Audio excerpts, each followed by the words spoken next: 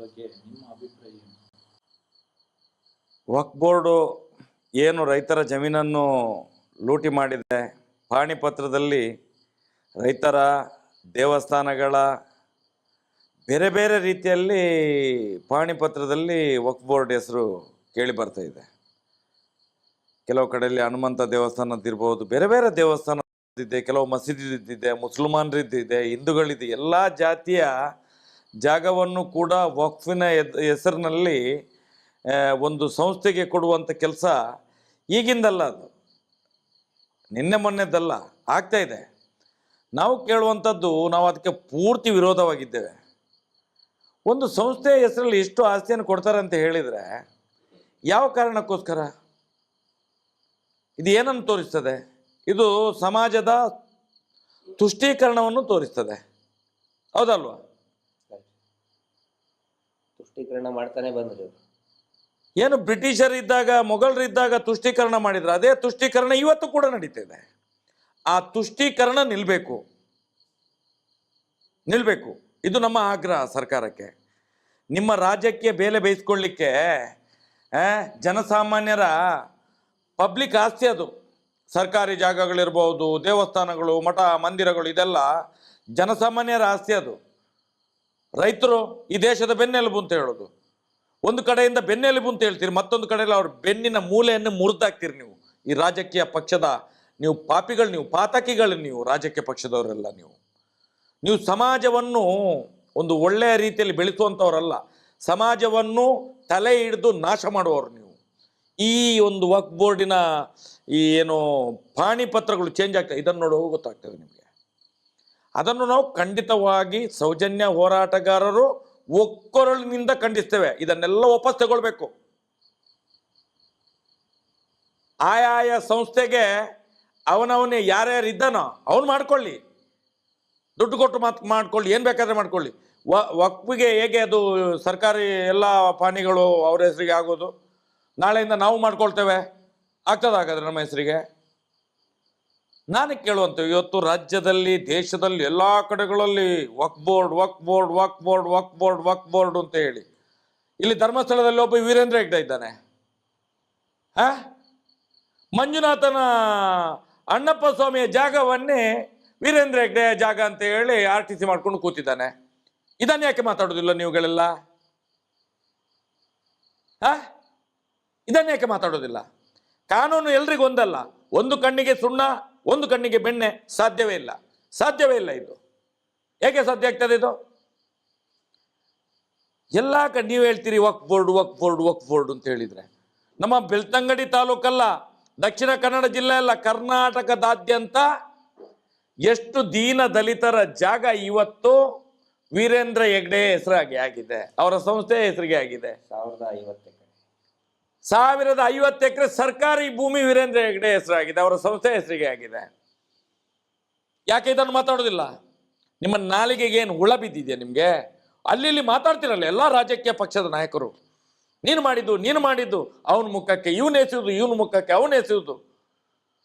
ಜನಸಾಮಾನ್ಯರ ಕಿವಿಗೆ ಹೂವು ಇಡುವಂತ ಕೆಲಸವನ್ನು ಮಾಡ್ತಿದ್ದೀರಿ ನಿಮ್ಮ ರಾಜ್ಯಕ್ಕೆ ಬೇಳೆ ಬೇಯಿಸ್ಕೊಳ್ಳಿಕ್ಕೋಸ್ಕರ. ಇದನ್ನು ಮಾಡಬೇಡಿ. ನೀವು ತಲೆ ಹಿಡಿಯುವಂತ ಕೆಲಸವನ್ನು ಮಾಡಬೇಡಿ. ರಾಜಕೀಯ ಪಕ್ಷಗಳು, ನೀವುಗಳು ಕುತಂತ್ರಿಗಳು. ನಿಮ್ಮ ಕುತಂತ್ರ ನಿಮ್ಮ ಮನೆಯಲ್ಲಿ, ನಿಮ್ಮ ಹೆಂಡತಿ ಮಕ್ಕಳ ಜೊತೆಯಲ್ಲಿ ಇರಲಿ. ಅದಕ್ಕೆ ಸಮಾಜದ ತಲೆ ಹಿಡಿಯುವುದಲ್ಲ. ಅವನೊಬ್ಬ ಯಾರು ಎಂಥದವನು ಎಂತ ಜಮೀರ್ ಅಹಮದ, ಅವನೊಂದು ಏನು ಮಾತಾಡ್ತಾನೆ, ಅವನು ನಿಜವಾಗಿ ಬಸ್ಸಿಗೆ ಜನ ಕರೀಲಿಕ್ಕೆ ಪಿಟ್ಟು ಜನ. ಅವನೇನೋ ಟೂರಿಸ್ಟ್ ಬಸ್ ಜನ ಎಲ್ಲ ಕರಿತಿದ್ದವನು ಹಿಂದೆ. ಎಲ್ಲಿಂದ ಕಾಸು ಮಾಡಿದ ಗೊತ್ತಿಲ್ಲ. ಅವನು ಒಂದೊಂದ್ಸಲ ಅವನು ನಾಳೆಗೆ ಹರಿಬಿಡ್ತಾನಂತ ಹೇಳಿದ್ರೆ ಅವನಿಗೆ ಅಪ್ಪ ಯಾರು, ಅಮ್ಮ ಯಾರು, ಅಜ್ಜ ಯಾರು, ಅಜ್ಜಿ ಯಾರು ಏನಂತ ಗೊತ್ತಾಗೋದಿಲ್ಲ. ಇಡೀ ಸಮಾಜವನ್ನು ತಲೆ ಹಿಡಿಯುವ ಕೆಲಸವನ್ನು ಮಾಡ್ತಾರೆ ಇವರ ರಾಜ್ಯಕ್ಕೆ ಬೆಲೆ ಬೇಯಿಸಿಕೊಳ್ಳಿಕ್ಕೆ ಮಾತ್ರ. ನಾಳೆ ಬೇಕಾದ್ರೆ ಯಡಿಯೂರಪ್ಪನನ್ನು ಕೂಡ ಒಂದು ಸೀಟ್ ಕೊಡ್ತಾರಂತೆ ಅಪ್ಪ ಅಂತ ಕರೀತಾನೆ. ನಾಳೆ ನೋಡಿದ್ರೆ ಕಾಂಗ್ರೆಸ್ ಅಲ್ಲಿ, ಇವತ್ತು ನೋಡಿದ್ರೆ BJPಯಲ್ಲಿ, ನಾಳೆ ನೋಡಿದ್ರೆ JDS ಅಲ್ಲಿ, ಎಲ್ಲೆಲ್ಲಿ ಇರ್ತಾರಂತ ಗೊತ್ತಾಗೋದಿಲ್ಲ. ಇವರು ಏನು ಹೇಳ್ತಾರೆ? ವಕ್ಫ್ ಬೋರ್ಡ್ ಅಂತ ಹೇಳಿದ್ರೆ ಅದೊಂದು ಸಂಸ್ಥೆ. ಹೌದು ಸ್ವಾಮಿ, ಸಂಸ್ಥೆ ಹೌದು. ಮಠದ ಹೆಸರು ಅದಕ್ಕೆ ಹೇಗೆ ಹೋಗೋದು? ದೇವಸ್ಥಾನದ ಹೆಸರು ಹೇಗೆ ಹೋಗೋದು? ಅದಕ್ಕೆ ನಾನು ಕೇಳೋ ಜನಗಳು ಎಷ್ಟು ಮೂರ್ಖರಿದ್ದೀರಿ ಸ್ವಾಮಿ, ಜನಗಳು ಎಷ್ಟು ಮೂರ್ಖರಿದ್ದೀರಿ. ನಾನು ಹೇಳುವಂಥದ್ದು ವಕ್ಫ್ ಮಾತ್ರ ಅಲ್ಲ, ಅದೊಂದು ದೊಡ್ಡ ಸಂಸ್ಥೆ, ಅದು ಸರ್ಕಾರಿ ಸಂಸ್ಥೆ, ಸರ್ಕಾರದ ಕೈಯಲ್ಲಿರುವಂಥದ್ದು. ವಕ್ಫ್ ಅಂತ ಹೇಳಿದರೆ ಇವತ್ತು ಮುಸಲ್ಮಾನರ ಒಂದು ನಿಯೋಗ ಅದನ್ನು ಕಂಟ್ರೋಲ್ ಮಾಡ್ತದೆ ಬಿಟ್ಟರೆ ಅದು ಸರ್ಕಾರದ ಆಸ್ತಿ. ಇಲ್ಲೊಬ್ಬ ಪ್ರೈವೇಟ್ ವ್ಯಕ್ತಿ ವೀರೇಂದ್ರ ಹೆಗ್ಡೆ ಹಿಂದೂ ದೇವಸ್ಥಾನ ಮುಕ್ಕಿದ್ದು ನಿಮಗೆ ಕಾಣೋದಿಲ್ವಾ? ಇದನ್ನು ಪ್ರಶ್ನೆ ಮಾಡಿ. ಇದು ನಮ್ಮ ನೋವಿರುವಂಥದ್ದು. ಇದನ್ನು ಯಾಕೆ ಮಾಡೋದಿಲ್ಲ ನೀವು? ಇದನ್ನು ನೀವು ಯಾಕೆ ಮಾಧ್ಯಮದವರು ಕೇಳೋದಿಲ್ಲ? ಈಗ ಏನಾಗ್ತಾ ಇದೆ, ವಕ್ಫ್ ಬೋರ್ಡದ್ದು ಹಿಂದಿನ ಥರನೂ ಕೂಡ ಎಷ್ಟೋ ಜನ ಸ್ವತಃ ಮುಸ್ಲಿಂ ಜನರೇ ವಕ್ಫ್ ಬೋರ್ಡ್ ವಿರುದ್ಧ ಕೋರ್ಟಿಗೆ ಹೋಗಿದ್ದಾರೆ. ಇದು ಯಾವ ರೀತಿ ಬಿಂಬಿಸ್ತಾ ಇದ್ದಾರೆ ಅಂತ ಹೇಳಿದರೆ, ಈಗ ಅದರ ಬಗ್ಗೆ ಮಾತಾಡಿ ಹಿಂದೂ ವರ್ಸಸ್ ಮುಸ್ಲಿಂ ಅಂತ. ಆದರೆ ಎಷ್ಟೋ ಜನರಿಗೆ ಗೊತ್ತಿಲ್ಲ, ಅನೇಕ ಜನ ಮುಸಲ್ಮಾನರು ಕೂಡ ವಕ್ಫ್ ಬೋರ್ಡ್ ವಿರುದ್ಧ ಕೋರ್ಟಿಗೆ ಹೋಗಿದ್ದಾರೆ. ಈ ನಮ್ಮ ಬಿಜಾಪುರದಲ್ಲಿ ಯಾಕೆ ಇದು ಜಾಸ್ತಿ ಆಗಿದೆ? ನಮ್ಮ ಬಿಜಾಪುರ, ಗುಲ್ಬರ್ಗ, ಈ ಬಿಜಾಪುರ ಬಹಮನಿ ಸುಲ್ತಾನರಿದ್ದಿತ್ತು. ಸರ್ಕಾರ, ಹಿಂದಿನ ಸರ್ಕಾರಗಳು ತುಷ್ಟೀಕರಣ, ತಾವು ಹೇಳ್ದಂಗೆ ತುಷ್ಟೀಕರಣ ಮಾಡಿ ಅದನ್ನು ಪೂರ್ತಿ ಹಾಗೆ ಬಿಟ್ಬಿಟ್ರು. ಸರ್ಕಾರ ತನ್ನ ವಶಕ್ಕೆ ಪಡಿಕೊಳ್ಳಿಲ್ಲ ಅದನ್ನ, ತುಷ್ಟೀಕರಣ ನೀತಿ. ಅದರಲ್ಲಿ ಎಷ್ಟೋ ಜನ ಈಗ ನಾವು ತಾವು ಹೇಳ್ದಂಗೆ ನಮ್ಮ ಇಡೀ ಸೌಜನ್ಯ ಹೋರಾಟ ಸಮಿತಿ ಒಂದು ನಿರ್ಣಯ ತಗೊಂಡಿದೆ. ಇದೇನು ಜನಸಾಮಾನ್ಯರ ಆಸ್ತಿ ಇರ್ಬೋದು, ದೇವಸ್ಥಾನದ ಆಸ್ತಿ, ಮಠ ಮಂದಿರಗಳ ಆಸ್ತಿ, ರೈತರ ಆಸ್ತಿಯನ್ನು ವಕ್ಫ್ ಬೋರ್ಡ್ ತನ್ನ ನೋಟಿಸ್ ಕಳಿಸಿದೆ. ನಾವು ಅದರ ವಿರುದ್ಧನೇ ಇದ್ದೀವಿ, ಖಂಡಿತ ಅದರ ವಿರುದ್ಧ ಇದ್ದೀವಿ. ಬಹಳಷ್ಟು ವರ್ಷದಿಂದ ಇದೆ. ಈಗ ಅದು ಪ್ರಚಾರಕ್ಕೆ ಬರ್ತಾ ಇದೆ. ಪ್ರಚಾರ ಅಂತ ಹೇಳಿದ್ರೆ ಇದು ರಾಜಕೀಯ ಮಾಡ್ತಾ ಇದ್ದಾರೆ, ಅವಾಗಗೋಸ್ಕರ ಆಗುವಂಥದ್ದು. ಇದರಲ್ಲಿ ಎಲ್ಲ ರಾಜಕೀಯ ಪಕ್ಷದ ನಾಯಕರಿದ್ದಾರೆ, ಎಲ್ರಿಗೂ ಗೊತ್ತಿದೆ. ಬಿಜೆಪಿ ಮೈನಾರಿಟಿ ಮೋರ್ಚಾ, ನಾನು ಅವಾಗ ಯುವ ಮೋರ್ಚಾ ಅಧ್ಯಕ್ಷ ಇದ್ದಾಗ, ಯಾವಾಗ 2007-8ರಲ್ಲಿ ಯಾವಾಗ ನಮ್ಮ ಜೊತೆಗೆ ಮೈನಾರಿಟಿ ಮೋರ್ಚಾ ಅದು ತುಂಬ ಆಕ್ಟಿವ್ ಆಗಿ ಕೆಲಸ ಮಾಡ್ತಿದ್ದು. ಎಲ್ಲ ಮೈನಾರಿಟಿ ಮೋರ್ಚಾದ ಸದಸ್ಯರು ಒಂದು ನಿರ್ಣಯ ಕೈಗೊಂಡಿದ್ರು ಅಗೇನ್ಸ್ಟ್ ವಕ್ಫ್ ಬೋರ್ಡ್. ಅನ್ವರ್ ಮಾರ್ಪಾಡಿ ಅಂತ ಹೇಳಿ ಅದಾದ್ಮೇಲೆ ಮೈನಾರಿಟಿ ಇದ್ರದ್ದು ಅಧ್ಯಕ್ಷರಾಗಿದ್ರು ಮಂಗಳೂರಿನವರು. ಹೌದು, ಅವರೆಲ್ಲ ಅದರ ಅಗೇನ್ಸ್ಟ್ ಇದನ್ನ ಮಾಡಿದ್ರು. ಅದನ್ನ ವಕ್ಫ್ ಬೋರ್ಡ್ ಈ ಪೂರ್ತಿ ಇದು ಆಸ್ತಿ ಕಬಳಿಸ್ತಾ ಇದೆ ಅಂತ ಹೇಳಿ. ಇದು ಜನರಿಗೆ ಗೊತ್ತಾಗಬೇಕು. ಏನಾಗ್ತಾ ಇದೆ, ಹಿಂದೂ ಮುಸ್ಲಿಂ ಅಂತ ಮಾಡಕ್ ಹೊರಟಿದ್ದಾರೆ. ಆ ಜಮೀರ್ ಅಹಮದ್ಗೆ ಮೊದಲು ಬುದ್ಧಿ ಇಲ್ಲ ಅವನಿಗೆ. ಮಾತಾಡೋದು ಅವ್ರಿಗೆ ಇಲ್ಲಿ ಏನಾಗಿದೆ ಗೊತ್ತಾ ಸರ್, ಮುಸ್ಲಿಂ ನಾಯಕರಿಗೆ ಮುಸಲ್ಮಾನರನ್ನ ಹಿಂದೂಗಳ ವಿರುದ್ಧ ಎತ್ತಿ ಕಟ್ಟಬೇಕು, ಹಿಂದೂಗಳ ನಾಯಕರು ಅಂತ ಹೇಳ್ಕೊಳ್ಳೋರಿಗೆ ಹಿಂದೂಗಳನ್ನ ಮುಸ್ಲಿಮರ ವಿರುದ್ಧ ಎತ್ತು ಕಟ್ಟಬೇಕು. ಹಿಂಗೆ ಮಾಡಿ ಅವ್ರವ್ರ ಅಂಗಡಿಯನ್ನು ನಡೆಸ್ತಾ ಇರಬೇಕು. ಆದರೆ ವಾಸ್ತವ ಏನಿದೆ ಅದನ್ನ ಎಲ್ಲರೂ ಮರೆಮಾಚ್ತಾ ಇದ್ದಾರೆ. ರೈತರು ಆಸ್ತಿ ಎಲ್ಲರಿಗೂ ಗೊತ್ತಿದೆ. ಇದು ಈಗ ಪಾಪಿಗಳಿಂದ ನಮ್ಮಂತವರು ರಸ್ತೆಯಲ್ಲಿ ನಿಂತ್ಕೊಂಡು ನಾವು ಹೋರಾಟ ಮಾಡಬೇಕು. ಇಷ್ಟು ವರ್ಷ ಆಯ್ತು ನೋಡಿ. ಸ್ವತಃ ವೀರೇಂದ್ರ ಹೆಗ್ಡೆ ಅವರ ಫ್ಯಾಮಿಲಿ ಹೈಕೋರ್ಟ್ ಮತ್ತು ಸುಪ್ರೀಂ ಕೋರ್ಟ್ನಲ್ಲಿ ಅಫಿಡವಿಟ್ ಕೊಟ್ಟಿದ್ದಾರೆ, ಇದು ಹಿಂದೂಗಳ ಆಸ್ತಿ ಅಲ್ಲ, ಹಿಂದೂಗಳ ಧಾರ್ಮಿಕ ಕ್ಷೇತ್ರನೇ ಅಲ್ಲ. 1974ರಲ್ಲಿನೇ ಹಾಕಿದ್ದಾರೆ. ಅದಕ್ಕಿಂತ ಬಿಫೋರ್ ಇದ್ದಿದ್ದು ರತ್ನವರ್ಮ ಹೆಗಡೆ ಅವರು. 1969ಕ್ಕಿಂತ ಮುಂಚೆ ಇದ್ದಿದ್ದವರು. ಇವರು ಏನೋ ಪಟ್ಟ ಏರಿದ್ದು 1969 ನಂತರ 68ಕ್ಕೆ. ಅದಕ್ಕಿಂತ ಬಿಫೋರ್ ಅವಾಗ್ಲೇ ಹಾಕಿದ್ದಾರೆ ಅವರು.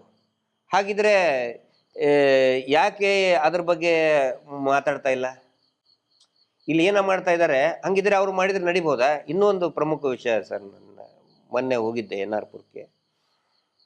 ಅಲ್ಲಿ ಜ್ವಾಲಾಮಾಲ ಅಂಥೇಳಿ, ಜ್ವಾಲಾಮಾಲಿನಿ ಅದು ಒಂದು ಮಠ. ಆ ಮಠದ ಹೆಸರು ಜ್ವಾಲಾಮಾಲಿ. ಅದು ಬಹಳ ದೊಡ್ಡ ಮಠ ಅದು.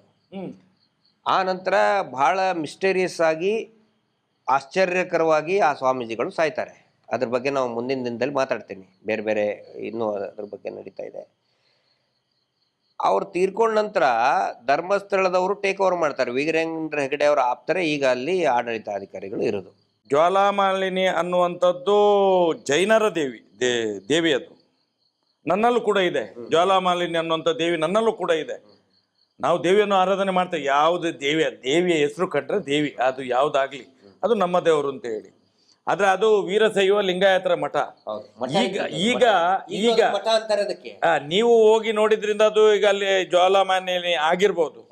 ಯಾವಾಗ ಕೊರೋನಾದ ಸಂದರ್ಭದಲ್ಲಿ ಆದಂತ ಘಟನೆ ಅದೆಲ್ಲ ಈಗ ಟ್ರಾನ್ಸ್ಫರ್ ಆಗಿದ್ದೆಲ್ಲ. ಆದೃಷ್ಟಂದ ಈಗ ಅಲ್ಲಿ ಜ್ವಾಲಾಮಾಲಿನಿ ಅಂತ ಹೇಳಿ ಬೋರ್ಡ್ ಹಾಕಿರ್ಬೋದು. ಯಾಕಂತ ಹೇಳಿದ್ರೆ ಈಗ ಇಲ್ಲಿ ಉಪ್ಪಿನಂಗಡಿ ಯಾರೋ ಅದನ್ನ ನಡೆಸ್ತಾ ಇದ್ದಾರೆ, ಧರ್ಮಸ್ಥಳದ ಜನಗಳೇ ಇರುವುದಲ್ಲಿ ಈಗ. ಅಲ್ಲ, ಅದನ್ನ ಈಗಲೂ ಕೂಡ ನೀವು ಯಾರಿಗೆ ಕೇಳಿದ್ರು ಕೂಡ ಅಂತಲ್ಲಿ ಅದನ್ನ ಮಠ ಅಂತಾನೆ ಹೇಳ್ತಾರೆ, ಮಠ ಅಂತಾನೆ ಹೇಳ್ತಾರೆ. ಈಗ ಅದಕ್ಕಿಂತ ಜಾಸ್ತಿ ಮುಖ್ಯವಾದ ಏನಂದ್ರೆ ಇಲ್ಲಿ ನಾನು ಬಹಳ ಕ್ಲಿಯರ್ ಆಗಿ ಹೇಳ್ತಾ ಇದ್ದೀನಿ, ಜೈನರ ವಿರುದ್ಧ ಅಲ್ಲ, ಅಲ್ಲಿ ಜೈನರೇ ವೀರೇಂದ್ರ ಹೆಗ್ಗಡೆ ವಿರುದ್ಧ ನಿಂತ್ಕೊಂಡಿದ್ದಾರೆ. ಯಾಕಂತ ಹೇಳಿದ್ರೆ ಅಲ್ಲಿ 70 ಮನೆಗಳು, NR-ಪುರದ 70 ಮನೆಗಳಲ್ಲಿ ಅದರಲ್ಲಿ ಬಹುತೇಕರು ಜೈನರ ಮನೆಗಳಿದೆ. ಆ ಮನೆಗಳಿಗೆ ಈಗ ಹೊಸದಾಗಿ ಬಂದಂತಹ ಇವರು ಏನು ಆಡಳಿತಾಧಿಕಾರಿ ಬಂದಿದಾರಲ್ಲ, ಎಲ್ಲರಿಗೂ ನೋಟಿಸ್ ಕೊಟ್ಟಿದ್ದಾರೆ 70 ಮನೆಗಳಿಗೆ. ಅಷ್ಟೇ ಅಲ್ಲ, ಒಂದು ಶಾಲೆ ಇದೆ, ಸರ್ಕಾರಿ ಶಾಲೆ, ತುಂಬಾ ಚೆನ್ನಾಗಿ ಸ್ಕೂಲ್ ಇದೆ ಸರ್. 106 ಜನ ಮಕ್ಕಳು ಬರ್ತಾರೆ. ಆ ಸ್ಕೂಲನ್ನ ಡೆಮಾಲಿಷನ್ ಮಾಡ್ಬೇಕಂತೇಳಿ ವೀರೇಂದ್ರ ಹೆಗ್ಗಡೆ ನೋಟಿಸ್ ಕೊಟ್ಟಿದ್ದಾರೆ, ಸರ್ಕಾರಿ ಶಾಲೆ. ಅಲ್ಲಿಗ ಇವರು ವೀರಶೈವ ಲಿಂಗಾಯತರು ಯಾರು ಎದ್ದೇಳಲಿಲ್ವಾ ನಮ್ಮ ಮಠ ಅಂತ ಹೇಳಿ ಈಗ ಸ್ಟ್ರೈಕ್ ಮಾಡ್ತೀವಿ, ಈಗೀಗ ಅರಿವು ಮೂಡ್ತಾ ಇದೆ.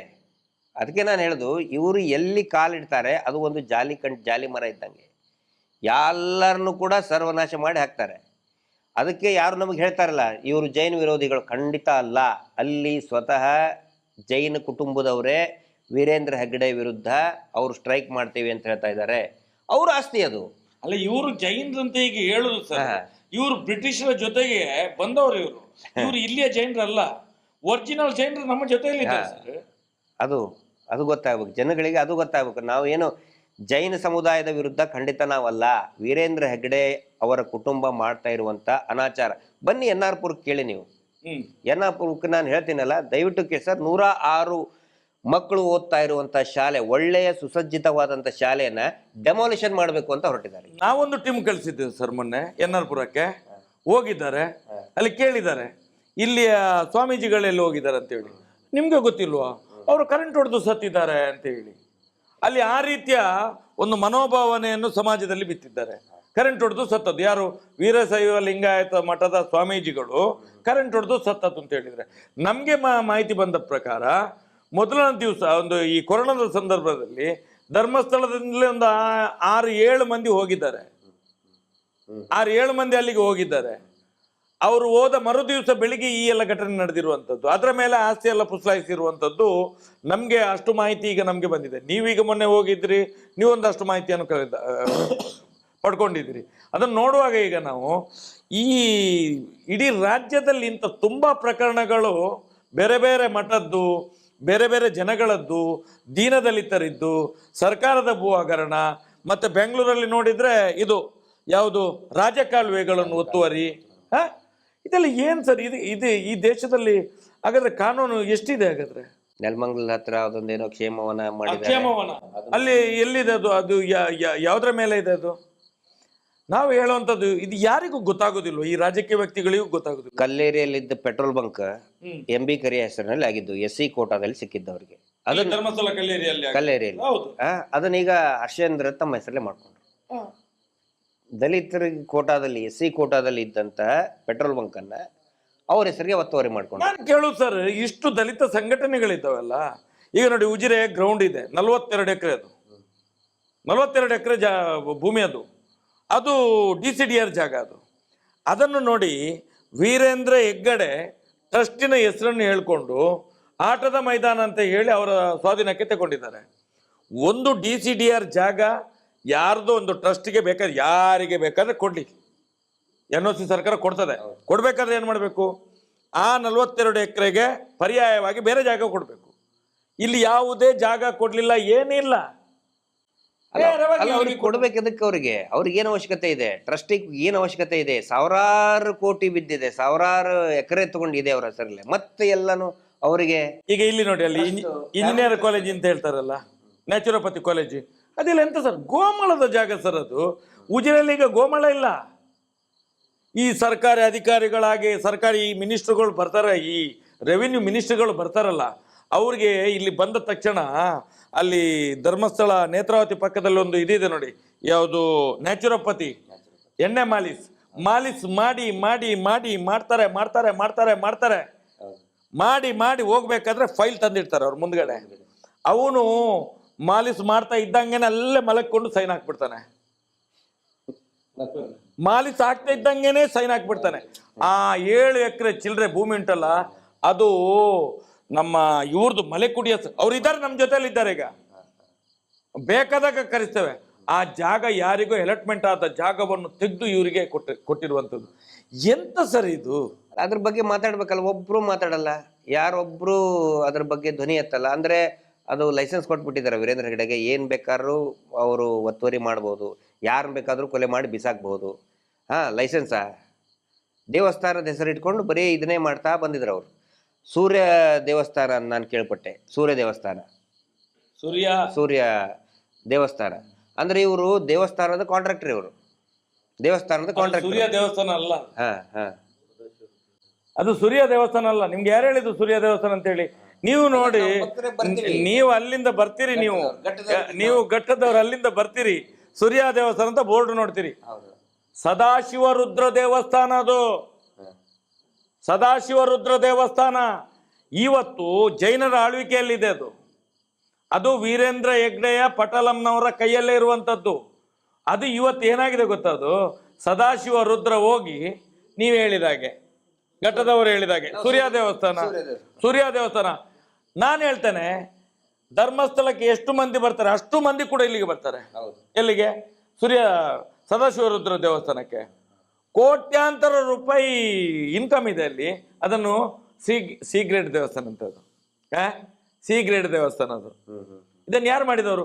ಈಗ ನೋಡಿದ್ರೆ ಅದು ಹಿಂದಿನ ಕಾಲದಲ್ಲಿ ಸದಾಶಿವ ರುದ್ರ ದೇವಸ್ಥಾನ ಅಂತ ಹೇಳಿ ಕುಡುಮದ ಮಂಜುನಾಥ ಸ್ವಾಮಿ, ಕುಡುಮದ ಇದೆಲ್ಲ ಕುಡುಮದ ಭೂತ, ಕುಡುಮದ ಮಂಜುನಾಥ ಸ್ವಾಮಿ, ನಮ್ದು ಉಜಿರೆ ಜನಾರ್ದನ ಸ್ವಾಮಿ ದೇವಸ್ಥಾನ, ಇದು ಸದಾಶಿವ ರುದ್ರ ದೇವಸ್ಥಾನ. ಇದೆಲ್ಲ ಎಂಡೋಮೆಂಟ್ ಪಟ್ಟಿಯಲ್ಲಿದ್ದ ದೇವಸ್ಥಾನಗಳು ಈಗಲೂ ಕೂಡ. ಇದೆಲ್ಲ ಇವರ ಈ ಧರ್ಮಸ್ಥಳದವರ ಕೃಪಾ ಕಟಾಕ್ಷದೊಂದಿಗೆ ಯಾರ್ಯಾರು ದೇವಸ್ಥಾನದವರು ಇವರ ಕಾಲಿಡಿತಾರಲ್ಲ, ಅದನ್ನೆಲ್ಲ ಇವರ ಟೀಮ್ ಮಾಡ್ಕೊಂಡು ಹೋಗ್ತಾ ಇದ್ದಾರೆ. ಈಗ ಹಿಂದೂ ದೇವಸ್ಥಾನವನ್ನು ಒಳಗೆ ಹಾಕುವುದು ವ್ಯಾಪಾರದ ಅಂಗಡಿ ಆಗಿದೆ. ಈಗ ವ್ಯಾಪಾರದ ಅಂಗಡಿ ಆಗಿದೆ ಹಿಂದೂ ದೇವಸ್ಥಾನಗಳೆಲ್ಲ ಇವತ್ತು. ಈಗ ಯಾವಾಗ ಇಲ್ಲಿ ಈ ವಿಷಯನ ನಾವು ಎತ್ತಿದ್ವಿ, ಈಗ ಬೇರೆ ಬೇರೆ ಶ್ರೀಗಳನ್ನೆಲ್ಲ ಕರೆಸೋದು, ಒಂದೊಂದು ಇದನ್ನು 2 ಸರಿ ಉದ್ಘಾಟನೆ ಮಾಡಿಸೋದು, ಅದು ನಮ್ಮ ನೋಡಿ ಶೃಂಗೇರಿ ಗುರುಗಳು, ಆಮೇಲೆ ಶಂಕರಾಚಾರ್ಯರು ಸ್ಥಾಪನೆ ಮಾಡಿದಂಥ ಪೀಠಗಳು. ಈಗ ಅವ್ರನ್ನ ಕರೆಸಿ ಈಗ ಏನಂತ ಹೇಳಿದ್ರೆ ಒಂದು ಪ್ರಚಾರ ತಗೊಂಡು ನಾವು ಏನೋ ಹಿಂದೂ ಪರವಾಗಿದ್ದೇವೆ, ಈ ಥರ ಒಂದು ಪ್ಯಾಚಪ್ ಏನೋ ಮಾಡ್ತಾ ಇದ್ದಾರೆ ಅವ್ರೀಗ. ಆದರೆ ಒಂದು ಪ್ರತೀತಿ ಇತ್ತು ಸರ್, ಜಗದ್ಗುರು ಪೀಠ ಅಂತ ಹೇಳಿದ್ರೆ ಶೃಂಗೇರಿ ಅವರು ಕೂಡ ಧರ್ಮಸ್ಥಳಕ್ಕೆ ಬಂದ್ರೆ ಯಾರು ಕೆಲಸದವರೆಲ್ಲ ಹೊತ್ಕೊಂಡು ಹೋಗೋದು. ವೀರೇಂದ್ರ ಹೆಗ್ಡೆ ಅವ್ರ ಮನೆಯವರೆಲ್ಲ ಹೆಗಲ ಮೇಲೆ ಪಲ್ಲಕ್ಕಿಯಲ್ಲಿ ಹೊತ್ಕೊಂಡು ಹೋಗ್ಬೇಕು ಸ್ವಾಮೀಜಿಯನ್ನೇ. ಇಲ್ಲಿ ಬಂದ್ರೆ ಸ್ವಾಮೀಜಿಗಳಿಗೂ ಕೂಡ ಮರ್ಯಾದೆ ಕೊಡುವುದಿಲ್ಲ ಇವರು, ಸ್ವಾಮೀಜಿಗಳಿಗೂ ಕೂಡ ಮರ್ಯಾದೆ ಕೊಡುವುದಿಲ್ಲ. ನಾವು ಕಳೆದ ಸಲ ಒಂದ್ಸಲ ಶೃಂಗೇರಿ ಪೀಠದಿಂದ ಸ್ವಾಮಿಗಳು ಬರುವಾಗ ಇದೇ ಹರ್ಷೇಂದ್ರ ಹೆಗ್ಡೆ ಸ್ವಾಮಿಗಳ ಹಿಂದ್ಗಡೆ ಹೋಗುವಾಗ ಹರ್ಷೇಂದ್ರ ಚಪ್ಪಲಿ ಒಬ್ಬ ಕೈಯಲ್ಲಿ ಇಟ್ಕೊಂಡು ಹೋಗ್ತಾ ಇದ್ದಾನೆ. ಸ್ವಾಮಿ ಹಿಂದ್ಗಡೆ ಹೋಗುವಾಗ ಹರ್ಷೇಂದ್ರ ಚಪ್ಪಲಿ ಇನ್ನೊಬ್ಬನ ಕೈಯಲ್ಲಿ. ಎಂತ ಪಾಪದ ಕೆಲಸ ನೋಡಿ. ಸ್ವಾಮೀಜಿಗಳು ಜೊತೆಯಲ್ಲಿರುವಾಗ ಹರ್ಷೇಂದ್ರನ ಚಪ್ಪಲಿ ಕೆಲಸದವನ ಕೈಯಲ್ಲಿ ಇಟ್ಕೊಂಡು ಅದ್ರ ಹಿಂದ್ಗಡೆ ನಡಿಲಿಕ್ಕೆ ಎಲ್ಲಾದ್ರೂ ಅರ್ಜೆಂಟ್ ಬೇಕಾದ್ರೆ ಹಾಕೊಳ್ಳಿಕ್ಕೆ ಕೊಡ್ಬೇಕು ಕಾಲಿಗೆ. ಈ ರೀತಿಯ ಅವಮಾನ ಮಾಡ್ತಾ ಇದ್ದಾರೆ. ಈಗ ನೋಡಿ, ಯಾವಾಗ ನಾವು ಮೊನ್ನೆಯಿಂದ ಪ್ರಾರಂಭ ಮಾಡಿದೇವಲ್ಲ, ಹಿಂದೂ ದೇವಸ್ಥಾನವನ್ನು ಕಬಳಿಸಿದ್ದಾರೆ, ದೇವಸ್ಥಾನದ ಮಂಜುನಾಥ ಸ್ವಾಮಿ RTC ವೀರೇಂದ್ರ ಹೆಗ್ಡೆ ಹೆಸರಿಗೆ ಆಗಿದೆ ಅಂತ ಹೇಳಿದ ಮೇಲೆ ಈಗ ಕಂಚಿ ಕಾಮಕೋಟಿಯ ಶ್ರೀಗಳಿಂದ ಮೊನ್ನೆಯಿಂದ ಅರೆ ಏನು ಪೂಜೆ, ಏನು ಅವನ, ಏನು ಮಂತ್ರಗಳು, ಏನು ತಂತ್ರಗಳು, ಏನು ಕುತಂತ್ರಗಳು, ಮತ್ತೆ ಹೊಗಳುದು. ನಾನು ಹೇಳೋದು, ಈ ಮರ್ದಿ ಹಿಂದೂ ಸ್ವಾಮಿಗಳಿಗೆಲ್ಲಾದ್ರೂ ಮಾನ ಮರ್ಯಾದೆ ಇದೆಯಾ ಇವರಿಗೆ? ಇಡೀ ವಿಶ್ವವೇ ಇವತ್ತು ಧರ್ಮಸ್ಥಳದ ಕಡೆ ನೋಡ್ತಾ ಇದೆ, ಏನು ಅನ್ಯಾಯ ಆಗ್ತಿದೆ ಅಂತ ಹೇಳಿ. ಹಾಗಾದ್ರೆ ಇಷ್ಟು ಗೊತ್ತಾಗೋದಿಲ್ಲ. ನಾನು ಮೊನ್ನೆ ತಮಿಳ್ನಾಡಿಗೆ ಫೋನ್ ಮಾಡಿದೆ, ಆ ಕಂಚಿ ಕಾಮಕೋಟಿಯ ಸ್ವಾಮೀಜಿಗೆ ಸ್ವಲ್ಪ ಏನಾದರೂ ಬುದ್ಧಿ ಹೇಳಿ. ನೇರವಾಗಿ ಎದ್ದುಕೊಂಡು ಬರುವುದಲ್ಲ. ಇವತ್ತು ಮಹೇಶ್ ಶೆಟ್ಟಿ ಕೂಡ ಒಂದು ದೊಡ್ಡ ಸಭೆ ಆಗ್ತದೆ ಅಂತ ಹೇಳಿದ್ರೆ ಎಷ್ಟು ಜನ ಸೇರ್ತಾರೆ ಅಂತ ಕೇಳ್ತಾರೆ. ಅಲ್ಲಿ ಯಾರ್ಯಾರು ಗೆಸ್ಟ್ ಬರ್ತಾರೆ, ಕರೆಯುವಂಥ ವ್ಯಕ್ತಿ ಹೇಗೆ ಅಂತ ಹೇಳಿ. ಒಂದು ಇಷ್ಟು ಜಗದ್ಗುರು ಪೀಠ ಅಂತ ಹೇಳ್ತೇವೆ ನಾವು ಕಂಚಿ ಕಾಮಕೋಟಿಯನ್ನು, ಅದಕ್ಕೆ ತಲೆಬಾಗಿ ನಮಿಸ್ತೇವೆ ನಾವು. ಒಬ್ಬ ಹಿಂದೂ ಸ್ವಾಮೀಜಿಯವರು ಯಾರೋ ಒಬ್ಬ ಕರೆದ್ರಂತ ನೇರ ಬರ್ತಾರಲ್ಲ ಇವ್ರು ಎಲ್ಲಿಗೆ ಬಂದದ್ದು? ಮೀಟರ್ ಬಡ್ಡಿ ದಂಧ ಮಾಡುವವರ ಕಾಲ ಬುಡಕ್ಕೆ ಬಂದದ್ದ? ಸರ್ಕಾರಿ ಭೂ ಹಗರವನ್ನು ನುಂಗಿ ತೇಗಿದಂತ ಒಂದು ಜನಗಳ ಕಾಲಬುಡಕ್ಕೆ ಬಂದದ್ದ? ಸಾವಿರಾರು ಕೋಟಿ ಆಸ್ತಿಯ ಒಂದು ದುಡ್ಡಿನ ಭೂಮಿ ಆಕ್ರಮಣ ಮಾಡಿದಂತ ಅವರ ಇದಕ್ಕೆ ಬರುವುದಾ? ಲಕ್ಷಾಂತರ ಕೋಟಿ ದುಡ್ಡನ್ನು ಬಡ್ಡಿಗೆ ಕೊಟ್ಟವರ ಕಾಲಬುಡಕ್ಕೆ ಬರುವುದು ಇವರೆಲ್ಲ. ಈಗ ನೋಡಿ, 2 ವರ್ಷ ಆಯ್ತು ಅನ್ನಪೂರ್ಣ ಛತ್ರ ಓಪನ್ ಆಗಿ. ವೀರೇಂದ್ರ ಹೆಗ್ಡೆನೆ ಮಾಡಿರುವಂತದ್ದು. ಇವತ್ತು ಕೂಡ ನಾಳೆ ನಾಳ್ದು 14 ತಾರೀಕಿಗೆ ಕಂಚಿ ಕಾಮಕೋಟಿಯ ಕೈಯಿಂದ ಉದ್ಘಾಟನೆ. ಅಲ್ಲ, ಈಗ ಇದರಲ್ಲಿ ಮಾಡ್ತಾರಲ್ಲ ಸರ್, ನಮ್ ಕಡೆ ಒಂದು ಗುಲ್ಬರ್ಗ ಕಡೆ ಒಂದು ಗಾದೆ ಮಾತೈತೆ, ಹಳೆ ಕಲ್ಲು ಹೊಸ ಬಿಲ್ಲು ಅಂತ. ಅದೇಗೆ ಅಂದ್ರೆ ಈಗ ಒಂದೇ ಕಟ್ಟಡ ಇರ್ತದೆ, ಸರ್ಕಾರಿ ಕಟ್ಟಡ. ಯಾರ್ಯಾರು ಹೊಸದಾಗಿ MLA ಬರ್ತಾರೆ, ಹೊಸದಾಗಿ ಯಾರು ಬಂದ್ರೆ ಅವ್ರ ಕಡೆ ಅಂತ ಒಂದು ಪೇಂಟ್ ಹೊಡೆಯೋದು, ರಿಬ್ಬನ್ ಸುತ್ತೋದು, ಅದಕ್ಕೆ ಕಟ್ ಮಾಡೋದು. ಟಿವಿ ಸೀರಿಯಲ್ ಇದ್ದಾಗ ಮನೆ ಒಂದು 3 ಬಾಗಿಲು. ಹಳೆ ಕಲ್ಲು ಹೊಸ ಬಿಲ್ಲು ಅಂತಾರೆ. ಹಳೆ ಕಲ್ಲು ಹೊಸ ಬಿಲ್ಲು ಅಂತೇಳಿ. ಆ ಕಲ್ಲು ಅದೇ ಇರ್ತದೆ, ಬಿಲ್ ಹೊಸದಾಗಿ ಮಾಡಕ್ಕೆ ಹೊಸ ಇವರು ಬಂದ ಮೇಲೆ ಅವ್ರ ಕಡೆ ಕಟ್ ಮಾಡಿಸೋದು, ಜನರುಗಳಿಗೆ ಈಗ ಮಾಡಿದ್ರು ಅಂತ. ಅದೆಲ್ಲ ಕಟ್ಟು ಮಾಡಿಸಿ ಮಾಡಿಸಿ ಮಾಡಿಸಿ ಮಾಡಿಸಿ ಇಡೀ ಸಮಾಜ, ಹಿಂದೂ ಸಮಾಜವನ್ನೇ ಕಟ್ಟು ಮಾಡಿ ಬಿಟ್ಟಿದ್ದಾರಲ್ಲ. ಇವತ್ತು ಹಿಂದೂ ಸಮಾಜ ಹೊಡೆದು ಸಾಯ್ತಾ ಇದೆ ಸ್ವಾಮಿ. ರಾಜಕೀಯವಾಗಿ, ಧಾರ್ಮಿಕವಾಗಿ, ಧಾರ್ಮಿಕ ಭಯೋತ್ಪಾದನೆಯಲ್ಲಿ ನಡೀತಿದೆ ಸರ್. ಅದು ಧಾರ್ಮಿಕ ಭಯೋತ್ಪಾದನೆ. ಹಿಂದೂ ನಾಯಕರು ಮಾತಾಡೋದಿಲ್ಲ ನೋಡಿ, ಒಂದು ಭಗವದ್ಧ್ವಜ ಇಲ್ಲ ಅಲ್ಲಿ. ಇವ್ರು ಹೇಳ್ತಾರಲ್ಲ, ಇವತ್ತು ಸ್ವಾಮೀಜಿ ಬಂದಿದ್ದಾರಲ್ಲ ನೋಡು, ಒಂದು ಹಿಂದೂ ಧ್ವಜ, ಭಗವದ್ಧ್ವಜ. ಈ ಸಲ ಆದ್ರೂ ಒಂದು ಜಗದ್ಗುರು ಪೀಠದ ಸ್ವಾಮೀಜಿ ಬರುವಾಗ ಆದ್ರೂ ಮಂಜುನಾಥ ದೇವಸ್ಥಾನದ ಮೇಲೆ ಒಂದು ಭಗವದ್ಧ್ವಜ ಆರ್ಬೇಕಿತ್ತಲ್ಲ. ನೋಡೋ ತೋರಿಸಿ. ಅಲ್ಲ, ಪುಣ್ಯಕ್ಕೆ ಸ್ವಾಮೀಜಿನ ಕೇಸರಿ ಇದ್ರಲ್ಲಿ ಹಾಕೊಂಡು ಹೋಗಕ್ ಬಿಟ್ಟಿದ್ದಾರೆ, ಜಲ್ಲಿ ಹಾಕೊಂಡು ಹೋಗಕ್ ಬಿಟ್ಟಿದ್ದಾರೆ. ಇಲ್ಲಾಂದ್ರೆ ಅದ್ಭುತಿಗೆ ಅವರು ಇವರು ಏನೋ ಪುಣ್ಯಕ್ಕೆ ನಾನು ಹೇಳುವಂಥದ್ದು, ಅವರನ್ನು ಪೂರ್ತಿ ಬಟ್ಟೆಯಲ್ಲಿ ಕರ್ಕೊಂಡೋಗಿದ್ದೇ ದೊಡ್ಡ ವಿಶೇಷ. ಅದು ಏನು ಅರಬೆತ್ತಲೆ ಮಾಡಿ ಕರ್ಕೊಂಡು ಹೋಗ್ಲಿಲ್ಲ, ನಮ್ಮಾಗೆ ಇರಬೇಕು ಅಂತ ಹೇಳಿ. ಯಾಕಂತ ಹೇಳಿದ್ರೆ ಇದು ಹಿಂದೂ ದೇವಸ್ಥಾನ ಅಲ್ಲ, ಇದು ಜೈನರದ್ದು ಅಂತ ಹೇಳಿ ಅವರನ್ನೇನೋ ಅರಬೆತ್ತಲೆ ಮಾಡಲಿಲ್ಲ ಪುಣ್ಯಕ್ಕೆ. ಇದೊಂದು ಒಳ್ಳೆ ಸುದ್ದಿ ನಮಗೆ, ಹಿಂದೂ ಹೋರಾಟಗಾರರಿಗೆ. ಇವತ್ತು ಜನಗಳು ಅರ್ಥ ಮಾಡ್ಕೋಬೇಕು. ಈ ಬರೀ ಪ್ರಚಾರದಲ್ಲಿ, ಟಿವಿ ಪ್ರಚಾರದಲ್ಲಿ ಇವರು ಪ್ರಶಸ್ತಿ ತಗೊಳ್ಳೋದು, ಪ್ರಶಸ್ತಿ ತಗೊಳ್ಳೋದಂದ್ರೆ ದುಡ್ಡು ಕೊಟ್ಟು ಖರೀದಿ ಮಾಡೋದು. ಆದರೆ ವಾಸ್ತವ ಏನು ನಡೀತಾ ಇದೆ, ದೇವರನ್ನ ವ್ಯಾಪಾರ ಮಾಡೋದ್ರ ಬಗ್ಗೆ ಎಷ್ಟು ವ್ಯಾಪಾರ ಮಾಡ್ತಾ ಇದ್ದಾರೆ. ಮಂಜುನಾಥ ಸ್ವಾಮಿನ ಇಟ್ಟು ಸ್ವತಃ ಅವರೇ ಹೇಳ್ತಾರೆ, ಮಂಜುನಾಥ ಸ್ವಾಮಿ ಇದು ಹಿಂದೂಗಳ ದೇವಸ್ಥಾನ ಅಲ್ಲ ಅಂತೇಳಿ. ಬಡ್ಡಿ ದಂಧೆ ಮಾಡಬೇಕಾದ್ರೆ ಮಂಜುನಾಥ ಸ್ವಾಮಿ ಫೋಟೋ ಇಡ್ತಾರೆ. ಜನಗಳಿಗೆ ಇದು ಆಗಬೇಕು ಅನ್ನೋದು ಪ್ರಯತ್ನ ನಮ್ಮದು. ಅಲ್ಲ ಸರ್, ನಿಮ್ಮ ಹತ್ರ ನಾನೊಂದು ಪ್ರಶ್ನೆ. ನೀವು ಪೊಲೀಸ್ ಇಲಾಖೆಯಲ್ಲಿ ಕೆಲಸ ಮಾಡಿದವರು, ನಿಮ್ಗೊಂದಷ್ಟು ಅದರ ಒಳಗಿನ ಮಾಹಿತಿಗಳು, CBI, COD, ಪೊಲೀಸ್ ಇಲಾಖೆ, ಕಾರ್ಯಾಂಗದ ವ್ಯವಸ್ಥೆಗಳು, IT, ED, ಅದು ಇದೆಲ್ಲ ಸ್ವಲ್ಪ ಆದ್ರೂ ನಿಮಗೆ ಜ್ಞಾನ ಇರ್ಬೋದು ಸರ್. ನಮ್ಗೇನು ಗೊತ್ತಿಲ್ಲ, ನಾವು ಅನ್ಪಡ ಜನರುಗಳೆಲ್ಲ. ಆದರೆ ಸರ್, ಈಗ ಸೀತಾರಾಮಣ್ಣನ ಯಾರು ನಿರ್ಮಲಾ ಸೀತಾರಾಮಣ್ಣ ನಾಳ್ದ ಎಲ್ಲ ಬರ್ತಾ ಇದ್ದಾರೆ. ಅವರು ಫೈನಾನ್ಸ್ ಮಿನಿಸ್ಟರ್, ದುಡ್ಡಿನವರು. ನಾನು ಕೇಳುವಂಥದ್ದು, ಇಲ್ಲೆಲ್ಲ ಹೇಳ್ತಾರೆ ಇಂಟೆಲಿಜೆನ್ಸ್ ಅಂತ ಹೇಳಿ. ಈಗ ಧರ್ಮಸ್ಥಳದಲ್ಲಿ ಒಂದು ಇಷ್ಟು ದೊಡ್ಡ ಅವ್ಯವಹಾರಗಳು, ಇಷ್ಟು ಕೊಲೆಗಳಾಗಿದ್ದಾವೆ, ಇಷ್ಟು 12 ವರ್ಷದಿಂದ ಹೋರಾಟ ಆಗ್ತಾ ಇದೆ. ಈ ದೇಶದಲ್ಲಿ ಇಂಟೆಲಿಜೆನ್ಸ್ ಸತ್ತಿದೆಯಾ? ಏನಾದರೂ ಉಂಟು ಅಂತ ಆದರೆ ಇವ್ರಿಗೆ ಯಾರು ಮಾಹಿತಿ ಕೊಡುವವರಿಲ್ಲ. ಧರ್ಮಸ್ಥಳಕ್ಕೆ ಹೋಗ್ಬೇಕಾದ್ರೆ ಸ್ವಲ್ಪ ಯೋಚನೆ ಮಾಡಿ. ಇಲ್ಲಿ ವಾರಕ್ಕೆ ಸಾವಿರಾರು ಕೋಟಿ ಬ್ಲ್ಯಾಕ್ ಮನಿ ಟರ್ನ್ ಓವರ್ ಆಗ್ತಾ ಇದೆ. ನೀವು ಹೋದ್ರೆ ನಾಳೆ ನಿಮ್ಮ ಸರ್ಕಾರಕ್ಕೂ ಮುಜುಗರ ಆಗ್ತದೆ ಮುಂದಿನ ದಿನಗಳಲ್ಲಿ. ಹಾಗೆ ಆಗ್ತದೆ. ಉದಾಹರಣೆಗೆ ನೋಡಿ, ನಿಮ್ಗೆ ಬೇಕಾದ ಒಂದು ವಿಡಿಯೋ ಕೊಡ್ತೇನೆ ನಾನು. ಮೊನ್ನೆ ಮಂಡ್ಯದಲ್ಲಿ ನಾವೆಲ್ಲ ಹೋಗಿ ಹೋರಾಟ ಮಾಡಿದ್ದು, ಪಾಪ ಏನಾದರೂ ಅವರಿಗೆ ದುಡ್ಡು ಸಿಗಬೇಕು ಅಂತ ಹೋರಾಟ ಮಾಡಿದ್ದು, ಪಾಪದವರಿಗೆ ಕೊಟ್ಟರು. ಮನೆಗೆ ಕೊಂಡೋಗಿ 10 ಲಕ್ಷ ಕೊಟ್ಟರು. ಮಹಾಲಕ್ಷ್ಮಿಯ ಕೇಸಿನಲ್ಲಿ ಮಲ್ಲಣ್ಣನಿಗೆ 10 ಲಕ್ಷ ಕೊಟ್ಟರು. ನಿಮ್ಮ ಹತ್ರ ಒಂದು ಪ್ರಶ್ನೆ ನನ್ನ ಹತ್ರ. 10 ಲಕ್ಷ ಕ್ಯಾಶ್ ಈಗಿನ ಆಧುನಿಕ ಯುಗದಲ್ಲಿ ನಮ್ಮ ಮಾನ್ಯ ಮೋದಿಜಿಯವರ ಒಂದು ಇದಿದೆಲ್ಲ, ಫೋನ್ ಪೇ, ಗೂಗಲ್ ಪೇ, ಮತ್ತೆ ಗೋಣಿ ಪೇ, ತೊಟ್ಟೆ ಪೇ, ತೈಲಿ ಪೇ ಎಲ್ಲ ಉಂಟಲ್ಲ. ಹಾಗಾದ್ರೆ ಈ 10 ಲಕ್ಷ ಕ್ಯಾಶ್ ಕೊಂಡೋಗಿ ಅಪ್ಪ ಮಗನ ಕೈಯಲ್ಲಿ ಕೊಟ್ಟಿದ್ದಾರಲ್ಲ, ಇದಕ್ಕೆ ದಾಖಲೆ ಏನಿದೆ? Settlement pay. ಹಾಗಾದ್ರೆ ಇದು ಬ್ಲ್ಯಾಕ್ ಮನಿ, ಸೆಟ್ಟಿಂಗ್ ಪೇ. ನಾನು ಹೇಳುವಂಥದ್ದು, ಈ ಇಂಟೆಲಿಜೆನ್ಸ್ ಎಲ್ಲ ಇದೆ ಅಲ್ಲ, ಆ ತಾಯಿಯೊಂದು ಆತ್ಮಹತ್ಯೆ ಮಾಡಿಕೊಂಡು ಸತ್ತಿದ್ದಾಳೆ, ಹೋರಾಟ ಆಗಿದೆ, ಇಷ್ಟು ಪೇಪರಲ್ಲಿ ಬಂದಿದೆ, ಯೂಟ್ಯೂಬರ್ಸ್ಗಳು ಎಲ್ಲ ಮಾತಾಡಿದಾರಲ್ಲ. ಅಲ್ಲಿ ತಹಸೀಲ್ದಾರ್ ಇದ್ದುಕೊಂಡೇ ಕೊಟ್ಟದ್ದಲ್ಲ, ತಾಲೂಕು ದಂಡ ಅಧಿಕಾರಿ ಅಲ್ವಾ, ಒಬ್ಬ ಚುನಾಯಿತ ಪ್ರತಿನಿಧಿ ಶಾಸಕರಿದ್ದದ್ದಲ್ಲಿ 10 ಲಕ್ಷ ಕ್ಯಾಶ್ ಕೊಟ್ರಲ್ಲ. ಏನು ಕ್ರಮ ಕೈಗೊಳ್ತದೆ ಈ ಸರ್ಕಾರ, ಈ ಇಡಿ, ಈ PD? ಏನ್ ಸರ್ ಇದು? ತಾವು ಕೇಳಿ ಸುಮಾರು ಜನ ಕೇಳ್ತಿರ್ತಾರೆ ನಮಗೆ, ಇಂಟೆಲಿಜೆನ್ಸ್ ಇಲ್ವಾ, ಇಷ್ಟೊಂದೆಲ್ಲ ಬ್ಲ್ಯಾಕ್ ದಂಧೆ ನಡೀತಾ ಇದೆ, ಅಕ್ರಮ ನಡೀತಾ ಇದೆ, ಫೈನಾನ್ಸ್ ಮಿನಿಸ್ಟರ್ನೇ ಕರೆಸ್ತಾರೆ, ಇಂಟೆಲಿಜೆನ್ಸ್ ಇಲ್ವಾ ಅಂತೇಳಿ. ಇಂಟೆಲಿಜೆನ್ಸ್ ಹೆಂಗೆ ವರ್ಕ್ ಆಗುತ್ತೆ ಅಂತ ಹೇಳಿದರೆ, ಇಂಟೆಲಿಜೆನ್ಸ್ ಅಂತಂದರೆ ಮೊಬೈಲ್ನಲ್ಲಿರುವಂಥ ಒಂದು ಆ್ಯಪ್ ಇದ್ದಂಗೆ. ಆ ಆ್ಯಪ್ ವರ್ಕ್ ಮಾಡ್ಬೇಕಂತ ಹೇಳಿದ್ರೆ ಅದು ಆ್ಯಕ್ಟಿವೇಟ್ ಆಗಿ ಮಾಡ್ಬೇಕದನ್ನ, ಅಂದರೆ ಇನ್ಸ್ಟಾಲ್ ಮಾಡ್ಕೋಬೇಕದನ್ನ. ಈಗ ಅದನ್ನು ಇನ್ಆ್ಯಕ್ಟಿವೇಟ್ ಮಾಡಿಬಿಟ್ರೆ, ಈಗ ವೀರೇಂದ್ರ ಹೆಗಡೆ ಸಂಬಂಧಪಟ್ಟಂತೆ ಅದನ್ನು ಇನ್ಆ್ಯಕ್ಟಿವೇಟ್ ಮಾಡಿಬಿಟ್ಟಿರ್ತಾರೆ, ಅದನ್ನ ಆ್ಯಕ್ಟಿವೇಟ್ ಮಾಡಬೇಕಲ್ಲ, ಮಾಡೋದಿಲ್ಲ. ಆ್ಯಕ್ಟಿವೇಟ್ ಮಾಡಿದಾಗ ಅದು ವರ್ಕ್ ಆಗುತ್ತೆ. ಇಲ್ಲ ಅಂತ ಹೇಳಿದ್ರೆ ಮಾಹಿತಿ ಇಂಟೆಲಿಜೆನ್ಸ್ಗೆ ಇದ್ದೇ ಇದೆ, ಖಂಡಿತ ಇದೆ.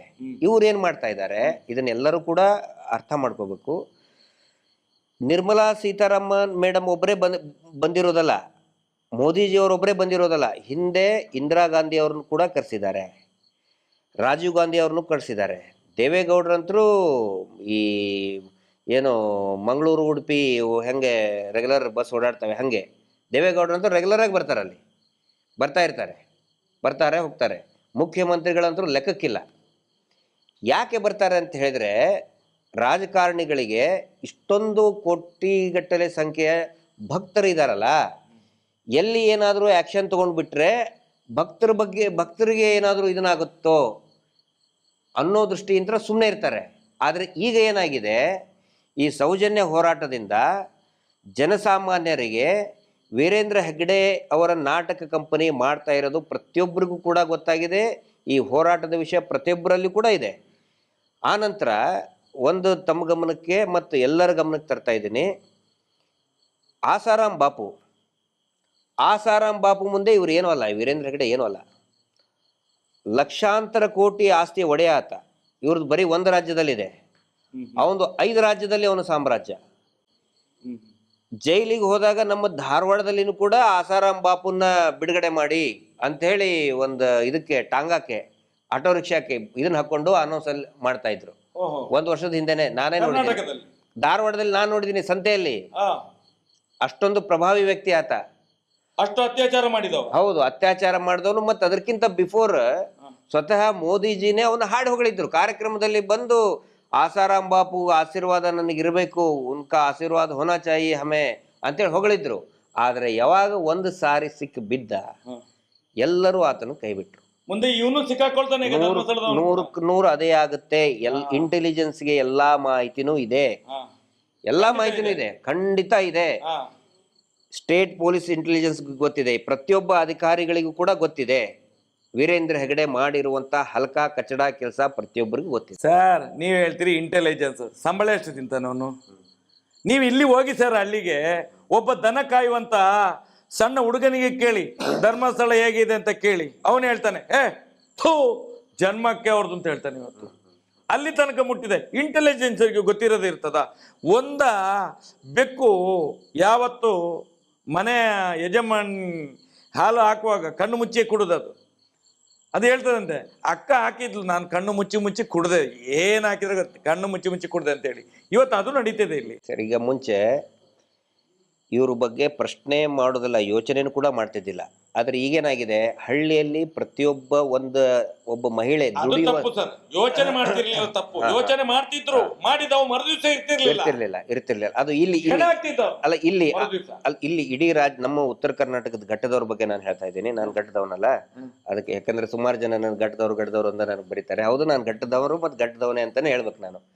ನಮ್ಮ ಕಡೆ ಬಹಳ ಭಕ್ತಿ ಇಂತ್ರ ಅಂದ್ರೆ ದೇವಸ್ಥಾನದ ಬಗ್ಗೆ ಈಗಲೂ ಇದ್ದೇ ಇರ್ತದೆ. ಯಾವತ್ತಿಗೂ ಕೂಡ ನಾವು ದೇವಸ್ಥಾನದ ಭಕ್ತರೇನು. ಆದರೆ ವೀರೇಂದ್ರ ಹೆಗ್ಗಡೆ ಬಗ್ಗೆ ಪ್ರಶ್ನೆ ಮಾಡೋಕ್ಕೂ ಯೋಚನೆ ಮಾಡ್ತಾ ಇರಲಿಲ್ಲ.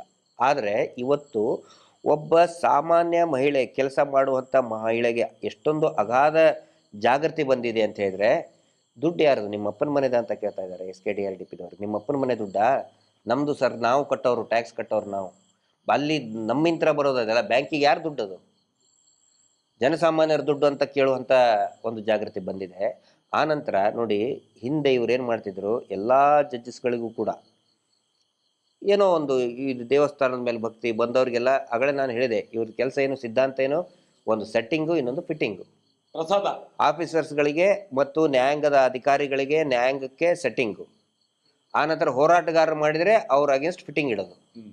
ಆದರೆ ಈಗ ಮೊನ್ನೆನೆ ನೋಡಿ, ತಮ್ಮ ಪ್ರಕರಣದಲ್ಲಿನೇ ಇದೇನಾದರೂ 15-20 ವರ್ಷದ 12 ವರ್ಷದ ಹಿಂದೆ ಆಗಿದ್ರೆ ಆಗ ಕಣ್ಣು ಮುಚ್ಕೊಂಡು ಅಗೇನ್ಸ್ಟ್ ಬರೆದು ಬಿಡ್ತಿದ್ರು.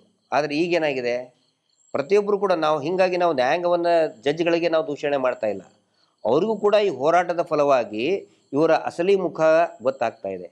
ಪದರು ಪದರವಾಗಿ ಹಾಗೆ ಈರುಳ್ಳಿ ಪದರು ಪದರವಾಗಿ ಬಿಚ್ತಾ ಹೋಗ್ತಾ ಇತ್ತಲ್ಲ, ಹಾಗೆ ಇವರ ಮುಖವಾಡ ಪದರು ಪದರವಾಗಿ ಬಿಚ್ತಾ ಹೋಗ್ತಾ ಇದೆ. ಅದು ಹೋರಾಟದ ಯಶಸ್ಸು, ಹೋರಾಟದ ಪ್ರತಿಫಲ. ಅದಕ್ಕೆ ಪ್ರತಿಯಾಗಿ ನಾನು ನಿಮ್ಗೆ ಹೇಳ್ತೇನೆ, ಮೊನ್ನೆ ಸವದತ್ತಿಯಲ್ಲಿ ಒಂದು ಕೇಸ್ ನೋಡಿದೀವಿ ನಾವು. ಮೊನ್ನೆ ಹೋಗೋಗ ಅಲ್ಲಿ ಲಾಯರ್ ಹೇಳ್ತಾರೆ, ಮಹೇಶ್ ಶೆಟ್ಟರ ಕೇಸ ಅಂತೇಳಿ 30 ಮಂದಿ ನನ್ನ ಕೇಸಿಗೆ ನಾವು ವಕಾಲತ್ ಆಗ್ತೇವೆ ಅಂತೇಳಿ ಸೈನ್ ಮಾಡಿದ್ದಾರೆ. 30 ಜನ ವಕೀಲರು ಸವದತ್ತಿಯಲ್ಲಿ. ಮೊನ್ನೆ ಈಗ ಧಾರವಾಡಕ್ಕೆ 50ಕ್ಕಿಂತ ಹೆಚ್ಚು ವಕೀಲರುಗಳು ಮಹೇಶ್ ಶೆಟ್ಟರ ಕೇಸ, ಇದು ನಮ್ಮ ವಕೀಲರ ಹತ್ರ ಬಂದು ಮಹೇಶ್ ಶೆಟ್ಟರ ಕೇಸ್, ಹೌದು ನಮ್ದೊಂದು ವಕಾಲತ್ ಇರಲಿ ಅಂತೇಳಿ 50 ಜನರ ಮೇಲೆ ಈಗ ಸೈನ್ ಮಾಡ್ತಾ ಇದ್ದಾರೆ. ಈಗ ಶ್ರುತಿ ಬೆಳ್ಳಕ್ಕಿ ಅಂತೇಳಿ ಒಬ್ಬ ಯಂಗ್ ಅಡ್ವೊಕೇಟ್, ನಾವಲ್ಲಿ ಕೋರ್ಟಲ್ಲಿ ನಿಂತಾಗ ಕೆಳಗಡೆ ಟೀ ಕುಡಿಯೋಕೆ ಬಂದಾಗ ಅಡ್ವೊಕೇಟ್ಸ್ ಎಲ್ಲರೂ ಬಂದರು. ನಾನು ಅದನ್ನು ಹೇಳಲೇಬೇಕು. ಇವರು ಯಾಕೆ ಅಲ್ಲಿ ಹಾಕ್ತಾ ಇದ್ರು ಅಂತ ಹೇಳಿದ್ರೆ, ಮಹೇಶ್ ಶೆಟ್ಟರ್ಗೆ ಅಂದರೆ ದೇವಸ್ಥಾನಕ್ಕೆ ಅಪಮಾನ ಮಾಡಿದರು ಅಂಥೇಳಿ ಹಾಕ್ತಾ ಇದ್ರಲ್ಲ. ಮಹೇಶ್ ಶೆಟ್ಟರಿಗೆ ಉತ್ತರ ಕರ್ನಾಟಕ ಏನು ಗೊತ್ತು, ಅಲ್ಲಿ ಯಾರು ವಕೀಲರಿಗೆ ಗೊತ್ತಿರಲ್ಲ, ಏನಿಲ್ಲ ಅಂತ. ಆದರೆ ಏನಾಗಿದೆ, ಅಲ್ಲಿ ಮಹೇಶ್ ಶೆಟ್ಟರು ಹೋಗಿ ನಿಂತ್ಕೊಂಡ್ರೆ ಅವ್ರ ಸುತ್ತಲೂ ಒಂದು 10 ಜನ ಸಮಾಜದ ಬಗ್ಗೆ ಕಾಳಜಿ ಇರುವಂಥ ವಕೀಲರು ಸುತ್ತುವರಿತಾರೆ, ಫೋಟೋ ತೆಗೆಸ್ಕೊಳ್ತಾರೆ, ನಾವು ನಿಮ್ಮ ಜೊತೆಗಿದ್ದೇವೆ. ಈ ಜಿಲ್ಲೆಯ, ಈ ತಾಲೂಕಿನ ನ್ಯಾಯವಾದಿಗಳು ಈ ಹೋರಾಟದ ಜೊತೆಗಿದ್ದಾರೆ ಅನ್ನೋ ಅವರ ಒಂದು ಏನು ಕಾನ್ಫಿಡೆನ್ಸ್, ಒಂದು ಆತ್ಮವಿಶ್ವಾಸವನ್ನು ಈ ಹೋರಾಟಕ್ಕೆ ಕೊಡ್ತಾ ಇದ್ದಾರೆ. ಇದು ಈ ವೀರೇಂದ್ರ ಹೆಗಡೆ ನಾಟಕ ಕಂಪನಿಗೆ ಗೊತ್ತಿರಬೇಕು. ತುಮಕೂರು ಶಿರಾದಲ್ಲಿ ನಾವು ಅವರಿಗೆ ಅಭಿನಂದನೆಯನ್ನು ಸಲ್ಲಿಸ್ತೀವಿ. ಅವೆಲ್ಲ ನ್ಯಾಯವಾದಿಗಳಿಗೆ, ವಿಶೇಷವಾಗಿ ಹಿರಿಯ ವಕೀಲರು ಇರ್ಬೋದು, ಕಿರಿಯ ವಕೀಲರು ಇರ್ಬೋದು, ನಾವು ಈ ಹೋರಾಟದ ಜೊತೆಗಿದ್ದೇವೆ, ನಾವು ವಕಾಲತ್ತಿಗೆ ಸೈನ್ ಮಾಡ್ತೀವಿ ಅಂತೇಳಿ ಸವದತ್ತಿಯಲ್ಲಿ 30 ಜನ, ಧಾರವಾಡದಲ್ಲಿ 50ಕ್ಕಿಂತ ಹೆಚ್ಚು ಜನ ನಾವು ಸೈನ್ ಹಾಕ್ತೀವಿ. ಯಾಕಂದರೆ ನಮ್ಮದು ಯಾಕಂದರೆ ನೋಡಿ, ಈ ದೇಶದಲ್ಲಿ ಅನೇಕ ಹೋರಾಟಗಳು ಚಾಲ್ತಿಯಲ್ಲಿ ಬಂದಿದ್ದು, ಯಶಸ್ಸು ಕಂಡಿದ್ದು ಈ ನ್ಯಾಯವಾದಿಗಳ ಒಂದು ಸಹಕಾರದಿಂದ. ಮಹಾತ್ಮ ಗಾಂಧೀಜಿ ಏನಿದ್ರು, ಈ was an advocate. Vallabhbhai Patel ಏನಿದ್ರು, ಈ was an advocate. Jawaharlal Nehru ಏನಿದ್ರು, ಅಡ್ವೊಕೇಟ್. ಅನೇಕ ಹೋರಾಟಗಳು, ಅಷ್ಟೇ ಅಲ್ಲ, ರೈತ ಹೋರಾಟಗಳು, ರೈತ ಹೋರಾಟಗಾರರು, ದಲಿತ ಹೋರಾಟಗಾರರು ಎಲ್ಲರೂ ಕೂಡ ಏನಿದ್ದು, ಅಡ್ವೊಕೇಟ್ ಇದ್ದಿದ್ದು. ಇವತ್ತು ಎಲ್ಲೆಲ್ಲಿ ಉತ್ತರ ಕರ್ನಾಟಕದಲ್ಲಿರ್ಬೋದು ಅಥವಾ ಇಲ್ಲಿ ತುಮಕೂರು ಇರ್ಬೋದು, ಅಲ್ಲಿ ಅಡ್ವೊಕೇಟ್ಗಳು ಬಂದು ನಾವು ಈ ಹೋರಾಟದ ಪರವಾಗಿ ಮಹೇಶ್ ಶೆಟ್ಟರ್ ಕೇಸಿನ ಜೊತೆಗೆ ನಾವಿದ್ದೇವೆ, ನಾವು ವಾದ ಮಾಡ್ತೇವೆ ಅಂತೇಳಿ ಬರ್ತಾ ಇದ್ದಾರೆ. ಈಗ ಆ ಕಾಲ ಹೋಯ್ತು, 12 ವರ್ಷದ ಹಿಂದೆ ಹೋಯ್ತದು, ಹೊಸ ಯುಗ ಪ್ರಾರಂಭ ಆಗಿದೆ ಈಗ. ಅಲ್ಲ, ಸಮಾಜದಲ್ಲಿ ಏನಂತ ಇವರು ಏನಂತ ತಿಳ್ಕೊಂಡಿದ್ದಾರೆ, ನಮ್ಮನ್ನು ಕೆರಳಿಸಿ ನಾವು ಇಷ್ಟ ತನಕ ಕಾನೂನಿನ ಬಗ್ಗೆ ನಂಬಿಕೆ ಇಟ್ಟೆ ಹೋರಾಟ ಮಾಡ್ಕೊಂಡು ಬಂದವ್ರು, ನಾವೇನು ನಕ್ಸಲೇಟ್ಗಳಲ್ಲ, ಏನೂ ಅಲ್ಲ. ಈ ದೇಶದ ಒಂದು ಸಮಾಜದ ಮಧ್ಯದಲ್ಲಿ ನಿಂತ್ಕೊಂಡು ಹೋರಾಟ ಮಾಡುವವರು, ನ್ಯಾಯ ಬೇಕು ಅಂತೇಳಿ ಜನರ ಮಧ್ಯದಲ್ಲಿ ನಿಂತ್ಕೊಂಡು ಎಲ್ಲೋ ಕೂತ್ಕೊಂಡು ಹೋರಾಟ ಮಾಡುವವರಲ್ಲ ನಾವು. ಆದರೂ ಕೂಡ ನಮ್ಮ ಬಗ್ಗೆ ನೋಡಿ, ನಂಬಿಕೆ ಇದ್ದದ್ರಿಂದ ಅವರನ್ನು ಯಾವ ಒಂದು ಕಾನ್ಸ್ಟಿಟ್ಯೂನ್ಸಿ ಮೇಲೆ ನಂಬಿಕೆ ಇದೆ, ಯಾವ ಇದರ ಮೇಲೆ, ಕಾನೂನಿನ ಮೇಲೆ ನಮಗೆ ನಂಬಿಕೆ ಇತ್ತು, ಅದನ್ನೇ ಪ್ರತಿಪಾದನೆ ಮಾಡಿ 12 ವರ್ಷದಿಂದ ಕಾಯ್ತಾ ಇದ್ದೇವೆ. ನಾವೇನೆಲ್ಲಿ ಪೆಟ್ಟು ಮಾಡಲಿಕ್ಕೆ, ಕಲ್ಲು ಹೊಡಿಲಿಕ್ಕೆ, ಏನು ಮಾಡಲಿಕ್ಕೆ ಹೋಗಲಿಲ್ಲ. ನ್ಯಾಯಯುತವಾಗಿ ನ್ಯಾಯ ಸಿಗಬೇಕು. ಹಾಗಾದ್ರೆ ನಮ್ಮನ್ನು ಎಲ್ಲಿ ಸಿಕ್ಕಿಸಬೇಕು, ಇಲ್ಲೇ ಸಿಕ್ಕಿಸಿ ಹಾಕಬೇಕು. ನ್ಯಾಯದ ವಿರುದ್ಧ ಇದ್ದಾನೆ ಅಂತೇಳಿ ಸುಳ್ಳು ಕೇಸನ್ನು ಮಾಡಿಸಿದ್ರು. ಇವನು ನ್ಯಾಯದ ವಿರುದ್ಧ ಇದ್ದಾನೆ. ಇವತ್ತು ಏನಾಗಿದೆ ಅಂತ ಹೇಳಿದ್ರೆ, ಆ ನ್ಯಾಯ ದೇವತೆ ಓದಲ್ಲಿ 30, 50, 70 ವಕೀಲರನ್ನು ಜೋಡಿಸಿ ನಮ್ಮ ಕೈಗೆ ಕೊಡ್ತಾ ಇದ್ದಾರೆ. ಇದು ಶಕ್ತಿ ಅಲ್ವಾ ಸರ್? ಸೌಜನ್ಯ ಶಕ್ತಿ, ಮತ್ತೆ ಅಣ್ಣಪ್ಪ ಸ್ವಾಮಿಯ ಶಕ್ತಿ. ಇದು ಸತ್ಯದ ಹೋರಾಟ ಇದು. ಅದಕ್ಕೋಸ್ಕರ ಮುಂದಿನ ದಿನಗಳಲ್ಲಿ ನಾವು ಹೇಳುವಂಥದ್ದು, ನೀವು ಹೇಳಿದಾಗೆ ದೇವಸ್ಥಾನ, ವಕ್ಫು ಏನೇ ಇರಲಿ, ಏನು ಸಮಾಜದ ವಿರುದ್ಧ ಯಾರು ಕೆಲಸ ಮಾಡಿ, ಯಾವನೇ ಮಾಡಲಿ, ಈ ದೇಶದ ಪ್ರಧಾನಿ ಮಾಡಿದ್ರು ಕೂಡ ಪ್ರಶ್ನೆ ಮಾಡ್ತೇವೆ ನಾವು. ಏನು ಹೇಳ್ತೀರಿ ಸರ್? ನಾವು ಯಾರ ಆಸ್ತಿ ಅಲ್ಲ, ಪ್ರತಿಯೊಬ್ಬರು ನಾವು ಈ ಸನಾತನ ಹಿಂದೂ ಧರ್ಮದ ಆಸ್ತಿಗಳು ನಾವು. ಆ ದೃಷ್ಟಿಯಿಂದ ನಮಗೆ ಯಾರ ಮೇಲೆ ದ್ವೇಷ ಇಲ್ಲ, ಯಾರು ಸನಾತನ ಹಿಂದೂ ಧರ್ಮವನ್ನು ಅವಹೇಳನ ಮಾಡ್ತಾನೆ ಅವನ ವಿರುದ್ಧ ನಾವು ಇದ್ದೇ ಇದ್ದೇವೆ. ಸರ್, ಇಲ್ಲಿ ನಾನು ನೋಡಿದ್ದು ಕೊನೆಯದಾಗಿ ಒಂದು ಅಬ್ಸರ್ವ್ ಮಾಡಿದ್ದು, ನಾವು ಮಂಗಳೂರು ಈ ಕರಾವಳಿ ಅಂತ ಹೇಳಿದ್ರೆ ಮುಂಚಿನ ನಾವು ಅಂದ್ಕೊಂಡಿದ್ದು ಹಿಂದೂ ಪ್ರತಿಭಟನೆ ಮಾಡುವಂಥ ಭದ್ರಕೋಟೆ, ಹಿಂದುತ್ವದ ಭದ್ರಕೋಟೆ ಅಂಥೇಳಿ. ಆದರೆ ಇಲ್ಲಿ ಬಂದ ಮೇಲೆ ನಾನು ಅಬ್ಸರ್ವ್ ಮಾಡಿದ್ದು, ನಾನು ಇದ್ರದ್ದು ಈ ಧರ್ಮದ ಎಕ್ಸ್ಪರ್ಟ್ ಅಲ್ಲ, ನಾನು ತಮ್ಮ ಹಾಗೆ ನಾನು ಧರ್ಮದ ಇದು ನನ್ನ ವಿಷಯ ಅಲ್ಲ. ಆದರೆ ನಾನು ನೋಡಿದ್ದೇನಂತ ಹೇಳಿದರೆ, ಇಲ್ಲಿ ಈಗ ಅತ್ಯಾಚಾರದ ವಿಷಯ ಬಂದಾಗ ಅವನು ಮುಸ್ಲಿಮ್ನಾಗಿದ್ದರೆ ಜೋರಾಗಿ ಮಾತಾಡ್ತಾರೆ. ಹಾಗೆ ಭಾಷಣ ಮಾಡಬೇಕಾದ್ರೆ ನೆಕ್ಸ್ಟ್ ಡೇನೇ ಆ ಭಾಷಣಕಾರ ಆ ಲೀಡರ್ ಪಕ್ಕದವನ್ನೇ ಹಿಡ್ಕೊಂಡು ಹೋಗ್ತಾರೆ. ಅವನು ಹಿಂದೂ ಆಗಿರ್ತಾನೆ, ಹೇ ಹಿಂದೂ ಅಂತ ಗೊತ್ತಾದ ಕೂಡ ಪ್ರತಿಭಟನೆ ಮಾಡೋದೇ ನಿಲ್ಲಿಸ್ಬಿಡ್ತಾರೆ. ಹಾಗಿದ್ರೆ ಅದು ಹಿಂದುತ್ವನ? ಆನಂತರ ಈ ಗೋ ಸಾಗಾಣಿಕೆ ಮಾಡೋದ್ರಲ್ಲಿ ಅಕಸ್ಮಾತಾಗಿ ಗಟ್ಟಿಯಾಗಿ ನಿಂತ್ಕೊಂಡ್ರೆ ಇಲ್ಲಿ ಅಕ್ರಮ ಗೋ ಸಾಗಾಣಿಕೆನೇ ಆಗುದಿಲ್ಲ. ನನಗೆ ಗೊತ್ತಿದೆ, ನಾನು ಡಿಪಾರ್ಟ್ಮೆಂಟ್ನಲ್ಲಿ ಇದ್ದವನು. ಅದಾದ್ಮೇಲೇನು ಕೂಡ ಸಂಘಟನೆಯ ಪರವಾಗಿ ಹೋರಾಟ ಮಾಡಿದವನು. ಒಳಗಡೆ ವಿಷಯ ಏನಂತ ಹೇಳಿದ್ರೆ, ಇವತ್ತಿಗೂ ಕೂಡ ಕೇರಳಕ್ಕೆ ಗೋವಾಕ್ಕೆ ಅಕ್ರಮವಾಗಿ ಗೋ ಸಾಗಾಣಿಕೆ ಆಗ್ತಾನೆ ಇದೆ. ಇದರಲ್ಲಿ ಸಂಘಟನೆಯ ಪ್ರಮುಖರು ಇದ್ದಾರೆ ಸರ್, ಪ್ರಮುಖರು ಇದ್ದಾರೆ. ಎಷ್ಟೋ ಸಲ ನಾವು ಹಿಡಿದು ಕೊಟ್ಟಾಯ್ತು, ಆದ್ರೂ ಅವರನ್ನು ಬಚಾವ್ ಮಾಡ್ತಾರೆ. ಇಲ್ಲಿ ಏನು ಗೊತ್ತಾ, ಬರೇ ಓಟು ಸರ್. ಇಲ್ಲಿ ಧರ್ಮ ಗಿರ್ಮ ಏನು ಕರ್ಮನೂ ಇಲ್ಲ, ಇದು ಪರಶುರಾಮನ ಸೃಷ್ಟಿ ಅಂತ ಹೇಳ್ತಾರೆ. ಪರಶುರಾಮನ ನಕಲಿ ಮೂರ್ತಿ ಸೃಷ್ಟಿ ಮಾಡಿದ್ರ ಬಗ್ಗೆ ಮಾತಾಡಲ್ಲ. ನೋಡ್ರಿ ಇಲ್ಲಿ ಯಾರು ನೋಡಿ, ಕೆತ್ತಿದವನು ಹೋಗ್ಲಿ, ಕೆತ್ತಿಸಿದವ ಎಲ್ಲಿದ್ದಾನೆ? ಅಲ್ಲ, ಆ ಕೆತ್ತಿಸಿದ ಪಾಪಿ ಇದ್ದಾನಲ್ಲ, ಕೆತ್ತಿಸಿದವ ಯಾರು ಹೇಳಿ ನೀವು? ಕೆತ್ತಿಸಿದವ ಯಾರು? ಈಗ ನೋಡಿ, ಒಂದು ಪರಶುರಾಮನ ಸೃಷ್ಟಿ, ಆನಂತರ ಪರಶುರಾಮರ ನಕಲಿ ಮೂರ್ತಿ ಸೃಷ್ಟಿ. ಇಲ್ಲಿ 2 ಸೃಷ್ಟಿಗಳಿದೆಪ್ಪ. 2 ಸೃಷ್ಟಿಗಳ ಬಗ್ಗೆ ಚರ್ಚೆ ಆಗ್ತದೆ. ಒಂದು ಪರಶುರಾಮರ ಸೃಷ್ಟಿ, ಖಂಡಿತ ನಾವು ಕೂಡ ಆರಾಧಕರು. ಪರಶುರಾಮನ ಸೃಷ್ಟಿ, ರಾಮ ಹೌದು, ದೇವರು. ಪರಶುರಾಮರ ಸೃಷ್ಟಿ, ಆನಂತರ ಪರಶುರಾಮರ ನಕಲಿ ಮೂರ್ತಿ ಸೃಷ್ಟಿ ಬಗ್ಗೆ, ಅದ್ರ ಬಗ್ಗೆ ಧ್ವನಿ ಎತ್ತಬೇಕು ತಾನೆ? ಯಾರು ಎತ್ತಬೇಕು? ಆರಾಧ್ಯ ದೈವ ಪರಶುರಾಮ ಅಂತ ಹೇಳಿದ್ರೆ ಸಣ್ಣ ಇದನ್ನಲ್ಲ, ದೊಡ್ಡ ತಪಸ್ವಿ ಸ್ವಾಮಿ.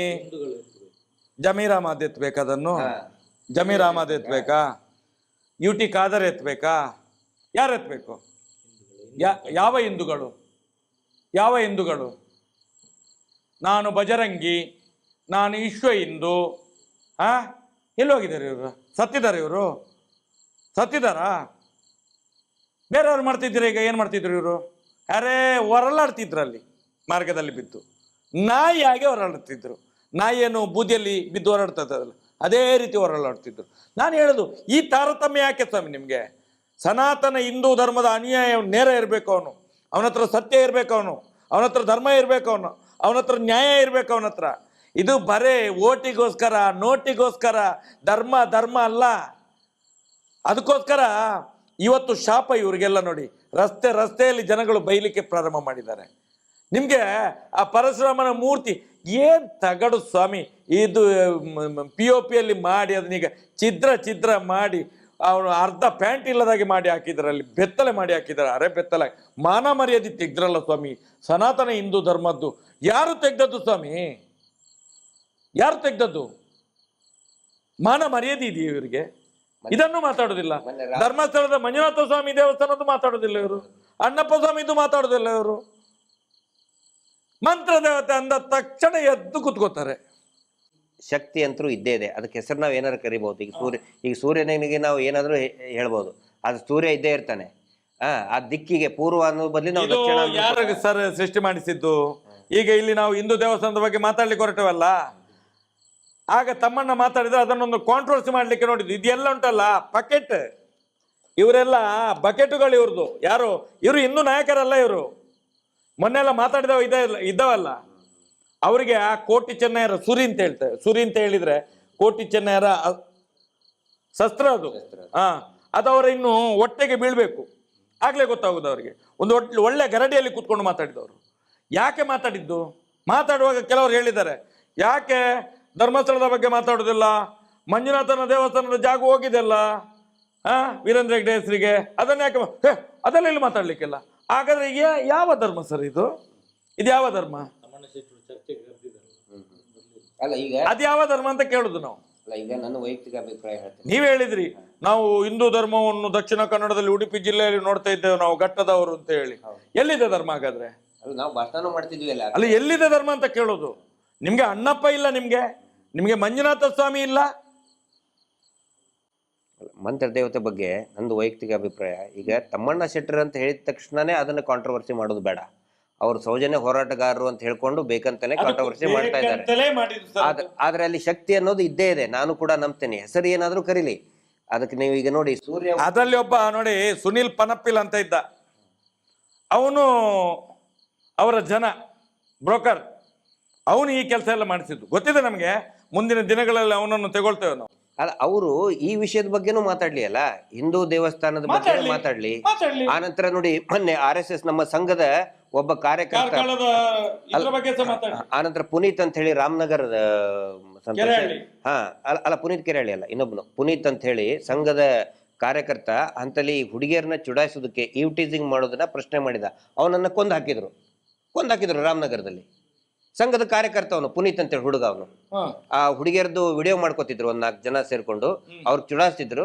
ನೀವು ಹಿಂಗ್ ವಿಡಿಯೋ ಮಾಡ್ಕೋಬಾರ್ದು ಅಂತ ಹೇಳಿದಕ್ಕೆ ಅವ್ನು ಹೊಡೆಸಾಯಿಸಿದ್ರು. ಸಂಘದ ಕಾರ್ಯಕರ್ತ ಒಬ್ಬರಾದ್ರೂ ಧ್ವನಿ ಎತ್ತಬೇಕು. ಯಾಕಂದ್ರೆ ಸಾಯಿಸಿದವರು ಹಿಂದೂಗಳೇ, ಒಬ್ರು ಧ್ವನಿ ಎತ್ತಲಿಲ್ಲ ಅಂದ್ರೆ ನಾನು ಕೇಳೋದಿಲ್ಲಿ. ನೋಡಿ ಸರ್, ಮುಸ್ಲಿಮರು ಭಯೋತ್ಪಾದನೆಗೆ ಇಳಿದಾಗ ವಿರೋಧ ಮಾಡಬೇಕು, ಮಾಡ್ತೀವಿ ನಾವು. ಲವ್ ಜಿಹಾದ್ ಹಿಂದೂ ಹೆಣ್ಮಕ್ಳನ್ನ ಓಡಿಸ್ಕೊಂಡು ಹೋದ್ರೆ ವಿರೋಧ ಮಾಡೋರೇ ನಾವು. ದೇಶ ವಿರೋಧ ಚಟುವಟಿಕೆ ಮಾಡಿದ್ರೆ ವಿರೋಧ ಮಾಡೋರೇ ನಾವು. ಪ್ರತಿಯೊಬ್ರು ಮಾಡಲೇಬೇಕು, ಹಕ್ಕು ನಮ್ದು.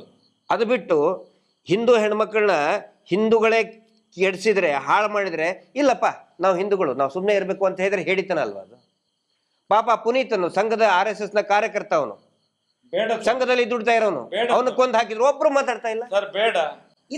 ಈಗ ಉದಾಹರಣೆಗೆ ಸೌಜನ್ಯಳನ್ನು ಧರ್ಮಸ್ಥಳದಲ್ಲಿ ಒಬ್ಬ ಮುಸ್ಲಿಂ ಯುವಕ ಏನಾದ್ರು ಮಾಡ್ತಿದ್ರೆ ಏನಾಗ್ತಿತ್ತು? ಈಗ ಏನಾಗ್ತಿತ್ತು? ಅವಾಗ್ಲೇನೆ ಜೋರಾಗಿ ಬೆಂಕಿ ಬೀಳ್ತಿತ್ತಲ್ಲ, ಸತ್ತಿದ್ರೆ ಇವರೆಲ್ಲ.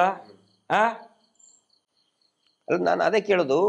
ಒಬ್ಬ ಈಗ ಮುಸ್ಲಿಂ ಲೀಡರ್ಗೂ ನಾನು ಕೇಳ್ತಾ ಇದ್ದೀನಿ, ಒಂದು ವೇಳೆ ಮುಸ್ಲಿಂ ಯುವತಿಯನ್ನ, ಮುಸ್ಲಿಂ ಮಹಿಳೆಯನ್ನ ಮುಸ್ಲಿಂ ಅತ್ಯಾಚಾರ ಮಾಡಿದ್ರೆ ಅದು ಲೈಸೆನ್ಸ್. ಅದು ಹಿಂದೂಗಳ ಹೆಣ್ಮಕ್ಳಿಗೆ, ಹಿಂದೂಗಳ ಅಥವಾ ಆಗಲಿ ಜೈನರಾಗ್ಲಿ ಮಾಡಿದ್ರೆ ಅದು ಲೈಸೆನ್ಸ್, ಅದು ಆಯ್ತು ಮಾಡಬಹುದು ಅಂತ ಇವ್ರು ಲೈಸೆನ್ಸ್ ಕೊಡ್ತಾರ? ಇದು ಲೈಸೆನ್ಸ್ ಕೊಟ್ಟಾಗಿ ಹೆಣ್ಮಕ್ಳು ಯಾವುದೇ ಧರ್ಮದವರು ಇರ್ಲಿ ಸರ್. ನಾನು ಇದು ಜಮ್ಮು ಕಾಶ್ಮೀರದಲ್ಲಿ ಅತ್ಯಾಚಾರ ಅನ್ನುವಂಥದ್ದು ಸಮಾಜದ ಕಳಂಕ. ಅದಾಗ್ಲೇಬಾರ್ದು.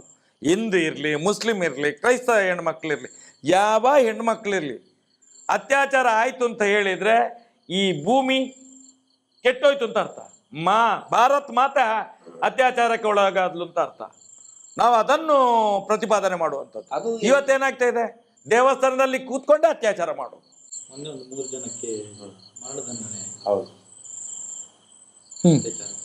ಹೌದಾ? ಅದು ಹೇಗೆ ಆಯ್ತು? ಇಲ್ಲಿ ಅವರಲ್ಲ, ಅವರು ಹರಿಯಾಣ ಆ ಕಡೆ ಎಲ್ಲಿ ಅವ್ರಿಗೆ ಇಲ್ಲಿ ಯಾರು ಸಿಗ್ಲಿಲ್ಲ ಇವರನ್ನು ಬಚಾವ್ ಮಾಡ್ಲಿಕ್ಕೆ.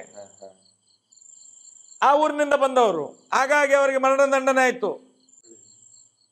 ಗುಂಡು ಹೊಡೆದುಕೊಳ್ಬೇಕಾಗಿತ್ತು ಅವ್ರನ್ನ. ನೋಡಿ ಇದರಲ್ಲಿ ಇವ್ರಿಗೆ ಮರಣದಂಡೆ ಅಲ್ಲ, ಗಲ್ಲಿಗೇರಿಸ್ಬೇಕು ಅವ್ರನ್ನ. ಮತ್ತೆ ಪ್ರತಿಯೊಬ್ಬರನ್ನು ಕೂಡ ಗಲ್ಲಿಗೇರಿಸ್ಬೇಕು, ತಕ್ಷಣಕ್ಕೆ ಗಲ್ಲಿಗೇರಿಸ್ಬೇಕು. ನೋಡಿ ಪಾಠ ಹೇಗೆ ಆಗುದು? ತಪ್ಪು ಆದಾಗ್ಲೇ ಅಂತ ಬರೆಯುವಾಗ ಅದು ಕೆಟ್ಟೋಯ್ತು ಅಂತ ಹೇಳಿ ಆಗ್ಲೇ ಬಡಿಬೇಕಲ್ಲ. ಇದು ಏನಿಲ್ಲ, ಬರ್ದು ಅವನು 10ನೇ ಕ್ಲಾಸ್ ಹೋದ ಮೇಲೆ ಹಾಗೇ ಬರಿತಾ ಇರ್ತಾನೆ, ನೋಡ್ತಾನೆ ಇರೋದು, ತಿದ್ದಲಿಕ್ಕೆ ಇಲ್ಲ. ಇದೇನಾಗಿದೆ ಅಂತ ಹೇಳಿದ್ರೆ ಅತ್ಯಾಚಾರ ಮಾಡ್ತಾನೆ ಇರೋದು, ಇಲ್ಲಿ ಸೆಟ್ಟಿಂಗ್ ನಡೀತಲೇ ಇರೋದು, ಎಲ್ಲ ಕಡೆಯಲ್ಲೂ ಕೇಸು FIR ಆಗ್ಲಿಕ್ಕಿಲ್ಲ.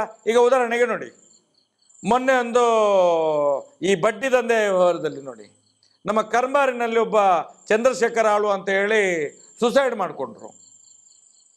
ಅದರಲ್ಲಿ ಅಲ್ಲಿಯ SP ಅಂತ ಹೇಳಿದ್ರೆ ಸೇವಾ ಪ್ರತಿನಿಧಿ,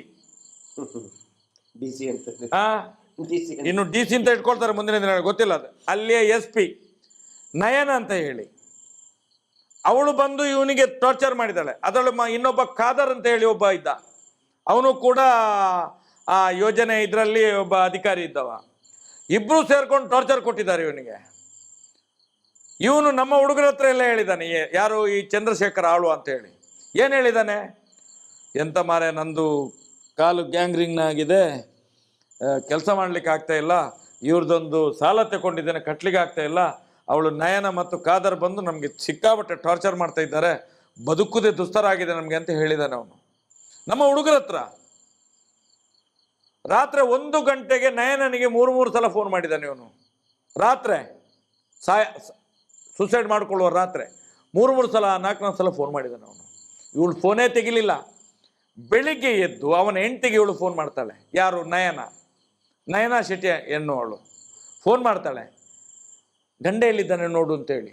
ಗಂಡ ಎಲ್ಲಿದ್ದಾನೆ ನೋಡುವಾಗ ಅವಳು ಮನೆಯೊಳಗೆ ಹುಡುಕ್ತಾಳೆ, ಗಂಡ ಇಲ್ಲ. ಯಾಕೆ ಫೋನ್ ಮಾಡೋಕು ಇವಳು ಬೆಳಿಗ್ಗೆ ಎದ್ದು? ಇಲ್ಲ ಅಂತ ಹೋಗಿ ನೋಡ್ತಾಳೆ, ಮನೆಯೊಳಗೆ ಇಲ್ಲ. ನೋಡುವಾಗ ಅಟ್ಟಿಯಲ್ಲಿ ನೇತಾಡ್ತಾ ಇದ್ದಾನೆ, ಗಂಡ ಸತ್ತೋಗಿದ್ದಾನೆ. ಅದನ್ನು ಏನು ಮಾಡಿದ್ರು ಗೊತ್ತಾ? ಅವನಿಗೆ ಕಾಲಿಗೆ ಗ್ಯಾಂಗ್ರೀನ್ ಆಗಿದೆ, ಹಾಗೆ ಸುಸೈಡ್ ಮಾಡ್ಕೊಂಡ ಅಂತೇಳಿ ಅದನ್ನು, ಇದು ಏನು ಬಡ್ಡಿ ಕಟ್ಟಲಿಲ್ಲ ಅಂತ ಹೇಳಿ ಟಾರ್ಚರ್ ಕೊಟ್ಟು ಸಾಯಿಸಿದ್ದೀವ್ರು, ಕಾಲಿಗೆ ಗ್ಯಾಂಗ್ರೀನ್ ಆಗಿದೆ ಅಂತೇಳಿ ಅಲ್ಲಿ ಅದನ್ನು ಮುಗಿಸಿಬಿಟ್ರು. ನಿನ್ನೆ ನೋಡಿ ಹರೀಶ್ ಪೂಜಾರಿ ಅಂತ ಹೇಳಿ, ಎಲ್ಲಿ ನಮ್ಮ ಮುಂಡೂರಿನಲ್ಲಿ, ಬೆಳ್ತಂಗಡಿ, ಏನು ಅವನ ಹೆಂಡತಿ 3 ಲಕ್ಷ ಸಾಲ ತೆಗೆದಿದ್ದಾಳೆ, ತಗೊಂಡು ಅವನನ್ನು ಬಿಟ್ಟು ಅವಳು ಹೋಗಿದ್ದಾಳೆ ಎಲ್ಲೋ, ಗಂಡನನ್ನು ಬಿಟ್ಟು. ಸಾಲ ಎಲ್ಲಿ ತಗೊಂಡಿತ್ತು? SKDRDP ಅದೇನೋ, ಅದು ನನಗೆ ಪೂರ್ತಿ ಬರೋದಿಲ್ಲ. ಅದು ಧರ್ಮಸ್ಥಳ ಸಂಘ. ಮೊನ್ನೆ ಒಂದ್ಸಲ ಬಂದಂತೆ ಪುನಃ ಹೋಗಿದ್ದಾಳೆ. ನಿರ್ಮಲಾ ಸೀತಾರಾಮನ್ ನಾಳೆ ಬಂದ್ರೆ ಅವಳು ಆವತ್ತಿದ್ದು ಇವತ್ತಿದೆಲ್ಲ ತಿಥಿಯ ಕಾರ್ಡು ನಿರ್ಮಲಾ ಸೀತಾರಾಮನ್ಗೆ ಕಳಿಸಿದ್ರೆ ಒಳ್ಳೇದದು. ನಾನು ಹೇಳುದು ಕೇಳಿ, ಅವನು ನಿನ್ನೆ ಬೆಳಿಗ್ಗೆ ಅಲ್ಲಿ ಯಾರು ಎಂತ ಭಾರತಿ ಬೆಳಿಗ್ಗೆ ಹೋಗಿ ನಿನ್ನ ಹೆಂಡತಿ ಸಾಲ ತೆಗೆದೆಲ್ಲ ಬಡ್ಡಿ ಕಟ್ಟು ಅಂತ ಹೇಳಿ ನಿನ್ನೆ ಬೊಬ್ಬೆ ಹೊಡೆದಿದ್ದಾಳೆ. ಬೊಬ್ಬೆ ಹೊಡೆದು ಲೆಫ್ಟ್ ರೈಟ್ ಮಾಡಿದ್ದಾನೆ. ಇವನು ಹೋಗಿದ್ದಾನೆ ಸೀದಾ ಪಾಯ್ಸನ್ ತಗೊಂಡಿದ್ದಾನೆ, ಕೊಡ್ದು ಇವನು ಸತ್ತಿದ್ದಾನೆ. ಸತ್ತ ತಕ್ಷಣ ಇವರು ತಕ್ಷಣ ಪ್ಲಾನ್ ಮಾಡಿದ್ದಾರೆ. ಏನು ಗೊತ್ತಾ, ನಮಗೆ ರಾತ್ರಿ 11 ಗಂಟೆಗೆ ಫೋನ್ ಬಂತು, ಮಹೇಶ್ ಅಣ್ಣ ಸಾಲ ಬಡ್ಡಿ ದಂಧೆ ಇಲ್ಲೊಬ್ಬನನ್ನು ಬಲಿ ತಗೊಂಡು. ಎಲ್ಲಿ? ಮುಂಡೂರಿನಲ್ಲಿ. ಏನಾಯ್ತು? ಅವನು ಸತ್ತಿದ್ದಾನೆ, ಸುಸೈಡ್ ಮಾಡ್ಕೊಂಡದ್ದು. ಹೀಗೆ ಭಾರತೀಯ ಆಚಾರ್ಯ ಅಂತ ಹೇಳುವವಳು ಬಂದು ಟಾರ್ಚರ್ ಮಾಡಿದ್ದಾಳೆ, ಮತ್ತು ಅವಳ ಪಟಲ ಮೇಲೆ ಇತ್ತು ಧರ್ಮಸ್ಥಳ ಗ್ರಾಮಾಭಿವೃದ್ಧಿ ಯೋಜನೆ ಅವ್ರದ್ದು. ಅವನು ಸುಸೈಡ್ ಮಾಡ್ಕೊಂಡು ಸತ್ತೋಗಿದ್ದಾನೆ. ಈಗ ಏನು ಮಾಡ್ತಿದ್ದಾರೆ ಅಂತ ಹೇಳಿದರೆ, ಅವನಿಗೆ ಪಿಟ್ಸ್ ಆಗಿತ್ತು, ಬಾಯಲ್ಲೆಲ್ಲ ನೊರೆ ಬಂದಿದೆ, ಹಾಗಾಗಿ ಸತ್ತಿದ್ದಾನೆ ಅಂತ ಹೇಳಿ ಅದನ್ನು ಹೀಗೆ ಮಾಡುವ ಅಂತೇಳಿ ಪ್ಲ್ಯಾನ್ ಮಾಡಿದರು. ಅದಾಗಲಿಲ್ಲ, ಅಲ್ಲಿ ನಡೀಲಿಲ್ಲ. ಮತ್ತು ಸ್ವಲ್ಪ ಹೊತ್ತಾಗ ಬೇರೆ ಏನು ಪ್ಲ್ಯಾನ್ ಆಯಿತು, ಅವನು ಹಾರ್ಟ್ ಅಟ್ಯಾಕ್ ಆಗಿ ಸತ್ತದ್ದು ಅಂತೇಳಿ ಆಯಿತು, ಅದು ನಡೀಲಿಲ್ಲ. ಲಾಸ್ಟಿಗೆ ಹೆಂಡತಿ ಬಿಟ್ಟು ಹೋದ್ಲು ಅಂತೇಳಿ ಸುಸೈಡ್ ಮಾಡ್ಕೊಂಡಿದ್ದಾನೆ ಅಂತೇಳಿ ಆ ಪ್ಲ್ಯಾನ್ ಮಾಡಿದರು, ಅದು ನಡೀಲಿಲ್ಲ. ಯಾಕಂತ ಹೇಳಿದರೆ ಮಧ್ಯದಲ್ಲಿ ಎಣ್ಣೆಯ ಬಾಟ್ಲಿ ಸಿಕ್ಕಿತು, ಪಾಯ್ಸನ್ ಇತ್ತು. ಈಗೇನಾಗಿದೆ ಅಂತ ಹೇಳಿದರೆ ಪೋಸ್ಟ್ ಮಾರ್ಟಮ್ ರಿಪೋರ್ಟಲ್ಲಿ ಬರುವಾಗ ಅದು ಆತ್ಮಹತ್ಯೆ ಅಂತ ಹೇಳಿ ಆಗಿದೆ. ಆತ್ಮಹತ್ಯೆ ಯಾಕೆ ಮಾಡ್ಕೊಂಡದ್ದು? ಇದೇ ಭಾರತೀಯ ಆಚಾರ್ಯ ಹೋಗಿ ಬೆದರಿಸಿದ್ರಿಂದ ಇದೇ ಬಡ್ಡಿ ದಂಧೆ, ಇದು ಬಡ್ಡಿ ಅಟ್ಯಾಕ್. ಅಲ್ಲ, ಇವತ್ತು ಕೂಡ ಮನೆಯವರು ಬಾಯಿ ಬಿಡ್ಲಿಕ್ಕೆ ತಯಾರಿಲ್ಲ, ಎದುರ್ತಾ ಇದ್ದಾರಂತೆ. ಆಗ ಹೇಳ್ಬೇಡ, ಈಗ ಹೇಳ್ಬೇಡ. ಈಗ ಪ್ಲಾನ್ ಏನ್ ಮಾಡ್ತಿದ್ರು ಗೊತ್ತಾ? ಲಾಸ್ಟ್ ಎಂಡ್ ಪಾಯಿಂಟ್ ಏನ್ ಗೊತ್ತಾ? ಏನಿರ್ಬೋದು ಯೋಚನೆ? ಎಂತ ಪ್ಲಾನ್ ಸರ್ ನೀವು ಹೇಳ್ತೀರ? ನೀವು ಒಂದೊಂದ್ಸಲ ಒಂದೊಂದು ಪ್ಲಾನ್ ಹೇಳ್ತೀರ, ನಾನು ಒಂದು ಪ್ಲಾನ್ ಹೇಳ್ತೇನೆ. ಇವತ್ತು ಏನ್ ಪ್ಲಾನ್ ನಡೆದಿದ್ದು ಗೊತ್ತಾ? ಸುಸೈಡ್ ಅಂತ ಆದ್ರೆ ನಿಮ್ದು ಇದ್ರಲ್ಲಿ ಇನ್ಸೂರೆನ್ಸ್ ಇದೆಲ್ಲ ಅದು ಸಿಗುವುದಿಲ್ಲ, ಮತ್ತೆಂತಂದ್ರೆ ಪ್ರೈಮ್ ಮಿನಿಸ್ಟರ್ ಇದೇನೋ ಸಿಗ್ತದೆ, ಅದು ಸಿಗುವುದಿಲ್ಲ. ಇದನ್ನು ಸುಸೈಡ್ ಅಂತ ಹೇಳಿ ಆಗ್ಬಾರ್ದು. ಹಾರ್ಟ್ ಅಟ್ಯಾಕ್ ಅಂತ ಆದ್ರೆ ನಿಮ್ಗೆ ಸರ್ಕಾರದಿಂದ ದುಡ್ಡು ಬರ್ತದೆ, ಇದನ್ನ ಹಾಗೆ ಮುಗಿಸು ಅಂತ ಹೇಳಿ ಪ್ಲಾನ್ ಮಾಡ್ತಿದ್ದಾರಂತೆ. ಎಂತ ಸರ್, ಎಂತ ಈ ಧರ್ಮಸ್ಥಳ ಗ್ರಾಮಾಭಿವೃದ್ಧಿ ಯೋಜನೆ ಅಂತ ಹೇಳಿದ್ರೆ ಒಂದು ಪೆಡಂಭೂತ ಸರ್ ಇದು. ಇದರ ಒಂದು ಕರಾಳ ಒಂದು ವಿಕೃತ ಛಾಯೆ ಉಂಟಲ್ಲ, ಇಡೀ ಹಳ್ಳಿಗಳಲ್ಲಿ ಉಂಟಲ್ಲ, ಈ ಜನಸಾಮಾನ್ಯರನ್ನು ಕೊಲೆ ಮಾಡ್ತಾ ಇದೆ ಸರ್. ಇದಕ್ಕೊಂದು ಎಂಡ್ ಆಗ್ಬೇಕಿತ್ತು ಸರ್. ಇದ್ರಾಗ ನಮ್ಮ ಒಂದು ಏನೋ ತಿಳುವಳಿಕೆ ಒಳಗೆ ಈಗ ಇಷ್ಟೊಂದು ಕೂಗಿ ನಾವು ಮಾತಾಡಿ ಎಷ್ಟೊಂದು ವಿರೋಧ ಕಟ್ಕೊಂಡು ಮೈ ಮೇಲೆ ಕೇಸ್ ಹಾಕ್ಕೊಂಡು, ಎಲ್ಲಕ್ಕಿಂತ ಹೆಚ್ಚು ಕೇಸು ಈ ಹೋರಾಟದಲ್ಲಿ ನೀವು ಹಾಕ್ಕೊಂಡಿದ್ದೀರಿ. ಮಾತಾಡಬೇಕಾದ್ರೆ ಸಾಕಷ್ಟು ಜನ ಬೈತಾರೆ, ಆದರೂ ನಾವು ಕೂಗಿ ಹೇಳ್ತಾ ಇದ್ದೀವಿ. ಯಾಕೆ? ಜನರು ಎಚ್ಚೆತ್ಕೊಳ್ಳಿ ಅಂತೇಳಿ. ನನಗೆ ಬೇಸರ ಜನರ ಮೇಲೇನು ಕೂಡ ಇದೆ. ಯಾಕಂತ ಹೇಳಿದ್ರೆ ಇಂಥವ್ರನ್ನ ಬೆಳೆಸೋದು ಜನಗಳೇ, ನಾವೇ ಇಂಥವ್ರನ್ನ ಬೆಳೆಸೋದು. ಜನ ಜಾಗೃತಿ ಆಗಲಿಲ್ಲ ಅಂತ ಹೇಳಿದರೆ ಇನ್ನೇನು ಮಾಡೋದು ಹೇಳಿ? ಸುಮ್ಮನೆ 50,000 1 ಲಕ್ಷಕ್ಕೆ ಅವ್ರಿಗೆ ಹೇಳ್ತಾ ಇದೀವಿ ಸಾಲ ತಗೋಬೇಡಿ, ನೇರವಾಗಿ ನೀವು ಬ್ಯಾಂಕ್ನಿಂದನೇ ಸಾಲ ತಗೊಳ್ಳಿ. ಈಗ ನೋಡಿ ಸಂಜೀವಿನಿ ಅಂತ ಯೋಜನೆ ಇದೆ, ಸ್ವಸಹಾಯ ಗುಂಪುಗಳಿಗೆ ಡೈರೆಕ್ಟ್ ಆಗಿ ಬ್ಯಾಂಕ್ಗಳು ಆಲ್ರೆಡಿ ಅದೇ ಗ್ರಾಮದಲ್ಲಿನೇ ಕೊಟ್ಟಿದ್ದಾರೆ. ಯಾವ ಗ್ರಾಮದಲ್ಲಿ SKDRDP ಸ್ವಸಹಾಯ ಗುಂಪುಗಳಿದೆ ಅದೇ ಗ್ರಾಮದಲ್ಲಿ ಸಮಾನಾಂತರವಾಗಿ ಪ್ಯಾರಲಲಿ ಅಲ್ಲಿ ಈ ಸಂಜೀವನಿ ಗುಂಪುಗಳಿಗೂ ಕೂಡ ಡೈರೆಕ್ಟ್ ಬ್ಯಾಂಕಿಂದ ಕೊಟ್ಟಿದ್ದಾರೆ. 8% 10% ಇಂದ ಸಿಗ್ತಾ ಇದೆ ಅವರಿಗೆ. ಸರಿಯಾಗಿ 3 ತಿಂಗಳಿಗೆ ಒಂದ್ಸರಿ ಕಟ್ಟಿದ್ರೆ ಬರೀ 4% ಅಲ್ಲಿ ಕಟ್ತಾ ಇದ್ದಾರೆ. ಜನಗಳಿಗೆ ಇದು ಅರ್ಥ ಆಗಬೇಕು. ಜನಗಳಿಗೆ ಅರ್ಥ ಆಗಲಿಲ್ಲ ಅಂತ ಹೇಳಿದ್ರೆ ನಾನು ಹಳ್ಳಕ್ಕೆ ಬೀಳ್ತೀನಿ, ನಾನು ಮೋಸ ಹೋಗ್ತೀನಿ ಅನ್ನೋರಿಗೆ ಇನ್ನೇನು ಮಾಡೋಕ್ಕಾಗತ್ತೆ. ನಾವು ಹೇಳ್ತೀವಿ ನೀವು ಜೀವ ಕಳ್ಕೊಳ್ಬೇಡಿ ಅಂತ ಹೇಳ್ತೀವಿ. ಹೌದು, ನಾವು ನಮಗೆ ಬೇಸರ ಆಗುತ್ತೆ, ಪಾಪ ಯಾರಾದರೂ ಹಿಂಗೆ ಸತ್ತರೆ ಬೇಸರ ಆಗುತ್ತೆ. ಆದರೆ ಜನಗಳು ಕೂಡ ಅರ್ಥ ಮಾಡ್ಕೋಬೇಕು, ಜನಗಳು ಜಾಗೃತರಾಗಬೇಕು. ನಾನು ಮೋಸ ಹೋಗಕ್ಕೆ ನಾನು ರೆಡಿ ಇದ್ದೀನಿ, ನಿಂದೇನು ಅಂತ ಕೇಳಿದ್ರೆ ನಾವೇನು ಮಾಡೋಕ್ಕಾಗುತ್ತೆ ಸರ್? ನೋಡಿ, ನಾವು ಹೇಳೋದು ಅದನ್ನೇ ಸರ್. ಈಗ 12 ವರ್ಷದಿಂದ ಪದೇ ಪದೇ ಹೇಳೋದಿದೆ, ಅಪ್ಪ ನೆಟ್ಟ ಆಲದ ಮರಕ್ಕೆ ನಾವು ನೇತಾಡೋದಲ್ಲ. ಇವತ್ತು ನಮ್ಮ ಅಪ್ಪ ಮಾಡಿದ ತಪ್ಪು ಯಾರನ್ನು ಮಂಜುನಾಥ, ನಡೆದಾಡುವ ಮಂಜುನಾಥ, ಮಾತನಾಡುವ ಮಂಜುನಾಥ ಅಂತ ಹೇಳಿ ನಮ್ಮನ್ನು ವಂಚನೆ ಮಾಡಿ ಇವತ್ತು ನಮ್ಮ ಈ ದುಸ್ಥಿತಿಗೆ ಕಾರಣ. ಇವತ್ತು ನಾವು ಮಾಡಿದ ತಪ್ಪು ನಾಳೆ ನಮ್ಮ ಮಕ್ಕಳಿಗೆ ಬರಬಾರ್ದು, ಇವತ್ತು ನಾವು ಮಾಡಿದ ತಪ್ಪು ನಾಳೆ ನಮ್ಮ ಮಕ್ಕಳಿಗೆ ಬರಬಾರ್ದು ಅನ್ನುವಂಥ ನೋವು, ಆ ಕೊರಗು ನಮ್ಮ ಹತ್ರ ಇರುವಂಥದ್ದು. ನಾವು ಇವತ್ತಿರ್ತೇವೆ, ನಾಳೆ ಈಗ ಇಲ್ಲಿಂದ ಎದ್ದ ಮೇಲೆ ನಾವು ಇರಲಿಕ್ಕಿಲ್ಲ. ಯಾಕಂತ ಹೇಳಿದರೆ ಆ ಮಹಾದೇವನ ಕೊಡುವವನು ಅವನು, ಆ ಬ್ರಹ್ಮ ಸೃಷ್ಟಿಕರ್ತ. ಆದರೆ ಹೇಳುವಂಥದ್ದು ನಾವು ಇಷ್ಟು ಕಿರ್ಚಾಡಿದ್ರು ಪರಿಚಾಡಿದ್ರು ಇನ್ನೂ ಸಮಾಜಕ್ಕೆ ನಿಮಗೆ ಸತ್ಯದ ಅರಿವು ಆಗ್ತಾ ಇಲ್ಲ ಅಂತ ಹೇಳಿದರೆ ಇನ್ನು ಇದಕ್ಕೆ ಉತ್ತರ ಕೊಡುವವನ ಮಂಜುನಾಥ ಸ್ವಾಮಿ ಅಣ್ಣಪ್ಪ ದೇವರು. ನಾವು ಏನು ಮಾಡ್ಲಿಕ್ಕೆ ಆಗೋದಿಲ್ಲ. ನಾವು ಸತ್ಯವನ್ನು ತೆರೆದು ನಿಮ್ಮ ಮುಂದೆ ಇಡಬಹುದು. ಸತ್ಯವನ್ನು, ಆ ಸತ್ಯದ ಹೋರಾಟದಿಂದಾಗಿ ನಾವು ಇಲ್ಲಿ ತನಕ 12 ವರ್ಷದಿಂದ, ನಾನು ಹೇಳೋದು ಸೌಜನ್ಯನ ಹೋರಾಟ ಸರ್ ಇದು. 12 ವರ್ಷದಿಂದ ನಾನು 25 ವರ್ಷದಿಂದ ಅವರನ್ನು ಎದುರಾಕೊಂಡಿದ್ದೇನೆ. 25 ವರ್ಷಗಳಿಂದ.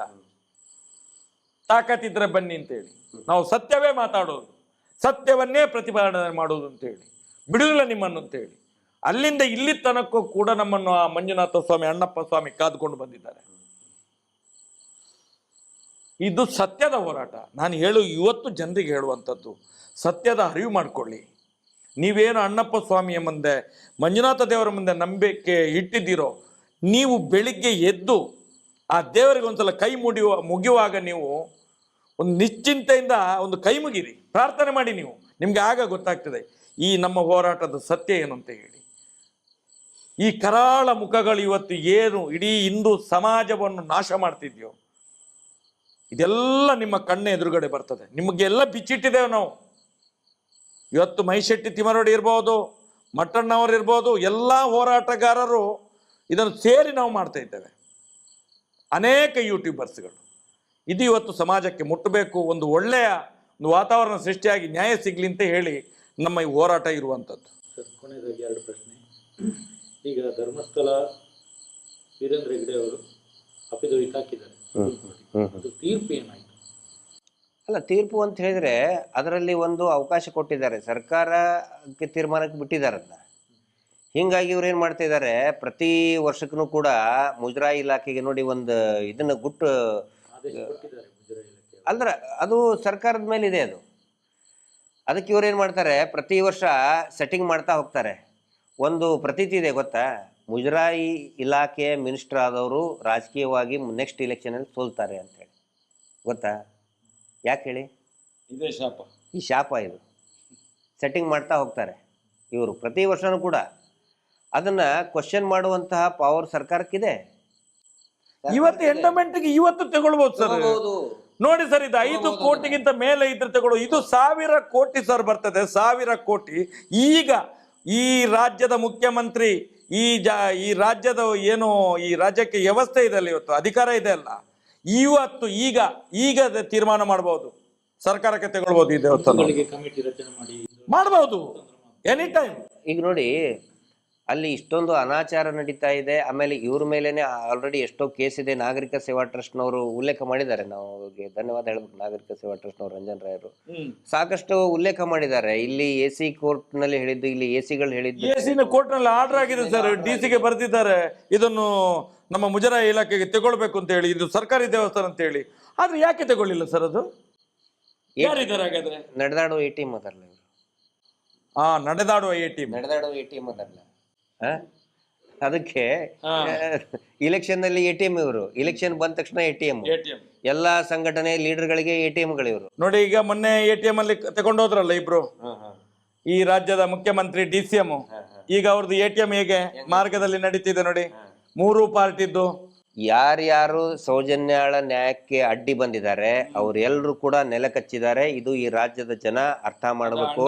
ಮಂಜುನಾಥನ ಶಾಪ. ಸಂಚಾರಿ ಸ್ಟುಡಿಯೋ ಮುಖಾಂತರ ನಾನು ಹೇಳ್ತಾ ಇದ್ದೀನಿ, ಯಾರ್ಯಾರು ಈ ನ್ಯಾಯದ ಹೋರಾಟಕ್ಕೆ, ಸೌಜನ್ಯಾಳ ನ್ಯಾಯಕ್ಕೆ ವಿರುದ್ಧವಾಗಿ ಆ ಅತ್ಯಾಚಾರಿಗಳ ಪರವಾಗಿ ನಿಂತ್ಕೊಂಡು ಆ ಬೀಡಿನ ಮನೆಗೆ ಹೋಗಿ ಅವ್ರ ಕಡೆ ಸನ್ಮಾನ ತಗೊಂಡು ಶಾಲ್ ಹಾಕಿಸ್ಕೊಂಡು ಬಂದ್ರು, ಅವರೆಲ್ಲಾ ನೆಲ ಸಮ ಆಗ್ತಾ ಇದ್ದಾರೆ. ನಿಮ್ಮ ಅವನತಿ ಇನ್ನು ಮುಂದಕ್ಕೆ ಆದಷ್ಟು ಬೇಗ 12 ವರ್ಷ ದಾಟಿತು ಆ ಮಗುವಿನ ಒಂದು ಆತ್ಮಕ್ಕೆ ಇದು ಆಗಿ ಹತ್ಯೆ ಆಗಿ, ಆತ್ಮದ ಹತ್ಯೆ ಆಗಿ. ಇನ್ನು ಮುಂದೆ ಫಾಸ್ಟ್ ಅದು ಸಿಗುವಂತದ್ದು ಖಂಡಿತ ಆಗ್ತದೆ ಅದು. ಈಗ ನಿರ್ಮಲಾ ಸೀತಾರಾಮನ್ ಅವರು ಬಂದಿದ್ದಾರೆ, ಲಾಭಾಂಶ ವಿತರಣೆಗೆ ಲಾಭಾಂಶ ವಿತರಣೆ ಅಲ್ಲ, ಅದು ನಿರ್ಮಲಾ ಸೀತಾರಾಮನ್ ಮೇಡಮ್ ಅವ್ರನ್ನ ಕರೆಸಿ ಇವರ ಹಗರಣದ ಕೊಳೆಯನ್ನ ನಿರ್ಮಲ ಮಾಡೋದಕ್ಕೆ ಮಾಡುವಂತ ಒಂದು ತಂತ್ರ ಅದಿಷ್ಟೇ. ಲಾಭಾಂಶ ಎಲ್ಲಿ? ನುಂಗಿ ನೀರು ಕುಡಿದಿದ್ದಾರೆ ಪೂರ್ತಿ. ಲಾಭಾಂಶ ಯಾರಿಗದು? SKDRDP. ಸರ್ ನಿಮ್ಗೆ ಗೊತ್ತಿಲ್ಲ ಸರ್, ನಿಮ್ಗೆ ಗೊತ್ತಿಲ್ಲ. ಪ್ರಥಮ ಕಂತಿನಲ್ಲಿ ಇವತ್ತು 600 ಕೋಟಿ ಬಿಡುಗಡೆ ಮಾಡಿದ್ದಾರೆ. ಎಲ್ಲ 52 ಲಕ್ಷದಿಂದ 54 ಲಕ್ಷ ಫಲಾನುಭವಿಗಳಿಗೆ 1 ಲಕ್ಷದ ಮೇಲೆ ಕೊಡ್ತಿದ್ದಾರಂತೆ ಈ ಸಲ. 1 ಲಕ್ಷಕ್ಕಿಂತ ಮೇಲೆ ಹೋರಾಟದ ಇದನ್ನದು ಎಲ್ಲ ಫಲಾನುಭವಿಗಳು ಯಾರ್ಯಾರು ಸಾಲ ತಗೊಂಡಿದ್ದಾರೆ 1 ಲಕ್ಷದ ಮೇಲೆ ಕೊಡ್ತಾ ಇದ್ದಾರೆ ಅಂತ ಹೇಳಿ ಸುದ್ದಿ ಆಗ್ತಾ ಇದೆ ಈಗ. 52 ತುಂಬಾ ಮಂದಿ SP ಅವರು ಫೋನ್ ಮಾಡಿದ್ರು ನಮ್ಗೆ, 1 ಲಕ್ಷದ ಮೇಲೆ ಕೊಡ್ತಾ ಇದ್ದಾರೆ ಈ ಸಲ ಒಬ್ಬೊಬ್ರಿಗೆ ಒಟ್ಟಿಗೆ. ಇಷ್ಟ ತನಕ 40-42 ವರ್ಷದಲ್ಲಿ ಏನು ಉಳಿತಾಯ ಮಾಡ್ಕೊಂಡಿದ್ರಿ ಇಲ್ಲಿ ತನಕ ಸೌಜನ್ಯ ಕಣ್ಣು ತೆರೆಸಿದ್ಲು. ಆ ದೃಷ್ಟಿಯಿಂದ 1 ಲಕ್ಷದ ಮೇಲೆ ಕೊಡ್ತಾರೆ ಅಂತ ಹೇಳಿ ಸುದ್ದಿಯಪ್ಪ. ಒಬ್ಬೊಬ್ಬರಿಗೆ ಸಿಕ್ಕಿಲ್ಲ ಅಂದ್ರೆ ಅವ್ರು ಪ್ರಶ್ನೆ ಮಾಡ್ಲೇಬೇಕು ಅವರು. ಈಗ ನೋಡಿ, ಆಕ್ಚುಲಿ ಈ ಲಾಭಾಂಶ ಕೊಡೋದು ಇಷ್ಟು ದೊಡ್ಡ ಸಮಾರಂಭ ಮಾಡೋ ಅವಶ್ಯಕತೆ ಇಲ್ಲ. ಅದು ಹಳ್ಳಿಗಳಲ್ಲಿ ಅವರವರ ಆ ಸಂಘದ ಸದಸ್ಯರು ಮಾಡುವಂತ ಒಂದು ಯೂಶುವಲ್ ಪ್ರತಿ ವರ್ಷದ ಪ್ರಕ್ರಿಯೆ ಅದು. ಪ್ರತಿ ವರ್ಷ ವೀರೇಂದ್ರ ಹೆಗ್ಡೆ ಹೇಳಿದಲ್ಲ ಬ್ಯಾಂಕಿನವರು ಮಾಡುದು ಅಂತ ಹೇಳಿ. ಬ್ಯಾಂಕಿನವರು ಮಾಡಿದ್ರೆ ಇಲ್ಲಿಗೆ ಧರ್ಮಸ್ಥಳಕ್ಕೆ ಯಾಕೆ ಬರುದು? ಅಲ್ಲ, ಧರ್ಮಸ್ಥಳಕ್ಕೆ ಯಾಕೆ ಬರ್ಬೇಕು ಸ್ವಾಮಿ? ಕೇಂದ್ರದ ವಿತ್ತ ಸಚಿವೆ ಧರ್ಮಸ್ಥಳದಲ್ಲಿ ಏನಿದೆ? ಏನು RBI ಧರ್ಮಸ್ಥಳದಲ್ಲಿ ಇರುವುದಾ? ನಾವು ಕೇಳುದಲ್ಲ ಸ್ವಾಮಿ. ಮೊನ್ನೆ ಸೀರೂರಿನಲ್ಲಿ ವೀರೇಂದ್ರ ಹೆಗ್ಡೆ ಹೇಳಿದಲ್ವಾ, ನಾವೆಲ್ಲ ಕೊಡೋದು ಬ್ಯಾಂಕ್ ಅಂತ ಹೇಳಿ. ಇವ್ರು ಯಾಕೆ ಇದು ಲಾಭಾಂಶ ಕೊಡ್ತೀವಿ ಅಂತ ಮಾಡ್ತಾ ಇದ್ದಾರೆ? ಯಾಕೆ ಕೊಡುದು ಲಾಭಾಂಶ? ಇವ್ರಿಗೆ ಏನ್ ಲಾಭ ಇದೆ ಅದರಲ್ಲಿ? ಅಲ್ಲ, ಅವ್ರು ಕೊಟ್ಟೆ ನೋಡಿ, ಅದು ನಿಜವಾಗ್ಲೂ ಕೂಡ ಹೋರಾಟದ ಒಂದು ಫಲ. 1 ಲಕ್ಷ ರೂಪಾಯಿ. ಅದಕ್ಕೆ ನಾವು ಹೇಳ್ತೀವಿ RBI ಎಲ್ಲಾದ್ರೂ ಇಲ್ಲಿ ಬ್ಯಾಂಕ್ ಇದೆಯಾ ಧರ್ಮಸ್ಥಳದಲ್ಲಿ? RBI ಅಂತಂದ್ರೆ ಏನ್ ಹೇಳಿ ಸರ್? ಗೊತ್ತಿಲ್ಲ. Republic of Belthangady in India RBI ಅಂತಂದ್ರೆ. ನೀವು ರಿಸರ್ವ್ ಬ್ಯಾಂಕ್ ಆಫ್ ಇಂಡಿಯಾ ಅಂತ ತಿಳ್ಕೊಬೇಡಿ, ರಿಪಬ್ಲಿಕ್ ಆಫ್ ಬೆಳ್ತಂಗಡಿ. ಹಾಗೆ ನಿರ್ಮಲಾ ಸೀತಾರಾಮನ್ ಇಲ್ಲಿಗೆ ಬರೋದು. ಓಹೋ, ಇರ್ಬೋದು. ಅದಕ್ಕೆ ಬರೋದು. ಅದಕ್ಕೆ ನೋಡಿ, ಈಗ ಲಾಭಾಂಶ ಅಂತ ಏನಿದೆಯಲ್ಲ, ಇದ್ರದ್ದು ಒಳಗಡೆಯ ಗಿಮಿಕ್ ಏನಂತ ಹೇಳಿದ್ರೆ, SKDRDP ಇದು ಲಾಭರಹಿತ ಟ್ರಸ್ಟ್ ಅಂತ ಇವ್ರು ಬರ್ಕೊಂಡಿದ್ದಾರೆ. ಇವ್ರು ಏನ್ ಹೇಳಕ್ ಹೊರಟಿದ್ದಾರೆ? ಲಾಭ ನಾವು ಏನು ಇಟ್ಕೊಂಡಿಲ್ಲ, ಲಾಭ ಬಂದಿರೋದನ್ನೆಲ್ಲ ನಾವು ಜನರಿಗೆ ಹಂಚುತ್ತಾ ಇದ್ದೀವಿ, ಅದಕ್ಕೆ ಲಾಭಾಂಶ ನಾವು ಜನಗಳಿಗೆ ಕೊಡ್ತಾ ಇದ್ದೀವಿ ಅನ್ನುವಂತ ಒಂದು ಗಿಮಿಕ್ ಮಾಡೋದಕ್ಕೋಸ್ಕರ ಇವರು ಈ ರೀತಿ ಮಾಡ್ತಾ ಇದ್ದಾರೆ. ಈ ರೀತಿ ನಾಟಕ ಮಾಡ್ಬೇಕಾ ಸರ್? ಬೀದಿ ನಾಟಕ. ವಾರಕ್ಕೆ 10 ಕೋಟಿ ಬರೀ ಉಳಿತಾಯ ಧನ. ಪಾಪ 10 ರೂಪಾಯಿ 20 ರೂಪಾಯಿ ಕೊಟ್ಟರು ಅಲ್ಲ ಸರ್, 10 ಕೋಟಿ ವಾರಕ್ಕೆ ತಗೊಳ್ತಾ ಇದ್ದಾರೆ. ಭಾರತ ವಿಶ್ವಗುರು ಆಗುವಂತ ಒಂದು ರಾಷ್ಟ್ರ ಇದು. ಈ ದೇಶದ ವಿತ್ತ ಸಚಿವೆ ಧರ್ಮಸ್ಥಳದಲ್ಲಿ ಬಂದು ಸ್ವಸಹಾಯ ಸಂಘಗಳ ಉಳಿತಾಯವನ್ನು ಹಂಚುವುದು ಅಂತ ಹೇಳಿದ್ರೆ ಇದು ನಗೆಪಾಟಲ್ಲಿ ಅಲ್ವಾ? ಇದು ಜನ ಅರ್ಥ ಮಾಡ್ತಾರೆ. ಮಾನ ಮರ್ಯಾದೆ ಉಂಟ ಇವರಿಗೆ? ನಾನು ಹೇಳೋದು, ನಾನು ಈ ರಾಜಕೀಯ ವ್ಯಕ್ತಿಗಳಿಗೆ, ನಿಮ್ಮ ಮನೆಯಲ್ಲೂ ದೈವ ದೇವರುಗಳಿದ್ದಾರೆ, ನೀವು ಅಣ್ಣಪ್ಪನ ಮಂಜುನಾಥನ ಶಾಪಕ್ಕೆಲ್ಲ ಗುರಿಯಾಗ್ತೀರಿ. ನೀವು ಇಂಥ ಫ್ರಾಡ್ಗಳನ್ನು ಬಚಾವ್ ಮಾಡಲಿಕ್ಕೆ ಇಲ್ಲಿ ಬಂದು ಅಡ್ವರ್ಟೈಸ್ಮೆಂಟ್ ಕೊಡಬೇಡಿ. ನೀವು ಏನು ನಾವು ಹಂಚುತ್ತಿದ್ದೆವು ನಮ್ಮ ಬಡವರ ರಕ್ತವನ್ನು ಹಂಚುವುದು. ನೀವು ಬಡವರ ರಕ್ತವನ್ನು ಸರ್ಕಾರದಿಂದ ಸಬ್ಸಿಡಿ ಬರುವುದಿಲ್ಲ, ಧರ್ಮಸ್ಥಳ ಸಂಘಕ್ಕೆ ಸಿಗುವುದಿಲ್ಲ ಅಂತ ಹೇಳ್ತಾರೆ. ಮತ್ತೆ ಸರ್ಕಾರಿ ಅಧಿಕಾರಿಗಳನ್ನು ಕರೆಸಿ ಇಲ್ಲಿ ಲಾಭಾಂಶ ಅಂತ ಕೊಡ್ತಾರೆ. ಎದ್ರದ್ದು ಎದ್ರದದು ಆರೋಪಗಳನ್ನು ಮುಚ್ಚಲಿಕ್ಕೆ ಸ್ವಾಮಿ ಇದು ನಾಟಕ. ಇದು ಸಬ್ಸಿಡಿ ಬರೋಂಗಿಲ್ಲ ಅಂತ ಹೆಂಗ್ ಹೇಳ್ತಾರೆ? NRLM ವೆಬ್ಸೈಟ್ ನಲ್ಲೇ ಇದೆ. NRLM ವೆಬ್ಸೈಟ್ ನಲ್ಲಿ, ಆನಂತರ RBI ಮಾಸ್ಟರ್ ಸರ್ಕ್ಯುಲೇಷನ್ ನಲ್ಲಿನೇ ಇದೆ. ಇದೆಲ್ಲ ತೇಪೆ ಹೆಚ್ಚಾಗಿ ಮಾಡೋ ಕಾರ್ಯಕ್ರಮ ಇವೆಲ್ಲ. ನಾನು ಒಂದು ಹೇಳ್ತೇನೆ ಸರ್, ಧರ್ಮಸ್ಥಳ ಅನ್ನುವಂಥದ್ದು ಪ್ರೈವೇಟ್ ಅವ್ರದ್ದು. ಇಲ್ಲಿ ಸರ್ಕಾರಿ ಸಾರ್ವಜನಿಕ ಒಂದು ಜನಪ್ರತಿನಿಧಿಗಳು, ಸರ್ಕಾರಿ ಅಧಿಕಾರಿಗಳು ಬಂದು ಇಲ್ಲಿ ಏನು ಮಾಡ್ಲಿಕ್ಕೆ ಉಂಟು? ಇವರು ಇರಂತ ಇದು ಏನ್ ಸರ್ ಇವರು ಇದು ಎಲ್ಲ ತಗೊಂಡಿದ್ದಾರೆ ಇವರು. ಅಲ್ಲ, ಮುಂದಿನ ದಿನದಲ್ಲಿ ಅದು ಗೊತ್ತಾಗ್ತದೆ. ಸರ್ ಇವಾಗ NRLM SHG ಅಲ್ಲಿ ಸಂಘಗಳೆಲ್ಲ ರಿಜಿಸ್ಟರ್ ಆಗಿದೆ. ಅವರಿಗೆಲ್ಲ ಈಗ ಸಬ್ಸಿಡಿ ಹಣ ಅವರ ಅಕೌಂಟ್ಗೆ ಬರಬೇಕು. ಬಹಳ ಒಳ್ಳೆ ಪಾಸ್ ಪುಸ್ತಕಕ್ಕೆ ಬರ್ತದೆ ನೋಡಿ. ಇವರು ಕ್ಯಾಶ್ ಈಗ ಇಲ್ಲಿ ಸಭೆ ಸಮಾರಂಭ ಮಾಡಿ ಎಲ್ಲ ಹಚ್ತಾ ಇದ್ದಾರೆ. ಇದು ತಪ್ಪಲ್ಲ ಸರ್? ನೋಡಿ, NRLM ಮಾಡೋ ಉದ್ದೇಶ ಏನು ಅಂತ ಹೇಳಿದ್ರೆ, ಮುಂಚೆ JNRM ಜವಾಹರ್ಲಾಲ್ ನೆಹರು ಕಾಂಗ್ರೆಸ್ ಇದ್ದಾಗ JNRM ಯೋಜನೆ ಅಂತ ಇತ್ತು. ಅವಾಗ ಏನೋ ಒಂದು ಅವ್ಯವಹಾರ ನಡೀತಾ ಇತ್ತು ಅಂತ ಹೇಳಿದ್ರೆ, ಈ ಕಾಂಟ್ರಾಕ್ಟರ್ಸ್ ಇರ್ತಾರಲ್ಲ, ಕಾಂಟ್ರಾಕ್ಟರ್ಸು ಎಲ್ಲರದು ID ಕಾರ್ಡ್ ತಗೊಂಡು, ಈ ಕೂಲಿ ಕೆಲಸ ಮಾಡೋರು ID ಕಾರ್ಡ್ ತಗೊಂಡು ಅವರು ಬಿಲ್ ಕ್ಲೇಮ್ ಮಾಡ್ತಿದ್ರು. ಅಂದರೆ ಕಾಂಟ್ರಾಕ್ಟರ್ಸ್ ಮಿಡಲ್ ಮ್ಯಾನ್, ದಲಾಲಿಯಾಗಿ ಇದ್ದಾರೆ. ದಲಾಲಿಗಳ ಹಿಡಿತದಿಂದ ಸರ್ಕಾರಿ ಯೋಜನೆಗಳ ಅವುಗಳನ್ನು ತಪ್ಪಿಸಬೇಕು, ನೇರವಾಗಿ ಫಲಾನುಭವಿಗಳ ಅಕೌಂಟ್ಗೆ ಹಾಕಬೇಕು ಅಂಥೇಳಿ NRLMನಲ್ಲಿ ಏನು ಮಾಡಿದರು, ಡೈರೆಕ್ಟ್ ಬೆನಿಫಿಷರಿ ಅಂದರೆ ಅವ್ರ ಅಕೌಂಟೇ. ಈಗ ಮೋದಿಜಿ ಇದನ್ನು ಮಾಡಿದ್ದ ಉದ್ದೇಶ ಏನು? ಎಲ್ಲರಿಗೂ, ಪ್ರತಿಯೊಬ್ಬರಿಗೂ ಕೂಡ ಅಕೌಂಟ್ ಓಪನ್ ಮಾಡ್ಬೇಕಂತ ಮಾಡಿದ ಉದ್ದೇಶ ಏನು? ಡೈರೆಕ್ಟಾಗಿ ಸರ್ಕಾರದ ಬೆನಿಫಿಟ್ ಹೋಗ್ಬೇಕು ಅಂತೇಳಿ. ಇಲ್ಲಿ ಹೌದು, ಕರಪ್ಷನ್ ಮತ್ತು ದಲಾಲಿ. ಇಲ್ಲಿ SKDRDP ಏನು ಹೇಳಿ? SKDRDP ಇದೊಂದು ಬ್ರೋಕರ್ ಸಂಸ್ಥೆ. ಮತ್ತೆ ಈ ಬ್ರೋಕರ್ ಸಂಸ್ಥೆಗೆ ಯಾಕೆ ದುಡ್ಡು ಹಾಕ್ತಾ ಇದ್ದಾರೆ?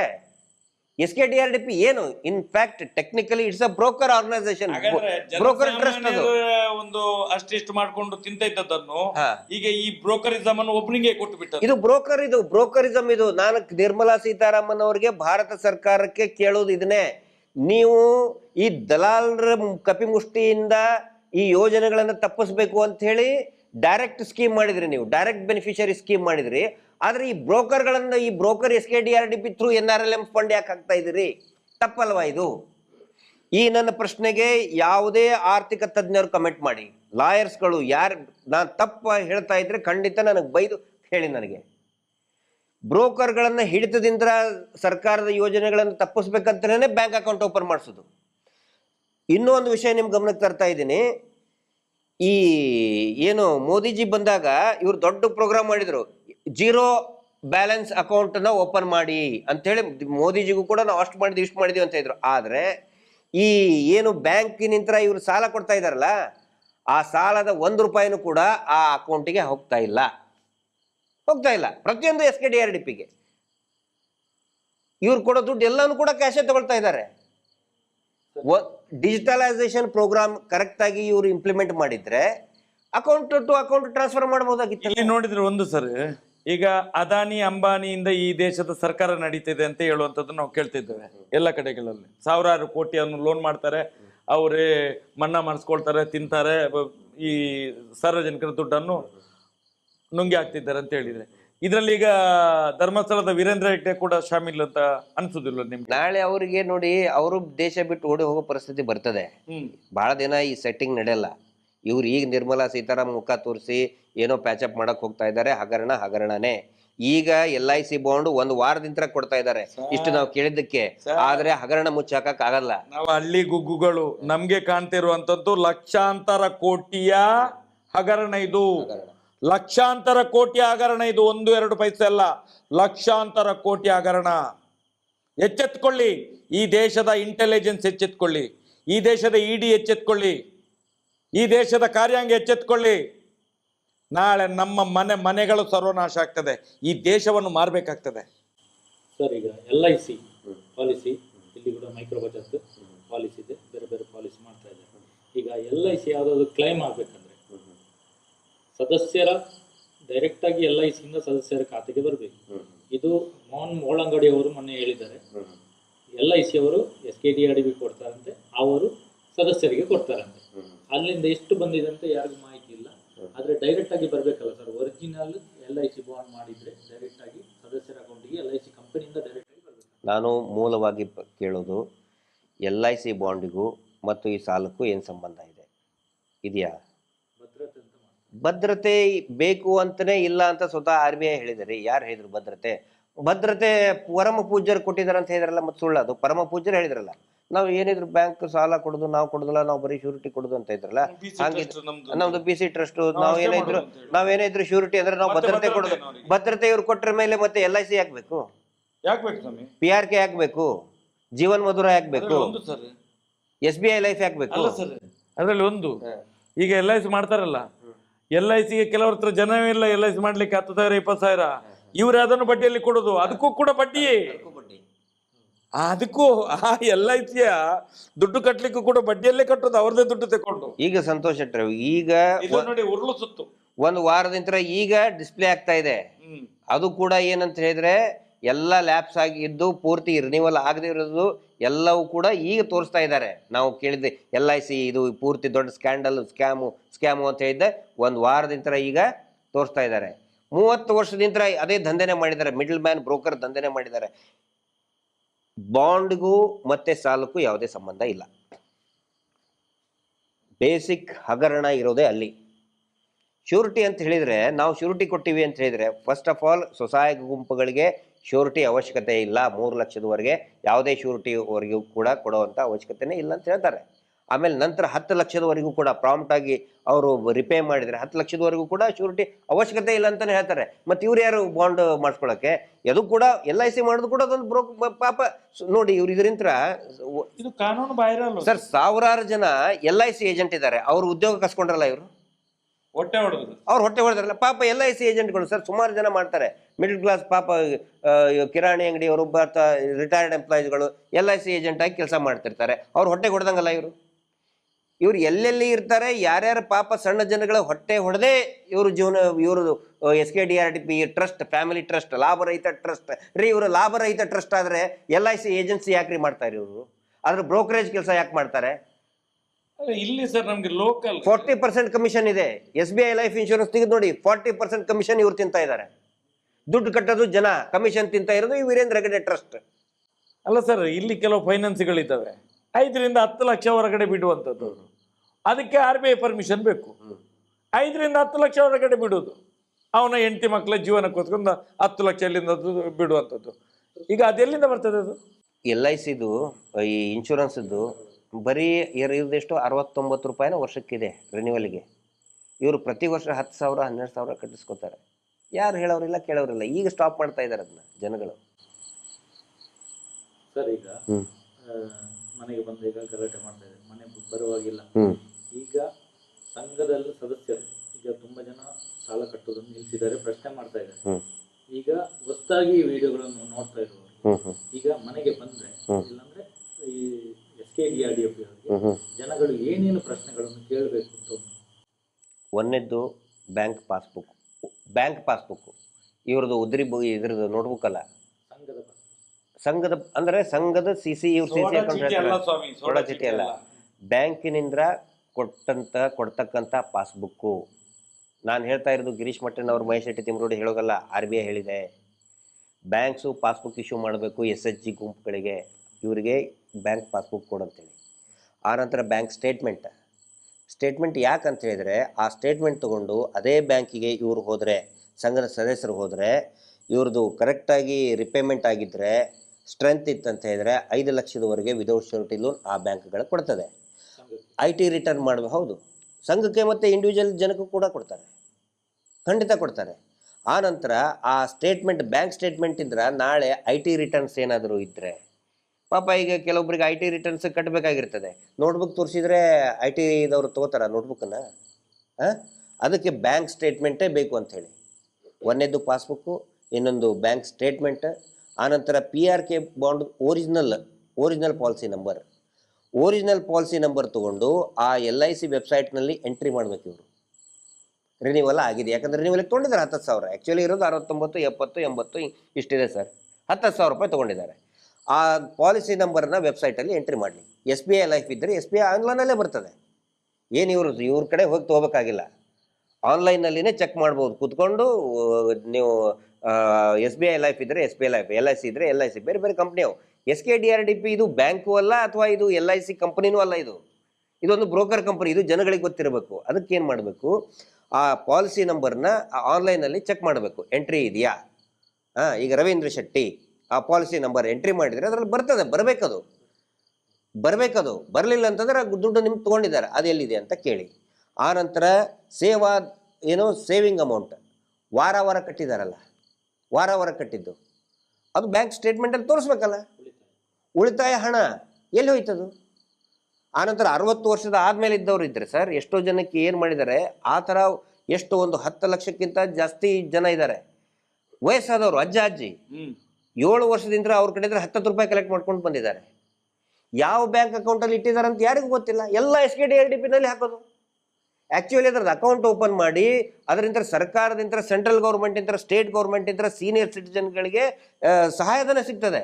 ಇವರು ಅದನ್ನು ಅಜ್ಜ ಅಜ್ಜಿ ಊರುಗೋಲು ಸರ್, ಅದು ಆರ್ಥಿಕವಾದಂಥ ಊರುಗೋಲು. ಪಾಪ ಅವರು ಮಗ ಕೊಟ್ಟಿದ್ದು ಅಥವಾ ಇವ್ರ ಕಾಯ್ದಿಟ್ಕೊಂಡಿದ್ದೇನೋ 10 ರೂಪಾಯಿ ಕೊಟ್ಟಿರ್ತಾರೆ, ಅದನ್ನು ಕೂಡ ನುಂಗ್ ಹಾಕಿದ್ರಲ್ಲ ವೀರೇಂದ್ರ ಹೆಗಡೆ ಅಂಡ್ ಕಂಪನಿ, ಅದನ್ನು ಕೊಡಂತ ಹೇಳಿ. ಪಾಪ ಮಾಡಿದ್ರಿ ಪಾಪಿಗಳು, ಅವ್ರ ಹೆಸರು ತೆಗಿಬೇಡಿ ಅಂತ ಇಷ್ಟೇ ಎಲ್ಲ ತಗೊಂಡು ಬರ್ತಾರಲ್ಲ. ಮೊನ್ನೆ ರಾಣಿ ಕಿತ್ತೂರು ತಾಲೂಕಿನಲ್ಲಿ ಒಬ್ಬನು ಕೇಳಿದಾನಲ್ಲ, 60 ವರ್ಷದ್ದು ನೀವು ಕಲೆಕ್ಟ್ ಮಾಡಿದ್ರಲ್ಲ ದುಡ್ಡು, 60 ವರ್ಷ ಆದವ್ರದ್ದು ದುಡ್ಡು ಎಲ್ಲ ಐತಿ, ಯಾವ ಬ್ಯಾಂಕಲ್ಲಿ ನಡ್ರಿ ಹೋಗೋಣ ಅಂತ ಕೇಳಿದ ಒಬ್ಬನು.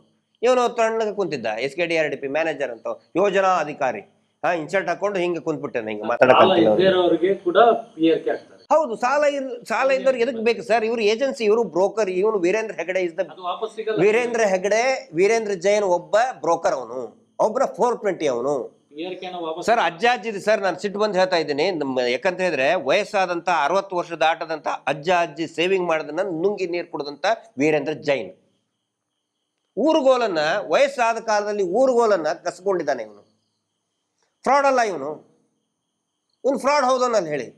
ನನ್ನ ಮಾತು ಬೇಕಾದ್ರೆ ಸುಳ್ಳು ಅಂತ ಹೇಳಿದ್ರೆ ಯಾರು ಬೇಕಾದ್ರೂ ಕೂಡ ನನ್ನ ಪ್ರಶ್ನೆ ಮಾಡಿ ಬಹಿರಂಗವಾಗಿ. ನಾನು ಹೇಳೋದಲ್ಲ, ಜನಗಳು ಕೇಳ್ತಾ ಇದ್ದಾರೆ. ಕಿತ್ತೂರಿನಲ್ಲಿ ಮೊನ್ನೆ ಬರೀ ಕಿತ್ತೂರದ್ದು ಒಂದೇ ಸಮಸ್ಯೆ ಅಲ್ಲ, ರಾಜ್ಯದ ಎಲ್ಲಾ ಕಡೆಗಳಲ್ಲಿ ಕೂಡ ಇವ್ರದ್ದು ಒಂದು ಸಂಘ ಮಾಡಬೇಕು ಅಂತಾನೆ ಒಂದು ನಿಯಮ ಇದೆ ಸರ್ಕಾರದಿಂದ. ಹಂಗೇನಾರ ಇದ್ರೆ ಒಂದು ಗುಂಪು ಮಾಡಿ, ಇವ್ರು ಗುಂಪು ಮಾಡಿದ SKDRDPದವರು ಆ ವಯಸ್ಸಾದವ್ರದ್ದು ಒಂದು ಗುಂಪು ಮಾಡಿದ್ರು. ಗುಂಪು ಮಾಡಿ ಪ್ರತಿ ವಾರ ಅವ್ರ ಕಡೆ ಅಂತ 10 ರೂಪಾಯಿ ಇಸ್ಕೊಂಡ್ರು. 7 ವರ್ಷದಿಂದ ದುಡ್ಡು ಕಲೆಕ್ಟ್ ಮಾಡ್ತಾ ಇದ್ದಾರೆ. ಅವ್ರಿಗೇನಾದ್ರೂ ಇಂತಲ್ಲಿ ಆಸ್ಪತ್ರೆಗೆ ಹೋದ್ರೆ ಅವ್ರನ್ನ ಕೇಳಕ್ ಯಾರೂ ಇಲ್ಲ, ಅವಾಗ ಹೆಲ್ಪ್ ಮಾಡ್ಬೇಕು ತಾನೇ. ಅವರು ಆಸ್ಪತ್ರೆಗೆ ದುಡ್ಡು ಕಟ್ಟೋದು ಏನೂ ಇಲ್ಲ, ಬರೀ ದುಡ್ಡು ತಿಂದ ಮಲಗಿದ. ಇಲ್ಲಿ ನಿರ್ಮಲಾ ಸೀತಾರಾಮ್ ಕರೆಸಿ ನಾವು ಲಾಭಾಂಶ ಕೊಟ್ಟು ಕೊಡಂತ ಹೇಳ್ರಿ 60 ವಯಸ್ಸಾದವ್ರಿಗೆ. ನಾವು ಇಷ್ಟು ಮಾತಾಡಿದೇವಲ್ಲ, ನಾನೊಂದು ಕೆಲವು MLAಗಳ ಹತ್ರ ಮಾತಾಡಿದೆ. ನಿಮ್ಗೇನು ಒಂದು ಸ್ವಲ್ಪ ಆದ್ರೂ ಮಾನ ಮರ್ಯಾದೆ, ಜನಗಳ ನೋವು, ಇಷ್ಟು ನಾವು ಬೊಬ್ಬೆ ಹೊಡಿತೇವೆ ಅರ್ಥ ಆಗೋದಿಲ್ವಾ? ಜನಸಾಮಾನ್ಯರಿಗೆ ತಿಳಿಯೋದಿಲ್ಲ, ನಿಮ್ಗೆ ತಿಳಿಯೋದಿಲ್ಲ ಅಂತೇಳಿ ಏನ್ ಹೇಳ್ತಾರೆ ಗೊತ್ತಾ? ನಮ್ಮ ಹೈಕಮಾಂಡೇ ಅವ್ರ ಜೊತೆಯಲ್ಲಿದೆ, ನಮ್ಮ ಹೈಕಮಾಂಡೇ ಅವ್ರ ಜೊತೆಯಲ್ಲಿದೆ ಅಂತ ಹೇಳ್ತಾರೆ. ಹಾಗಾದ್ರೆ ಹೇಗೆ ಸರ್ ಇವರು? ಇದು ಎಂತದ್ದು ಇದು? ನರೇಂದ್ರ ಸ್ವಾಮಿ ಸುಮ್ಮನೆ ಆಗ್ಬಿಟ್ರು, ಸೈಲೆಂಟ್ ಆಗಿಬಿಟ್ರು, ಎಕ್ದಮ್ ಸೈಲೆನ್ಸರ್ ಇಟ್ಟುಬಿಟ್ರು.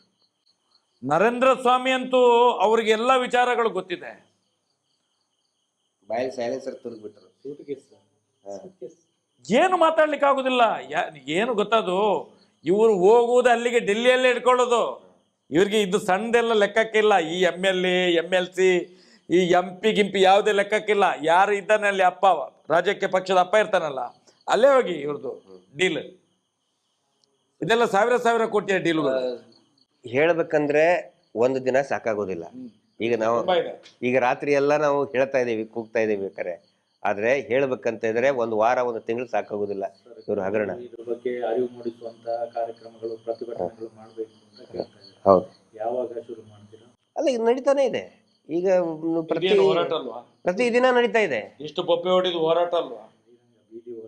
ಬೀದಿ ಹೋರಾಟ ಮಾಡ್ಲೇಬೇಕು ನೋಡಿ. ಜನಗಳಿಗೆ ನಾನು ಗ್ರಾಮಸ್ಥರಿಗೆ, ಸಂಘದ ಸದಸ್ಯರಿಗೆ ನಾನು ಹೇಳಕ್ಕೆ, ನೀವು ಮೊದಲು ಗ್ರಾಮದವರು ಒಗ್ಗಟ್ಟಾಗಿ, ಗ್ರಾಮಸ್ಥರು ಮೊದಲು ಒಗ್ಗಟ್ಟಾಗಿ. ಯಾಕಂತ ಹೇಳಿದ್ರೆ ಸಂಘದ ಸದಸ್ಯರು ನೀವು 10ರಲ್ಲಿ 2 ಜನ ನೀವು ನಿಮ್ಮ ನೋಟ್ಬುಕ್ಕಲ್ಲಿ ಬರೆದು ಬಿಡಿ, ನಮಗೆ ವಾರ ಕಟ್ಟಕ್ಕಾಗೋದಿಲ್ಲ, ನಾವು 3 ತಿಂಗಳಿಗೊಮ್ಮೆ ಕಟ್ಟೋರು, ಬ್ಯಾಂಕ್ ನಿಯಮದ ಪ್ರಕಾರ ಬ್ಯಾಂಕಿಗೆ ಕಟ್ತೀವಿ.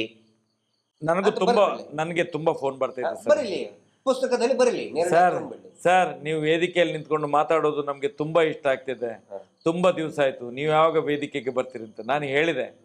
ವೇದಿಕೆಗೆ ಬರುವಂತ ದಿನ ಆದಷ್ಟು ಬೇಗ ಇದೆ, ನೀವೆಲ್ಲ ತಯಾರಾಗಿರಿ. ಕರೆ ಕೊಟ್ಟ ತಕ್ಷಣ ನಮ್ಮ ಹೋರಾಟಕ್ಕೆ ಬಂದು ನೀವು ನಿಂತ್ರೆ ಸಾಕು. ನಮಗೆ ಇವತ್ತು ಹೋರಾಟಕ್ಕೆ ಬೇರೆ ಯಾವುದು ಬೇಡ, ಲಾಠಿ ದೊಣ್ಣೆ ಕಲ್ಲು ಗಿಲ್ಲು ಯಾವುದು ಬೇಡ. ನಾವು ಅಧಿಕೃತವಾಗಿ ಬಂದು ಮಾರ್ಗದ ಮಧ್ಯದಲ್ಲಿ ನಿಲ್ಲುವುದೇ ಹೋರಾಟದ ಶಕ್ತಿ. ಹೋರಾಟದ ಶಕ್ತಿ. ಜನಸಂಖ್ಯಾ ಬಲ ಬೇಕು ನಮಗೆ, ಇವತ್ತು ಜನಶಕ್ತಿ ಬೇಕು ನಮಗೆ.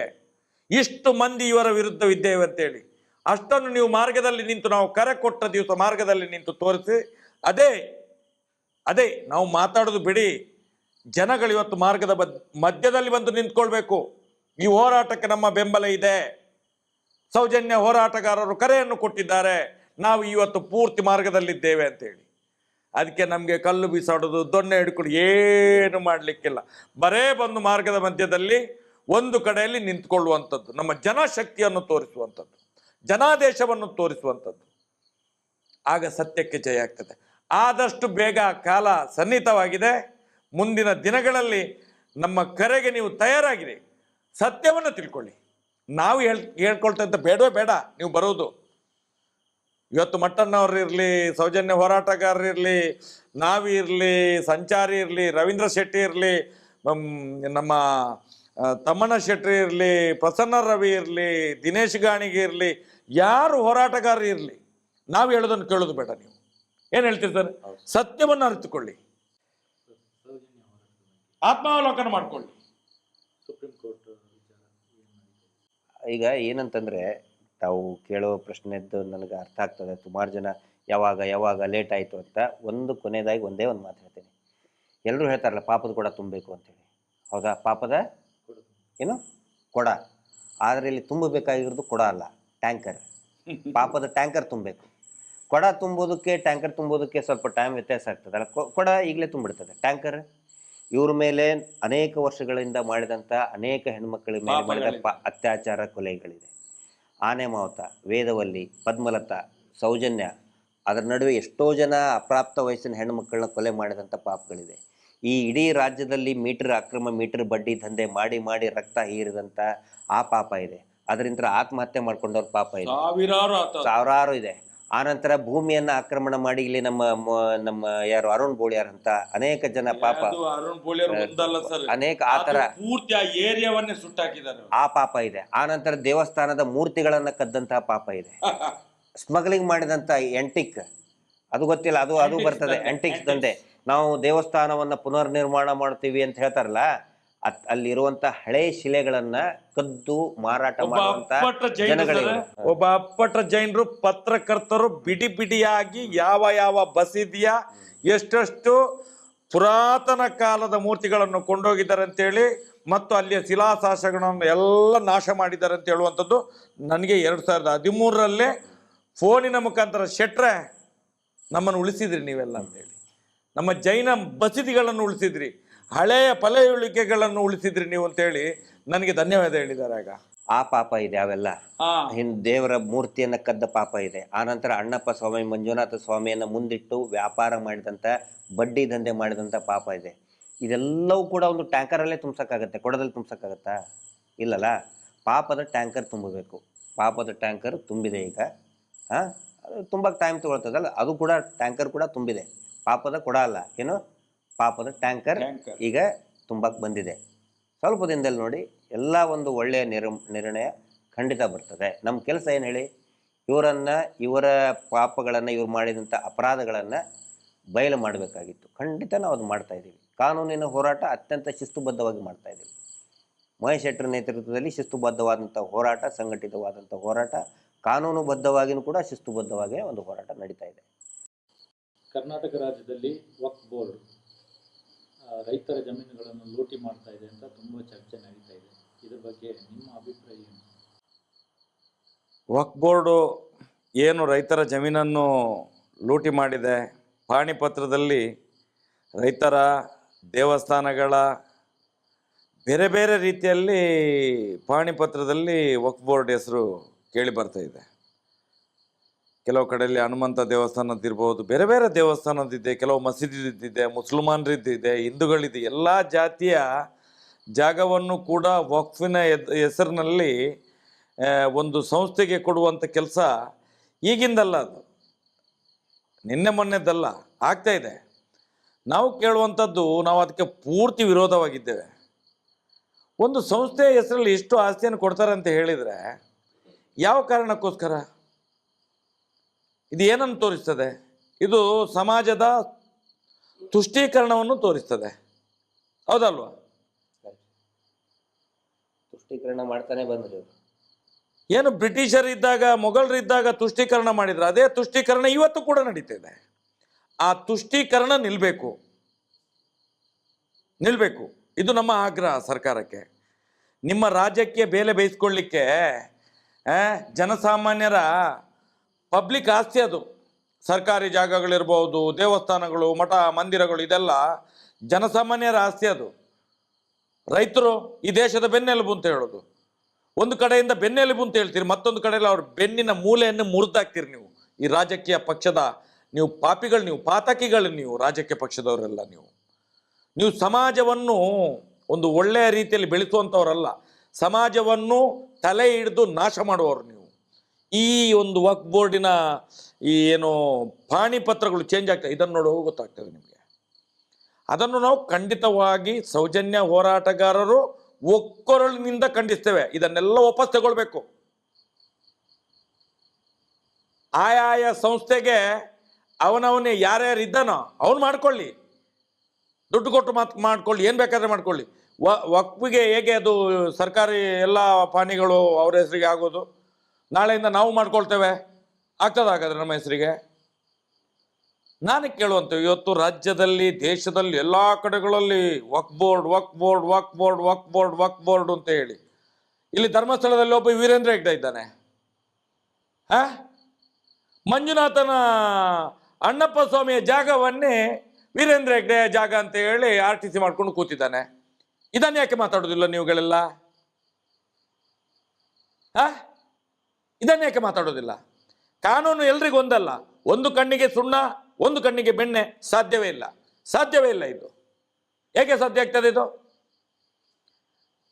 ಎಲ್ಲ ನೀವು ಹೇಳ್ತೀರಿ ವಕ್ಫ್ ಬೋರ್ಡ್ ಅಂತ ಹೇಳಿದ್ರೆ, ನಮ್ಮ ಬೆಳ್ತಂಗಡಿ ತಾಲೂಕಲ್ಲ, ದಕ್ಷಿಣ ಕನ್ನಡ ಜಿಲ್ಲೆ ಅಲ್ಲ, ಕರ್ನಾಟಕದಾದ್ಯಂತ ಎಷ್ಟು ದೀನ ದಲಿತರ ಜಾಗ ಇವತ್ತು ವೀರೇಂದ್ರ ಹೆಗ್ಡೆ ಹೆಸರಾಗಿ ಆಗಿದೆ, ಅವರ ಸಂಸ್ಥೆ ಹೆಸರಿಗೆ ಆಗಿದೆ.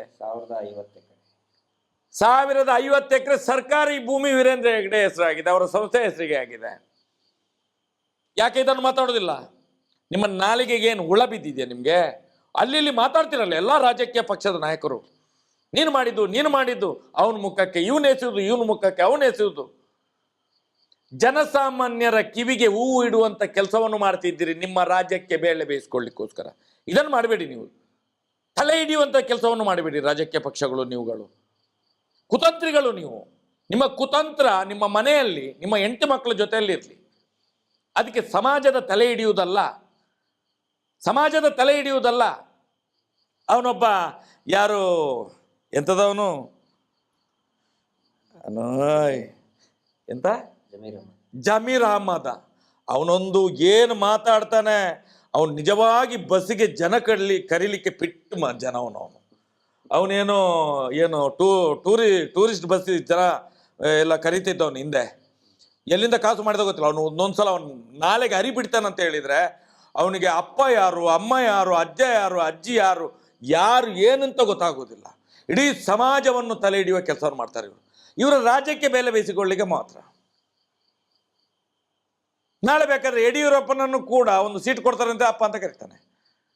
ನಾಳೆ ನೋಡಿದ್ರೆ ಕಾಂಗ್ರೆಸ್ ಅಲ್ಲಿ, ಇವತ್ತು ನೋಡಿದ್ರೆ BJPಯಲ್ಲಿ, ನಾಳೆ ನೋಡಿದ್ರೆ JDS ಅಲ್ಲಿ, ಎಲ್ಲೆಲ್ಲಿ ಇರ್ತಾರೆ ಅಂತ ಗೊತ್ತಾಗೋದಿಲ್ಲ. ಇವರು ಏನು ಹೇಳ್ತಾರೆ? ವಕ್ಫ್ ಬೋರ್ಡ್ ಅಂತ ಹೇಳಿದ್ರೆ ಅದೊಂದು ಸಂಸ್ಥೆ. ಹೌದು ಸ್ವಾಮಿ, ಸಂಸ್ಥೆ ಹೌದು. ಮಠದ ಹೆಸರು ಅದಕ್ಕೆ ಹೇಗೆ ಹೋಗೋದು? ದೇವಸ್ಥಾನದ ಹೆಸರು ಹೇಗೆ ಹೋಗೋದು ಅದಕ್ಕೆ? ನಾನು ಕೇಳೋ ಜನಗಳು ಎಷ್ಟು ಮೂರ್ಖರಿದ್ದೀರಿ ಸ್ವಾಮಿ, ಜನಗಳು ಎಷ್ಟು ಮೂರ್ಖರಿದ್ದೀರಿ. ನಾನು ಹೇಳುವಂಥದ್ದು ವಕ್ಫ್ ಮಾತ್ರ ಅಲ್ಲ, ಅದೊಂದು ದೊಡ್ಡ ಸಂಸ್ಥೆ, ಅದು ಸರ್ಕಾರಿ ಸಂಸ್ಥೆ, ಸರ್ಕಾರದ ಕೈಯಲ್ಲಿರುವಂಥದ್ದು. ವಕ್ಫ್ ಅಂತ ಹೇಳಿದರೆ ಇವತ್ತು ಮುಸಲ್ಮಾನರ ಒಂದು ನಿಯೋಗ ಅದನ್ನು ಕಂಟ್ರೋಲ್ ಮಾಡ್ತದೆ ಬಿಟ್ಟರೆ ಅದು ಸರ್ಕಾರದ ಆಸ್ತಿ. ಇಲ್ಲೊಬ್ಬ ಪ್ರೈವೇಟ್ ವ್ಯಕ್ತಿ ವೀರೇಂದ್ರ ಹೆಗ್ಡೆ ಹಿಂದೂ ದೇವಸ್ಥಾನ ಮುಕ್ಕಿದ್ದು ನಿಮಗೆ ಕಾಣೋದಿಲ್ವಾ? ಇದನ್ನು ಪ್ರಶ್ನೆ ಮಾಡಿ. ಇದು ನಮ್ಮ ನೋವಿರುವಂಥದ್ದು. ಇದನ್ನು ಯಾಕೆ ಮಾಡೋದಿಲ್ಲ ನೀವು? ಇದನ್ನು ನೀವ್ಯಾಕೆ ಮಾಧ್ಯಮದವರು ಕೇಳೋದಿಲ್ಲ? ಈಗ ಏನಾಗ್ತಾ ಇದೆ, ವಕ್ಫ್ ಬೋರ್ಡದ್ದು ಹಿಂದಿನ ಥರನೂ ಕೂಡ ಎಷ್ಟೋ ಜನ ಸ್ವತಃ ಮುಸ್ಲಿಂ ಜನರೇ ವಕ್ಫ್ ಬೋರ್ಡ್ ವಿರುದ್ಧ ಕೋರ್ಟಿಗೆ ಹೋಗಿದ್ದಾರೆ. ಇದು ಯಾವ ರೀತಿ ಬಿಂಬಿಸ್ತಾ ಇದ್ದಾರೆ ಅಂತ ಹೇಳಿದರೆ, ಈಗ ಅದರ ಬಗ್ಗೆ ಮಾತಾಡಿ ಹಿಂದೂ ವರ್ಸಸ್ ಮುಸ್ಲಿಂ ಅಂತ, ಆದರೆ ಎಷ್ಟೋ ಜನರಿಗೆ ಗೊತ್ತಿಲ್ಲ. ಅನೇಕ ಜನ ಮುಸಲ್ಮಾನರು ಕೂಡ ವಕ್ಫ್ ಬೋರ್ಡ್ ವಿರುದ್ಧ ಕೋರ್ಟಿಗೆ ಹೋಗಿದ್ದಾರೆ. ಈ ನಮ್ಮ ಬಿಜಾಪುರದಲ್ಲಿ ಯಾಕೆ ಇದು ಜಾಸ್ತಿ ಆಗಿದೆ, ನಮ್ಮ ಬಿಜಾಪುರ, ಗುಲ್ಬರ್ಗ, ಈ ಬಿಜಾಪುರ ಬಹಮನಿ ಸುಲ್ತಾನರಿದ್ದಿದ್ದು. ಸರ್ಕಾರ, ಹಿಂದಿನ ಸರ್ಕಾರಗಳು ತುಷ್ಟೀಕರಣ, ತಾವು ಹೇಳ್ದಂಗೆ ತುಷ್ಟೀಕರಣ ಮಾಡಿ ಅದನ್ನು ಪೂರ್ತಿ ಹಾಗೆ ಬಿಟ್ಬಿಟ್ರು. ಸರ್ಕಾರ ತನ್ನ ವಶಕ್ಕೆ ಪಡೆದುಕೊಳ್ಳಲಿಲ್ಲ ಅದನ್ನ, ತುಷ್ಟೀಕರಣ ನೀತಿ. ಅದರಲ್ಲಿ ಎಷ್ಟೋ ಜನ ಈಗ ನಾವು ತಾವು ಹೇಳ್ದಂಗೆ ನಮ್ಮ ಇಡೀ ಸೌಜನ್ಯ ಹೋರಾಟ ಸಮಿತಿ ಒಂದು ನಿರ್ಣಯ ತಗೊಂಡಿದೆ. ಇದೇನು ಜನಸಾಮಾನ್ಯರ ಆಸ್ತಿ ಇರ್ಬೋದು, ದೇವಸ್ಥಾನದ ಆಸ್ತಿ, ಮಠ ಮಂದಿರಗಳ ಆಸ್ತಿ, ರೈತರ ಆಸ್ತಿಯನ್ನು ವಕ್ಫ್ ಬೋರ್ಡ್ ತನ್ನ ನೋಟಿಸ್ ಕಳಿಸಿದೆ. ನಾವು ಅದರ ವಿರುದ್ಧನೇ ಇದ್ದೀವಿ, ಖಂಡಿತ ಅದರ ವಿರುದ್ಧ ಇದ್ದೀವಿ. ಬಹಳಷ್ಟು ವರ್ಷದಿಂದ ಇದೆ. ಈಗ ಅದು ಪ್ರಚಾರಕ್ಕೆ ಬರ್ತಾ ಇದೆ. ಪ್ರಚಾರ ಅಂತ ಹೇಳಿದ್ರೆ ಇದು ರಾಜಕೀಯ ಮಾಡ್ತಾ ಇದ್ದಾರೆ. ಅವಾಗಗೋಸ್ಕರ ಆಗುವಂತದ್ದು. ಇದರಲ್ಲಿ ಎಲ್ಲ ರಾಜಕೀಯ ಪಕ್ಷದ ನಾಯಕರಿದ್ದಾರೆ, ಎಲ್ರಿಗೂ ಗೊತ್ತಿದೆ. ಬಿಜೆಪಿ ಮೈನಾರಿಟಿ ಮೋರ್ಚಾ, ನಾನು ಅವಾಗ ಯುವ ಮೋರ್ಚಾ ಅಧ್ಯಕ್ಷ ಇದ್ದಾಗ, ಯಾವಾಗ 2007-8ರಲ್ಲಿ ಯಾವಾಗ ನಮ್ಮ ಜೊತೆಗೆ ಮೈನಾರಿಟಿ ಮೋರ್ಚಾ ಅದು ತುಂಬ ಆಕ್ಟಿವ್ ಆಗಿ ಕೆಲಸ ಮಾಡ್ತಿದ್ದು. ಎಲ್ಲ ಮೈನಾರಿಟಿ ಮೋರ್ಚಾದ ಸದಸ್ಯರು ಒಂದು ನಿರ್ಣಯ ಕೈಗೊಂಡಿದ್ರು ಅಗೇನ್ಸ್ಟ್ ವಕ್ಫ್ ಬೋರ್ಡ್. ಅನ್ವರ್ ಮಾರ್ಪಾಡಿ ಅಂತ ಹೇಳಿ ಅದಾದ್ಮೇಲೆ ಮೈನಾರಿಟಿ ಇದ್ರದ್ದು ಅಧ್ಯಕ್ಷರಾಗಿದ್ರು ಮಂಗಳೂರಿನವರು. ಹೌದು, ಅವರೆಲ್ಲ ಅದರ ಅಗೇನ್ಸ್ಟ್ ಇದನ್ನ ಮಾಡಿದ್ರು. ಅದನ್ನ ವಕ್ಫ್ ಬೋರ್ಡ್ ಈ ಪೂರ್ತಿ ಇದು ಆಸ್ತಿ ಕಬಳಿಸ್ತಾ ಇದೆ ಅಂತ ಹೇಳಿ. ಇದು ಜನರಿಗೆ ಗೊತ್ತಾಗಬೇಕು. ಏನಾಗ್ತಾ ಇದೆ, ಹಿಂದೂ ಮುಸ್ಲಿಂ ಅಂತ ಮಾಡಕ್ ಹೊರಟಿದ್ದಾರೆ. ಆ ಜಮೀರ್ ಅಹಮದ್ಗೆ ಮೊದಲು ಬುದ್ಧಿ ಇಲ್ಲ ಅವನಿಗೆ. ಮಾತಾಡೋದು ಅವ್ರಿಗೆ ಇಲ್ಲಿ ಏನಾಗಿದೆ ಗೊತ್ತಾ ಸರ್, ಮುಸ್ಲಿಂ ನಾಯಕರಿಗೆ ಮುಸಲ್ಮಾನರನ್ನ ಹಿಂದೂಗಳ ವಿರುದ್ಧ ಎತ್ತಿ ಕಟ್ಟಬೇಕು, ಹಿಂದೂಗಳ ನಾಯಕರು ಅಂತ ಹೇಳ್ಕೊಳ್ಳೋರಿಗೆ ಹಿಂದೂಗಳನ್ನ ಮುಸ್ಲಿಮರ ವಿರುದ್ಧ ಎತ್ತು ಕಟ್ಟಬೇಕು. ಹಿಂಗೆ ಮಾಡಿ ಅವ್ರವ್ರ ಅಂಗಡಿಯನ್ನು ನಡೆಸ್ತಾ ಇರಬೇಕು. ಆದರೆ ವಾಸ್ತವ ಏನಿದೆ ಅದನ್ನ ಎಲ್ಲರೂ ಮರೆಮಾಚ್ತಾ ಇದ್ದಾರೆ. ರೈತರು ಆಸ್ತಿ ಎಲ್ಲರಿಗೂ ಗೊತ್ತಿದೆ. ಇದು ಈಗ ಪಾಪಿಗಳಿಂದ ನಮ್ಮಂತವರು ರಸ್ತೆಯಲ್ಲಿ ನಿಂತ್ಕೊಂಡು ನಾವು ಹೋರಾಟ ಮಾಡಬೇಕು. ಇಷ್ಟು ವರ್ಷ ಆಯಿತು ನೋಡಿ. ಸ್ವತಃ ವೀರೇಂದ್ರ ಹೆಗಡೆ ಅವರ ಫ್ಯಾಮಿಲಿ ಹೈಕೋರ್ಟ್ ಮತ್ತು ಸುಪ್ರೀಂ ಕೋರ್ಟ್ನಲ್ಲಿ ಅಫಿಡವಿಟ್ ಕೊಟ್ಟಿದ್ದಾರೆ. ಇದು ಹಿಂದೂಗಳ ಆಸ್ತಿ ಅಲ್ಲ, ಹಿಂದೂಗಳ ಧಾರ್ಮಿಕ ಕ್ಷೇತ್ರನೇ ಅಲ್ಲ. 1974ರಲ್ಲಿನೇ ಹಾಕಿದ್ದಾರೆ. ಅದಕ್ಕಿಂತ ಬಿಫೋರ್ ಇದ್ದಿದ್ದು ರತ್ನವರ್ಮ ಹೆಗಡೆ ಅವರು. 1969ಕ್ಕಿಂತ ಮುಂಚೆ ಇದ್ದಿದ್ದು ಇವರು ಏನೋ ಪಟ್ಟ ಏರಿದ್ದು 1969 ನಂತರ 68ಕ್ಕೆ. ಅದಕ್ಕಿಂತ ಬಿಫೋರ್ ಅವಾಗ್ಲೇ ಹಾಕಿದ್ದಾರೆ ಅವರು. ಹಾಗಿದ್ರೆ ಯಾಕೆ ಅದ್ರ ಬಗ್ಗೆ ಮಾತಾಡ್ತಾ ಇಲ್ಲ? ಇಲ್ಲಿ ಏನ ಮಾಡ್ತಾ ಇದ್ದಾರೆ? ಹಂಗಿದ್ರೆ ಅವ್ರು ಮಾಡಿದ್ರೆ ನಡಿಬೋದಾ? ಇನ್ನೊಂದು ಪ್ರಮುಖ ವಿಷಯ ಸರ್, ಮೊನ್ನೆ ಹೋಗಿದ್ದೆ NR-ಪುರಕ್ಕೆ. ಅಲ್ಲಿ ಜ್ವಾಲಾಮಾಲ ಅಂಥೇಳಿ, ಜ್ವಾಲಾಮಾಲಿನಿ ಅದು ಒಂದು ಮಠ. ಆ ಮಠದ ಹೆಸರು ಜ್ವಾಲಾಮಾಲಿನಿ. ಅದು ಬಹಳ ದೊಡ್ಡ ಮಠ ಅದು. ಆ ನಂತರ ಬಹಳ ಮಿಸ್ಟೀರಿಯಸ್ ಆಗಿ, ಆಶ್ಚರ್ಯಕರವಾಗಿ ಆ ಸ್ವಾಮೀಜಿಗಳು ಸಾಯ್ತಾರೆ. ಅದ್ರ ಬಗ್ಗೆ ನಾವು ಮುಂದಿನ ದಿನದಲ್ಲಿ ಮಾತಾಡ್ತೀನಿ. ಬೇರೆ ಇನ್ನೂ ಅದ್ರ ಬಗ್ಗೆ ನಡೀತಾ ಇದೆ. ಅವ್ರು ತೀರ್ಕೊಂಡ ನಂತರ ಧರ್ಮಸ್ಥಳದವರು ಟೇಕ್ ಓವರ್ ಮಾಡ್ತಾರೆ. ವೀರೇಂದ್ರ ಹೆಗಡೆ ಅವರ ಆಪ್ತರೆ ಈಗ ಅಲ್ಲಿ ಆಡಳಿತಾಧಿಕಾರಿಗಳು ಇರೋದು. ಜ್ವಾಲಾಮಾಲಿನಿ ಅನ್ನುವಂಥದ್ದು ಜೈನರ ದೇವಿ ಅದು ನನ್ನಲ್ಲೂ ಕೂಡ ಇದೆ. ಜ್ವಾಲಾಮಾಲಿನಿ ಅನ್ನುವಂಥ ದೇವಿ ನನ್ನಲ್ಲೂ ಕೂಡ ಇದೆ. ನಾವು ದೇವಿಯನ್ನು ಆರಾಧನೆ ಮಾಡ್ತೇವೆ. ಯಾವುದು ದೇವಿಯ ಹೆಸರು ಕಟ್ಟರೆ ದೇವಿ, ಅದು ಯಾವುದಾಗ್ಲಿ ಅದು ನಮ್ಮ ದೇವರು ಅಂತ ಹೇಳಿ. ಆದ್ರೆ ಅದು ವೀರಶೈವ ಲಿಂಗಾಯತರ ಮಠ. ಈಗ ನೀವು ಹೋಗಿ ನೋಡಿದ್ರಿಂದ ಅದು ಈಗ ಅಲ್ಲಿ ಜ್ವಾಲಾಮಾಲಿನಿ ಆಗಿರ್ಬೋದು. ಯಾವಾಗ ಕೊರೋನಾದ ಸಂದರ್ಭದಲ್ಲಿ ಆದಂತ ಘಟನೆ ಅದೆಲ್ಲ ಈಗ ಟ್ರಾನ್ಸ್ಫರ್ ಆಗಿದ್ದೆಲ್ಲ. ಆದೃಷ್ಟಂದ ಈಗ ಅಲ್ಲಿ ಜ್ವಾಲಾಮಾಲಿನಿ ಅಂತ ಹೇಳಿ ಬೋರ್ಡ್ ಹಾಕಿರ್ಬೋದು. ಯಾಕಂತ ಹೇಳಿದ್ರೆ ಈಗ ಇಲ್ಲಿ ಉಪ್ಪಿನಂಗಡಿ ಯಾರೋ ಅದನ್ನ ನಡೆಸ್ತಾ ಇದ್ದಾರೆ. ಧರ್ಮಸ್ಥಳದ ಜನಗಳೇ ಇರುವುದಲ್ಲಿ ಈಗ. ಅಲ್ಲ, ಅದನ್ನ ಈಗಲೂ ಕೂಡ ನೀವು ಯಾರಿಗೆ ಕೇಳಿದ್ರು ಕೂಡ ಅಂತಲ್ಲಿ ಅದನ್ನ ಮಠ ಅಂತಾನೆ ಹೇಳ್ತಾರೆ. ಈಗ ಅದಕ್ಕಿಂತ ಜಾಸ್ತಿ ಮುಖ್ಯವಾದ ಏನಂದ್ರೆ, ಇಲ್ಲಿ ನಾನು ಬಹಳ ಕ್ಲಿಯರ್ ಆಗಿ ಹೇಳ್ತಾ ಇದ್ದೀನಿ, ಜೈನರ ವಿರುದ್ಧ ಅಲ್ಲ, ಅಲ್ಲಿ ಜೈನರೇ ವೀರೇಂದ್ರ ಹೆಗ್ಗಡೆ ವಿರುದ್ಧ ನಿಂತ್ಕೊಂಡಿದ್ದಾರೆ. ಯಾಕಂತ ಹೇಳಿದ್ರೆ ಅಲ್ಲಿ 70 ಮನೆಗಳು NR ಪುರದ 70 ಮನೆಗಳಲ್ಲಿ ಅದರಲ್ಲಿ ಬಹುತೇಕರು ಜೈನರ ಮನೆಗಳಿದೆ. ಆ ಮನೆಗಳಿಗೆ ಈಗ ಹೊಸದಾಗಿ ಬಂದಂತಹ ಇವರು ಏನು ಆಡಳಿತಾಧಿಕಾರಿ ಬಂದಿದ್ದಾರಲ್ಲ, ಎಲ್ಲರಿಗೂ ನೋಟಿಸ್ ಕೊಟ್ಟಿದ್ದಾರೆ 70 ಮನೆಗಳಿಗೆ. ಅಷ್ಟೇ ಅಲ್ಲ, ಒಂದು ಶಾಲೆ ಇದೆ, ಸರ್ಕಾರಿ ಶಾಲೆ, ತುಂಬಾ ಚೆನ್ನಾಗಿ ಸ್ಕೂಲ್ ಇದೆ ಸರ್. 106 ಜನ ಮಕ್ಕಳು ಬರ್ತಾರೆ. ಆ ಸ್ಕೂಲನ್ನು ಡೆಮಾಲಿಷನ್ ಮಾಡ್ಬೇಕಂತೇಳಿ ವೀರೇಂದ್ರ ಹೆಗಡೆ ನೋಟಿಸ್ ಕೊಟ್ಟಿದ್ದಾರೆ. ಸರ್ಕಾರಿ ಶಾಲೆ. ಅಲ್ಲಿಗ ಇವರು ವೀರಶೈವ ಲಿಂಗಾಯತರು ಯಾರು ಎದ್ದೇಳಲಿಲ್ವಾ ನಮ್ಮ ಮಠ ಅಂತ ಹೇಳಿ ಈಗ ಸ್ಟ್ರೈಕ್ ಮಾಡ್ತೀವಿ, ಈಗೀಗ ಅರಿವು ಮೂಡ್ತಾ ಇದೆ. ಅದಕ್ಕೆ ನಾನು ಹೇಳುದು, ಇವರು ಎಲ್ಲಿ ಕಾಲಿಡ್ತಾರೆ ಅದು ಒಂದು ಜಾಲಿ ಮರ ಇದ್ದಂಗೆ, ಎಲ್ಲರನ್ನು ಕೂಡ ಸರ್ವನಾಶ ಮಾಡಿ ಹಾಕ್ತಾರೆ. ಅದಕ್ಕೆ ಯಾರು ನಮಗೆ ಹೇಳ್ತಾರಲ್ಲ ಇವರು ಜೈನ ವಿರೋಧಿಗಳು, ಖಂಡಿತ ಅಲ್ಲ. ಅಲ್ಲಿ ಸ್ವತಃ ಜೈನ ಕುಟುಂಬದವರೇ ವೀರೇಂದ್ರ ಹೆಗ್ಗಡೆ ವಿರುದ್ಧ ಅವರು ಸ್ಟ್ರೈಕ್ ಮಾಡ್ತೀವಿ ಅಂತ ಹೇಳ್ತಾ ಇದ್ದಾರೆ. ಅವ್ರ ಆಸ್ತಿ ಅದು. ಅಲ್ಲ, ಇವರು ಜೈನರಂತ ಈಗ ಹೇಳುದು ಸರ್, ಇವರು ಬ್ರಿಟಿಷರ ಜೊತೆಗೆ ಬಂದವರು. ಇವರು ಇಲ್ಲಿಯ ಜೈನರಲ್ಲ, ಒರಿಜಿನಲ್ ಜೈನರು ನಮ್ಮ ಜೊತೆಯಲ್ಲಿ ಅದು ಗೊತ್ತಾಗ್ಬೇಕು ಜನಗಳಿಗೆ, ಅದು ಗೊತ್ತಾಗ್ಬೇಕು. ನಾವೇನು ಜೈನ ಸಮುದಾಯದ ವಿರುದ್ಧ ಖಂಡಿತ ನಾವಲ್ಲ. ವೀರೇಂದ್ರ ಹೆಗ್ಗಡೆ ಅವರ ಕುಟುಂಬ ಮಾಡ್ತಾ ಇರುವಂತ ಅನಾಚಾರ. ಬನ್ನಿ NR ಪುರಕ್ಕೆ ಕೇಳಿ ನೀವು. NR ಪುರಕ್ಕೆ ನಾನು ಹೇಳ್ತೀನಲ್ಲ, ದಯವಿಟ್ಟು ಕೇಳಿ ಸರ್. 106 ಮಕ್ಕಳು ಓದ್ತಾ ಇರುವಂತ ಶಾಲೆ, ಒಳ್ಳೆಯ ಸುಸಜ್ಜಿತವಾದಂತ ಶಾಲೆಯನ್ನ ಡೆಮಾಲಿಷನ್ ಮಾಡಬೇಕು ಅಂತ ಹೊರಟಿದ್ದಾರೆ. ನಾವೊಂದು ಟೀಮ್ ಕಳಿಸಿದ್ದೇವೆ ಸರ್ ಮೊನ್ನೆ NR ಪುರಕ್ಕೆ. ಹೋಗಿದ್ದಾರೆ, ಅಲ್ಲಿ ಕೇಳಿದ್ದಾರೆ ಇಲ್ಲಿಯ ಸ್ವಾಮೀಜಿಗಳೆಲ್ಲ ಹೋಗಿದ್ದಾರೆ ಅಂತ ಹೇಳಿ. ನಿಮ್ಗೆ ಗೊತ್ತಿಲ್ವಾ ಅವರು ಕರೆಂಟ್ ಹೊಡೆದು ಸತ್ತಿದ್ದಾರೆ ಅಂತ ಹೇಳಿ. ಅಲ್ಲಿ ಆ ರೀತಿಯ ಒಂದು ಮನೋಭಾವನೆಯನ್ನು ಸಮಾಜದಲ್ಲಿ ಬಿತ್ತಿದ್ದಾರೆ. ಕರೆಂಟ್ ಹೊಡೆದು ಸತ್ತದ್ದು ಯಾರು? ವೀರಶೈವ ಲಿಂಗಾಯತ ಮಠದ ಸ್ವಾಮೀಜಿಗಳು ಕರೆಂಟ್ ಹೊಡೆದು ಸತ್ತದ್ದು ಅಂತ ಹೇಳಿದ್ರೆ. ನಮ್ಗೆ ಮಾಹಿತಿ ಬಂದ ಪ್ರಕಾರ ಮೊದಲನೇ ದಿವಸ ಒಂದು ಈ ಕೊರೋನಾದ ಸಂದರ್ಭದಲ್ಲಿ ಧರ್ಮಸ್ಥಳದಿಂದಲೇ ಒಂದು 6-7 ಮಂದಿ ಹೋಗಿದ್ದಾರೆ. 6-7 ಮಂದಿ ಅಲ್ಲಿಗೆ ಹೋಗಿದ್ದಾರೆ. ಅವರು ಹೋದ ಮರು ದಿವಸ ಬೆಳಿಗ್ಗೆ ಈ ಎಲ್ಲ ಘಟನೆ ನಡೆದಿರುವಂಥದ್ದು, ಅದರ ಮೇಲೆ ಆಸ್ತಿ ಎಲ್ಲ ಪುಸಲಾಯಿಸಿರುವಂಥದ್ದು ನಮಗೆ ಅಷ್ಟು ಮಾಹಿತಿ ಈಗ ನಮಗೆ ಬಂದಿದೆ. ನೀವೀಗ ಮೊನ್ನೆ ಹೋಗಿದ್ರಿ, ನೀವೊಂದಷ್ಟು ಮಾಹಿತಿಯನ್ನು ಪಡ್ಕೊಂಡಿದ್ದೀರಿ. ಅದನ್ನು ನೋಡುವಾಗ ಈಗ ನಾವು ಈ ಇಡೀ ರಾಜ್ಯದಲ್ಲಿ ಇಂಥ ತುಂಬ ಪ್ರಕರಣಗಳು ಬೇರೆ ಬೇರೆ ಮಠದ್ದು, ಬೇರೆ ಬೇರೆ ಜನಗಳದ್ದು, ದೀನದಲಿತರಿದ್ದು, ಸರ್ಕಾರದ ಭೂ ಹಗರಣ, ಮತ್ತು ಬೆಂಗಳೂರಲ್ಲಿ ನೋಡಿದರೆ ಇದು ಯಾವುದು ರಾಜಕಾಲುವೆಗಳನ್ನು ಒತ್ತುವರಿ, ಇದೆಲ್ಲ ಏನು ಸರ್? ಇದು ಈ ದೇಶದಲ್ಲಿ ಹಾಗಾದ್ರೆ ಕಾನೂನು ಎಷ್ಟಿದೆ? ಹಾಗಾದ್ರೆ ನೆಲಮಂಗಲ ಹತ್ರ ಅದೊಂದೇನೋ ಕ್ಷೇಮವನ ಮಾಡಿದ್ದಾರೆ. ಕ್ಷೇಮವನ ಅಲ್ಲಿ ಎಲ್ಲಿದೆ ಅದು? ಅದು ಯಾವುದ್ರ ಮೇಲೆ ಇದೆ ಅದು?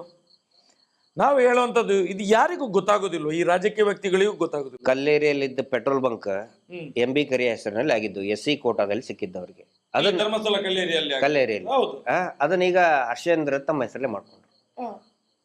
ದಲಿತರ ಕೋಟಾದಲ್ಲಿ SC ಕೋಟಾದಲ್ಲಿ ಇದ್ದಂತಹ ಪೆಟ್ರೋಲ್ ಬಂಕ್ ಅನ್ನ ಅವ್ರ ಹೆಸರಿಗೆ ಒತ್ತುವರಿ ಮಾಡ್ಕೊಂಡು. ನಾನು ಕೇಳುದು ಸರ್, ಇಷ್ಟು ದಲಿತ ಸಂಘಟನೆಗಳಿದ್ದಾವಲ್ಲ, ಈಗ ನೋಡಿ ಉಜಿರೆ ಗ್ರೌಂಡ್ ಇದೆ, 42 ಎಕರೆ, ಅದು 42 ಎಕರೆ ಭೂಮಿ, ಅದು DCDR ಜಾಗ.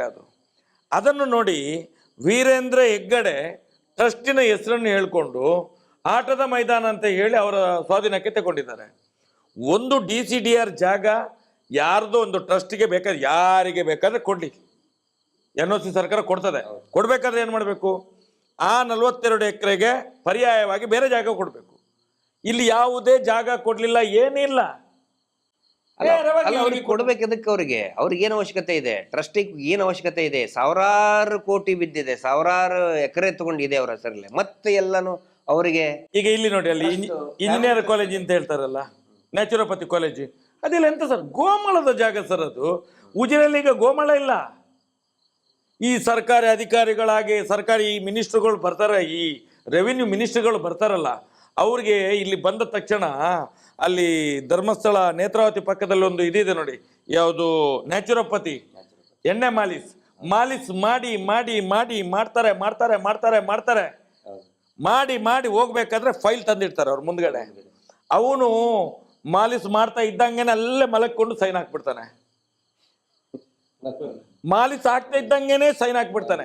ಆ 7 ಎಕರೆ ಚಿಲ್ಲರೆ ಭೂಮಿ ಉಂಟಲ್ಲ, ಅದು ನಮ್ಮ ಇವ್ರದ್ದು ಮಲೆಕುಡಿಯ ಅವ್ರು ಇದ್ದಾರೆ, ನಮ್ಮ ಜೊತೆಲಿ ಇದ್ದಾರೆ. ಈಗ ಬೇಕಾದಾಗ ಕರೆಸ್ತೇವೆ. ಆ ಜಾಗ ಯಾರಿಗೂ ಅಲಾಟ್ಮೆಂಟ್ ಆದ ಜಾಗವನ್ನು ತೆಗೆದು ಇವರಿಗೆ ಕೊಟ್ಟಿರುವಂಥದ್ದು. ಎಂತ ಸರ್ ಇದು? ಅದ್ರ ಬಗ್ಗೆ ಮಾತಾಡ್ಬೇಕಲ್ಲ, ಒಬ್ರು ಮಾತಾಡಲ್ಲ, ಯಾರೊಬ್ರು ಅದ್ರ ಬಗ್ಗೆ ಧ್ವನಿ ಎತ್ತಲ್ಲ. ಅಂದ್ರೆ ಅದು ಲೈಸೆನ್ಸ್ ಕೊಟ್ಬಿಟ್ಟಿದ್ದಾರೆ ವೀರೇಂದ್ರ ಹೆಗ್ಗಡೆಗೆ, ಏನ್ ಬೇಕಾದ್ರೂ ಅವರು ಒತ್ತುವರಿ ಮಾಡ್ಬೋದು, ಯಾರನ್ನ ಬೇಕಾದ್ರೂ ಕೊಲೆ ಮಾಡಿ ಬಿಸಾಕ್ಬಹುದು. ಲೈಸೆನ್ಸಾ? ದೇವಸ್ಥಾನದ ಹೆಸರು ಇಟ್ಕೊಂಡು ಬರೀ ಇದನ್ನೇ ಮಾಡ್ತಾ ಬಂದಿದ್ರು ಅವರು. ಸೂರ್ಯ ದೇವಸ್ಥಾನ ನಾನು ಕೇಳ್ಪಟ್ಟೆ. ಸೂರ್ಯ ದೇವಸ್ಥಾನ, ಸೂರ್ಯ ದೇವಸ್ಥಾನ ಅಂದ್ರೆ ಇವರು ದೇವಸ್ಥಾನದ ಕಾಂಟ್ರಾಕ್ಟರ್, ಇವರು ದೇವಸ್ಥಾನದ ಕಾಂಟ್ರಾಕ್ಟರ್. ಸೂರ್ಯ ದೇವಸ್ಥಾನ ಅಲ್ಲ, ಹಾ ಹಾ ಅದು ಸೂರ್ಯ ದೇವಸ್ಥಾನ ಅಲ್ಲ. ನಿಮ್ಗೆ ಯಾರು ಹೇಳಿದ್ದು ಸೂರ್ಯ ದೇವಸ್ಥಾನ ಅಂತ ಹೇಳಿ? ನೀವು ನೋಡಿ, ನೀವು ಅಲ್ಲಿಂದ ಬರ್ತೀರಿ, ನೀವು ಘಟ್ಟದವ್ರು ಅಲ್ಲಿಂದ ಬರ್ತೀರಿ, ಸೂರ್ಯ ದೇವಸ್ಥಾನ ಅಂತ ಬೋರ್ಡ್ ನೋಡ್ತೀರಿ. ಸದಾಶಿವ ರುದ್ರ ದೇವಸ್ಥಾನ ಅದು, ಸದಾಶಿವ ರುದ್ರ ದೇವಸ್ಥಾನ. ಇವತ್ತು ಜೈನರ ಆಳ್ವಿಕೆಯಲ್ಲಿದೆ ಅದು. ಅದು ವೀರೇಂದ್ರ ಹೆಗ್ಡೆಯ ಪಟಲಂನವರ ಕೈಯಲ್ಲೇ ಇರುವಂಥದ್ದು. ಅದು ಇವತ್ತು ಏನಾಗಿದೆ ಗೊತ್ತಾ, ಅದು ಸದಾಶಿವ ರುದ್ರ ಹೋಗಿ ನೀವು ಹೇಳಿದಾಗೆ, ಘಟ್ಟದವರು ಹೇಳಿದಾಗೆ ಸೂರ್ಯ ದೇವಸ್ಥಾನ. ನಾನು ಹೇಳ್ತೇನೆ, ಧರ್ಮಸ್ಥಳಕ್ಕೆ ಎಷ್ಟು ಮಂದಿ ಬರ್ತಾರೆ ಅಷ್ಟು ಮಂದಿ ಕೂಡ ಇಲ್ಲಿಗೆ ಬರ್ತಾರೆ. ಎಲ್ಲಿಗೆ? ಸದಾಶಿವ ರುದ್ರ ದೇವಸ್ಥಾನಕ್ಕೆ ಕೋಟ್ಯಾಂತರ ರೂಪಾಯಿ ಇನ್ಕಮ್ ಇದೆ ಅಲ್ಲಿ. ಅದನ್ನು ಸಿ ಗ್ರೇಡ್ ದೇವಸ್ಥಾನ ಅಂತ, ಅದು ಸಿ ಗ್ರೇಡ್ ದೇವಸ್ಥಾನ ಅದು. ಇದನ್ನು ಯಾರು ಮಾಡಿದವರು? ಈಗ ನೋಡಿದ್ರೆ ಅದು ಹಿಂದಿನ ಕಾಲದಲ್ಲಿ ಸದಾಶಿವ ರುದ್ರ ದೇವಸ್ಥಾನ ಅಂತ ಹೇಳಿ ಕುಡುಮದ ಮಂಜುನಾಥ ಸ್ವಾಮಿ, ಕುಡುಮದ ಇದೆಲ್ಲ ಕುಡುಮದ ಭೂತ, ಕುಡುಮದ ಮಂಜುನಾಥ ಸ್ವಾಮಿ, ನಮ್ದು ಉಜಿರೆ ಜನಾರ್ದನ ಸ್ವಾಮಿ ದೇವಸ್ಥಾನ, ಇದು ಸದಾಶಿವ ರುದ್ರ ದೇವಸ್ಥಾನ, ಇದೆಲ್ಲ ಎಂಡೋಮೆಂಟ್ ಪಟ್ಟಿಯಲ್ಲಿದ್ದ ದೇವಸ್ಥಾನಗಳು. ಈಗಲೂ ಕೂಡ ಇದೆಲ್ಲ ಇವರ ಈ ಧರ್ಮಸ್ಥಳದವರ ಕೃಪಾ ಕಟಾಕ್ಷದೊಂದಿಗೆ ಯಾರ್ಯಾರು ದೇವಸ್ಥಾನದವರು ಇವರ ಕಾಲಿಡಿತಾರಲ್ಲ, ಅದನ್ನೆಲ್ಲ ಇವರ ಟೀಮ್ ಮಾಡ್ಕೊಂಡು ಹೋಗ್ತಾ ಇದ್ದಾರೆ. ಈಗ ಹಿಂದೂ ದೇವಸ್ಥಾನವನ್ನು ಒಳಗೆ ಹಾಕುವುದು ವ್ಯಾಪಾರದ ಅಂಗಡಿ ಆಗಿದೆ. ಈಗ ವ್ಯಾಪಾರದ ಅಂಗಡಿ ಆಗಿದೆ ಹಿಂದೂ ದೇವಸ್ಥಾನಗಳೆಲ್ಲ ಇವತ್ತು. ಈಗ ಯಾವಾಗ ಇಲ್ಲಿ ಈ ವಿಷಯನ ನಾವು ಎತ್ತಿದ್ವಿ, ಈಗ ಬೇರೆ ಬೇರೆ ಶ್ರೀಗಳನ್ನೆಲ್ಲ ಕರೆಸೋದು, ಒಂದೊಂದು ಇದನ್ನು 2 ಸರಿ ಉದ್ಘಾಟನೆ ಮಾಡಿಸೋದು, ಅದು ನಮ್ಮ ನೋಡಿ ಶೃಂಗೇರಿ ಗುರುಗಳು, ಆಮೇಲೆ ಶಂಕರಾಚಾರ್ಯರು ಸ್ಥಾಪನೆ ಮಾಡಿದಂಥ ಪೀಠಗಳು. ಈಗ ಅವ್ರನ್ನ ಕರೆಸಿ ಈಗ ಏನಂತ ಹೇಳಿದ್ರೆ ಒಂದು ಪ್ರಚಾರ ತಗೊಂಡು ನಾವು ಏನೋ ಹಿಂದೂ ಪರವಾಗಿದ್ದೇವೆ, ಈ ಥರ ಒಂದು ಪ್ಯಾಚಪ್ ಏನೋ ಮಾಡ್ತಾ ಇದ್ದಾರೆ ಅವ್ರೀಗ. ಆದರೆ ಒಂದು ಪ್ರತೀತಿ ಇತ್ತು ಸರ್, ಜಗದ್ಗುರು ಪೀಠ ಅಂತ ಹೇಳಿದ್ರೆ ಶೃಂಗೇರಿ ಅವರು ಕೂಡ ಧರ್ಮಸ್ಥಳಕ್ಕೆ ಬಂದರೆ ಯಾರು ಕೆಲಸದವರೆಲ್ಲ ಹೊತ್ಕೊಂಡು ಹೋಗೋದು. ವೀರೇಂದ್ರ ಹೆಗ್ಡೆ ಅವ್ರ ಮನೆಯವರೆಲ್ಲ ಹೆಗಲ ಮೇಲೆ ಪಲ್ಲಕ್ಕಿಯಲ್ಲಿ ಹೊತ್ಕೊಂಡು ಹೋಗ್ಬೇಕು ಸ್ವಾಮೀಜಿಯನ್ನೇ. ಇಲ್ಲಿ ಬಂದ್ರೆ ಸ್ವಾಮೀಜಿಗಳಿಗೂ ಕೂಡ ಮರ್ಯಾದೆ ಕೊಡುವುದಿಲ್ಲ ಇವರು, ಸ್ವಾಮೀಜಿಗಳಿಗೂ ಕೂಡ ಮರ್ಯಾದೆ ಕೊಡುವುದಿಲ್ಲ. ನಾವು ಕಳೆದ ಸಲ ಒಂದ್ಸಲ ಶೃಂಗೇರಿ ಪೀಠದಿಂದ ಸ್ವಾಮಿಗಳು ಬರುವಾಗ, ಇದೇ ಹರ್ಷೇಂದ್ರ ಹೆಗ್ಡೆ ಸ್ವಾಮಿಗಳ ಹಿಂದ್ಗಡೆ ಹೋಗುವಾಗ ಹರ್ಷೇಂದ್ರ ಚಪ್ಪಲಿ ಒಬ್ಬ ಕೈಯಲ್ಲಿ ಇಟ್ಕೊಂಡು ಹೋಗ್ತಾ ಇದ್ದಾನೆ. ಸ್ವಾಮಿ ಹಿಂದ್ಗಡೆ ಹೋಗುವಾಗ ಹರ್ಷೇಂದ್ರ ಚಪ್ಪಲಿ ಇನ್ನೊಬ್ಬನ ಕೈಯಲ್ಲಿ. ಎಂತ ಪಾಪದ ಕೆಲಸ ನೋಡಿ. ಸ್ವಾಮೀಜಿಗಳು ಜೊತೆಯಲ್ಲಿರುವಾಗ ಹರ್ಷೇಂದ್ರನ ಚಪ್ಪಲಿ ಕೆಲಸದವನ ಕೈಯಲ್ಲಿ ಇಟ್ಕೊಂಡು ಅದ್ರ ಹಿಂದ್ಗಡೆ ನಡಿಲಿಕ್ಕೆ ಎಲ್ಲಾದ್ರೂ ಅರ್ಜೆಂಟ್ ಬೇಕಾದ್ರೆ ಹಾಕೊಳ್ಳಿಕ್ಕೆ ಕೊಡ್ಬೇಕು ಕಾಲಿಗೆ. ಈ ರೀತಿ ಅವಮಾನ ಮಾಡ್ತಾ ಇದ್ದಾರೆ. ಈಗ ನೋಡಿ, ಯಾವಾಗ ನಾವು ಮೊನ್ನೆಯಿಂದ ಪ್ರಾರಂಭ ಮಾಡಿದೇವಲ್ಲ, ಹಿಂದೂ ದೇವಸ್ಥಾನವನ್ನು ಕಬಳಿಸಿದ್ದಾರೆ, ದೇವಸ್ಥಾನದ ಮಂಜುನಾಥ ಸ್ವಾಮಿ RTC ವೀರೇಂದ್ರ ಹೆಗ್ಡೆ ಹೆಸರಿಗೆ ಆಗಿದೆ ಅಂತ ಹೇಳಿದ ಮೇಲೆ, ಈಗ ಕಂಚಿ ಕಾಮಕೋಟಿಯ ಶ್ರೀಗಳಿಂದ ಮೊನ್ನೆಯಿಂದ ಅರೆ ಏನು ಪೂಜೆ, ಏನು ಅವನ, ಏನು ಮಂತ್ರಗಳು, ಏನು ತಂತ್ರಗಳು, ಏನು ಕುತಂತ್ರಗಳು, ಮತ್ತೆ ಹೊಗಳುದು. ನಾನು ಹೇಳೋದು, ಈ ಮರ್ದು ಹಿಂದೂ ಸ್ವಾಮಿಗಳಿಗೆಲ್ಲಾದ್ರೂ ಮಾನ ಮರ್ಯಾದೆ ಇದೆಯಾ ಇವರಿಗೆ? ಇಡೀ ವಿಶ್ವವೇ ಇವತ್ತು ಧರ್ಮಸ್ಥಳದ ಕಡೆ ನೋಡ್ತಾ ಇದೆ, ಏನು ಅನ್ಯಾಯ ಆಗ್ತಿದೆ ಅಂತ ಹೇಳಿ. ಹಾಗಾದ್ರೆ ಇಷ್ಟು ಗೊತ್ತಾಗೋದಿಲ್ಲ. ನಾನು ಮೊನ್ನೆ ತಮಿಳ್ನಾಡಿಗೆ ಫೋನ್ ಮಾಡಿದೆ, ಆ ಕಂಚಿ ಕಾಮಕೋಟಿಯ ಸ್ವಾಮೀಜಿಗೆ ಸ್ವಲ್ಪ ಏನಾದರೂ ಬುದ್ಧಿ ಹೇಳಿ. ನೇರವಾಗಿ ಎದ್ದುಕೊಂಡು ಬರುವುದಲ್ಲ. ಇವತ್ತು ಮಹೇಶ್ ಶೆಟ್ಟಿ ಕೂಡ ಒಂದು ದೊಡ್ಡ ಸಭೆ ಆಗ್ತದೆ ಅಂತ ಹೇಳಿದ್ರೆ ಎಷ್ಟು ಜನ ಸೇರ್ತಾರೆ ಅಂತ ಕೇಳ್ತಾರೆ. ಅಲ್ಲಿ ಯಾರ್ಯಾರು ಗೆಸ್ಟ್ ಬರ್ತಾರೆ, ಕರೆಯುವಂಥ ವ್ಯಕ್ತಿ ಹೇಗೆ ಅಂತ ಹೇಳಿ. ಒಂದು ಇಷ್ಟು ಜಗದ್ಗುರು ಪೀಠ ಅಂತ ಹೇಳ್ತೇವೆ ನಾವು ಕಂಚಿ ಕಾಮಕೋಟಿಯನ್ನು, ಅದಕ್ಕೆ ತಲೆಬಾಗಿ ನಮಿಸ್ತೇವೆ ನಾವು.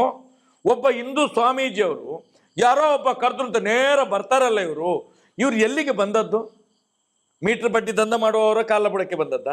ಸರ್ಕಾರಿ ಭೂ ಹಗರವನ್ನು ನುಂಗಿ ತೇಗಿದಂತ ಒಂದು ಜನಗಳ ಕಾಲಬುಡಕ್ಕೆ ಬಂದದ್ದ? ಸಾವಿರಾರು ಕೋಟಿ ಆಸ್ತಿಯ ಒಂದು ದುಡ್ಡಿನ ಭೂಮಿ ಆಕ್ರಮಣ ಮಾಡಿದಂತ ಅವರ ಇದಕ್ಕೆ ಬರುವುದಾ? ಲಕ್ಷಾಂತರ ಕೋಟಿ ದುಡ್ಡನ್ನು ಬಡ್ಡಿಗೆ ಕೊಟ್ಟವರ ಕಾಲಬುಡಕ್ಕೆ ಬರುವುದು ಇವರೆಲ್ಲ. ಈಗ ನೋಡಿ, 2 ವರ್ಷ ಆಯ್ತು ಅನ್ನಪೂರ್ಣ ಛತ್ರ ಓಪನ್ ಆಗಿ. ವೀರೇಂದ್ರ ಹೆಗ್ಡೆನೆ ಮಾಡಿರುವಂತದ್ದು. ಇವತ್ತು ಕೂಡ ನಾಳೆ ನಾಳ್ದು 14 ತಾರೀಕಿಗೆ ಕಂಚಿ ಕಾಮಕೋಟಿಯ ಕೈಯಿಂದ ಉದ್ಘಾಟನೆ. ಅಲ್ಲ, ಈಗ ಇದರಲ್ಲಿ ಮಾಡ್ತಾರಲ್ಲ ಸರ್, ನಮ್ಮ ಕಡೆ ಒಂದು ಗುಲ್ಬರ್ಗ ಕಡೆ ಒಂದು ಗಾದೆ ಮಾತೈತೆ, ಹಳೆ ಕಲ್ಲು ಹೊಸ ಬಿಲ್ಲು ಅಂತ. ಅದೇಗೆ ಅಂದ್ರೆ ಈಗ ಒಂದೇ ಕಟ್ಟಡ ಇರ್ತದೆ, ಸರ್ಕಾರಿ ಕಟ್ಟಡ. ಯಾರ್ಯಾರು ಹೊಸದಾಗಿ MLA ಬರ್ತಾರೆ, ಹೊಸದಾಗಿ ಯಾರು ಬಂದ್ರೆ ಅವ್ರ ಕಡೆ ಅಂತ ಒಂದು ಪೇಂಟ್ ಹೊಡೆಯೋದು, ರಿಬ್ಬನ್ ಸುತ್ತೋದು, ಅದಕ್ಕೆ ಕಟ್ ಮಾಡೋದು. ಟಿವಿ ಸೀರಿಯಲ್ ಇದ್ದಾಗ ಮನೆ ಒಂದು 3 ಬಾಗಿಲು. ಹಳೆ ಕಲ್ಲು ಹೊಸ ಬಿಲ್ಲು ಅಂತಾರೆ. ಹಳೆ ಕಲ್ಲು ಹೊಸ ಬಿಲ್ಲು ಅಂತೇಳಿ. ಆ ಕಲ್ಲು ಅದೇ ಇರ್ತದೆ, ಬಿಲ್ ಹೊಸದಾಗಿ ಮಾಡಕ್ಕೆ ಹೊಸ ಇವರು ಬಂದ ಮೇಲೆ ಅವ್ರ ಕಡೆ ಕಟ್ ಮಾಡಿಸೋದು, ಜನರುಗಳಿಗೆ ಈಗ ಮಾಡಿದ್ರು ಅಂತ. ಅದಲ್ಲ, ಕಟ್ಟು ಮಾಡಿಸಿ ಮಾಡಿಸಿ ಮಾಡಿಸಿ ಮಾಡಿಸಿ ಇಡೀ ಸಮಾಜ, ಹಿಂದೂ ಸಮಾಜವನ್ನೇ ಕಟ್ಟು ಮಾಡಿ ಬಿಟ್ಟಿದ್ದಾರಲ್ಲ. ಇವತ್ತು ಹಿಂದೂ ಸಮಾಜ ಹೊಡೆದು ಸಾಯ್ತಾ ಇದೆ ಸ್ವಾಮಿ. ರಾಜಕೀಯವಾಗಿ, ಧಾರ್ಮಿಕವಾಗಿ, ಧಾರ್ಮಿಕ ಭಯೋತ್ಪಾದನೆಯಲ್ಲಿ ನಡೀತಿದೆ ಸರ್. ಅದು ಧಾರ್ಮಿಕ ಭಯೋತ್ಪಾದನೆ. ಹಿಂದೂ ನಾಯಕರು ಮಾತಾಡೋದಿಲ್ಲ ನೋಡಿ, ಒಂದು ಭಗವದ್ಧ್ವಜ ಇಲ್ಲ ಅಲ್ಲಿ. ಇವ್ರು ಹೇಳ್ತಾರಲ್ಲ, ಇವತ್ತು ಸ್ವಾಮೀಜಿ ಬಂದಿದ್ದಾರಲ್ಲ ನೋಡು, ಒಂದು ಹಿಂದೂ ಧ್ವಜ, ಭಗವದ್ಧ್ವಜ. ಈ ಸಲ ಆದ್ರೂ ಒಂದು ಜಗದ್ಗುರು ಪೀಠದ ಸ್ವಾಮೀಜಿ ಬರುವಾಗ ಆದ್ರೂ ಮಂಜುನಾಥ ದೇವಸ್ಥಾನದ ಮೇಲೆ ಒಂದು ಭಗವದ್ಧ್ವಜ ಆರ್ಬೇಕಿತ್ತಲ್ಲ. ನೋಡೋ ತೋರಿಸಿ. ಪುಣ್ಯಕ್ಕೆ ಸ್ವಾಮೀಜಿನ ಕೇಸರಿ ಇದ್ರಲ್ಲಿ ಹಾಕೊಂಡು ಹೋಗಕ್ ಬಿಟ್ಟಿದ್ದಾರೆ, ಜಲ್ಲೆ ಹಾಕೊಂಡು ಹೋಗಕ್ ಬಿಟ್ಟಿದ್ದಾರೆ. ಇಲ್ಲಾಂದ್ರೆ ಅದ್ಭುತಿಗೆ ಅವರು ಇವರು ಏನೋ ಪುಣ್ಯಕ್ಕೆ ನಾನು ಹೇಳುವಂಥದ್ದು, ಅವರನ್ನು ಪೂರ್ತಿ ಬಟ್ಟೆಯಲ್ಲಿ ಕರ್ಕೊಂಡೋಗಿದ್ದೇ ದೊಡ್ಡ ವಿಶೇಷ. ಅದು ಏನು ಅರಬೆತ್ತಲೆ ಮಾಡಿ ಕರ್ಕೊಂಡು ಹೋಗ್ಲಿಲ್ಲ, ನಮ್ಮಾಗೆ ಇರಬೇಕು ಅಂತೇಳಿ. ಯಾಕಂತ ಹೇಳಿದ್ರೆ ಇದು ಹಿಂದೂ ದೇವಸ್ಥಾನ ಅಲ್ಲ, ಇದು ಜೈನರದ್ದು ಅಂತ ಹೇಳಿ ಅವರನ್ನೇನೋ ಅರಬೆತ್ತಲೆ ಮಾಡಲಿಲ್ಲ ಪುಣ್ಯಕ್ಕೆ. ಇದೊಂದು ಒಳ್ಳೆ ಸುದ್ದಿ ನಮಗೆ, ಹಿಂದೂ ಹೋರಾಟಗಾರರಿಗೆ. ಇವತ್ತು ಜನಗಳು ಅರ್ಥ ಮಾಡ್ಕೋಬೇಕು. ಈ ಬರೀ ಪ್ರಚಾರದಲ್ಲಿ, TV ಪ್ರಚಾರದಲ್ಲಿ ಇವರು ಪ್ರಶಸ್ತಿ ತಗೊಳ್ಳೋದು, ಪ್ರಶಸ್ತಿ ತಗೊಳ್ಳೋದಂದ್ರೆ ದುಡ್ಡು ಕೊಟ್ಟು ಖರೀದಿ ಮಾಡೋದು. ಆದರೆ ವಾಸ್ತವ ಏನು ನಡೀತಾ ಇದೆ, ದೇವರನ್ನು ವ್ಯಾಪಾರ ಮಾಡೋದ್ರ ಬಗ್ಗೆ ಎಷ್ಟು ವ್ಯಾಪಾರ ಮಾಡ್ತಾ ಇದ್ದಾರೆ. ಮಂಜುನಾಥ ಸ್ವಾಮಿನ ಇಟ್ಟು ಸ್ವತಃ ಅವರೇ ಹೇಳ್ತಾರೆ, ಮಂಜುನಾಥ ಸ್ವಾಮಿ ಇದು ಹಿಂದೂಗಳ ದೇವಸ್ಥಾನ ಅಲ್ಲ ಅಂತೇಳಿ. ಬಡ್ಡಿ ದಂಧೆ ಮಾಡಬೇಕಾದ್ರೆ ಮಂಜುನಾಥ ಸ್ವಾಮಿ ಫೋಟೋ ಇಡ್ತಾರೆ. ಜನಗಳಿಗೆ ಇದು ಆಗಬೇಕು ಅನ್ನೋದು ಪ್ರಯತ್ನ ನಮ್ಮದು. ಅಲ್ಲ ಸರ್, ನಿಮ್ಮ ಹತ್ರ ನಾನೊಂದು ಪ್ರಶ್ನೆ. ನೀವು ಪೊಲೀಸ್ ಇಲಾಖೆಯಲ್ಲಿ ಕೆಲಸ ಮಾಡಿದವರು, ನಿಮ್ಗೊಂದಷ್ಟು ಅದರ ಒಳಗಿನ ಮಾಹಿತಿಗಳು, CBI, COD, ಪೊಲೀಸ್ ಇಲಾಖೆ, ಕಾರ್ಯಾಂಗದ ವ್ಯವಸ್ಥೆಗಳು, IT, ED, ಅದು ಇದೆಲ್ಲ ಸ್ವಲ್ಪ ಆದ್ರೂ ನಿಮಗೆ ಜ್ಞಾನ ಇರ್ಬೋದು ಸರ್. ನಮ್ಗೇನು ಗೊತ್ತಿಲ್ಲ, ನಾವು ಅನ್ಪಡ ಜನರುಗಳೆಲ್ಲ. ಆದರೆ ಸರ್, ಈಗ ಸೀತಾರಾಮಣ್ಣನ ಯಾರು ನಿರ್ಮಲಾ ಸೀತಾರಾಮಣ್ಣ ನಾಳ್ದ ಎಲ್ಲ ಬರ್ತಾ ಇದ್ದಾರೆ. ಅವರು ಫೈನಾನ್ಸ್ ಮಿನಿಸ್ಟರ್, ದುಡ್ಡಿನವರು. ನಾನು ಕೇಳುವಂಥದ್ದು, ಇಲ್ಲೆಲ್ಲ ಹೇಳ್ತಾರೆ ಇಂಟೆಲಿಜೆನ್ಸ್ ಅಂತ ಹೇಳಿ. ಈಗ ಧರ್ಮಸ್ಥಳದಲ್ಲಿ ಒಂದು ಇಷ್ಟು ದೊಡ್ಡ ಅವ್ಯವಹಾರಗಳು, ಇಷ್ಟು ಕೊಲೆಗಳಾಗಿದ್ದಾವೆ, ಇಷ್ಟು 12 ವರ್ಷದಿಂದ ಹೋರಾಟ ಆಗ್ತಾ ಇದೆ. ಈ ದೇಶದಲ್ಲಿ ಇಂಟೆಲಿಜೆನ್ಸ್ ಸತ್ತಿದೆಯಾ? ಏನಾದರೂ ಉಂಟು ಅಂತ ಆದರೆ ಇವ್ರಿಗೆ ಯಾರು ಮಾಹಿತಿ ಕೊಡುವವರಿಲ್ಲ. ಧರ್ಮಸ್ಥಳಕ್ಕೆ ಹೋಗ್ಬೇಕಾದ್ರೆ ಸ್ವಲ್ಪ ಯೋಚನೆ ಮಾಡಿ. ಇಲ್ಲಿ ವಾರಕ್ಕೆ 1000 ಕೋಟಿ ಬ್ಲ್ಯಾಕ್ ಮನಿ ಟರ್ನ್ ಓವರ್ ಆಗ್ತಾ ಇದೆ. ನೀವು ಹೋದ್ರೆ ನಾಳೆ ನಿಮ್ಮ ಸರ್ಕಾರಕ್ಕೂ ಮುಜುಗರ ಆಗ್ತದೆ ಮುಂದಿನ ದಿನಗಳಲ್ಲಿ. ಹಾಗೇ ಆಗ್ತದೆ. ಉದಾಹರಣೆಗೆ ನೋಡಿ, ನಿಮ್ಗೆ ಬೇಕಾದ ಒಂದು ವಿಡಿಯೋ ಕೊಡ್ತೇನೆ ನಾನು. ಮೊನ್ನೆ ಮಂಡ್ಯದಲ್ಲಿ ನಾವೆಲ್ಲ ಹೋಗಿ ಹೋರಾಟ ಮಾಡಿದ್ದು, ಪಾಪ ಏನಾದರೂ ಅವ್ರಿಗೆ ದುಡ್ಡು ಸಿಗಬೇಕು ಅಂತ ಹೋರಾಟ ಮಾಡಿದ್ದು, ಪಾಪದವರಿಗೆ ಕೊಟ್ಟರು. ಮನೆಗೆ ಕೊಂಡೋಗಿ 10 ಲಕ್ಷ ಕೊಟ್ಟರು. ಮಹಾಲಕ್ಷ್ಮಿಯ ಕೇಸಿನಲ್ಲಿ ಮಲ್ಲಣ್ಣನಿಗೆ 10 ಲಕ್ಷ ಕೊಟ್ಟರು. ನಿಮ್ಮ ಹತ್ರ ಒಂದು ಪ್ರಶ್ನೆ ನನ್ನ ಹತ್ರ. 10 ಲಕ್ಷ ಕ್ಯಾಶ್ ಈಗಿನ ಆಧುನಿಕ ಯುಗದಲ್ಲಿ ನಮ್ಮ ಮಾನ್ಯ ಮೋದಿಜಿಯವರ ಒಂದು ಇದಿದೆಲ್ಲ, ಫೋನ್ ಪೇ, ಗೂಗಲ್ ಪೇ, ಮತ್ತೆ ಗೋಣಿ ಪೇ, ತೊಟ್ಟೆ ಪೇ, ತೈಲಿ ಪೇ ಎಲ್ಲ ಉಂಟಲ್ಲ. ಹಾಗಾದ್ರೆ ಈ 10 ಲಕ್ಷ ಕ್ಯಾಶ್ ಕೊಂಡೋಗಿ ಅಪ್ಪ ಮಗನ ಕೈಯಲ್ಲಿ ಕೊಟ್ಟಿದ್ದಾರಲ್ಲ, ಇದಕ್ಕೆ ದಾಖಲೆ ಏನಿದೆ? Settlement pay. ಹಾಗಾದ್ರೆ ಇದು ಬ್ಲ್ಯಾಕ್ ಮನಿ, ಸೆಟ್ಟಿಂಗ್ ಪೇ. ನಾನು ಹೇಳುವಂಥದ್ದು, ಈ ಇಂಟೆಲಿಜೆನ್ಸ್ ಎಲ್ಲ ಇದೆ ಅಲ್ಲ, ಆ ತಾಯಿಯೊಂದು ಆತ್ಮಹತ್ಯೆ ಮಾಡಿಕೊಂಡು ಸತ್ತಿದ್ದಾಳೆ, ಹೋರಾಟ ಆಗಿದೆ, ಇಷ್ಟು ಪೇಪರಲ್ಲಿ ಬಂದಿದೆ, ಯೂಟ್ಯೂಬರ್ಸ್ಗಳು ಎಲ್ಲ ಮಾತಾಡಿದಾರಲ್ಲ. ಅಲ್ಲಿ ತಹಸೀಲ್ದಾರ್ ಇದ್ದುಕೊಂಡೇ ಕೊಟ್ಟದ್ದಲ್ಲ, ತಾಲೂಕು ದಂಡ ಅಧಿಕಾರಿ ಅಲ್ವಾ, ಒಬ್ಬ ಚುನಾಯಿತ ಪ್ರತಿನಿಧಿ ಶಾಸಕರಿದ್ದದ್ದಲ್ಲಿ 10 ಲಕ್ಷ ಕ್ಯಾಶ್ ಕೊಟ್ರಲ್ಲ. ಏನು ಕ್ರಮ ಕೈಗೊಳ್ತದೆ ಈ ಸರ್ಕಾರ, ಈ ED, ಈ PD?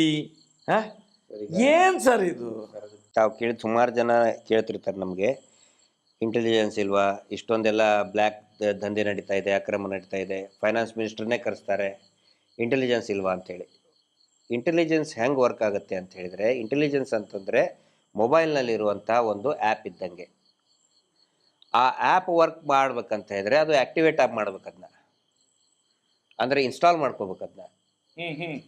ಈಗ ಅದನ್ನು ಇನ್ಆ್ಯಕ್ಟಿವೇಟ್ ಮಾಡಿಬಿಟ್ರೆ, ಈಗ ವೀರೇಂದ್ರ ಹೆಗಡೆ ಸಂಬಂಧಪಟ್ಟಂತೆ ಅದನ್ನು ಇನ್ಆ್ಯಕ್ಟಿವೇಟ್ ಮಾಡಿಬಿಟ್ಟಿರ್ತಾರೆ, ಅದನ್ನ ಆ್ಯಕ್ಟಿವೇಟ್ ಮಾಡಬೇಕಲ್ಲ, ಮಾಡೋದಿಲ್ಲ. ಆ್ಯಕ್ಟಿವೇಟ್ ಮಾಡಿದಾಗ ಅದು ವರ್ಕ್ ಆಗುತ್ತೆ. ಇಲ್ಲ ಅಂತ ಹೇಳಿದ್ರೆ ಮಾಹಿತಿ ಇಂಟೆಲಿಜೆನ್ಸ್ಗೆ ಇದ್ದೇ ಇದೆ, ಖಂಡಿತ ಇದೆ. ಇವ್ರು ಏನು ಮಾಡ್ತಾ ಇದ್ದಾರೆ, ಇದನ್ನೆಲ್ಲರೂ ಕೂಡ ಅರ್ಥ ಮಾಡ್ಕೋಬೇಕು. ನಿರ್ಮಲಾ ಸೀತಾರಾಮನ್ ಮೇಡಮ್ ಒಬ್ಬರೇ ಬಂದಿರೋದಲ್ಲ, ಮೋದಿಜಿಯವರೊಬ್ಬರೇ ಬಂದಿರೋದಲ್ಲ, ಹಿಂದೆ ಇಂದಿರಾ ಗಾಂಧಿ ಅವ್ರನ್ನು ಕೂಡ ಕರೆಸಿದ್ದಾರೆ, ರಾಜೀವ್ ಗಾಂಧಿ ಅವ್ರನ್ನೂ ಕರೆಸಿದ್ದಾರೆ, ದೇವೇಗೌಡರಂತರೂ ಈ ಏನು ಮಂಗಳೂರು ಉಡುಪಿ ಹೆಂಗೆ ರೆಗ್ಯುಲರ್ ಬಸ್ ಓಡಾಡ್ತವೆ ಹಾಗೆ ದೇವೇಗೌಡರಂತೂ ರೆಗ್ಯುಲರಾಗಿ ಬರ್ತಾರೆ, ಅಲ್ಲಿ ಬರ್ತಾರೆ ಹೋಗ್ತಾರೆ. ಮುಖ್ಯಮಂತ್ರಿಗಳಂತೂ ಲೆಕ್ಕಕ್ಕಿಲ್ಲ. ಯಾಕೆ ಬರ್ತಾರೆ ಅಂತ ಹೇಳಿದ್ರೆ, ರಾಜಕಾರಣಿಗಳಿಗೆ ಇಷ್ಟೊಂದು ಕೋಟಿಗಟ್ಟಲೆ ಸಂಖ್ಯೆಯ ಭಕ್ತರು ಇದ್ದಾರಲ್ಲ, ಎಲ್ಲಿ ಏನಾದರೂ ಆ್ಯಕ್ಷನ್ ತೊಗೊಂಡ್ಬಿಟ್ರೆ ಭಕ್ತರಿಗೆ ಏನಾದರೂ ಇದನ್ನಾಗುತ್ತೋ ಅನ್ನೋ ದೃಷ್ಟಿಯಿಂದ ಸುಮ್ಮನೆ ಇರ್ತಾರೆ. ಆದರೆ ಈಗ ಏನಾಗಿದೆ, ಈ ಸೌಜನ್ಯ ಹೋರಾಟದಿಂದ ಜನಸಾಮಾನ್ಯರಿಗೆ ವೀರೇಂದ್ರ ಹೆಗ್ಗಡೆ ಅವರ ನಾಟಕ ಕಂಪನಿ ಮಾಡ್ತಾ ಇರೋದು ಪ್ರತಿಯೊಬ್ಬರಿಗೂ ಕೂಡ ಗೊತ್ತಾಗಿದೆ. ಈ ಹೋರಾಟದ ವಿಷಯ ಪ್ರತಿಯೊಬ್ಬರಲ್ಲಿ ಕೂಡ ಇದೆ. ಆನಂತರ ಒಂದು ತಮ್ಮ ಗಮನಕ್ಕೆ ಮತ್ತು ಎಲ್ಲರ ಗಮನಕ್ಕೆ ತರ್ತಾ ಇದ್ದೀನಿ, ಆಸಾರಾಮ್ ಬಾಪು ಮುಂದೆ ಇವ್ರು ಏನೂ ಅಲ್ಲ, ವೀರೇಂದ್ರ ಹೆಗ್ಗಡೆ ಏನೂ ಅಲ್ಲ. ಲಕ್ಷಾಂತರ ಕೋಟಿ ಆಸ್ತಿ ಒಡೆಯ ಆತ. ಇವ್ರದ್ದು ಬರೀ ಒಂದು ರಾಜ್ಯದಲ್ಲಿದೆ, ಅವನು 5 ರಾಜ್ಯದಲ್ಲಿ ಅವನು ಸಾಮ್ರಾಜ್ಯ. ಜೈಲಿಗೆ ಹೋದಾಗ ನಮ್ಮ ಧಾರವಾಡದಲ್ಲಿನೂ ಕೂಡ ಆಸಾರಾಮ್ ಬಾಪುನ ಬಿಡುಗಡೆ ಮಾಡಿ ಅಂಥೇಳಿ ಒಂದು ಇದಕ್ಕೆ ಟಾಂಗಾಕ್ಕೆ ಆಟೋ ರಿಕ್ಷಾಕ್ಕೆ ಇದನ್ನ ಹಾಕೊಂಡು ಅನೌನ್ಸ್ ಮಾಡ್ತಾ ಇದ್ರು. 1 ವರ್ಷದ ಹಿಂದೆನೆ ನಾನೇ ನೋಡಿದ್ದೀನಿ, ಧಾರವಾಡದಲ್ಲಿ ನಾನು ನೋಡಿದ್ದೀನಿ ಸಂತೆಯಲ್ಲಿ. ಅಷ್ಟೊಂದು ಪ್ರಭಾವಿ ವ್ಯಕ್ತಿ ಆತ, ಅಷ್ಟು ಅತ್ಯಾಚಾರ ಮಾಡಿದವ. ಹೌದು, ಅತ್ಯಾಚಾರ ಮಾಡಿದವನು. ಮತ್ತು ಅದಕ್ಕಿಂತ ಬಿಫೋರ್ ಸ್ವತಃ ಮೋದಿಜಿನೇ ಅವನ್ನ ಹಾಡು ಹೊಗಳಿದ್ರು ಕಾರ್ಯಕ್ರಮದಲ್ಲಿ ಬಂದು, ಆಸಾರಾಮ್ ಬಾಪು ಆಶೀರ್ವಾದ ನನಗಿರಬೇಕು, ಉನ್ಕಾ ಆಶೀರ್ವಾದ ಹೋನಾ ಚಾಯಿ ಹಮೆ ಅಂತೇಳಿ ಹೊಗಳಿದ್ರು. ಆದರೆ ಯಾವಾಗ ಒಂದು ಸಾರಿ ಸಿಕ್ಕಿ ಬಿದ್ದ ಎಲ್ಲರೂ ಆತನು ಕೈ ಬಿಟ್ರು. ಮುಂದೆ ಇವನು ಸಿಕ್ಕಾಕೊಳ್ತಾನೆ. 100ಕ್ಕೆ 100 ಅದೇ ಆಗುತ್ತೆ. ಇಂಟೆಲಿಜೆನ್ಸ್ಗೆ ಎಲ್ಲಾ ಮಾಹಿತಿನೂ ಇದೆ, ಖಂಡಿತ ಇದೆ. ಸ್ಟೇಟ್ ಪೊಲೀಸ್ ಇಂಟೆಲಿಜೆನ್ಸ್ ಗೊತ್ತಿದೆ, ಪ್ರತಿಯೊಬ್ಬ ಅಧಿಕಾರಿಗಳಿಗೂ ಕೂಡ ಗೊತ್ತಿದೆ. ವೀರೇಂದ್ರ ಹೆಗಡೆ ಮಾಡಿರುವಂತ ಹಲ್ಕಾ ಕಚಡ ಕೆಲಸ ಪ್ರತಿಯೊಬ್ಬರಿಗೂ ಗೊತ್ತಿದೆ. ಸರ್, ನೀವು ಹೇಳ್ತೀರಿ ಇಂಟೆಲಿಜೆನ್ಸ್, ಸಂಬಳ ಎಷ್ಟು ತಿಂತಾನೆ ಅವನು? ನೀವು ಇಲ್ಲಿ ಹೋಗಿ ಸರ್, ಅಲ್ಲಿಗೆ ಒಬ್ಬ ದನ ಕಾಯುವಂತ ಸಣ್ಣ ಹುಡುಗನಿಗೆ ಕೇಳಿ ಧರ್ಮಸ್ಥಳ ಹೇಗಿದೆ ಅಂತ ಕೇಳಿ, ಅವನು ಹೇಳ್ತಾನೆ ಥೂ ಜನ್ಮಕ್ಕೆ ಅವ್ರದ್ದು ಅಂತ ಹೇಳ್ತಾನೆ. ಇವತ್ತು ಅಲ್ಲಿ ತನಕ ಮುಟ್ಟಿದೆ. ಇಂಟೆಲಿಜೆನ್ಸ್ಗೆ ಗೊತ್ತಿರೋದು ಇರ್ತದ. ಒಂದ ಬೆಕ್ಕು ಯಾವತ್ತು ಮನೆಯ ಯಜಮಾನ್ ಹಾಲು ಹಾಕುವಾಗ ಕಣ್ಣು ಮುಚ್ಚಿ ಕುಡುದದು, ಅದು ಹೇಳ್ತದಂತೆ, ಅಕ್ಕ ಹಾಕಿದ್ಲು, ನಾನು ಕಣ್ಣು ಮುಚ್ಚಿ ಕುಡ್ದೆ, ಏನ್ ಹಾಕಿದ್ರೆ ಕಣ್ಣು ಮುಚ್ಚಿ ಕುಡ್ದೆ ಅಂತೇಳಿ. ಇವತ್ತು ಅದು ನಡೀತಿದೆ ಇಲ್ಲಿ. ಸರ್, ಈಗ ಮುಂಚೆ ಇವ್ರ ಬಗ್ಗೆ ಪ್ರಶ್ನೆ ಮಾಡೋದಲ್ಲ, ಯೋಚನೆನೂ ಕೂಡ ಮಾಡ್ತಿದ್ದಿಲ್ಲ. ಆದ್ರೆ ಈಗೇನಾಗಿದೆ, ಹಳ್ಳಿಯಲ್ಲಿ ಪ್ರತಿಯೊಬ್ಬ ಒಬ್ಬ ಮಹಿಳೆ ಯೋಚನೆ ಮಾಡ್ತಿರ್ಲಿಲ್ಲ, ತಪ್ಪು ಯೋಚನೆ ಮಾಡ್ತಿದ್ರು, ಮಾಡಿದವ ಮರುದಿವಸ ಇರ್ತಿರ್ಲಿಲ್ಲ. ಅದು ಇಲ್ಲಿ ಅಲ್ಲ, ಇಲ್ಲಿ ಇಡೀ ನಮ್ಮ ಉತ್ತರ ಕರ್ನಾಟಕದ ಘಟ್ಟದವ್ರ ಬಗ್ಗೆ ನಾನು ಹೇಳ್ತಾ ಇದ್ದೀನಿ. ನಾನು ಘಟ್ಟದವನಲ್ಲ, ಅದಕ್ಕೆ ಯಾಕಂದ್ರೆ ಸುಮಾರು ಜನ ನನ್ನ ಘಟ್ಟದವ್ರು ಅಂತ ನನಗೆ ಬರೀತಾರೆ. ಹೌದು, ನಾನು ಘಟ್ಟದವರು ಮತ್ತು ಘಟ್ಟದವನೇ ಅಂತಾನೆ ಹೇಳ್ಬೇಕು ನಾನು. ನಮ್ಮ ಕಡೆ ಬಹಳ ಭಕ್ತಿ ಇಂತ್ರ ಅಂದ್ರೆ ದೇವಸ್ಥಾನದ ಬಗ್ಗೆ ಈಗಲೂ ಇದ್ದೇ ಇರ್ತದೆ. ಯಾವತ್ತಿಗೂ ಕೂಡ ನಾವು ದೇವಸ್ಥಾನದ ಭಕ್ತರೇನು. ಆದರೆ ವೀರೇಂದ್ರ ಹೆಗ್ಗಡೆ ಬಗ್ಗೆ ಪ್ರಶ್ನೆ ಮಾಡೋಕ್ಕೂ ಯೋಚನೆ ಮಾಡ್ತಾ ಇರಲಿಲ್ಲ. ಆದರೆ ಇವತ್ತು ಒಬ್ಬ ಸಾಮಾನ್ಯ ಮಹಿಳೆ, ಕೆಲಸ ಮಾಡುವಂಥ ಮಹಿಳೆಗೆ ಎಷ್ಟೊಂದು ಅಗಾಧ ಜಾಗೃತಿ ಬಂದಿದೆ ಅಂತ ಹೇಳಿದ್ರೆ, ದುಡ್ಡು ಯಾರದು? ನಿಮ್ಮ ಅಪ್ಪನ ಮನೆದ ಅಂತ ಕೇಳ್ತಾ ಇದ್ದಾರೆ SKDRDPದವ್ರು. ನಿಮ್ಮ ಅಪ್ಪನ ಮನೆ ದುಡ್ಡಾ? ನಮ್ಮದು ಸರ್, ನಾವು ಕಟ್ಟೋರು, ಟ್ಯಾಕ್ಸ್ ಕಟ್ಟೋರು ನಾವು. ಅಲ್ಲಿ ನಮ್ಮಿಂತ್ರ ಬರೋದಲ್ಲ, ಬ್ಯಾಂಕಿಗೆ ಯಾರು ದುಡ್ಡದು? ಜನಸಾಮಾನ್ಯರ ದುಡ್ಡು ಅಂತ ಕೇಳುವಂಥ ಒಂದು ಜಾಗೃತಿ ಬಂದಿದೆ. ಆನಂತರ ನೋಡಿ, ಹಿಂದೆ ಇವ್ರು ಏನು ಮಾಡ್ತಿದ್ರು, ಎಲ್ಲ ಜಡ್ಜಸ್ಗಳಿಗೂ ಕೂಡ ಏನೋ ಒಂದು ಈ ದೇವಸ್ಥಾನದ ಮೇಲೆ ಭಕ್ತಿ ಬಂದವ್ರಿಗೆಲ್ಲ ಆಗಲೇ ನಾನು ಹೇಳಿದೆ, ಇವ್ರ ಕೆಲಸ ಏನು, ಸಿದ್ಧಾಂತ ಏನು, ಒಂದು ಸೆಟ್ಟಿಂಗು, ಇನ್ನೊಂದು ಫಿಟ್ಟಿಂಗು. ಆಫೀಸರ್ಸ್ಗಳಿಗೆ ಮತ್ತು ನ್ಯಾಯಾಂಗದ ಅಧಿಕಾರಿಗಳಿಗೆ ನ್ಯಾಯಾಂಗಕ್ಕೆ ಸೆಟ್ಟಿಂಗು, ಆನಂತರ ಹೋರಾಟಗಾರರು ಮಾಡಿದರೆ ಅವ್ರ ಅಗೇನ್ಸ್ಟ್ ಫಿಟ್ಟಿಂಗ್ ಇಡೋದು. ಆದರೆ ಈಗ ಮೊನ್ನೆನೆ ನೋಡಿ, ತಮ್ಮ ಪ್ರಕರಣದಲ್ಲಿನೇ ಇದೇನಾದರೂ 15-20 ವರ್ಷದ 12 ವರ್ಷದ ಹಿಂದೆ ಆಗಿದ್ದರೆ ಅದು ಕಣ್ಣು ಮುಚ್ಕೊಂಡು ಅಗೇನ್ಸ್ಟ್ ಬರೆದು ಬಿಡ್ತಿದ್ರು. ಆದರೆ ಈಗೇನಾಗಿದೆ, ಪ್ರತಿಯೊಬ್ಬರು ಕೂಡ ನಾವು ಹೀಗಾಗಿ ನಾವು ನ್ಯಾಯಾಂಗವನ್ನು ಜಡ್ಜ್ಗಳಿಗೆ ನಾವು ದೂಷಣೆ ಮಾಡ್ತಾ ಇಲ್ಲ. ಅವರಿಗೂ ಕೂಡ ಈ ಹೋರಾಟದ ಫಲವಾಗಿ ಇವರ ಅಸಲಿ ಮುಖ ಗೊತ್ತಾಗ್ತಾ ಇದೆ. ಪದರು ಪದರವಾಗಿ ಹಾಗೆ ಈರುಳ್ಳಿ ಪದರು ಪದರವಾಗಿ ಬಿಚ್ತಾ ಹೋಗ್ತಾ ಇತ್ತಲ್ಲ, ಹಾಗೆ ಇವರ ಮುಖವಾಡ ಪದರು ಪದರಾಗಿ ಬಿಚ್ತಾ ಹೋಗ್ತಾ ಇದೆ. ಅದು ಹೋರಾಟದ ಯಶಸ್ಸು, ಹೋರಾಟದ ಪ್ರತಿಫಲ. ಅದಕ್ಕೆ ಪ್ರತಿಯಾಗಿ ನಾನು ನಿಮ್ಗೆ ಹೇಳ್ತೇನೆ, ಮೊನ್ನೆ ಸವದತ್ತಿಯಲ್ಲಿ ಒಂದು ಕೇಸ್ ನೋಡಿದೀವಿ ನಾವು. ಮೊನ್ನೆ ಹೋಗೋಗ ಅಲ್ಲಿ ಲಾಯರ್ ಹೇಳ್ತಾರೆ ಮಹೇಶ್ ಶೆಟ್ಟರ ಕೇಸ ಅಂತೇಳಿ 30 ಮಂದಿ ನನ್ನ ಕೇಸಿಗೆ ನಾವು ವಕಾಲತ್ ಆಗ್ತೇವೆ ಅಂತೇಳಿ ಸೈನ್ ಮಾಡಿದ್ದಾರೆ. 30 ಜನ ವಕೀಲರು ಸವದತ್ತಿಯಲ್ಲಿ. ಮೊನ್ನೆ ಈಗ ಧಾರವಾಡಕ್ಕೆ 50ಕ್ಕಿಂತ ಹೆಚ್ಚು ವಕೀಲರುಗಳು ಮಹೇಶ್ ಶೆಟ್ಟರ ಕೇಸ ಇದು, ನಮ್ಮ ವಕೀಲರ ಹತ್ರ ಬಂದು ಮಹೇಶ್ ಶೆಟ್ಟರ ಕೇಸ್ ಹೌದು ನಮ್ದೊಂದು ವಕಾಲತ್ ಇರಲಿ ಅಂತೇಳಿ 50 ಜನರ ಮೇಲೆ ಈಗ ಸೈನ್ ಮಾಡ್ತಾ ಇದ್ದಾರೆ. ಈಗ ಶ್ರುತಿ ಬೆಳ್ಳಕ್ಕಿ ಅಂತೇಳಿ ಒಬ್ಬ ಯಂಗ್ ಅಡ್ವೊಕೇಟ್, ನಾವಲ್ಲಿ ಕೋರ್ಟಲ್ಲಿ ನಿಂತಾಗ ಕೆಳಗಡೆ ಟೀ ಕುಡಿಯೋಕೆ ಬಂದಾಗ ಅಡ್ವೊಕೇಟ್ಸ್ ಎಲ್ಲರೂ ಬಂದರು. ನಾನು ಅದನ್ನು ಹೇಳಲೇಬೇಕು. ಇವರು ಯಾಕೆ ಅಲ್ಲಿ ಹಾಕ್ತಾ ಇದ್ರು ಅಂತ ಹೇಳಿದ್ರೆ, ಮಹೇಶ್ ಶೆಟ್ಟರ್ಗೆ ಅಂದರೆ ದೇವಸ್ಥಾನಕ್ಕೆ ಅಪಮಾನ ಮಾಡಿದರು ಅಂಥೇಳಿ ಹಾಕ್ತಾ ಇದ್ರಲ್ಲ. ಮಹೇಶ್ ಶೆಟ್ಟರಿಗೆ ಉತ್ತರ ಕರ್ನಾಟಕ ಏನು ಗೊತ್ತು, ಅಲ್ಲಿ ಯಾರು ವಕೀಲರಿಗೆ ಗೊತ್ತಿರಲ್ಲ ಏನಿಲ್ಲ ಅಂತ. ಆದರೆ ಏನಾಗಿದೆ, ಅಲ್ಲಿ ಮಹೇಶ್ ಶೆಟ್ಟರು ಹೋಗಿ ನಿಂತ್ಕೊಂಡ್ರೆ ಅವ್ರ ಸುತ್ತಲೂ ಒಂದು 10 ಜನ ಸಮಾಜದ ಬಗ್ಗೆ ಕಾಳಜಿ ಇರುವಂಥ ವಕೀಲರು ಸುತ್ತುವರಿತಾರೆ, ಫೋಟೋ ತೆಗೆಸ್ಕೊಳ್ತಾರೆ, ನಾವು ನಿಮ್ಮ ಜೊತೆಗಿದ್ದೇವೆ. ಈ ಜಿಲ್ಲೆಯ ಈ ತಾಲೂಕಿನ ನ್ಯಾಯವಾದಿಗಳು ಈ ಹೋರಾಟದ ಜೊತೆಗಿದ್ದಾರೆ ಅವರ ಒಂದು ಏನು ಕಾನ್ಫಿಡೆನ್ಸ್, ಒಂದು ಆತ್ಮವಿಶ್ವಾಸವನ್ನು ಈ ಹೋರಾಟಕ್ಕೆ ಕೊಡ್ತಾ ಇದ್ದಾರೆ. ಇದು ಈ ವೀರೇಂದ್ರ ಹೆಗಡೆ ನಾಟಕ ಕಂಪನಿಗೆ ಗೊತ್ತಿರಬೇಕು. ತುಮಕೂರು ಶಿರಾದಲ್ಲಿ ನಾವು ಅವರಿಗೆ ಅಭಿನಂದನೆಯನ್ನು ಸಲ್ಲಿಸ್ತೀವಿ. ಅವೆಲ್ಲ ನ್ಯಾಯವಾದಿಗಳಿಗೆ, ವಿಶೇಷವಾಗಿ ಹಿರಿಯ ವಕೀಲರು ಇರ್ಬೋದು, ಕಿರಿಯ ವಕೀಲರು ಇರ್ಬೋದು, ನಾವು ಈ ಹೋರಾಟದ ಜೊತೆಗಿದ್ದೇವೆ, ನಾವು ವಕಾಲತ್ತಿಗೆ ಸೈನ್ ಮಾಡ್ತೀವಿ ಅಂತೇಳಿ ಸವದತ್ತಿಯಲ್ಲಿ 30 ಜನ, ಧಾರವಾಡದಲ್ಲಿ 50ಕ್ಕಿಂತ ಹೆಚ್ಚು ಜನ ನಾವು ಸೈನ್ ಹಾಕ್ತೀವಿ. ಯಾಕಂದರೆ ನಮ್ಮದು ಯಾಕಂದರೆ ನೋಡಿ, ಈ ದೇಶದಲ್ಲಿ ಅನೇಕ ಹೋರಾಟಗಳು ಚಾಲ್ತಿಯಲ್ಲಿ ಬಂದಿದ್ದು, ಯಶಸ್ಸು ಕಂಡಿದ್ದು ಈ ನ್ಯಾಯವಾದಿಗಳ ಒಂದು ಸಹಕಾರದಿಂದ. ಮಹಾತ್ಮ ಗಾಂಧೀಜಿ ಏನಿದ್ರು, ಈ was an advocate. Vallabhbhai Patel ಏನಿದ್ರು, ಈ was an advocate. Jawaharlal Nehru ಏನಿದ್ರು, ಅಡ್ವೊಕೇಟ್. ಅನೇಕ ಹೋರಾಟಗಳು, ಅಷ್ಟೇ ಅಲ್ಲ, ರೈತ ಹೋರಾಟಗಳು, ರೈತ ಹೋರಾಟಗಾರರು, ದಲಿತ ಹೋರಾಟಗಾರರು ಎಲ್ಲರೂ ಕೂಡ ಏನಿದ್ದು ಅಡ್ವೊಕೇಟ್ ಇದ್ದಿದ್ದು. ಇವತ್ತು ಎಲ್ಲೆಲ್ಲಿ ಉತ್ತರ ಕರ್ನಾಟಕದಲ್ಲಿರ್ಬೋದು ಅಥವಾ ಇಲ್ಲಿ ತುಮಕೂರು ಇರ್ಬೋದು, ಅಲ್ಲಿ ಅಡ್ವೊಕೇಟ್ಗಳು ಬಂದು ನಾವು ಈ ಹೋರಾಟದ ಪರವಾಗಿ ಮಹೇಶ್ ಶೆಟ್ಟರ್ ಕೇಸಿನ ಜೊತೆಗೆ ನಾವಿದ್ದೇವೆ, ನಾವು ವಾದ ಮಾಡ್ತೇವೆ ಅಂತೇಳಿ ಬರ್ತಾ ಇದ್ದಾರೆ. ಈಗ ಆ ಕಾಲ ಹೋಯ್ತು, 12 ವರ್ಷದ ಹಿಂದೆ ಹೋಯ್ತದು. ಹೊಸ ಯುಗ ಪ್ರಾರಂಭ ಆಗಿದೆ ಈಗ. ಅಲ್ಲ, ಸಮಾಜದಲ್ಲಿ ಏನಂತ ಇವರು ಏನಂತ ತಿಳ್ಕೊಂಡಿದ್ದಾರೆ, ನಮ್ಮನ್ನು ಕೆರಳಿಸಿ ನಾವು ಇಷ್ಟ ತನಕ ಕಾನೂನಿನ ಬಗ್ಗೆ ನಂಬಿಕೆ ಇಟ್ಟು ಹೋರಾಟ ಮಾಡ್ಕೊಂಡು ಬಂದವ್ರು, ನಾವೇನು ನಕ್ಸಲೇಟ್ಗಳಲ್ಲ, ಏನೂ ಅಲ್ಲ. ಈ ದೇಶದ ಒಂದು ಸಮಾಜದ ಮಧ್ಯದಲ್ಲಿ ನಿಂತ್ಕೊಂಡು ಹೋರಾಟ ಮಾಡುವವರು, ನ್ಯಾಯ ಬೇಕು ಅಂತೇಳಿ ಜನರ ಮಧ್ಯದಲ್ಲಿ ನಿಂತ್ಕೊಂಡು ಎಲ್ಲೋ ಕೂತ್ಕೊಂಡು ಹೋರಾಟ ಮಾಡುವವರಲ್ಲ ನಾವು. ಆದರೂ ಕೂಡ ನಮ್ಮ ಬಗ್ಗೆ ನೋಡಿ ನಂಬಿಕೆ ಇದ್ದದ್ರಿಂದ ಅವರನ್ನು ಯಾವ ಒಂದು ಕಾನ್ಸ್ಟಿಟ್ಯೂನ್ಸಿ ಮೇಲೆ ನಂಬಿಕೆ ಇದೆ, ಯಾವ ಇದರ ಮೇಲೆ ಕಾನೂನಿನ ಮೇಲೆ ನಮಗೆ ನಂಬಿಕೆ ಇತ್ತು, ಅದನ್ನೇ ಪ್ರತಿಪಾದನೆ ಮಾಡಿ 12 ವರ್ಷದಿಂದ ಕಾಯ್ತಾ ಇದ್ದೇವೆ. ನಾವೇನಿಲ್ಲಿ ಪೆಟ್ಟು ಮಾಡಲಿಕ್ಕೆ, ಕಲ್ಲು ಹೊಡಿಲಿಕ್ಕೆ ಏನು ಮಾಡಲಿಕ್ಕೆ ಹೋಗಲಿಲ್ಲ. ನ್ಯಾಯಯುತವಾಗಿ ನ್ಯಾಯ ಸಿಗಬೇಕು. ಹಾಗಾದ್ರೆ ನಮ್ಮನ್ನು ಎಲ್ಲಿ ಸಿಕ್ಕಿಸಬೇಕು? ಇಲ್ಲೇ ಸಿಕ್ಕಿಸಿ ಹಾಕಬೇಕು. ನ್ಯಾಯದ ವಿರುದ್ಧ ಇದ್ದಾನೆ ಅಂತೇಳಿ ಸುಳ್ಳು ಕೇಸನ್ನು ಮಾಡಿಸಿದ್ರು. ಇವನು ನ್ಯಾಯದ ವಿರುದ್ಧ ಇದ್ದಾನೆ. ಇವತ್ತು ಏನಾಗಿದೆ ಅಂತ ಹೇಳಿದ್ರೆ, ಆ ನ್ಯಾಯ ದೇವತೆ ಓದಲ್ಲಿ 30, 50, 70 ವಕೀಲರನ್ನು ಜೋಡಿಸಿ ನಮ್ಮ ಕೈಗೆ ಕೊಡ್ತಾ ಇದ್ದಾರೆ. ಇದು ಶಕ್ತಿ ಅಲ್ವಾ ಸರ್? ಸೌಜನ್ಯ ಶಕ್ತಿ, ಮತ್ತೆ ಅಣ್ಣಪ್ಪ ಸ್ವಾಮಿಯ ಶಕ್ತಿ. ಇದು ಸತ್ಯದ ಹೋರಾಟ ಇದು. ಅದಕ್ಕೋಸ್ಕರ ಮುಂದಿನ ದಿನಗಳಲ್ಲಿ ನಾವು ಹೇಳುವಂಥದ್ದು, ನೀವೇ ಹೇಳಿದಾಗೆ ದೇವಸ್ಥಾನ, ವಕ್ಫು ಏನೇ ಇರಲಿ,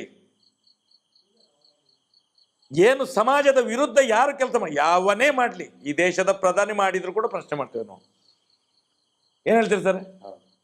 ನಾವು ಯಾರ ಆಸ್ತಿ ಅಲ್ಲ, ಪ್ರತಿಯೊಬ್ಬರು ನಾವು ಈ ಸನಾತನ ಹಿಂದೂ ಧರ್ಮದ ಆಸ್ತಿಗಳು ನಾವು. ಆ ದೃಷ್ಟಿಯಿಂದ ನಮಗೆ ಯಾರ ಮೇಲೆ ದ್ವೇಷ ಇಲ್ಲ. ಯಾರು ಸನಾತನ ಹಿಂದೂ ಧರ್ಮವನ್ನು ಅವಹೇಳನ ಮಾಡ್ತಾನೆ ಅವನ ವಿರುದ್ಧ ನಾವು ಇದ್ದೇ ಇದ್ದೇವೆ. ಸರ್, ಇಲ್ಲಿ ನಾನು ನೋಡಿದ್ದು, ಕೊನೆಯದಾಗಿ ಒಂದು ಅಬ್ಸರ್ವ್ ಮಾಡಿದ್ದು, ನಾವು ಮಂಗಳೂರು ಈ ಕರಾವಳಿ ಅಂತ ಹೇಳಿದ್ರೆ ಮುಂಚಿನ ನಾವು ಅಂದ್ಕೊಂಡಿದ್ದು ಹಿಂದೂ ಪ್ರತಿಭಟನೆ ಮಾಡುವಂಥ ಭದ್ರಕೋಟೆ, ಹಿಂದುತ್ವದ ಭದ್ರಕೋಟೆ ಅಂಥೇಳಿ. ಆದರೆ ಇಲ್ಲಿ ಬಂದ ಮೇಲೆ ನಾನು ಅಬ್ಸರ್ವ್ ಮಾಡಿದ್ದು, ನಾನು ಇದ್ರದ್ದು ಈ ಧರ್ಮದ ಎಕ್ಸ್ಪರ್ಟ್ ಅಲ್ಲ, ನಾನು ತಮ್ಮ ಹಾಗೆ ನಾನು ಧರ್ಮದ ಇದು ನನ್ನ ವಿಷಯ ಅಲ್ಲ.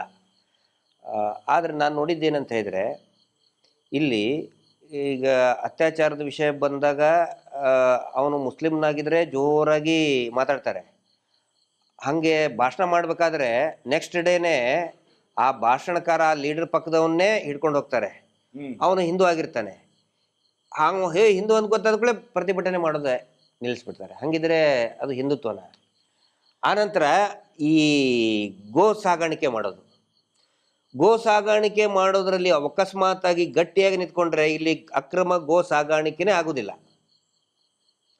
ನನಗೆ ಗೊತ್ತಿದೆ, ನಾನು ಡಿಪಾರ್ಟ್ಮೆಂಟ್ನಲ್ಲಿ ಇದ್ದವನು. ಅದಾದ್ಮೇಲೇನು ಕೂಡ ಸಂಘಟನೆಯ ಪರವಾಗಿ ಹೋರಾಟ ಮಾಡಿದವನು. ಒಳಗಡೆ ವಿಷಯ ಏನಂತ ಹೇಳಿದ್ರೆ ಇವತ್ತಿಗೂ ಕೂಡ ಕೇರಳಕ್ಕೆ ಗೋವಾಕ್ಕೆ ಅಕ್ರಮವಾಗಿ ಗೋ ಸಾಗಾಣಿಕೆ ಆಗ್ತಾನೆ ಇದೆ. ಇದರಲ್ಲಿ ಸಂಘಟನೆಯ ಪ್ರಮುಖರು ಇದ್ದಾರೆ ಸರ್, ಪ್ರಮುಖರು ಇದ್ದಾರೆ. ಎಷ್ಟೋ ಸಲ ನಾವು ಹಿಡಿದು ಕೊಟ್ಟಾಯ್ತು, ಆದ್ರೂ ಅವ್ರನ್ನ ಬಚಾವ್ ಮಾಡ್ತಾರೆ. ಇಲ್ಲಿ ಏನು ಗೊತ್ತಾ, ಬರೇ ಓಟು ಸರ್. ಇಲ್ಲಿ ಧರ್ಮ ಗಿರ್ಮ ಏನ್ ಕರ್ಮನೂ ಇಲ್ಲ. ಇದು ಪರಶುರಾಮನ ಸೃಷ್ಟಿ ಅಂತ ಹೇಳ್ತಾರೆ. ಪರಶುರಾಮನ ನಕಲಿ ಮೂರ್ತಿ ಸೃಷ್ಟಿ ಮಾಡಿದ್ರ ಬಗ್ಗೆ ಮಾತಾಡಲ್ಲ. ನೋಡ್ರಿ ಇಲ್ಲಿ ಯಾರು ನೋಡಿ, ಕೆತ್ತಿದವನು ಹೋಗ್ಲಿ, ಕೆತ್ತಿಸಿದವ ಎಲ್ಲಿದ್ದಾನೆ? ಅಲ್ಲ, ಆ ಕೆತ್ತಿಸಿದ ಪಾಪಿ ಇದ್ದಾನೆಲ್ಲ. ಕೆತ್ತಿಸಿದವ ಯಾರು ಹೇಳಿ ನೀವು? ಕೆತ್ತಿಸಿದವ ಯಾರು? ಈಗ ನೋಡಿ, ಒಂದು ಪರಶುರಾಮನ ಸೃಷ್ಟಿ, ಆನಂತರ ಪರಶುರಾಮರ ನಕಲಿ ಮೂರ್ತಿ ಸೃಷ್ಟಿ. ಇಲ್ಲಿ 2 ಸೃಷ್ಟಿಗಳಿದೆಪ್ಪ. 2 ಸೃಷ್ಟಿಗಳ ಬಗ್ಗೆ ಚರ್ಚೆ ಆಗ್ತದೆ.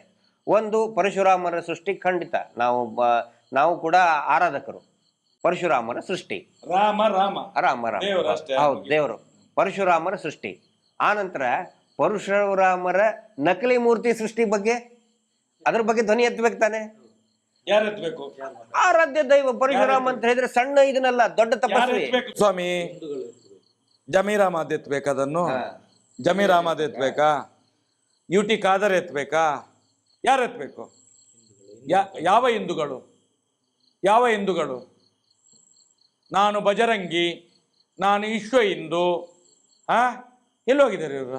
ಸತ್ತಿದ್ದಾರೆ ಇವರು? ಸತ್ತಿದಾರಾ? ಬೇರೆಯವ್ರು ಮಾಡ್ತಿದ್ರು. ಈಗ ಏನ್ ಮಾಡ್ತಿದ್ರು ಇವರು? ಯಾರೇ ಹೊರಲಾಡ್ತಿದ್ರಲ್ಲಿ, ಮಾರ್ಗದಲ್ಲಿ ಬಿದ್ದು ನಾಯಿಯಾಗಿ ಹೊರಲಾಡ್ತಿದ್ರು. ನಾಯಿಯನ್ನು ಬೂದಿಯಲ್ಲಿ ಬಿದ್ದು ಹೊರಡ್ತದಲ್ಲ, ಅದೇ ರೀತಿ ಹೊರಲಾಡ್ತಿದ್ರು. ನಾನು ಹೇಳೋದು, ಈ ತಾರತಮ್ಯ ಯಾಕೆ ಸ್ವಾಮಿ ನಿಮ್ಗೆ? ಸನಾತನ ಹಿಂದೂ ಧರ್ಮದ ಅನ್ಯಾಯ ನೇರ ಇರಬೇಕು. ಅವನ ಹತ್ರ ಸತ್ಯ ಇರಬೇಕು, ಅವನ ಹತ್ರ ಧರ್ಮ ಇರಬೇಕು, ಅವನ ಹತ್ರ ನ್ಯಾಯ ಇರಬೇಕು ಅವನ ಹತ್ರ. ಇದು ಬರೇ ಓಟಿಗೋಸ್ಕರ, ನೋಟಿಗೋಸ್ಕರ ಧರ್ಮ ಅಲ್ಲ. ಅದಕ್ಕೋಸ್ಕರ ಇವತ್ತು ಶಾಪ ಇವರಿಗೆಲ್ಲ. ನೋಡಿ, ರಸ್ತೆಯಲ್ಲಿ ಜನಗಳು ಬೈಲಿಕ್ಕೆ ಪ್ರಾರಂಭ ಮಾಡಿದ್ದಾರೆ. ನಿಮ್ಗೆ ಆ ಪರಶುರಾಮನ ಮೂರ್ತಿ ಏನ್ ತಗಡು ಸ್ವಾಮಿ. ಇದು POPಯಲ್ಲಿ ಮಾಡಿ ಅದನ್ನೀಗ ಛಿದ್ರ ಮಾಡಿ ಅವನು ಅರ್ಧ ಪ್ಯಾಂಟ್ ಇಲ್ಲದಾಗೆ ಮಾಡಿ ಹಾಕಿದ್ದಾರೆ. ಅಲ್ಲಿ ಬೆತ್ತಲೆ ಮಾಡಿ ಹಾಕಿದ್ದಾರೆ, ಅರೆ ಬೆತ್ತಲೆ. ಮಾನ ಮರ್ಯಾದೆ ತೆಗ್ದ್ರಲ್ಲ ಸ್ವಾಮಿ. ಸನಾತನ ಹಿಂದೂ ಧರ್ಮದ್ದು ಯಾರು ತೆಗ್ದದ್ದು ಸ್ವಾಮಿ? ಯಾರು ತೆಗ್ದದ್ದು? ಮಾನ ಮರ್ಯಾದೆ ಇದೆಯಾ ಇವರಿಗೆ? ಇದನ್ನು ಮಾತಾಡೋದಿಲ್ಲ. ಧರ್ಮಸ್ಥಳದ ಮಂಜುನಾಥ ಸ್ವಾಮಿ ದೇವಸ್ಥಾನದ್ದು ಮಾತಾಡೋದಿಲ್ಲ ಇವರು. ಅಣ್ಣಪ್ಪ ಸ್ವಾಮಿದು ಮಾತಾಡೋದಿಲ್ಲ ಇವರು. ಮಂತ್ರ ದೇವತೆ ಅಂದ ತಕ್ಷಣ ಎದ್ದು ಕುತ್ಕೋತಾರೆ. ಶಕ್ತಿ ಅಂತೂ ಇದ್ದೇ ಇದೆ. ಅದಕ್ಕೆ ಹೆಸರು ನಾವು ಏನಾದ್ರು ಕರಿಬಹುದು. ಈಗ ಸೂರ್ಯನಿಗೆ ನಾವು ಏನಾದ್ರು ಹೇಳ್ಬೋದು, ಅದು ಸೂರ್ಯ ಇದ್ದೇ ಇರ್ತಾನೆ. ಆ ದಿಕ್ಕಿಗೆ ಪೂರ್ವ ಅನ್ನೋ ಬದಲಿ ನಾವು ದಕ್ಷಿಣ. ಯಾರು ಸರ್ ಸೃಷ್ಟಿ ಮಾಡಿಸಿದ್ದು? ಈಗ ಇಲ್ಲಿ ನಾವು ಹಿಂದೂ ದೇವಸ್ಥಾನದ ಬಗ್ಗೆ ಮಾತಾಡ್ಲಿಕ್ಕೆ ಹೊರಟವಲ್ಲ, ಆಗ ತಮ್ಮಣ್ಣ ಮಾತಾಡಿದ್ರೆ ಅದನ್ನೊಂದು ಕಾಂಟ್ರವರ್ಸಿ ಮಾಡ್ಲಿಕ್ಕೆ ನೋಡಿದ್ದು. ಇದೆಲ್ಲ ಉಂಟಲ್ಲ ಬಕೆಟ್, ಇವರೆಲ್ಲ ಬಕೆಟುಗಳು ಇವ್ರದ್ದು. ಯಾರು ಇವರು? ಹಿಂದೂ ನಾಯಕರಲ್ಲ ಇವರು. ಮೊನ್ನೆಲ್ಲ ಮಾತಾಡಿದವ ಇದ್ದವಲ್ಲ, ಅವರಿಗೆ ಆ ಕೋಟಿ ಚೆನ್ನಯ್ಯರ ಸುರಿ ಅಂತ ಹೇಳ್ತಾರೆ. ಸುರಿ ಅಂತ ಹೇಳಿದ್ರೆ ಕೋಟಿ ಚೆನ್ನಯ್ಯರ ಶಸ್ತ್ರ ಅದು. ಅದು ಅವರ ಇನ್ನು ಹೊಟ್ಟೆಗೆ ಬೀಳ್ಬೇಕು, ಆಗ್ಲೇ ಗೊತ್ತಾಗುದು ಅವರಿಗೆ. ಒಂದು ಒಳ್ಳೆ ಗರಡಿಯಲ್ಲಿ ಕೂತ್ಕೊಂಡು ಮಾತಾಡಿದವರು. ಯಾಕೆ ಮಾತಾಡಿದ್ದು? ಮಾತಾಡುವಾಗ ಕೆಲವರು ಹೇಳಿದ್ದಾರೆ, ಯಾಕೆ ಧರ್ಮಸ್ಥಳದ ಬಗ್ಗೆ ಮಾತಾಡುದಿಲ್ಲ? ಮಂಜುನಾಥನ ದೇವಸ್ಥಾನದ ಜಾಗ ಹೋಗಿದೆಲ್ಲ ವೀರೇಂದ್ರ ಹೆಗ್ಡೆ ಹೆಸರಿಗೆ, ಅದನ್ನ ಯಾಕೆ ಅದೆಲ್ಲ ಇಲ್ಲಿ ಮಾತಾಡ್ಲಿಕ್ಕಿಲ್ಲ? ಹಾಗಾದ್ರೆ ಯಾವ ಧರ್ಮ ಸರ್ ಇದು? ಇದು ಯಾವ ಧರ್ಮ? ಅಲ್ಲ, ಈಗ ಅದು ಯಾವ ಧರ್ಮ ಅಂತ ಕೇಳುದು ನಾವು. ಈಗ ನನ್ನ ವೈಯಕ್ತಿಕ ಅಭಿಪ್ರಾಯ ಹೇಳ್ತೀನಿ. ನೀವ್ ಹೇಳಿದ್ರಿ ನಾವು ಹಿಂದೂ ಧರ್ಮವನ್ನು ದಕ್ಷಿಣ ಕನ್ನಡದಲ್ಲಿ ಉಡುಪಿ ಜಿಲ್ಲೆಯಲ್ಲಿ ನೋಡ್ತಾ ಇದ್ದೇವೆ ನಾವು, ಘಟ್ಟದವರು ಅಂತ ಹೇಳಿ. ಎಲ್ಲಿದೆ ಧರ್ಮ ಹಾಗಾದ್ರೆ? ನಾವು ಭಾಷಣ ಮಾಡ್ತಿದ್ವಿ ಅಲ್ಲ, ಅಲ್ಲಿ ಎಲ್ಲಿದೆ ಧರ್ಮ ಅಂತ ಕೇಳೋದು. ನಿಮ್ಗೆ ಅಣ್ಣಪ್ಪ ಇಲ್ಲ, ನಿಮ್ಗೆ ಮಂಜುನಾಥ ಸ್ವಾಮಿ ಇಲ್ಲ. ಮಂತ್ರ ದೇವತೆ ಬಗ್ಗೆ ನಂದು ವೈಯಕ್ತಿಕ ಅಭಿಪ್ರಾಯ. ಈಗ ತಮ್ಮಣ್ಣ ಶೆಟ್ಟರ್ ಅಂತ ಹೇಳಿದ ತಕ್ಷಣನೇ ಅದನ್ನ ಕಾಂಟ್ರವರ್ಸಿ ಮಾಡೋದು ಬೇಡ. ಅವ್ರು ಸೌಜನ್ಯ ಹೋರಾಟಗಾರರು ಅಂತ ಹೇಳ್ಕೊಂಡು ಬೇಕಂತಾನೆ ಕಾಂಟ್ರವರ್ಸಿ ಮಾಡ್ತಾ ಇದ್ದಾರೆ. ಆದ್ರೆ ಅಲ್ಲಿ ಶಕ್ತಿ ಅನ್ನೋದು ಇದ್ದೇ ಇದೆ, ನಾನು ಕೂಡ ನಂಬ್ತೇನೆ. ಹೆಸರು ಏನಾದ್ರೂ ಕರೀಲಿ, ಅದಕ್ಕೆ ನೀವು ಈಗ ನೋಡಿ ಸೂರ್ಯ ಅದರಲ್ಲಿ ಒಬ್ಬ ನೋಡಿ ಸುನಿಲ್ ಪನಪ್ಪಿಲ್ ಅಂತ ಇದ್ದ, ಅವನು ಅವರ ಜನ ಬ್ರೋಕರ್, ಅವನು ಈ ಕೆಲಸ ಎಲ್ಲ ಮಾಡಿಸಿದ್ದು ಗೊತ್ತಿದೆ ನಮಗೆ. ಮುಂದಿನ ದಿನಗಳಲ್ಲಿ ಅವನನ್ನು ತಗೊಳ್ತೇವೆ ನಾವು. ಅಲ್ಲ, ಅವರು ಈ ವಿಷಯದ ಬಗ್ಗೆನೂ ಮಾತಾಡ್ಲಿ ಅಲ್ಲ, ಹಿಂದೂ ದೇವಸ್ಥಾನದ ಬಗ್ಗೆ ಮಾತಾಡ್ಲಿ. ಆನಂತರ ನೋಡಿ ಮೊನ್ನೆ RSS ನಮ್ಮ ಸಂಘದ ಒಬ್ಬ ಕಾರ್ಯಕರ್ತ, ಆನಂತರ ಪುನೀತ್ ಅಂತ ಹೇಳಿ ರಾಮನಗರದ ಅಲ್ಲ ಪುನೀತ್ ಕೆರಳಿ ಅಲ್ಲ, ಇನ್ನೊಬ್ನು ಪುನೀತ್ ಅಂತ ಹೇಳಿ ಸಂಘದ ಕಾರ್ಯಕರ್ತ ಅಂತಲ್ಲಿ ಹುಡುಗಿಯರನ್ನ ಚುಡಾಯಿಸೋದಕ್ಕೆ ಟೀಸಿಂಗ್ ಮಾಡೋದನ್ನ ಪ್ರಶ್ನೆ ಮಾಡಿದ. ಅವನನ್ನ ಕೊಂದು ಹಾಕಿದ್ರು ರಾಮನಗರದಲ್ಲಿ. ಸಂಘದ ಕಾರ್ಯಕರ್ತ ಅವನು ಪುನೀತ್ ಅಂತ ಹೇಳಿ ಹುಡುಗ, ಅವನು ಆ ಹುಡುಗಿಯರದ್ದು ವಿಡಿಯೋ ಮಾಡ್ಕೋತಿದ್ರು, ಒಂದ್ 4 ಜನ ಸೇರ್ಕೊಂಡು ಅವ್ರು ಚುಡಾಯಿಸ್ತಿದ್ರು. ನೀವು ಹಿಂಗ್ ವಿಡಿಯೋ ಮಾಡ್ಕೋಬಾರ್ದು ಅಂತ ಹೇಳಿದಕ್ಕೆ ಅವ್ನು ಹೊಡೆಸಾಯಿಸಿದ್ರು. ಸಂಘದ ಕಾರ್ಯಕರ್ತ ಒಬ್ರಾದ್ರೂ ಇಬ್ಬ ಧ್ವನಿ ಎತ್ತಬೇಕು. ಯಾಕಂದ್ರೆ ಸಾಯಿಸಿದವರು ಹಿಂದೂಗಳೇ, ಒಬ್ರು ಧ್ವನಿ ಎತ್ತಲಿಲ್ಲ ಅಂದ್ರೆ ನಾನು ಕೇಳೋದಿಲ್ಲಿ. ನೋಡಿ ಸರ್, ಮುಸ್ಲಿಮರು ಭಯೋತ್ಪಾದನೆಗೆ ಇಳಿದಾಗ ವಿರೋಧ ಮಾಡಬೇಕು, ಮಾಡ್ತೀವಿ ನಾವು. ಲವ್ ಜಿಹಾದ್ ಹಿಂದೂ ಹೆಣ್ಮಕ್ಳನ್ನ ಓಡಿಸ್ಕೊಂಡು ಹೋದ್ರೆ ವಿರೋಧ ಮಾಡೋರೇ ನಾವು. ದೇಶ ವಿರೋಧ ಚಟುವಟಿಕೆ ಮಾಡಿದ್ರೆ ವಿರೋಧ ಮಾಡೋರೇ ನಾವು. ಪ್ರತಿಯೊಬ್ರು ಮಾಡಲೇಬೇಕು, ಹಕ್ಕು ನಮ್ದು. ಅದು ಬಿಟ್ಟು ಹಿಂದೂ ಹೆಣ್ಮಕ್ಳನ್ನ ಹಿಂದೂಗಳೇ ಕೆಡಿಸಿದ್ರೆ, ಹಾಳು ಮಾಡಿದ್ರೆ, ಇಲ್ಲಪ್ಪ ನಾವು ಹಿಂದೂಗಳು, ನಾವು ಸುಮ್ಮನೆ ಇರಬೇಕು ಅಂತ ಹೇಳಿದ್ರೆ ಹೇಳಿತಾನ ಅಲ್ವಾ ಅದು. ಪಾಪ ಪುನೀತನು ಸಂಘದ RSS ನ ಕಾರ್ಯಕರ್ತ, ಅವನು ಸಂಘದಲ್ಲಿ ದುಡ್ತಾ ಇರೋನು, ಅವನು ಕೊಂದು ಹಾಕಿದ್ರು, ಒಬ್ರು ಮಾತಾಡ್ತಾ ಇಲ್ಲ ಸರ್. ಬೇಡ.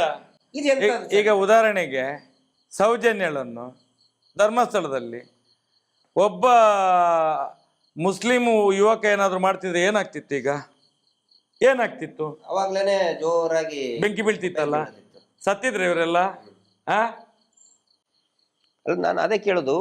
ಒಬ್ಬ ಈಗ ಮುಸ್ಲಿಂ ಲೀಡರ್ಗೂ ನಾನು ಕೇಳ್ತಾ ಇದ್ದೀನಿ, ಒಂದು ವೇಳೆ ಮುಸ್ಲಿಂ ಯುವತಿಯನ್ನ, ಮುಸ್ಲಿಂ ಮಹಿಳೆಯನ್ನ ಮುಸ್ಲಿಂ ಅತ್ಯಾಚಾರ ಮಾಡಿದ್ರೆ ಅದು ಲೈಸೆನ್ಸ್. ಅದು ಹಿಂದೂಗಳ ಹೆಣ್ಮಕ್ಳಿಗೆ, ಹಿಂದೂಗಳು ಅಥವಾ ಆಗಲಿ ಜೈನರಾಗ್ಲಿ ಮಾಡಿದ್ರೆ ಅದು ಲೈಸೆನ್ಸ್, ಅದು ಆಯ್ತು ಮಾಡಬಹುದು ಅಂತ ಇವ್ರು ಲೈಸೆನ್ಸ್ ಕೊಡ್ತಾರ? ಇದು ಲೈಸೆನ್ಸ್ ಕೊಟ್ಟಾಗಿ ಹೆಣ್ಮಕ್ಳು ಯಾವುದೇ ಧರ್ಮದವರು ಇರ್ಲಿ ಸರ್. ನಾನು ಇದು ಜಮ್ಮು ಕಾಶ್ಮೀರದಲ್ಲಿ ಅತ್ಯಾಚಾರ ಅನ್ನುವಂಥದ್ದು ಸಮಾಜದ ಕಳಂಕ ಅದು, ಅದಾಗ್ಲೇಬಾರ್ದು. ಹಿಂದೂ ಇರ್ಲಿ, ಮುಸ್ಲಿಂ ಇರ್ಲಿ, ಕ್ರೈಸ್ತ ಹೆಣ್ಮಕ್ಳಿರ್ಲಿ, ಯಾವ ಹೆಣ್ಮಕ್ಳಿರ್ಲಿ, ಅತ್ಯಾಚಾರ ಆಯ್ತು ಅಂತ ಹೇಳಿದ್ರೆ ಈ ಭೂಮಿ ಕೆಟ್ಟೋಯ್ತು ಅಂತ ಅರ್ಥ. ಭಾರತ್ ಮಾತಾ ಅತ್ಯಾಚಾರಕ್ಕೆ ಒಳಗಾದ್ಲು ಅಂತ ಅರ್ಥ. ನಾವು ಅದನ್ನು ಪ್ರತಿಪಾದನೆ ಮಾಡುವಂಥದ್ದು. ಅದು ಇವತ್ತೇನಾಗ್ತಾ ಇದೆ, ದೇವಸ್ಥಾನದಲ್ಲಿ ಕೂತ್ಕೊಂಡೆ ಅತ್ಯಾಚಾರ ಮಾಡೋದು. ಮೊನ್ನೆ ಒಂದು 3 ಜನಕ್ಕೆ ಮರಣದಂಡನೆ. ಹೌದು, ಹೌದಾ? ಅದು ಹೇಗೆ ಆಯ್ತು? ಇಲ್ಲಿ ಅವರಲ್ಲ, ಅವರು ಹರಿಯಾಣ ಆ ಕಡೆ ಎಲ್ಲಿ ಅವ್ರಿಗೆ ಇಲ್ಲಿ ಯಾರು ಸಿಗ್ಲಿಲ್ಲ ಇವ್ರನ್ನ ಬಚಾವ್ ಮಾಡ್ಲಿಕ್ಕೆ. ಆ ಊರಿನಿಂದ ಬಂದವರು, ಹಾಗಾಗಿ ಅವರಿಗೆ ಮರಣದಂಡನೆ ಆಯ್ತು. ಗುಂಡು ಹೊಡೆದುಕೊಳ್ಬೇಕಾಗಿತ್ತು ಅವ್ರನ್ನ. ನೋಡಿ, ಇದರಲ್ಲಿ ಇವ್ರಿಗೆ ಮರಣದಂಡೆ ಅಲ್ಲ, ಗಲ್ಲಿಗೇರಿಸ್ಬೇಕು ಅವ್ರನ್ನ. ಮತ್ತೆ ಪ್ರತಿಯೊಬ್ಬರನ್ನು ಕೂಡ ಗಲ್ಲಿಗೇರಿಸ್ಬೇಕು, ತಕ್ಷಣಕ್ಕೆ ಗಲ್ಲಿಗೇರಿಸ್ಬೇಕು. ನೋಡಿ, ಪಾಠ ಹೇಗೆ ಆಗುದು? ತಪ್ಪು ಆದಾಗ್ಲೇ ಅಂತ ಬರೆಯುವಾಗ ಅದು ಕೆಟ್ಟೋಯ್ತು ಅಂತ ಹೇಳಿ ಆಗ್ಲೇ ಬಡಿಬೇಕಲ್ಲ. ಇದು ಏನಿಲ್ಲ, ಬರ್ದು ಅವನು 10ನೇ ಕ್ಲಾಸ್ ಹೋದ ಮೇಲೆ ಹಾಗೇ ಬರಿತಾ ಇರ್ತಾನೆ, ನೋಡ್ತಾನೆ ಇರೋದು, ತಿದ್ದಲಿಕ್ಕೆ ಇಲ್ಲ. ಇದೇನಾಗಿದೆ ಅಂತ ಹೇಳಿದ್ರೆ ಅತ್ಯಾಚಾರ ಮಾಡ್ತಾನೆ ಇರೋದು, ಇಲ್ಲಿ ಸೆಟ್ಟಿಂಗ್ ನಡೀತಲೇ ಇರೋದು, ಎಲ್ಲ ಕಡೆಯಲ್ಲೂ ಕೇಸು FIR ಆಗ್ಲಿಕ್ಕಿಲ್ಲ. ಈಗ ಉದಾಹರಣೆಗೆ ನೋಡಿ, ಮೊನ್ನೆ ಒಂದು ಈ ಬಡ್ಡಿ ದಂಧೆ ವ್ಯವಹಾರದಲ್ಲಿ ನೋಡಿ, ನಮ್ಮ ಕರ್ಮಾರಿನಲ್ಲಿ ಒಬ್ಬ ಚಂದ್ರಶೇಖರ್ ಆಳು ಅಂತ ಹೇಳಿ ಸುಸೈಡ್ ಮಾಡಿಕೊಂಡ್ರು. ಅದರಲ್ಲಿ ಅಲ್ಲಿಯ SP ಅಂತ ಹೇಳಿದ್ರೆ ಸೇವಾ ಪ್ರತಿನಿಧಿ, ಇನ್ನು DC ಅಂತ ಇಟ್ಕೊಳ್ತಾರೆ ಮುಂದಿನ ದಿನ, ಗೊತ್ತಿಲ್ಲ ಅದು. ಅಲ್ಲಿಯ SP ನಯನ ಅಂತ ಹೇಳಿ ಅವಳು ಬಂದು ಇವನಿಗೆ ಟಾರ್ಚರ್ ಮಾಡಿದ್ದಾಳೆ. ಅದರಲ್ಲೂ ಇನ್ನೊಬ್ಬ ಖಾದರ್ ಅಂತ ಹೇಳಿ ಒಬ್ಬ ಇದ್ದ, ಅವನು ಕೂಡ ಆ ಯೋಜನೆ ಇದರಲ್ಲಿ ಒಬ್ಬ ಅಧಿಕಾರಿ ಇದ್ದವ. ಇಬ್ರು ಸೇರ್ಕೊಂಡು ಟಾರ್ಚರ್ ಕೊಟ್ಟಿದ್ದಾರೆ ಇವನಿಗೆ. ಇವನು ನಮ್ಮ ಹುಡುಗರ ಹತ್ರ ಎಲ್ಲ ಹೇಳಿದ್ದಾನೆ, ಯಾರು ಈ ಚಂದ್ರಶೇಖರ್ ಆಳು ಅಂತ ಹೇಳಿ. ಏನು ಹೇಳಿದ್ದಾನೆ? ಎಂತ ಮಾರೆ, ನಂದು ಕಾಲು ಗ್ಯಾಂಗ್ರಿಂಗ್ನಾಗಿದೆ, ಕೆಲಸ ಮಾಡ್ಲಿಕ್ಕೆ ಆಗ್ತಾ ಇಲ್ಲ, ಇವ್ರದೊಂದು ಸಾಲ ತಗೊಂಡಿದ್ದೇನೆ, ಕಟ್ಲಿಕ್ಕೆ ಆಗ್ತಾ ಇಲ್ಲ, ಅವಳು ನಯನ ಮತ್ತು ಖಾದರ್ ಬಂದು ನಮಗೆ ಸಿಕ್ಕಾಬಟ್ಟೆ ಟಾರ್ಚರ್ ಮಾಡ್ತಾ ಇದ್ದಾರೆ, ಬದುಕುದೇ ದುಸ್ತರ ಆಗಿದೆ ನಮಗೆ ಅಂತ ಹೇಳಿದಾನೆ ಅವನು ನಮ್ಮ ಹುಡುಗರ ಹತ್ರ. ರಾತ್ರಿ 1 ಗಂಟೆಗೆ ನಯನನಿಗೆ 3 ಸಲ ಫೋನ್ ಮಾಡಿದ್ದಾನೆ ಇವನು. ರಾತ್ರಿ ಸುಸೈಡ್ ಮಾಡ್ಕೊಳ್ಳುವ ರಾತ್ರಿ 3 ಸಲ 4 ಸಲ ಫೋನ್ ಮಾಡಿದ್ದಾನೆ ಅವನು. ಇವಳು ಫೋನೇ ತೆಗಿಲಿಲ್ಲ. ಬೆಳಿಗ್ಗೆ ಎದ್ದು ಅವನ ಹೆಂಡತಿಗೆ ಇವಳು ಫೋನ್ ಮಾಡ್ತಾಳೆ, ಯಾರು? ನಯನ. ನಯನಾ ಶೆಟ್ಟಿ ಹೆಣ್ಣು ಅವಳು ಫೋನ್ ಮಾಡ್ತಾಳೆ, ಗಂಡ ಎಲ್ಲಿದ್ದಾನೆ ನೋಡು ಅಂತೇಳಿ. ಗಂಡ ಎಲ್ಲಿದ್ದಾನೆ ನೋಡುವಾಗ ಅವಳು ಮನೆಯೊಳಗೆ ಹುಡುಕ್ತಾಳೆ, ಗಂಡ ಇಲ್ಲ. ಯಾಕೆ ಫೋನ್ ಮಾಡೋಕೆ ಇವಳು ಬೆಳಗಿದ್ದು? ಇಲ್ಲ ಅಂತ ಹೋಗಿ ನೋಡ್ತಾಳೆ, ಮನೆಯೊಳಗಿಲ್ಲ. ನೋಡುವಾಗ ಅಟ್ಟಿಯಲ್ಲಿ ನೇತಾಡ್ತಾ ಇದ್ದಾನೆ, ಗಂಡ ಸತ್ತೋಗಿದ್ದಾನೆ. ಅದನ್ನು ಏನು ಮಾಡಿದ್ರು ಗೊತ್ತಾ, ಅವನಿಗೆ ಕಾಲಿಗೆ ಗ್ಯಾಂಗ್ರೀನ್ ಆಗಿದೆ, ಹಾಗೆ ಸುಸೈಡ್ ಮಾಡ್ಕೊಂಡ ಅಂತೇಳಿ ಅದನ್ನು, ಇದು ಏನು ಬಡ್ಡಿ ಕಟ್ಟಲಿಲ್ಲ ಅಂತ ಹೇಳಿ ಟಾರ್ಚರ್ ಕೊಟ್ಟು ಸಾಯಿಸಿದ್ದೀವ್ರು, ಕಾಲಿಗೆ ಗ್ಯಾಂಗ್ರೀನ್ ಆಗಿದೆ ಅಂತೇಳಿ ಅಲ್ಲಿ ಅದನ್ನು ಮುಗಿಸಿಬಿಟ್ರು. ನಿನ್ನೆ ನೋಡಿ ಹರೀಶ್ ಪೂಜಾರಿ ಅಂತ ಹೇಳಿ, ಎಲ್ಲಿ ನಮ್ಮ ಮುಂಡೂರಿನಲ್ಲಿ, ಬೆಳ್ತಂಗಡಿ, ಏನು ಅವನ ಹೆಂಡತಿ 3 ಲಕ್ಷ ಸಾಲ ತೆಗೆದಿದ್ದಾಳೆ, ತಗೊಂಡು ಅವನನ್ನು ಬಿಟ್ಟು ಅವಳು ಹೋಗಿದ್ದಾಳೆ ಎಲ್ಲೋ, ಗಂಡನನ್ನು ಬಿಟ್ಟು. ಸಾಲ ಎಲ್ಲಿ ತಗೊಂಡಿದ್ದು? SKDRDP ಅದೇನೋ, ಅದು ನನಗೆ ಪೂರ್ತಿ ಬರೋದಿಲ್ಲ, ಅದು ಧರ್ಮಸ್ಥಳ ಸಂಘ. ಮೊನ್ನೆ ಒಂದ್ಸಲ ಬಂದಂತೆ ಪುನಃ ಹೋಗಿದ್ದಾಳೆ. ತಿಥಿದು ಕಾರ್ಡ್ ನಿರ್ಮಲಾ ಸೀತಾರಾಮನ್ ನಾಳೆ ಬಂದ್ರೆ ಅವಳು ಆವತ್ತಿದ್ದು ಇವತ್ತಿದೆಲ್ಲ ತಿಥಿಯ ಕಾರ್ಡು ನಿರ್ಮಲಾ ಸೀತಾರಾಮನ್ಗೆ ಕಳಿಸಿದ್ರೆ ಒಳ್ಳೇದದು. ನಾನು ಹೇಳುದು ಕೇಳಿ, ಅವನು ನಿನ್ನೆ ಬೆಳಿಗ್ಗೆ ಅಲ್ಲಿ ಯಾರೋ ಎಂತ ಭಾರತಿ ಬೆಳಿಗ್ಗೆ ಹೋಗಿ ನಿನ್ನ ಹೆಂಡತಿ ಸಾಲ ತೆಗೆದೆಲ್ಲ ಬಡ್ಡಿ ಕಟ್ಟು ಅಂತ ಹೇಳಿ ನಿನ್ನೆ ಬೊಬ್ಬೆ ಹೊಡೆದಿದ್ದಾಳೆ. ಬೊಬ್ಬೆ ಹೊಡೆದು ಲೆಫ್ಟ್ ರೈಟ್ ಮಾಡಿದ್ದಾನೆ. ಇವನು ಹೋಗಿದ್ದಾನೆ ಸೀದಾ ಪಾಯ್ಸನ್ ತಗೊಂಡಿದ್ದಾನೆ, ಕೊಡ್ದು ಇವನು ಸತ್ತಿದ್ದಾನೆ. ಸತ್ತ ತಕ್ಷಣ ಇವರು ಪ್ಲಾನ್ ಮಾಡಿದ್ದಾರೆ. ಏನು ಗೊತ್ತಾ, ನಮಗೆ ರಾತ್ರಿ 11 ಗಂಟೆಗೆ ಫೋನ್ ಬಂತು, ಮಹೇಶಣ್ಣ ಸಾಲ ಬಡ್ಡಿ ದಂಧೆ ಇಲ್ಲೊಬ್ಬನನ್ನು ಬಲಿ ತಗೊಂಡು. ಎಲ್ಲಿ? ಮುಂಡೂರಿನಲ್ಲಿ. ಏನಾಯ್ತು? ಅವನು ಸತ್ತಿದ್ದಾನೆ, ಸುಸೈಡ್ ಮಾಡ್ಕೊಂಡದ್ದು. ಹೀಗೆ ಭಾರತೀಯ ಆಚಾರ್ಯ ಅಂತ ಹೇಳುವವಳು ಬಂದು ಟಾರ್ಚರ್ ಮಾಡಿದ್ದಾಳೆ. ಮತ್ತು ಅವಳ ಪಟಲ ಮೇಲೆ ಇತ್ತು ಧರ್ಮಸ್ಥಳ ಗ್ರಾಮಾಭಿವೃದ್ಧಿ ಯೋಜನೆ ಅವ್ರದ್ದು. ಅವನು ಸುಸೈಡ್ ಮಾಡ್ಕೊಂಡು ಸತ್ತು ಹೋಗಿದ್ದಾನೆ. ಈಗ ಏನು ಮಾಡ್ತಿದ್ದಾರೆ ಅಂತ ಹೇಳಿದರೆ, ಅವನಿಗೆ ಫಿಟ್ಸ್ ಆಗಿತ್ತು, ಬಾಯಲ್ಲೆಲ್ಲ ನೊರೆ ಬಂದಿದೆ, ಹಾಗಾಗಿ ಸತ್ತಿದ್ದಾನೆ ಅಂತ ಹೇಳಿ ಅದನ್ನು ಹೀಗೆ ಮಾಡುವ ಅಂತೇಳಿ ಪ್ಲ್ಯಾನ್ ಮಾಡಿದರು. ಅದಾಗಲಿಲ್ಲ, ಅಲ್ಲಿ ನಡೀಲಿಲ್ಲ. ಮತ್ತು ಸ್ವಲ್ಪ ಹೊತ್ತಾಗ ಬೇರೇನು ಪ್ಲ್ಯಾನ್ ಆಯಿತು, ಅವನು ಹಾರ್ಟ್ ಅಟ್ಯಾಕ್ ಆಗಿ ಸತ್ತದ್ದು ಅಂತೇಳಿ ಆಯಿತು, ಅದು ನಡೀಲಿಲ್ಲ. ಲಾಸ್ಟಿಗೆ ಹೆಂಡತಿ ಬಿಟ್ಟು ಹೋದ್ಲು ಅಂತೇಳಿ ಸುಸೈಡ್ ಮಾಡ್ಕೊಂಡಿದ್ದಾನೆ ಅಂತೇಳಿ ಆ ಪ್ಲ್ಯಾನ್ ಮಾಡಿದರು, ಅದು ನಡೀಲಿಲ್ಲ. ಯಾಕಂತ ಹೇಳಿದರೆ ಮಧ್ಯದಲ್ಲಿ ಎಣ್ಣೆಯ ಬಾಟ್ಲಿ ಸಿಕ್ಕಿತು, ಪಾಯ್ಸನ್ ಇತ್ತು. ಈಗೇನಾಗಿದೆ ಅಂತ ಹೇಳಿದರೆ, ಪೋಸ್ಟ್ ಮಾರ್ಟಮ್ ರಿಪೋರ್ಟಲ್ಲಿ ಬರುವಾಗ ಅದು ಆತ್ಮಹತ್ಯೆ ಅಂತ ಹೇಳಿ ಆಗಿದೆ. ಆತ್ಮಹತ್ಯೆ ಯಾಕೆ ಮಾಡ್ಕೊಂಡದ್ದು?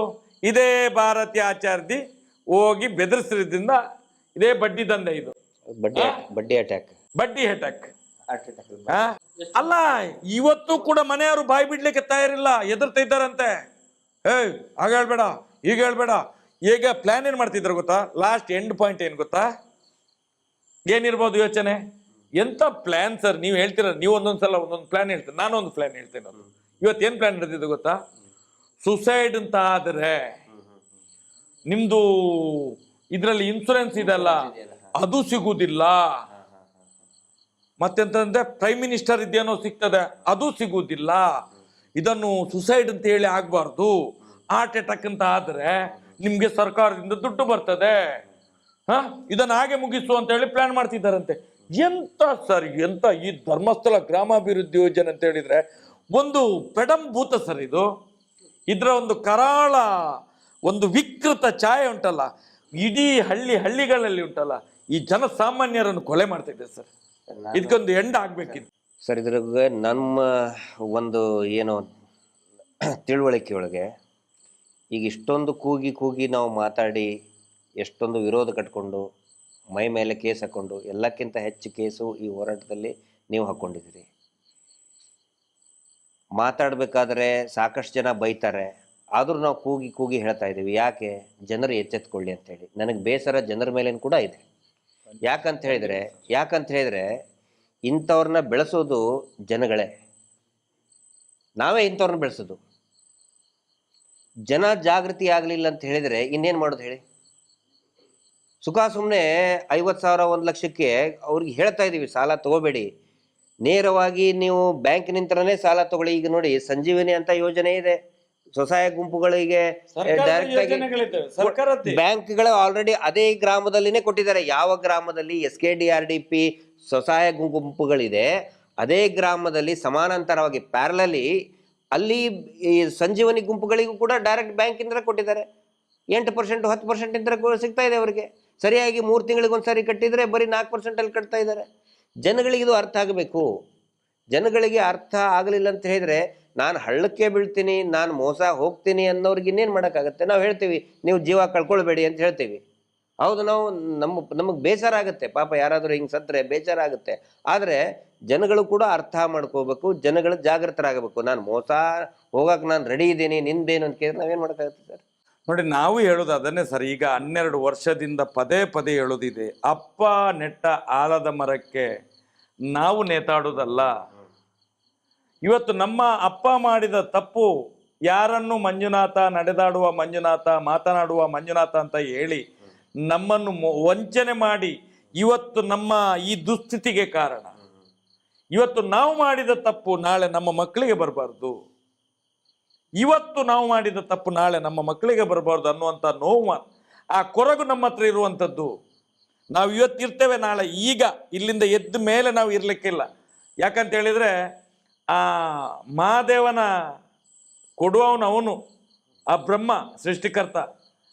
ಆದರೆ ಹೇಳುವಂಥದ್ದು, ನಾವು ಇಷ್ಟು ಕಿರ್ಚಾಡಿದ್ರು ಪರಿಚಾಡಿದ್ರು ಇನ್ನೂ ಸಮಾಜಕ್ಕೆ ನಿಮಗೆ ಸತ್ಯದ ಅರಿವು ಆಗ್ತಾ ಇಲ್ಲ ಅಂತ ಹೇಳಿದರೆ, ಇನ್ನು ಇದಕ್ಕೆ ಉತ್ತರ ಕೊಡುವವನ ಮಂಜುನಾಥ ಸ್ವಾಮಿ ಅಣ್ಣಪ್ಪ ದೇವರು. ನಾವು ಏನು ಮಾಡ್ಲಿಕ್ಕೆ ಆಗೋದಿಲ್ಲ. ನಾವು ಸತ್ಯವನ್ನು ತೆರೆದು ನಿಮ್ಮ ಮುಂದೆ ಇಡಬಹುದು, ಸತ್ಯವನ್ನು. ಆ ಸತ್ಯದ ಹೋರಾಟದಿಂದಾಗಿ ನಾವು ಇಲ್ಲಿ ತನಕ 12 ವರ್ಷದಿಂದ, ನಾನು ಹೇಳೋದು ಸೌಜನ್ಯನ ಹೋರಾಟ ಸರ್ ಇದು. 12 ವರ್ಷದಿಂದ ನಾನು 25 ವರ್ಷದಿಂದ ಅವರನ್ನು ಎದುರು ಹಾಕೊಂಡಿದ್ದೇನೆ. 25 ವರ್ಷಗಳಿಂದ. ತಾಕತ್ತಿದ್ರೆ ಬನ್ನಿ ಅಂತೇಳಿ ನಾವು ಸತ್ಯವೇ ಮಾತಾಡೋದು, ಸತ್ಯವನ್ನೇ ಪ್ರತಿಪಾದನೆ ಮಾಡೋದು ಅಂತೇಳಿ, ಬಿಡುವುದಿಲ್ಲ ನಿಮ್ಮನ್ನು ಅಂತೇಳಿ.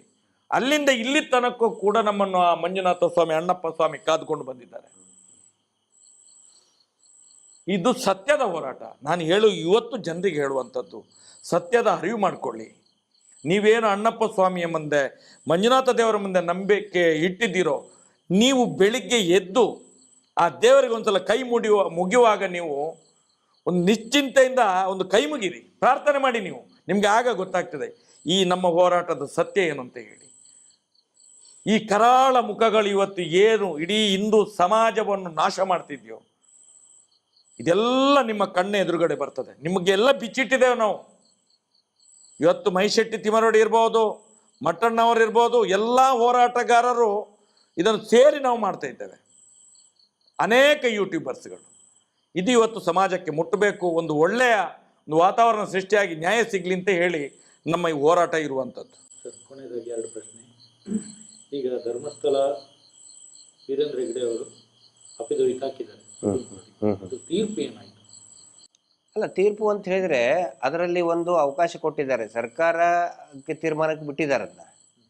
ಹೀಗಾಗಿ ಇವ್ರು ಏನು ಮಾಡ್ತಾ ಇದ್ದಾರೆ, ಪ್ರತಿ ವರ್ಷಕ್ಕೂ ಕೂಡ ಮುಜರಾಯಿ ಇಲಾಖೆಗೆ ನೋಡಿ ಒಂದು ಇದನ್ನ ಗುಟ್ಟು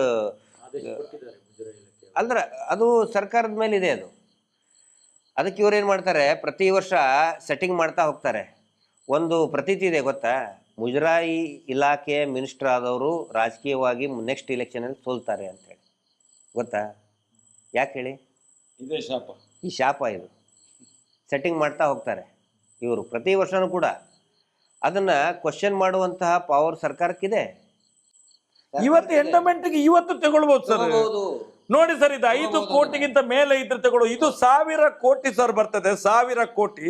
ಈಗ ಈ ರಾಜ್ಯದ ಮುಖ್ಯಮಂತ್ರಿ, ಈ ರಾಜ್ಯದ ಏನು ಈ ರಾಜ್ಯಕ್ಕೆ ವ್ಯವಸ್ಥೆ ಇದೆ ಅಲ್ಲ, ಇವತ್ತು ಅಧಿಕಾರ ಇದೆ ಅಲ್ಲ, ಇವತ್ತು ಈಗ ತೀರ್ಮಾನ ಮಾಡಬಹುದು, ಸರ್ಕಾರಕ್ಕೆ ತಗೊಳ್ಬಹುದು. ಇದೆ ಕಮಿಟಿ ರಚನೆ ಮಾಡಿ ಮಾಡಬಹುದು ಎನಿ ಟೈಮ್. ಈಗ ನೋಡಿ, ಅಲ್ಲಿ ಇಷ್ಟೊಂದು ಅನಾಚಾರ ನಡೀತಾ ಇದೆ. ಆಮೇಲೆ ಇವ್ರ ಮೇಲೇನೆ ಆಲ್ರೆಡಿ ಎಷ್ಟೋ ಕೇಸ್ ಇದೆ. ನಾಗರಿಕ ಸೇವಾ ಟ್ರಸ್ಟ್ನವರು ಉಲ್ಲೇಖ ಮಾಡಿದ್ದಾರೆ. ನಾವು ಅವ್ರಿಗೆ ಧನ್ಯವಾದ ಹೇಳ್ಬೇಕು. ನಾಗರಿಕ ಸೇವಾ ಟ್ರಸ್ಟ್ನವರು ರಂಜನ್ ರಾಯರು ಸಾಕಷ್ಟು ಉಲ್ಲೇಖ ಮಾಡಿದ್ದಾರೆ. ಇಲ್ಲಿ AC ಕೋರ್ಟ್ನಲ್ಲಿ ಹೇಳಿದ್ದು, ಇಲ್ಲಿ AC ಹೇಳಿದ್ದು, AC ಕೋರ್ಟ್ನಲ್ಲಿ ಆರ್ಡರ್ ಆಗಿದೆ ಸರ್, DC ಗೆ ಬರೆದಿದ್ದಾರೆ ಇದನ್ನು ನಮ್ಮ ಮುಜರಾಯಿ ಇಲಾಖೆಗೆ ತಗೊಳ್ಬೇಕು ಅಂತ ಹೇಳಿ, ಇದು ಸರ್ಕಾರಿ ದೇವಸ್ಥಾನ ಅಂತ ಹೇಳಿ. ಆದ್ರೆ ಯಾಕೆ ತಗೊಳ್ಳಿಲ್ಲ ಸರ್? ಅದು ಯಾರಿದ್ದಾರೆ ಹಾಗಾದ್ರೆ? ನಡೆದಾಡುವ ATM ಅದಲ್ಲ ಇವರು. ನಡೆದಾಡುವ ATM ಅದಲ್ಲ. ಅದಕ್ಕೆ ಇಲೆಕ್ಷನ್ ನಲ್ಲಿ ATM ಇವರು. ಇಲೆಕ್ಷನ್ ಬಂದ ತಕ್ಷಣ ATM. ಎಲ್ಲಾ ಸಂಘಟನೆ ಲೀಡರ್ಗಳಿಗೆ ATMಗಳು ಇವರು. ನೋಡಿ, ಈಗ ಮೊನ್ನೆ ATM ಅಲ್ಲಿ ತಗೊಂಡೋದ್ರಲ್ಲ ಇಬ್ರು, ಈ ರಾಜ್ಯದ ಮುಖ್ಯಮಂತ್ರಿ DCM. ಈಗ ಅವ್ರದ್ದು ATM ಹೇಗೆ ಮಾರ್ಗದಲ್ಲಿ ನಡೀತಿದೆ ನೋಡಿ. 3 ಪಾರ್ಟಿದ್ದು ಯಾರ್ಯಾರು ಸೌಜನ್ಯಾಳ ನ್ಯಾಯಕ್ಕೆ ಅಡ್ಡಿ ಬಂದಿದ್ದಾರೆ ಅವರೆಲ್ಲರೂ ಕೂಡ ನೆಲ ಕಚ್ಚಿದ್ದಾರೆ. ಇದು ಈ ರಾಜ್ಯದ ಜನ ಅರ್ಥ ಮಾಡಬೇಕು. ಅಣ್ಣಪ್ಪನ ಮಂಜುನಾಥನ ಶಾಪ. ಸಂಚಾರಿ ಸ್ಟುಡಿಯೋ ಮುಖಾಂತರ ನಾನು ಹೇಳ್ತಾ ಇದ್ದೀನಿ, ಯಾರ್ಯಾರು ಈ ನ್ಯಾಯದ ಹೋರಾಟಕ್ಕೆ, ಸೌಜನ್ಯಾಳ ನ್ಯಾಯಕ್ಕೆ ವಿರುದ್ಧವಾಗಿ ಆ ಅತ್ಯಾಚಾರಿಗಳ ಪರವಾಗಿ ನಿಂತ್ಕೊಂಡು ಆ ಬೀಡಿನ ಮನೆಗೆ ಹೋಗಿ ಅವ್ರ ಕಡೆ ಸನ್ಮಾನ ತಗೊಂಡು ಶಾಲ್ ಹಾಕಿಸ್ಕೊಂಡು ಬಂದ್ರು, ಅವರೆಲ್ಲ ನೆಲ ಸಮ ಆಗ್ತಾ ಇದ್ದಾರೆ. ನಿಮ್ಮ ಅವನತಿ ಇನ್ನು ಮುಂದಕ್ಕೆ ಆದಷ್ಟು ಬೇಗ 12 ವರ್ಷ ದಾಟಿತು ಆ ಮಗುವಿನ ಒಂದು ಆತ್ಮಕ್ಕೆ ಇದು ಆಗಿ ಹತ್ಯೆ ಆಗಿ, ಆತ್ಮದ ಹತ್ಯೆ ಆಗಿ. ಇನ್ನು ಮುಂದೆ ಫಾಸ್ಟ್ ಅದು ಸಿಗುವಂಥದ್ದು ಖಂಡಿತ ಆಗ್ತದೆ ಅದು. ಈಗ ನಿರ್ಮಲಾ ಸೀತಾರಾಮನ್ ಅವರು ಬಂದಿದ್ದಾರೆ, ಲಾಭಾಂಶ ವಿತರಣೆಗೆ ಲಾಭಾಂಶ ವಿತರಣೆ ಅಲ್ಲ, ಅದು ನಿರ್ಮಲಾ ಸೀತಾರಾಮನ್ ಮೇಡಮ್ ಅವ್ರನ್ನ ಕರೆಸಿ ಇವರ ಹಗರಣದ ಕೊಳೆಯನ್ನ ನಿರ್ಮಲ ಮಾಡೋದಕ್ಕೆ ಮಾಡುವಂತ ಒಂದು ತಂತ್ರ ಅದಿಷ್ಟೇ. ಲಾಭಾಂಶ ಎಲ್ಲಿ? ನುಂಗಿ ನೀರು ಕುಡಿದಿದ್ದಾರೆ ಪೂರ್ತಿ. ಲಾಭಾಂಶ ಯಾರಿಗದು? SKDRDP. ಸರ್ ನಿಮ್ಗೆ ಗೊತ್ತಿಲ್ಲ ಸರ್, ನಿಮ್ಗೆ ಗೊತ್ತಿಲ್ಲ. ಪ್ರಥಮ ಕಂತಿನಲ್ಲಿ ಇವತ್ತು 600 ಕೋಟಿ ಬಿಡುಗಡೆ ಮಾಡಿದ್ದಾರೆ. ಎಲ್ಲ 52 ಲಕ್ಷದಿಂದ 54 ಲಕ್ಷ ಫಲಾನುಭವಿಗಳಿಗೆ 1 ಲಕ್ಷದ ಮೇಲೆ ಕೊಡ್ತಿದ್ದಾರಂತೆ ಈ ಸಲ. 1 ಲಕ್ಷ, 1 ಲಕ್ಷಕ್ಕಿಂತ ಮೇಲೆ ಹೋರಾಟದ ಇದನ್ನದು ಎಲ್ಲ ಫಲಾನುಭವಿಗಳು ಯಾರ್ಯಾರು ಸಾಲ ತಗೊಂಡಿದ್ದಾರೆ 1 ಲಕ್ಷದ ಮೇಲೆ ಕೊಡ್ತಾ ಇದ್ದಾರೆ ಅಂತ ಹೇಳಿ ಸುದ್ದಿ ಆಗ್ತಾ ಇದೆ ಈಗ. 52 ಲಕ್ಷ. ತುಂಬಾ ಮಂದಿ SP ಅವರು ಫೋನ್ ಮಾಡಿದ್ರು ನಮ್ಗೆ, 1 ಲಕ್ಷದ ಮೇಲೆ ಕೊಡ್ತಾ ಇದ್ದಾರೆ ಈ ಸಲ ಒಬ್ಬೊಬ್ಬರಿಗೆ ಒಟ್ಟಿಗೆ. ಇಷ್ಟ ತನಕ 40-42 ವರ್ಷದಲ್ಲಿ ಏನು ಉಳಿತಾಯ ಮಾಡ್ಕೊಂಡಿದ್ರಿ ಇಲ್ಲಿ ತನಕ ಸೌಜನ್ಯ ಕಣ್ಣು ತೆರೆಸಿದ್ಲು. ಆ ದೃಷ್ಟಿಯಿಂದ 1 ಲಕ್ಷದ ಮೇಲೆ ಕೊಡ್ತಾರೆ ಅಂತ ಹೇಳಿ ಸುದ್ದಿಯಪ್ಪ. ಒಬ್ಬೊಬ್ಬರಿಗೆ ಸಿಕ್ಕಿಲ್ಲ ಅಂದ್ರೆ ಅವ್ರು ಪ್ರಶ್ನೆ ಮಾಡ್ಲೇಬೇಕು ಅವರು. ಈಗ ನೋಡಿ, ಆಕ್ಚುಲಿ ಈ ಲಾಭಾಂಶ ಕೊಡೋದು ಇಷ್ಟು ದೊಡ್ಡ ಸಮಾರಂಭ ಮಾಡೋ ಅವಶ್ಯಕತೆ ಇಲ್ಲ. ಅದು ಹಳ್ಳಿಗಳಲ್ಲಿ ಅವರವರ ಆ ಸಂಘದ ಸದಸ್ಯರು ಮಾಡುವಂತ ಒಂದು ಯೂಶುವಲ್ ಪ್ರತಿ ವರ್ಷದ ಪ್ರಕ್ರಿಯೆ ಅದು. ಪ್ರತಿ ವರ್ಷ ವೀರೇಂದ್ರ ಹೆಗ್ಡೆ ಹೇಳಿದಲ್ಲ ಬ್ಯಾಂಕಿನವರು ಮಾಡೋದು ಅಂತ ಹೇಳಿ. ಬ್ಯಾಂಕಿನವರು ಮಾಡಿದ್ರೆ ಇಲ್ಲಿಗೆ ಧರ್ಮಸ್ಥಳಕ್ಕೆ ಯಾಕೆ ಬರುವುದು? ಅಲ್ಲ, ಧರ್ಮಸ್ಥಳಕ್ಕೆ ಯಾಕೆ ಬರ್ಬೇಕು ಸ್ವಾಮಿ? ಕೇಂದ್ರದ ವಿತ್ತ ಸಚಿವೆ ಧರ್ಮಸ್ಥಳದಲ್ಲಿ ಏನಿದೆ? ಏನು RBI ಧರ್ಮಸ್ಥಳದಲ್ಲಿರುವುದಾ? ನಾವು ಕೇಳುದಲ್ಲ ಸ್ವಾಮಿ. ಮೊನ್ನೆ ಸೀರೂರಿನಲ್ಲಿ ವೀರೇಂದ್ರ ಹೆಗ್ಡೆ ಹೇಳಿದಲ್ವಾ, ನಾವೆಲ್ಲ ಕೊಡೋದು ಬ್ಯಾಂಕ್ ಅಂತ ಹೇಳಿ. ಇವ್ರು ಯಾಕೆ ಇದು ಲಾಭಾಂಶ ಕೊಡ್ತೀವಿ ಅಂತ ಮಾಡ್ತಾ ಇದ್ದಾರೆ? ಯಾಕೆ ಕೊಡುದು ಲಾಭಾಂಶ? ಇವ್ರಿಗೆ ಏನ್ ಲಾಭ ಇದೆ ಅದರಲ್ಲಿ? ಅಲ್ಲ, ಅವ್ರು ಕೊಟ್ಟರೆ ನೋಡಿ, ಅದು ನಿಜವಾಗ್ಲೂ ಕೂಡ ಹೋರಾಟದ ಒಂದು ಫಲ. 1 ಲಕ್ಷ ರೂಪಾಯಿ ಅದಕ್ಕೆ ನಾವು ಹೇಳ್ತೀವಿ. RBI ಎಲ್ಲಾದ್ರೂ ಇಲ್ಲಿ ಬ್ಯಾಂಕ್ ಇದೆಯಾ ಧರ್ಮಸ್ಥಳದಲ್ಲಿ? RBI ಅಂತಂದ್ರೆ ಏನ್ ಹೇಳಿ ಸರ್? ಗೊತ್ತಿಲ್ಲ. Republic of Belthangady in India RBI ಅಂತಂದ್ರೆ. ನೀವು ರಿಸರ್ವ್ ಬ್ಯಾಂಕ್ ಆಫ್ ಇಂಡಿಯಾ ಅಂತ ತಿಳ್ಕೊಬೇಡಿ, ರಿಪಬ್ಲಿಕ್ ಆಫ್ ಬೆಳ್ತಂಗಡಿ. ಹಾಗೆ ನಿರ್ಮಲಾ ಸೀತಾರಾಮನ್ ಇಲ್ಲಿಗೆ ಬರೋದು. ಓಹೋ, ಇರ್ಬೋದು. ಅದಕ್ಕೆ ಬರೋದು. ಅದಕ್ಕೆ ನೋಡಿ, ಈಗ ಲಾಭಾಂಶ ಅಂತ ಏನಿದೆಯಲ್ಲ, ಇದ್ರದ್ದು ಒಳಗಡೆಯ ಗಿಮಿಕ್ ಏನಂತ ಹೇಳಿದ್ರೆ, SKDRDP ಇದು ಲಾಭರಹಿತ ಟ್ರಸ್ಟ್ ಅಂತ ಇವ್ರು ಬರ್ಕೊಂಡಿದ್ದಾರೆ. ಇವ್ರು ಏನು ಹೇಳಕ್ ಹೊರಟಿದ್ದಾರೆ? ಲಾಭ ನಾವು ಏನು ಇಟ್ಕೊಂಡಿಲ್ಲ, ಲಾಭ ಬಂದಿರೋದನ್ನೆಲ್ಲ ನಾವು ಜನರಿಗೆ ಹಂಚುತ್ತಾ ಇದ್ದೀವಿ, ಅದಕ್ಕೆ ಲಾಭಾಂಶ ನಾವು ಜನಗಳಿಗೆ ಕೊಡ್ತಾ ಇದ್ದೀವಿ ಅನ್ನುವಂಥ ಒಂದು ಗಿಮಿಕ್ ಮಾಡೋದಕ್ಕೋಸ್ಕರ ಇವರು ಈ ರೀತಿ ಮಾಡ್ತಾ ಇದ್ದಾರೆ. ಈ ರೀತಿ ನಾಟಕ ಮಾಡ್ಬೇಕಾ ಸರ್? ಬೀದಿ ನಾಟಕ. ವಾರಕ್ಕೆ 10 ಕೋಟಿ ಬರೀ ಉಳಿತಾಯ ಧನ. ಪಾಪ 10 ರೂಪಾಯಿ 20 ರೂಪಾಯಿ ಕೊಟ್ಟರು ಅಲ್ಲ ಸರ್, 10 ಕೋಟಿ ವಾರಕ್ಕೆ ತಗೊಳ್ತಾ ಇದ್ದಾರೆ. ಭಾರತ ವಿಶ್ವಗುರು ಆಗುವಂತ ಒಂದು ರಾಷ್ಟ್ರ ಇದು. ಈ ದೇಶದ ವಿತ್ತ ಸಚಿವೆ ಧರ್ಮಸ್ಥಳದಲ್ಲಿ ಬಂದು ಸ್ವಸಹಾಯ ಸಂಘಗಳ ಉಳಿತಾಯವನ್ನು ಹಂಚುವುದು ಅಂತ ಹೇಳಿದ್ರೆ ಇದು ನಗೆಪಾಟಲ್ಲಿ ಅಲ್ವಾ? ಇದು ಜನ ಅರ್ಥ ಮಾಡ್ತಾರೆ. ಮಾನ ಮರ್ಯಾದೆ ಉಂಟ ಇವರಿಗೆ? ನಾನು ಹೇಳೋದು, ನಾನು ಈ ರಾಜ್ಯಕ್ಕೆ ವ್ಯಕ್ತಿಗಳಿಗೆ, ನಿಮ್ಮ ಮನೆಯಲ್ಲೂ ದೈವ ದೇವರುಗಳಿದ್ದಾರೆ, ನೀವು ಅಣ್ಣಪ್ಪನ ಮಂಜುನಾಥನ ಶಾಪಕ್ಕೆಲ್ಲ ಗುರಿಯಾಗ್ತೀರಿ. ನೀವು ಇಂಥ ಫ್ರಾಡ್ಗಳನ್ನು ಬಚಾವ್ ಮಾಡಲಿಕ್ಕೆ ಇಲ್ಲಿ ಬಂದು ಅಡ್ವರ್ಟೈಸ್ಮೆಂಟ್ ಕೊಡಬೇಡಿ. ನೀವು ಏನು ನಾವು ಹಂಚುತ್ತಿದ್ದವು ನಮ್ಮ ಬಡವರ ರಕ್ತವನ್ನು ಹಂಚುವುದು. ನೀವು ಬಡವರ ರಕ್ತವನ್ನು ಸರ್ಕಾರದಿಂದ ಸಬ್ಸಿಡಿ ಬರುವುದಿಲ್ಲ, ಧರ್ಮಸ್ಥಳ ಸಂಘಕ್ಕೆ ಸಿಗುವುದಿಲ್ಲ ಅಂತ ಹೇಳ್ತಾರೆ. ಮತ್ತೆ ಸರ್ಕಾರಿ ಅಧಿಕಾರಿಗಳನ್ನು ಕರೆಸಿ ಇಲ್ಲಿ ಲಾಭಾಂಶ ಅಂತ ಕೊಡ್ತಾರೆ. ಎದುರ್ದದು ಆರೋಪಗಳನ್ನು ಮುಚ್ಚಲಿಕ್ಕೆ ಸ್ವಾಮಿ ಇದು ನಾಟಕ. ಇದು ಸಬ್ಸಿಡಿ ಬರುವಂಗಿಲ್ಲ ಅಂತ ಹೆಂಗ್ ಹೇಳ್ತಾರೆ? NRLM ವೆಬ್ಸೈಟ್ ನಲ್ಲೇ ಇದೆ. NRLM ವೆಬ್ಸೈಟ್ ನಲ್ಲಿ, ಆನಂತರ RBI ಮಾಸ್ಟರ್ ಸರ್ಕ್ಯುಲೇಷನ್ ನಲ್ಲಿನೇ ಇದೆ. ಇದೆಲ್ಲ ತೇಪೆ ಹೆಚ್ಚಾಗಿ ಮಾಡೋ ಕಾರ್ಯಕ್ರಮ ಇವೆಲ್ಲ. ನಾನು ಒಂದು ಹೇಳ್ತೇನೆ ಸರ್, ಧರ್ಮಸ್ಥಳ ಅನ್ನುವಂಥದ್ದು ಪ್ರೈವೇಟ್ ಅವ್ರದ್ದು.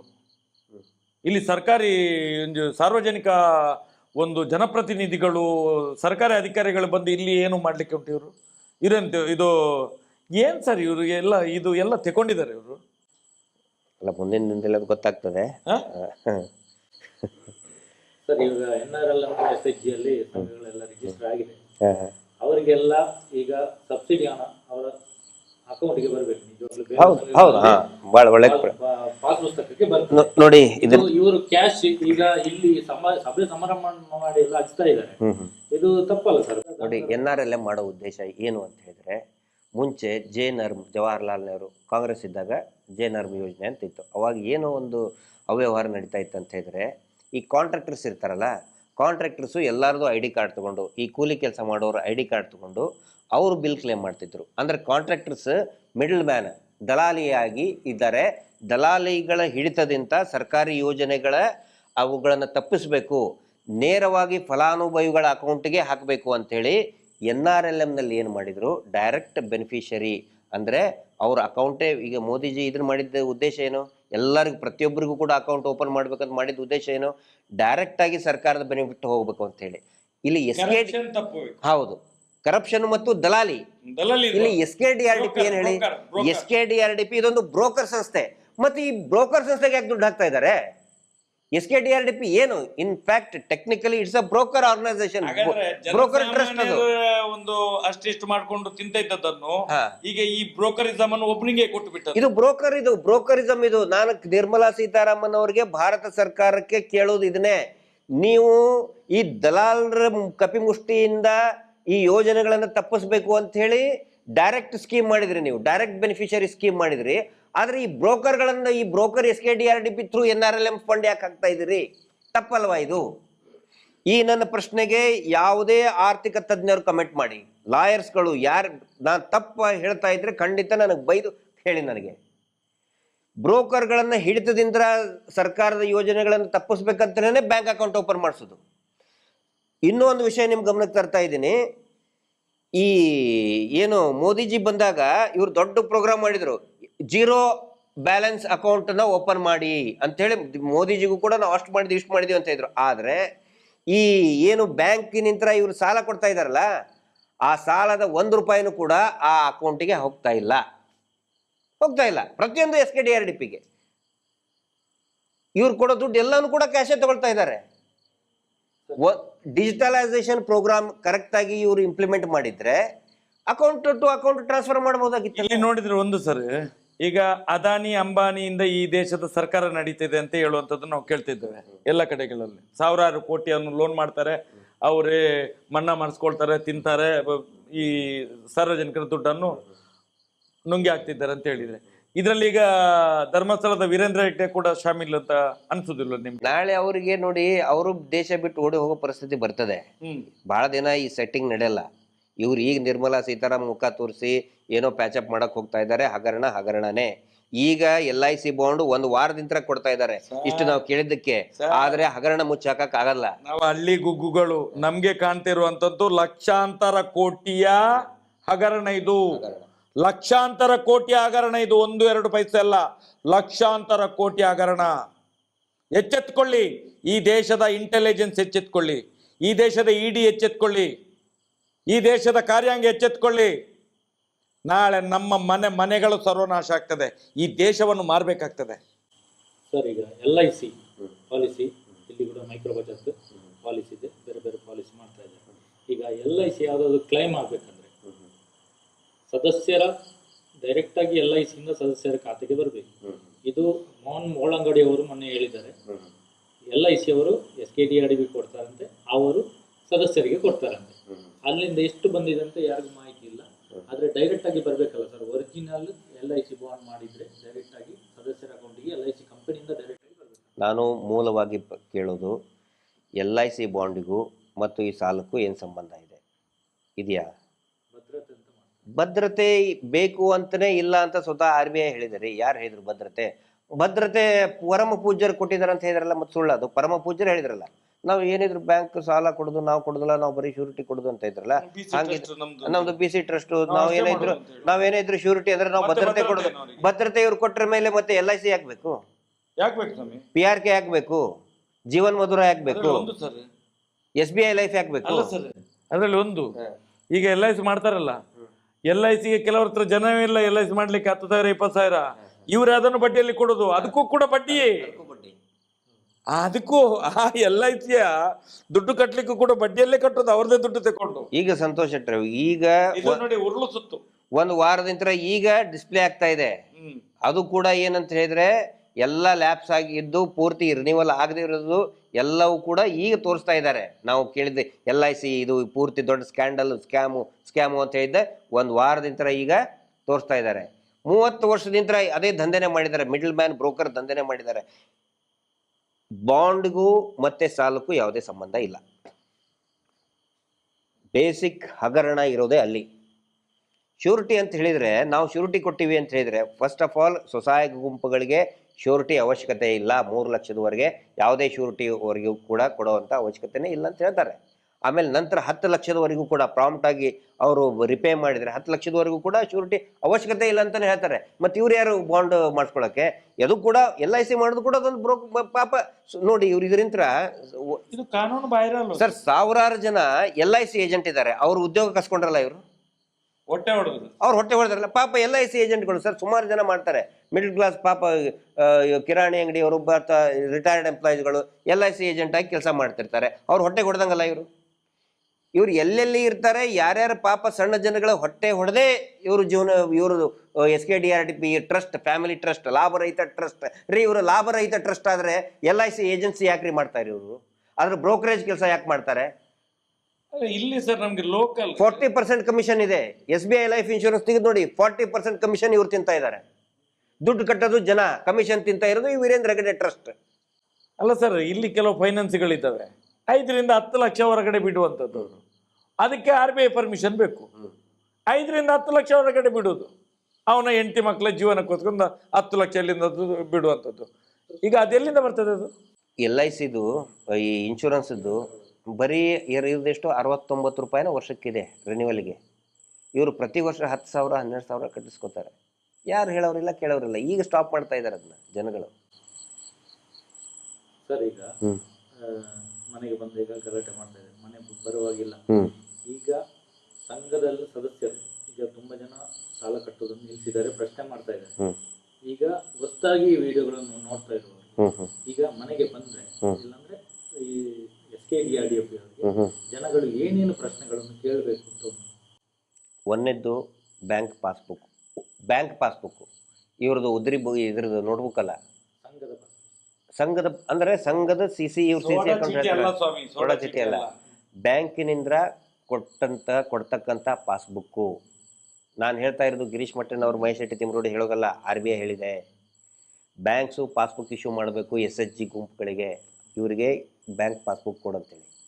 ಆನಂತರ ಬ್ಯಾಂಕ್ ಸ್ಟೇಟ್ಮೆಂಟ್ ಯಾಕೆ ಅಂತ ಹೇಳಿದರೆ, ಆ ಸ್ಟೇಟ್ಮೆಂಟ್ ತೊಗೊಂಡು ಅದೇ ಬ್ಯಾಂಕಿಗೆ ಇವರು ಹೋದರೆ, ಸಂಘದ ಸದಸ್ಯರು ಹೋದರೆ, ಇವ್ರದ್ದು ಕರೆಕ್ಟಾಗಿ ರಿಪೇಮೆಂಟ್ ಆಗಿದ್ದರೆ, ಸ್ಟ್ರೆಂತ್ ಇತ್ತಂತ ಹೇಳಿದರೆ 5 ಲಕ್ಷದವರೆಗೆ ವಿದೌಟ್ ಶ್ಯೂರಿಟಿ ಲೋನ್ ಆ ಬ್ಯಾಂಕ್ಗಳು ಕೊಡ್ತದೆ.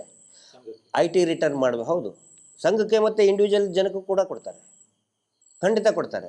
ಆ ನಂತರ ಆ ಸ್ಟೇಟ್ಮೆಂಟ್, ಬ್ಯಾಂಕ್ ಸ್ಟೇಟ್ಮೆಂಟ್ ಇದ್ರೆ ನಾಳೆ IT ರಿಟರ್ನ್ಸ್ ಏನಾದರೂ ಇದ್ದರೆ, ಪಾಪ ಈಗ ಕೆಲವೊಬ್ಬರಿಗೆ IT ರಿಟರ್ನ್ಸ್ ಕಟ್ಟಬೇಕಾಗಿರ್ತದೆ.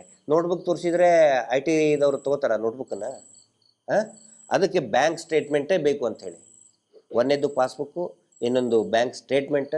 ಆನಂತರ PRK bond original policy number ತೊಗೊಂಡು ಆ LIC ವೆಬ್ಸೈಟ್ನಲ್ಲಿ ಎಂಟ್ರಿ ಮಾಡಬೇಕು. ಇವರು ರಿನ್ಯೂವಲ್ ಆಗಿದೆ, ಯಾಕಂದರೆ ರಿನ್ಯೂವಲ್ಗೆ ತೊಗೊಂಡಿದ್ದಾರೆ 10,000. ಆ್ಯಕ್ಚುಲಿ ಇರೋದು 69, 70, 80 ಇಷ್ಟಿದೆ ಸರ್.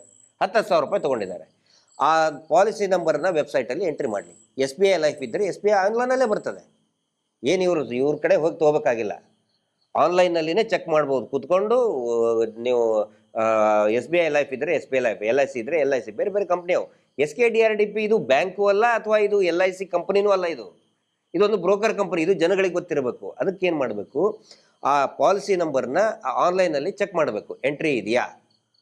ಈಗ ರವೀಂದ್ರ ಶೆಟ್ಟಿ ಆ ಪಾಲಿಸಿ ನಂಬರ್ ಎಂಟ್ರಿ ಮಾಡಿದರೆ ಅದರಲ್ಲಿ ಬರ್ತದೆ, ಬರಬೇಕದು. ಬರಲಿಲ್ಲ ಅಂತಂದ್ರೆ ದುಡ್ಡು ನಿಮ್ಗೆ ತೊಗೊಂಡಿದ್ದಾರೆ, ಅದು ಎಲ್ಲಿದೆ ಅಂತ ಕೇಳಿ.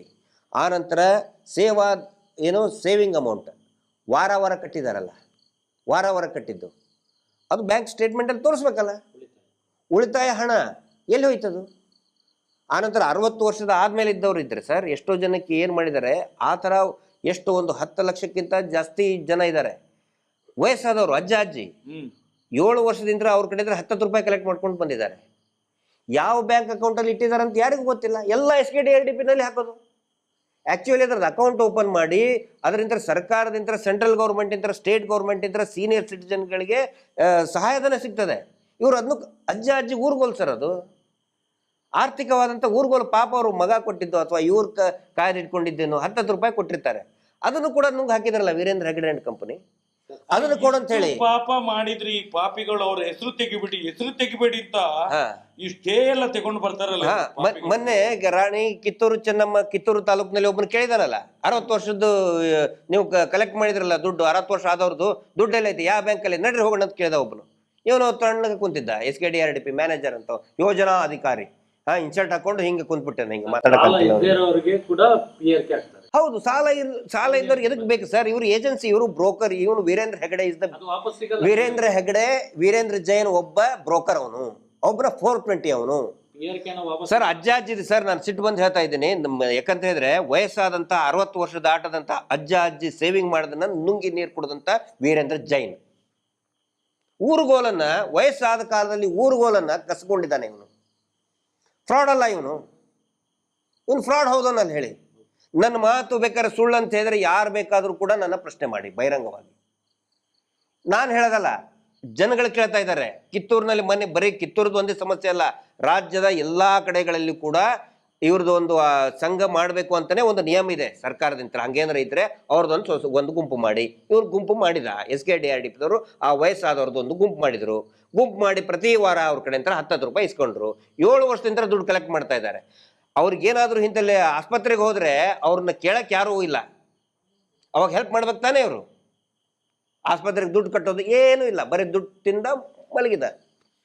ಇಲ್ಲಿ ನಿರ್ಮಲಾ ಸೀತಾರಾಮ್ ಕರೆಸಿ ನಾವು ಲಾಭಾಂಶ ಕೊಟ್ಟಿವಿ ಕೊಡು ಅಂತ ಹೇಳ್ರಿ 60 ವಯಸ್ಸಾದವ್ರಿಗೆ. ನಾವು ಇಷ್ಟು ಮಾತಾಡಿದೇವಲ್ಲ, ನಾನೊಂದು ಕೆಲವು MLAಗಳ ಹತ್ರ ಮಾತಾಡಿದೆ. ನಿಮ್ಗೇನು ಒಂದು ಸ್ವಲ್ಪ ಆದ್ರೂ ಮಾನ ಮರ್ಯಾದೆ, ಜನಗಳ ನೋವು, ಇಷ್ಟು ನಾವು ಬೊಬ್ಬೆ ಹೊಡಿತೇವೆ ಅರ್ಥ ಆಗೋದಿಲ್ವಾ? ಜನಸಾಮಾನ್ಯರಿಗೆ ತಿಳಿಯೋದಿಲ್ಲ, ನಿಮ್ಗೆ ತಿಳಿಯೋದಿಲ್ಲ ಅಂತೇಳಿ ಏನ್ ಹೇಳ್ತಾರೆ ಗೊತ್ತಾ?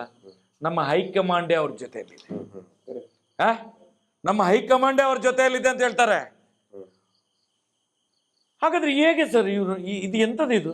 ನರೇಂದ್ರ ಸ್ವಾಮಿ ಸುಮ್ಮನೆ ಆಗ್ಬಿಟ್ರು, ಸೈಲೆಂಟ್ ಆಗ್ಬಿಟ್ರು, ಎಕ್ದಮ್ ಸೈಲೆನ್ಸರ್ ಇಟ್ಟುಬಿಟ್ರು. ನರೇಂದ್ರ ಸ್ವಾಮಿ ಅಂತೂ ಅವ್ರಿಗೆ ಎಲ್ಲ ವಿಚಾರಗಳು ಗೊತ್ತಿದೆ, ಬಾಯಲ್ಲಿ ಸೈಲೆನ್ಸರ್ ತುರ್ದ್ಬಿಟ್ರು. ಏನು ಮಾತಾಡ್ಲಿಕ್ಕೆ ಆಗುದಿಲ್ಲ. ಏನು ಗೊತ್ತದು, ಇವರು ಹೋಗುವುದು ಅಲ್ಲಿಗೆ ಡೆಲ್ಲಿಯಲ್ಲೇ ಇಟ್ಕೊಳ್ಳೋದು.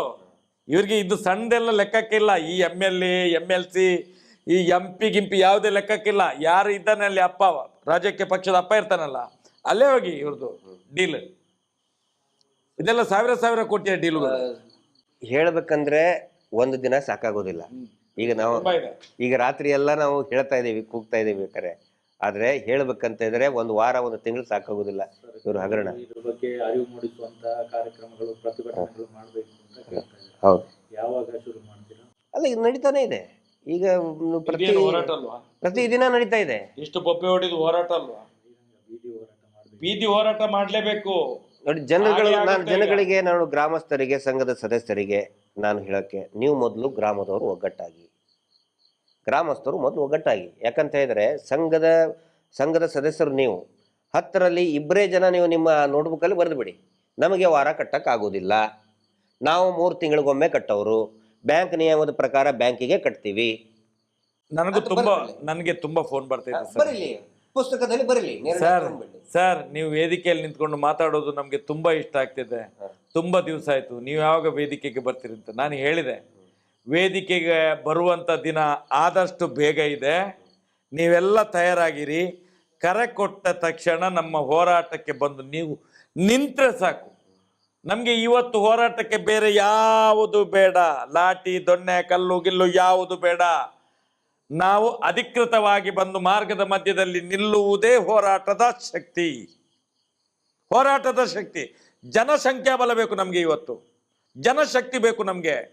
ಇಷ್ಟು ಮಂದಿ ಇವರ ವಿರುದ್ಧವಿದ್ದೇವೆ ಅಂತೇಳಿ ಅಷ್ಟನ್ನು ನೀವು ಮಾರ್ಗದಲ್ಲಿ ನಿಂತು, ನಾವು ಕರೆ ಕೊಟ್ಟ ದಿವಸ ಮಾರ್ಗದಲ್ಲಿ ನಿಂತು ತೋರಿಸಿ. ಅದೇ ನಾವು ಮಾತಾಡೋದು ಬಿಡಿ, ಜನಗಳು ಇವತ್ತು ಮಾರ್ಗದ ಮಧ್ಯದಲ್ಲಿ ಬಂದು ನಿಂತ್ಕೊಳ್ಬೇಕು. ಈ ಹೋರಾಟಕ್ಕೆ ನಮ್ಮ ಬೆಂಬಲ ಇದೆ. ಸೌಜನ್ಯ ಹೋರಾಟಗಾರರು ಕರೆಯನ್ನು ಕೊಟ್ಟಿದ್ದಾರೆ, ನಾವು ಇವತ್ತು ಪೂರ್ತಿ ಮಾರ್ಗದಲ್ಲಿದ್ದೇವೆ ಅಂತೇಳಿ. ಅದಕ್ಕೆ ನಮಗೆ ಕಲ್ಲು ಬೀಸಾಡೋದು, ದೊಣ್ಣೆ ಹಿಡ್ಕೊಂಡು ಏನು ಮಾಡಲಿಕ್ಕಿಲ್ಲ. ಬರೇ ಬಂದು ಮಾರ್ಗದ ಮಧ್ಯದಲ್ಲಿ ಒಂದು ಕಡೆಯಲ್ಲಿ ನಿಂತ್ಕೊಳ್ಳುವಂಥದ್ದು, ನಮ್ಮ ಜನಶಕ್ತಿಯನ್ನು ತೋರಿಸುವಂಥದ್ದು, ಜನಾದೇಶವನ್ನು ತೋರಿಸುವಂಥದ್ದು. ಆಗ ಸತ್ಯಕ್ಕೆ ಜಯ ಆಗ್ತದೆ. ಆದಷ್ಟು ಬೇಗ ಕಾಲ ಸನ್ನಿಹಿತವಾಗಿದೆ. ಮುಂದಿನ ದಿನಗಳಲ್ಲಿ ನಮ್ಮ ಕರೆಗೆ ನೀವು ತಯಾರಾಗಿರಿ. ಸತ್ಯವನ್ನು ತಿಳ್ಕೊಳ್ಳಿ. ನಾವು ಹೇಳ್ಕೊಳ್ತಾ ಅಂತ ಬೇಡವೇ ಬೇಡ ನೀವು ಬರೋದು. ಇವತ್ತು ಮಟ್ಟಣ್ಣವ್ರು ಇರಲಿ, ಸೌಜನ್ಯ ಹೋರಾಟಗಾರರು ಇರಲಿ, ನಾವಿರಲಿ, ಸಂಚಾರಿ ಇರಲಿ, ರವೀಂದ್ರ ಶೆಟ್ಟಿ ಇರಲಿ, ನಮ್ಮ ತಮ್ಮಣ್ಣ ಶೆಟ್ಟಿ ಇರಲಿ, ಪ್ರಸನ್ನ ರವಿ ಇರಲಿ, ದಿನೇಶ್ ಗಾಣಿಗೆ ಇರಲಿ, ಯಾರು ಹೋರಾಟಗಾರರು ಇರಲಿ, ನಾವು ಹೇಳೋದನ್ನು ಕೇಳೋದು ಬೇಡ. ನೀವು ಏನು ಹೇಳ್ತೀರಿ ಸರ್? ಸತ್ಯವನ್ನು ಅರಿತುಕೊಳ್ಳಿ, ಆತ್ಮಾವಲೋಕನ ಮಾಡ್ಕೊಳ್ಳಿ. ಸುಪ್ರೀಂ ಕೋರ್ಟ್ ಈಗ ಏನಂತಂದರೆ, ತಾವು ಕೇಳೋ ಪ್ರಶ್ನೆದ್ದು ನನಗೆ ಅರ್ಥ ಆಗ್ತದೆ. ಸುಮಾರು ಜನ ಯಾವಾಗ ಲೇಟ್ ಆಯಿತು ಅಂತ. ಕೊನೆಯದಾಗಿ ಒಂದೇ ಒಂದು ಮಾತು ಹೇಳ್ತೇನೆ. ಎಲ್ಲರೂ ಹೇಳ್ತಾರಲ್ಲ ಪಾಪದ ಕೊಡ ತುಂಬಬೇಕು ಅಂತೇಳಿ. ಹೌದಾ? ಪಾಪದ ಏನು ಕೊಡ. ಆದರೆ ಇಲ್ಲಿ ತುಂಬಬೇಕಾಗಿರೋದು ಕೊಡ ಅಲ್ಲ, ಟ್ಯಾಂಕರ್. ಪಾಪದ ಟ್ಯಾಂಕರ್ ತುಂಬಬೇಕು. ಕೊಡ ತುಂಬೋದಕ್ಕೆ ಟ್ಯಾಂಕರ್ ತುಂಬೋದಕ್ಕೆ ಸ್ವಲ್ಪ ಟೈಮ್ ವ್ಯತ್ಯಾಸ ಆಗ್ತದಲ್ಲ. ಕೊಡ ಈಗಲೇ ತುಂಬಿಡ್ತದೆ. ಟ್ಯಾಂಕರ್ ಇವ್ರ ಮೇಲೆ ಅನೇಕ ವರ್ಷಗಳಿಂದ ಮಾಡಿದಂಥ ಅನೇಕ ಹೆಣ್ಮಕ್ಕಳ ಮೇಲೆ ಮಾಡಿದ ಅತ್ಯಾಚಾರ, ಕೊಲೆಗಳಿದೆ. ಆನೆ ಮಾವತ, ವೇದವಲ್ಲಿ, ಪದ್ಮಲತಾ, ಸೌಜನ್ಯ, ಅದರ ನಡುವೆ ಎಷ್ಟೋ ಜನ ಅಪ್ರಾಪ್ತ ವಯಸ್ಸಿನ ಹೆಣ್ಣುಮಕ್ಕಳನ್ನ ಕೊಲೆ ಮಾಡಿದಂಥ ಪಾಪಗಳಿದೆ. ಈ ಇಡೀ ರಾಜ್ಯದಲ್ಲಿ ಅಕ್ರಮ ಮೀಟರ್ ಬಡ್ಡಿ ದಂಧೆ ಮಾಡಿ ರಕ್ತ ಹೀರಿದಂಥ ಆ ಪಾಪ ಇದೆ. ಅದರಿಂದ ಆತ್ಮಹತ್ಯೆ ಮಾಡ್ಕೊಂಡವ್ರ ಪಾಪ ಇದೆ, ಸಾವಿರಾರು ಇದೆ. ಆನಂತರ ಭೂಮಿಯನ್ನ ಆಕ್ರಮಣ ಮಾಡಿ ಇಲ್ಲಿ ನಮ್ಮ ಯಾರು ಅರುಣ್ ಬೋಳಿಯಾರ್ ಅಂತ ಅನೇಕ ಜನ ಪಾಪ, ಅನೇಕ ಆತರ ಏರಿಯಾವನ್ನೇ ಸುಟ್ಟಾಕಿದ್ದಾರೆ, ಆ ಪಾಪ ಇದೆ. ಆನಂತರ ದೇವಸ್ಥಾನದ ಮೂರ್ತಿಗಳನ್ನ ಕದ್ದಂತಹ ಪಾಪ ಇದೆ. ಸ್ಮಗ್ಲಿಂಗ್ ಮಾಡಿದಂತ ಎಂಟಿಕ್, ಅದು ಗೊತ್ತಿಲ್ಲ, ಅದು ಬರ್ತದೆ. ಎಂಟಿಕ್ಸ್ ದಂಧೆ. ನಾವು ದೇವಸ್ಥಾನವನ್ನ ಪುನರ್ ನಿರ್ಮಾಣ ಮಾಡ್ತೀವಿ ಅಂತ ಹೇಳ್ತಾರಲ್ಲ, ಅಲ್ಲಿರುವಂತ ಹಳೆ ಶಿಲೆಗಳನ್ನ ಕದ್ದು ಮಾರಾಟ ಮಾಡುವಂತ ಜನಗಳಿವೆ.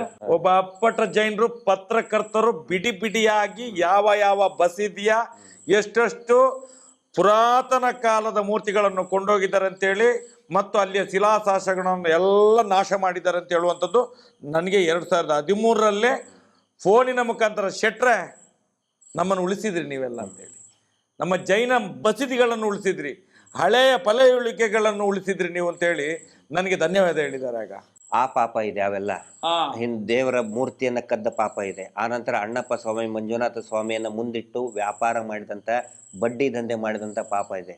ಇದೆಲ್ಲವೂ ಕೂಡ ಒಂದು ಟ್ಯಾಂಕರಲ್ಲೇ ತುಂಬಿಸೋಕ್ಕಾಗತ್ತೆ, ಕೊಡದಲ್ಲಿ ತುಂಬಿಸೋಕ್ಕಾಗತ್ತಾ? ಇಲ್ಲಲ್ಲ. ಪಾಪದ ಟ್ಯಾಂಕರ್ ತುಂಬಬೇಕು. ಪಾಪದ ಟ್ಯಾಂಕರ್ ತುಂಬಿದೆ ಈಗ. ಅದು ತುಂಬಕ್ಕೆ ಟೈಮ್ ತಗೊಳ್ತದಲ್ಲ, ಅದು ಕೂಡ ಟ್ಯಾಂಕರ್ ಕೂಡ ತುಂಬಿದೆ. ಪಾಪದ ಕೊಡ ಅಲ್ಲ, ಏನು ಪಾಪದ ಟ್ಯಾಂಕರ್ ಈಗ ತುಂಬಕ್ಕೆ ಬಂದಿದೆ. ಸ್ವಲ್ಪ ದಿನದಲ್ಲಿ ನೋಡಿ ಎಲ್ಲ ಒಂದು ಒಳ್ಳೆಯ ನಿರ್ಣಯ ಖಂಡಿತ ಬರ್ತದೆ. ನಮ್ಮ ಕೆಲಸ ಏನು ಹೇಳಿ, ಇವರ ಪಾಪಗಳನ್ನು, ಇವ್ರು ಮಾಡಿದಂಥ ಅಪರಾಧಗಳನ್ನು ಬಯಲು ಮಾಡಬೇಕಾಗಿತ್ತು. ಖಂಡಿತ ನಾವು ಅದು ಮಾಡ್ತಾ ಇದ್ದೀವಿ. ಕಾನೂನಿನ ಹೋರಾಟ ಅತ್ಯಂತ ಶಿಸ್ತುಬದ್ಧವಾಗಿ ಮಾಡ್ತಾ ಇದ್ದೀವಿ. ಮಹೇಶ್ ಶೆಟ್ಟರ್ ನೇತೃತ್ವದಲ್ಲಿ ಶಿಸ್ತುಬದ್ಧವಾದಂಥ ಹೋರಾಟ, ಸಂಘಟಿತವಾದಂಥ ಹೋರಾಟ, ಕಾನೂನುಬದ್ಧವಾಗಿಯೂ ಕೂಡ ಶಿಸ್ತುಬದ್ಧವಾಗಿ ಒಂದು ಹೋರಾಟ ನಡೀತಾ ಇದೆ. ಕರ್ನಾಟಕ ರಾಜ್ಯದಲ್ಲಿ ವಕ್ಫ್ ಬೋರ್ಡ್ ರೈತರ ಜಮೀನುಗಳನ್ನು ಲೂಟಿ ಮಾಡ್ತಾ ಇದೆ ಅಂತ ತುಂಬ ಚರ್ಚೆ ನಡೀತಾ ಇದೆ. ಇದ್ರ ಬಗ್ಗೆ ನಿಮ್ಮ ಅಭಿಪ್ರಾಯ ಏನು?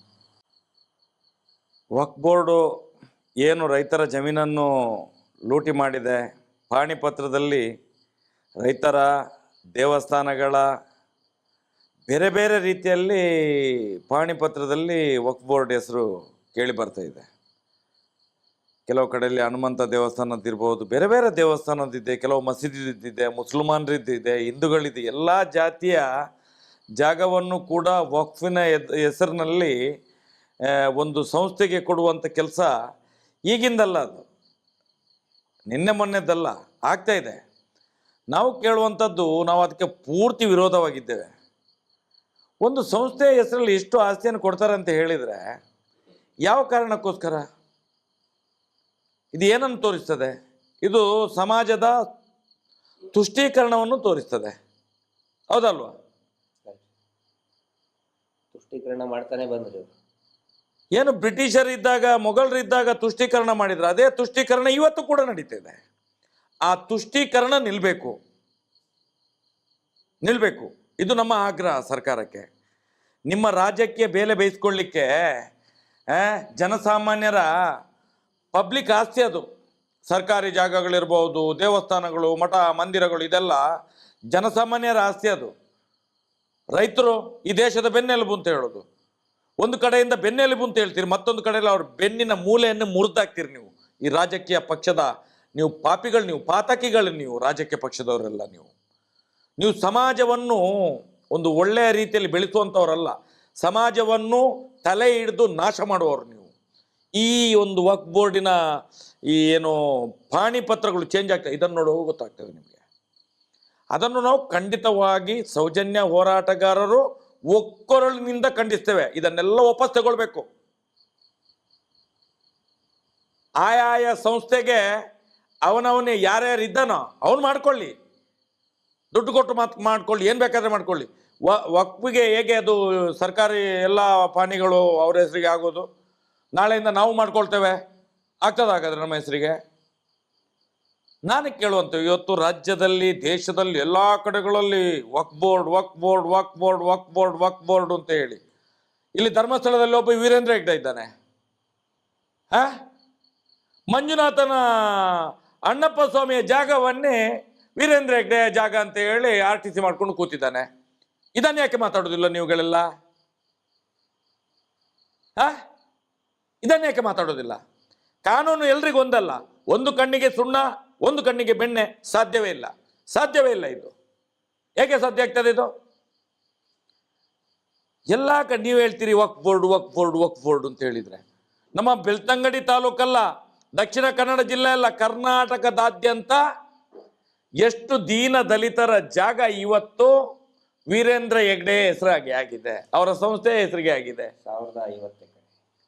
1050 ಎಕರೆ ಸರ್ಕಾರಿ ಭೂಮಿ ವೀರೇಂದ್ರ ಹೆಗ್ಡೆ ಹೆಸರಾಗಿದೆ, ಅವರ ಸಂಸ್ಥೆ ಹೆಸರಿಗೆ ಆಗಿದೆ. ಯಾಕೆ ಇದನ್ನು ಮಾತಾಡೋದಿಲ್ಲ? ನಿಮ್ಮ ನಾಲಿಗೆಗೆ ಏನು ಹುಳ ಬಿದ್ದಿದೆಯಾ ನಿಮಗೆ? ಅಲ್ಲಿ ಮಾತಾಡ್ತಿರಲ್ಲ ಎಲ್ಲ ರಾಜಕೀಯ ಪಕ್ಷದ ನಾಯಕರು, ನೀನು ಮಾಡಿದ್ದು ಅವನ ಮುಖಕ್ಕೆ ಇವನು ಎಸೆಯುವುದು, ಇವನ ಮುಖಕ್ಕೆ ಅವನು ಎಸೆಯುವುದು. ಜನಸಾಮಾನ್ಯರ ಕಿವಿಗೆ ಹೂವು ಇಡುವಂತ ಕೆಲಸವನ್ನು ಮಾಡ್ತಿದ್ದೀರಿ ನಿಮ್ಮ ರಾಜ್ಯಕ್ಕೆ ಬೇಳೆ ಬೇಯಿಸ್ಕೊಳ್ಳಿಕ್ಕೋಸ್ಕರ. ಇದನ್ನು ಮಾಡಬೇಡಿ. ನೀವು ತಲೆ ಹಿಡಿಯುವಂತ ಕೆಲಸವನ್ನು ಮಾಡಬೇಡಿ. ರಾಜಕೀಯ ಪಕ್ಷಗಳು, ನೀವುಗಳು ಕುತಂತ್ರಿಗಳು. ನಿಮ್ಮ ಕುತಂತ್ರ ನಿಮ್ಮ ಮನೆಯಲ್ಲಿ ನಿಮ್ಮ ಹೆಂಡತಿ ಮಕ್ಕಳ ಜೊತೆಯಲ್ಲಿ ಇರಲಿ. ಅದಕ್ಕೆ ಸಮಾಜದ ತಲೆ ಹಿಡಿಯುವುದಲ್ಲ. ಅವನೊಬ್ಬ ಯಾರು ಎಂಥದವನು ಎಂತ ಜಮೀರ್ ಅಹಮದ, ಅವನೊಂದು ಏನು ಮಾತಾಡ್ತಾನೆ. ಅವನು ನಿಜವಾಗಿ ಬಸ್ಸಿಗೆ ಜನ ಕರೀಲಿಕ್ಕೆ ಪಿಟ್ಟು ಜನ. ಅವನೇನು ಟೂರಿಸ್ಟ್ ಬಸ್ ಜನ ಎಲ್ಲ ಕರೀತಿದ್ದವನು ಹಿಂದೆ. ಎಲ್ಲಿಂದ ಕಾಸು ಮಾಡಿದ ಗೊತ್ತಿಲ್ಲ. ಅವನು ಒಂದೊಂದ್ಸಲ ಅವನು ನಾಳೆಗೆ ಹರಿ ಬಿಡ್ತಾನಂತ ಹೇಳಿದ್ರೆ ಅವನಿಗೆ ಅಪ್ಪ ಯಾರು, ಅಮ್ಮ ಯಾರು, ಅಜ್ಜ ಯಾರು, ಅಜ್ಜಿ ಯಾರು ಏನಂತ ಗೊತ್ತಾಗೋದಿಲ್ಲ. ಇಡೀ ಸಮಾಜವನ್ನು ತಲೆ ಹಿಡಿಯುವ ಕೆಲಸವನ್ನು ಮಾಡ್ತಾರೆ ಇವರು. ಇವರ ರಾಜ್ಯಕ್ಕೆ ಬೇಲೆ ಬೇಯಿಸಿಕೊಳ್ಳಿಕ್ಕೆ ಮಾತ್ರ. ನಾಳೆ ಬೇಕಾದ್ರೆ ಯಡಿಯೂರಪ್ಪನನ್ನು ಕೂಡ ಒಂದು ಸೀಟ್ ಕೊಡ್ತಾರಂತೆ ಅಪ್ಪ ಅಂತ ಕರೀತಾನೆ. ನಾಳೆ ನೋಡಿದ್ರೆ ಕಾಂಗ್ರೆಸ್ ಅಲ್ಲಿ, ಇವತ್ತು ನೋಡಿದ್ರೆ BJPಯಲ್ಲಿ, ನಾಳೆ ನೋಡಿದ್ರೆ JDS ಅಲ್ಲಿ, ಎಲ್ಲೆಲ್ಲಿ ಇರ್ತಾರಂತ ಗೊತ್ತಾಗೋದಿಲ್ಲ. ಇವರು ಏನು ಹೇಳ್ತಾರೆ? ವಕ್ಫ್ ಬೋರ್ಡ್ ಅಂತ ಹೇಳಿದ್ರೆ ಅದೊಂದು ಸಂಸ್ಥೆ. ಹೌದು ಸ್ವಾಮಿ, ಸಂಸ್ಥೆ ಹೌದು. ಮಠದ ಹೆಸರು ಅದಕ್ಕೆ ಹೇಗೆ ಹೋಗೋದು? ದೇವಸ್ಥಾನದ ಹೆಸರು ಹೇಗೆ ಹೋಗೋದು ಅದಕ್ಕೆ? ನಾನು ಕೇಳೋ ಜನಗಳು ಎಷ್ಟು ಮೂರ್ಖರಿದ್ದೀರಿ ಸ್ವಾಮಿ, ಜನಗಳು ಎಷ್ಟು ಮೂರ್ಖರಿದ್ದೀರಿ. ನಾನು ಹೇಳುವಂಥದ್ದು ವಕ್ಫ್ ಮಾತ್ರ ಅಲ್ಲ, ಅದೊಂದು ದೊಡ್ಡ ಸಂಸ್ಥೆ, ಅದು ಸರ್ಕಾರಿ ಸಂಸ್ಥೆ, ಸರ್ಕಾರದ ಕೈಯಲ್ಲಿರುವಂಥದ್ದು. ವಕ್ಫ್ ಅಂತ ಹೇಳಿದರೆ ಇವತ್ತು ಮುಸಲ್ಮಾನರ ಒಂದು ನಿಯೋಗ ಅದನ್ನು ಕಂಟ್ರೋಲ್ ಮಾಡ್ತದೆ ಬಿಟ್ಟರೆ ಅದು ಸರ್ಕಾರದ ಆಸ್ತಿ. ಇಲ್ಲೊಬ್ಬ ಪ್ರೈವೇಟ್ ವ್ಯಕ್ತಿ ವೀರೇಂದ್ರ ಹೆಗ್ಡೆ ಹಿಂದೂ ದೇವಸ್ಥಾನ ಮುಕ್ಕಿದ್ದು ನಿಮಗೆ ಕಾಣೋದಿಲ್ವಾ? ಇದನ್ನು ಪ್ರಶ್ನೆ ಮಾಡಿ. ಇದು ನಮ್ಮ ನೋವಿರುವಂಥದ್ದು. ಇದನ್ನು ಯಾಕೆ ಮಾಡೋದಿಲ್ಲ ನೀವು? ಇದನ್ನು ನೀವು ಯಾಕೆ ಮಾಧ್ಯಮದವರು ಕೇಳೋದಿಲ್ಲ? ಈಗ ಏನಾಗ್ತಾ ಇದೆ, ವಕ್ಫ್ ಬೋರ್ಡದ್ದು ಹಿಂದಿನ ಥರನೂ ಕೂಡ ಎಷ್ಟೋ ಜನ ಸ್ವತಃ ಮುಸ್ಲಿಂ ಜನರೇ ವಕ್ಫ್ ಬೋರ್ಡ್ ವಿರುದ್ಧ ಕೋರ್ಟಿಗೆ ಹೋಗಿದ್ದಾರೆ. ಇದು ಯಾವ ರೀತಿ ಬಿಂಬಿಸ್ತಾ ಇದ್ದಾರೆ ಅಂತ ಹೇಳಿದರೆ, ಈಗ ಅದರ ಬಗ್ಗೆ ಮಾತಾಡಿ ಹಿಂದೂ ವರ್ಸಸ್ ಮುಸ್ಲಿಂ ಅಂತ. ಆದರೆ ಎಷ್ಟೋ ಜನರಿಗೆ ಗೊತ್ತಿಲ್ಲ, ಅನೇಕ ಜನ ಮುಸಲ್ಮಾನರು ಕೂಡ ವಕ್ಫ್ ಬೋರ್ಡ್ ವಿರುದ್ಧ ಕೋರ್ಟಿಗೆ ಹೋಗಿದ್ದಾರೆ. ನಮ್ಮ ಬಿಜಾಪುರದಲ್ಲಿ ಯಾಕೆ ಇದು ಜಾಸ್ತಿ ಆಗಿದೆ, ನಮ್ಮ ಬಿಜಾಪುರ, ಗುಲ್ಬರ್ಗ, ಈ ಬಿಜಾಪುರ ಬಹಮನಿ ಸುಲ್ತಾನರಿದ್ದಿದ್ದು. ಸರ್ಕಾರ, ಹಿಂದಿನ ಸರ್ಕಾರಗಳು ತುಷ್ಟೀಕರಣ, ತಾವು ಹೇಳ್ದಂಗೆ ತುಷ್ಟೀಕರಣ ಮಾಡಿ ಅದನ್ನ ಪೂರ್ತಿ ಹಾಗೆ ಬಿಟ್ಬಿಟ್ರು. ಸರ್ಕಾರ ತನ್ನ ವಶಕ್ಕೆ ಪಡೆದುಕೊಳ್ಳಲಿಲ್ಲ ಅದನ್ನ, ತುಷ್ಟೀಕರಣ ನೀತಿ. ಅದರಲ್ಲಿ ಎಷ್ಟೋ ಜನ ಈಗ ನಾವು ತಾವು ಹೇಳ್ದಂಗೆ ನಮ್ಮ ಇಡೀ ಸೌಜನ್ಯ ಹೋರಾಟ ಸಮಿತಿ ಒಂದು ನಿರ್ಣಯ ತಗೊಂಡಿದೆ. ಇದೇನು ಜನಸಾಮಾನ್ಯರ ಆಸ್ತಿ ಇರ್ಬೋದು, ದೇವಸ್ಥಾನದ ಆಸ್ತಿ, ಮಠ ಮಂದಿರಗಳ ಆಸ್ತಿ, ರೈತರ ಆಸ್ತಿಯನ್ನು ವಕ್ಫ್ ಬೋರ್ಡ್ ತನ್ನ ನೋಟಿಸ್ ಕಳಿಸಿದೆ. ನಾವು ಅದರ ವಿರುದ್ಧನೇ ಇದ್ದೀವಿ, ಖಂಡಿತ ಅದರ ವಿರುದ್ಧ ಇದ್ದೀವಿ. ಬಹಳಷ್ಟು ವರ್ಷದಿಂದ ಇದೆ. ಈಗ ಅದು ಪ್ರಚಾರಕ್ಕೆ ಬರ್ತಾ ಇದೆ. ಪ್ರಚಾರ ಅಂತ ಹೇಳಿದ್ರೆ ಇದು ರಾಜಕೀಯ ಮಾಡ್ತಾ ಇದ್ದಾರೆ, ಅವಾಗಗೋಸ್ಕರ ಆಗುವಂತದ್ದು. ಇದರಲ್ಲಿ ಎಲ್ಲ ರಾಜಕೀಯ ಪಕ್ಷದ ನಾಯಕರಿದ್ದಾರೆ, ಎಲ್ರಿಗೂ ಗೊತ್ತಿದೆ. ಬಿಜೆಪಿ ಮೈನಾರಿಟಿ ಮೋರ್ಚಾ, ನಾನು ಅವಾಗ ಯುವ ಮೋರ್ಚಾ ಅಧ್ಯಕ್ಷ ಇದ್ದಾಗ, ಯಾವಾಗ 2007-8ರಲ್ಲಿ ಯಾವಾಗ ನಮ್ಮ ಜೊತೆಗೆ ಮೈನಾರಿಟಿ ಮೋರ್ಚಾ ಅದು ತುಂಬಾ ಆಕ್ಟಿವ್ ಆಗಿ ಕೆಲಸ ಮಾಡ್ತಿದ್ದು. ಎಲ್ಲ ಮೈನಾರಿಟಿ ಮೋರ್ಚಾದ ಸದಸ್ಯರು ಒಂದು ನಿರ್ಣಯ ಕೈಗೊಂಡಿದ್ರು ಅಗೇನ್ಸ್ಟ್ ವಕ್ಫ್ ಬೋರ್ಡ್. ಅನ್ವರ್ ಮಾನ್ಪಾಡಿ ಅಂತ ಹೇಳಿ ಅದಾದ್ಮೇಲೆ ಮೈನಾರಿಟಿ ಇದ್ರದ್ದು ಅಧ್ಯಕ್ಷರಾಗಿದ್ರು, ಮಂಗಳೂರಿನವರು. ಹೌದು, ಅವರೆಲ್ಲ ಅದರ ಅಗೇನ್ಸ್ಟ್ ಇದನ್ನ ಮಾಡಿದ್ರು. ಅದನ್ನ ವಕ್ಫ್ ಬೋರ್ಡ್ ಈ ಪೂರ್ತಿ ಇದು ಆಸ್ತಿ ಕಬಳಿಸ್ತಾ ಇದೆ ಅಂತ ಹೇಳಿ. ಇದು ಜನರಿಗೆ ಗೊತ್ತಾಗಬೇಕು. ಏನಾಗ್ತಾ ಇದೆ, ಹಿಂದೂ ಮುಸ್ಲಿಂ ಅಂತ ಮಾಡಕ್ ಹೊರಟಿದ್ದಾರೆ. ಆ ಜಮೀರ್ ಅಹಮದ್ಗೆ ಮೊದಲು ಬುದ್ಧಿ ಇಲ್ಲ ಅವನಿಗೆ. ಮಾತಾಡೋದು ಅವ್ರಿಗೆ ಇಲ್ಲಿ ಏನಾಗಿದೆ ಗೊತ್ತಾ ಸರ್, ಮುಸ್ಲಿಂ ನಾಯಕರಿಗೆ ಮುಸಲ್ಮಾನರನ್ನ ಹಿಂದೂಗಳ ವಿರುದ್ಧ ಎತ್ತಿ ಕಟ್ಟಬೇಕು, ಹಿಂದೂಗಳ ನಾಯಕರು ಅಂತ ಹೇಳ್ಕೊಳ್ಳೋರಿಗೆ ಹಿಂದೂಗಳನ್ನ ಮುಸ್ಲಿಮರ ವಿರುದ್ಧ ಎತ್ತಿ ಕಟ್ಟಬೇಕು. ಹಿಂಗೆ ಮಾಡಿ ಅವ್ರವ್ರ ಅಂಗಡಿಯನ್ನ ನಡೆಸ್ತಾ ಇರಬೇಕು. ಆದರೆ ವಾಸ್ತವ ಏನಿದೆ ಅದನ್ನ ಎಲ್ಲರೂ ಮರೆಮಾಚ್ತಾ ಇದ್ದಾರೆ. ರೈತರು ಆಸ್ತಿ ಎಲ್ಲರಿಗೂ ಗೊತ್ತಿದೆ ಇದು. ಈಗ ಪಾಪಿಗಳಿಂದ ನಮ್ಮಂತವರು ರಸ್ತೆಯಲ್ಲಿ ನಿಂತ್ಕೊಂಡು ನಾವು ಹೋರಾಟ ಮಾಡಬೇಕು. ಇಷ್ಟು ವರ್ಷ ಆಯ್ತು ನೋಡಿ. ಸ್ವತಃ ವೀರೇಂದ್ರ ಹೆಗಡೆ ಅವರ ಫ್ಯಾಮಿಲಿ ಹೈಕೋರ್ಟ್ ಮತ್ತೆ ಸುಪ್ರೀಂ ಕೋರ್ಟ್ನಲ್ಲಿ ಅಫಿಡವಿಟ್ ಕೊಟ್ಟಿದ್ದಾರೆ, ಇದು ಹಿಂದೂಗಳ ಆಸ್ತಿ ಅಲ್ಲ, ಹಿಂದೂಗಳ ಧಾರ್ಮಿಕ ಕ್ಷೇತ್ರನೇ ಅಲ್ಲ. 1974ರಲ್ಲಿನೇ ಹಾಕಿದ್ದಾರೆ. ಅದಕ್ಕಿಂತ ಬಿಫೋರ್ ಇದ್ದಿದ್ದವರು ರತ್ನವರ್ಮ ಹೆಗಡೆ ಅವರು. 1969ಕ್ಕಿಂತ ಮುಂಚೆ ಇದ್ದಿದ್ದವರು. ಇವರು ಏನೋ ಪಟ್ಟ ಏರಿದ್ದು 1969ರ ನಂತರ 68ಕ್ಕೆ. ಅದಕ್ಕಿಂತ ಬಿಫೋರ್ ಅವಾಗ್ಲೇ ಹಾಕಿದ್ದಾರೆ ಅವರು. ಹಾಗಿದ್ರೆ ಯಾಕೆ ಅದ್ರ ಬಗ್ಗೆ ಮಾತಾಡ್ತಾ ಇಲ್ಲ? ಇಲ್ಲಿ ಏನ ಮಾಡ್ತಾ ಇದ್ದಾರೆ? ಹಂಗಿದ್ರೆ ಅವ್ರು ಮಾಡಿದ್ರೆ ನಡಿಬೋದಾ? ಇನ್ನೊಂದು ಪ್ರಮುಖ ವಿಷಯ ಸರ್, ನನ್ನ ಮೊನ್ನೆ ಹೋಗಿದ್ದೆ NR-ಪುರಕ್ಕೆ. ಅಲ್ಲಿ ಜ್ವಾಲಾಮಾಲ ಅಂಥೇಳಿ, ಜ್ವಾಲಾಮಾಲಿನಿ ಅದು ಒಂದು ಮಠ. ಆ ಮಠದ ಹೆಸರು ಜ್ವಾಲಾಮಾಲಿ. ಅದು ಬಹಳ ದೊಡ್ಡ ಮಠ ಅದು. ಆ ನಂತರ ಬಹಳ ಮಿಸ್ಟೀರಿಯಸ್ ಆಗಿ, ಆಶ್ಚರ್ಯಕರವಾಗಿ ಆ ಸ್ವಾಮೀಜಿಗಳು ಸಾಯ್ತಾರೆ. ಅದ್ರ ಬಗ್ಗೆ ನಾವು ಮುಂದಿನ ದಿನದಲ್ಲಿ ಮಾತಾಡ್ತೀನಿ. ಬೇರೆ ಬೇರೆ ಇನ್ನೂ ಅದ್ರ ಬಗ್ಗೆ ನಡೀತಾ ಇದೆ. ಅವ್ರು ತೀರ್ಕೊಂಡ ನಂತರ ಧರ್ಮಸ್ಥಳದವರು ಟೇಕ್ ಓವರ್ ಮಾಡ್ತಾರೆ. ವೀರೇಂದ್ರ ಹೆಗಡೆ ಅವರ ಆಪ್ತರೆ ಈಗ ಅಲ್ಲಿ ಆಡಳಿತಾಧಿಕಾರಿಗಳು ಇರೋದು. ಜ್ವಾಲಾಮಾಲಿನಿ ಅನ್ನುವಂಥದ್ದು ಜೈನರ ದೇವಿ ಅದು ನನ್ನಲ್ಲೂ ಕೂಡ ಇದೆ. ಜ್ವಾಲಾಮಾಲಿನಿ ಅನ್ನುವಂಥ ದೇವಿ ನನ್ನಲ್ಲೂ ಕೂಡ ಇದೆ. ನಾವು ದೇವಿಯನ್ನು ಆರಾಧನೆ ಮಾಡ್ತೇವೆ. ಯಾವುದು ದೇವಿಯ ಹೆಸರು ಕಟ್ಟರೆ ದೇವಿ, ಅದು ಯಾವುದಾಗ್ಲಿ ಅದು ನಮ್ಮ ದೇವರು ಅಂತ ಹೇಳಿ. ಆದ್ರೆ ಅದು ವೀರಶೈವ ಲಿಂಗಾಯತರ ಮಠ. ಈಗ ನೀವು ಹೋಗಿ ನೋಡಿದ್ರಿಂದ ಅದು ಈಗ ಅಲ್ಲಿ ಜ್ವಾಲಾಮಾಲಿನಿ ಆಗಿರ್ಬೋದು. ಯಾವಾಗ ಕೊರೋನಾದ ಸಂದರ್ಭದಲ್ಲಿ ಆದಂತ ಘಟನೆ ಅದೆಲ್ಲ ಈಗ ಟ್ರಾನ್ಸ್ಫರ್ ಆಗಿದ್ದೆಲ್ಲ. ಆದ್ರೆ ಚಂದ ಅದು ಈಗ ಅಲ್ಲಿ ಜ್ವಾಲಾಮಾಲಿನಿ ಅಂತ ಹೇಳಿ ಬೋರ್ಡ್ ಹಾಕಿರ್ಬೋದು. ಯಾಕಂತ ಹೇಳಿದ್ರೆ ಈಗ ಇಲ್ಲಿ ಉಪ್ಪಿನಂಗಡಿ ಯಾರೋ ಅದನ್ನ ನಡೆಸ್ತಾ ಇದ್ದಾರೆ. ಧರ್ಮಸ್ಥಳದ ಜನಗಳೇ ಇರುವುದಲ್ಲಿ ಈಗ. ಅಲ್ಲ, ಅದನ್ನ ಈಗಲೂ ಕೂಡ ನೀವು ಯಾರಿಗೆ ಕೇಳಿದ್ರು ಕೂಡ ಅಂತಲ್ಲಿ ಅದನ್ನ ಮಠ ಅಂತಾನೆ ಹೇಳ್ತಾರೆ.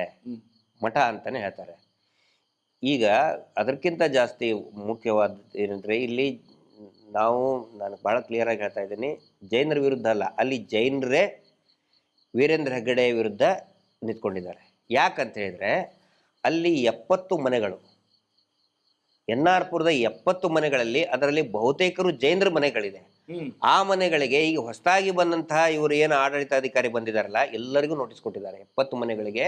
ಅಷ್ಟೇ ಅಲ್ಲ, ಒಂದು ಶಾಲೆ ಇದೆ, ಸರ್ಕಾರಿ ಶಾಲೆ, ತುಂಬಾ ಚೆನ್ನಾಗಿ ಸ್ಕೂಲ್ ಇದೆ ಸರ್. 106 ಜನ ಮಕ್ಕಳು ಬರ್ತಾರೆ. ಆ ಸ್ಕೂಲನ್ನು ಡೆಮಾಲಿಷನ್ ಮಾಡ್ಬೇಕಂತೇಳಿ ವೀರೇಂದ್ರ ಹೆಗ್ಗಡೆ ನೋಟಿಸ್ ಕೊಟ್ಟಿದ್ದಾರೆ. ಸರ್ಕಾರಿ ಶಾಲೆ. ಅಲ್ಲಿಗ ಇವರು ವೀರಶೈವ ಲಿಂಗಾಯತರು ಯಾರು ಎದ್ದೇಳಲಿಲ್ವಾ ನಮ್ಮ ಮಠ ಅಂತ ಹೇಳಿ? ಈಗ ಸ್ಟ್ರೈಕ್ ಮಾಡ್ತೀವಿ. ಈಗೀಗ ಅರಿವು ಮೂಡ್ತಾ ಇದೆ. ಅದಕ್ಕೆ ನಾನು ಹೇಳುದು, ಇವರು ಎಲ್ಲಿ ಕಾಲಿಡ್ತಾರೆ ಅದು ಒಂದು ಜಾಲಿ ಮರ ಇದ್ದಂಗೆ, ಎಲ್ಲರನ್ನು ಕೂಡ ಸರ್ವನಾಶ ಮಾಡಿ ಹಾಕ್ತಾರೆ. ಅದಕ್ಕೆ ಯಾರು ನಮಗೆ ಹೇಳ್ತಾರಲ್ಲ ಇವರು ಜೈನ ವಿರೋಧಿಗಳು, ಖಂಡಿತ ಅಲ್ಲ. ಅಲ್ಲಿ ಸ್ವತಃ ಜೈನ ಕುಟುಂಬದವರೇ ವೀರೇಂದ್ರ ಹೆಗ್ಗಡೆ ವಿರುದ್ಧ ಅವರು ಸ್ಟ್ರೈಕ್ ಮಾಡ್ತೀವಿ ಅಂತ ಹೇಳ್ತಾ ಇದ್ದಾರೆ. ಅವ್ರ ಆಸ್ತಿ ಅದು. ಅಲ್ಲ, ಇವರು ಜೈನರಂತ ಈಗ ಹೇಳುದು ಸರ್, ಇವರು ಬ್ರಿಟಿಷರ ಜೊತೆಗೆ ಬಂದವರು. ಇವರು ಇಲ್ಲಿಯ ಜೈನರಲ್ಲ, ಒರಿಜಿನಲ್ ಜೈನರು ನಮ್ಮ ಜೊತೆಯಲ್ಲಿ ಸರ್. ಅದು ಗೊತ್ತಾಗ್ಬೇಕು ಜನಗಳಿಗೆ, ಅದು ಗೊತ್ತಾಗ್ಬೇಕು. ನಾವೇನು ಜೈನ ಸಮುದಾಯದ ವಿರುದ್ಧ ಖಂಡಿತ ನಾವಲ್ಲ. ವೀರೇಂದ್ರ ಹೆಗ್ಗಡೆ ಅವರ ಕುಟುಂಬ ಮಾಡ್ತಾ ಇರುವಂತ ಅನಾಚಾರ. ಬನ್ನಿ NR ಪುರಕ್ಕೆ ಕೇಳಿ ನೀವು. NR ಪುರಕ್ಕೆ ನಾನು ಹೇಳ್ತೀನಲ್ಲ, ದಯವಿಟ್ಟು ಕೇಳಿ ಸರ್. 106 ಮಕ್ಕಳು ಓದ್ತಾ ಇರುವಂತ ಶಾಲೆ, ಒಳ್ಳೆಯ ಸುಸಜ್ಜಿತವಾದಂತ ಶಾಲೆಯನ್ನ ಡೆಮಾಲಿಷನ್ ಮಾಡಬೇಕು ಅಂತ ಹೊರಟಿದ್ದಾರೆ. ನಾವೊಂದು ಟೀಮ್ ಕಳಿಸಿದ್ದೇವೆ ಸರ್ ಮೊನ್ನೆ NR ಪುರಕ್ಕೆ. ಹೋಗಿದ್ದಾರೆ, ಅಲ್ಲಿ ಕೇಳಿದ್ದಾರೆ ಇಲ್ಲಿಯ ಸ್ವಾಮೀಜಿಗಳೆಲ್ಲ ಹೋಗಿದ್ದಾರೆ ಅಂತ ಹೇಳಿ. ನಿಮ್ಗೆ ಗೊತ್ತಿಲ್ವಾ ಅವರು ಕರೆಂಟ್ ಹೊಡೆದು ಸತ್ತಿದ್ದಾರೆ ಅಂತ ಹೇಳಿ? ಅಲ್ಲಿ ಆ ರೀತಿಯ ಒಂದು ಮನೋಭಾವನೆಯನ್ನು ಸಮಾಜದಲ್ಲಿ ಬಿತ್ತಿದ್ದಾರೆ. ಕರೆಂಟ್ ಹೊಡೆದು ಸತ್ತದ್ದು ಯಾರು? ವೀರಶೈವ ಲಿಂಗಾಯತ ಮಠದ ಸ್ವಾಮೀಜಿಗಳು ಕರೆಂಟ್ ಹೊಡೆದು ಸತ್ತದ್ದು ಅಂತ ಹೇಳಿದ್ರೆ, ನಮ್ಗೆ ಮಾಹಿತಿ ಬಂದ ಪ್ರಕಾರ ಮೊದಲನೇ ದಿವಸ ಒಂದು ಈ ಕೊರೋನಾದ ಸಂದರ್ಭದಲ್ಲಿ ಧರ್ಮಸ್ಥಳದಿಂದಲೇ ಒಂದು 6-7 ಮಂದಿ ಹೋಗಿದ್ದಾರೆ. 6-7 ಮಂದಿ ಅಲ್ಲಿಗೆ ಹೋಗಿದ್ದಾರೆ. ಅವರು ಹೋದ ಮರು ದಿವಸ ಬೆಳಿಗ್ಗೆ ಈ ಎಲ್ಲ ಘಟನೆ ನಡೆದಿರುವಂಥದ್ದು, ಅದರ ಮೇಲೆ ಆಸ್ತಿ ಎಲ್ಲ ಪುಸಲಾಯಿಸಿರುವಂಥದ್ದು ನಮಗೆ ಅಷ್ಟು ಮಾಹಿತಿ ಈಗ ನಮಗೆ ಬಂದಿದೆ. ನೀವೀಗ ಮೊನ್ನೆ ಹೋಗಿದ್ರಿ, ನೀವೊಂದಷ್ಟು ಮಾಹಿತಿಯನ್ನು ಪಡ್ಕೊಂಡಿದ್ದೀರಿ. ಅದನ್ನು ನೋಡುವಾಗ ಈಗ ನಾವು ಈ ಇಡೀ ರಾಜ್ಯದಲ್ಲಿ ಇಂಥ ತುಂಬ ಪ್ರಕರಣಗಳು ಬೇರೆ ಬೇರೆ ಮಠದ್ದು, ಬೇರೆ ಬೇರೆ ಜನಗಳದ್ದು, ದೀನದಲಿತರಿದ್ದು, ಸರ್ಕಾರದ ಭೂ ಹಗರಣ, ಮತ್ತು ಬೆಂಗಳೂರಲ್ಲಿ ನೋಡಿದರೆ ಇದು ಯಾವುದು ರಾಜಕಾಲುವೆಗಳನ್ನು ಒತ್ತುವರಿ, ಇದೆಲ್ಲ ಏನು ಸರ್? ಇದು ಈ ದೇಶದಲ್ಲಿ ಹಾಗಾದ್ರೆ ಕಾನೂನು ಎಷ್ಟಿದೆ? ಹಾಗಾದ್ರೆ ನೆಲಮಂಗಲ ಹತ್ರ ಅದೊಂದೇನೋ ಕ್ಷೇಮವನ ಮಾಡಿದ್ದಾರೆ. ಕ್ಷೇಮವನ ಅಲ್ಲಿ ಎಲ್ಲಿದೆ ಅದು? ಅದು ಯಾವುದ್ರ ಮೇಲೆ ಇದೆ ಅದು? ನಾವು ಹೇಳುವಂಥದ್ದು ಇದು ಯಾರಿಗೂ ಗೊತ್ತಾಗೋದಿಲ್ಲ, ಈ ರಾಜಕೀಯ ವ್ಯಕ್ತಿಗಳಿಗೂ ಗೊತ್ತಾಗೋದಿಲ್ಲ. ಕಲ್ಲೇರಿಯಲ್ಲಿದ್ದ ಪೆಟ್ರೋಲ್ ಬಂಕ್ MB ಕರಿಯ ಹೆಸರಿನಲ್ಲಿ ಆಗಿದ್ದು, SC ಕೋಟಾದಲ್ಲಿ ಸಿಕ್ಕಿದ್ದವರಿಗೆ. ಅದನ್ನ ಧರ್ಮಸ್ಥಳ ಕಲ್ಲೇರಿಯಲ್ಲಿ ಅದನ್ನೀಗ ಹರ್ಷೇಂದ್ರ ತಮ್ಮ ಹೆಸರಲ್ಲೇ ಮಾಡ್ಕೊಂಡ್ರು. ದಲಿತರ ಕೋಟಾದಲ್ಲಿ, SC ಕೋಟಾದಲ್ಲಿ ಇದ್ದಂತಹ ಪೆಟ್ರೋಲ್ ಬಂಕ್ ಅನ್ನ ಅವ್ರ ಹೆಸರಿಗೆ ಒತ್ತುವರಿ ಮಾಡ್ಕೊಂಡು. ನಾನು ಕೇಳೋದು ಸರ್, ಇಷ್ಟು ದಲಿತ ಸಂಘಟನೆಗಳಿದ್ದಾವಲ್ಲ, ಈಗ ನೋಡಿ ಉಜಿರೆ ಗ್ರೌಂಡ್ ಇದೆ, 42 ಎಕರೆ, ಅದು 42 ಎಕರೆ ಭೂಮಿ, ಅದು DCDR ಜಾಗ. ಅದನ್ನು ನೋಡಿ ವೀರೇಂದ್ರ ಹೆಗ್ಗಡೆ ಟ್ರಸ್ಟಿನ ಹೆಸರನ್ನು ಹೇಳ್ಕೊಂಡು ಆಟದ ಮೈದಾನ ಅಂತ ಹೇಳಿ ಅವರ ಸ್ವಾಧೀನಕ್ಕೆ ತಗೊಂಡಿದ್ದಾರೆ. ಒಂದು DCDR ಜಾಗ ಯಾರ್ದೋ ಒಂದು ಟ್ರಸ್ಟಿಗೆ ಬೇಕಾದ್ರೆ, ಯಾರಿಗೆ ಬೇಕಾದ್ರೆ ಕೊಡ್ಲಿ, NOC ಸರ್ಕಾರ ಕೊಡ್ತದೆ. ಕೊಡ್ಬೇಕಾದ್ರೆ ಏನು ಮಾಡಬೇಕು?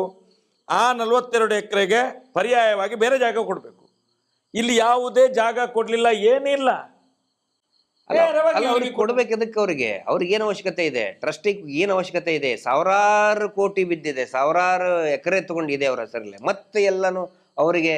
ಈಗ ಇಲ್ಲಿ ನೋಡಿ, ಅಲ್ಲಿ ಇಂಜಿನಿಯರ್ ಕಾಲೇಜ್ ಅಂತ ಹೇಳ್ತಾರಲ್ಲ, ನ್ಯಾಚುರೋಪತಿ ಕಾಲೇಜ್, ಅದೆಲ್ಲ ಎಂತ ಸರ್? ಗೋಮಾಳದ ಜಾಗ ಸರ್ ಅದು. ಉಜಿರಲ್ಲಿ ಈಗ ಗೋಮಾಳ ಇಲ್ಲ.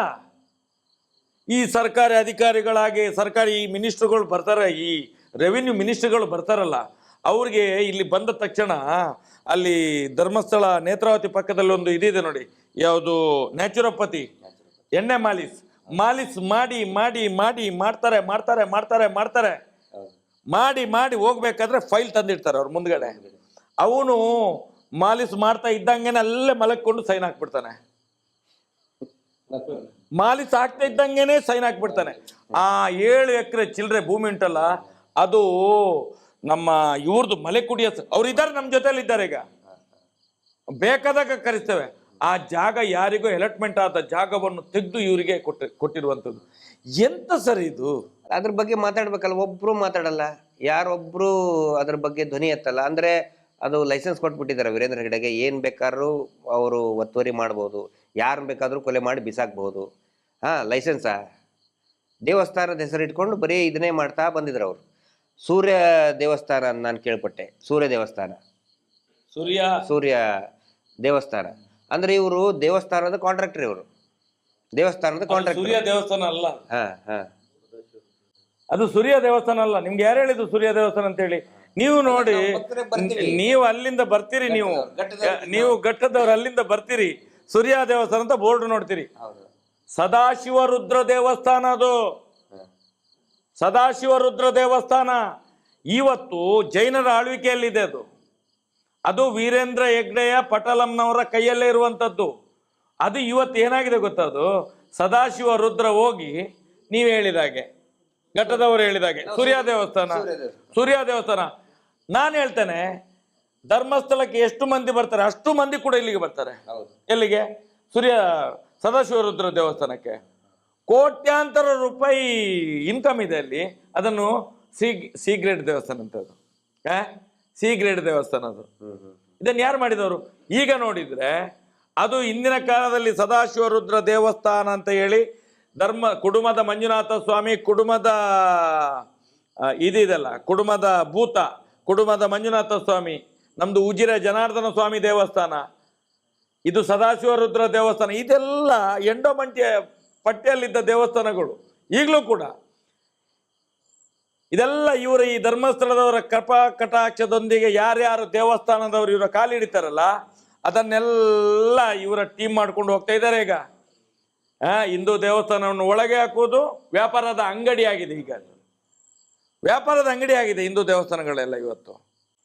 ಈಗ ಯಾವಾಗ ಇಲ್ಲಿ ಈ ವಿಷಯನ ನಾವು ಎತ್ತಿದ್ವಿ, ಈಗ ಬೇರೆ ಬೇರೆ ಶ್ರೀಗಳನ್ನೆಲ್ಲ ಕರೆಸೋದು, ಒಂದೊಂದು ಇದನ್ನು 2 ಸಾರಿ ಉದ್ಘಾಟನೆ ಮಾಡಿಸೋದು, ಅದು ನಮ್ಮ ನೋಡಿ ಶೃಂಗೇರಿ ಗುರುಗಳು, ಆಮೇಲೆ ಶಂಕರಾಚಾರ್ಯರು ಸ್ಥಾಪನೆ ಮಾಡಿದಂಥ ಪೀಠಗಳು. ಈಗ ಅವ್ರನ್ನ ಕರೆಸಿ ಈಗ ಏನಂತ ಹೇಳಿದ್ರೆ ಒಂದು ಪ್ರಚಾರ ತಗೊಂಡು ನಾವು ಏನೋ ಹಿಂದೂ ಪರವಾಗಿದ್ದೇವೆ, ಈ ಥರ ಒಂದು ಪ್ಯಾಚಪ್ ಏನೋ ಮಾಡ್ತಾ ಇದ್ದಾರೆ ಅವ್ರೀಗ. ಆದರೆ ಒಂದು ಪ್ರತೀತಿ ಇತ್ತು ಸರ್, ಜಗದ್ಗುರು ಪೀಠ ಅಂತ ಹೇಳಿದ್ರೆ ಶೃಂಗೇರಿಯವರು ಕೂಡ ಧರ್ಮಸ್ಥಳಕ್ಕೆ ಬಂದರೆ ಯಾರು ಕೆಲಸದವರೆಲ್ಲ ಹೊತ್ಕೊಂಡು ಹೋಗೋದು. ವೀರೇಂದ್ರ ಹೆಗ್ಡೆ ಅವರ ಮನೆಯವರೆಲ್ಲ ಹೆಗಲ ಮೇಲೆ ಪಲ್ಲಕ್ಕಿಯಲ್ಲಿ ಹೊತ್ಕೊಂಡು ಹೋಗ್ಬೇಕು ಸ್ವಾಮೀಜಿಯನ್ನೇ. ಇಲ್ಲಿ ಬಂದರೆ ಸ್ವಾಮೀಜಿಗಳಿಗೂ ಕೂಡ ಮರ್ಯಾದೆ ಕೊಡುವುದಿಲ್ಲ ಇವರು, ಸ್ವಾಮೀಜಿಗಳಿಗೂ ಕೂಡ ಮರ್ಯಾದೆ ಕೊಡುವುದಿಲ್ಲ. ನಾವು ಕಳೆದ ಸಲ ಒಂದ್ಸಲ ಶೃಂಗೇರಿ ಪೀಠದಿಂದ ಸ್ವಾಮಿಗಳು ಬರುವಾಗ ಇದೇ ಹರ್ಷೇಂದ್ರ ಹೆಗ್ಡೆ ಸ್ವಾಮಿಗಳ ಹಿಂದ್ಗಡೆ ಹೋಗುವಾಗ ಹರ್ಷೇಂದ್ರ ಚಪ್ಪಲಿ ಒಬ್ಬ ಕೈಯಲ್ಲಿ ಇಟ್ಕೊಂಡು ಹೋಗ್ತಾ ಇದ್ದಾನೆ. ಸ್ವಾಮಿ ಹಿಂದ್ಗಡೆ ಹೋಗುವಾಗ ಹರ್ಷೇಂದ್ರ ಚಪ್ಪಲಿ ಇನ್ನೊಬ್ಬನ ಕೈಯಲ್ಲಿ. ಎಂಥ ಪಾಪದ ಕೆಲಸ ನೋಡಿ. ಸ್ವಾಮೀಜಿಗಳು ಜೊತೆಯಲ್ಲಿರುವಾಗ ಹರ್ಷೇಂದ್ರನ ಚಪ್ಪಲಿ ಕೆಲಸದವನ ಕೈಯಲ್ಲಿ ಇಟ್ಕೊಂಡು ಅದ್ರ ಹಿಂದ್ಗಡೆ ನಡಿಲಿಕ್ಕೆ ಎಲ್ಲಾದ್ರೂ ಅರ್ಜೆಂಟ್ ಬೇಕಾದ್ರೆ ಹಾಕೊಳ್ಳಿಕ್ಕೆ ಕೊಡಬೇಕು ಕಾಲಿಗೆ. ಈ ರೀತಿ ಅವಮಾನ ಮಾಡ್ತಾ ಇದ್ದಾರೆ. ಈಗ ನೋಡಿ, ಯಾವಾಗ ನಾವು ಮೊನ್ನೆಯಿಂದ ಪ್ರಾರಂಭ ಮಾಡಿದ್ದೇವಲ್ಲ, ಹಿಂದೂ ದೇವಸ್ಥಾನವನ್ನು ಕಬಳಿಸಿದ್ದಾರೆ, ದೇವಸ್ಥಾನದ ಮಂಜುನಾಥ ಸ್ವಾಮಿ RTC ವೀರೇಂದ್ರ ಹೆಗ್ಡೆ ಹೆಸರಿಗೆ ಆಗಿದೆ ಅಂತ ಹೇಳಿದ ಮೇಲೆ ಈಗ ಕಂಚಿ ಕಾಮಕೋಟಿಯ ಶ್ರೀಗಳಿಂದ ಮೊನ್ನೆಯಿಂದ ಏನು ಪೂಜೆ, ಏನು ಹವನ, ಏನು ಮಂತ್ರಗಳು, ಏನು ತಂತ್ರಗಳು, ಏನು ಕುತಂತ್ರಗಳು, ಮತ್ತೆ ಹೊಗಳೋದು. ನಾನು ಹೇಳೋದು, ಈ ನಾಮರ್ದಿ ಹಿಂದೂ ಸ್ವಾಮಿಗಳಿಗೆಲ್ಲಾದರೂ ಮಾನ ಮರ್ಯಾದೆ ಇದೆಯಾ ಇವರಿಗೆ? ಇಡೀ ವಿಶ್ವವೇ ಇವತ್ತು ಧರ್ಮಸ್ಥಳದ ಕಡೆ ನೋಡ್ತಾ ಇದೆ, ಏನು ಅನ್ಯಾಯ ಆಗ್ತಿದೆ ಅಂತೇಳಿ. ಹಾಗಾದ್ರೆ ಇಷ್ಟು ಗೊತ್ತಾಗೋದಿಲ್ಲ. ನಾನು ಮೊನ್ನೆ ತಮಿಳ್ನಾಡಿಗೆ ಫೋನ್ ಮಾಡಿದೆ, ಆ ಕಂಚಿ ಕಾಮಕೋಟಿಯ ಸ್ವಾಮೀಜಿಗೆ ಸ್ವಲ್ಪ ಏನಾದರೂ ಬುದ್ಧಿ ಹೇಳಿ. ನೇರವಾಗಿ ಎದ್ದುಕೊಂಡು ಬರೋದಲ್ಲ. ಇವತ್ತು ಮಹೇಶ್ ಶೆಟ್ಟಿ ಕೂಡ ಒಂದು ದೊಡ್ಡ ಸಭೆ ಆಗ್ತದೆ ಅಂತ ಹೇಳಿದ್ರೆ ಎಷ್ಟು ಜನ ಸೇರ್ತಾರೆ ಅಂತ ಕೇಳ್ತಾರೆ. ಅಲ್ಲಿ ಯಾರ್ಯಾರು ಗೆಸ್ಟ್ ಬರ್ತಾರೆ, ಕರೆಯುವಂಥ ವ್ಯಕ್ತಿ ಹೇಗೆ ಅಂತ ಹೇಳಿ. ಒಂದು ಇಷ್ಟು ಜಗದ್ಗುರು ಪೀಠ ಅಂತ ಹೇಳ್ತೇವೆ ನಾವು ಕಂಚಿ ಕಾಮಕೋಟಿಯನ್ನು, ಅದಕ್ಕೆ ತಲೆಬಾಗಿ ನಮಿಸ್ತೇವೆ ನಾವು. ಒಬ್ಬ ಹಿಂದೂ ಸ್ವಾಮೀಜಿಯವರು ಯಾರೋ ಒಬ್ಬ ಕರೆದ್ರು ಅಂತ ನೇರ ಬರ್ತಾರಲ್ಲ ಇವ್ರು ಎಲ್ಲಿಗೆ ಬಂದದ್ದು? ಮೀಟರ್ ಬಡ್ಡಿ ದಂಧ ಮಾಡುವವರ ಕಾಲ ಬುಡಕ್ಕೆ ಬಂದದ್ದ? ಸರ್ಕಾರಿ ಭೂ ಹಗರಣವನ್ನು ನುಂಗಿ ತೇಗಿದಂಥ ಒಂದು ಜನಗಳ ಕಾಲಬುಡಕ್ಕೆ ಬಂದದ್ದ? ಸಾವಿರಾರು ಕೋಟಿ ಆಸ್ತಿಯ ಒಂದು ದುಡ್ಡಿನ ಭೂಮಿ ಆಕ್ರಮಣ ಮಾಡಿದಂಥ ಅವರ ಇದಕ್ಕೆ ಬರುವುದಾ? ಲಕ್ಷಾಂತರ ಕೋಟಿ ದುಡ್ಡನ್ನು ಬಡ್ಡಿಗೆ ಕೊಟ್ಟವರ ಕಾಲಬುಡಕ್ಕೆ ಬರುವುದು ಇವರೆಲ್ಲ. ಈಗ ನೋಡಿ, 2 ವರ್ಷ ಆಯ್ತು ಅನ್ನಪೂರ್ಣ ಛತ್ರ ಓಪನ್ ಆಗಿ. ವೀರೇಂದ್ರ ಹೆಗ್ಡೆನೆ ಮಾಡಿರುವಂಥದ್ದು. ಇವತ್ತು ಕೂಡ ನಾಳ್ದು 14 ತಾರೀಕಿಗೆ ಕಂಚಿ ಕಾಮಕೋಟಿಯ ಕೈಯಿಂದ ಉದ್ಘಾಟನೆ. ಅಲ್ಲ, ಇದರಲ್ಲಿ ಮಾಡ್ತಾರಲ್ಲ ಸರ್, ನಮ್ಮ ಕಡೆ ಒಂದು ಗುಲ್ಬರ್ಗ ಕಡೆ ಒಂದು ಗಾದೆ ಮಾತೈತೆ, ಹಳೆ ಕಲ್ಲು ಹೊಸ ಬಿಲ್ಲು ಅಂತ. ಅದೇಗೆ ಅಂದ್ರೆ ಈಗ ಒಂದೇ ಕಟ್ಟಡ ಇರ್ತದೆ, ಸರ್ಕಾರಿ ಕಟ್ಟಡ.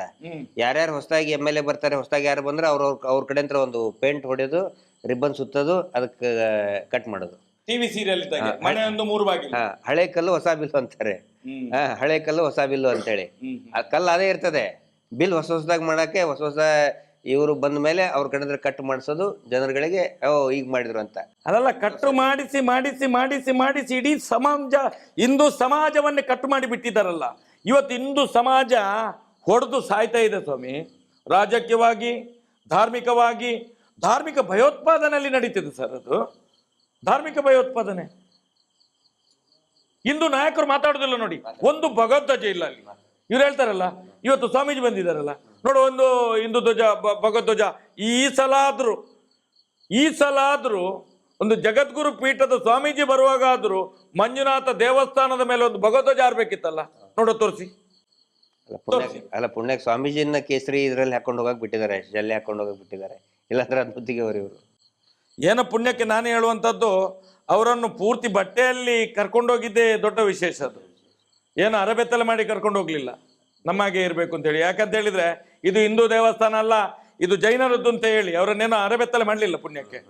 ಇದೊಂದು ಒಳ್ಳೆ ಸುದ್ದಿ ನಮಗೆ ಹಿಂದೂ ಹೋರಾಟಗಾರರಿಗೆ. ಇವತ್ತು ಜನಗಳು ಅರ್ಥ ಮಾಡ್ಕೋಬೇಕು. ಈ ಬರೀ ಪ್ರಚಾರದಲ್ಲಿ, ಟಿವಿ ಪ್ರಚಾರದಲ್ಲಿ ಇವರು ಪ್ರಶಸ್ತಿ ತಗೊಳ್ಳೋದು, ಪ್ರಶಸ್ತಿ ತಗೊಳ್ಳೋದು ಅಂದರೆ ದುಡ್ಡು ಕೊಟ್ಟು ಖರೀದಿ ಮಾಡೋದು.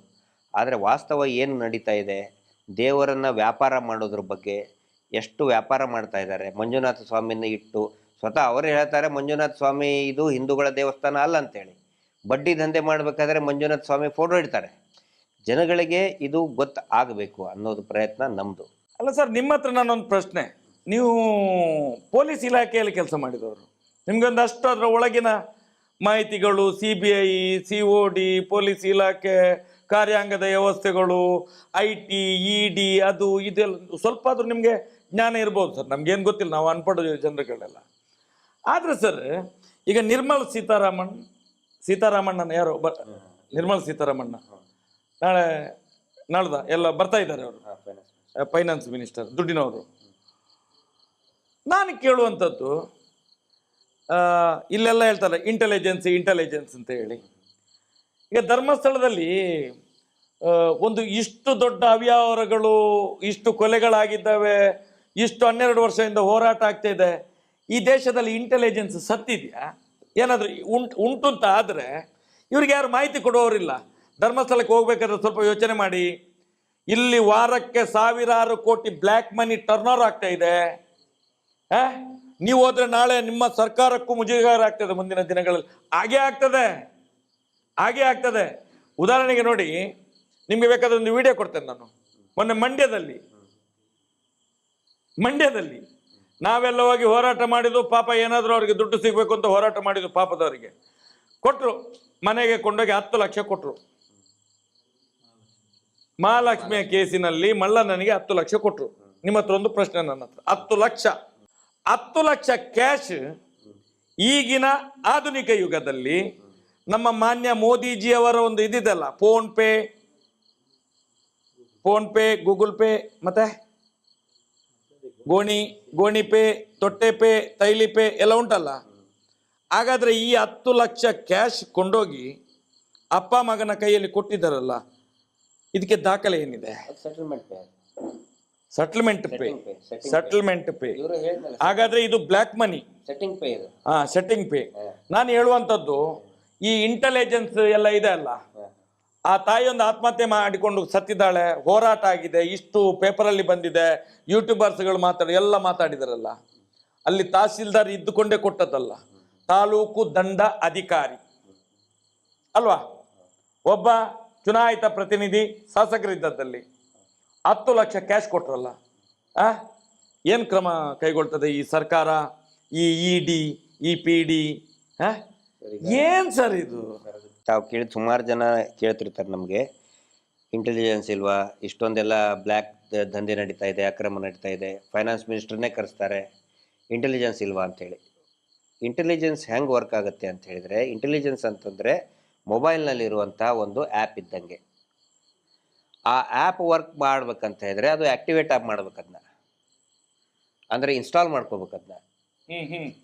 ಈಗ ಅದನ್ನು ಇನ್ಆಕ್ಟಿವೇಟ್ ಮಾಡಿಬಿಟ್ರೆ, ಈಗ ವೀರೇಂದ್ರ ಹೆಗಡೆ ಸಂಬಂಧಪಟ್ಟಂತೆ ಅದನ್ನು ಇನ್ಆಕ್ಟಿವೇಟ್ ಮಾಡಿಬಿಟ್ಟಿರ್ತಾರೆ. ಅದನ್ನ ಆಕ್ಟಿವೇಟ್ ಮಾಡ್ಬೇಕಲ್ಲ, ಆಕ್ಟಿವೇಟ್ ಮಾಡಿದಾಗ ಅದು ವರ್ಕ್ ಆಗುತ್ತೆ. ಇಲ್ಲ ಅಂತ ಹೇಳಿದ್ರೆ ಮಾಹಿತಿ ಇಂಟೆಲಿಜೆನ್ಸ್ ಇದ್ದೇ ಇದೆ, ಖಂಡಿತ ಇದೆ. ಇವ್ರು ಏನು ಮಾಡ್ತಾ ಇದ್ದಾರೆ ಇದನ್ನೆಲ್ಲರೂ ಕೂಡ ಅರ್ಥ ಮಾಡ್ಕೋಬೇಕು. ನಿರ್ಮಲಾ ಸೀತಾರಾಮನ್ ಮೇಡಮ್ ಒಬ್ಬರೇ ಬಂದಿರೋದಲ್ಲ, ಮೋದಿಜಿಯವರೊಬ್ಬರೇ ಬಂದಿರೋದಲ್ಲ, ಹಿಂದೆ ಇಂದಿರಾ ಗಾಂಧಿ ಅವ್ರನ್ನು ಕೂಡ ಕರೆಸಿದ್ದಾರೆ, ರಾಜೀವ್ ಗಾಂಧಿ ಅವ್ರನ್ನೂ ಕರೆಸಿದ್ದಾರೆ. ದೇವೇಗೌಡರಂತರೂ ಈ ಏನು ಮಂಗಳೂರು ಉಡುಪಿ ಹೆಂಗೆ ರೆಗ್ಯುಲರ್ ಬಸ್ ಓಡಾಡ್ತವೆ ಹಾಗೆ ದೇವೇಗೌಡರಂತೂ ರೆಗ್ಯುಲರಾಗಿ ಬರ್ತಾರೆ, ಬರ್ತಾರೆ ಹೋಗ್ತಾರೆ. ಮುಖ್ಯಮಂತ್ರಿಗಳಂತೂ ಲೆಕ್ಕಕ್ಕಿಲ್ಲ. ಯಾಕೆ ಬರ್ತಾರೆ ಅಂತ ಹೇಳಿದರೆ, ರಾಜಕಾರಣಿಗಳಿಗೆ ಇಷ್ಟೊಂದು ಕೋಟಿಗಟ್ಟಲೆ ಸಂಖ್ಯೆಯ ಭಕ್ತರು ಇದ್ದಾರಲ್ಲ, ಎಲ್ಲಿ ಏನಾದರೂ ಆ್ಯಕ್ಷನ್ ತೊಗೊಂಡ್ಬಿಟ್ರೆ ಭಕ್ತರಿಗೆ ಏನಾದರೂ ಇದನ್ನಾಗುತ್ತೋ ಅನ್ನೋ ದೃಷ್ಟಿಯಿಂದ ಸುಮ್ಮನೆ ಇರ್ತಾರೆ. ಆದರೆ ಈಗ ಏನಾಗಿದೆ, ಈ ಸೌಜನ್ಯ ಹೋರಾಟದಿಂದ ಜನಸಾಮಾನ್ಯರಿಗೆ ವೀರೇಂದ್ರ ಹೆಗ್ಗಡೆ ಅವರ ನಾಟಕ ಕಂಪನಿ ಮಾಡ್ತಾ ಇರೋದು ಪ್ರತಿಯೊಬ್ಬರಿಗೂ ಕೂಡ ಗೊತ್ತಾಗಿದೆ. ಈ ಹೋರಾಟದ ವಿಷಯ ಪ್ರತಿಯೊಬ್ಬರಲ್ಲಿ ಕೂಡ ಇದೆ. ಆನಂತರ ಒಂದು ತಮ್ಮ ಗಮನಕ್ಕೆ ಮತ್ತು ಎಲ್ಲರ ಗಮನಕ್ಕೆ ತರ್ತಾ ಇದ್ದೀನಿ, ಆಸಾರಾಮ್ ಬಾಪು ಮುಂದೆ ಇವರು ಏನೂ ಅಲ್ಲ, ವೀರೇಂದ್ರ ಹೆಗ್ಗಡೆ ಏನೂ ಅಲ್ಲ. ಲಕ್ಷಾಂತರ ಕೋಟಿ ಆಸ್ತಿ ಒಡೆಯ ಆತ. ಇವ್ರದ್ದು ಬರೀ ಒಂದು ರಾಜ್ಯದಲ್ಲಿದೆ, ಅವನು 5 ರಾಜ್ಯದಲ್ಲಿ ಅವನು ಸಾಮ್ರಾಜ್ಯ. ಜೈಲಿಗೆ ಹೋದಾಗ ನಮ್ಮ ಧಾರವಾಡದಲ್ಲಿನೂ ಕೂಡ ಆಸಾರಾಮ್ ಬಾಪುನ ಬಿಡುಗಡೆ ಮಾಡಿ ಅಂಥೇಳಿ ಒಂದು ಇದಕ್ಕೆ ಟಾಂಗಾಕ್ಕೆ ಆಟೋ ರಿಕ್ಷಾಕ್ಕೆ ಇದನ್ನ ಹಾಕೊಂಡು ಅನೌನ್ಸ್ ಅಲ್ಲಿ ಮಾಡ್ತಾ ಇದ್ರು. 1 ವರ್ಷದ ಹಿಂದೆನೆ ನಾನೇ ನೋಡಿದ್ದೀನಿ, ಧಾರವಾಡದಲ್ಲಿ ನಾನು ನೋಡಿದ್ದೀನಿ ಸಂತೆಯಲ್ಲಿ. ಅಷ್ಟೊಂದು ಪ್ರಭಾವಿ ವ್ಯಕ್ತಿ ಆತ.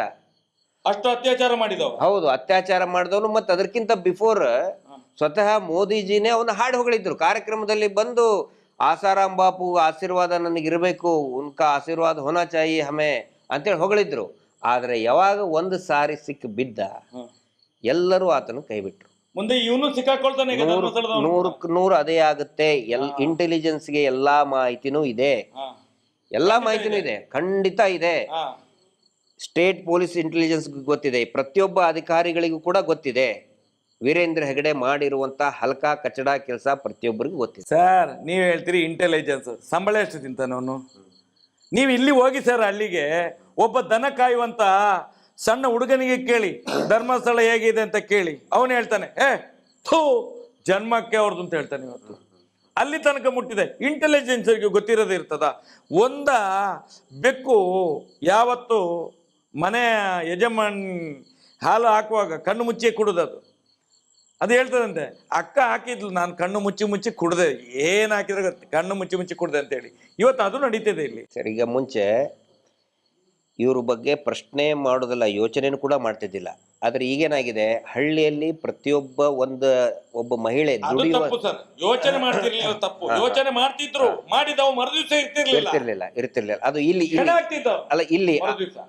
ಇಡೀ ನಮ್ಮ ಉತ್ತರ ಕರ್ನಾಟಕದ ಘಟ್ಟದವ್ರ ಬಗ್ಗೆ ನಾನು ಹೇಳ್ತಾ ಇದ್ದೀನಿ. ನಾನು ಘಟ್ಟದವನಲ್ಲ ಅದಕ್ಕೆ, ಯಾಕಂದ್ರೆ ಸುಮಾರು ಜನ ನನ್ನ ಘಟ್ಟದವರು ಅಂತ ನನಗೆ ಬರೀತಾರೆ. ಹೌದು, ನಾನು ಘಟ್ಟದವರು ಮತ್ತು ಘಟ್ಟದವನೇ ಅಂತಾನೆ ಹೇಳ್ಬೇಕು ನಾನು.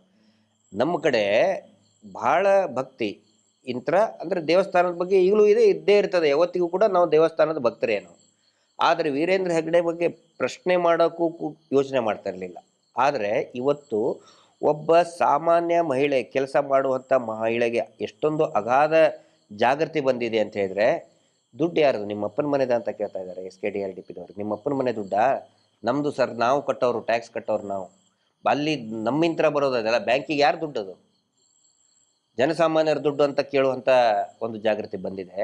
ಆನಂತರ ನೋಡಿ, ಹಿಂದೆ ಇವ್ರು ಏನು ಮಾಡ್ತಿದ್ರು, ಎಲ್ಲ ಜಡ್ಜಸ್ಗಳಿಗೂ ಕೂಡ ಏನೋ ಒಂದು ಈ ದೇವಸ್ಥಾನದ ಮೇಲೆ ಭಕ್ತಿ ಬಂದವ್ರಿಗೆಲ್ಲ ಆಗಲೇ ನಾನು ಹೇಳಿದೆ, ಇವ್ರ ಕೆಲಸ ಏನು, ಸಿದ್ಧಾಂತ ಏನು, ಒಂದು ಸೆಟ್ಟಿಂಗು, ಇನ್ನೊಂದು ಫಿಟ್ಟಿಂಗು. ಪ್ರಸಾದ ಆಫೀಸರ್ಸ್ಗಳಿಗೆ ಮತ್ತು ನ್ಯಾಯಾಂಗದ ಅಧಿಕಾರಿಗಳಿಗೆ ನ್ಯಾಯಾಂಗಕ್ಕೆ ಸೆಟ್ಟಿಂಗು. ಆನಂತರ ಹೋರಾಟಗಾರರು ಮಾಡಿದರೆ ಅವ್ರ ಅಗೇನ್ಸ್ಟ್ ಫಿಟ್ಟಿಂಗ್ ಇಡೋದು.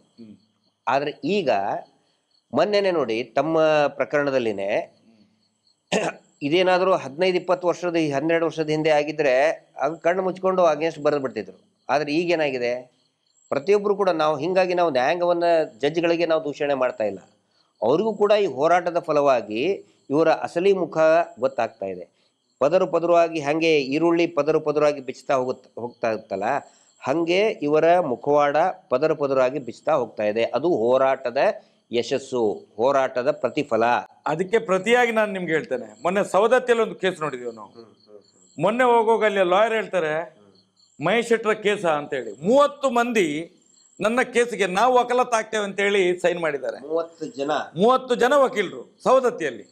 ಮೊನ್ನೆ ಈಗ ಧಾರವಾಡಕ್ಕೆ 50ಕ್ಕಿಂತ ಹೆಚ್ಚು ವಕೀಲರುಗಳು ಮಹೇಶ್ ಶೆಟ್ಟರ ಕೇಸ ಇದು ನಮ್ಮ ವಕೀಲರ ಹತ್ರ ಬಂದು ಮಹೇಶ್ ಶೆಟ್ಟರ ಕೇಸ್ ಹೌದು ನಮ್ದೊಂದು ವಕಾಲತ್ ಇರಲಿ ಅಂತೇಳಿ 50 ಜನರ ಮೇಲೆ ಈಗ ಸೈನ್ ಮಾಡ್ತಾ ಇದ್ದಾರೆ. ಈಗ ಶ್ರುತಿ ಬೆಳ್ಳಕ್ಕಿ ಅಂತೇಳಿ ಒಬ್ಬ ಯಂಗ್ ಅಡ್ವೊಕೇಟ್, ನಾವಲ್ಲಿ ಕೋರ್ಟಲ್ಲಿ ನಿಂತಾಗ ಕೆಳಗಡೆ ಟೀ ಕುಡಿಯೋಕೆ ಬಂದಾಗ ಅಡ್ವೊಕೇಟ್ಸ್ ಎಲ್ಲರೂ ಬಂದರು. ನಾನು ಅದನ್ನು ಹೇಳಲೇಬೇಕು. ಇವರು ಯಾಕೆ ಅಲ್ಲಿ ಹಾಕ್ತಾ ಇದ್ರು ಅಂತ ಹೇಳಿದ್ರೆ ಮಹೇಶ್ ಶೆಟ್ಟರ್ಗೆ ಅಂದರೆ ದೇವಸ್ಥಾನಕ್ಕೆ ಅಪಮಾನ ಮಾಡಿದರು ಅಂಥೇಳಿ ಹಾಕ್ತಾ ಇದ್ರಲ್ಲ. ಮಹೇಶ್ ಶೆಟ್ಟರಿಗೆ ಉತ್ತರ ಕರ್ನಾಟಕ ಏನು ಗೊತ್ತು, ಅಲ್ಲಿ ಯಾರು ವಕೀಲರಿಗೆ ಗೊತ್ತಿರಲ್ಲ ಏನಿಲ್ಲ ಅಂತ. ಆದರೆ ಏನಾಗಿದೆ, ಅಲ್ಲಿ ಮಹೇಶ್ ಶೆಟ್ಟರು ಹೋಗಿ ನಿಂತ್ಕೊಂಡ್ರೆ ಅವ್ರ ಸುತ್ತಲೂ ಒಂದು 10 ಜನ ಸಮಾಜದ ಬಗ್ಗೆ ಕಾಳಜಿ ಇರುವಂಥ ವಕೀಲರು ಸುತ್ತುವರಿತಾರೆ, ಫೋಟೋ ತೆಗೆಸ್ಕೊಳ್ತಾರೆ, ನಾವು ನಿಮ್ಮ ಜೊತೆಗಿದ್ದೇವೆ. ಈ ಜಿಲ್ಲೆಯ ಈ ತಾಲೂಕಿನ ನ್ಯಾಯವಾದಿಗಳು ಈ ಹೋರಾಟದ ಜೊತೆಗಿದ್ದಾರೆ ಅನ್ನೋ ಅವರ ಒಂದು ಏನು ಕಾನ್ಫಿಡೆನ್ಸ್ ಅನ್ನೋದು ಆತ್ಮವಿಶ್ವಾಸವನ್ನು ಈ ಹೋರಾಟಕ್ಕೆ ಕೊಡ್ತಾ ಇದ್ದಾರೆ. ಇದು ಈ ವೀರೇಂದ್ರ ಹೆಗಡೆ ನಾಟಕ ಕಂಪನಿಗೆ ಗೊತ್ತಿರಬೇಕು.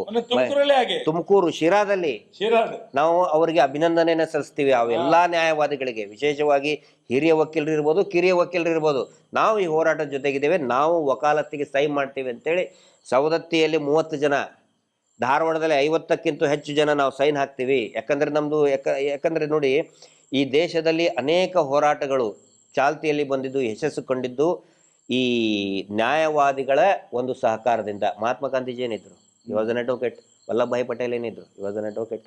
ಜವಾಹರ್ಲಾಲ್ ನೆಹರು ಏನಿದ್ರು, ಅಡ್ವೊಕೇಟ್. ಅನೇಕ ಹೋರಾಟಗಳು ಅಷ್ಟೇ ಅಲ್ಲ, ರೈತ ಹೋರಾಟಗಾರರು, ದಲಿತ ಹೋರಾಟಗಾರರು ಎಲ್ಲರೂ ಕೂಡ ಏನಿದ್ದು ಅಡ್ವೊಕೇಟ್ ಇದ್ದಿದ್ದು. ಇವತ್ತು ಎಲ್ಲೆಲ್ಲಿ ಉತ್ತರ ಕರ್ನಾಟಕದಲ್ಲಿರ್ಬೋದು ಅಥವಾ ಇಲ್ಲಿ ತುಮಕೂರು ಇರ್ಬೋದು, ಅಲ್ಲಿ ಅಡ್ವೊಕೇಟ್ಗಳು ಬಂದು ನಾವು ಈ ಹೋರಾಟದ ಪರವಾಗಿ ಮಹೇಶ್ ಶೆಟ್ಟರ್ ಕೇಸಿನ ಜೊತೆಗೆ ನಾವಿದ್ದೇವೆ, ನಾವು ವಾದ ಮಾಡ್ತೇವೆ ಅಂತೇಳಿ ಬರ್ತಾ ಇದ್ದಾರೆ. ಈಗ ಆ ಕಾಲ ಹೋಯ್ತು, 12 ವರ್ಷದ ಹಿಂದೆ ಹೋಯ್ತದು. ಹೊಸ ಯುಗ ಪ್ರಾರಂಭ ಆಗಿದೆ ಈಗ.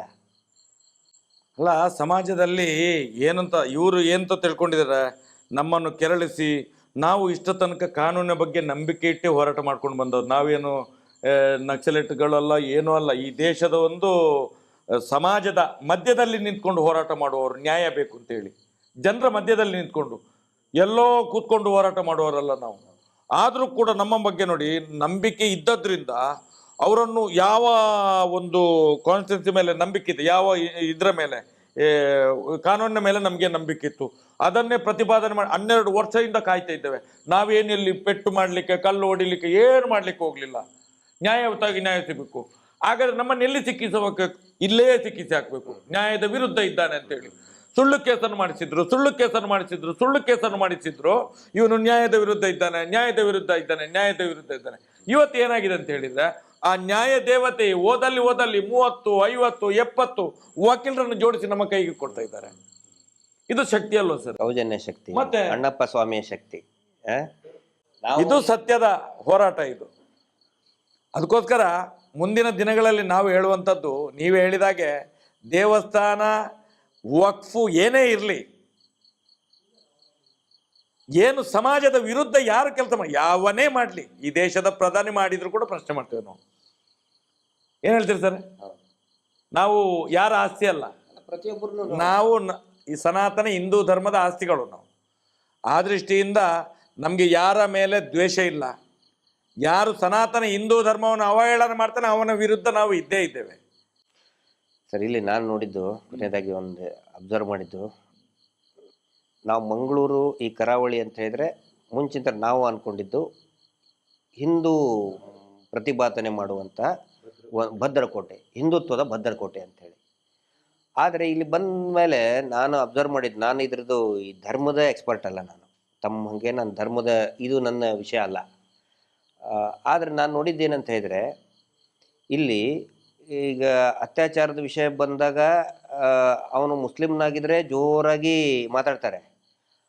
ಹಾಗೆ ಭಾಷಣ ಮಾಡಬೇಕಾದ್ರೆ ನೆಕ್ಸ್ಟ್ ಡೇನೇ ಆ ಭಾಷಣಕಾರ, ಆ ಲೀಡರ್ ಪಕ್ಕದವನ್ನೇ ಹಿಡ್ಕೊಂಡು ಹೋಗ್ತಾರೆ. ಅವನು ಹಿಂದೂ ಆಗಿರ್ತಾನೆ. ಹಿಂದೂ ಅಂತ ಗೊತ್ತಾದ ಕೂಡ ಪ್ರತಿಭಟನೆ ಮಾಡೋದೇ ನಿಲ್ಲಿಸ್ಬಿಡ್ತಾರೆ. ಹಾಗಿದ್ರೆ ಅದು ಹಿಂದುತ್ವನ? ಆನಂತರ ಈ ಗೋ ಸಾಗಾಣಿಕೆ ಮಾಡೋದ್ರಲ್ಲಿ ಅಕಸ್ಮಾತ್ ಆಗಿ ಗಟ್ಟಿಯಾಗಿ ನಿಂತ್ಕೊಂಡ್ರೆ ಇಲ್ಲಿ ಅಕ್ರಮ ಗೋ ಸಾಗಾಣಿಕೆನೇ ಆಗುದಿಲ್ಲ. ಆಗೋದಿಲ್ಲ. ನನಗೆ ಗೊತ್ತಿದೆ, ನಾನು ಡಿಪಾರ್ಟ್ಮೆಂಟ್ನಲ್ಲಿ ಇದ್ದವನು, ಅದಾದ್ಮೇಲೇನು ಕೂಡ ಸಂಘಟನೆಯ ಪರವಾಗಿ ಹೋರಾಟ ಮಾಡಿದವನು. ಒಳಗಡೆ ವಿಷಯ ಏನಂತ ಹೇಳಿದ್ರೆ, ಇವತ್ತಿಗೂ ಕೂಡ ಕೇರಳಕ್ಕೆ, ಗೋವಾಕ್ಕೆ ಅಕ್ರಮವಾಗಿ ಗೋ ಸಾಗಾಣಿಕೆ ಆಗ್ತಾನೆ ಇದೆ. ಇದರಲ್ಲಿ ಸಂಘಟನೆಯ ಪ್ರಮುಖರೇ ಇದ್ದಾರೆ ಸರ್, ಪ್ರಮುಖರಿದ್ದಾರೆ. ಎಷ್ಟೋ ಸಲ ನಾವು ಹಿಡಿದು ಕೊಟ್ಟಾಯ್ತು, ಆದ್ರೂ ಅವರನ್ನು ಬಚಾವ್ ಮಾಡ್ತಾರೆ. ಇಲ್ಲಿ ಏನು ಗೊತ್ತಾ, ಬರೇ ಓಟು ಸರ್. ಇಲ್ಲಿ ಧರ್ಮ ಗಿರ್ಮ ಏನು ಕರ್ಮನೂ ಇಲ್ಲ, ಇದು ಬರೇ ಓಟು. ಇದು ಪರಶುರಾಮನ ಸೃಷ್ಟಿ ಅಂತ ಹೇಳ್ತಾರೆ. ಪರಶುರಾಮನ ನಕಲಿ ಮೂರ್ತಿ ಸೃಷ್ಟಿ ಮಾಡಿದ್ರ ಬಗ್ಗೆ ಮಾತಾಡಲ್ಲ ನೋಡ್ರಿ ಇಲ್ಲಿ. ಯಾರು ನೋಡಿ, ಕೆತ್ತಿದವನು ಹೋಗ್ಲಿ, ಕೆತ್ತಿಸಿದವ ಎಲ್ಲಿದ್ದಾನೆ? ಅಲ್ಲ, ಆ ಕೆತ್ತಿಸಿದ ಪಾಪಿ ಇದ್ದಾನೆಲ್ಲ, ಕೆತ್ತಿಸಿದವ ಯಾರು ಹೇಳಿ ನೀವು? ಕೆತ್ತಿಸಿದವ ಯಾರು? ಈಗ ನೋಡಿ, ಒಂದು ಪರಶುರಾಮನ ಸೃಷ್ಟಿ, ಆನಂತರ ಪರಶುರಾಮರ ನಕಲಿ ಮೂರ್ತಿ ಸೃಷ್ಟಿ. ಇಲ್ಲಿ ಎರಡು ಸೃಷ್ಟಿಗಳಿದೆಪ್ಪ. ಎರಡು ಸೃಷ್ಟಿಗಳ ಬಗ್ಗೆ ಚರ್ಚೆ ಆಗ್ತದೆ. ಒಂದು ಪರಶುರಾಮನ ಸೃಷ್ಟಿ, ಖಂಡಿತ ನಾವು ಕೂಡ ಆರಾಧಕರು. ಪರಶುರಾಮನ ಸೃಷ್ಟಿ, ರಾಮ ರಾಮ ರಾಮ ರಾಮ ಹೌದು, ದೇವರು. ಪರಶುರಾಮರ ಸೃಷ್ಟಿ, ಆನಂತರ ಪರಶುರಾಮರ ನಕಲಿ ಮೂರ್ತಿ ಸೃಷ್ಟಿ ಬಗ್ಗೆ, ಅದ್ರ ಬಗ್ಗೆ ಧ್ವನಿ ಎತ್ತಬೇಕು ತಾನೆ? ಯಾರು ಎತ್ತಬೇಕು? ಆರಾಧ್ಯ ದೈವ ಪರಶುರಾಮ ಅಂತ ಹೇಳಿದ್ರೆ ಸಣ್ಣ ಇದನ್ನಲ್ಲ, ದೊಡ್ಡ ತಪಸ್ವಿ ಸ್ವಾಮಿ. ಜಮೀರಾಮದ್ ಎತ್ಬೇಕು, ಅದನ್ನು ಜಮೀರಾಮದ್ ಎತ್ಬೇಕಾ? UT ಖಾದರ್ ಎತ್ಬೇಕಾ? ಯಾರು ಎತ್ಬೇಕು? ಯಾವ ಹಿಂದೂಗಳು? ಯಾವ ಹಿಂದೂಗಳು? ನಾನು ಬಜರಂಗಿ, ನಾನು ವಿಶ್ವ ಹಿಂದೂ. ಎಲ್ಲಿ ಹೋಗಿದ್ದಾರೆ ಇವರು? ಸತ್ತಿದ್ದಾರೆ ಇವರು? ಸತ್ತಿದಾರಾ? ಬೇರೆಯವ್ರು ಮಾಡ್ತಿದ್ರು. ಈಗ ಏನು ಮಾಡ್ತಿದ್ರು ಇವರು? ಅರೇ ಹೊರಳಾಡ್ತಿದ್ರಲ್ಲಿ, ಮಾರ್ಗದಲ್ಲಿ ಬಿದ್ದು ನಾಯಿಯಾಗಿ ಹೊರಳಾಡ್ತಿದ್ರು. ನಾಯಿಯನ್ನು ಬೂದಿಯಲ್ಲಿ ಬಿದ್ದು ಹೊರಡ್ತದಲ್ಲ, ಅದೇ ರೀತಿ ಹೊರಳಾಡ್ತಿದ್ರು. ನಾನು ಹೇಳೋದು, ಈ ತಾರತಮ್ಯ ಯಾಕೆ ಸ್ವಾಮಿ ನಿಮಗೆ? ಸನಾತನ ಹಿಂದೂ ಧರ್ಮದ ಅನ್ಯಾಯ ನೇರ ಇರಬೇಕು, ಅವನ ಹತ್ರ ಸತ್ಯ ಇರಬೇಕು, ಅವನ ಹತ್ರ ಧರ್ಮ ಇರಬೇಕು, ಅವನ ಹತ್ರ ನ್ಯಾಯ ಇರಬೇಕು ಅವನ ಹತ್ರ. ಇದು ಬರೇ ಓಟಿಗೋಸ್ಕರ, ನೋಟಿಗೋಸ್ಕರ ಧರ್ಮ ಧರ್ಮ ಅಲ್ಲ. ಅದಕ್ಕೋಸ್ಕರ ಇವತ್ತು ಶಾಪ ಇವ್ರಿಗೆಲ್ಲ ನೋಡಿ, ರಸ್ತೆಯಲ್ಲಿ ಜನಗಳು ಬೈಲಿಕ್ಕೆ ಪ್ರಾರಂಭ ಮಾಡಿದ್ದಾರೆ. ನಿಮಗೆ ಆ ಪರಶುರಾಮನ ಮೂರ್ತಿ ಏನ್ ತಗಡು ಸ್ವಾಮಿ, ಇದು POPಯಲ್ಲಿ ಮಾಡಿ ಅದನ್ನೀಗ ಛಿದ್ರ ಮಾಡಿ ಅವನು ಅರ್ಧ ಪ್ಯಾಂಟ್ ಇಲ್ಲದಾಗೆ ಮಾಡಿ ಹಾಕಿದ್ದಾರೆ, ಅಲ್ಲಿ ಬೆತ್ತಲೆ ಮಾಡಿ ಹಾಕಿದ್ದಾರೆ. ಅರೆ ಬೆತ್ತಲೆ, ಮಾನ ಮರ್ಯಾದೆ ತೆಗ್ದ್ರಲ್ಲ ಸ್ವಾಮಿ. ಸನಾತನ ಹಿಂದೂ ಧರ್ಮದ್ದು ಯಾರು ತೆಗ್ದದ್ದು ಸ್ವಾಮಿ? ಯಾರು ತೆಗ್ದದ್ದು? ಮಾನ ಮರ್ಯಾದೆ ಇದೆಯಾ ಇವರಿಗೆ? ಇದನ್ನು ಮಾತಾಡೋದಿಲ್ಲ. ಧರ್ಮಸ್ಥಳದ ಮಂಜುನಾಥ ಸ್ವಾಮಿ ದೇವಸ್ಥಾನದ್ದು ಮಾತಾಡೋದಿಲ್ಲ ಇವರು. ಅಣ್ಣಪ್ಪ ಸ್ವಾಮಿದು ಮಾತಾಡೋದಿಲ್ಲ ಇವರು. ಮಂತ್ರ ದೇವತೆ ಅಂದ ತಕ್ಷಣ ಎದ್ದು ಕೂತ್ಕೋತಾರೆ. ಶಕ್ತಿ ಅಂತೂ ಇದ್ದೇ ಇದೆ, ಅದಕ್ಕೆ ಹೆಸರು ನಾವು ಏನಾದ್ರು ಕರಿಬಹುದು. ಈಗ ಸೂರ್ಯನಿಗೆ ನಾವು ಏನಾದ್ರು ಹೇಳ್ಬೋದು, ಅದು ಸೂರ್ಯ ಇದ್ದೇ ಇರ್ತಾನೆ. ಆ ದಿಕ್ಕಿಗೆ ಪೂರ್ವ ಅನ್ನೋ ಬದಲಿ ನಾವು ದಕ್ಷಿಣ. ಯಾರು ಸರ್ ಸೃಷ್ಟಿ ಮಾಡಿಸಿದ್ದು? ಈಗ ಇಲ್ಲಿ ನಾವು ಹಿಂದೂ ದೇವಸ್ಥಾನದ ಬಗ್ಗೆ ಮಾತಾಡ್ಲಿಕ್ಕೆ ಹೊರಟವಲ್ಲ, ಆಗ ತಮ್ಮನ್ನ ಮಾತಾಡಿದ್ರೆ ಅದನ್ನೊಂದು ಕಾಂಟ್ರವರ್ಸಿ ಮಾಡ್ಲಿಕ್ಕೆ ನೋಡಿದ್ದು. ಇದೆಲ್ಲ ಉಂಟಲ್ಲ ಬಕೆಟ್, ಇವರೆಲ್ಲ ಬಕೆಟುಗಳು ಇವ್ರದ್ದು. ಯಾರು ಇವರು? ಹಿಂದೂ ನಾಯಕರಲ್ಲ ಇವರು. ಮೊನ್ನೆಲ್ಲ ಮಾತಾಡಿದವ ಇದ್ದವಲ್ಲ, ಅವರಿಗೆ ಆ ಕೋಟಿ ಚೆನ್ನಯ್ಯರ ಸುರಿ ಅಂತ ಹೇಳ್ತಾರೆ. ಸುರಿ ಅಂತ ಹೇಳಿದ್ರೆ ಕೋಟಿ ಚೆನ್ನಯ್ಯರ ಶಸ್ತ್ರ ಅದು. ಅದು ಅವರ ಇನ್ನು ಹೊಟ್ಟೆಗೆ ಬೀಳ್ಬೇಕು, ಆಗ್ಲೇ ಗೊತ್ತಾಗುದು ಅವರಿಗೆ. ಒಂದು ಒಳ್ಳೆ ಗರಡಿಯಲ್ಲಿ ಕೂತ್ಕೊಂಡು ಮಾತಾಡಿದವರು. ಯಾಕೆ ಮಾತಾಡಿದ್ದು? ಮಾತಾಡುವಾಗ ಕೆಲವರು ಹೇಳಿದ್ದಾರೆ, ಯಾಕೆ ಧರ್ಮಸ್ಥಳದ ಬಗ್ಗೆ ಮಾತಾಡೋದಿಲ್ಲ? ಮಂಜುನಾಥನ ದೇವಸ್ಥಾನದ ಜಾಗ ಹೋಗಿದೆಲ್ಲ ವೀರೇಂದ್ರ ಹೆಗ್ಡೆ ಹೆಸರಿಗೆ, ಅದನ್ನ ಯಾಕೆ ಅದೆಲ್ಲ ಇಲ್ಲಿ ಮಾತಾಡ್ಲಿಕ್ಕಿಲ್ಲ? ಹಾಗಾದ್ರೆ ಯಾವ ಧರ್ಮ ಸರ್ ಇದು? ಇದು ಯಾವ ಧರ್ಮ? ಅಲ್ಲ, ಈಗ ಅದು ಯಾವ ಧರ್ಮ ಅಂತ ಕೇಳುದು ನಾವು. ಈಗ ನನ್ನ ವೈಯಕ್ತಿಕ ಅಭಿಪ್ರಾಯ ಹೇಳ್ತೇನೆ. ನೀವ್ ಹೇಳಿದ್ರಿ ನಾವು ಹಿಂದೂ ಧರ್ಮವನ್ನು ದಕ್ಷಿಣ ಕನ್ನಡದಲ್ಲಿ ಉಡುಪಿ ಜಿಲ್ಲೆಯಲ್ಲಿ ನೋಡ್ತಾ ಇದ್ದೇವೆ ನಾವು, ಘಟ್ಟದವರು ಅಂತ ಹೇಳಿ. ಎಲ್ಲಿದೆ ಧರ್ಮ ಹಾಗಾದ್ರೆ? ನಾವು ಭಾಷಣ ಮಾಡ್ತಿದ್ವಿ ಅಲ್ಲ, ಅಲ್ಲಿ ಎಲ್ಲಿದೆ ಧರ್ಮ ಅಂತ ಕೇಳೋದು. ನಿಮ್ಗೆ ಅಣ್ಣಪ್ಪ ಇಲ್ಲ, ನಿಮ್ಗೆ ಮಂಜುನಾಥ ಸ್ವಾಮಿ ಇಲ್ಲ.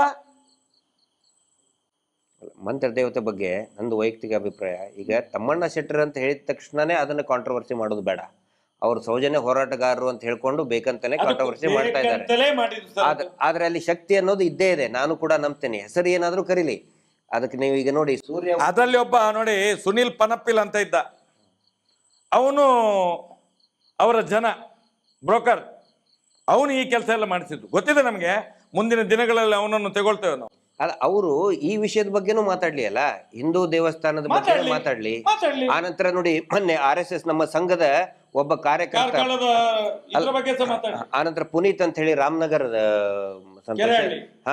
ಅಲ್ಲ ಪುನೀತ್ ಕೆರೆಹಳ್ಳಿ ಅಲ್ಲ, ಇನ್ನೊಬ್ನು ಪುನೀತ್ ಅಂತ ಹೇಳಿ ಸಂಘದ ಕಾರ್ಯಕರ್ತ ಅಂತಲ್ಲಿ ಹುಡುಗಿಯರನ್ನ ಚುಡಾಯಿಸೋದಕ್ಕೆ ಟೀಸಿಂಗ್ ಮಾಡೋದನ್ನ ಪ್ರಶ್ನೆ ಮಾಡಿದ. ಅವನನ್ನು ಕೊಂದು ಹಾಕಿದ್ರು ರಾಮನಗರದಲ್ಲಿ. ಸಂಘದ ಕಾರ್ಯಕರ್ತ ಅವನು, ಪುನೀತ್ ಅಂತೇಳಿ ಹುಡುಗ ಅವನು. ಆ ಹುಡುಗಿಯರದ್ದು ವಿಡಿಯೋ ಮಾಡ್ಕೋತಿದ್ರು, ಒಂದ್ 4 ಜನ ಸೇರ್ಕೊಂಡು ಅವ್ರು ಚುಡಾಯಿಸ್ತಿದ್ರು. ನೀವು ಹಿಂಗ್ ವಿಡಿಯೋ ಮಾಡ್ಕೋಬಾರ್ದು ಅಂತ ಹೇಳಿದಕ್ಕೆ ಅವ್ನು ಹೊಡೆದು ಸಾಯಿಸಿದ್ರು. ಸಂಘದ ಕಾರ್ಯಕರ್ತ ಒಬ್ಬರಾದ್ರೂ ಧ್ವನಿ ಎತ್ತಬೇಕು. ಯಾಕಂದ್ರೆ ಆ ಸಾಯಿಸಿದವರು ಹಿಂದೂಗಳೇ, ಒಬ್ರು ಧ್ವನಿ ಎತ್ತಲಿಲ್ಲ. ಅಂದ್ರೆ ನಾನು ಕೇಳೋದಿಲ್ಲಿ ನೋಡಿ ಸರ್, ಮುಸ್ಲಿಮರು ಭಯೋತ್ಪಾದನೆಗೆ ಇಳಿದಾಗ ವಿರೋಧ ಮಾಡಬೇಕು, ಮಾಡ್ತೀವಿ ನಾವು. ಲವ್ ಜಿಹಾದ್ ಹಿಂದೂ ಹೆಣ್ಮಕ್ಳನ್ನ ಓಡಿಸ್ಕೊಂಡು ಹೋದ್ರೆ ವಿರೋಧ ಮಾಡೋರೇ ನಾವು. ದೇಶ ವಿರೋಧ ಚಟುವಟಿಕೆ ಮಾಡಿದ್ರೆ ವಿರೋಧ ಮಾಡೋರೇ ನಾವು. ಪ್ರತಿಯೊಬ್ರು ಮಾಡಲೇಬೇಕು, ಹಕ್ಕು ನಮ್ದು. ಅದು ಬಿಟ್ಟು ಹಿಂದೂ ಹೆಣ್ಮಕ್ಳನ್ನ ಹಿಂದೂಗಳೇ ಕೆಡಿಸಿದ್ರೆ, ಹಾಳು ಮಾಡಿದ್ರೆ, ಇಲ್ಲಪ್ಪ ನಾವು ಹಿಂದೂಗಳು, ನಾವು ಸುಮ್ಮನೆ ಇರಬೇಕು ಅಂತ ಹೇಳಿದ್ರೆ ಹೇಳಿತನ ಅಲ್ವಾ ಅದು? ಪಾಪ ಪುನೀತನು ಸಂಘದ RSS ನ ಕಾರ್ಯಕರ್ತ, ಅವನು ಸಂಘದಲ್ಲಿ ದುಡ್ತಾ ಇರೋನು, ಅವನು ಕೊಂದು ಹಾಕಿದ್ರು, ಒಬ್ರು ಮಾತಾಡ್ತಾ ಇಲ್ಲ ಸರ್. ಬೇಡ.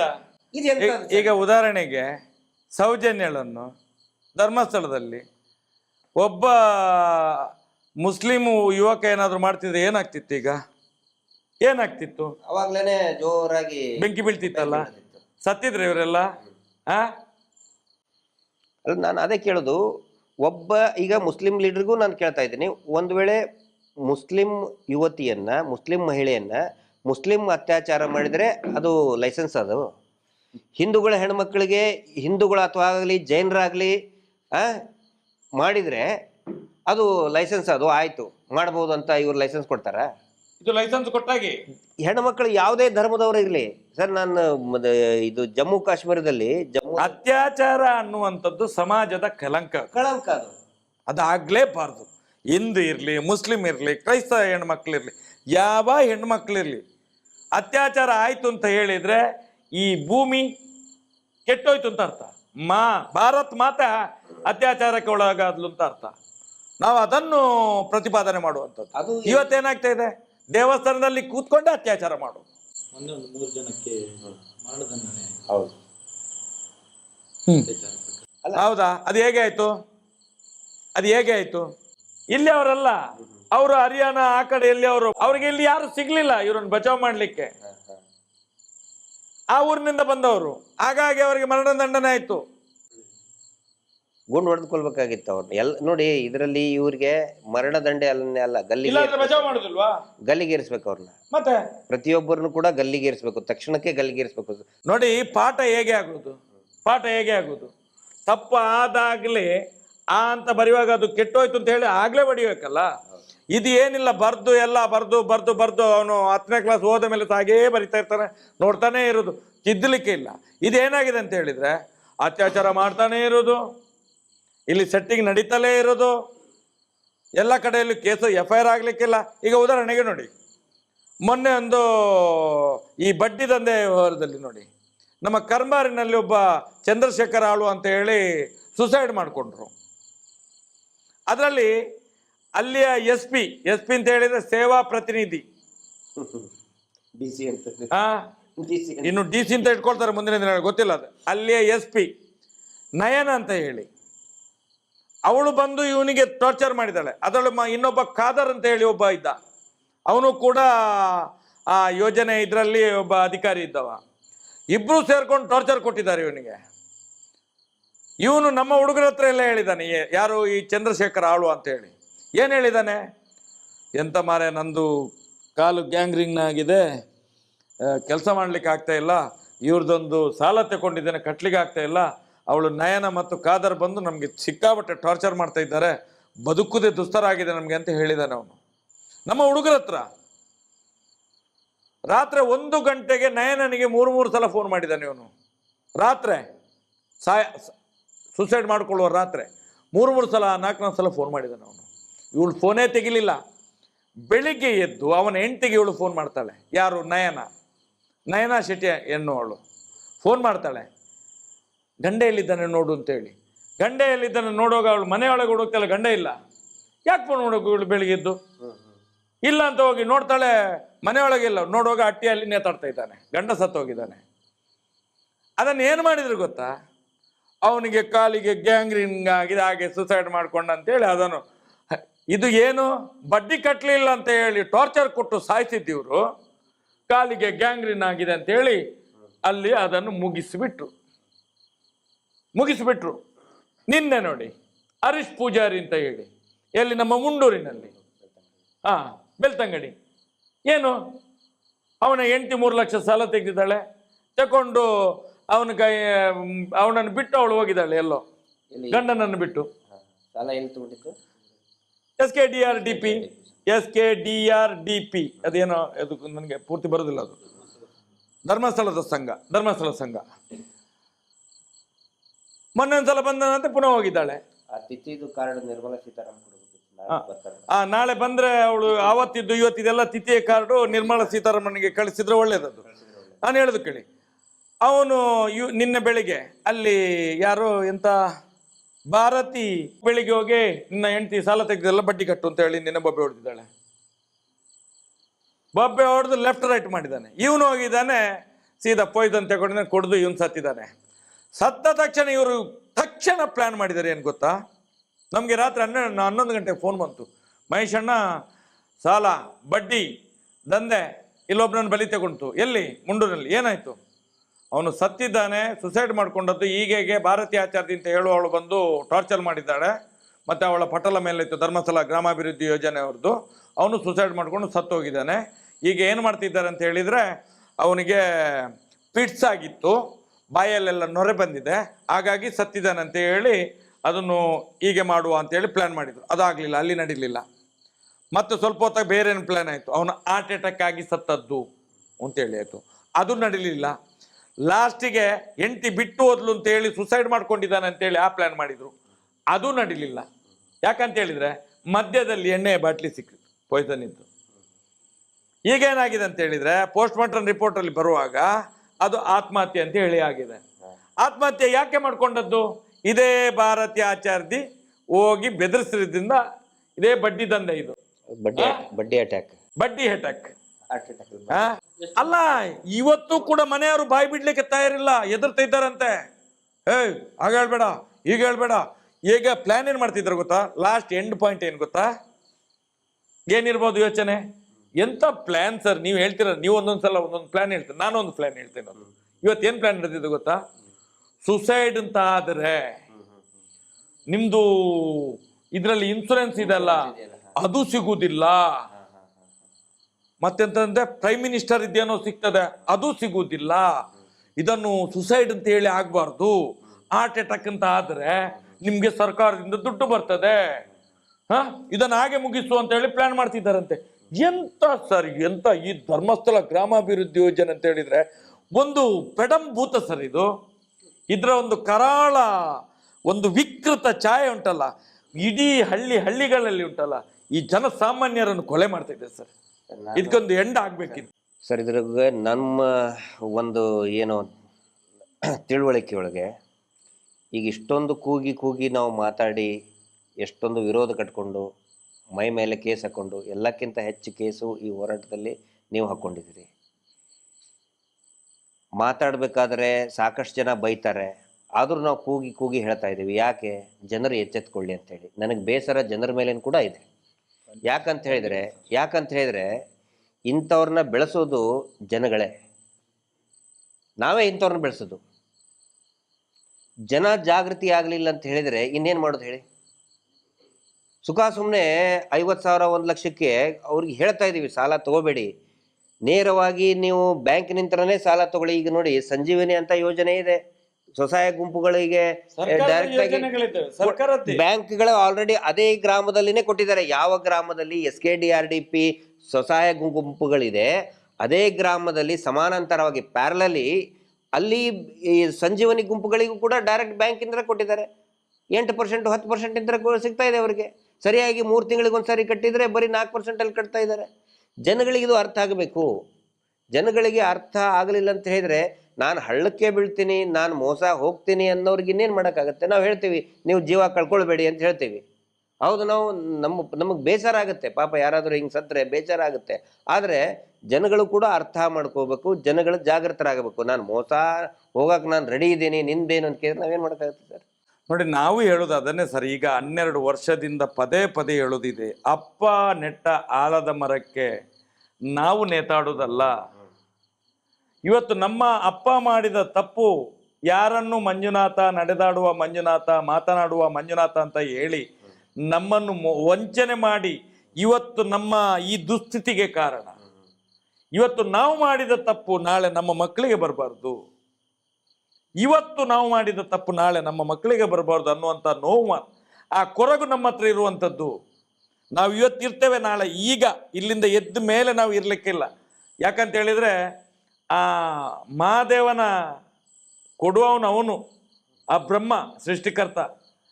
ಆದರೆ ಹೇಳುವಂಥದ್ದು ನಾವು ಇಷ್ಟು ಕಿರ್ಚಾಡಿದ್ರು ಪರಿಚಾಡಿದ್ರು ಇನ್ನೂ ಸಮಾಜಕ್ಕೆ ನಿಮಗೆ ಸತ್ಯದ ಅರಿವು ಆಗ್ತಾ ಇಲ್ಲ ಅಂತ ಹೇಳಿದ್ರೆ ಇನ್ನು ಇದಕ್ಕೆ ಉತ್ತರ ಕೊಡುವವನ ಮಂಜುನಾಥ ಸ್ವಾಮಿ ಅಣ್ಣಪ್ಪ ದೇವರು. ನಾವು ಏನು ಮಾಡ್ಲಿಕ್ಕೆ ಆಗುದಿಲ್ಲ.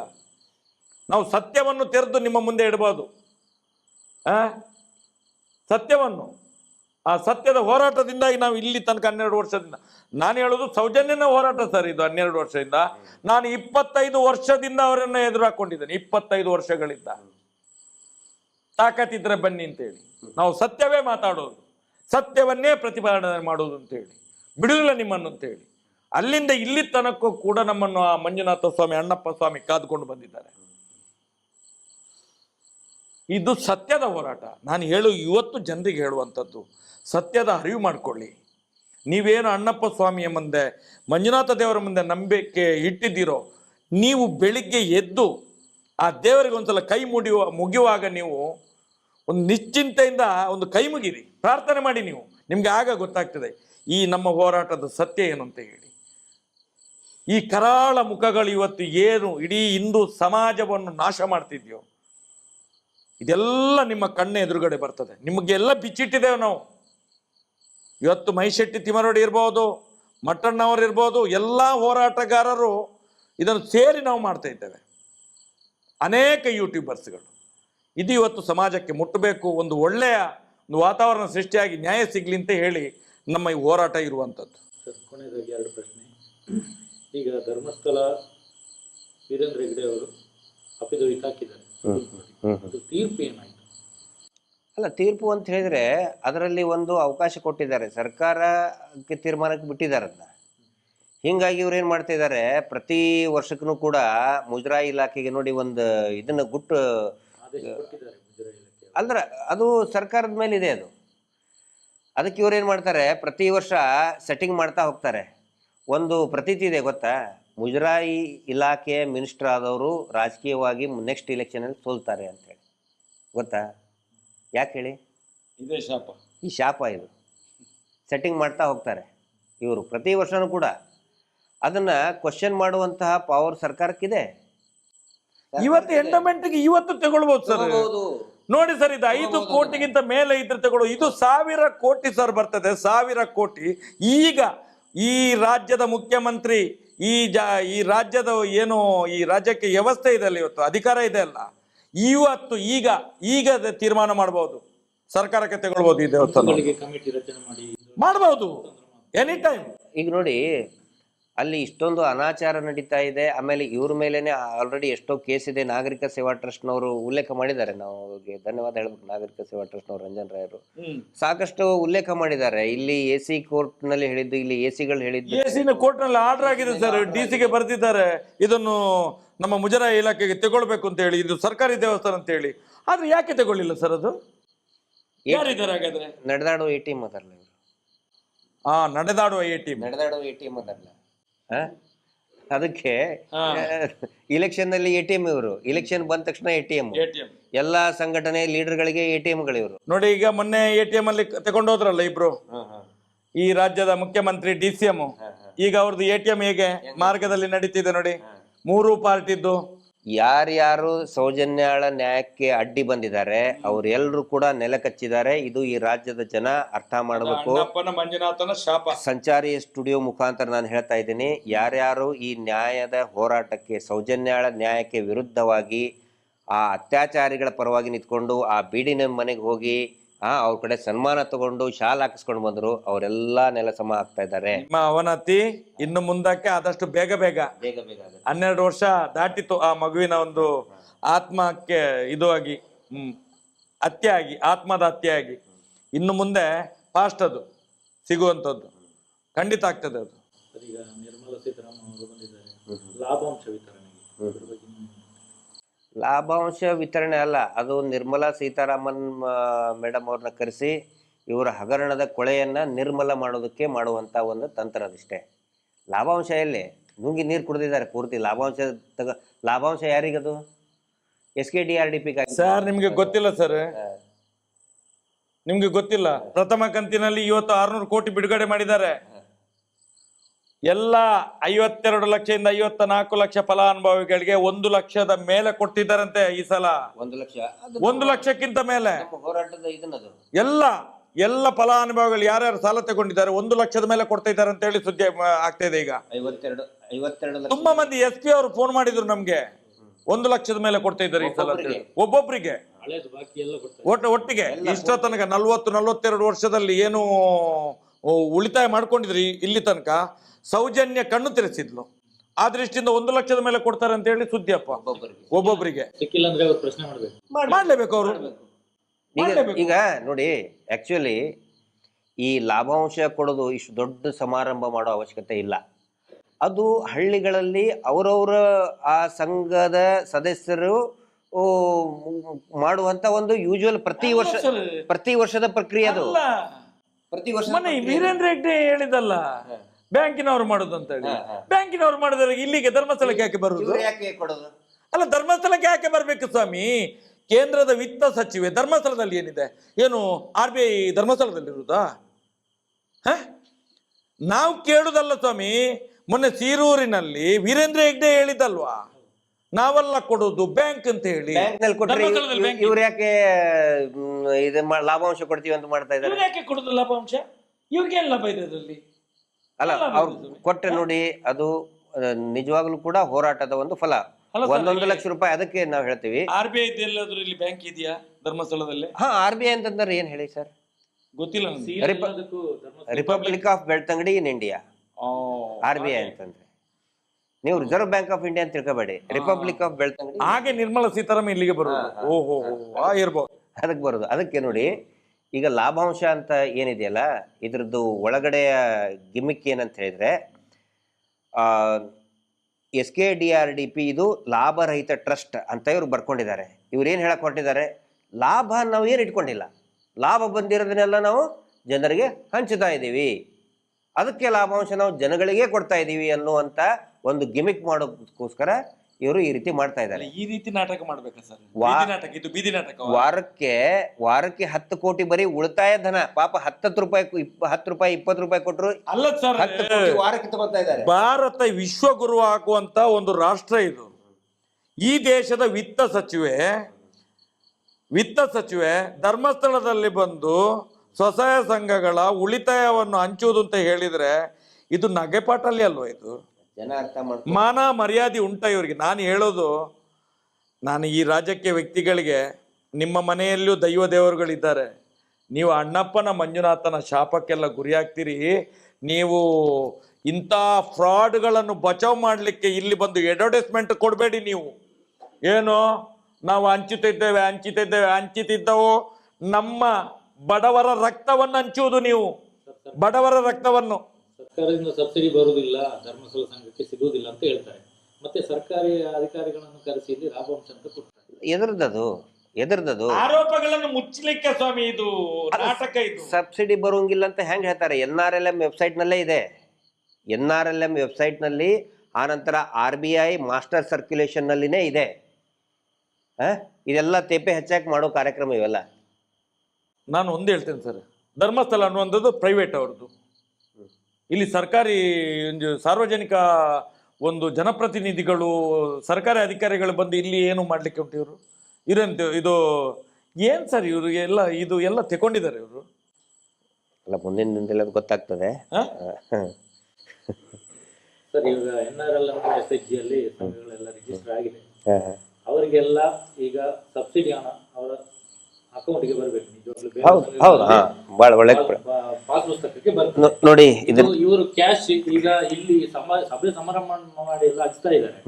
ಇದು ತಪ್ಪಲ್ಲ ಸರ್? ನೋಡಿ, NRLM ಮಾಡೋ ಉದ್ದೇಶ ಏನು ಅಂತ ಹೇಳಿದ್ರೆ, ಮುಂಚೆ ಜವಾಹರ್ಲಾಲ್ ನೆಹರು ಕಾಂಗ್ರೆಸ್ ಇದ್ದಾಗ ನರ್ಮ್ ಯೋಜನೆ ಅಂತ ಇತ್ತು. ಅವಾಗ ಏನೋ ಒಂದು ಅವ್ಯವಹಾರ ನಡೀತಾ ಇತ್ತು ಅಂತ ಹೇಳಿದ್ರೆ, ಈ ಕಾಂಟ್ರಾಕ್ಟರ್ಸ್ ಇರ್ತಾರಲ್ಲ, ಕಾಂಟ್ರಾಕ್ಟರ್ಸು ಎಲ್ಲರದು ಐ ಡಿ ಕಾರ್ಡ್ ತೊಗೊಂಡು, ಈ ಕೂಲಿ ಕೆಲಸ ಮಾಡೋರು ಐ ಡಿ ಕಾರ್ಡ್ ತೊಗೊಂಡು ಅವರು ಬಿಲ್ ಕ್ಲೇಮ್ ಮಾಡ್ತಿದ್ರು. ಅಂದರೆ ಕಾಂಟ್ರಾಕ್ಟರ್ಸ್ ಮಿಡಲ್ ಮ್ಯಾನ್, ದಲಾಲಿಯಾಗಿ ಇದ್ದಾರೆ.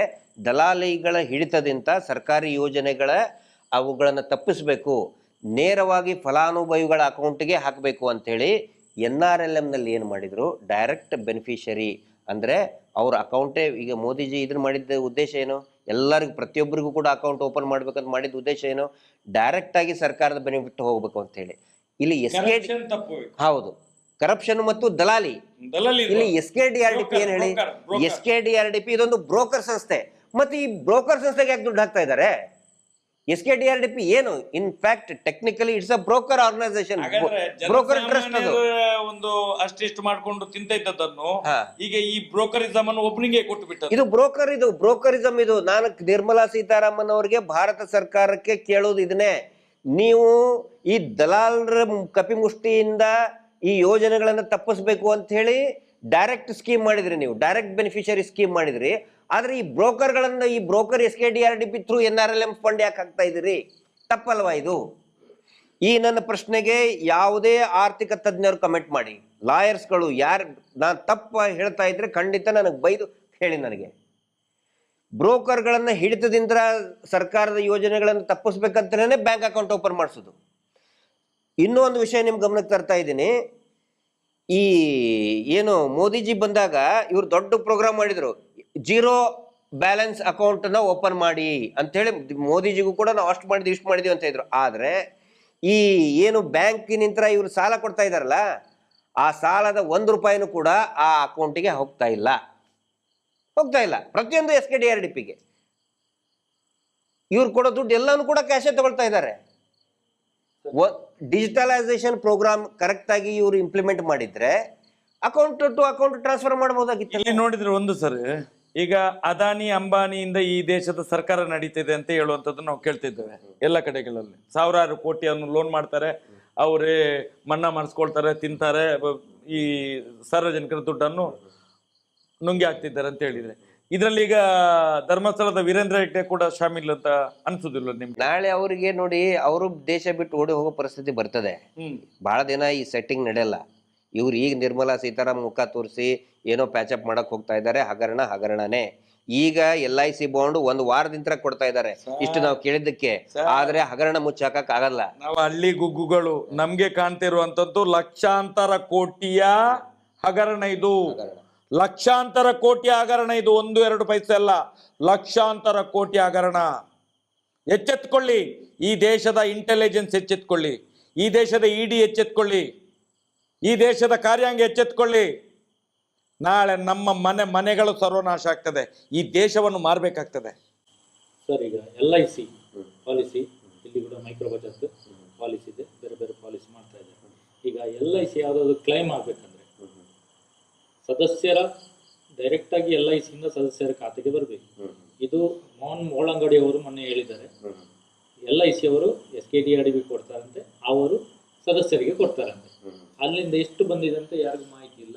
ಆದ್ರೆ ಡೈರೆಕ್ಟ್ ಆಗಿ ಬರಬೇಕಲ್ಲ ಸರ್, ಒರಿಜಿನಲ್ LIC ಬಾಂಡ್ ಮಾಡಿದ್ರೆ ಡೈರೆಕ್ಟ್ ಆಗಿ ಸದಸ್ಯರ ಅಕೌಂಟಿಗೆ LIC ಕಂಪನಿಯಿಂದ ಡೈರೆಕ್ಟ್ ಆಗಿ ಬರಬೇಕು. ನಾನು ಮೂಲವಾಗಿ ಕೇಳೋದು, LIC ಬಾಂಡಿಗೂ ಮತ್ತು ಈ ಸಾಲಕ್ಕೂ ಏನು ಸಂಬಂಧ ಇದೆ? ಇದೆಯಾ? ಭದ್ರತೆ ಬೇಕು ಅಂತಲೇ ಇಲ್ಲ ಅಂತ ಸ್ವತಃ RBI ಹೇಳಿದ್ದಾರೆ. ಯಾರು ಹೇಳಿದ್ರು ಭದ್ರತೆ ಪರಮ ಪೂಜ್ಯರು ಕೊಟ್ಟಿದ್ದಾರೆ ಅಂತ ಹೇಳಿದ್ರಲ್ಲ, ಮತ್ತೆ ಸುಳ್ಳದು. ಪರಮ ಪೂಜ್ಯರು ಹೇಳಿದ್ರಲ್ಲ, ನಾವು ಏನಿದ್ರು ಬ್ಯಾಂಕ್ ಸಾಲ ಕೊಡೋದು ನಾವು ಕೊಡೋದಿಲ್ಲ, ನಾವು ಬರೀ ಶ್ಯೂರಿಟಿ ಕೊಡೋದು ಅಂತ ಇದ್ರಲ್ಲ. ಹಾಗೆ ನಮ್ದು BC ಟ್ರಸ್ಟ್, ನಾವೇನಿದ್ರು ಶ್ಯೂರಿಟಿ ಅಂದ್ರೆ ನಾವು ಭದ್ರತೆ ಕೊಡೋದು. ಭದ್ರತೆ ಇವ್ರು ಕೊಟ್ಟರ ಮೇಲೆ ಮತ್ತೆ LIC ಹಾಕ್ಬೇಕು, PRK ಹಾಕ್ಬೇಕು, ಜೀವನ್ ಮಧುರ ಹಾಕ್ಬೇಕು, SBI ಲೈಫ್ ಹಾಕ್ಬೇಕು. ಅದ್ರಲ್ಲಿ ಒಂದು ಈಗ LIC ಮಾಡ್ತಾರಲ್ಲ, LICಗೆ ಕೆಲವ್ರ ಹತ್ರ ಜನವೇ ಇಲ್ಲ LIC ಮಾಡ್ಲಿಕ್ಕೆ 10,000 20,000. ಇವ್ರು ಅದನ್ನು ಬಡ್ಡಿಯಲ್ಲಿ ಕೊಡೋದು, ಅದಕ್ಕೂ ಕೂಡ ಬಡ್ಡಿ. ಅದಕ್ಕೂ LICಯ ದುಡ್ಡು ಕಟ್ಲಿಕ್ಕೂ ಕೂಡ ಬಡ್ಡಿಯಲ್ಲೇ ಕಟ್ಟೋದು, ಅವ್ರದೇ ದುಡ್ಡು ತಕೊಂಡು. ಈಗ ಸಂತೋಷ್ ಶೆಟ್ಟಿ ಈಗ ನೋಡಿ ಉರುಳು ಸುತ್ತು 1 ವಾರದಿಂದ ಈಗ ಡಿಸ್ಪ್ಲೇ ಆಗ್ತಾ ಇದೆ.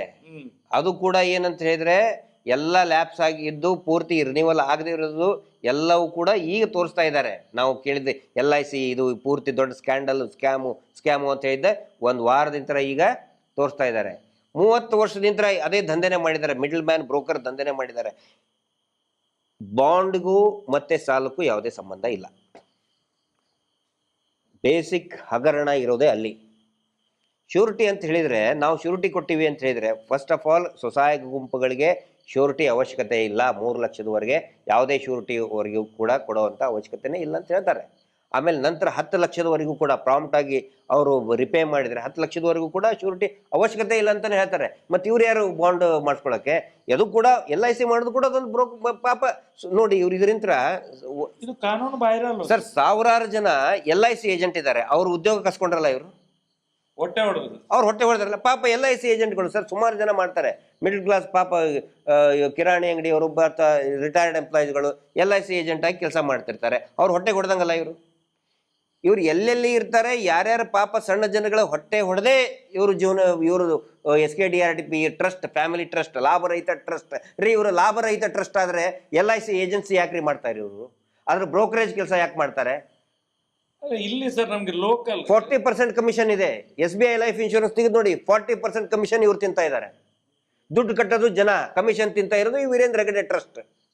ಅಲ್ಲ ಸರ್, ಇಲ್ಲಿ ಕೆಲವು ಫೈನಾನ್ಸ್ಗಳಿದ್ದಾವೆ 5 ರಿಂದ 10 ಲಕ್ಷ ಹೊರಗಡೆ ಬಿಡುವಂಥದ್ದು.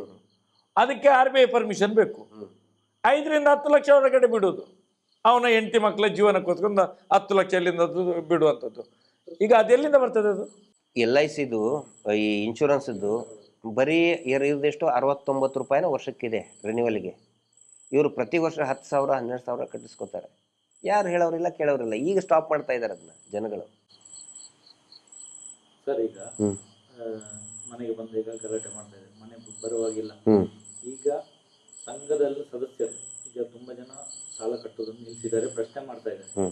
ಈಗ ಹೊಸದಾಗಿ ವಿಡಿಯೋಗಳನ್ನು ನೋಡ್ತಾ ಇರುವವರು ಈಗ ಮನೆಗೆ ಬಂದ್ರೆ, ಇಲ್ಲಾಂದ್ರೆ ಈ SKDRDP ಅವರಿಗೆ ಜನಗಳು ಏನೇನು ಪ್ರಶ್ನೆಗಳನ್ನು ಕೇಳಬೇಕು ಅಂತ.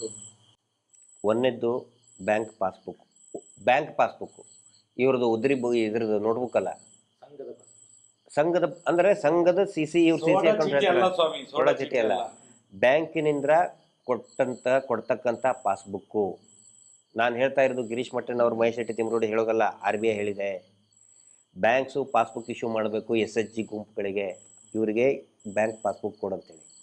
ಆನಂತರ ಬ್ಯಾಂಕ್ ಸ್ಟೇಟ್ಮೆಂಟ್ ಯಾಕಂತ ಹೇಳಿದರೆ, ಆ ಸ್ಟೇಟ್ಮೆಂಟ್ ತೊಗೊಂಡು ಅದೇ ಬ್ಯಾಂಕಿಗೆ ಇವರು ಹೋದರೆ, ಸಂಘದ ಸದಸ್ಯರು ಹೋದರೆ, ಇವ್ರದ್ದು ಕರೆಕ್ಟಾಗಿ ರಿಪೇಮೆಂಟ್ ಆಗಿದ್ದರೆ, ಸ್ಟ್ರೆಂತ್ ಇತ್ತಂತ ಹೇಳಿದರೆ 5 ಲಕ್ಷದವರೆಗೆ ವಿದೌಟ್ ಶ್ಯೂರಿಟಿ ಲೋನ್ ಆ ಬ್ಯಾಂಕ್ಗಳು ಕೊಡ್ತದೆ. IT ರಿಟರ್ನ್ ಮಾಡಬೇಕು. ಹೌದು, ಸಂಘಕ್ಕೆ ಮತ್ತು ಇಂಡಿವಿಜುವಲ್ ಜನಕ್ಕೂ ಕೂಡ ಕೊಡ್ತಾರೆ, ಖಂಡಿತ ಕೊಡ್ತಾರೆ. ಆನಂತರ ಆ ಸ್ಟೇಟ್ಮೆಂಟ್, ಬ್ಯಾಂಕ್ ಸ್ಟೇಟ್ಮೆಂಟ್ ಇದ್ರೆ ನಾಳೆ IT ರಿಟರ್ನ್ಸ್ ಏನಾದರೂ ಇದ್ದರೆ, ಪಾಪ ಈಗ ಕೆಲವೊಬ್ಬರಿಗೆ IT ರಿಟರ್ನ್ಸ್ ಕಟ್ಟಬೇಕಾಗಿರ್ತದೆ. ನೋಟ್ಬುಕ್ ತೋರಿಸಿದ್ರೆ ITದವರು ತೊಗೋತಾರ ನೋಟ್ಬುಕ್ಕನ್ನು? ಅದಕ್ಕೆ ಬ್ಯಾಂಕ್ ಸ್ಟೇಟ್ಮೆಂಟೇ ಬೇಕು ಅಂಥೇಳಿ. ಒಂದನೇದು ಪಾಸ್ಬುಕ್ಕು, ಇನ್ನೊಂದು ಬ್ಯಾಂಕ್ ಸ್ಟೇಟ್ಮೆಂಟ್. ಆನಂತರ PRK bond original policy number ತೊಗೊಂಡು ಆ LIC ವೆಬ್ಸೈಟ್ನಲ್ಲಿ ಎಂಟ್ರಿ ಮಾಡಬೇಕು. ಇವರು ರಿನ್ಯೂವಲ್ ಆಗಿದೆ, ಯಾಕಂದರೆ ರಿನ್ಯೂವಲ್ಗೆ ತೊಗೊಂಡಿದ್ದಾರೆ 10,000. ಆ್ಯಕ್ಚುಲಿ ಇರೋದು 69, 70, 80 ಇಷ್ಟಿದೆ ಸರ್. 10,000 ರೂಪಾಯಿ ತೊಗೊಂಡಿದ್ದಾರೆ. ಆ ಪಾಲಿಸಿ ನಂಬರ್ನ ವೆಬ್ಸೈಟಲ್ಲಿ ಎಂಟ್ರಿ ಮಾಡಲಿ. SBI ಲೈಫ್ ಇದ್ದರೆ SBI ಆನ್ಲೈನಲ್ಲೇ ಬರ್ತದೆ. ಏನು ಇವ್ರ ಕಡೆ ಹೋಗಿ ತೊಗೋಬೇಕಾಗಿಲ್ಲ, ಆನ್ಲೈನಲ್ಲಿನೇ ಚೆಕ್ ಮಾಡ್ಬೋದು ಕೂತ್ಕೊಂಡು ನೀವು. SBI ಲೈಫ್ ಇದ್ದರೆ SBI ಲೈಫ್, LIC ಇದ್ದರೆ LIC, ಬೇರೆ ಬೇರೆ ಕಂಪ್ನಿಯವು. SKDRDP ಇದು ಬ್ಯಾಂಕು ಅಲ್ಲ, ಅಥವಾ ಇದು LIC ಕಂಪ್ನಿನೂ ಅಲ್ಲ. ಇದೊಂದು ಬ್ರೋಕರ್ ಕಂಪನಿ. ಇದು ಜನಗಳಿಗೆ ಗೊತ್ತಿರಬೇಕು. ಅದಕ್ಕೆ ಏನು ಮಾಡಬೇಕು, ಆ ಪಾಲಿಸಿ ನಂಬರ್ನ ಆನ್ಲೈನಲ್ಲಿ ಚೆಕ್ ಮಾಡಬೇಕು, ಎಂಟ್ರಿ ಇದೆಯಾ. ಈಗ ರವೀಂದ್ರ ಶೆಟ್ಟಿ ಆ ಪಾಲಿಸಿ ನಂಬರ್ ಎಂಟ್ರಿ ಮಾಡಿದರೆ ಅದರಲ್ಲಿ ಬರ್ತದೆ, ಬರಬೇಕದು. ಬರಲಿಲ್ಲ ಅಂತಂದರೆ ದುಡ್ಡು ನಿಮ್ಗೆ ತೊಗೊಂಡಿದ್ದಾರೆ, ಅದು ಎಲ್ಲಿದೆ ಅಂತ ಕೇಳಿ. ಆನಂತರ ಸೇವಿಂಗ್ ಅಮೌಂಟ್ ವಾರ ಕಟ್ಟಿದಾರಲ್ಲ, ವಾರ ಕಟ್ಟಿದ್ದು ಅದು ಬ್ಯಾಂಕ್ ಸ್ಟೇಟ್ಮೆಂಟಲ್ಲಿ ತೋರಿಸ್ಬೇಕಲ್ಲ. ಉಳಿತಾಯ ಹಣ ಎಲ್ಲಿ ಹೋಯ್ತದು? ಆನಂತರ 60 ವರ್ಷದ ಆದಮೇಲೆ ಇದ್ದವ್ರು ಇದ್ದರೆ ಸರ್, ಎಷ್ಟೋ ಜನಕ್ಕೆ ಏನು ಮಾಡಿದ್ದಾರೆ ಆ ಥರ, ಎಷ್ಟು ಒಂದು 10 ಲಕ್ಷಕ್ಕಿಂತ ಜಾಸ್ತಿ ಜನ ಇದ್ದಾರೆ ವಯಸ್ಸಾದವರು, ಅಜ್ಜಿ 7 ವರ್ಷದಿಂದ ಅವ್ರ ಕಡೆ 10 ರೂಪಾಯಿ ಕಲೆಕ್ಟ್ ಮಾಡ್ಕೊಂಡು ಬಂದಿದ್ದಾರೆ. ಯಾವ ಬ್ಯಾಂಕ್ ಅಕೌಂಟಲ್ಲಿ ಇಟ್ಟಿದ್ದಾರೆ ಅಂತ ಯಾರಿಗೂ ಗೊತ್ತಿಲ್ಲ. ಎಲ್ಲ SKDRDPನಲ್ಲಿ ಹಾಕೋದು. ಆ್ಯಕ್ಚುಲಿ ಅದ್ರದ್ದು ಅಕೌಂಟ್ ಓಪನ್ ಮಾಡಿ ಅದರಿಂದ ಸರ್ಕಾರದಿಂದ, ಸೆಂಟ್ರಲ್ ಗೌರ್ಮೆಂಟಿಂದ, ಸ್ಟೇಟ್ ಗೌರ್ಮೆಂಟಿಂದ ಸೀನಿಯರ್ ಸಿಟಿಜನ್ಗಳಿಗೆ ಸಹಾಯಧನ ಸಿಗ್ತದೆ. ಇವರು ಅದನ್ನು ಅಜ್ಜಿ ಊರುಗೋಲು ಸರ್, ಅದು ಆರ್ಥಿಕವಾದಂಥ ಊರುಗೋಲು. ಪಾಪ ಅವರು ಮಗ ಕೊಟ್ಟಿದ್ದು ಅಥವಾ ಇವ್ರ ಕಾಯ್ದಿಟ್ಕೊಂಡಿದ್ದೇನೋ 10 ರೂಪಾಯಿ ಕೊಟ್ಟಿರ್ತಾರೆ. ಅದನ್ನು ಕೂಡ ನುಂಗ್ ಹಾಕಿದಾರಲ್ಲ ವೀರೇಂದ್ರ ಹೆಗಡೆ ಅಂಡ್ ಕಂಪನಿ. ಅದನ್ನ ಕೊಡಂತ ಹೇಳಿ. ಪಾಪ ಮಾಡಿದ್ರಿ ಈ ಪಾಪಿಗಳು, ಅವ್ರ ಹೆಸರು ತೆಗಿಬೇಡಿ ಅಂತ ಹಾ. ಈ ಸ್ಟೇ ಎಲ್ಲ ತಗೊಂಡು ಬರ್ತಾರಲ್ಲ. ಮೊನ್ನೆ ರಾಣಿ ಕಿತ್ತೂರು ಚೆನ್ನಮ್ಮ ಕಿತ್ತೂರು ತಾಲೂಕಿನಲ್ಲಿ ಒಬ್ಬನು ಕೇಳಿದಾನಲ್ಲ, 60 ವರ್ಷದ್ದು ನೀವು ಕಲೆಕ್ಟ್ ಮಾಡಿದ್ರಲ್ಲ ದುಡ್ಡು, 60 ವರ್ಷ ಆದವ್ರದ್ದು ದುಡ್ಡು ಎಲ್ಲ ಐತಿ, ಯಾವ ಬ್ಯಾಂಕಲ್ಲಿ ನಡ್ರಿ ಹೋಗೋಣ ಅಂತ ಕೇಳಿದ ಒಬ್ಬನು. ಇವನು ತಣ್ಣಗೆ ಕುಂತಿದ್ದ, SKDRDP ಮ್ಯಾನೇಜರ್ ಅಂತ, ಯೋಜನಾ ಅಧಿಕಾರಿ. ಇನ್ಸಲ್ಟ್ ಹಾಕೊಂಡು ಹಿಂಗೆ ಕುಂತ್ಬಿಟ್ಟೆ ಹಿಂಗೆ ಮಾತಾಡಕ್ಕೆ.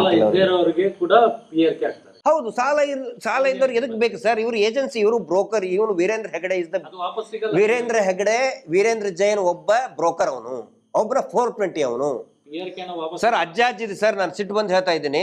ಯಾಕಂತ ಹೇಳಿದ್ರೆ ವಯಸ್ಸಾದಂತ ಆಟದಂತ ಅಜ್ಜಿ ಸೇವಿಂಗ್ ಮಾಡೋದನ್ನ ನುಂಗಿ ನೀರು ಕುಡದಂತ ವೀರೇಂದ್ರ ಜೈನ್ ಊರುಗೋಲನ್ನ, ವಯಸ್ಸಾದ ಕಾಲದಲ್ಲಿ ಊರುಗೋಲನ್ನ ಕಸ್ಕೊಂಡಿದ್ದಾನೆ. ಇವನು ಫ್ರಾಡ್ ಅಲ್ಲ, ಇವನು ಫ್ರಾಡ್ ಹೌದನಲ್ಲಿ ಹೇಳಿ.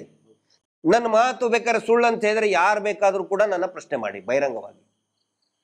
ನಾನು ಹೇಳೋದಲ್ಲ, ಜನಗಳು ಕೇಳ್ತಾ ಇದ್ದಾರೆ. ಕಿತ್ತೂರಿನಲ್ಲಿ ಮೊನ್ನೆ ಬರೀ ಕಿತ್ತೂರದ್ದು ಒಂದೇ ಸಮಸ್ಯೆ ಅಲ್ಲ, ರಾಜ್ಯದ ಎಲ್ಲಾ ಕಡೆಗಳಲ್ಲಿ ಕೂಡ ಇವ್ರದ್ದು ಒಂದು ಸಂಘ ಮಾಡಬೇಕು ಅಂತಾನೆ ಒಂದು ನಿಯಮ ಇದೆ ಸರ್ಕಾರದಿಂದ. ಹಂಗೇನಾರ ಇದ್ರೆ ಅವ್ರದ್ದೊಂದು ಒಂದು ಗುಂಪು ಮಾಡಿ, ಇವ್ರು ಗುಂಪು ಮಾಡಿದ SKDRDP ದವರು ಆ ವಯಸ್ಸಾದವ್ರದ್ದು ಒಂದು ಗುಂಪು ಮಾಡಿದ್ರು. ಗುಂಪು ಮಾಡಿ ಪ್ರತಿ ವಾರ ಅವ್ರ ಕಡೆ ಅಂತ 10 ರೂಪಾಯಿ ಇಸ್ಕೊಂಡ್ರು. 7 ವರ್ಷದಿಂದ ದುಡ್ಡು ಕಲೆಕ್ಟ್ ಮಾಡ್ತಾ ಇದ್ದಾರೆ. ಅವ್ರಿಗೇನಾದ್ರೂ ಇಂತಲ್ಲಿ ಆಸ್ಪತ್ರೆಗೆ ಹೋದ್ರೆ ಅವ್ರನ್ನ ಕೇಳಕ್ ಯಾರೂ ಇಲ್ಲ. ಅವಾಗ ಹೆಲ್ಪ್ ಮಾಡ್ಬೇಕು ತಾನೇ ಅವರು. ಆಸ್ಪತ್ರೆಗೆ ದುಡ್ಡು ಕಟ್ಟೋದು ಏನೂ ಇಲ್ಲ, ಬರೀ ದುಡ್ಡು ತಿಂದ ಮಲಗಿದ. ಇಲ್ಲಿ ನಿರ್ಮಲಾ ಸೀತಾರಾಮ್ ಕರೆಸಿ ನಾವು ಲಾಭಾಂಶ ಕೊಟ್ಟಿವಿ ಕೊಡಂತ ಹೇಳ್ರಿ 60 ವಯಸ್ಸಾದವ್ರಿಗೆ. ನಾವು ಇಷ್ಟು ಮಾತಾಡಿದೇವಲ್ಲ, ನಾನೊಂದು ಕೆಲವು MLAಗಳ ಹತ್ರ ಮಾತಾಡಿದೆ. ನಿಮ್ಗೇನು ಒಂದು ಸ್ವಲ್ಪ ಆದ್ರೂ ಮಾನ ಮರ್ಯಾದೆ, ಜನಗಳ ನೋವು, ಇಷ್ಟು ನಾವು ಬೊಬ್ಬೆ ಹೊಡಿತೇವೆ ಅರ್ಥ ಆಗೋದಿಲ್ವಾ? ಜನಸಾಮಾನ್ಯರಿಗೆ ತಿಳಿಯೋದಿಲ್ಲ, ನಿಮ್ಗೆ ತಿಳಿಯೋದಿಲ್ಲ ಅಂತೇಳಿ ಏನ್ ಹೇಳ್ತಾರೆ ಗೊತ್ತಾ? ನಮ್ಮ ಹೈಕಮಾಂಡೇ ಅವ್ರ ಜೊತೆಯಲ್ಲಿದೆ, ನಮ್ಮ ಹೈಕಮಾಂಡೇ ಅವ್ರ ಜೊತೆಯಲ್ಲಿದೆ ಅಂತ ಹೇಳ್ತಾರೆ. ಹಾಗಾದ್ರೆ ಹೇಗೆ ಸರ್ ಇವರು? ಇದು ಎಂತದ್ದು ಇದು? ನರೇಂದ್ರ ಸ್ವಾಮಿ ಸುಮ್ಮನೆ ಆಗ್ಬಿಟ್ರು, ಸೈಲೆಂಟ್ ಆಗ್ಬಿಟ್ರು, ಎಕ್ದಮ್ ಸೈಲೆನ್ಸರ್ ಇಟ್ಟುಬಿಟ್ರು.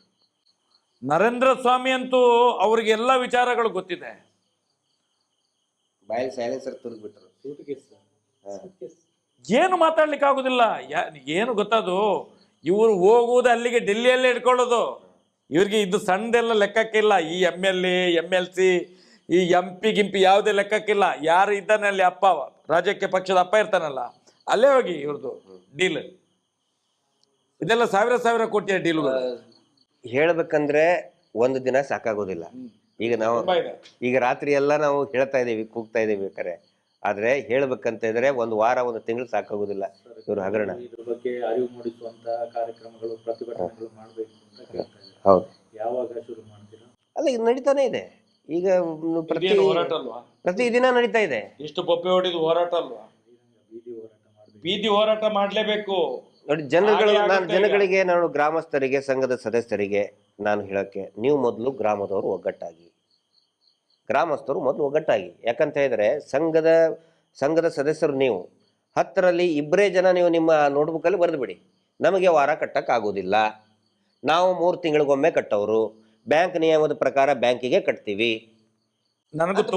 ನನಗೆ ತುಂಬಾ ಫೋನ್ ಬರ್ತಾ ಇದೆ. ಪುಸ್ತಕದಲ್ಲಿ ಬರಲಿ ಸರ್. ನೀವು ವೇದಿಕೆಯಲ್ಲಿ ನಿಂತ್ಕೊಂಡು ಮಾತಾಡೋದು ನಮ್ಗೆ ತುಂಬಾ ಇಷ್ಟ ಆಗ್ತಿದೆ.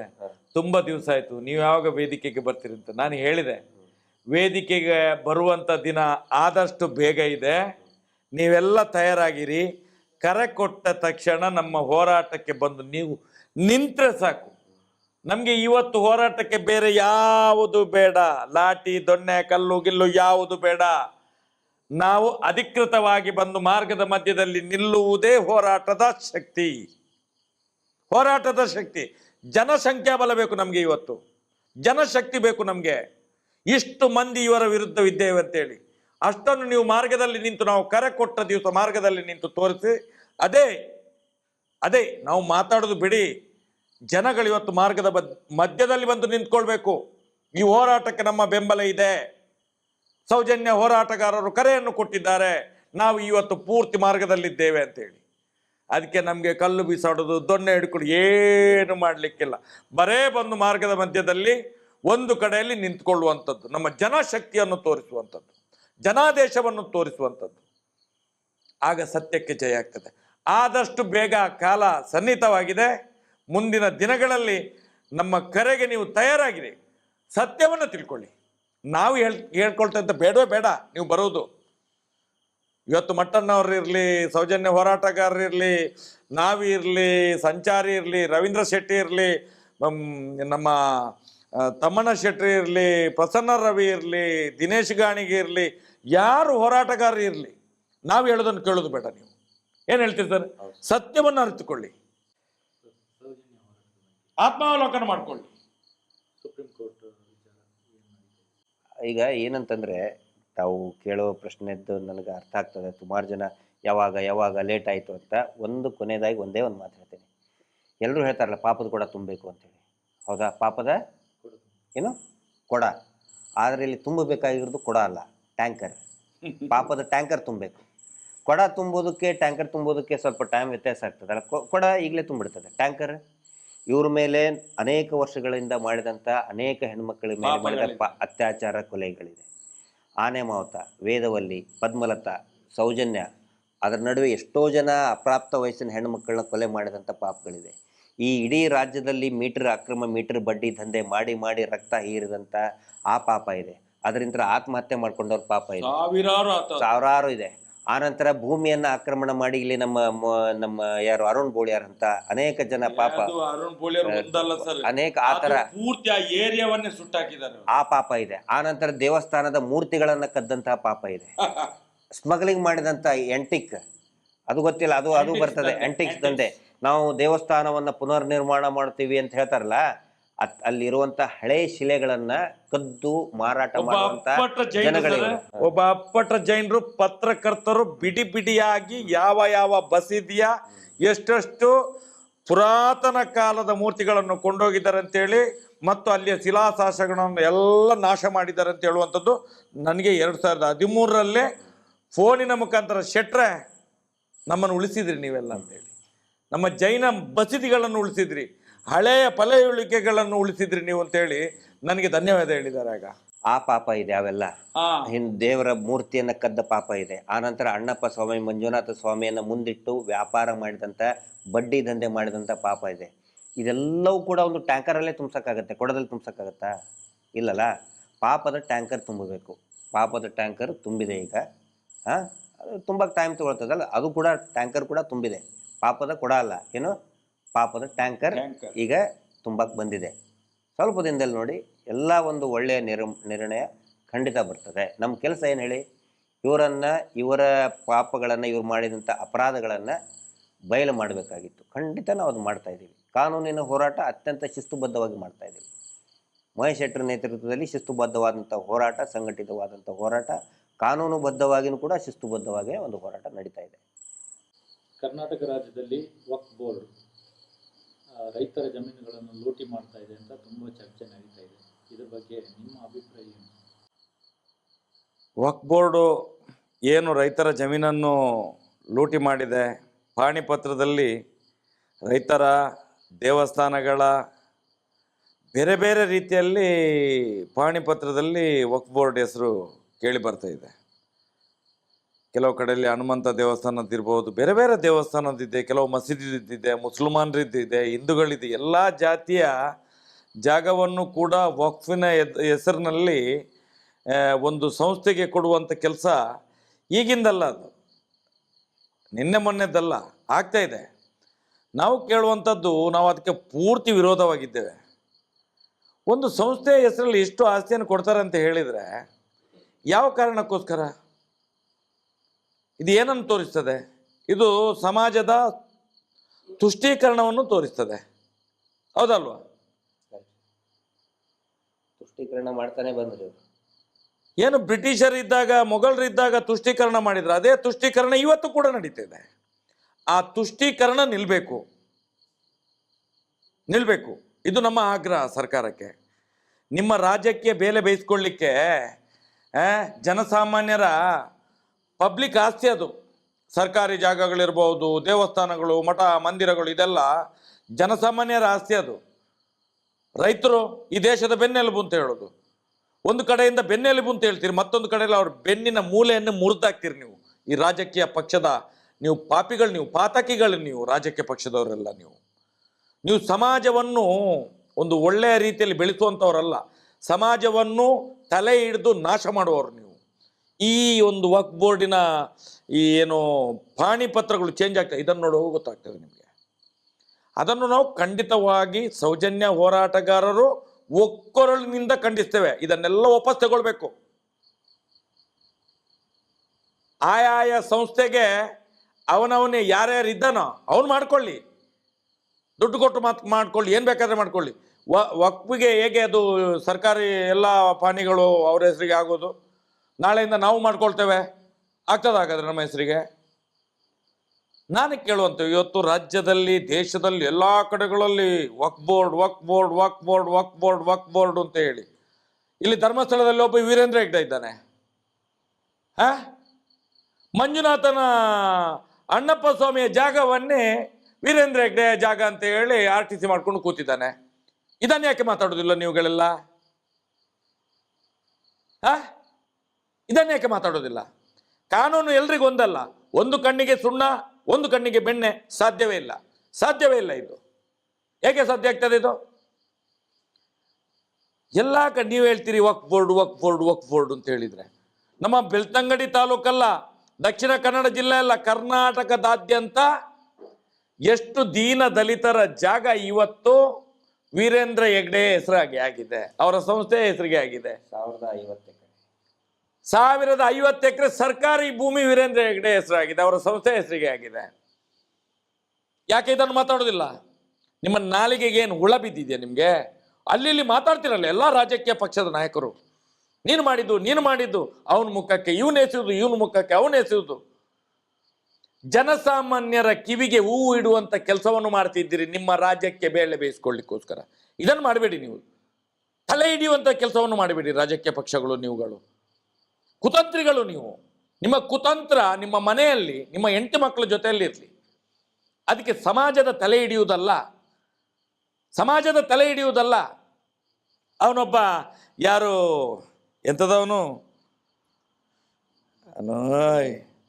ಎಂತ ಜಮೀರ್ ಅಹಮದ, ಅವನೊಂದು ಏನು ಮಾತಾಡ್ತಾನೆ. ಅವನು ನಿಜವಾಗಿ ಬಸ್ಸಿಗೆ ಜನ ಕರೀಲಿಕ್ಕೆ ಪಿಟ್ಟು ಜನ ಅವನೇನೋ ಏನು ಟೂರಿಸ್ಟ್ ಬಸ್ ಜನ ಎಲ್ಲ ಕರಿತಿದ್ದವನು ಹಿಂದೆ. ಎಲ್ಲಿಂದ ಕಾಸು ಮಾಡಿದ ಗೊತ್ತಿಲ್ಲ. ಅವನು ಒಂದೊಂದ್ಸಲ ಅವನು ನಾಳೆಗೆ ಹರಿ ಬಿಡ್ತಾನಂತ ಹೇಳಿದ್ರೆ ಅವನಿಗೆ ಅಪ್ಪ ಯಾರು, ಅಮ್ಮ ಯಾರು, ಅಜ್ಜ ಯಾರು, ಅಜ್ಜಿ ಯಾರು, ಯಾರು ಏನಂತ ಗೊತ್ತಾಗೋದಿಲ್ಲ. ಇಡೀ ಸಮಾಜವನ್ನು ತಲೆ ಹಿಡಿಯುವ ಕೆಲಸವನ್ನು ಮಾಡ್ತಾರೆ ಇವರು. ಇವರ ರಾಜ್ಯಕ್ಕೆ ಬೆಲೆ ಬೇಯಿಸಿಕೊಳ್ಳಿಕ್ಕೆ ಮಾತ್ರ. ನಾಳೆ ಬೇಕಾದ್ರೆ ಯಡಿಯೂರಪ್ಪನನ್ನು ಕೂಡ ಒಂದು ಸೀಟ್ ಕೊಡ್ತಾರಂತೆ ಅಪ್ಪ ಅಂತ ಕರೀತಾನೆ. ನಾಳೆ ನೋಡಿದ್ರೆ ಕಾಂಗ್ರೆಸ್ ಅಲ್ಲಿ, ಇವತ್ತು ನೋಡಿದ್ರೆ BJPಯಲ್ಲಿ, ನಾಳೆ ನೋಡಿದ್ರೆ JDS ಅಲ್ಲಿ, ಎಲ್ಲೆಲ್ಲಿ ಇರ್ತಾರಂತ ಗೊತ್ತಾಗೋದಿಲ್ಲ. ಇವರು ಏನು ಹೇಳ್ತಾರೆ? ವಕ್ಫ್ ಬೋರ್ಡ್ ಅಂತ ಹೇಳಿದ್ರೆ ಅದೊಂದು ಸಂಸ್ಥೆ. ಹೌದು ಸ್ವಾಮಿ, ಸಂಸ್ಥೆ ಹೌದು. ಮಠದ ಹೆಸರು ಅದಕ್ಕೆ ಹೇಗೆ ಹೋಗೋದು? ದೇವಸ್ಥಾನದ ಹೆಸರು ಹೇಗೆ ಹೋಗೋದು ಅದಕ್ಕೆ? ನಾನು ಕೇಳೋ ಜನಗಳು ಎಷ್ಟು ಮೂರ್ಖರಿದ್ದೀರಿ ಸ್ವಾಮಿ, ಜನಗಳು ಎಷ್ಟು ಮೂರ್ಖರಿದ್ದೀರಿ. ನಾನು ಹೇಳುವಂಥದ್ದು ವಕ್ಫ್ ಮಾತ್ರ ಅಲ್ಲ, ಅದೊಂದು ದೊಡ್ಡ ಸಂಸ್ಥೆ, ಅದು ಸರ್ಕಾರಿ ಸಂಸ್ಥೆ, ಸರ್ಕಾರದ ಕೈಯಲ್ಲಿರುವಂಥದ್ದು. ವಕ್ಫ್ ಅಂತ ಹೇಳಿದರೆ ಇವತ್ತು ಮುಸಲ್ಮಾನರ ಒಂದು ನಿಯೋಗ ಅದನ್ನು ಕಂಟ್ರೋಲ್ ಮಾಡ್ತದೆ ಬಿಟ್ಟರೆ ಅದು ಸರ್ಕಾರದ ಆಸ್ತಿ. ಇಲ್ಲೊಬ್ಬ ಪ್ರೈವೇಟ್ ವ್ಯಕ್ತಿ ವೀರೇಂದ್ರ ಹೆಗ್ಡೆ ಹಿಂದೂ ದೇವಸ್ಥಾನ ಮುಕ್ಕಿದ್ದು ನಿಮಗೆ ಕಾಣೋದಿಲ್ವಾ? ಇದನ್ನು ಪ್ರಶ್ನೆ ಮಾಡಿ. ಇದು ನಮ್ಮ ನೋವಿರುವಂಥದ್ದು. ಇದನ್ನು ಯಾಕೆ ಮಾಡೋದಿಲ್ಲ ನೀವು? ಇದನ್ನು ನೀವು ಯಾಕೆ ಮಾಧ್ಯಮದವರು ಕೇಳೋದಿಲ್ಲ? ಈಗ ಏನಾಗ್ತಾ ಇದೆ, ವಕ್ಫ್ ಬೋರ್ಡದ್ದು ಹಿಂದಿನ ಥರನೂ ಕೂಡ ಎಷ್ಟೋ ಜನ ಸ್ವತಃ ಮುಸ್ಲಿಂ ಜನರೇ ವಕ್ಫ್ ಬೋರ್ಡ್ ವಿರುದ್ಧ ಕೋರ್ಟಿಗೆ ಹೋಗಿದ್ದಾರೆ. ಇದು ಯಾವ ರೀತಿ ಬಿಂಬಿಸ್ತಾ ಇದ್ದಾರೆ ಅಂತ ಹೇಳಿದರೆ, ಈಗ ಅದರ ಬಗ್ಗೆ ಮಾತಾಡಿ ಹಿಂದೂ ವರ್ಸಸ್ ಮುಸ್ಲಿಂ ಅಂತ. ಆದರೆ ಎಷ್ಟೋ ಜನರಿಗೆ ಗೊತ್ತಿಲ್ಲ, ಅನೇಕ ಜನ ಮುಸಲ್ಮಾನರು ಕೂಡ ವಕ್ಫ್ ಬೋರ್ಡ್ ವಿರುದ್ಧ ಕೋರ್ಟಿಗೆ ಹೋಗಿದ್ದಾರೆ. ಈ ನಮ್ಮ ಬಿಜಾಪುರದಲ್ಲಿ ಯಾಕೆ ಇದು ಜಾಸ್ತಿ ಆಗಿದೆ? ನಮ್ಮ ಬಿಜಾಪುರ, ಗುಲ್ಬರ್ಗ, ಈ ಬಿಜಾಪುರ ಬಹಮನಿ ಸುಲ್ತಾನರಿದ್ದಿದ್ದು. ಸರ್ಕಾರ, ಹಿಂದಿನ ಸರ್ಕಾರಗಳು ತುಷ್ಟೀಕರಣ, ತಾವು ಹೇಳ್ದಂಗೆ ತುಷ್ಟೀಕರಣ ಮಾಡಿ ಅದನ್ನು ಪೂರ್ತಿ ಹಾಗೆ ಬಿಟ್ಬಿಟ್ರು. ಸರ್ಕಾರ ತನ್ನ ವಶಕ್ಕೆ ಪಡೆದುಕೊಳ್ಳಲಿಲ್ಲ ಅದನ್ನ, ತುಷ್ಟೀಕರಣ ನೀತಿ. ಅದರಲ್ಲಿ ಎಷ್ಟೋ ಜನ ಈಗ ನಾವು ತಾವು ಹೇಳ್ದಂಗೆ ನಮ್ಮ ಇಡೀ ಸೌಜನ್ಯ ಹೋರಾಟ ಸಮಿತಿ ಒಂದು ನಿರ್ಣಯ ತಗೊಂಡಿದೆ. ಇದೇನು ಜನಸಾಮಾನ್ಯರ ಆಸ್ತಿ ಇರ್ಬೋದು, ದೇವಸ್ಥಾನದ ಆಸ್ತಿ, ಮಠ ಮಂದಿರಗಳ ಆಸ್ತಿ, ರೈತರ ಆಸ್ತಿಯನ್ನು ವಕ್ಫ್ ಬೋರ್ಡ್ ತನ್ನ ನೋಟಿಸ್ ಕಳಿಸಿದೆ. ನಾವು ಅದರ ವಿರುದ್ಧನೇ ಇದ್ದೀವಿ, ಖಂಡಿತ ಅದರ ವಿರುದ್ಧ ಇದ್ದೀವಿ. ಇದು ಎಷ್ಟು ವರ್ಷದಿಂದ ಈ ವಿವಾದ ನಡೀತಿದೆ? ಭಾಳಷ್ಟು ವರ್ಷದಿಂದ ಇದೆ.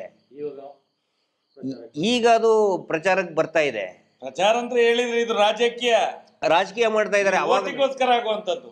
ಇದರಲ್ಲಿ ಎಲ್ಲ ರಾಜಕೀಯ ಪಕ್ಷದ ನಾಯಕರಿದ್ದಾರೆ, ಎಲ್ರಿಗೂ ಗೊತ್ತಿದೆ. ಬಿಜೆಪಿ ಮೈನಾರಿಟಿ ಮೋರ್ಚಾ, ನಾನು ಅವಾಗ ಯುವ ಮೋರ್ಚಾ ಅಧ್ಯಕ್ಷ ಇದ್ದಾಗ, ಯಾವಾಗ 2007-8ರಲ್ಲಿ ಯಾವಾಗ ನಮ್ಮ ಜೊತೆಗೆ ಮೈನಾರಿಟಿ ಮೋರ್ಚಾ ಅದು ತುಂಬ ಆಕ್ಟಿವ್ ಆಗಿ ಕೆಲಸ ಮಾಡ್ತಿದ್ದು.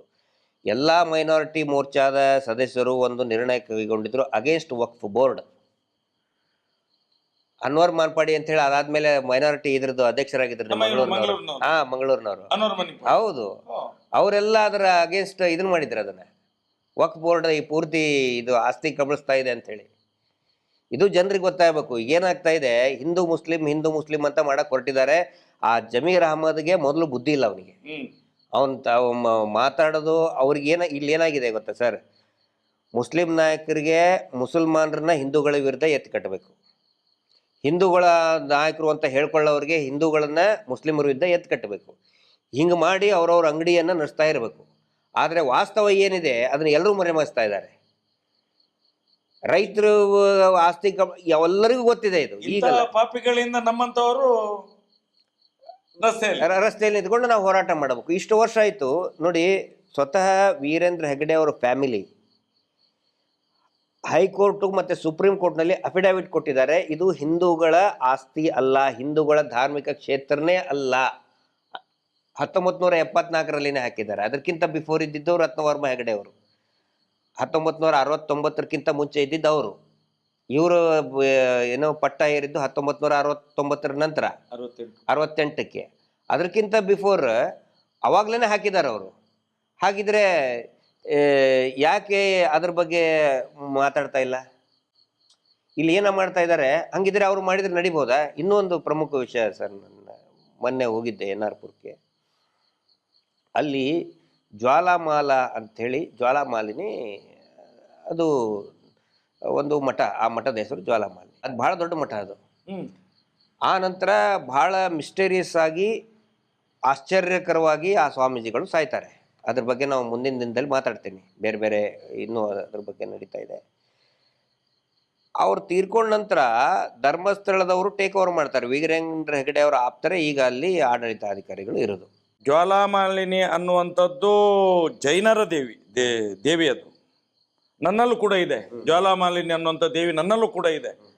ನಾವು ದೇವಿಯನ್ನು ಆರಾಧನೆ ಮಾಡ್ತೇವೆ. ಯಾವುದು ದೇವಿಯ ಹೆಸರು ಕಂಡ್ರೆ ದೇವಿ, ಅದು ಯಾವುದಾಗ್ಲಿ ಅದು ನಮ್ಮ ದೇವರು ಅಂತ ಹೇಳಿ.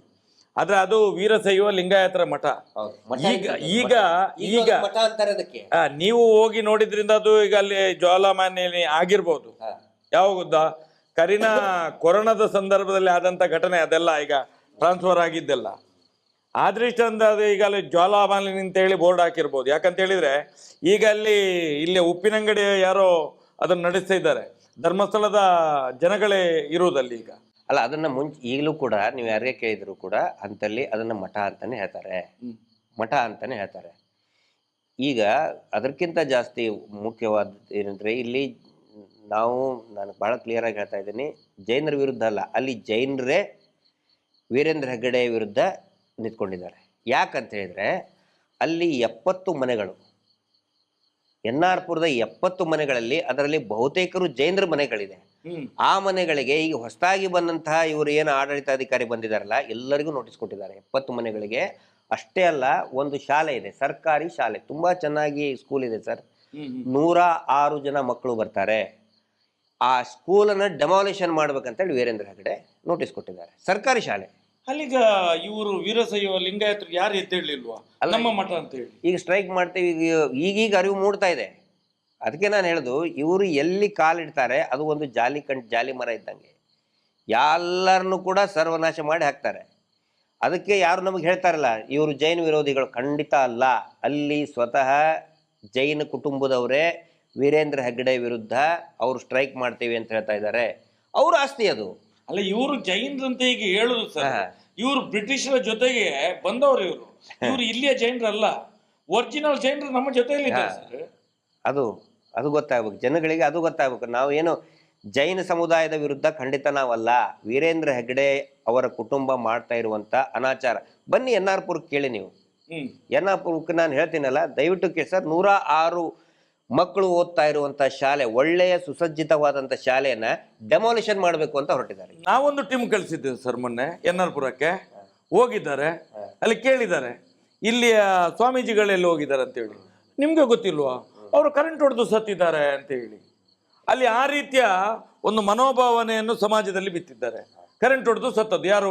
ವೀರಶೈವ ಲಿಂಗಾಯತ ಮಠದ ಸ್ವಾಮೀಜಿಗಳು ಕರೆಂಟ್ ಹೊಡೆದು ಸತ್ತದ್ದು ಅಂತ ಹೇಳಿದ್ರೆ, ನಮ್ಗೆ ಮಾಹಿತಿ ಬಂದ ಪ್ರಕಾರ ಮೊದಲನೇ ದಿವಸ ಒಂದು ಈ ಕೊರೋನಾದ ಸಂದರ್ಭದಲ್ಲಿ ಧರ್ಮಸ್ಥಳದಿಂದಲೇ ಒಂದು 6-7 ಮಂದಿ ಹೋಗಿದ್ದಾರೆ. 6-7 ಮಂದಿ ಅಲ್ಲಿಗೆ ಹೋಗಿದ್ದಾರೆ. ಅವರು ಹೋದ ಮರು ದಿವಸ ಬೆಳಿಗ್ಗೆ ಈ ಎಲ್ಲ ಘಟನೆ ನಡೆದಿರುವಂಥದ್ದು, ಅದರ ಮೇಲೆ ಆಸ್ತಿ ಎಲ್ಲ ಪುಸ್ಲಾಯಿಸಿರುವಂಥದ್ದು ನಮಗೆ ಅಷ್ಟು ಮಾಹಿತಿ ಈಗ ನಮಗೆ ಬಂದಿದೆ. ನೀವೀಗ ಮೊನ್ನೆ ಹೋಗಿದ್ರಿ, ನೀವೊಂದಷ್ಟು ಮಾಹಿತಿಯನ್ನು ಪಡ್ಕೊಂಡಿದ್ದೀರಿ. ಅದನ್ನು ನೋಡುವಾಗ ಈಗ ನಾವು ಈ ಇಡೀ ರಾಜ್ಯದಲ್ಲಿ ಇಂಥ ತುಂಬ ಪ್ರಕರಣಗಳು ಬೇರೆ ಬೇರೆ ಮಠದ್ದು, ಬೇರೆ ಬೇರೆ ಜನಗಳದ್ದು, ದೀನದಲಿತರಿದ್ದು, ಸರ್ಕಾರದ ಭೂ ಹಗರಣ, ಮತ್ತು ಬೆಂಗಳೂರಲ್ಲಿ ನೋಡಿದರೆ ಇದು ಯಾವುದು ರಾಜಕಾಲುವೆಗಳನ್ನು ಒತ್ತುವರಿ, ಇದೆಲ್ಲ ಏನು ಸರ್? ಇದು ಈ ದೇಶದಲ್ಲಿ ಹಾಗಾದ್ರೆ ಕಾನೂನು ಎಷ್ಟಿದೆ? ಹಾಗಾದ್ರೆ ನೆಲಮಂಗಲ ಹತ್ರ ಅದೊಂದೇನೋ ಕ್ಷೇಮವನ ಮಾಡಿದ್ದಾರೆ. ಕ್ಷೇಮವನ ಅಲ್ಲಿ ಎಲ್ಲಿದೆ ಅದು? ಅದು ಯಾವುದ್ರ ಮೇಲೆ ಇದೆ ಅದು? ನಾವು ಹೇಳುವಂಥದ್ದು ಇದು ಯಾರಿಗೂ ಗೊತ್ತಾಗೋದಿಲ್ಲ, ಈ ರಾಜಕೀಯ ವ್ಯಕ್ತಿಗಳಿಗೂ ಗೊತ್ತಾಗೋದಿಲ್ಲ. ಕಲ್ಲೇರಿಯಲ್ಲಿದ್ದ ಪೆಟ್ರೋಲ್ ಬಂಕ್ MB ಕರಿಯ ಹೆಸರಿನಲ್ಲಿ ಆಗಿದ್ದು, SC ಕೋಟಾದಲ್ಲಿ ಸಿಕ್ಕಿದ್ದವರಿಗೆ. ಅದನ್ನ ಧರ್ಮಸ್ಥಳ ಕಲ್ಲೇರಿಯಲ್ಲಿ ಅದನ್ನೀಗ ಹರ್ಷೇಂದ್ರ ತಮ್ಮ ಹೆಸರಲ್ಲೇ ಮಾಡ್ಕೊಂಡ್ರು. ದಲಿತರ ಕೋಟಾದಲ್ಲಿ SC ಕೋಟಾದಲ್ಲಿ ಇದ್ದಂತ ಪೆಟ್ರೋಲ್ ಬಂಕ್ ಅನ್ನ ಅವ್ರ ಹೆಸರಿಗೆ ಒತ್ತುವರಿ ಮಾಡ್ಕೊಂಡು. ನಾನು ಕೇಳೋದು ಸರ್, ಇಷ್ಟು ದಲಿತ ಸಂಘಟನೆಗಳಿದ್ದಾವಲ್ಲ, ಈಗ ನೋಡಿ ಉಜಿರೆ ಗ್ರೌಂಡ್ ಇದೆ, 42 ಎಕರೆ, ಅದು 42 ಎಕರೆ ಭೂಮಿ, ಅದು DCDR ಜಾಗ. ಅದನ್ನು ನೋಡಿ ವೀರೇಂದ್ರ ಹೆಗ್ಗಡೆ ಟ್ರಸ್ಟಿನ ಹೆಸರನ್ನು ಹೇಳ್ಕೊಂಡು ಆಟದ ಮೈದಾನ ಅಂತ ಹೇಳಿ ಅವರ ಸ್ವಾಧೀನಕ್ಕೆ ತಗೊಂಡಿದ್ದಾರೆ. ಒಂದು DCDR ಜಾಗ ಯಾರ್ದೋ ಒಂದು ಟ್ರಸ್ಟಿಗೆ ಬೇಕಾದ್ರೆ ಯಾರಿಗೆ ಬೇಕಾದ್ರೆ ಕೊಡ್ಲಿ, NOC ಸರ್ಕಾರ ಕೊಡ್ತದೆ. ಕೊಡ್ಬೇಕಾದ್ರೆ ಏನು ಮಾಡಬೇಕು? ಆ 42 ಎಕರೆಗೆ ಪರ್ಯಾಯವಾಗಿ ಬೇರೆ ಜಾಗ ಕೊಡಬೇಕು. ಇಲ್ಲಿ ಯಾವುದೇ ಜಾಗ ಕೊಡ್ಲಿಲ್ಲ, ಏನಿಲ್ಲ. ಅವ್ರಿಗೆ ಕೊಡ್ಬೇಕದಕ್ಕೆ ಅವ್ರಿಗೆ ಏನು ಅವಶ್ಯಕತೆ ಇದೆ? ಟ್ರಸ್ಟಿಗೆ ಏನು ಅವಶ್ಯಕತೆ ಇದೆ? ಸಾವಿರಾರು ಕೋಟಿ ಬಿದ್ದಿದೆ, ಸಾವಿರಾರು ಎಕರೆ ತಗೊಂಡಿದೆ ಅವರ ಹೆಸರಲ್ಲಿ, ಮತ್ತೆ ಎಲ್ಲಾನು ಅವರಿಗೆ. ಈಗ ಇಲ್ಲಿ ನೋಡಿ, ಅಲ್ಲಿ ಇಂಜಿನಿಯರ್ ಕಾಲೇಜ್ ಅಂತ ಹೇಳ್ತಾರಲ್ಲ, ನ್ಯಾಚುರೋಪತಿ ಕಾಲೇಜ್, ಅದೆಲ್ಲ ಎಂತ ಸರ್? ಗೋಮಾಳದ ಜಾಗ ಸರ್ ಅದು. ಉಜಿರೆಯಲ್ಲಿ ಈಗ ಗೋಮಾಳ ಇಲ್ಲ. ಈ ಸರ್ಕಾರಿ ಅಧಿಕಾರಿಗಳಾಗಿ ಸರ್ಕಾರಿ ಮಿನಿಸ್ಟ್ರುಗಳು ಬರ್ತಾರೆ, ಈ ರೆವಿನ್ಯೂ ಮಿನಿಸ್ಟ್ರುಗಳು ಬರ್ತಾರಲ್ಲ, ಅವ್ರಿಗೆ ಇಲ್ಲಿ ಬಂದ ತಕ್ಷಣ ಅಲ್ಲಿ ಧರ್ಮಸ್ಥಳ ನೇತ್ರಾವತಿ ಪಕ್ಕದಲ್ಲಿ ಒಂದು ಇದಿದೆ ನೋಡಿ, ಯಾವುದು ನ್ಯಾಚುರೋಪತಿ ಎಣ್ಣೆ ಮಾಲಿಸ್ ಮಾಡಿ ಮಾಡಿ ಮಾಡಿ ಮಾಡ್ತಾರೆ ಮಾಡ್ತಾರೆ ಮಾಡ್ತಾರೆ ಮಾಡ್ತಾರೆ ಮಾಡಿ ಮಾಡಿ ಹೋಗ್ಬೇಕಾದ್ರೆ ಫೈಲ್ ತಂದಿರ್ತಾರೆ ಅವ್ರ ಮುಂದ್ಗಡೆ. ಅವನು ಮಾಲಿಸ್ ಮಾಡ್ತಾ ಇದ್ದಂಗೆನೆ ಅಲ್ಲೇ ಮಲಕ್ಕೊಂಡು ಸೈನ್ ಹಾಕ್ಬಿಡ್ತಾನೆ. ಮಾಲಿಸ್ ಆಗ್ತಾ ಇದ್ದಂಗೆನೆ ಸೈನ್ ಹಾಕ್ಬಿಡ್ತಾನೆ. ಆ 7 ಎಕರೆ ಚಿಲ್ಲರೆ ಭೂಮಿ ಉಂಟಲ್ಲ, ಅದು ನಮ್ಮ ಇವ್ರದ್ದು ಮಲೆಕುಡಿಯ ಅವ್ರು ಇದ್ದಾರೆ, ನಮ್ಮ ಜೊತೆಲಿ ಇದ್ದಾರೆ. ಈಗ ಬೇಕಾದಾಗ ಕರೆಸ್ತೇವೆ. ಆ ಜಾಗ ಯಾರಿಗೂ ಅಲಾಟ್ಮೆಂಟ್ ಆದ ಜಾಗವನ್ನು ತೆಗೆದು ಇವರಿಗೆ ಕೊಟ್ಟಿರುವಂಥದ್ದು. ಎಂತ ಸರ್ ಇದು?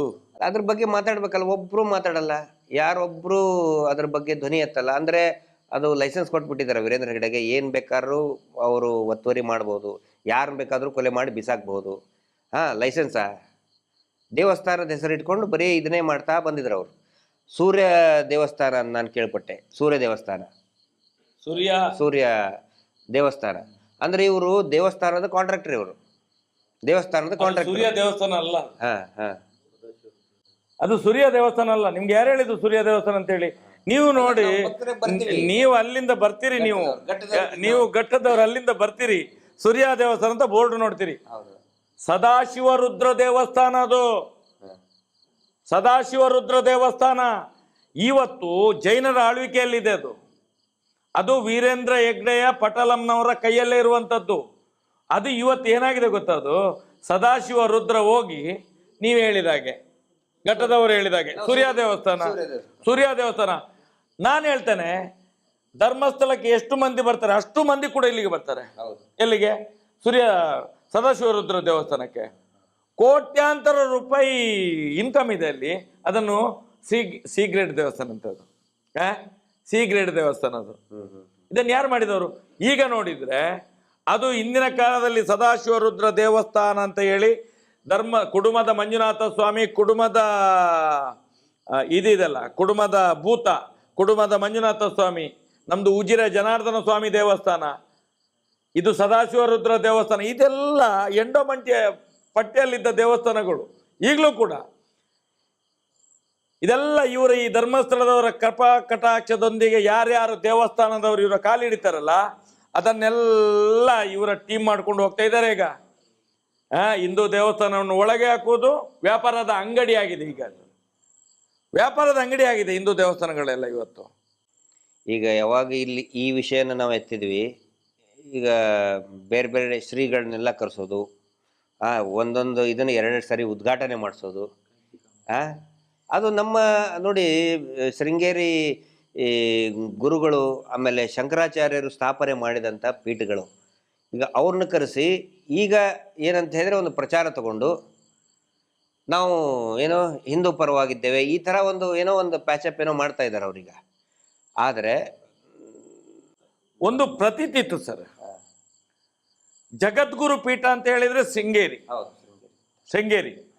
ಶೃಂಗೇರಿಯವರು ಕೂಡ ಧರ್ಮಸ್ಥಳಕ್ಕೆ ಬಂದರೆ ಯಾರು ಕೆಲಸದವರೆಲ್ಲ ಹೊತ್ಕೊಂಡು ಹೋಗೋದು. ವೀರೇಂದ್ರ ಹೆಗ್ಡೆ ಅವ್ರ ಮನೆಯವರೆಲ್ಲ ಹೆಗಲ ಮೇಲೆ ಪಲ್ಲಕ್ಕಿಯಲ್ಲಿ ಹೊತ್ಕೊಂಡು ಹೋಗ್ಬೇಕು ಸ್ವಾಮೀಜಿಯನ್ನೇ.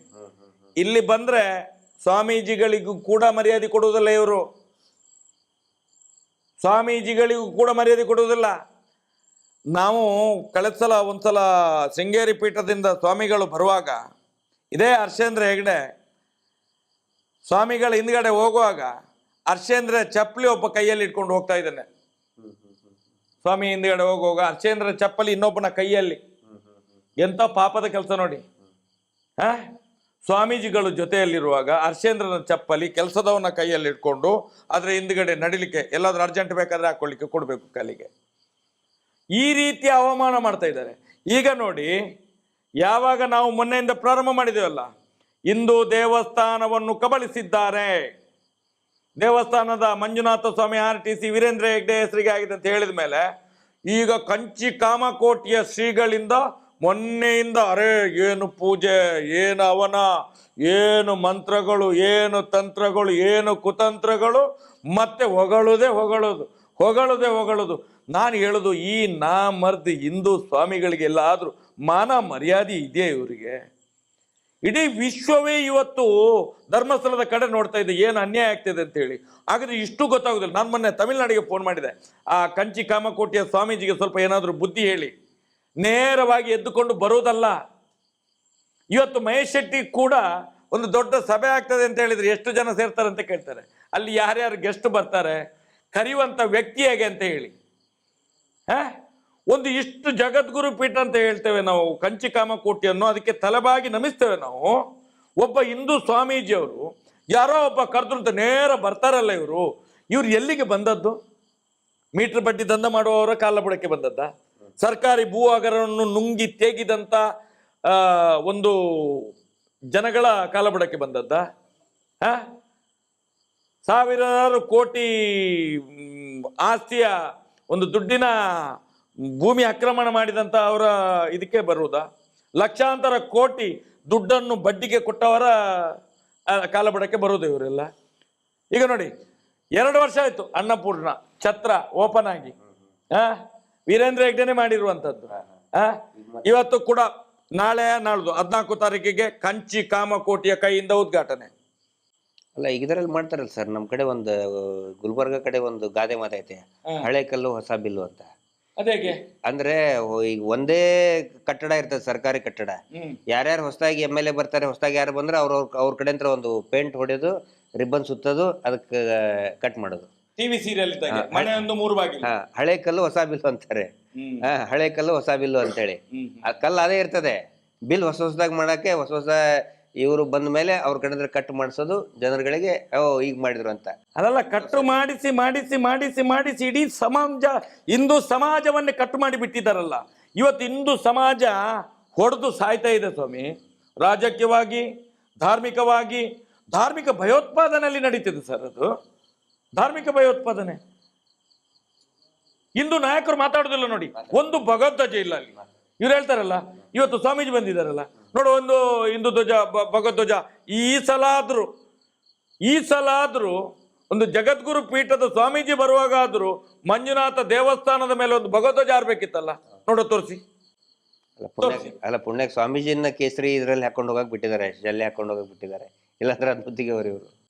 ಏನೋ ಪುಣ್ಯಕ್ಕೆ ನಾನು ಹೇಳುವಂಥದ್ದು, ಅವರನ್ನು ಪೂರ್ತಿ ಬಟ್ಟೆಯಲ್ಲಿ ಕರ್ಕೊಂಡೋಗಿದ್ದೇ ದೊಡ್ಡ ವಿಶೇಷ. ಅದು ಏನು ಅರಬೆತ್ತಲೆ ಮಾಡಿ ಕರ್ಕೊಂಡು ಹೋಗ್ಲಿಲ್ಲ, ನಮ್ಮಾಗೆ ಇರಬೇಕು ಅಂತೇಳಿ. ಯಾಕಂತ ಹೇಳಿದ್ರೆ ಇದು ಹಿಂದೂ ದೇವಸ್ಥಾನ ಅಲ್ಲ, ಇದು ಜೈನರದ್ದು ಅಂತ ಹೇಳಿ ಅವರನ್ನೇನೋ ಅರಬೆತ್ತಲೆ ಮಾಡಲಿಲ್ಲ ಪುಣ್ಯಕ್ಕೆ.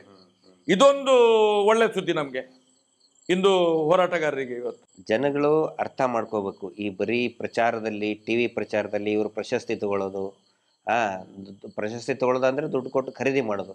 ಆದರೆ ವಾಸ್ತವ ಏನು ನಡೀತಾ ಇದೆ, ದೇವರನ್ನು ವ್ಯಾಪಾರ ಮಾಡೋದ್ರ ಬಗ್ಗೆ ಎಷ್ಟು ವ್ಯಾಪಾರ ಮಾಡ್ತಾ ಇದ್ದಾರೆ. ಮಂಜುನಾಥ ಸ್ವಾಮಿನ ಇಟ್ಟು ಸ್ವತಃ ಅವರು ಹೇಳ್ತಾರೆ ಮಂಜುನಾಥ ಸ್ವಾಮಿ ಇದು ಹಿಂದೂಗಳ ದೇವಸ್ಥಾನ ಅಲ್ಲ ಅಂತೇಳಿ.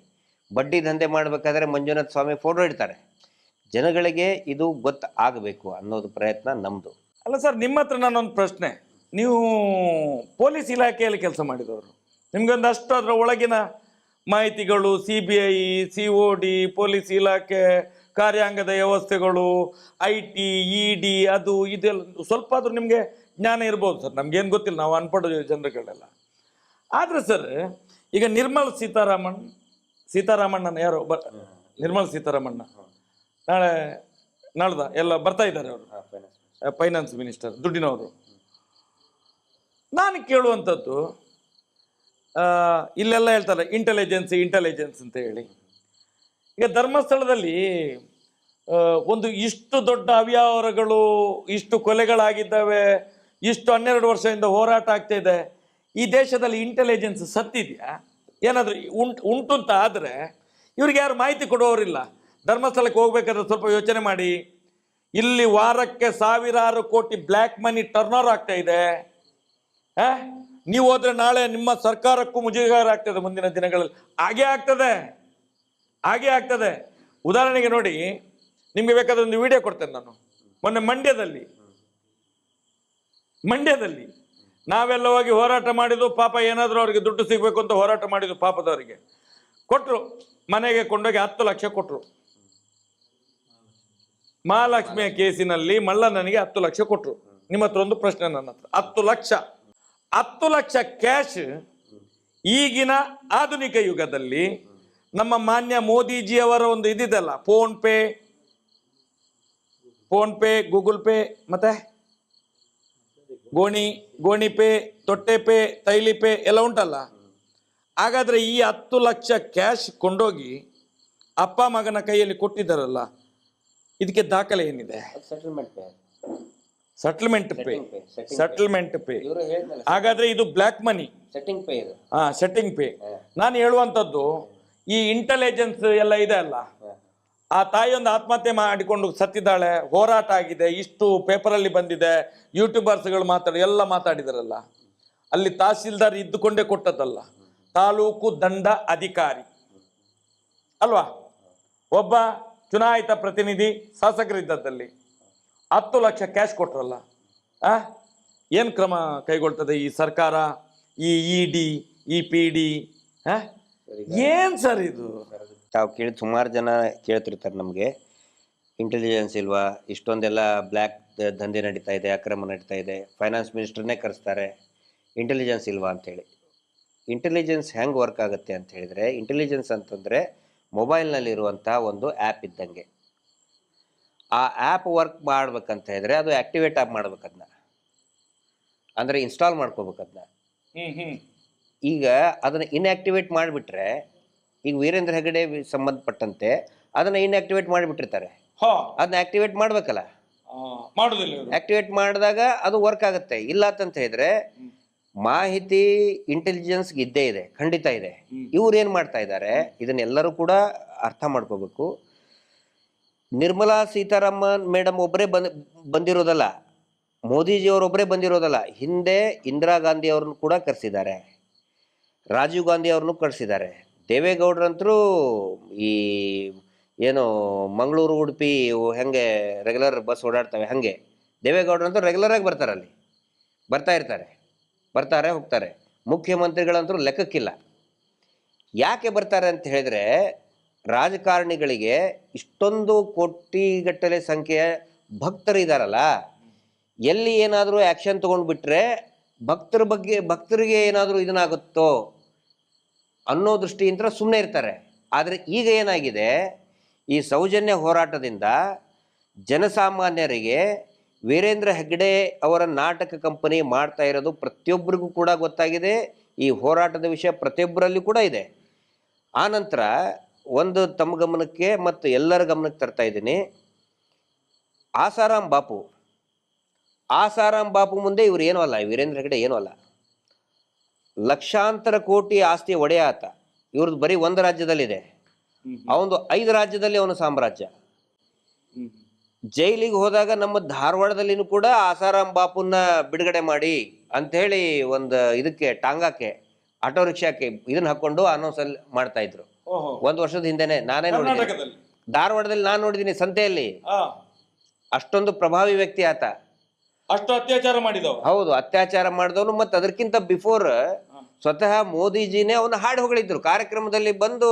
ಆಸಾರಾಮ್ ಬಾಪು ಆಶೀರ್ವಾದ ನನಗಿರಬೇಕು, ಉನ್ಕಾ ಆಶೀರ್ವಾದ ಹೋನಾ ಚಾಯಿ ಹಮೆ ಅಂತೇಳಿ ಹೊಗಳಿದ್ರು. ಆದರೆ ಯಾವಾಗ ಒಂದು ಸಾರಿ ಸಿಕ್ಕ ಬಿದ್ದ ಎಲ್ಲರೂ ಆತನು ಕೈ ಬಿಟ್ರು. ಮುಂದೆ ಇವನು ಸಿಕ್ಕಾಕೊಳ್ತಾನೆ. 100ಕ್ಕೆ 100 ಅದೇ ಆಗುತ್ತೆ. ಇಂಟೆಲಿಜೆನ್ಸ್ಗೆ ಎಲ್ಲಾ ಮಾಹಿತಿನೂ ಇದೆ, ಖಂಡಿತ ಇದೆ. ಸ್ಟೇಟ್ ಪೊಲೀಸ್ ಇಂಟೆಲಿಜೆನ್ಸ್ ಗೊತ್ತಿದೆ, ಪ್ರತಿಯೊಬ್ಬ ಅಧಿಕಾರಿಗಳಿಗೂ ಕೂಡ ಗೊತ್ತಿದೆ. ವೀರೇಂದ್ರ ಹೆಗ್ಗಡೆ ಮಾಡಿರುವಂತ ಹಲ್ಕಾ ಕಚಡ ಕೆಲಸ ಪ್ರತಿಯೊಬ್ಬರಿಗೂ ಗೊತ್ತಿದೆ. ಸರ್, ನೀವು ಹೇಳ್ತೀರಿ ಇಂಟೆಲಿಜೆನ್ಸ್, ಸಂಬಳ ಎಷ್ಟು ತಿಂತಾನವನು? ನೀವು ಇಲ್ಲಿ ಹೋಗಿ ಸರ್, ಅಲ್ಲಿಗೆ ಒಬ್ಬ ದನ ಕಾಯುವಂತ ಸಣ್ಣ ಹುಡುಗನಿಗೆ ಕೇಳಿ ಧರ್ಮಸ್ಥಳ ಹೇಗಿದೆ ಅಂತ ಕೇಳಿ, ಅವನು ಹೇಳ್ತಾನೆ ಥೂ ಜನ್ಮಕ್ಕೆ ಅವ್ರದ್ದು ಅಂತ ಹೇಳ್ತಾನೆ. ಇವತ್ತು ಅಲ್ಲಿ ತನಕ ಮುಟ್ಟಿದೆ. ಇಂಟೆಲಿಜೆನ್ಸ್ಗೆ ಗೊತ್ತಿರೋದೇ ಇರ್ತದ. ಒಂದ ಬೆಕ್ಕು ಯಾವತ್ತು ಮನೆಯ ಯಜಮಾನ್ ಹಾಲು ಹಾಕುವಾಗ ಕಣ್ಣು ಮುಚ್ಚಿ ಕುಡುದದು. ಅದು ಹೇಳ್ತದಂತೆ, ಅಕ್ಕ ಹಾಕಿದ್ಲು, ನಾನು ಕಣ್ಣು ಮುಚ್ಚಿ ಕುಡ್ದೆ, ಏನು ಹಾಕಿದ್ರೆ ಗೊತ್ತು, ಕಣ್ಣು ಮುಚ್ಚಿ ಕುಡ್ದೆ ಅಂತೇಳಿ. ಇವತ್ತು ಅದು ನಡೀತಿದೆ ಇಲ್ಲಿ. ಸರ್, ಈಗ ಮುಂಚೆ ಇವ್ರ ಬಗ್ಗೆ ಪ್ರಶ್ನೆ ಮಾಡೋದಿಲ್ಲ, ಯೋಚನೆನೂ ಕೂಡ ಮಾಡ್ತಿದ್ದಿಲ್ಲ. ಆದ್ರೆ ಈಗೇನಾಗಿದೆ, ಹಳ್ಳಿಯಲ್ಲಿ ಪ್ರತಿಯೊಬ್ಬ ಒಬ್ಬ ಮಹಿಳೆ ಯೋಚನೆ ಮಾಡ್ತಿರ್ಲಿಲ್ಲ, ತಪ್ಪು ಯೋಚನೆ ಮಾಡ್ತಿದ್ರು, ಮಾಡಿದವು ಮರುದಿವಸ ಇರ್ತಿರ್ಲಿಲ್ಲ. ಅದು ಇಲ್ಲಿ ಅಲ್ಲ, ಇಲ್ಲಿ ಇಡೀ ನಮ್ಮ ಉತ್ತರ ಕರ್ನಾಟಕದ ಘಟ್ಟದವ್ರ ಬಗ್ಗೆ ನಾನು ಹೇಳ್ತಾ ಇದ್ದೀನಿ. ನಾನು ಘಟ್ಟದವನಲ್ಲ, ಅದಕ್ಕೆ ಯಾಕಂದ್ರೆ ಸುಮಾರು ಜನ ನನ್ನ ಘಟ್ಟದವರು ಅಂತ ನನಗೆ ಬರೀತಾರೆ. ಹೌದು, ನಾನು ಘಟ್ಟದವರು ಮತ್ತು ಘಟ್ಟದವನೇ ಅಂತಾನೆ ಹೇಳ್ಬೇಕು. ನಾನು ನಮ್ಮ ಕಡೆ ಬಹಳ ಭಕ್ತಿ ಅಂದ್ರೆ ದೇವಸ್ಥಾನದ ಬಗ್ಗೆ ಈಗಲೂ ಇದ್ದೇ ಇರ್ತದೆ. ಯಾವತ್ತಿಗೂ ಕೂಡ ನಾವು ದೇವಸ್ಥಾನದ ಭಕ್ತರೇನು. ಆದರೆ ವೀರೇಂದ್ರ ಹೆಗ್ಗಡೆ ಬಗ್ಗೆ ಪ್ರಶ್ನೆ ಮಾಡೋಕ್ಕೂ ಯೋಚನೆ ಮಾಡ್ತಾ ಇರಲಿಲ್ಲ.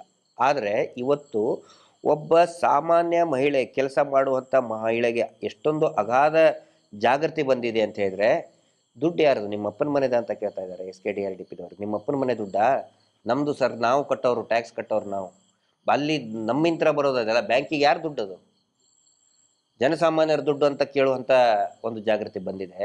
ಆನಂತರ ನೋಡಿ, ಹಿಂದೆ ಇವ್ರು ಏನು ಮಾಡ್ತಿದ್ರು, ಎಲ್ಲ ಜಡ್ಜಸ್ಗಳಿಗೂ ಕೂಡ ಏನೋ ಒಂದು ಈ ದೇವಸ್ಥಾನದ ಮೇಲೆ ಭಕ್ತಿ ಬಂದವ್ರಿಗೆಲ್ಲ ಆಗಲೇ ನಾನು ಹೇಳಿದೆ, ಇವ್ರ ಕೆಲಸ ಏನು, ಸಿದ್ಧಾಂತ ಏನು, ಒಂದು ಸೆಟ್ಟಿಂಗು, ಇನ್ನೊಂದು ಫಿಟ್ಟಿಂಗು.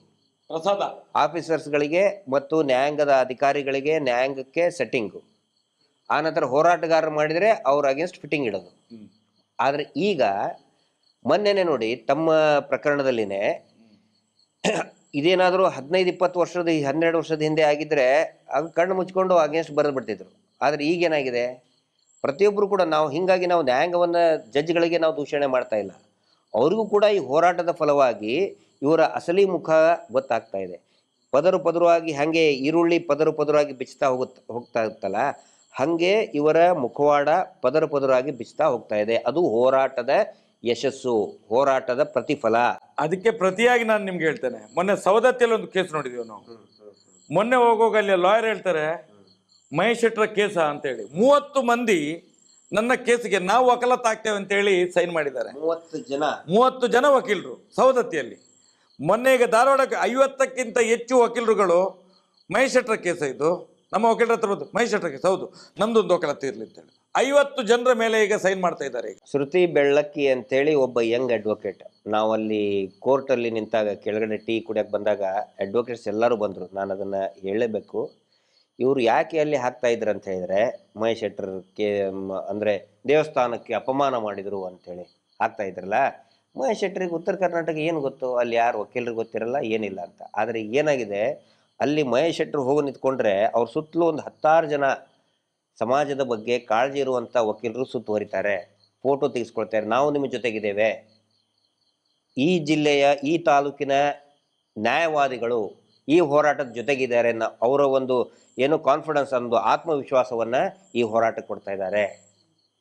ಇದು ಈ ವೀರೇಂದ್ರ ಹೆಗಡೆ ನಾಟಕ ಕಂಪನಿಗೆ ಗೊತ್ತಿರಬೇಕು.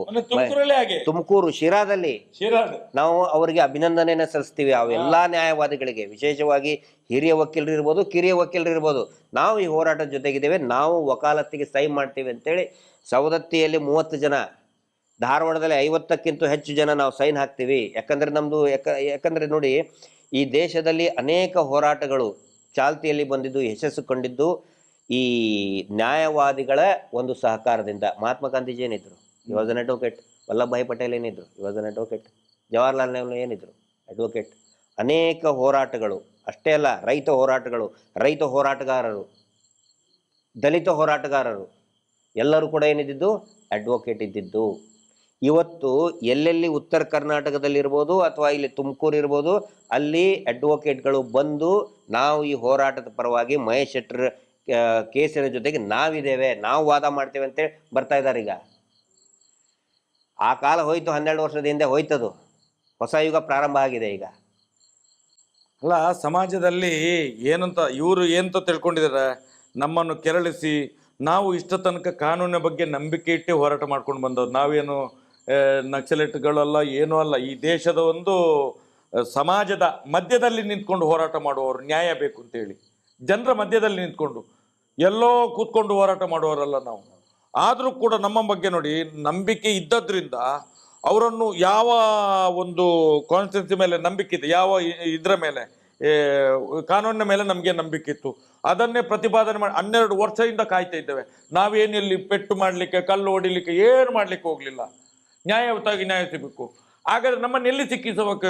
ಇಲ್ಲೇ ಸಿಕ್ಕಿಸಿ ಹಾಕಬೇಕು. ನ್ಯಾಯದ ವಿರುದ್ಧ ಇದ್ದಾನೆ ಅಂತೇಳಿ ಸುಳ್ಳು ಕೇಸನ್ನು ಮಾಡಿಸಿದ್ರು. ಇವನು ನ್ಯಾಯದ ವಿರುದ್ಧ ಇದ್ದಾನೆ. ಇವತ್ತು ಏನಾಗಿದೆ ಅಂತ ಹೇಳಿದ್ರೆ, ಆ ನ್ಯಾಯ ದೇವತೆ ಓದಲ್ಲಿ 30, 50, 70 ವಕೀಲರನ್ನು ಜೋಡಿಸಿ ನಮ್ಮ ಕೈಗೆ ಕೊಡ್ತಾ ಇದ್ದಾರೆ. ಇದು ಶಕ್ತಿ ಅಲ್ವ ಸರ್? ಸೌಜನ್ಯ ಶಕ್ತಿ, ಮತ್ತೆ ಅಣ್ಣಪ್ಪ ಸ್ವಾಮಿಯ ಶಕ್ತಿ. ಇದು ಸತ್ಯದ ಹೋರಾಟ ಇದು. ಅದಕ್ಕೋಸ್ಕರ ಮುಂದಿನ ದಿನಗಳಲ್ಲಿ ನಾವು ಹೇಳುವಂಥದ್ದು, ನೀವೇ ಹೇಳಿದಾಗೆ ದೇವಸ್ಥಾನ, ವಕ್ಫು ಏನೇ ಇರಲಿ, ಏನು ಸಮಾಜದ ವಿರುದ್ಧ ಯಾರು ಕೆಲಸ ಮಾಡಿ, ಯಾವನೇ ಮಾಡಲಿ, ಈ ದೇಶದ ಪ್ರಧಾನಿ ಮಾಡಿದ್ರು ಕೂಡ ಪ್ರಶ್ನೆ ಮಾಡ್ತೇವೆ ನಾವು. ಏನು ಹೇಳ್ತೀರಿ ಸರ್? ನಾವು ಯಾರ ಆಸ್ತಿ ಅಲ್ಲ, ಪ್ರತಿಯೊಬ್ಬರು ನಾವು ಈ ಸನಾತನ ಹಿಂದೂ ಧರ್ಮದ ಆಸ್ತಿಗಳು ನಾವು. ಆ ದೃಷ್ಟಿಯಿಂದ ನಮಗೆ ಯಾರ ಮೇಲೆ ದ್ವೇಷ ಇಲ್ಲ. ಯಾರು ಸನಾತನ ಹಿಂದೂ ಧರ್ಮವನ್ನು ಅವಹೇಳನ ಮಾಡ್ತಾನೆ ಅವನ ವಿರುದ್ಧ ನಾವು ಇದ್ದೇ ಇದ್ದೇವೆ. ಸರ್, ಇಲ್ಲಿ ನಾನು ನೋಡಿದ್ದು, ಕೊನೆಯದಾಗಿ ಒಂದು ಅಬ್ಸರ್ವ್ ಮಾಡಿದ್ದು, ನಾವು ಮಂಗಳೂರು ಈ ಕರಾವಳಿ ಅಂತ ಹೇಳಿದ್ರೆ ಮುಂಚಿನ ನಾವು ಅಂದ್ಕೊಂಡಿದ್ದು ಹಿಂದೂ ಪ್ರತಿಭಟನೆ ಮಾಡುವಂಥ ಭದ್ರಕೋಟೆ, ಹಿಂದುತ್ವದ ಭದ್ರಕೋಟೆ ಅಂಥೇಳಿ. ಆದರೆ ಇಲ್ಲಿ ಬಂದ ಮೇಲೆ ನಾನು ಅಬ್ಸರ್ವ್ ಮಾಡಿದ್ದು, ನಾನು ಇದ್ರದ್ದು ಈ ಧರ್ಮದ ಎಕ್ಸ್ಪರ್ಟ್ ಅಲ್ಲ, ನಾನು ತಮ್ಮ ಹಾಗೆ ನಾನು ಧರ್ಮದ ಇದು ನನ್ನ ವಿಷಯ ಅಲ್ಲ. ಆದರೆ ನಾನು ನೋಡಿದ್ದೇನಂತ ಹೇಳಿದರೆ, ಇಲ್ಲಿ ಈಗ ಅತ್ಯಾಚಾರದ ವಿಷಯ ಬಂದಾಗ ಅವನು ಮುಸ್ಲಿಮ್ನಾಗಿದ್ದರೆ ಜೋರಾಗಿ ಮಾತಾಡ್ತಾರೆ. ಹಾಗೆ ಭಾಷಣ ಮಾಡಬೇಕಾದ್ರೆ ನೆಕ್ಸ್ಟ್ ಡೇನೇ ಆ ಭಾಷಣಕಾರ, ಆ ಲೀಡರ್ ಪಕ್ಕದವನ್ನೇ ಹಿಡ್ಕೊಂಡು ಹೋಗ್ತಾರೆ. ಅವನು ಹಿಂದೂ ಆಗಿರ್ತಾನೆ. ಹಿಂದೂ ಅಂತ ಗೊತ್ತಾದ ಕೂಡ ಪ್ರತಿಭಟನೆ ಮಾಡೋದೇ ನಿಲ್ಲಿಸ್ಬಿಡ್ತಾರೆ. ಹಾಗಿದ್ರೆ ಅದು ಹಿಂದುತ್ವನ? ಆನಂತರ ಈ ಗೋ ಸಾಗಾಣಿಕೆ ಮಾಡೋದ್ರಲ್ಲಿ ಅಕಸ್ಮಾತಾಗಿ ಗಟ್ಟಿಯಾಗಿ ನಿಂತ್ಕೊಂಡ್ರೆ ಇಲ್ಲಿ ಅಕ್ರಮ ಗೋ ಸಾಗಾಣಿಕೆನೇ ಆಗುದಿಲ್ಲ.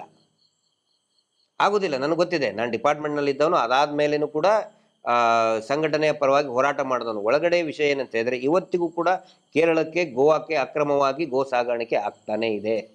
ಇದರಲ್ಲಿ ಸಂಘಟನೆಯ ಪ್ರಮುಖರು ಇದ್ದಾರೆ ಸರ್, ಪ್ರಮುಖರಿದ್ದಾರೆ. ಎಷ್ಟೋ ಸಲ ನಾವು ಹಿಡಿದು ಕೊಟ್ಟಾಯ್ತು, ಆದ್ರೂ ಅವರನ್ನು ಬಚಾವ್ ಮಾಡ್ತಾರೆ. ಇಲ್ಲಿ ಏನು ಗೊತ್ತಾ, ಬರೇ ಓಟು ಸರ್. ಇಲ್ಲಿ ಧರ್ಮ ಗಿರ್ಮ ಏನು ಕರ್ಮನೂ ಇಲ್ಲ, ಇದು ಬರೇ ಓಟ್. ಇದು ಪರಶುರಾಮನ ಸೃಷ್ಟಿ ಅಂತ ಹೇಳ್ತಾರೆ. ಪರಶುರಾಮನ ನಕಲಿ ಮೂರ್ತಿ ಸೃಷ್ಟಿ ಮಾಡಿದ್ರ ಬಗ್ಗೆ ಮಾತಾಡಲ್ಲ. ನೋಡ್ರಿ ಇಲ್ಲಿ ಯಾರು ನೋಡಿ, ಕೆತ್ತಿದವನು ಹೋಗ್ಲಿ, ಕೆತ್ತಿಸಿದವ ಎಲ್ಲಿದ್ದಾನೆ? ಅಲ್ಲ ಆ ಕೆತ್ತಿಸಿದ ಪಾಪಿ ಇದ್ದಾನೆಲ್ಲ, ಕೆತ್ತಿಸಿದವ ಯಾರು ಹೇಳಿ ನೀವು? ಕೆತ್ತಿಸಿದವ ಯಾರು? ಈಗ ನೋಡಿ, ಒಂದು ಪರಶುರಾಮನ ಸೃಷ್ಟಿ, ಆನಂತರ ಪರಶುರಾಮರ ನಕಲಿ ಮೂರ್ತಿ ಸೃಷ್ಟಿ. ಇಲ್ಲಿ 2 ಸೃಷ್ಟಿಗಳಿದೆಪ್ಪ. 2 ಸೃಷ್ಟಿಗಳ ಬಗ್ಗೆ ಚರ್ಚೆ ಆಗ್ತದೆ. ಒಂದು ಪರಶುರಾಮನ ಸೃಷ್ಟಿ, ಖಂಡಿತ ನಾವು ಕೂಡ ಆರಾಧಕರು. ಪರಶುರಾಮನ ಸೃಷ್ಟಿ, ರಾಮ ಹೌದು, ದೇವರು. ಪರಶುರಾಮರ ಸೃಷ್ಟಿ, ಆನಂತರ ಪರಶುರಾಮರ ನಕಲಿ ಮೂರ್ತಿ ಸೃಷ್ಟಿ ಬಗ್ಗೆ, ಅದ್ರ ಬಗ್ಗೆ ಧ್ವನಿ ಎತ್ತಬೇಕು ತಾನೆ? ಯಾರೆತ್ಬೇಕು? ಆರಾಧ್ಯ ದೈವ ಪರಶುರಾಮ ಅಂತ ಹೇಳಿದ್ರೆ ಸಣ್ಣ ಇದನ್ನಲ್ಲ, ದೊಡ್ಡ ತಪಸ್ವಿ. ಸ್ವಾಮಿ ಜಮೀರ್ ಅಹಮದ್ ಎತ್ಬೇಕು, ಅದನ್ನು ಜಮೀರ್ ಅಹಮದ್ ಎತ್ಬೇಕಾ? UT ಖಾದರ್ ಎತ್ಬೇಕಾ? ಯಾರು ಎತ್ಬೇಕು? ಯಾವ ಹಿಂದೂಗಳು? ಯಾವ ಹಿಂದೂಗಳು?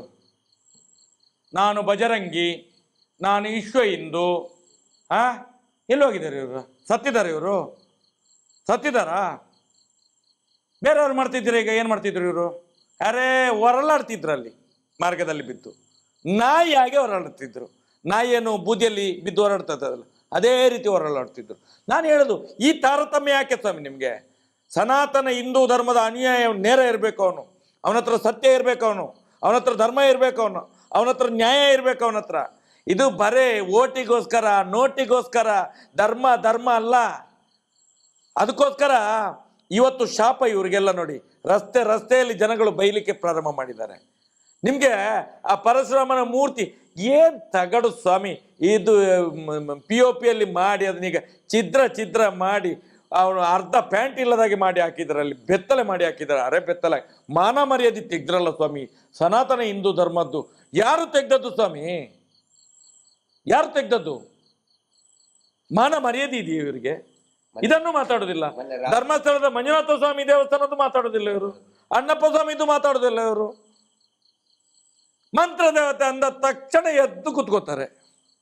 ಶಕ್ತಿ ಅಂತೂ ಇದ್ದೇ ಇದೆ, ಅದಕ್ಕೆ ಹೆಸರು ನಾವು ಏನಾದ್ರು ಕರಿಬಹುದು. ಈಗ ಸೂರ್ಯನಿಗೆ ನಾವು ಏನಾದ್ರು ಹೇಳ್ಬೋದು, ಅದು ಸೂರ್ಯ ಇದ್ದೇ ಇರ್ತಾನೆ. ಆ ದಿಕ್ಕಿಗೆ ಪೂರ್ವ ಅನ್ನೋ ಬದಲಿ ನಾವು ದಕ್ಷಿಣ. ಯಾರು ಸರ್ ಸೃಷ್ಟಿ ಮಾಡಿಸಿದ್ದು? ಈಗ ಇಲ್ಲಿ ನಾವು ಹಿಂದೂ ದೇವಸ್ಥಾನದ ಬಗ್ಗೆ ಮಾತಾಡ್ಲಿಕ್ಕೆ ಹೊರಟವಲ್ಲ, ಆಗ ತಮ್ಮನ್ನ ಮಾತಾಡಿದ್ರೆ ಅದನ್ನೊಂದು ಕಾಂಟ್ರವರ್ಸಿ ಮಾಡ್ಲಿಕ್ಕೆ ನೋಡಿದ್ದು. ಇದೆಲ್ಲ ಉಂಟಲ್ಲ ಬಕೆಟ್, ಇವರೆಲ್ಲ ಬಕೆಟುಗಳು ಇವ್ರದ್ದು. ಯಾರು ಇವರು? ಹಿಂದೂ ನಾಯಕರಲ್ಲ ಇವರು. ಮೊನ್ನೆಲ್ಲ ಮಾತಾಡಿದವ ಇದ್ದವಲ್ಲ, ಅವರಿಗೆ ಆ ಕೋಟಿ ಚೆನ್ನಯ್ಯರ ಸುರಿ ಅಂತ ಹೇಳ್ತಾರೆ. ಸುರಿ ಅಂತ ಹೇಳಿದ್ರೆ ಕೋಟಿ ಚೆನ್ನಯ್ಯರ ಶಸ್ತ್ರ ಅದು. ಅದು ಅವರ ಇನ್ನು ಹೊಟ್ಟೆಗೆ ಬೀಳ್ಬೇಕು, ಆಗ್ಲೇ ಗೊತ್ತಾಗುದು ಅವರಿಗೆ. ಒಂದು ಒಳ್ಳೆ ಗರಡಿಯಲ್ಲಿ ಕೂತ್ಕೊಂಡು ಮಾತಾಡಿದವರು. ಯಾಕೆ ಮಾತಾಡಿದ್ದು? ಮಾತಾಡುವಾಗ ಕೆಲವರು ಹೇಳಿದ್ದಾರೆ, ಯಾಕೆ ಧರ್ಮಸ್ಥಳದ ಬಗ್ಗೆ ಮಾತಾಡೋದಿಲ್ಲ? ಮಂಜುನಾಥನ ದೇವಸ್ಥಾನದ ಜಾಗ ಹೋಗಿದೆಲ್ಲ ವೀರೇಂದ್ರ ಹೆಗ್ಡೆ ಹೆಸರಿಗೆ, ಅದನ್ನ ಯಾಕೆ ಅದೆಲ್ಲ ಇಲ್ಲಿ ಮಾತಾಡ್ಲಿಕ್ಕಿಲ್ಲ? ಹಾಗಾದ್ರೆ ಯಾವ ಧರ್ಮ ಸರ್ ಇದು? ಇದು ಯಾವ ಧರ್ಮ? ಅಲ್ಲ, ಈಗ ಅದು ಯಾವ ಧರ್ಮ ಅಂತ ಕೇಳುದು ನಾವು. ಈಗ ನನ್ನ ವೈಯಕ್ತಿಕ ಅಭಿಪ್ರಾಯ ಹೇಳ್ತೇನೆ. ನೀವ್ ಹೇಳಿದ್ರಿ ನಾವು ಹಿಂದೂ ಧರ್ಮವನ್ನು ದಕ್ಷಿಣ ಕನ್ನಡದಲ್ಲಿ ಉಡುಪಿ ಜಿಲ್ಲೆಯಲ್ಲಿ ನೋಡ್ತಾ ಇದ್ದೇವೆ ನಾವು, ಘಟ್ಟದವರು ಅಂತ ಹೇಳಿ. ಎಲ್ಲಿದೆ ಧರ್ಮ ಹಾಗಾದ್ರೆ? ನಾವು ಭಾಷಣ ಮಾಡ್ತಿದ್ವಿ ಅಲ್ಲ, ಅಲ್ಲಿ ಎಲ್ಲಿದೆ ಧರ್ಮ ಅಂತ ಕೇಳೋದು. ನಿಮ್ಗೆ ಅಣ್ಣಪ್ಪ ಇಲ್ಲ, ನಿಮ್ಗೆ ಮಂಜುನಾಥ ಸ್ವಾಮಿ ಇಲ್ಲ. ಮಂತ್ರ ದೇವತೆ ಬಗ್ಗೆ ನಂದು ವೈಯಕ್ತಿಕ ಅಭಿಪ್ರಾಯ. ಈಗ ತಮ್ಮಣ್ಣ ಶೆಟ್ಟರ್ ಅಂತ ಹೇಳಿದ ತಕ್ಷಣನೇ ಅದನ್ನ ಕಾಂಟ್ರವರ್ಸಿ ಮಾಡೋದು ಬೇಡ. ಅವ್ರು ಸೌಜನ್ಯ ಹೋರಾಟಗಾರರು ಅಂತ ಹೇಳ್ಕೊಂಡು ಬೇಕಂತಾನೆ ಕಾಂಟ್ರವರ್ಸಿ ಮಾಡ್ತಾ ಇದ್ದಾರೆ. ಆದ್ರೆ ಅಲ್ಲಿ ಶಕ್ತಿ ಅನ್ನೋದು ಇದ್ದೇ ಇದೆ, ನಾನು ಕೂಡ ನಂಬ್ತೇನೆ. ಹೆಸರು ಏನಾದ್ರೂ ಕರೀಲಿ, ಅದಕ್ಕೆ ನೀವು ಈಗ ನೋಡಿ ಸೂರ್ಯ, ಅದರಲ್ಲಿ ಒಬ್ಬ ನೋಡಿ ಸುನಿಲ್ ಪನಪ್ಪಿಲ್ ಅಂತ ಇದ್ದ, ಅವನು ಅವರ ಜನ ಬ್ರೋಕರ್, ಅವನು ಈ ಕೆಲಸ ಎಲ್ಲ ಮಾಡಿಸಿದ್ದು ಗೊತ್ತಿದೆ ನಮ್ಗೆ. ಮುಂದಿನ ದಿನಗಳಲ್ಲಿ ಅವನನ್ನು ತಗೊಳ್ತೇವೆ ನಾವು. ಅಲ್ಲ, ಅವರು ಈ ವಿಷಯದ ಬಗ್ಗೆನೂ ಮಾತಾಡ್ಲಿ ಅಲ್ಲ, ಹಿಂದೂ ದೇವಸ್ಥಾನದ ಬಗ್ಗೆ ಮಾತಾಡ್ಲಿ. ಆನಂತರ ನೋಡಿ, ಮೊನ್ನೆ RSS ನಮ್ಮ ಸಂಘದ ಒಬ್ಬ ಕಾರ್ಯಕರ್ತ,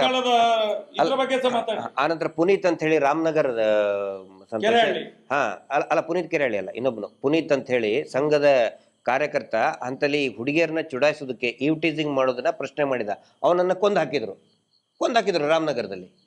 ಸಂಘದ ಕಾರ್ಯಕರ್ತ ಅವನು, ಪುನೀತ್ ಅಂತೇಳಿ ಹುಡುಗ. ಅವನು ಆ ಹುಡುಗಿಯರದ್ದು ವಿಡಿಯೋ ಮಾಡ್ಕೋತಿದ್ರು, 1 4 ಜನ ಸೇರ್ಕೊಂಡು ಅವ್ರು ಚುಡಾಯಿಸ್ತಿದ್ರು. ನೀವು ಹಿಂಗ್ ವಿಡಿಯೋ ಮಾಡ್ಕೋಬಾರ್ದು ಅಂತ ಹೇಳಿದಕ್ಕೆ ಅವ್ನು ಹೊಡೆದು ಸಾಯಿಸಿದ್ರು.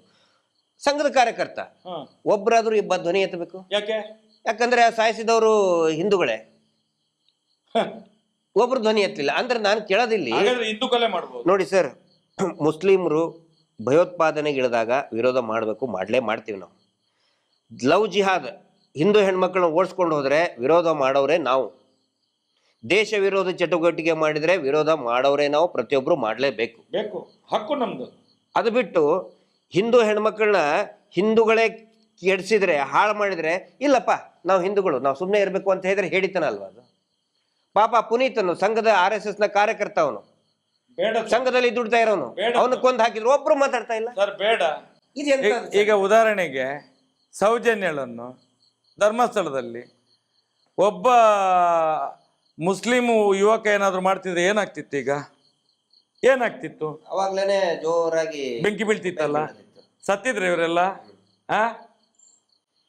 ಅಲ್ಲ, ನಾನು ಅದೇ ಕೇಳೋದು, ಒಬ್ಬ ಈಗ ಮುಸ್ಲಿಂ ಲೀಡರ್ಗೂ ನಾನು ಕೇಳ್ತಾ ಇದ್ದೀನಿ, ಒಂದು ವೇಳೆ ಮುಸ್ಲಿಂ ಯುವತಿಯನ್ನ, ಮುಸ್ಲಿಂ ಮಹಿಳೆಯನ್ನ ಮುಸ್ಲಿಂ ಅತ್ಯಾಚಾರ ಮಾಡಿದ್ರೆ ಅದು ಲೈಸೆನ್ಸ್? ಅದು ಹಿಂದೂಗಳ ಹೆಣ್ಮಕ್ಳಿಗೆ, ಹಿಂದೂಗಳ ಅಥವಾ ಆಗಲಿ ಜೈನರಾಗ್ಲಿ ಮಾಡಿದ್ರೆ ಅದು ಲೈಸೆನ್ಸ್? ಅದು ಆಯ್ತು ಮಾಡ್ಬೋದು ಅಂತ ಇವ್ರು ಲೈಸೆನ್ಸ್ ಕೊಡ್ತಾರ? ಇದು ಲೈಸೆನ್ಸ್ ಕೊಟ್ಟಾಗಿ ಹೆಣ್ಮಕ್ಳು ಯಾವುದೇ ಧರ್ಮದವರು ಇರ್ಲಿ ಸರ್. ನಾನು ಇದು ಜಮ್ಮು ಕಾಶ್ಮೀರದಲ್ಲಿ ಅತ್ಯಾಚಾರ ಅನ್ನುವಂಥದ್ದು ಸಮಾಜದ ಕಳಂಕ ಅದು ಅದಾಗ್ಲೇಬಾರ್ದು. ಹಿಂದೂ ಇರ್ಲಿ, ಮುಸ್ಲಿಂ ಇರ್ಲಿ, ಕ್ರೈಸ್ತ ಹೆಣ್ಮಕ್ಳಿರ್ಲಿ, ಯಾವ ಹೆಣ್ಮಕ್ಳಿರ್ಲಿ, ಅತ್ಯಾಚಾರ ಆಯ್ತು ಅಂತ ಹೇಳಿದ್ರೆ ಈ ಭೂಮಿ ಕೆಟ್ಟೋಯ್ತು ಅಂತ ಅರ್ಥ. ಭಾರತ್ ಮಾತಾ ಅತ್ಯಾಚಾರಕ್ಕೆ ಒಳಗಾದ್ಲು ಅಂತ ಅರ್ಥ. ನಾವು ಅದನ್ನು ಪ್ರತಿಪಾದನೆ ಮಾಡುವಂಥದ್ದು. ಅದು ಇವತ್ತೇನಾಗ್ತಾ ಇದೆ, ದೇವಸ್ಥಾನದಲ್ಲಿ ಕೂತ್ಕೊಂಡೆ ಅತ್ಯಾಚಾರ ಮಾಡೋದು. ಮೊನ್ನೆ ಒಂದು 3 ಜನಕ್ಕೆ ಮರಣದಂಡನೆ. ಹೌದು, ಹೌದಾ? ಅದು ಹೇಗೆ ಆಯ್ತು? ಅದು ಹೇಗೆ ಆಯ್ತು? ಇಲ್ಲಿ ಅವರಲ್ಲ, ಅವರು ಹರಿಯಾಣ ಆ ಕಡೆ ಎಲ್ಲಿ ಅವ್ರಿಗೆ ಇಲ್ಲಿ ಯಾರು ಸಿಗ್ಲಿಲ್ಲ ಇವರನ್ನು ಬಚಾವ್ ಮಾಡ್ಲಿಕ್ಕೆ. ಆ ಊರಿನಿಂದ ಬಂದವರು, ಹಾಗಾಗಿ ಅವರಿಗೆ ಮರಣದಂಡನೆ ಆಯ್ತು. ಗುಂಡು ಹೊಡೆದುಕೊಳ್ಬೇಕಾಗಿತ್ತು ಅವ್ರನ್ನ. ಎಲ್ಲ ನೋಡಿ, ಇದರಲ್ಲಿ ಇವ್ರಿಗೆ ಮರಣದಂಡೆ ಅಲ್ಲ, ಬಚಾವ್ ಮಾಡುದಿಲ್ವಾ? ಗಲ್ಲಿಗೇರಿಸ್ಬೇಕು ಅವ್ರನ್ನ. ಮತ್ತೆ ಪ್ರತಿಯೊಬ್ಬರನ್ನು ಕೂಡ ಗಲ್ಲಿಗೇರಿಸ್ಬೇಕು, ತಕ್ಷಣಕ್ಕೆ ಗಲ್ಲಿಗೇರಿಸ್ಬೇಕು. ನೋಡಿ, ಪಾಠ ಹೇಗೆ ಆಗುದು? ಪಾಠ ಹೇಗೆ ಆಗುದು? ತಪ್ಪ ಆದಾಗ್ಲೇ ಅಂತ ಬರೆಯುವಾಗ ಅದು ಕೆಟ್ಟೋಯ್ತು ಅಂತ ಹೇಳಿ ಆಗ್ಲೇ ಬಡಿಬೇಕಲ್ಲ. ಇದು ಏನಿಲ್ಲ, ಬರ್ದು ಎಲ್ಲ ಬರ್ದು ಅವನು 10ನೇ ಕ್ಲಾಸ್ ಹೋದ ಮೇಲೆ ಹಾಗೇ ಬರಿತಾ ಇರ್ತಾನೆ, ನೋಡ್ತಾನೆ ಇರೋದು, ತಿದ್ದಲಿಕ್ಕೆ ಇಲ್ಲ. ಇದೇನಾಗಿದೆ ಅಂತ ಹೇಳಿದ್ರೆ ಅತ್ಯಾಚಾರ ಮಾಡ್ತಾನೆ ಇರೋದು, ಇಲ್ಲಿ ಸೆಟ್ಟಿಂಗ್ ನಡೀತಲೇ ಇರೋದು, ಎಲ್ಲ ಕಡೆಯಲ್ಲೂ ಕೇಸು FIR ಆಗ್ಲಿಕ್ಕಿಲ್ಲ. ಈಗ ಉದಾಹರಣೆಗೆ ನೋಡಿ, ಮೊನ್ನೆ ಒಂದು ಈ ಬಡ್ಡಿ ದಂಧೆ ವ್ಯವಹಾರದಲ್ಲಿ ನೋಡಿ, ನಮ್ಮ ಕರ್ಮಾರಿನಲ್ಲಿ ಒಬ್ಬ ಚಂದ್ರಶೇಖರ್ ಆಳು ಅಂತ ಹೇಳಿ ಸುಸೈಡ್ ಮಾಡಿಕೊಂಡ್ರು. ಅದರಲ್ಲಿ ಅಲ್ಲಿಯ SP ಅಂತ ಹೇಳಿದ್ರೆ ಸೇವಾ ಪ್ರತಿನಿಧಿ,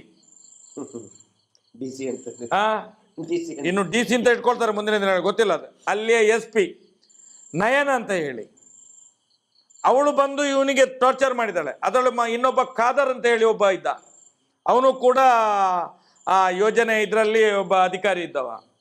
ಇಬ್ರು ಸೇರ್ಕೊಂಡು ಟಾರ್ಚರ್ ಕೊಟ್ಟಿದ್ದಾರೆ ಇವನಿಗೆ. ಇವನು ನಮ್ಮ ಹುಡುಗರ ಹತ್ರ ಎಲ್ಲ ಹೇಳಿದ್ದಾನೆ, ಯಾರು ಈ ಚಂದ್ರಶೇಖರ್ ಆಳು ಅಂತ ಹೇಳಿ. ಏನು ಹೇಳಿದ್ದಾನೆ?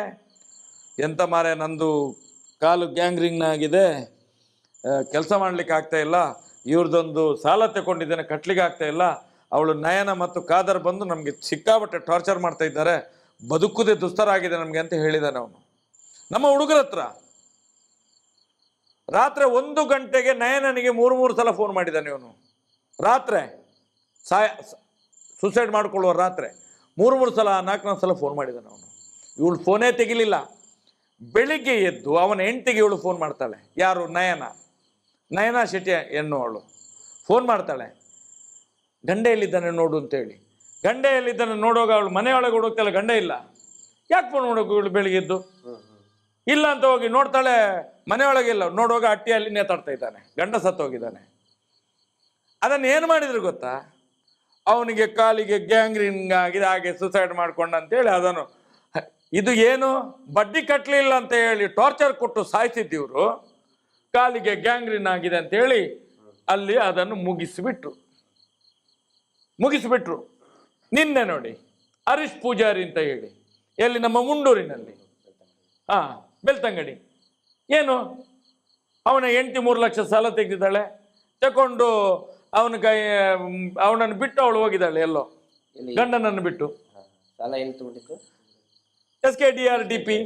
SKDRDP ಅದೇನೋ, ಅದು ನನಗೆ ಪೂರ್ತಿ ಬರೋದಿಲ್ಲ, ಅದು ಧರ್ಮಸ್ಥಳ ಸಂಘ. ಮೊನ್ನೆ ಒಂದ್ಸಲ ಬಂದಂತೆ ಪುನಃ ಹೋಗಿದ್ದಾಳೆ. ನಾಳೆ ಬಂದ್ರೆ ಅವಳು ಆವತ್ತಿದ್ದು ಇವತ್ತಿದೆಲ್ಲ ತಿಥಿಯ ಕಾರ್ಡು ನಿರ್ಮಲಾ ಸೀತಾರಾಮನ್ಗೆ ಕಳಿಸಿದ್ರೆ ಒಳ್ಳೇದದು. ನಾನು ಹೇಳೋದು ಕೇಳಿ. ಅವನು ನಿನ್ನೆ ಬೆಳಿಗ್ಗೆ ಅಲ್ಲಿ ಯಾರೋ ಎಂತ ಭಾರತಿ ಬೆಳಿಗ್ಗೆ ಹೋಗಿ ನಿನ್ನ ಹೆಂಡತಿ ಸಾಲ ತೆಗೆದೆಲ್ಲ ಬಡ್ಡಿ ಕಟ್ಟು ಅಂತ ಹೇಳಿ ನಿನ್ನೆ ಬೊಬ್ಬೆ ಹೊಡೆದಿದ್ದಾಳೆ. ಬೊಬ್ಬೆ ಹೊಡೆದು ಲೆಫ್ಟ್ ರೈಟ್ ಮಾಡಿದ್ದಾನೆ. ಇವನು ಹೋಗಿದ್ದಾನೆ ಸೀದಾ ಪೊಯ್ದನ್ ತಗೊಂಡು ಕೊಡ್ದು ಇವನು ಸತ್ತಿದ್ದಾನೆ. ಸತ್ತ ತಕ್ಷಣ ಇವರು ತಕ್ಷಣ ಪ್ಲಾನ್ ಮಾಡಿದ್ದಾರೆ. ಏನು ಗೊತ್ತಾ, ನಮಗೆ ರಾತ್ರಿ 11 ಗಂಟೆಗೆ ಫೋನ್ ಬಂತು. ಮಹೇಶಣ್ಣ ಸಾಲ ಬಡ್ಡಿ ದಂಧೆ ಇಲ್ಲೊಬ್ಬನನ್ನು ಬಲಿ ತಗೊಂಡು. ಎಲ್ಲಿ? ಮುಂಡೂರಿನಲ್ಲಿ. ಏನಾಯ್ತು? ಅವನು ಸತ್ತಿದ್ದಾನೆ, ಸುಸೈಡ್ ಮಾಡ್ಕೊಂಡದ್ದು. ಹೀಗೆ ಭಾರತೀಯ ಆಚಾರ್ಯ ಅಂತ ಹೇಳುವವಳು ಬಂದು ಟಾರ್ಚರ್ ಮಾಡಿದ್ದಾಳೆ. ಮತ್ತು ಅವಳ ಪಟಲ ಮೇಲೆ ಇತ್ತು ಧರ್ಮಸ್ಥಳ ಗ್ರಾಮಾಭಿವೃದ್ಧಿ ಯೋಜನೆ ಅವ್ರದ್ದು. ಅವನು ಸುಸೈಡ್ ಮಾಡ್ಕೊಂಡು ಸತ್ತೋಗಿದ್ದಾನೆ. ಈಗ ಏನು ಮಾಡ್ತಿದ್ದಾರೆ ಅಂತ ಹೇಳಿದರೆ, ಅವನಿಗೆ ಪಿಟ್ಸ್ ಆಗಿತ್ತು, ಬಾಯಲ್ಲೆಲ್ಲ ನೊರೆ ಬಂದಿದೆ, ಹಾಗಾಗಿ ಸತ್ತಿದ್ದಾನೆ ಅಂತ ಹೇಳಿ ಅದನ್ನು ಹೀಗೆ ಮಾಡುವ ಅಂತೇಳಿ ಪ್ಲ್ಯಾನ್ ಮಾಡಿದರು. ಅದಾಗಲಿಲ್ಲ, ಅಲ್ಲಿ ನಡೀಲಿಲ್ಲ. ಮತ್ತು ಸ್ವಲ್ಪ ಹೊತ್ತಾಗ ಬೇರೆ ಏನು ಪ್ಲ್ಯಾನ್ ಆಯಿತು, ಅವನು ಹಾರ್ಟ್ ಅಟ್ಯಾಕ್ ಆಗಿ ಸತ್ತದ್ದು ಅಂತೇಳಿ ಆಯಿತು, ಅದು ನಡೀಲಿಲ್ಲ. ಲಾಸ್ಟಿಗೆ ಹೆಂಡತಿ ಬಿಟ್ಟು ಹೋದ್ಲು ಅಂತೇಳಿ ಸುಸೈಡ್ ಮಾಡ್ಕೊಂಡಿದ್ದಾನೆ ಅಂತೇಳಿ ಆ ಪ್ಲ್ಯಾನ್ ಮಾಡಿದರು, ಅದು ನಡೀಲಿಲ್ಲ. ಯಾಕಂತ ಹೇಳಿದರೆ ಮಧ್ಯದಲ್ಲಿ ಎಣ್ಣೆಯ ಬಾಟ್ಲಿ ಸಿಕ್ಕಿತು, ಪಾಯ್ಸನ್ ಇದ್ದು. ಈಗೇನಾಗಿದೆ ಅಂತ ಹೇಳಿದರೆ, ಪೋಸ್ಟ್ ಮಾರ್ಟಮ್ ರಿಪೋರ್ಟಲ್ಲಿ ಬರುವಾಗ ಅದು ಆತ್ಮಹತ್ಯೆ ಅಂತ ಹೇಳಿ ಆಗಿದೆ. ಆತ್ಮಹತ್ಯೆ ಯಾಕೆ ಮಾಡ್ಕೊಂಡದ್ದು?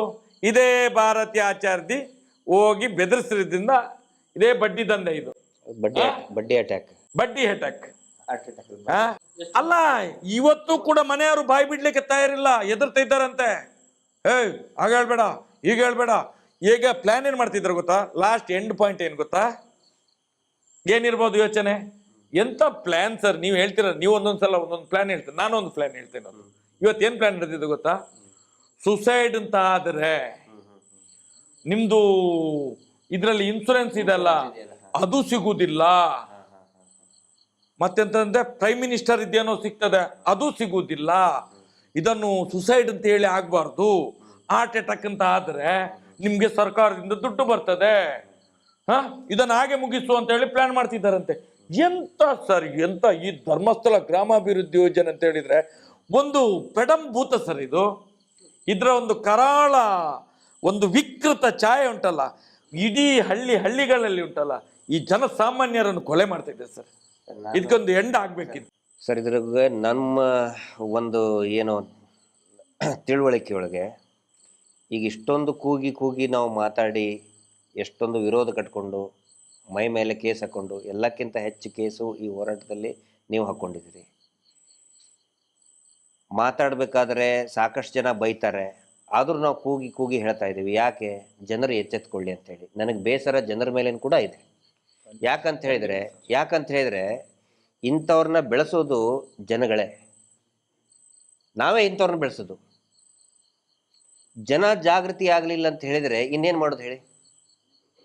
ಸುಮ್ಮನೆ 50,000 1 ಲಕ್ಷಕ್ಕೆ ಅವ್ರಿಗೆ ಹೇಳ್ತಾ ಇದ್ದೀವಿ ಸಾಲ ತಗೋಬೇಡಿ, ನೇರವಾಗಿ ನೀವು ಬ್ಯಾಂಕಿನಿಂದನೇ ಸಾಲ ತಗೊಳ್ಳಿ. ಈಗ ನೋಡಿ ಸಂಜೀವಿನಿ ಅಂತ ಯೋಜನೆ ಇದೆ, ಸ್ವಸಹಾಯ ಗುಂಪುಗಳಿಗೆ ಬ್ಯಾಂಕ್ಗಳು ಆಲ್ರೆಡಿ ಅದೇ ಗ್ರಾಮದಲ್ಲಿನೇ ಕೊಟ್ಟಿದ್ದಾರೆ. ಯಾವ ಗ್ರಾಮದಲ್ಲಿ SKDRDP ಸ್ವಸಹಾಯ ಗುಂಪುಗಳಿದೆ ಅದೇ ಗ್ರಾಮದಲ್ಲಿ ಸಮಾನಾಂತರವಾಗಿ ಪ್ಯಾರಲಲಿ ಅಲ್ಲಿ ಈ ಸಂಜೀವನಿ ಗುಂಪುಗಳಿಗೂ ಕೂಡ ಡೈರೆಕ್ಟ್ ಬ್ಯಾಂಕಿಂದ ಕೊಟ್ಟಿದ್ದಾರೆ. 8% 10% ಇಂದ ಸಿಗ್ತಾ ಇದೆ ಅವರಿಗೆ. ಸರಿಯಾಗಿ 3 ತಿಂಗಳಿಗೊಂದ್ಸರಿ ಕಟ್ಟಿದರೆ ಬರೀ 4% ಅಲ್ಲಿ ಕಟ್ತಾ ಇದ್ದಾರೆ. ಜನಗಳಿಗೆ ಇದು ಅರ್ಥ ಆಗಬೇಕು. ಜನಗಳಿಗೆ ಅರ್ಥ ಆಗಲಿಲ್ಲ ಅಂತ ಹೇಳಿದ್ರೆ ನಾನು ಹಳ್ಳಕ್ಕೆ ಬೀಳ್ತೀನಿ, ನಾನು ಮೋಸ ಹೋಗ್ತೀನಿ ಅನ್ನೋರಿಗೆ ಇನ್ನೇನು ಮಾಡೋಕ್ಕಾಗತ್ತೆ? ನಾವು ಹೇಳ್ತೀವಿ ನೀವು ಜೀವ ಕಳ್ಕೊಳ್ಬೇಡಿ ಅಂತ ಹೇಳ್ತೀವಿ. ಹೌದು, ನಾವು ನಮಗೆ ಬೇಸರ ಆಗುತ್ತೆ, ಪಾಪ ಯಾರಾದರೂ ಹಿಂಗೆ ಸತ್ತರೆ ಬೇಸರ ಆಗುತ್ತೆ. ಆದರೆ ಜನಗಳು ಕೂಡ ಅರ್ಥ ಮಾಡ್ಕೋಬೇಕು, ಜನಗಳು ಜಾಗೃತರಾಗಬೇಕು. ನಾನು ಮೋಸ ಹೋಗಕ್ಕೆ ನಾನು ರೆಡಿ ಇದ್ದೀನಿ, ನಿಂದೇನು ಅಂತ ಕೇಳಿದ್ರೆ ನಾವೇನು ಮಾಡೋಕ್ಕಾಗುತ್ತೆ ಸರ್? ನೋಡಿ, ನಾವು ಹೇಳೋದು ಅದನ್ನೇ ಸರ್. ಈಗ 12 ವರ್ಷದಿಂದ ಪದೇ ಹೇಳೋದಿದೆ, ಅಪ್ಪ ನೆಟ್ಟ ಆಲದ ಮರಕ್ಕೆ ನಾವು ನೇತಾಡೋದಲ್ಲ. ಇವತ್ತು ನಮ್ಮ ಅಪ್ಪ ಮಾಡಿದ ತಪ್ಪು ಯಾರನ್ನು ಮಂಜುನಾಥ, ನಡೆದಾಡುವ ಮಂಜುನಾಥ, ಮಾತನಾಡುವ ಮಂಜುನಾಥ ಅಂತ ಹೇಳಿ ನಮ್ಮನ್ನು ವಂಚನೆ ಮಾಡಿ ಇವತ್ತು ನಮ್ಮ ಈ ದುಸ್ಥಿತಿಗೆ ಕಾರಣ. ಇವತ್ತು ನಾವು ಮಾಡಿದ ತಪ್ಪು ನಾಳೆ ನಮ್ಮ ಮಕ್ಕಳಿಗೆ ಬರಬಾರ್ದು, ಇವತ್ತು ನಾವು ಮಾಡಿದ ತಪ್ಪು ನಾಳೆ ನಮ್ಮ ಮಕ್ಕಳಿಗೆ ಬರಬಾರ್ದು ಅನ್ನುವಂಥ ನೋವು, ಆ ಕೊರಗು ನಮ್ಮ ಹತ್ರ ಇರುವಂಥದ್ದು. ನಾವು ಇವತ್ತಿರ್ತೇವೆ, ನಾಳೆ ಈಗ ಇಲ್ಲಿಂದ ಎದ್ದ ಮೇಲೆ ನಾವು ಇರಲಿಕ್ಕಿಲ್ಲ. ಯಾಕಂತ ಹೇಳಿದರೆ ಆ ಮಹಾದೇವನ ಕೊಡುವವನು ಅವನು, ಆ ಬ್ರಹ್ಮ ಸೃಷ್ಟಿಕರ್ತ. ಆದರೆ ಹೇಳುವಂಥದ್ದು ನಾವು ಇಷ್ಟು ಕಿರ್ಚಾಡಿದ್ರು ಪರಿಚಾಡಿದ್ರು ಇನ್ನೂ ಸಮಾಜಕ್ಕೆ ನಿಮಗೆ ಸತ್ಯದ ಅರಿವು ಆಗ್ತಾ ಇಲ್ಲ ಅಂತ ಹೇಳಿದರೆ ಇನ್ನು ಇದಕ್ಕೆ ಉತ್ತರ ಕೊಡೋಣ ಮಂಜುನಾಥ ಸ್ವಾಮಿ ಅಣ್ಣಪ್ಪ ದೇವರು. ನಾವು ಏನು ಮಾಡ್ಲಿಕ್ಕೆ ಆಗುದಿಲ್ಲ. ನಾವು ಸತ್ಯವನ್ನು ತೆರೆದು ನಿಮ್ಮ ಮುಂದೆ ಇಡಬಹುದು. ಸತ್ಯವನ್ನು, ಆ ಸತ್ಯದ ಹೋರಾಟದಿಂದಾಗಿ ನಾವು ಇಲ್ಲಿ ತನಕ 12 ವರ್ಷದಿಂದ, ನಾನು ಹೇಳೋದು ಸೌಜನ್ಯನ ಹೋರಾಟ ಸರ್ ಇದು. 12 ವರ್ಷದಿಂದ ನಾನು 25 ವರ್ಷದಿಂದ ಅವರನ್ನ ಎದುರು ಹಾಕೊಂಡಿದ್ದೇನೆ. 25 ವರ್ಷಗಳಿಂದ. ತಾಕತ್ತಿದ್ರೆ ಬನ್ನಿ ಅಂತೇಳಿ ನಾವು ಸತ್ಯವೇ ಮಾತಾಡೋದು, ಸತ್ಯವನ್ನೇ ಪ್ರತಿಪಾದನೆ ಮಾಡೋದು ಅಂತೇಳಿ, ಬಿಡುವುದಿಲ್ಲ ನಿಮ್ಮನ್ನು ಅಂತೇಳಿ. ಅಲ್ಲಿಂದ ಇಲ್ಲಿ ತನಕೂ ಕೂಡ ನಮ್ಮನ್ನು ಆ ಮಂಜುನಾಥ ಸ್ವಾಮಿ ಅಣ್ಣಪ್ಪ ಸ್ವಾಮಿ ಕಾದುಕೊಂಡು ಬಂದಿದ್ದಾರೆ. ಇದು ಸತ್ಯದ ಹೋರಾಟ. ನಾನು ಇವತ್ತು ಜನರಿಗೆ ಹೇಳುವಂಥದ್ದು, ಸತ್ಯದ ಅರಿವು ಮಾಡಿಕೊಳ್ಳಿ. ನೀವೇನು ಅಣ್ಣಪ್ಪ ಸ್ವಾಮಿಯ ಮುಂದೆ, ಮಂಜುನಾಥ ದೇವರ ಮುಂದೆ ನಂಬಿಕೆ ಇಟ್ಟಿದ್ದೀರೋ, ನೀವು ಬೆಳಿಗ್ಗೆ ಎದ್ದು ಆ ದೇವರಿಗೆ ಒಂದ್ಸಲ ಕೈ ಮುಗಿಯುವಾಗ ನೀವು ಒಂದು ನಿಶ್ಚಿಂತೆಯಿಂದ ಒಂದು ಕೈ ಮುಗಿರಿ, ಪ್ರಾರ್ಥನೆ ಮಾಡಿ. ನಿಮ್ಗೆ ಆಗ ಗೊತ್ತಾಗ್ತದೆ ಈ ನಮ್ಮ ಹೋರಾಟದ ಸತ್ಯ ಏನು ಅಂತ ಹೇಳಿ. ಈ ಕರಾಳ ಮುಖಗಳು ಇವತ್ತು ಏನು ಇಡೀ ಹಿಂದೂ ಸಮಾಜವನ್ನು ನಾಶ ಮಾಡ್ತಿದ್ಯೋ, ಇದೆಲ್ಲ ನಿಮ್ಮ ಕಣ್ಣ ಎದುರುಗಡೆ ಬರ್ತದೆ. ನಿಮಗೆಲ್ಲ ಬಿಚ್ಚಿಟ್ಟಿದ್ದೇವೆ ನಾವು. ಇವತ್ತು ಮೈಶೆಟ್ಟಿ ತಿಮ್ಮರೊಡಿ ಇರ್ಬೋದು, ಮಟ್ಟಣ್ಣವರು ಇರ್ಬೋದು, ಎಲ್ಲ ಹೋರಾಟಗಾರರು ಇದನ್ನು ಸೇರಿ ನಾವು ಮಾಡ್ತಾ ಇದ್ದೇವೆ. ಅನೇಕ ಯೂಟ್ಯೂಬರ್ಸ್ಗಳು. ಇದು ಇವತ್ತು ಸಮಾಜಕ್ಕೆ ಮುಟ್ಟಬೇಕು, ಒಂದು ಒಳ್ಳೆಯ ಒಂದು ವಾತಾವರಣ ಸೃಷ್ಟಿಯಾಗಿ ನ್ಯಾಯ ಸಿಗ್ಲಿ ಅಂತ ಹೇಳಿ ನಮ್ಮ ಈ ಹೋರಾಟ ಇರುವಂಥದ್ದು. ಸರ್, ಕೊನೆಯದಾಗಿ 2 ಪ್ರಶ್ನೆ. ಈಗ ಧರ್ಮಸ್ಥಳ ವೀರೇಂದ್ರ ಹೆಗ್ಗಡೆ ಅವರು ಅಫಿಡವಿಟ್ ಹಾಕಿದ್ದಾರೆ, ಅದು ತೀರ್ಪು ಏನಾಯ್ತು?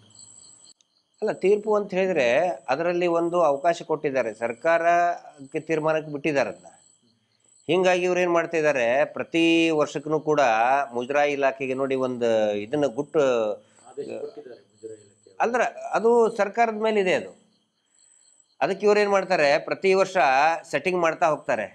ಒಂದು ಪ್ರತೀತಿ ಇದೆ ಗೊತ್ತಾ, ಮುಜರಾಯಿ ಇಲಾಖೆ ಮಿನಿಸ್ಟರ್ ಆದವರು ರಾಜಕೀಯವಾಗಿ ನೆಕ್ಸ್ಟ್ ಇಲೆಕ್ಷನಲ್ಲಿ ಸೋಲ್ತಾರೆ ಅಂತೇಳಿ. ಗೊತ್ತಾ? ಯಾಕೆ ಹೇಳಿ? ಇದೇ ಶಾಪ, ಈ ಶಾಪ ಇದು. ಸೆಟ್ಟಿಂಗ್ ಮಾಡ್ತಾ ಹೋಗ್ತಾರೆ ಇವರು ಪ್ರತಿ ವರ್ಷನೂ ಕೂಡ.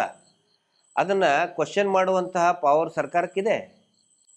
ಇವತ್ತು ಎಂಡಮೆಂಟ್ಗೆ ಇವತ್ತು ತಗೊಳ್ಬಹುದು ಸರ್. ನೋಡಿ ಸರ್, ಇದು 5 ಕೋಟಿಗಿಂತ ಮೇಲೆ ಇದ್ರೆ ತಗೊಳ್ಳೋ, ಇದು 1000 ಕೋಟಿ ಸರ್ ಬರ್ತದೆ, 1000 ಕೋಟಿ. ಈಗ ಈ ರಾಜ್ಯದ ಮುಖ್ಯಮಂತ್ರಿ, ಈ ರಾಜ್ಯದ ಏನು ಈ ರಾಜ್ಯಕ್ಕೆ ವ್ಯವಸ್ಥೆ ಇದೆ ಅಲ್ಲ, ಇವತ್ತು ಅಧಿಕಾರ ಇದೆ ಅಲ್ಲ, ಇವತ್ತು ಈಗ ತೀರ್ಮಾನ ಮಾಡಬಹುದು, ಸರ್ಕಾರಕ್ಕೆ ತಗೊಳ್ಬಹುದು. ಇದೆ ಕಮಿಟಿ ರಚನೆ ಮಾಡಿ ಮಾಡಬಹುದು ಎನಿ ಟೈಮ್.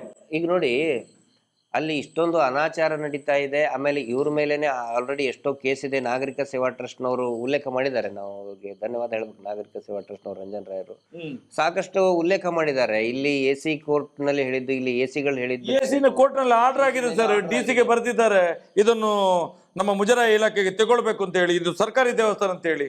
ಆದ್ರೆ ಯಾಕೆ ತಗೊಳ್ಳಿಲ್ಲ ಸರ್? ಅದು ಯಾರಿದ್ದಾರೆ ಹಾಗಾದ್ರೆ? ನಡೆದಾಡುವ ATM ಅದಲ್ಲ ಇವರು. ನಡೆದಾಡುವ ATM ಅದಲ್ಲ. ಅದಕ್ಕೆ ಇಲೆಕ್ಷನ್ ನಲ್ಲಿ ATM ಇವರು. ಇಲೆಕ್ಷನ್ ಬಂದ ತಕ್ಷಣ ATM. ಎಲ್ಲಾ ಸಂಘಟನೆ ಲೀಡರ್ಗಳಿಗೆ ATMಗಳು ಇವರು. ನೋಡಿ, ಈಗ ಮೊನ್ನೆ ATM ಅಲ್ಲಿ ತಗೊಂಡೋದ್ರಲ್ಲ ಇಬ್ರು, ಈ ರಾಜ್ಯದ ಮುಖ್ಯಮಂತ್ರಿ DCM. ಈಗ ಅವ್ರದ್ದು ATM ಹೇಗೆ ಮಾರ್ಗದಲ್ಲಿ ನಡೀತಿದೆ ನೋಡಿ, 3 ಪಾರ್ಟಿದ್ದು. ಯಾರ್ಯಾರು ಸೌಜನ್ಯಾಳ ನ್ಯಾಯಕ್ಕೆ ಅಡ್ಡಿ ಬಂದಿದ್ದಾರೆ ಅವರೆಲ್ಲರೂ ಕೂಡ ನೆಲ ಕಚ್ಚಿದ್ದಾರೆ. ಇದು ಈ ರಾಜ್ಯದ ಜನ ಅರ್ಥ ಮಾಡಬೇಕು. ಮಂಜುನಾಥನ ಶಾಪ. ಸಂಚಾರಿ ಸ್ಟುಡಿಯೋ ಮುಖಾಂತರ ನಾನು ಹೇಳ್ತಾ ಇದ್ದೀನಿ, ಯಾರ್ಯಾರು ಈ ನ್ಯಾಯದ ಹೋರಾಟಕ್ಕೆ, ಸೌಜನ್ಯಾಳ ನ್ಯಾಯಕ್ಕೆ ವಿರುದ್ಧವಾಗಿ ಆ ಅತ್ಯಾಚಾರಿಗಳ ಪರವಾಗಿ ನಿಂತ್ಕೊಂಡು ಆ ಬೀಡಿನ ಮನೆಗೆ ಹೋಗಿ ಅವ್ರ ಕಡೆ ಸನ್ಮಾನ ತಗೊಂಡು ಶಾಲ್ ಹಾಕಿಸ್ಕೊಂಡು ಬಂದ್ರು, ಅವರೆಲ್ಲ ನೆಲ ಸಮ ಆಗ್ತಾ ಇದ್ದಾರೆ. ನಿಮ್ಮ ಅವನತಿ ಇನ್ನು ಮುಂದಕ್ಕೆ ಆದಷ್ಟು ಬೇಗ 12 ವರ್ಷ ದಾಟಿತು. ಆ ಮಗುವಿನ ಒಂದು ಆತ್ಮಕ್ಕೆ ಇದು ಆಗಿ ಆತ್ಮದ ಹತ್ಯೆ ಆಗಿ ಇನ್ನು ಮುಂದೆ ಫಾಸ್ಟ್ ಅದು ಸಿಗುವಂಥದ್ದು ಖಂಡಿತ ಆಗ್ತದೆ. ಅದು ಈಗ ನಿರ್ಮಲಾ ಸೀತಾರಾಮನ್ ಅವರು ಬಂದಿದ್ದಾರೆ, ಲಾಭಾಂಶ ವಿತರಣೆಗೆ. ಲಾಭಾಂಶ ವಿತರಣೆ ಅಲ್ಲ, ಅದು ನಿರ್ಮಲಾ ಸೀತಾರಾಮನ್ ಮೇಡಮ್ ಅವ್ರನ್ನ ಕರೆಸಿ ಇವರ ಹಗರಣದ ಕೊಳೆಯನ್ನ ನಿರ್ಮಲ ಮಾಡೋದಕ್ಕೆ ಮಾಡುವಂತ ಒಂದು ತಂತ್ರ ಅದಿಷ್ಟೇ. ಲಾಭಾಂಶ ಎಲ್ಲಿ? ನುಂಗಿ ನೀರು ಕುಡಿದಿದ್ದಾರೆ ಪೂರ್ತಿ. ಲಾಭಾಂಶ ಯಾರಿಗದು? SKDRDP. ಸರ್, ನಿಮ್ಗೆ ಗೊತ್ತಿಲ್ಲ ಸರ್, ನಿಮ್ಗೆ ಗೊತ್ತಿಲ್ಲ. ಪ್ರಥಮ ಕಂತಿನಲ್ಲಿ ಇವತ್ತು 600 ಕೋಟಿ ಬಿಡುಗಡೆ ಮಾಡಿದ್ದಾರೆ. ಎಲ್ಲ 52 ಲಕ್ಷದಿಂದ 54 ಲಕ್ಷ ಫಲಾನುಭವಿಗಳಿಗೆ 1 ಲಕ್ಷದ ಮೇಲೆ ಕೊಟ್ಟಿದ್ದಾರಂತೆ ಈ ಸಲ. 1 ಲಕ್ಷ, 1 ಲಕ್ಷಕ್ಕಿಂತ ಮೇಲೆ ಹೋರಾಟದ ಇದನ್ನದು ಎಲ್ಲ ಎಲ್ಲ ಫಲಾನುಭವಿಗಳು ಯಾರ್ಯಾರು ಸಾಲ ತಗೊಂಡಿದ್ದಾರೆ 1 ಲಕ್ಷದ ಮೇಲೆ ಕೊಡ್ತಾ ಇದ್ದಾರೆ ಅಂತ ಹೇಳಿ ಸುದ್ದಿ ಆಗ್ತಾ ಇದೆ ಈಗ. 52 ತುಂಬಾ ಮಂದಿ SP ಅವರು ಫೋನ್ ಮಾಡಿದ್ರು ನಮ್ಗೆ 1 ಲಕ್ಷದ ಮೇಲೆ ಕೊಡ್ತಾ ಇದ್ದಾರೆ ಈ ಸಲ ಒಬ್ಬೊಬ್ಬರಿಗೆ ಹಳೇದು ಬಾಕಿ ಎಲ್ಲ ಕೊಡ್ತಾರೆ ಒಟ್ಟಿಗೆ. ಇಷ್ಟ ತನಕ 40-42 ವರ್ಷದಲ್ಲಿ ಏನು ಉಳಿತಾಯ ಮಾಡ್ಕೊಂಡಿದ್ರಿ ಇಲ್ಲಿ ತನಕ ಸೌಜನ್ಯ ಕಣ್ಣು ತೆರೆಸಿದ್ಲು. ಆ ದೃಷ್ಟಿಯಿಂದ 1 ಲಕ್ಷದ ಮೇಲೆ ಕೊಡ್ತಾರೆ ಅಂತ ಹೇಳಿ ಸುದ್ದಿಯಪ್ಪ ಒಬ್ಬೊಬ್ಬರಿಗೆ. ಸಿಕ್ಕಿಲ್ಲ ಅಂದ್ರೆ ಅವ್ರು ಪ್ರಶ್ನೆ ಮಾಡ್ಬೇಕು, ಮಾಡ್ಲೇಬೇಕು ಅವರು. ಈಗ ನೋಡಿ, ಆಕ್ಚುಲಿ ಈ ಲಾಭಾಂಶ ಕೊಡೋದು ಇಷ್ಟು ದೊಡ್ಡ ಸಮಾರಂಭ ಮಾಡೋ ಅವಶ್ಯಕತೆ ಇಲ್ಲ. ಅದು ಹಳ್ಳಿಗಳಲ್ಲಿ ಅವರವರ ಆ ಸಂಘದ ಸದಸ್ಯರು ಮಾಡುವಂತ ಒಂದು ಯೂಶುವಲ್ ಪ್ರತಿ ವರ್ಷದ ಪ್ರಕ್ರಿಯೆ ಅದು. ಪ್ರತಿ ವರ್ಷ ಮನೆ ವೀರೇಂದ್ರ ಹೆಗ್ಡೆ ಹೇಳಿದಲ್ಲ ಬ್ಯಾಂಕಿನವ್ರು ಮಾಡುದು ಅಂತ ಹೇಳಿ. ಬ್ಯಾಂಕಿನವ್ರು ಮಾಡಿದ್ರೆ ಇಲ್ಲಿಗೆ ಧರ್ಮಸ್ಥಳಕ್ಕೆ ಯಾಕೆ ಬರುದು? ಯಾಕೆ ಕೊಡೋದು? ಅಲ್ಲ, ಧರ್ಮಸ್ಥಳಕ್ಕೆ ಯಾಕೆ ಬರ್ಬೇಕು ಸ್ವಾಮಿ? ಕೇಂದ್ರದ ವಿತ್ತ ಸಚಿವೆ ಧರ್ಮಸ್ಥಳದಲ್ಲಿ ಏನಿದೆ? ಏನು RBI ಧರ್ಮಸ್ಥಳದಲ್ಲಿರುವುದಾ? ನಾವು ಕೇಳುದಲ್ಲ ಸ್ವಾಮಿ. ಮೊನ್ನೆ ಸೀರೂರಿನಲ್ಲಿ ವೀರೇಂದ್ರ ಹೆಗ್ಡೆ ಹೇಳಿದಲ್ವಾ, ನಾವೆಲ್ಲ ಕೊಡೋದು ಬ್ಯಾಂಕ್ ಅಂತ ಹೇಳಿ. ಇವ್ರು ಯಾಕೆ ಇದು ಲಾಭಾಂಶ ಕೊಡ್ತೀವಿ ಅಂತ ಮಾಡ್ತಾ ಇದ್ದಾರೆ? ಯಾಕೆ ಕೊಡುದು ಲಾಭಾಂಶ? ಇವ್ರಿಗೇನ್ ಲಾಭ ಇದೆ ಅದರಲ್ಲಿ? ಅಲ್ಲ, ಅವ್ರು ಕೊಟ್ಟರೆ ನೋಡಿ, ಅದು ನಿಜವಾಗ್ಲೂ ಕೂಡ ಹೋರಾಟದ ಒಂದು ಫಲ. 1 ಲಕ್ಷ ರೂಪಾಯಿ ಅದಕ್ಕೆ ನಾವು ಹೇಳ್ತೀವಿ. RBI ಎಲ್ಲಾದ್ರೂ ಇಲ್ಲಿ ಬ್ಯಾಂಕ್ ಇದೆಯಾ ಧರ್ಮಸ್ಥಳದಲ್ಲಿ? RBI ಅಂತಂದ್ರೆ ಏನ್ ಹೇಳಿ ಸರ್? ಗೊತ್ತಿಲ್ಲ. Republic of Belthangady in India RBI ಅಂತಂದ್ರೆ. ನೀವು ರಿಸರ್ವ್ ಬ್ಯಾಂಕ್ ಆಫ್ ಇಂಡಿಯಾ ಅಂತ ತಿಳ್ಕೊಬೇಡಿ, ರಿಪಬ್ಲಿಕ್ ಆಫ್ ಬೆಳ್ತಂಗಡಿ. ಹಾಗೆ ನಿರ್ಮಲಾ ಸೀತಾರಾಮನ್ ಇಲ್ಲಿಗೆ ಬರೋದು. ಓಹೋ, ಇರ್ಬೋದು. ಅದಕ್ಕೆ ಬರೋದು. ಅದಕ್ಕೆ ನೋಡಿ, ಈಗ ಲಾಭಾಂಶ ಅಂತ ಏನಿದೆಯಲ್ಲ, ಇದ್ರದ್ದು ಒಳಗಡೆಯ ಗಿಮಿಕ್ ಏನಂತ ಹೇಳಿದ್ರೆ, SKDRDP ಇದು ಲಾಭರಹಿತ ಟ್ರಸ್ಟ್ ಅಂತ ಇವ್ರು ಬರ್ಕೊಂಡಿದ್ದಾರೆ. ಇವ್ರು ಏನು ಹೇಳಕ್ ಹೊರಟಿದ್ದಾರೆ? ಲಾಭ ನಾವು ಏನು ಇಟ್ಕೊಂಡಿಲ್ಲ, ಲಾಭ ಬಂದಿರೋದನ್ನೆಲ್ಲ ನಾವು ಜನರಿಗೆ ಹಂಚ್ತಾ ಇದ್ದೀವಿ, ಅದಕ್ಕೆ ಲಾಭಾಂಶ ನಾವು ಜನಗಳಿಗೆ ಕೊಡ್ತಾ ಇದ್ದೀವಿ ಅನ್ನುವಂಥ ಒಂದು ಗಿಮಿಕ್ ಮಾಡೋದಕ್ಕೋಸ್ಕರ ಇವರು ಈ ರೀತಿ ಮಾಡ್ತಾ ಇದ್ದಾರೆ. ಈ ರೀತಿ ನಾಟಕ ಮಾಡ್ಬೇಕಾ ಸರ್? ಬೀದಿ ನಾಟಕ. ವಾರಕ್ಕೆ 10 ಕೋಟಿ ಬರೀ ಉಳಿತಾಯ ಧನ. ಪಾಪ 10 ರೂಪಾಯಿ 20 ರೂಪಾಯಿ ಕೊಟ್ಟರು ಅಲ್ಲ ಸರ್, 10 ಕೋಟಿ ವಾರಕ್ಕೆ ತಗೊಳ್ತಾ ಇದ್ದಾರೆ. ಭಾರತ ವಿಶ್ವಗುರು ಆಗುವಂತ ಒಂದು ರಾಷ್ಟ್ರ ಇದು. ಈ ದೇಶದ ವಿತ್ತ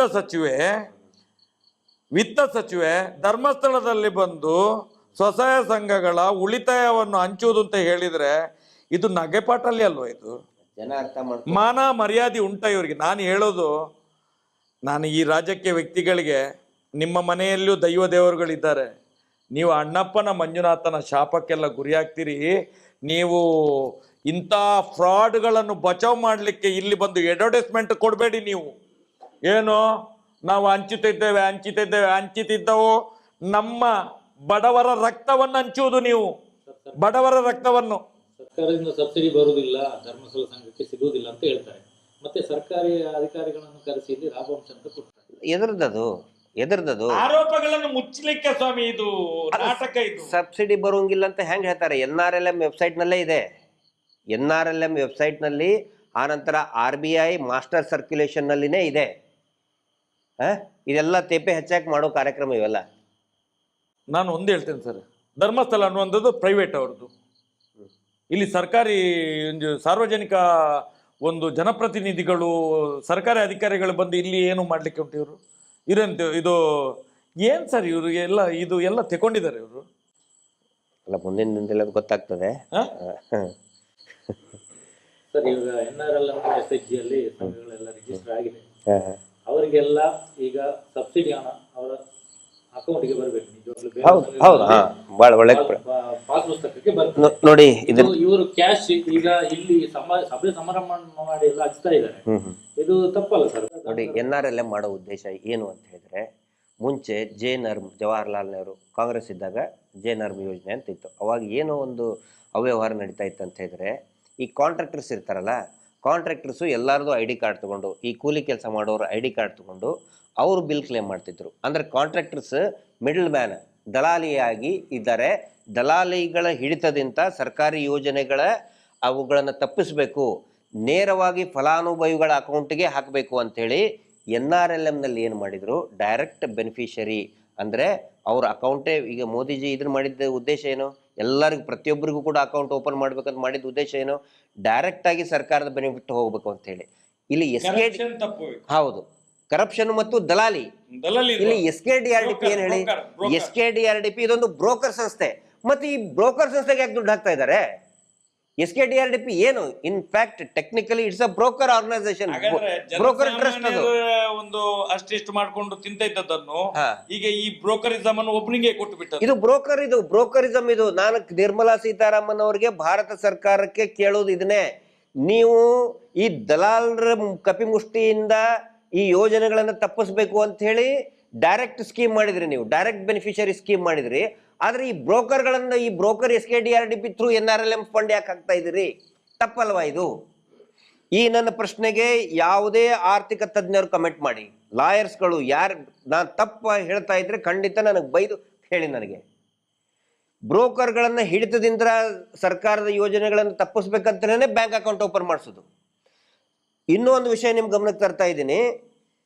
ಈ ಏನು ಮೋದಿಜಿ ಬಂದಾಗ ಇವ್ರು ದೊಡ್ಡ ಪ್ರೋಗ್ರಾಮ್ ಮಾಡಿದ್ರು, ಜೀರೋ ಬ್ಯಾಲೆನ್ಸ್ ಅಕೌಂಟ್ ನ ಓಪನ್ ಮಾಡಿ ಅಂತ ಹೇಳಿ. ಮೋದಿಜಿಗೂ ಕೂಡ ನಾವು ಅಷ್ಟು ಮಾಡಿದ್ವಿ ಇಷ್ಟು ಮಾಡಿದ್ವಿ ಅಂತ ಇದ್ರು. ಆದ್ರೆ ಈ ಏನು ಬ್ಯಾಂಕಿನಿಂದ ಇವ್ರು ಸಾಲ ಕೊಡ್ತಾ ಇದಾರಲ್ಲ, ಆ ಸಾಲದ ₹1 ಕೂಡ ಆ ಅಕೌಂಟಿಗೆ ಹೋಗ್ತಾ ಇಲ್ಲ. ಪ್ರತಿಯೊಂದು SKDRDPಗೆ ಇವ್ರು ಕೊಡೋ ದುಡ್ಡು ಎಲ್ಲಾನು ಕೂಡ ಕ್ಯಾಶೇ ತಗೊಳ್ತಾ ಇದ್ದಾರೆ. ಡಿಜಿಟಲೈಸೇಷನ್ ಪ್ರೋಗ್ರಾಮ್ ಕರೆಕ್ಟ್ ಆಗಿ ಇವರು ಇಂಪ್ಲಿಮೆಂಟ್ ಮಾಡಿದ್ರೆ ಅಕೌಂಟ್ ಟು ಅಕೌಂಟ್ ಟ್ರಾನ್ಸ್ಫರ್ ಮಾಡಬಹುದಾಗಿತ್ತು. ಇಲ್ಲಿ ನೋಡಿದ್ರೆ ಒಂದು ಸರಿ ಈಗ ಅದಾನಿ ಅಂಬಾನಿಯಿಂದ ಈ ದೇಶದ ಸರ್ಕಾರ ನಡೀತಿದೆ ಅಂತ ಹೇಳುವಂಥದ್ದು ನಾವು ಕೇಳ್ತಿದ್ದೇವೆ ಎಲ್ಲ ಕಡೆಗಳಲ್ಲಿ. ಸಾವಿರಾರು ಕೋಟಿಯನ್ನು ಲೋನ್ ಮಾಡ್ತಾರೆ, ಅವರೇ ಮನ್ನಾ ಮಾಡಿಸ್ಕೊಳ್ತಾರೆ, ತಿಂತಾರೆ, ಈ ಸಾರ್ವಜನಿಕರ ದುಡ್ಡನ್ನು ನುಂಗಿ ಹಾಕ್ತಿದ್ದಾರೆ ಅಂತ ಹೇಳಿದ್ರೆ, ಇದರಲ್ಲಿ ಈಗ ಧರ್ಮಸ್ಥಳದ ವೀರೇಂದ್ರ ಹೆಗ್ಡೆ ಕೂಡ ಶಾಮಿಲ್ ಅಂತ ಅನ್ಸುದಿಲ್ಲ ನಿಮ್ಗೆ? ನಾಳೆ ಅವರಿಗೆ ನೋಡಿ, ಅವರು ದೇಶ ಬಿಟ್ಟು ಓಡಿ ಹೋಗೋ ಪರಿಸ್ಥಿತಿ ಬರ್ತದೆ. ಬಹಳ ದಿನ ಈ ಸೆಟ್ಟಿಂಗ್ ನಡೆಯಲ್ಲ. ಇವ್ರು ಈಗ ನಿರ್ಮಲಾ ಸೀತಾರಾಮನ್ ಮುಖ ತೋರಿಸಿ ಏನೋ ಪ್ಯಾಚಪ್ ಮಾಡಕ್ ಹೋಗ್ತಾ ಇದ್ದಾರೆ. ಹಗರಣನೇ. ಈಗ LIC ಬಾಂಡ್ 1 ವಾರದಿಂದ ಕೊಡ್ತಾ ಇದ್ದಾರೆ, ಇಷ್ಟು ನಾವು ಕೇಳಿದ್ದಕ್ಕೆ. ಆದ್ರೆ ಹಗರಣ ಮುಚ್ಚಾಕಕ್ ಆಗಲ್ಲ. ನಾವು ಹಳ್ಳಿ ಗುಗ್ಗುಗಳು ನಮ್ಗೆ ಕಾಣ್ತಿರುವಂತದ್ದು ಲಕ್ಷಾಂತರ ಕೋಟಿಯ ಹಗರಣ. ಇದು ಲಕ್ಷಾಂತರ ಕೋಟಿ ಹಗರಣ. ಇದು 1-2 ಪೈಸೆ ಅಲ್ಲ, ಲಕ್ಷಾಂತರ ಕೋಟಿ ಹಗರಣ. ಎಚ್ಚೆತ್ಕೊಳ್ಳಿ, ಈ ದೇಶದ ಇಂಟೆಲಿಜೆನ್ಸ್ ಎಚ್ಚೆತ್ಕೊಳ್ಳಿ, ಈ ದೇಶದ ED ಎಚ್ಚೆತ್ಕೊಳ್ಳಿ, ಈ ದೇಶದ ಕಾರ್ಯಾಂಗ ಎಚ್ಚೆತ್ಕೊಳ್ಳಿ. ನಾಳೆ ನಮ್ಮ ಮನೆಗಳು ಸರ್ವನಾಶ ಆಗ್ತದೆ, ಈ ದೇಶವನ್ನು ಮಾರ್ಬೇಕಾಗ್ತದೆ. ಸರ್, ಈಗ LIC ಪಾಲಿಸಿ, ಇಲ್ಲಿ ಕೂಡ ಮೈಕ್ರೋ ಬಚತ್ ಪಾಲಿಸಿ ಇದೆ, ಬೇರೆ ಬೇರೆ ಪಾಲಿಸಿ ಮಾಡ್ತಾ ಇದ್ದಾರೆ. ಈಗ LIC ಯಾವುದಾದ್ರು ಕ್ಲೈಮ್ ಆಗ್ಬೇಕಂದ್ರೆ ಸದಸ್ಯರ ಡೈರೆಕ್ಟ್ ಆಗಿ LIC ಇಂದ ಸದಸ್ಯರ ಖಾತೆಗೆ ಬರಬೇಕು. ಇದು ಮೋಹನ್ ಮೋಳಂಗಡಿ ಅವರು ಮೊನ್ನೆ ಹೇಳಿದ್ದಾರೆ. LIC ಅವರು SKDRDP ಕೊಡ್ತಾರಂತೆ, ಅವರು ಸದಸ್ಯರಿಗೆ ಕೊಡ್ತಾರಂತೆ. ಅಲ್ಲಿಂದ ಎಷ್ಟು ಬಂದಿದೆ ಅಂತ ಯಾರಿಗೂ ಮಾಹಿತಿ ಇಲ್ಲ. ಆದ್ರೆ ಡೈರೆಕ್ಟ್ ಆಗಿ ಬರ್ಬೇಕಲ್ಲ ಸರ್, ಒರಿಜಿನಲ್ LIC ಬಾಂಡ್ ಮಾಡಿದ್ರೆ ಡೈರೆಕ್ಟ್ ಆಗಿ ಸದಸ್ಯರ ಅಕೌಂಟಿಗೆ LIC ಕಂಪನಿಯಿಂದ ಡೈರೆಕ್ಟ್ ಆಗಿ ಬರಬೇಕು. ನಾನು ಮೂಲವಾಗಿ ಕೇಳೋದು, LIC ಬಾಂಡಿಗೂ ಮತ್ತು ಈ ಸಾಲಕ್ಕೂ ಏನು ಸಂಬಂಧ ಇದೆ? ಇದೆಯಾ? ಭದ್ರತೆ ಬೇಕು ಅಂತಲೇ ಇಲ್ಲ ಅಂತ ಸ್ವತಃ RBI ಹೇಳಿದ್ದಾರೆ. ಯಾರು ಹೇಳಿದ್ರು ಭದ್ರತೆ ಪರಮ ಪೂಜ್ಯರು ಕೊಟ್ಟಿದ್ದಾರೆ ಅಂತ ಹೇಳಿದ್ರಲ್ಲ, ಮತ್ತೆ ಸುಳ್ಳದು. ಪರಮ ಪೂಜ್ಯರು ಹೇಳಿದ್ರಲ್ಲ, ನಾವು ಏನಿದ್ರು ಬ್ಯಾಂಕ್ ಸಾಲ ಕೊಡುದು, ನಾವು ಕೊಡುದಿಲ್ಲ, ನಾವು ಬರೀ ಶ್ಯೂರಿಟಿ ಕೊಡುದು ಅಂತ ಇದ್ರಲ್ಲ. ಹಾಗೆ ನಮ್ದು BC ಟ್ರಸ್ಟ್, ನಾವೇನಿದ್ರು ಶ್ಯೂರಿಟಿ ಅಂದ್ರೆ ನಾವು ಭದ್ರತೆ ಕೊಡುದು. ಭದ್ರತೆ ಇವ್ರು ಕೊಟ್ರ ಮೇಲೆ ಮತ್ತೆ LIC ಯಾಕಬೇಕು? PRK ಯಾಕಬೇಕು? ಜೀವನ್ ಮಧುರ ಯಾಕಬೇಕು? SBI ಲೈಫ್ ಯಾಕಬೇಕು? ಅದ್ರಲ್ಲಿ ಒಂದು ಈಗ LIC ಮಾಡ್ತಾರಲ್ಲ, LICಗೆ ಕೆಲವ್ರ ಹತ್ರ ಜನವೇ ಇಲ್ಲ LIC ಮಾಡ್ಲಿಕ್ಕೆ 10,000 20,000. ಇವ್ರು ಅದನ್ನು ಬಡ್ಡಿಯಲ್ಲಿ ಕೊಡೋದು, ಅದಕ್ಕೂ ಕೂಡ ಬಡ್ಡಿಯೇ. ಅದಕ್ಕೂ ಆ LICಯ ದುಡ್ಡು ಕಟ್ಲಿಕ್ಕೂ ಕೂಡ ಬಡ್ಡಿಯಲ್ಲೇ ಕಟ್ಟೋದು, ಅವ್ರದೇ ದುಡ್ಡು ತಕೊಂಡು. ಈಗ ಸಂತೋಷ್ ಶೆಟ್ಟಿ ಈಗ ನೋಡಿ ಉರುಳು ಸುತ್ತು 1 ವಾರದಿಂದ ಈಗ ಡಿಸ್ಪ್ಲೇ ಆಗ್ತಾ ಇದೆ. ಅದು ಕೂಡ ಏನಂತ ಹೇಳಿದ್ರೆ ಎಲ್ಲ ಲ್ಯಾಪ್ಸ್ ಆಗಿದ್ದು, ಪೂರ್ತಿ ರಿನಿವಲ್ ಆಗದೆ ಇರೋದು ಎಲ್ಲವೂ ಕೂಡ ಈಗ ತೋರಿಸ್ತಾ ಇದ್ದಾರೆ. ನಾವು ಕೇಳಿದ್ದೆ LIC ಇದು ಪೂರ್ತಿ ದೊಡ್ಡ ಸ್ಕ್ಯಾಮು ಅಂತ ಹೇಳಿದ್ದೆ. 1 ವಾರದಿಂದ ಈಗ ತೋರಿಸ್ತಾ ಇದ್ದಾರೆ. 30 ವರ್ಷದಿಂದ ಅದೇ ದಂಧೆನೆ ಮಾಡಿದ್ದಾರೆ, ಮಿಡಲ್ ಮ್ಯಾನ್ ಬ್ರೋಕರ್ ದಂಧೆನೆ ಮಾಡಿದ್ದಾರೆ. ಬಾಂಡ್ಗೂ ಮತ್ತೆ ಸಾಲಕ್ಕೂ ಯಾವುದೇ ಸಂಬಂಧ ಇಲ್ಲ. ಬೇಸಿಕ್ ಹಗರಣ ಇರೋದೇ ಅಲ್ಲಿ. ಶ್ಯೂರಿಟಿ ಅಂತ ಹೇಳಿದ್ರೆ, ನಾವು ಶ್ಯೂರಿಟಿ ಕೊಟ್ಟಿವಿ ಅಂತ ಹೇಳಿದ್ರೆ, ಫಸ್ಟ್ ಆಫ್ ಆಲ್ ಸ್ವಸಹಾಯ ಗುಂಪುಗಳಿಗೆ ಶ್ಯೂರಿಟಿ ಅವಶ್ಯಕತೆ ಇಲ್ಲ. 3 ಲಕ್ಷದವರೆಗೆ ಯಾವುದೇ ಶ್ಯೂರಿಟಿವರೆಗೂ ಕೂಡ ಕೊಡುವಂಥ ಅವಶ್ಯಕತೆನೇ ಇಲ್ಲ ಅಂತ ಹೇಳ್ತಾರೆ. ಆಮೇಲೆ ನಂತರ 10 ಲಕ್ಷದವರೆಗೂ ಕೂಡ ಪ್ರಾಂಪ್ಟ್ ಆಗಿ ಅವರು ರಿಪೇ ಮಾಡಿದರೆ 10 ಲಕ್ಷದವರೆಗೂ ಕೂಡ ಶ್ಯೂರಿಟಿ ಅವಶ್ಯಕತೆ ಇಲ್ಲ ಅಂತಾನೆ ಹೇಳ್ತಾರೆ. ಮತ್ತೆ ಇವ್ರು ಯಾರು ಬಾಂಡ್ ಮಾಡಿಸ್ಕೊಳ್ಳೋಕ್ಕೆ? ಅದು ಕೂಡ LIC ಮಾಡೋದು ಕೂಡ ಅದೊಂದು ಪಾಪ ನೋಡಿ. ಇವ್ರು ಇದರಿಂದ ಇದು ಕಾನೂನು ಬಾಹಿರ ಅಲ್ವಾ ಸರ್? ಸಾವಿರಾರು ಜನ LIC ಏಜೆಂಟ್ ಇದ್ದಾರೆ, ಅವ್ರು ಉದ್ಯೋಗ ಕಸ್ಕೊಂಡ್ರಲ್ಲ ಇವರು, ಹೊಟ್ಟೆ ಹೊಡೆದ್ರು, ಅವ್ರು ಹೊಟ್ಟೆ ಹೊಡೆದ್ರಲ್ಲ ಪಾಪ. LIC ಏಜೆಂಟ್ಗಳು ಸರ್ ಸುಮಾರು ಜನ ಮಾಡ್ತಾರೆ, ಮಿಡಲ್ ಕ್ಲಾಸ್ ಪಾಪ ಕಿರಾಣಿ ಅಂಗಡಿಯವರು ರಿಟೈರ್ಡ್ ಎಂಪ್ಲಾಯೀಸ್ಗಳು LIC ಏಜೆಂಟ್ ಆಗಿ ಕೆಲಸ ಮಾಡ್ತಿರ್ತಾರೆ, ಅವ್ರು ಹೊಟ್ಟೆ ಹೊಡೆದಂಗಲ್ಲ ಇವ್ರು ಎಲ್ಲೆಲ್ಲಿ ಇರ್ತಾರೆ, ಯಾರ್ಯಾರು ಪಾಪ ಸಣ್ಣ ಜನಗಳ ಹೊಟ್ಟೆ ಹೊಡೆದೇ ಇವರು ಜೀವನ. ಇವರು SKDRDP ಟ್ರಸ್ಟ್, ಫ್ಯಾಮಿಲಿ ಟ್ರಸ್ಟ್, ಲಾಭರಹಿತ ಟ್ರಸ್ಟ್ ರೀ. ಇವರು ಲಾಭರಹಿತ ಟ್ರಸ್ಟ್ ಆದರೆ LIC ಏಜೆನ್ಸಿ ಯಾಕ್ರಿ ಮಾಡ್ತಾರೆ ಇವರು? ಅದ್ರ ಬ್ರೋಕರೇಜ್ ಕೆಲಸ ಯಾಕೆ ಮಾಡ್ತಾರೆ? ಇಲ್ಲಿ ಸರ್ ನಮ್ಗೆ ಲೋಕಲ್ 40% ಕಮಿಷನ್ ಇದೆ. SBI ಲೈಫ್ ಇನ್ಶೂರೆನ್ಸ್ ತೆಗೆದು ನೋಡಿ, 40% ಕಮಿಷನ್ ಇವ್ರು ತಿಂತಾ ಇದ್ದಾರೆ. ದುಡ್ಡು ಕಟ್ಟೋದು ಜನ, ಕಮಿಷನ್ ತಿಂತಾ ಇರೋದು ಈ ವೀರೇಂದ್ರ ಹೆಗಡೆ ಟ್ರಸ್ಟ್. ಅಲ್ಲ ಸರ್, ಇಲ್ಲಿ ಕೆಲವು ಫೈನಾನ್ಸ್ಗಳಿದ್ದಾವೆ 5 ರಿಂದ 10 ಲಕ್ಷ ಹೊರಗಡೆ ಬಿಡುವಂಥದ್ದು. ಅದಕ್ಕೆ RBI ಪರ್ಮಿಷನ್ ಬೇಕು. 5 ರಿಂದ 10 ಲಕ್ಷ ಹೊರಗಡೆ ಬಿಡುವುದು, ಅವನ ಹೆಂಡತಿ ಮಕ್ಕಳ ಜೀವನಕ್ಕೋಸ್ಕರ 10 ಲಕ್ಷ ಎಲ್ಲಿಂದ ಬಿಡುವಂಥದ್ದು. ಈಗ ಅದೆಲ್ಲಿಂದ ಬರ್ತದೆ ಅದು? LICದು ಈ ಇನ್ಶೂರೆನ್ಸ್ದು ಬರೀ ಇರೋದೆಷ್ಟು 69 ರೂಪಾಯಿನ ವರ್ಷಕ್ಕಿದೆ ರಿನ್ಯೂವಲ್ಗೆ. ಇವರು ಪ್ರತಿ ವರ್ಷ 10,000 12,000 ಕಟ್ಟಿಸ್ಕೋತಾರೆ. ಯಾರು ಹೇಳೋರಿಲ್ಲ ಕೇಳೋರಿಲ್ಲ. ಈಗ ಸ್ಟಾಪ್ ಮಾಡ್ತಾ ಇದ್ದಾರೆ ಅದನ್ನ ಜನಗಳು. ಸರ್ ಈಗ ಮನೆಗೆ ಬಂದ ಈಗ ಗಲಾಟೆ ಮಾಡ್ತಾ ಇದ್ದಾರೆ, ಮನೆ ಬರುವಾಗಿಲ್ಲ. ಈಗ ಸಂಘದಲ್ಲಿ ಸದಸ್ಯರು ಈಗ ತುಂಬಾ ಜನ ಸಾಲ ಕಟ್ಟೋದನ್ನು ನಿಲ್ಲಿಸಿದ್ದಾರೆ, ಪ್ರಶ್ನೆ ಮಾಡ್ತಾ ಇದ್ದಾರೆ. ಈಗ ಹೊಸದಾಗಿ ವಿಡಿಯೋಗಳನ್ನು ನೋಡ್ತಾ ಇರುವವರು ಈಗ ಮನೆಗೆ ಬಂದ್ರೆ ಇಲ್ಲಾಂದ್ರೆ ಈ SKDRDP ಅವರಿಗೆ ಜನಗಳು ಏನೇನು ಪ್ರಶ್ನೆಗಳನ್ನು ಕೇಳಬೇಕು ಅಂತ. ಒಂದನೇದ್ದು ಬ್ಯಾಂಕ್ ಪಾಸ್ಬುಕ್ ಇವ್ರದ್ದು ಉದ್ರಿ ಇದ್ರದ್ದು ನೋಟ್ಬುಕ್ ಅಲ್ಲ, ಸಂಘದ ಅಂದ್ರೆ ಸಂಘದ CC ಇವ್ರ CC ಅಕೌಂಟ್ ಚೀಟಿ ಅಲ್ಲ, ಬ್ಯಾಂಕಿನಿಂದ ಕೊಡ್ತಕ್ಕಂಥ ಪಾಸ್ಬುಕ್ಕು. ನಾನು ಹೇಳ್ತಾ ಇರೋದು ಗಿರೀಶ್ ಮಟ್ಟನ್ ಅವರು, ಮಹೇಶ್ ಶೆಟ್ಟಿ ತಿಮ್ರೋಡಿ ಹೇಳೋಗಲ್ಲ, RBI ಹೇಳಿದೆ. ಬ್ಯಾಂಕ್ಸು ಪಾಸ್ಬುಕ್ ಇಶ್ಯೂ ಮಾಡಬೇಕು SHG ಗುಂಪುಗಳಿಗೆ, ಇವರಿಗೆ ಬ್ಯಾಂಕ್ ಪಾಸ್ಬುಕ್ ಕೊಡಂತೇಳಿ. ಆನಂತರ ಬ್ಯಾಂಕ್ ಸ್ಟೇಟ್ಮೆಂಟ್ ಯಾಕಂತ ಹೇಳಿದರೆ, ಆ ಸ್ಟೇಟ್ಮೆಂಟ್ ತೊಗೊಂಡು ಅದೇ ಬ್ಯಾಂಕಿಗೆ ಇವರು ಹೋದರೆ, ಸಂಘದ ಸದಸ್ಯರು ಹೋದರೆ, ಇವ್ರದ್ದು ಕರೆಕ್ಟಾಗಿ ರಿಪೇಮೆಂಟ್ ಆಗಿದ್ದರೆ, ಸ್ಟ್ರೆಂತ್ ಇತ್ತಂತ ಹೇಳಿದರೆ 5 ಲಕ್ಷದವರೆಗೆ ವಿದೌಟ್ ಶ್ಯೂರಿಟಿ ಲೋನ್ ಆ ಬ್ಯಾಂಕ್ಗಳು ಕೊಡ್ತದೆ. IT ರಿಟರ್ನ್ ಮಾಡಬೇಕು. ಹೌದು, ಸಂಘಕ್ಕೆ ಮತ್ತು ಇಂಡಿವಿಜುವಲ್ ಜನಕ್ಕೂ ಕೂಡ ಕೊಡ್ತಾರೆ, ಖಂಡಿತ ಕೊಡ್ತಾರೆ.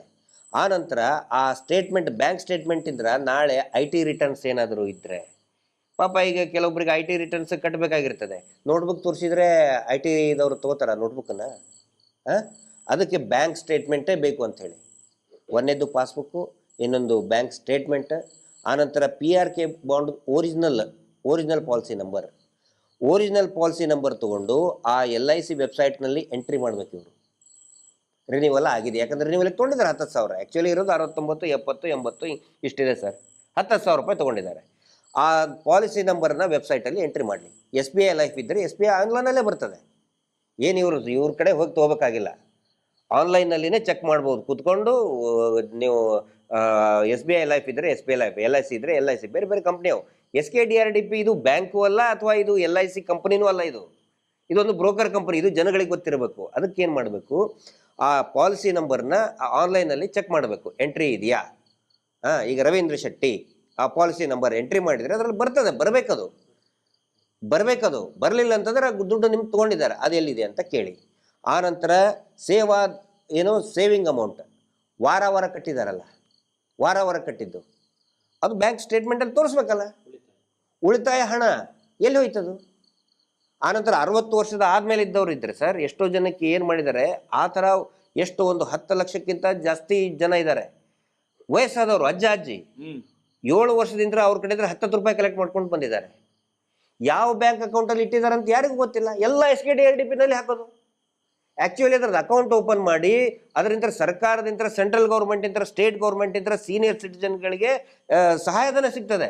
ಇವರು ಅದನ್ನು ಅಜ್ಜಿ ಊರುಗೋಲು ಸರ್, ಅದು ಆರ್ಥಿಕವಾದಂಥ ಊರುಗೋಲು. ಪಾಪ ಅವರು ಮಗ ಕೊಟ್ಟಿದ್ದು ಅಥವಾ ಇವ್ರ ಕಾಯ್ದಿಟ್ಕೊಂಡಿದ್ದೇನೋ 10 ರೂಪಾಯಿ ಕೊಟ್ಟಿರ್ತಾರೆ, ಅದನ್ನು ಕೂಡ ನುಂಗ್ ಹಾಕಿದ್ರಲ್ಲ ವೀರೇಂದ್ರ ಹೆಗಡೆ ಅಂಡ್ ಕಂಪನಿ. ಅದನ್ನು ಕೊಡಂತ ಹೇಳಿ ಪಾಪ ಮಾಡಿದ್ರಿ. ಪಾಪಿಗಳು ಅವ್ರ ಹೆಸರು ತೆಗಿಬೇಡಿ ಅಂತ ಈ ಸ್ಟೇ ಎಲ್ಲ ತಗೊಂಡು ಬರ್ತಾರಲ್ಲ. ಮೊನ್ನೆ ರಾಣಿ ಕಿತ್ತೂರು ತಾಲೂಕಿನಲ್ಲಿ ಒಬ್ಬನು ಕೇಳಿದಾನಲ್ಲ, 60 ವರ್ಷದ್ದು ನೀವು ಕಲೆಕ್ಟ್ ಮಾಡಿದ್ರಲ್ಲ ದುಡ್ಡು, 60 ವರ್ಷ ಆದವ್ರದ್ದು ದುಡ್ಡು ಎಲ್ಲ ಐತಿ, ಯಾವ ಬ್ಯಾಂಕಲ್ಲಿ ನಡ್ರಿ ಹೋಗೋಣ ಅಂತ ಕೇಳಿದ ಒಬ್ಬನು. ಇವನು ತಣ್ಣಗೆ ಕುಂತಿದ್ದ, SKDRDP ಮ್ಯಾನೇಜರ್ ಅಂತ, ಯೋಜನಾ ಅಧಿಕಾರಿ. ಇನ್ಸರ್ಟ್ ಹಾಕೊಂಡು ಹಿಂಗೆ ಕುಂತ್ಬಿಟ್ಟೆ ಹಿಂಗೆ ಸಾಲ ಮಾತಾಡಕಂತಿಲ್ಲ. ಇಲ್ದೇ ಇರೋರಿಗೆ ಕೂಡ PRK ಆಗ್ತಾರೆ. ಹೌದು, ಸಾಲ ಇದ್ದವ್ರಿಗೆ ಎದಕ್ ಬೇಕು ಸರ್? ಇವ್ರು ಏಜೆನ್ಸಿ, ಇವರು ಬ್ರೋಕರ್. ಇವನು ವೀರೇಂದ್ರ ಹೆಗಡೆ ಇಸ್ ದ ಅದು ವಾಪಸ್ ಸಿಗಲ್ಲ. ವೀರೇಂದ್ರ ಜೈನ್ ಒಬ್ಬ ಬ್ರೋಕರ್, ಅವನು ಒಬ್ಬರ 420 ಅವನು. PRK ನ ವಾಪಸ್ ಸರ್ ಅಜ್ಜಿ ಸರ್, ನಾನು ಸಿಟ್ಟು ಬಂದು ಹೇಳ್ತಾ ಇದ್ದೀನಿ. ಯಾಕಂತ ಹೇಳಿದ್ರೆ ವಯಸ್ಸಾದಂತ 60 ವರ್ಷ ದಾಟದಂತ ಅಜ್ಜಿ ಸೇವಿಂಗ್ ಮಾಡದನ್ನ ನುಂಗಿ ನೀರು ಕುಡದಂತ ವೀರೇಂದ್ರ ಜೈನ್ ಊರುಗೋಲನ್ನ, ವಯಸ್ಸಾದ ಕಾಲದಲ್ಲಿ ಊರುಗೋಲನ್ನ ಕಸ್ಕೊಂಡಿದ್ದಾನೆ. ಇವನು ಫ್ರಾಡ್ ಅಲ್ಲ, ಇವನು ಫ್ರಾಡ್ ಹೌದನ್ನ ಹೇಳಿ. ನನ್ನ ಮಾತು ಬೇಕಾದ್ರೆ ಸುಳ್ಳು ಅಂತ ಹೇಳಿದ್ರೆ ಯಾರು ಬೇಕಾದ್ರೂ ಕೂಡ ನನ್ನ ಪ್ರಶ್ನೆ ಮಾಡಿ ಬಹಿರಂಗವಾಗಿ. ನಾನು ಹೇಳೋದಲ್ಲ, ಜನಗಳು ಕೇಳ್ತಾ ಇದ್ದಾರೆ. ಕಿತ್ತೂರಿನಲ್ಲಿ ಮೊನ್ನೆ ಬರೀ ಕಿತ್ತೂರದ್ದು ಒಂದೇ ಸಮಸ್ಯೆ ಅಲ್ಲ, ರಾಜ್ಯದ ಎಲ್ಲಾ ಕಡೆಗಳಲ್ಲಿ ಕೂಡ ಇವ್ರದ್ದು ಒಂದು ಸಂಘ ಮಾಡಬೇಕು ಅಂತಾನೆ ಒಂದು ನಿಯಮ ಇದೆ ಸರ್ಕಾರದಿಂದ. ಹಂಗೇನಾರ ಇದ್ರೆ ಅವ್ರದ್ದೊಂದು ಒಂದು ಗುಂಪು ಮಾಡಿ, ಇವ್ರು ಗುಂಪು ಮಾಡಿದ SKDRDP ಅವರು ಆ ವಯಸ್ಸಾದವ್ರದ್ದು ಒಂದು ಗುಂಪು ಮಾಡಿದ್ರು.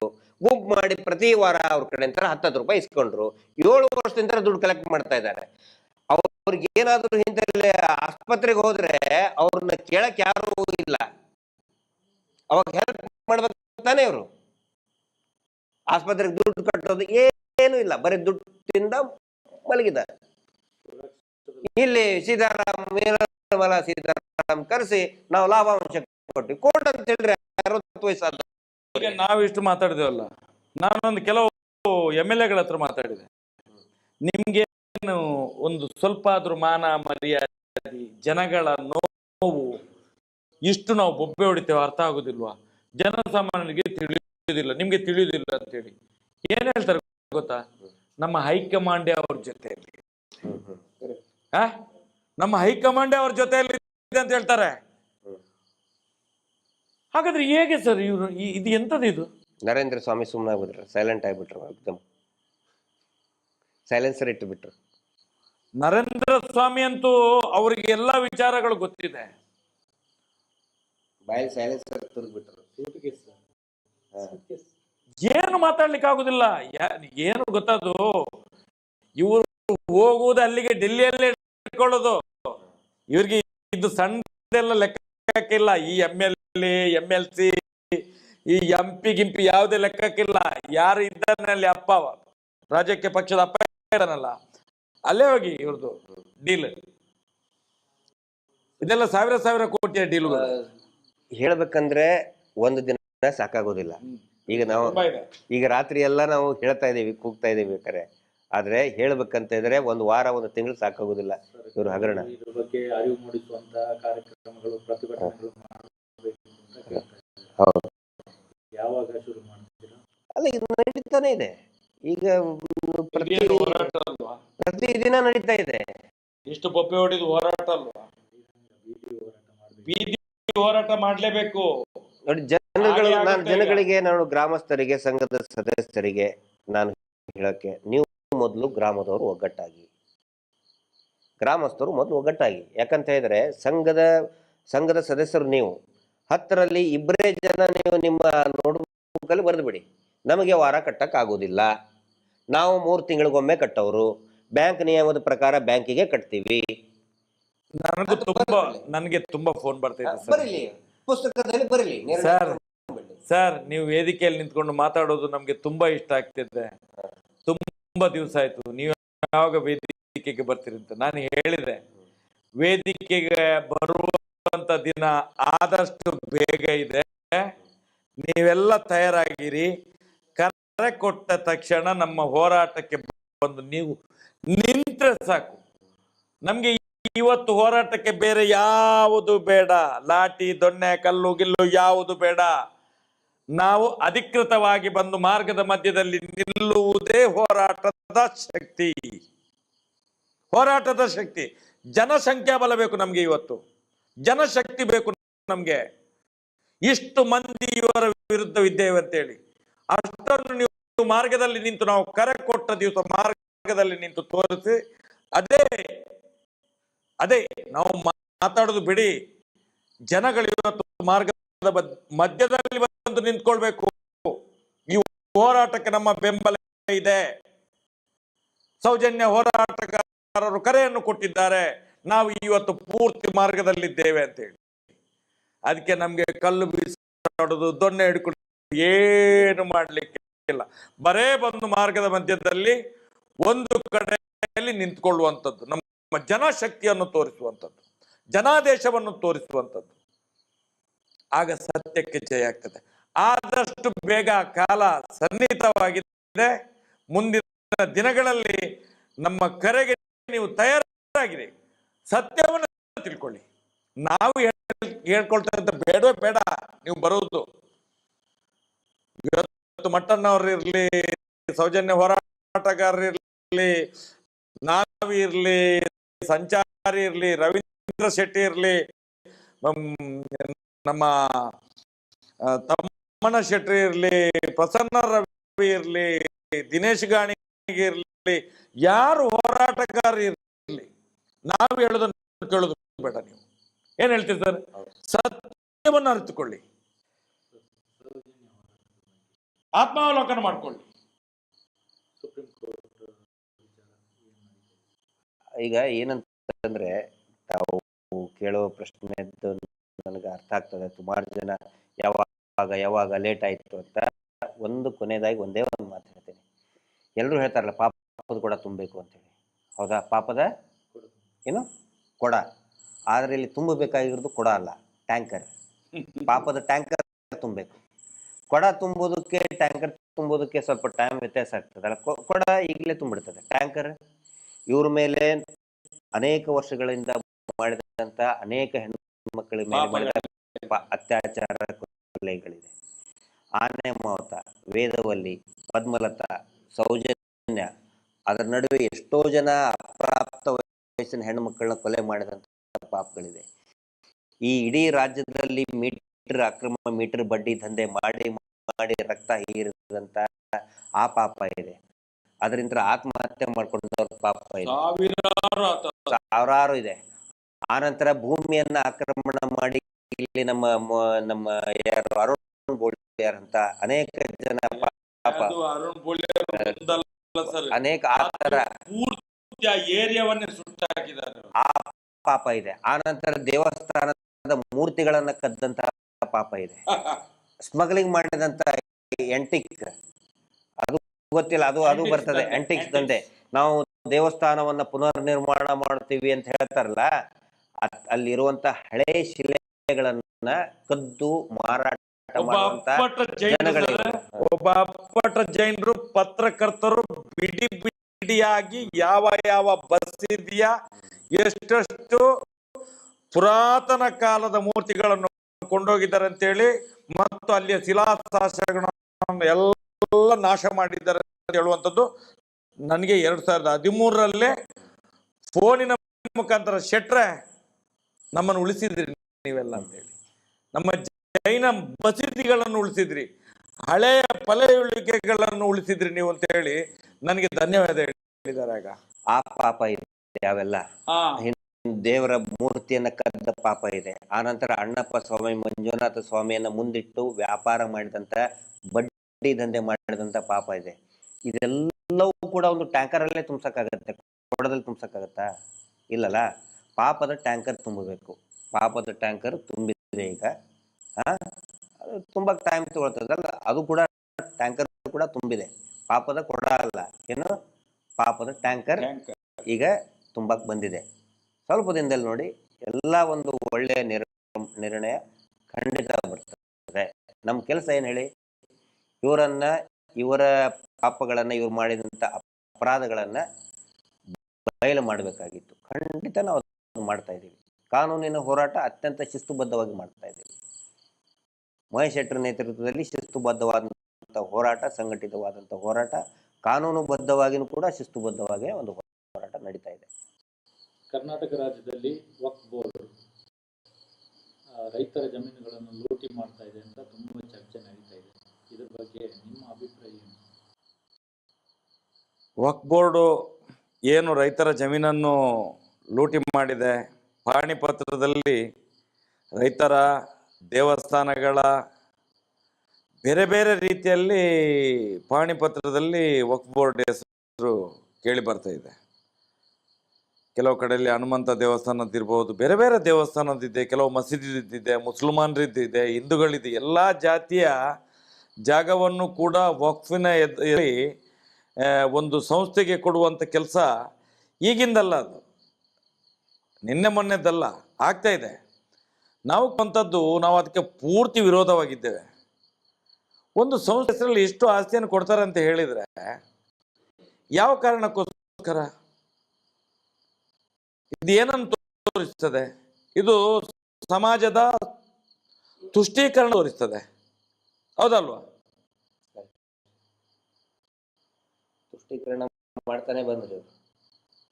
ಏನು ಬ್ರಿಟಿಷರಿದ್ದಾಗ, ಮೊಘಲರಿದ್ದಾಗ ತುಷ್ಟೀಕರಣ ಮಾಡಿದ್ರು, ಅದೇ ತುಷ್ಟೀಕರಣ ಇವತ್ತು ಕೂಡ ನಡೀತಿದೆ. ಆ ತುಷ್ಟೀಕರಣ ನಿಲ್ಬೇಕು. ಇದು ನಮ್ಮ ಆಗ್ರಹ ಸರ್ಕಾರಕ್ಕೆ. ನಿಮ್ಮ ರಾಜ್ಯಕ್ಕೆ ಬೇಲೆ ಬೇಯಿಸ್ಕೊಳ್ಳಿಕ್ಕೆ ಜನಸಾಮಾನ್ಯರ ಪಬ್ಲಿಕ್ ಆಸ್ತಿ ಅದು. ಸರ್ಕಾರಿ ಜಾಗಗಳಿರ್ಬಹುದು, ದೇವಸ್ಥಾನಗಳು, ಮಠ ಮಂದಿರಗಳು, ಇದೆಲ್ಲ ಜನಸಾಮಾನ್ಯರ ಆಸ್ತಿ ಅದು. ರೈತರು ಈ ದೇಶದ ಬೆನ್ನೆಲುಬು ಅಂತ ಹೇಳೋದು. ಒಂದು ಕಡೆಯಿಂದ ಬೆನ್ನೆಲುಬು ಅಂತ ಹೇಳ್ತೀರಿ, ಮತ್ತೊಂದು ಕಡೆಯಲ್ಲಿ ಅವ್ರ ಬೆನ್ನಿನ ಮೂಲೆಯನ್ನು ಮುರಿದಾಕ್ತೀರಿ ನೀವು. ಈ ರಾಜಕೀಯ ಪಕ್ಷದ ನೀವು ಪಾಪಿಗಳು, ನೀವು ಪಾತಕಿಗಳು, ನೀವು ರಾಜಕೀಯ ಪಕ್ಷದವರೆಲ್ಲ ನೀವು ಸಮಾಜವನ್ನು ಒಂದು ಒಳ್ಳೆಯ ರೀತಿಯಲ್ಲಿ ಬೆಳೆಸುವಂಥವರಲ್ಲ, ಸಮಾಜವನ್ನು ತಲೆ ಹಿಡಿದು ನಾಶ ಮಾಡುವವರು ನೀವು. ಈ ಒಂದು ವಕ್ಫ್ ಬೋರ್ಡಿನ ಈ ಏನು ಪಾಣಿ ಪತ್ರಗಳು ಚೇಂಜ್ ಆಗ್ತದೆ, ಇದನ್ನು ನೋಡುವ ಗೊತ್ತಾಗ್ತದೆ ನಿಮಗೆ. ಅದನ್ನು ನಾವು ಖಂಡಿತವಾಗಿ ಸೌಜನ್ಯ ಹೋರಾಟಗಾರರು ಒಕ್ಕೊರಳಿನಿಂದ ಖಂಡಿಸ್ತೇವೆ. ಇದನ್ನೆಲ್ಲ ವಾಪಸ್ ತಗೊಳ್ಬೇಕು. ಆಯಾಯ ಸಂಸ್ಥೆಗೆ ಅವನೇ ಯಾರ್ಯಾರು ಇದ್ದಾನೋ ಅವನು ಮಾಡ್ಕೊಳ್ಳಿ, ದುಡ್ಡು ಕೊಟ್ಟು ಮಾಡ್ಕೊಳ್ಳಿ, ಏನ್ ಬೇಕಾದ್ರೆ ಮಾಡ್ಕೊಳ್ಳಿ. ವಕ್ಫಿಗೆ ಹೇಗೆ ಅದು ಸರ್ಕಾರಿ ಎಲ್ಲ ಪಾಣಿಗಳು ಅವ್ರ ಹೆಸರಿಗೆ ಆಗೋದು, ನಾಳೆಯಿಂದ ನಾವು ಮಾಡ್ಕೊಳ್ತೇವೆ, ಆಗ್ತದಾಗಾದ್ರೆ ನಮ್ಮ ಹೆಸರಿಗೆ? ನಾನು ಕೇಳುವಂತ, ಇವತ್ತು ರಾಜ್ಯದಲ್ಲಿ, ದೇಶದಲ್ಲಿ ಎಲ್ಲಾ ಕಡೆಗಳಲ್ಲಿ ವಕ್ಫ್ ಬೋರ್ಡ್ ಅಂತ ಹೇಳಿ, ಇಲ್ಲಿ ಧರ್ಮಸ್ಥಳದಲ್ಲಿ ಒಬ್ಬ ವೀರೇಂದ್ರ ಹೆಗ್ಡೆ ಇದ್ದಾನೆ. ಮಂಜುನಾಥನ ಅಣ್ಣಪ್ಪ ಸ್ವಾಮಿಯ ಜಾಗವನ್ನೇ ವೀರೇಂದ್ರ ಹೆಗ್ಡೆ ಜಾಗ ಅಂತ ಹೇಳಿ RTC ಮಾಡ್ಕೊಂಡು ಕೂತಿದ್ದಾನೆ. ಇದನ್ನ ಯಾಕೆ ಮಾತಾಡೋದಿಲ್ಲ ನೀವುಗಳೆಲ್ಲ? ಇದನ್ನ ಯಾಕೆ ಮಾತಾಡೋದಿಲ್ಲ? ಕಾನೂನು ಎಲ್ರಿಗೂ ಒಂದಲ್ಲ. ಒಂದು ಕಣ್ಣಿಗೆ ಸುಣ್ಣ, ಒಂದು ಕಣ್ಣಿಗೆ ಬೆಣ್ಣೆ ಸಾಧ್ಯವೇ ಇಲ್ಲ. ಇದು ಹೇಗೆ ಸಾಧ್ಯ ಆಗ್ತದೆ? ಇದು ಎಲ್ಲ ನೀವು ಹೇಳ್ತೀರಿ ವಕ್ಫ್ ಬೋರ್ಡ್ ಅಂತ ಹೇಳಿದ್ರೆ, ನಮ್ಮ ಬೆಳ್ತಂಗಡಿ ತಾಲೂಕಲ್ಲ, ದಕ್ಷಿಣ ಕನ್ನಡ ಜಿಲ್ಲೆ ಅಲ್ಲ, ಕರ್ನಾಟಕದಾದ್ಯಂತ ಎಷ್ಟು ದೀನ ದಲಿತರ ಜಾಗ ಇವತ್ತು ವೀರೇಂದ್ರ ಹೆಗ್ಡೆ ಹೆಸರಾಗಿ ಆಗಿದೆ, ಅವರ ಸಂಸ್ಥೆ ಹೆಸರಿಗೆ ಆಗಿದೆ. 1050 ಎಕರೆ ಸರ್ಕಾರಿ ಭೂಮಿ ವೀರೇಂದ್ರ ಹೆಗ್ಡೆ ಹೆಸರಾಗಿದೆ, ಅವರ ಸಂಸ್ಥೆ ಹೆಸರಿಗೆ ಆಗಿದೆ. ಯಾಕೆ ಇದನ್ನು ಮಾತಾಡೋದಿಲ್ಲ? ನಿಮ್ಮ ನಾಲಿಗೆಗೆ ಏನು ಹುಳ ಬಿದ್ದಿದೆಯಾ ನಿಮ್ಗೆ? ಅಲ್ಲಿ ಮಾತಾಡ್ತಿರಲ್ಲ ಎಲ್ಲ ರಾಜ್ಯಕ್ಕೆ ಪಕ್ಷದ ನಾಯಕರು, ನೀನು ಮಾಡಿದ್ದು, ಅವನ ಮುಖಕ್ಕೆ ಇವನು ಎಸೆಯುವುದು, ಇವನ ಮುಖಕ್ಕೆ ಅವನು ಎಸೆಯುವುದು. ಜನಸಾಮಾನ್ಯರ ಕಿವಿಗೆ ಹೂವು ಇಡುವಂತ ಕೆಲಸವನ್ನು ಮಾಡ್ತಿದ್ದೀರಿ ನಿಮ್ಮ ರಾಜ್ಯಕ್ಕೆ ಬೇಳೆ ಬೇಯಿಸ್ಕೊಳ್ಳಿಕ್ಕೋಸ್ಕರ. ಇದನ್ನು ಮಾಡಬೇಡಿ. ನೀವು ತಲೆ ಹಿಡಿಯುವಂತ ಕೆಲಸವನ್ನು ಮಾಡಬೇಡಿ. ರಾಜಕೀಯಗಳು ನೀವುಗಳು ಕುತಂತ್ರಿಗಳು. ನಿಮ್ಮ ಕುತಂತ್ರ ನಿಮ್ಮ ಮನೆಯಲ್ಲಿ, ನಿಮ್ಮ ಹೆಂಡತಿ ಮಕ್ಕಳ ಜೊತೆಯಲ್ಲಿ ಇರಲಿ. ಅದಕ್ಕೆ ಸಮಾಜದ ತಲೆ ಹಿಡಿಯುವುದಲ್ಲ. ಅವನೊಬ್ಬ ಯಾರು ಎಂತದವನು ಎಂತ ಜಮೀರ್ ಅಹಮದ, ಅವನೊಂದು ಏನು ಮಾತಾಡ್ತಾನೆ, ಅವನು ನಿಜವಾಗಿ ಬಸ್ಸಿಗೆ ಜನ ಕರೀಲಿಕ್ಕೆ ಪಿಟ್ಟು ಜನ. ಅವನೇನು ಟೂರಿಸ್ಟ್ ಬಸ್ ಜನ ಎಲ್ಲ ಕರಿತಿದ್ದವನು ಹಿಂದೆ. ಎಲ್ಲಿಂದ ಕಾಸು ಮಾಡಿದ ಗೊತ್ತಿಲ್ಲ. ಅವನು ಒಂದೊಂದ್ಸಲ ಅವನು ನಾಳೆಗೆ ಹರಿಬಿಡ್ತಾನಂತ ಹೇಳಿದ್ರೆ ಅವನಿಗೆ ಅಪ್ಪ ಯಾರು, ಅಮ್ಮ ಯಾರು, ಅಜ್ಜ ಯಾರು, ಅಜ್ಜಿ ಯಾರು ಏನಂತ ಗೊತ್ತಾಗೋದಿಲ್ಲ. ಇಡೀ ಸಮಾಜವನ್ನು ತಲೆ ಹಿಡಿಯುವ ಕೆಲಸವನ್ನು ಮಾಡ್ತಾರೆ ಇವರ ರಾಜ್ಯಕ್ಕೆ ಬೆಲೆ ಬೇಯಿಸಿಕೊಳ್ಳಿಕ್ಕೆ ಮಾತ್ರ. ನಾಳೆ ಬೇಕಾದ್ರೆ ಯಡಿಯೂರಪ್ಪನನ್ನು ಕೂಡ ಒಂದು ಸೀಟ್ ಕೊಡ್ತಾರಂತೆ, ಅಪ್ಪ ಅಂತ ಕರೀತಾನೆ. ನಾಳೆ ನೋಡಿದ್ರೆ ಕಾಂಗ್ರೆಸ್ ಅಲ್ಲಿ, ಇವತ್ತು ನೋಡಿದ್ರೆ ಬಿಜೆಪಿಯಲ್ಲಿ, ನಾಳೆ ನೋಡಿದ್ರೆ JDS. ಎಲ್ಲೆಲ್ಲಿ ಇರ್ತಾರಂತ ಗೊತ್ತಾಗೋದಿಲ್ಲ. ಇವರು ಏನ್ ಹೇಳ್ತಾರೆ? ವಕ್ಫ್ ಬೋರ್ಡ್ ಅಂತ ಹೇಳಿದ್ರೆ ಅದೊಂದು ಸಂಸ್ಥೆ. ಹೌದು, ಸ್ವಾಮಿ ಸಂಸ್ಥೆ ಅದು, ಮಠದ ಹೆಸರು ಅದಕ್ಕೆ ಹೇಗೆ ಹೋಗುದು? ದೇವಸ್ಥಾನದ ಹೆಸರು ಹೇಗೆ ಹೋಗುದು ಅದಕ್ಕೆ? ನಾನು ಕೇಳೋ ಜನಗಳು ಎಷ್ಟು ಮೂರ್ಖರಿದ್ದೀರಿ ಸ್ವಾಮಿ, ಜನಗಳು ಎಷ್ಟು ಮೂರ್ಖರಿದ್ದೀರಿ. ನಾನು ಹೇಳುವಂಥದ್ದು ವಕ್ಫ್ ಮಾತ್ರ ಅಲ್ಲ, ಅದೊಂದು ದೊಡ್ಡ ಸಂಸ್ಥೆ, ಅದು ಸರ್ಕಾರಿ ಸಂಸ್ಥೆ, ಸರ್ಕಾರದ ಕೈಯಲ್ಲಿರುವಂಥದ್ದು. ವಕ್ಫ್ ಅಂತ ಹೇಳಿದ್ರೆ ಇವತ್ತು ಮುಸಲ್ಮಾನರ ಒಂದು ನಿಯೋಗ ಅದನ್ನು ಕಂಟ್ರೋಲ್ ಮಾಡ್ತದೆ ಬಿಟ್ರೆ ಅದು ಸರ್ಕಾರದ ಆಸ್ತಿ. ಇಲ್ಲೊಬ್ಬ ಪ್ರೈವೇಟ್ ವ್ಯಕ್ತಿ ವೀರೇಂದ್ರ ಹೆಗ್ಡೆ ಹಿಂದೂ ದೇವಸ್ಥಾನ ಮುಕ್ಕಿದ್ದು ನಿಮ್ಗೆ ಕಾಣುದಿಲ್ವಾ? ಇದನ್ನು ಪ್ರಶ್ನೆ ಮಾಡಿ. ಇದು ನಮ್ಮ ನೋವಿರುವಂಥದ್ದು. ಇದನ್ನ ಯಾಕೆ ಮಾಡೋದಿಲ್ಲ ನೀವು? ಇದನ್ನು ನೀವ್ಯಾಕೆ ಮಾಧ್ಯಮದವರು ಕೇಳೋದಿಲ್ಲ? ಈಗ ಏನಾಗ್ತಾ ಇದೆ, ವಕ್ಫ್ ಬೋರ್ಡ್ದು ಹಿಂದಿನ ಥರನೂ ಕೂಡ ಎಷ್ಟೋ ಜನ ಸ್ವತಃ ಮುಸ್ಲಿಂ ಜನರೇ ವಕ್ಫ್ ಬೋರ್ಡ್ ವಿರುದ್ಧ ಕೋರ್ಟಿಗೆ ಹೋಗಿದ್ದಾರೆ. ಇದು ಯಾವ ರೀತಿ ಬಿಂಬಿಸ್ತಾ ಇದ್ದಾರೆ ಅಂತ ಹೇಳಿದ್ರೆ, ಈಗ ಅದರ ಬಗ್ಗೆ ಮಾತಾಡಿ ಹಿಂದೂ ವರ್ಸಸ್ ಮುಸ್ಲಿಂ ಅಂತ. ಆದರೆ ಎಷ್ಟೋ ಜನರಿಗೆ ಗೊತ್ತಿಲ್ಲ, ಅನೇಕ ಜನ ಮುಸಲ್ಮಾನರು ಕೂಡ ವಕ್ಫ್ ಬೋರ್ಡ್ ವಿರುದ್ಧ ಕೋರ್ಟಿಗೆ ಹೋಗಿದ್ದಾರೆ. ಈ ನಮ್ಮ ಬಿಜಾಪುರದಲ್ಲಿ ಯಾಕೆ ಇದು ಜಾಸ್ತಿ ಆಗಿದೆ? ನಮ್ಮ ಬಿಜಾಪುರ, ಗುಲ್ಬರ್ಗ, ಈ ಬಿಜಾಪುರ ಬಹಮನಿ ಸುಲ್ತಾನರಿದ್ದು ಸರ್ಕಾರ, ಹಿಂದಿನ ಸರ್ಕಾರಗಳು ತುಷ್ಟೀಕರಣ, ತಾವು ಹೇಳ್ದಂಗೆ ತುಷ್ಟೀಕರಣ ಮಾಡಿ ಅದನ್ನ ಪೂರ್ತಿ ಹಾಗೆ ಬಿಟ್ಬಿಟ್ರು. ಸರ್ಕಾರ ತನ್ನ ವಶಕ್ಕೆ ಪಡೆದುಕೊಳ್ಳಿಲ್ಲ ಅದನ್ನ, ತುಷ್ಟೀಕರಣ ನೀತಿ. ಅದರಲ್ಲಿ ಎಷ್ಟೋ ಜನ ಈಗ ನಾವು ತಾವು ಹೇಳ್ದಂಗೆ ನಮ್ಮ ಇಡೀ ಸೌಜನ್ಯ ಹೋರಾಟ ಸಮಿತಿ ಒಂದು ನಿರ್ಣಯ ತಗೊಂಡಿದೆ. ಇದೇನು ಜನಸಾಮಾನ್ಯರ ಆಸ್ತಿ ಇರ್ಬೋದು, ದೇವಸ್ಥಾನದ ಆಸ್ತಿ, ಮಠ ಮಂದಿರಗಳ ಆಸ್ತಿ, ರೈತರ ಆಸ್ತಿಯನ್ನ ವಕ್ಫ್ ಬೋರ್ಡ್ ತನ್ನ ನೋಟಿಸ್ ಕಳಿಸಿದೆ. ನಾವು ಅದರ ವಿರುದ್ಧನೇ ಇದ್ದೀವಿ, ಖಂಡಿತ ಅದರ ವಿರುದ್ಧ ಇದ್ದೀವಿ. ಬಹಳಷ್ಟು ವರ್ಷದಿಂದ ಇದೆ. ಈಗ ಅದು ಪ್ರಚಾರಕ್ಕೆ ಬರ್ತಾ ಇದೆ. ಪ್ರಚಾರ ಅಂದ್ರೆ ಇದು ರಾಜಕೀಯ ಮಾಡ್ತಾ ಇದ್ದಾರೆ. ಅವಾಗಗೋಸ್ಕರ ಆಗುವಂತದ್ದು.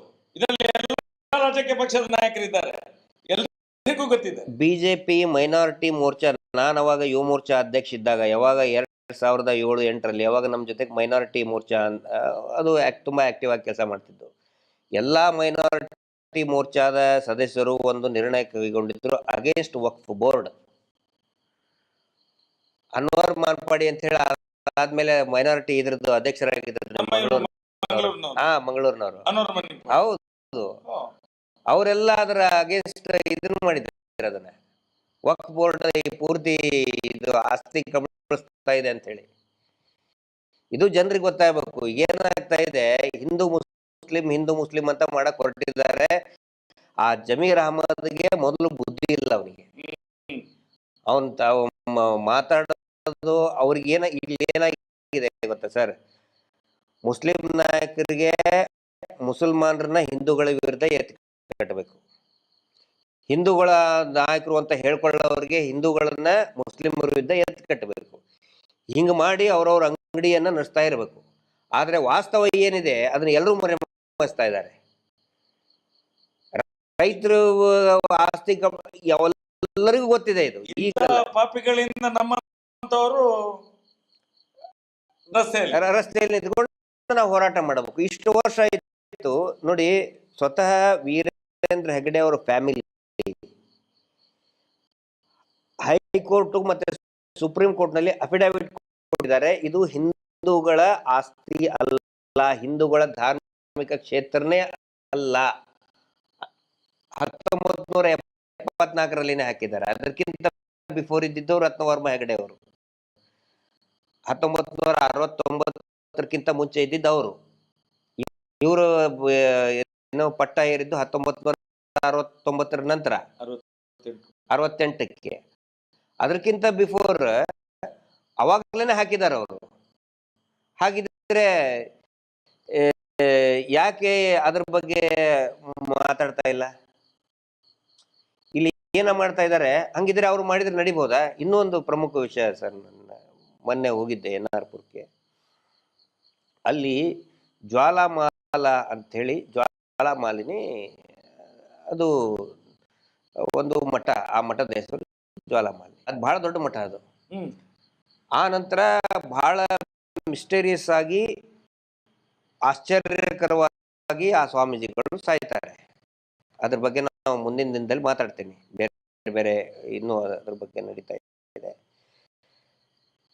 ಅವ್ರು ತೀರ್ಕೊಂಡ ನಂತರ ಧರ್ಮಸ್ಥಳದವರು ಟೇಕ್ ಓವರ್ ಮಾಡ್ತಾರೆ. ವೀರೇಂದ್ರ ಹೆಗಡೆ ಅವರು ಆಪ್ತಾರೆ. ಈಗ ಅಲ್ಲಿ ಆಡಳಿತಾಧಿಕಾರಿಗಳು ಇರೋದು. ಜ್ವಾಲಾಮಾಲಿನಿ ಅನ್ನುವಂಥದ್ದು ಜೈನರ ದೇವಿ ಅದು. ನನ್ನಲ್ಲೂ ಕೂಡ ಇದೆ ಜ್ವಾಲಾಮಾಲಿನಿ ಅನ್ನುವಂಥ ದೇವಿ, ನನ್ನಲ್ಲೂ ಕೂಡ ಇದೆ. ನಾವು ದೇವಿಯನ್ನು ಆರಾಧನೆ ಮಾಡ್ತೇವೆ. ಯಾವ್ದು ದೇವಿಯ ಹೆಸರು ಕಂಡ್ರೆ ದೇವಿ, ಅದು ಯಾವ್ದಾಗ್ಲಿ ಅದು ನಮ್ಮ ದೇವರು ಅಂತ ಹೇಳಿ. ಆದ್ರೆ ಅದು ವೀರಶೈವ ಲಿಂಗಾಯತರ ಮಠ.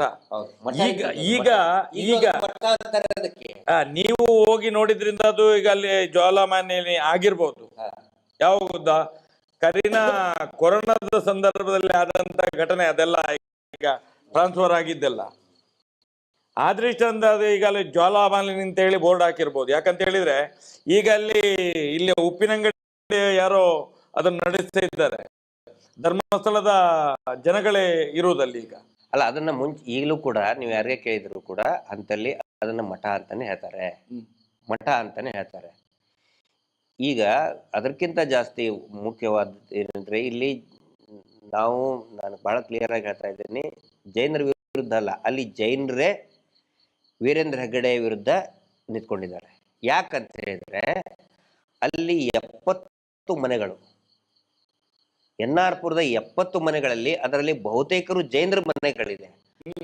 ಆ ಮನೆಗಳಿಗೆ ಈಗ ಹೊಸದಾಗಿ ಬಂದಂತಹ ಇವರು ಏನು ಆಡಳಿತಾಧಿಕಾರಿ ಬಂದಿದಾರಲ್ಲ, ಎಲ್ಲರಿಗೂ ನೋಟಿಸ್ ಕೊಟ್ಟಿದ್ದಾರೆ. 70 ಮನೆಗಳಿಗೆ. ಅಷ್ಟೇ ಅಲ್ಲ, ಒಂದು ಶಾಲೆ ಇದೆ, ಸರ್ಕಾರಿ ಶಾಲೆ, ತುಂಬಾ ಚೆನ್ನಾಗಿ ಸ್ಕೂಲ್ ಇದೆ ಸರ್. 106 ಜನ ಮಕ್ಕಳು ಬರ್ತಾರೆ. ಆ ಸ್ಕೂಲನ್ನ ಡೆಮಾಲಿಷನ್ ಮಾಡಬೇಕಂತೇಳಿ ವೀರೇಂದ್ರ ಹೆಗ್ಗಡೆ ನೋಟಿಸ್ ಕೊಟ್ಟಿದ್ದಾರೆ. ಸರ್ಕಾರಿ ಶಾಲೆ. ಅಲ್ಲಿಗ ಇವರು ವೀರಶೈವ ಲಿಂಗಾಯತರು ಯಾರು ಎದ್ದೇಳಲಿಲ್ವಾ ನಮ್ಮ ಮಠ ಅಂತ ಹೇಳಿ ಈಗ ಸ್ಟ್ರೈಕ್ ಮಾಡ್ತೀವಿ. ಈಗೀಗ ಅರಿವು ಮೂಡ್ತಾ ಇದೆ. ಅದಕ್ಕೆ ನಾನು ಹೇಳುದು, ಇವರು ಎಲ್ಲಿ ಕಾಲಿಡ್ತಾರೆ ಅದು ಒಂದು ಜಾಲಿ ಮರ ಇದ್ದಂಗೆ, ಎಲ್ಲರನ್ನು ಕೂಡ ಸರ್ವನಾಶ ಮಾಡಿ ಹಾಕ್ತಾರೆ. ಅದಕ್ಕೆ ಯಾರು ನಮಗೆ ಹೇಳ್ತಾರಲ್ಲ ಇವರು ಜೈನ ವಿರೋಧಿಗಳು, ಖಂಡಿತ ಅಲ್ಲ. ಅಲ್ಲಿ ಸ್ವತಃ ಜೈನ ಕುಟುಂಬದವರೇ ವೀರೇಂದ್ರ ಹೆಗ್ಗಡೆ ವಿರುದ್ಧ ಅವರು ಸ್ಟ್ರೈಕ್ ಮಾಡ್ತೀವಿ ಅಂತ ಹೇಳ್ತಾ ಇದ್ದಾರೆ. ಅವ್ರ ಆಸ್ತಿ ಅದು. ಅಲ್ಲ, ಇವರು ಜೈನರಂತ ಈಗ ಹೇಳುದು ಸರ್, ಇವರು ಬ್ರಿಟಿಷರ ಜೊತೆಗೆ ಬಂದವರು. ಇವರು ಇಲ್ಲಿಯ ಜೈನರಲ್ಲ, ಒರಿಜಿನಲ್ ಜೈನರು ನಮ್ಮ ಜೊತೆಯಲ್ಲಿ ಸರ್. ಅದು ಗೊತ್ತಾಗ್ಬೇಕು ಜನಗಳಿಗೆ, ಅದು ಗೊತ್ತಾಗ್ಬೇಕು. ನಾವೇನು ಜೈನ ಸಮುದಾಯದ ವಿರುದ್ಧ ಖಂಡಿತ ನಾವಲ್ಲ. ವೀರೇಂದ್ರ ಹೆಗ್ಗಡೆ ಅವರ ಕುಟುಂಬ ಮಾಡ್ತಾ ಇರುವಂತ ಅನಾಚಾರ. ಬನ್ನಿ NR-ಪುರಕ್ಕೆ ಕೇಳಿ ನೀವು. NR-ಪುರಕ್ಕೆ ನಾನು ಹೇಳ್ತೀನಲ್ಲ, ದಯವಿಟ್ಟು ಕೇಳಿ ಸರ್. 106 ಮಕ್ಕಳು ಓದ್ತಾ ಇರುವಂತ ಶಾಲೆ, ಒಳ್ಳೆಯ ಸುಸಜ್ಜಿತವಾದಂತ ಶಾಲೆಯನ್ನ ಡೆಮಾಲಿಷನ್ ಮಾಡಬೇಕು ಅಂತ ಹೊರಟಿದ್ದೆ. ನಾವೊಂದು ಟೀಮ್ ಕಳಿಸಿದ್ದೇವೆ ಸರ್ ಮೊನ್ನೆ NR-ಪುರಕ್ಕೆ. ಅಲ್ಲಿ ಕೇಳಿದ್ದಾರೆ ಇಲ್ಲಿಯ ಸ್ವಾಮೀಜಿಗಳೆಲ್ಲ ಹೋಗಿದ್ದಾರೆ ಅಂತ ಹೇಳಿ. ನಿಮ್ಗೆ ಗೊತ್ತಿಲ್ವಾ? ಅವರು ಕರೆಂಟ್ ಹೊಡೆದು ಸತ್ತಿ ಅಂತ ಹೇಳಿ. ಅಲ್ಲಿ ಆ ರೀತಿಯ ಒಂದು ಮನೋಭಾವನೆಯನ್ನು ಸಮಾಜದಲ್ಲಿ ಬಿತ್ತಿದ್ದಾರೆ. ಕರೆಂಟ್ ಹೊಡೆದು ಸತ್ತದ್ದು ಯಾರು? ವೀರಶೈವ ಲಿಂಗಾಯತ ಮಠದ ಸ್ವಾಮೀಜಿಗಳು ಕರೆಂಟ್ ಹೊಡೆದು ಸತ್ತದ್ದು ಅಂತ ಹೇಳಿದ್ರೆ, ನಮ್ಗೆ ಮಾಹಿತಿ ಬಂದ ಪ್ರಕಾರ ಮೊದಲನೇ ದಿವಸ ಒಂದು ಈ ಕೊರೋನಾದ ಸಂದರ್ಭದಲ್ಲಿ ಧರ್ಮದಲ್ಲಿ ಒಂದು 6-7 ಮಂದಿ ಹೋಗಿದ್ದಾರೆ. 6-7 ಮಂದಿ ಅಲ್ಲಿಗೆ ಹೋಗಿದ್ದಾರೆ. ಅವರು ಹೋದ ಮರು ದಿವಸ ಬೆಳಿಗ್ಗೆ ಈ ಎಲ್ಲ ಘಟನೆ ನಡೆದಿರುವಂತದ್ದು, ಅದರ ಮೇಲೆ ಆಸ್ತಿ ಎಲ್ಲ ಪುಸ್ಲಾಯಿಸಿರುವಂತದ್ದು ನಮ್ಗೆ ಅಷ್ಟು ಮಾಹಿತಿ ಈಗ ನಮ್ಗೆ ಬಂದಿದೆ. ನೀವೀಗ ಮೊನ್ನೆ ಹೋಗಿದ್ರಿ, ನೀವೊಂದಷ್ಟು ಮಾಹಿತಿಯನ್ನು ಪಡ್ಕೊಂಡಿದ್ದೀರಿ. ಅದನ್ನು ನೋಡುವಾಗ ಈಗ ನಾವು ಈ ಇಡೀ ರಾಜ್ಯದಲ್ಲಿ ಇಂಥ ತುಂಬಾ ಪ್ರಕರಣಗಳು ಬೇರೆ ಬೇರೆ ಮಠದ್ದು, ಬೇರೆ ಬೇರೆ ಜನಗಳದ್ದು, ದೀನದಲಿತರಿದ್ದು, ಸರ್ಕಾರದ ಭೂ ಹಗರಣ, ಮತ್ತೆ ಬೆಂಗಳೂರಲ್ಲಿ ನೋಡಿದ್ರೆ ಇದು ಯಾವುದು ರಾಜಕಾಲುವೆಗಳನ್ನು ಒತ್ತುವರಿ, ಇದೆಲ್ಲ ಏನ್ ಸರ್? ಇದು ಈ ದೇಶದಲ್ಲಿ ಹಾಗಾದ್ರೆ ಕಾನೂನು ಎಷ್ಟಿದೆ ಹಾಗಾದ್ರೆ? ನೆಲಮಂಗಲ ಹತ್ರ ಅದೊಂದು ವನ ಮಾಡಿದ್ದಾರೆ. ಕ್ಷೇಮವನ ಅಲ್ಲಿ ಎಲ್ಲಿದೆ ಅದು? ಅದು ಯಾವ್ದ್ರ ಮೇಲೆ ಇದೆ ಅದು? ನಾವು ಹೇಳುವಂತದ್ದು ಇದು ಯಾರಿಗೂ ಗೊತ್ತಾಗೋದಿಲ್ಲ, ಈ ರಾಜಕೀಯ ವ್ಯಕ್ತಿಗಳಿಗೂ ಗೊತ್ತಾಗೋದಿಲ್ಲ. ಕಲ್ಲೇರಿಯಲ್ಲಿದ್ದ ಪೆಟ್ರೋಲ್ ಬಂಕ್ MB ಕರಿಯ ಹೆಸರಿನಲ್ಲಿ ಆಗಿದ್ದು, SC ಕೋಟಾದಲ್ಲಿ ಸಿಕ್ಕಿದ್ದವರಿಗೆ. ಅದನ್ನ ಧರ್ಮಸ್ಥಳ ಕಲ್ಲೇರಿಯಲ್ಲಿ ಕಲ್ಲೇರಿಯಲ್ಲಿ ಅದನ್ನೀಗ ಅಕ್ಷೇಂದ್ರ ತಮ್ಮ ಹೆಸರಲ್ಲೇ ಮಾಡ್ಕೊಂಡ್ರು. ದಲಿತರ ಕೋಟಾದಲ್ಲಿ SC ಕೋಟಾದಲ್ಲಿ ಇದ್ದಂತ ಪೆಟ್ರೋಲ್ ಬಂಕ್ ಅನ್ನ ಅವ್ರ ಹೆಸರಿಗೆ ಒತ್ತುವರಿ ಮಾಡ್ಕೊಂಡ್ರು. ಕೇಳು ಸರ್, ಇಷ್ಟು ದಲಿತ ಸಂಘಟನೆಗಳಿದ್ದಾವಲ್ಲ, ಈಗ ನೋಡಿ ಉಜಿರೆ ಗ್ರೌಂಡ್ ಇದೆ, 42 ಎಕರೆ, 42 ಎಕರೆ ಭೂಮಿ ಅದು DCDR ಜಾಗ. ಅದನ್ನು ನೋಡಿ ವೀರೇಂದ್ರ ಹೆಗ್ಗಡೆ ಟ್ರಸ್ಟಿನ ಹೆಸರನ್ನು ಹೇಳ್ಕೊಂಡು ಆಟದ ಮೈದಾನ ಅಂತ ಹೇಳಿ ಅವರ ಸ್ವಾಧೀನಕ್ಕೆ ತಗೊಂಡಿದ್ದಾರೆ. ಒಂದು DCDR ಜಾಗ ಯಾರ್ದೋ ಒಂದು ಟ್ರಸ್ಟ್ಗೆ ಬೇಕಾದ್ರೆ ಯಾರಿಗೆ ಬೇಕಾದ್ರೆ ಕೊಡ್ಲಿ, NOC ಸರ್ಕಾರ ಕೊಡ್ತದೆ. ಕೊಡ್ಬೇಕಾದ್ರೆ ಏನ್ ಮಾಡ್ಬೇಕು? ಆ 42 ಎಕರೆಗೆ ಪರ್ಯಾಯವಾಗಿ ಬೇರೆ ಜಾಗ ಕೊಡ್ಬೇಕು. ಇಲ್ಲಿ ಯಾವುದೇ ಜಾಗ ಕೊಡ್ಲಿಲ್ಲ, ಏನಿಲ್ಲ. ಅವ್ರಿಗೆ ಕೊಡ್ಬೇಕದಕ್ಕೆ ಅವ್ರಿಗೆ ಏನು ಅವಶ್ಯಕತೆ ಇದೆ? ಟ್ರಸ್ಟಿಗೆ ಏನು ಅವಶ್ಯಕತೆ ಇದೆ? ಸಾವಿರಾರು ಕೋಟಿ ಬಿದ್ದಿದೆ, ಸಾವಿರಾರು ಎಕರೆ ತಗೊಂಡಿದೆ ಅವರ ಹೆಸರಲ್ಲಿ, ಮತ್ತೆ ಎಲ್ಲಾನು ಅವರಿಗೆ. ಈಗ ಇಲ್ಲಿ ನೋಡಿ, ಅಲ್ಲಿ ಇಂಜಿನಿಯರ್ ಕಾಲೇಜ್ ಅಂತ ಹೇಳ್ತಾರಲ್ಲ, ನ್ಯಾಚುರೋಪತಿ ಕಾಲೇಜ್, ಅದೆಲ್ಲ ಎಂತ ಸರ್? ಗೋಮಾಳದ ಜಾಗ ಸರ್ ಅದು. ಉಜಿರೆಯಲ್ಲಿ ಈಗ ಗೋಮಾಳ ಇಲ್ಲ. ಈ ಸರ್ಕಾರಿ ಅಧಿಕಾರಿಗಳಾಗಿ ಸರ್ಕಾರಿ ಮಿನಿಸ್ಟರ್ಗಳು ಬರ್ತಾರ, ಈ ರೆವಿನ್ಯೂ ಮಿನಿಸ್ಟರ್ಗಳು ಬರ್ತಾರಲ್ಲ, ಅವ್ರಿಗೆ ಇಲ್ಲಿ ಬಂದ ತಕ್ಷಣ ಅಲ್ಲಿ ಧರ್ಮಸ್ಥಳ ನೇತ್ರಾವತಿ ಪಕ್ಕದಲ್ಲಿ ಒಂದು ಇದಿದೆ ನೋಡಿ, ಯಾವುದು ನ್ಯಾಚುರೋಪತಿ ಎಣ್ಣೆ ಮಾಲಿಸ್ ಮಾಡಿ ಮಾಡಿ ಮಾಡಿ ಮಾಡ್ತಾರೆ ಮಾಡ್ತಾರೆ ಮಾಡ್ತಾರೆ ಮಾಡ್ತಾರೆ ಮಾಡಿ ಮಾಡಿ ಹೋಗ್ಬೇಕಾದ್ರೆ ಫೈಲ್ ತಂದಿಡ್ತಾರೆ ಅವ್ರ ಮುಂದ್ಗಡೆ. ಅವನು ಮಾಲಿಸ್ ಮಾಡ್ತಾ ಇದ್ದಂಗೆನೆ ಅಲ್ಲೇ ಮಲಕ್ಕೊಂಡು ಸೈನ್ ಹಾಕ್ಬಿಡ್ತಾನೆ.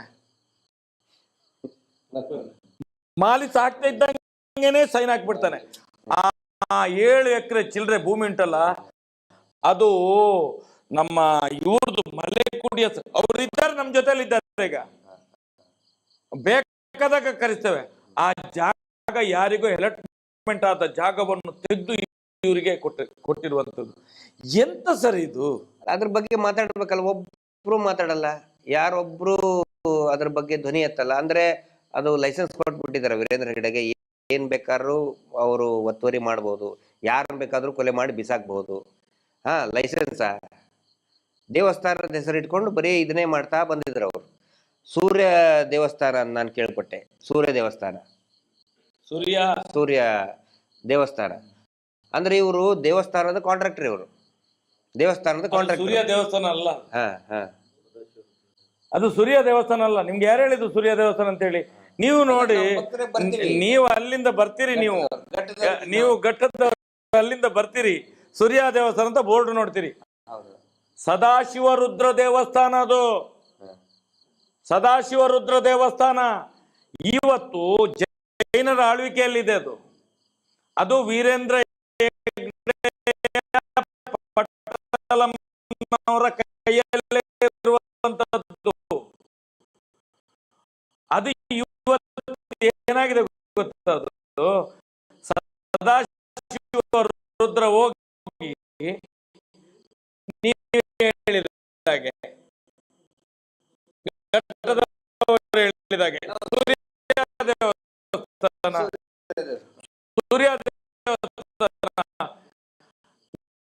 ನಾನು ಹೇಳ್ತೇನೆ, ಧರ್ಮಸ್ಥಳಕ್ಕೆ ಎಷ್ಟು ಮಂದಿ ಬರ್ತಾರೆ ಅಷ್ಟು ಮಂದಿ ಕೂಡ ಇಲ್ಲಿ ಬರ್ತಾರೆ. ಎಲ್ಲಿಗೆ?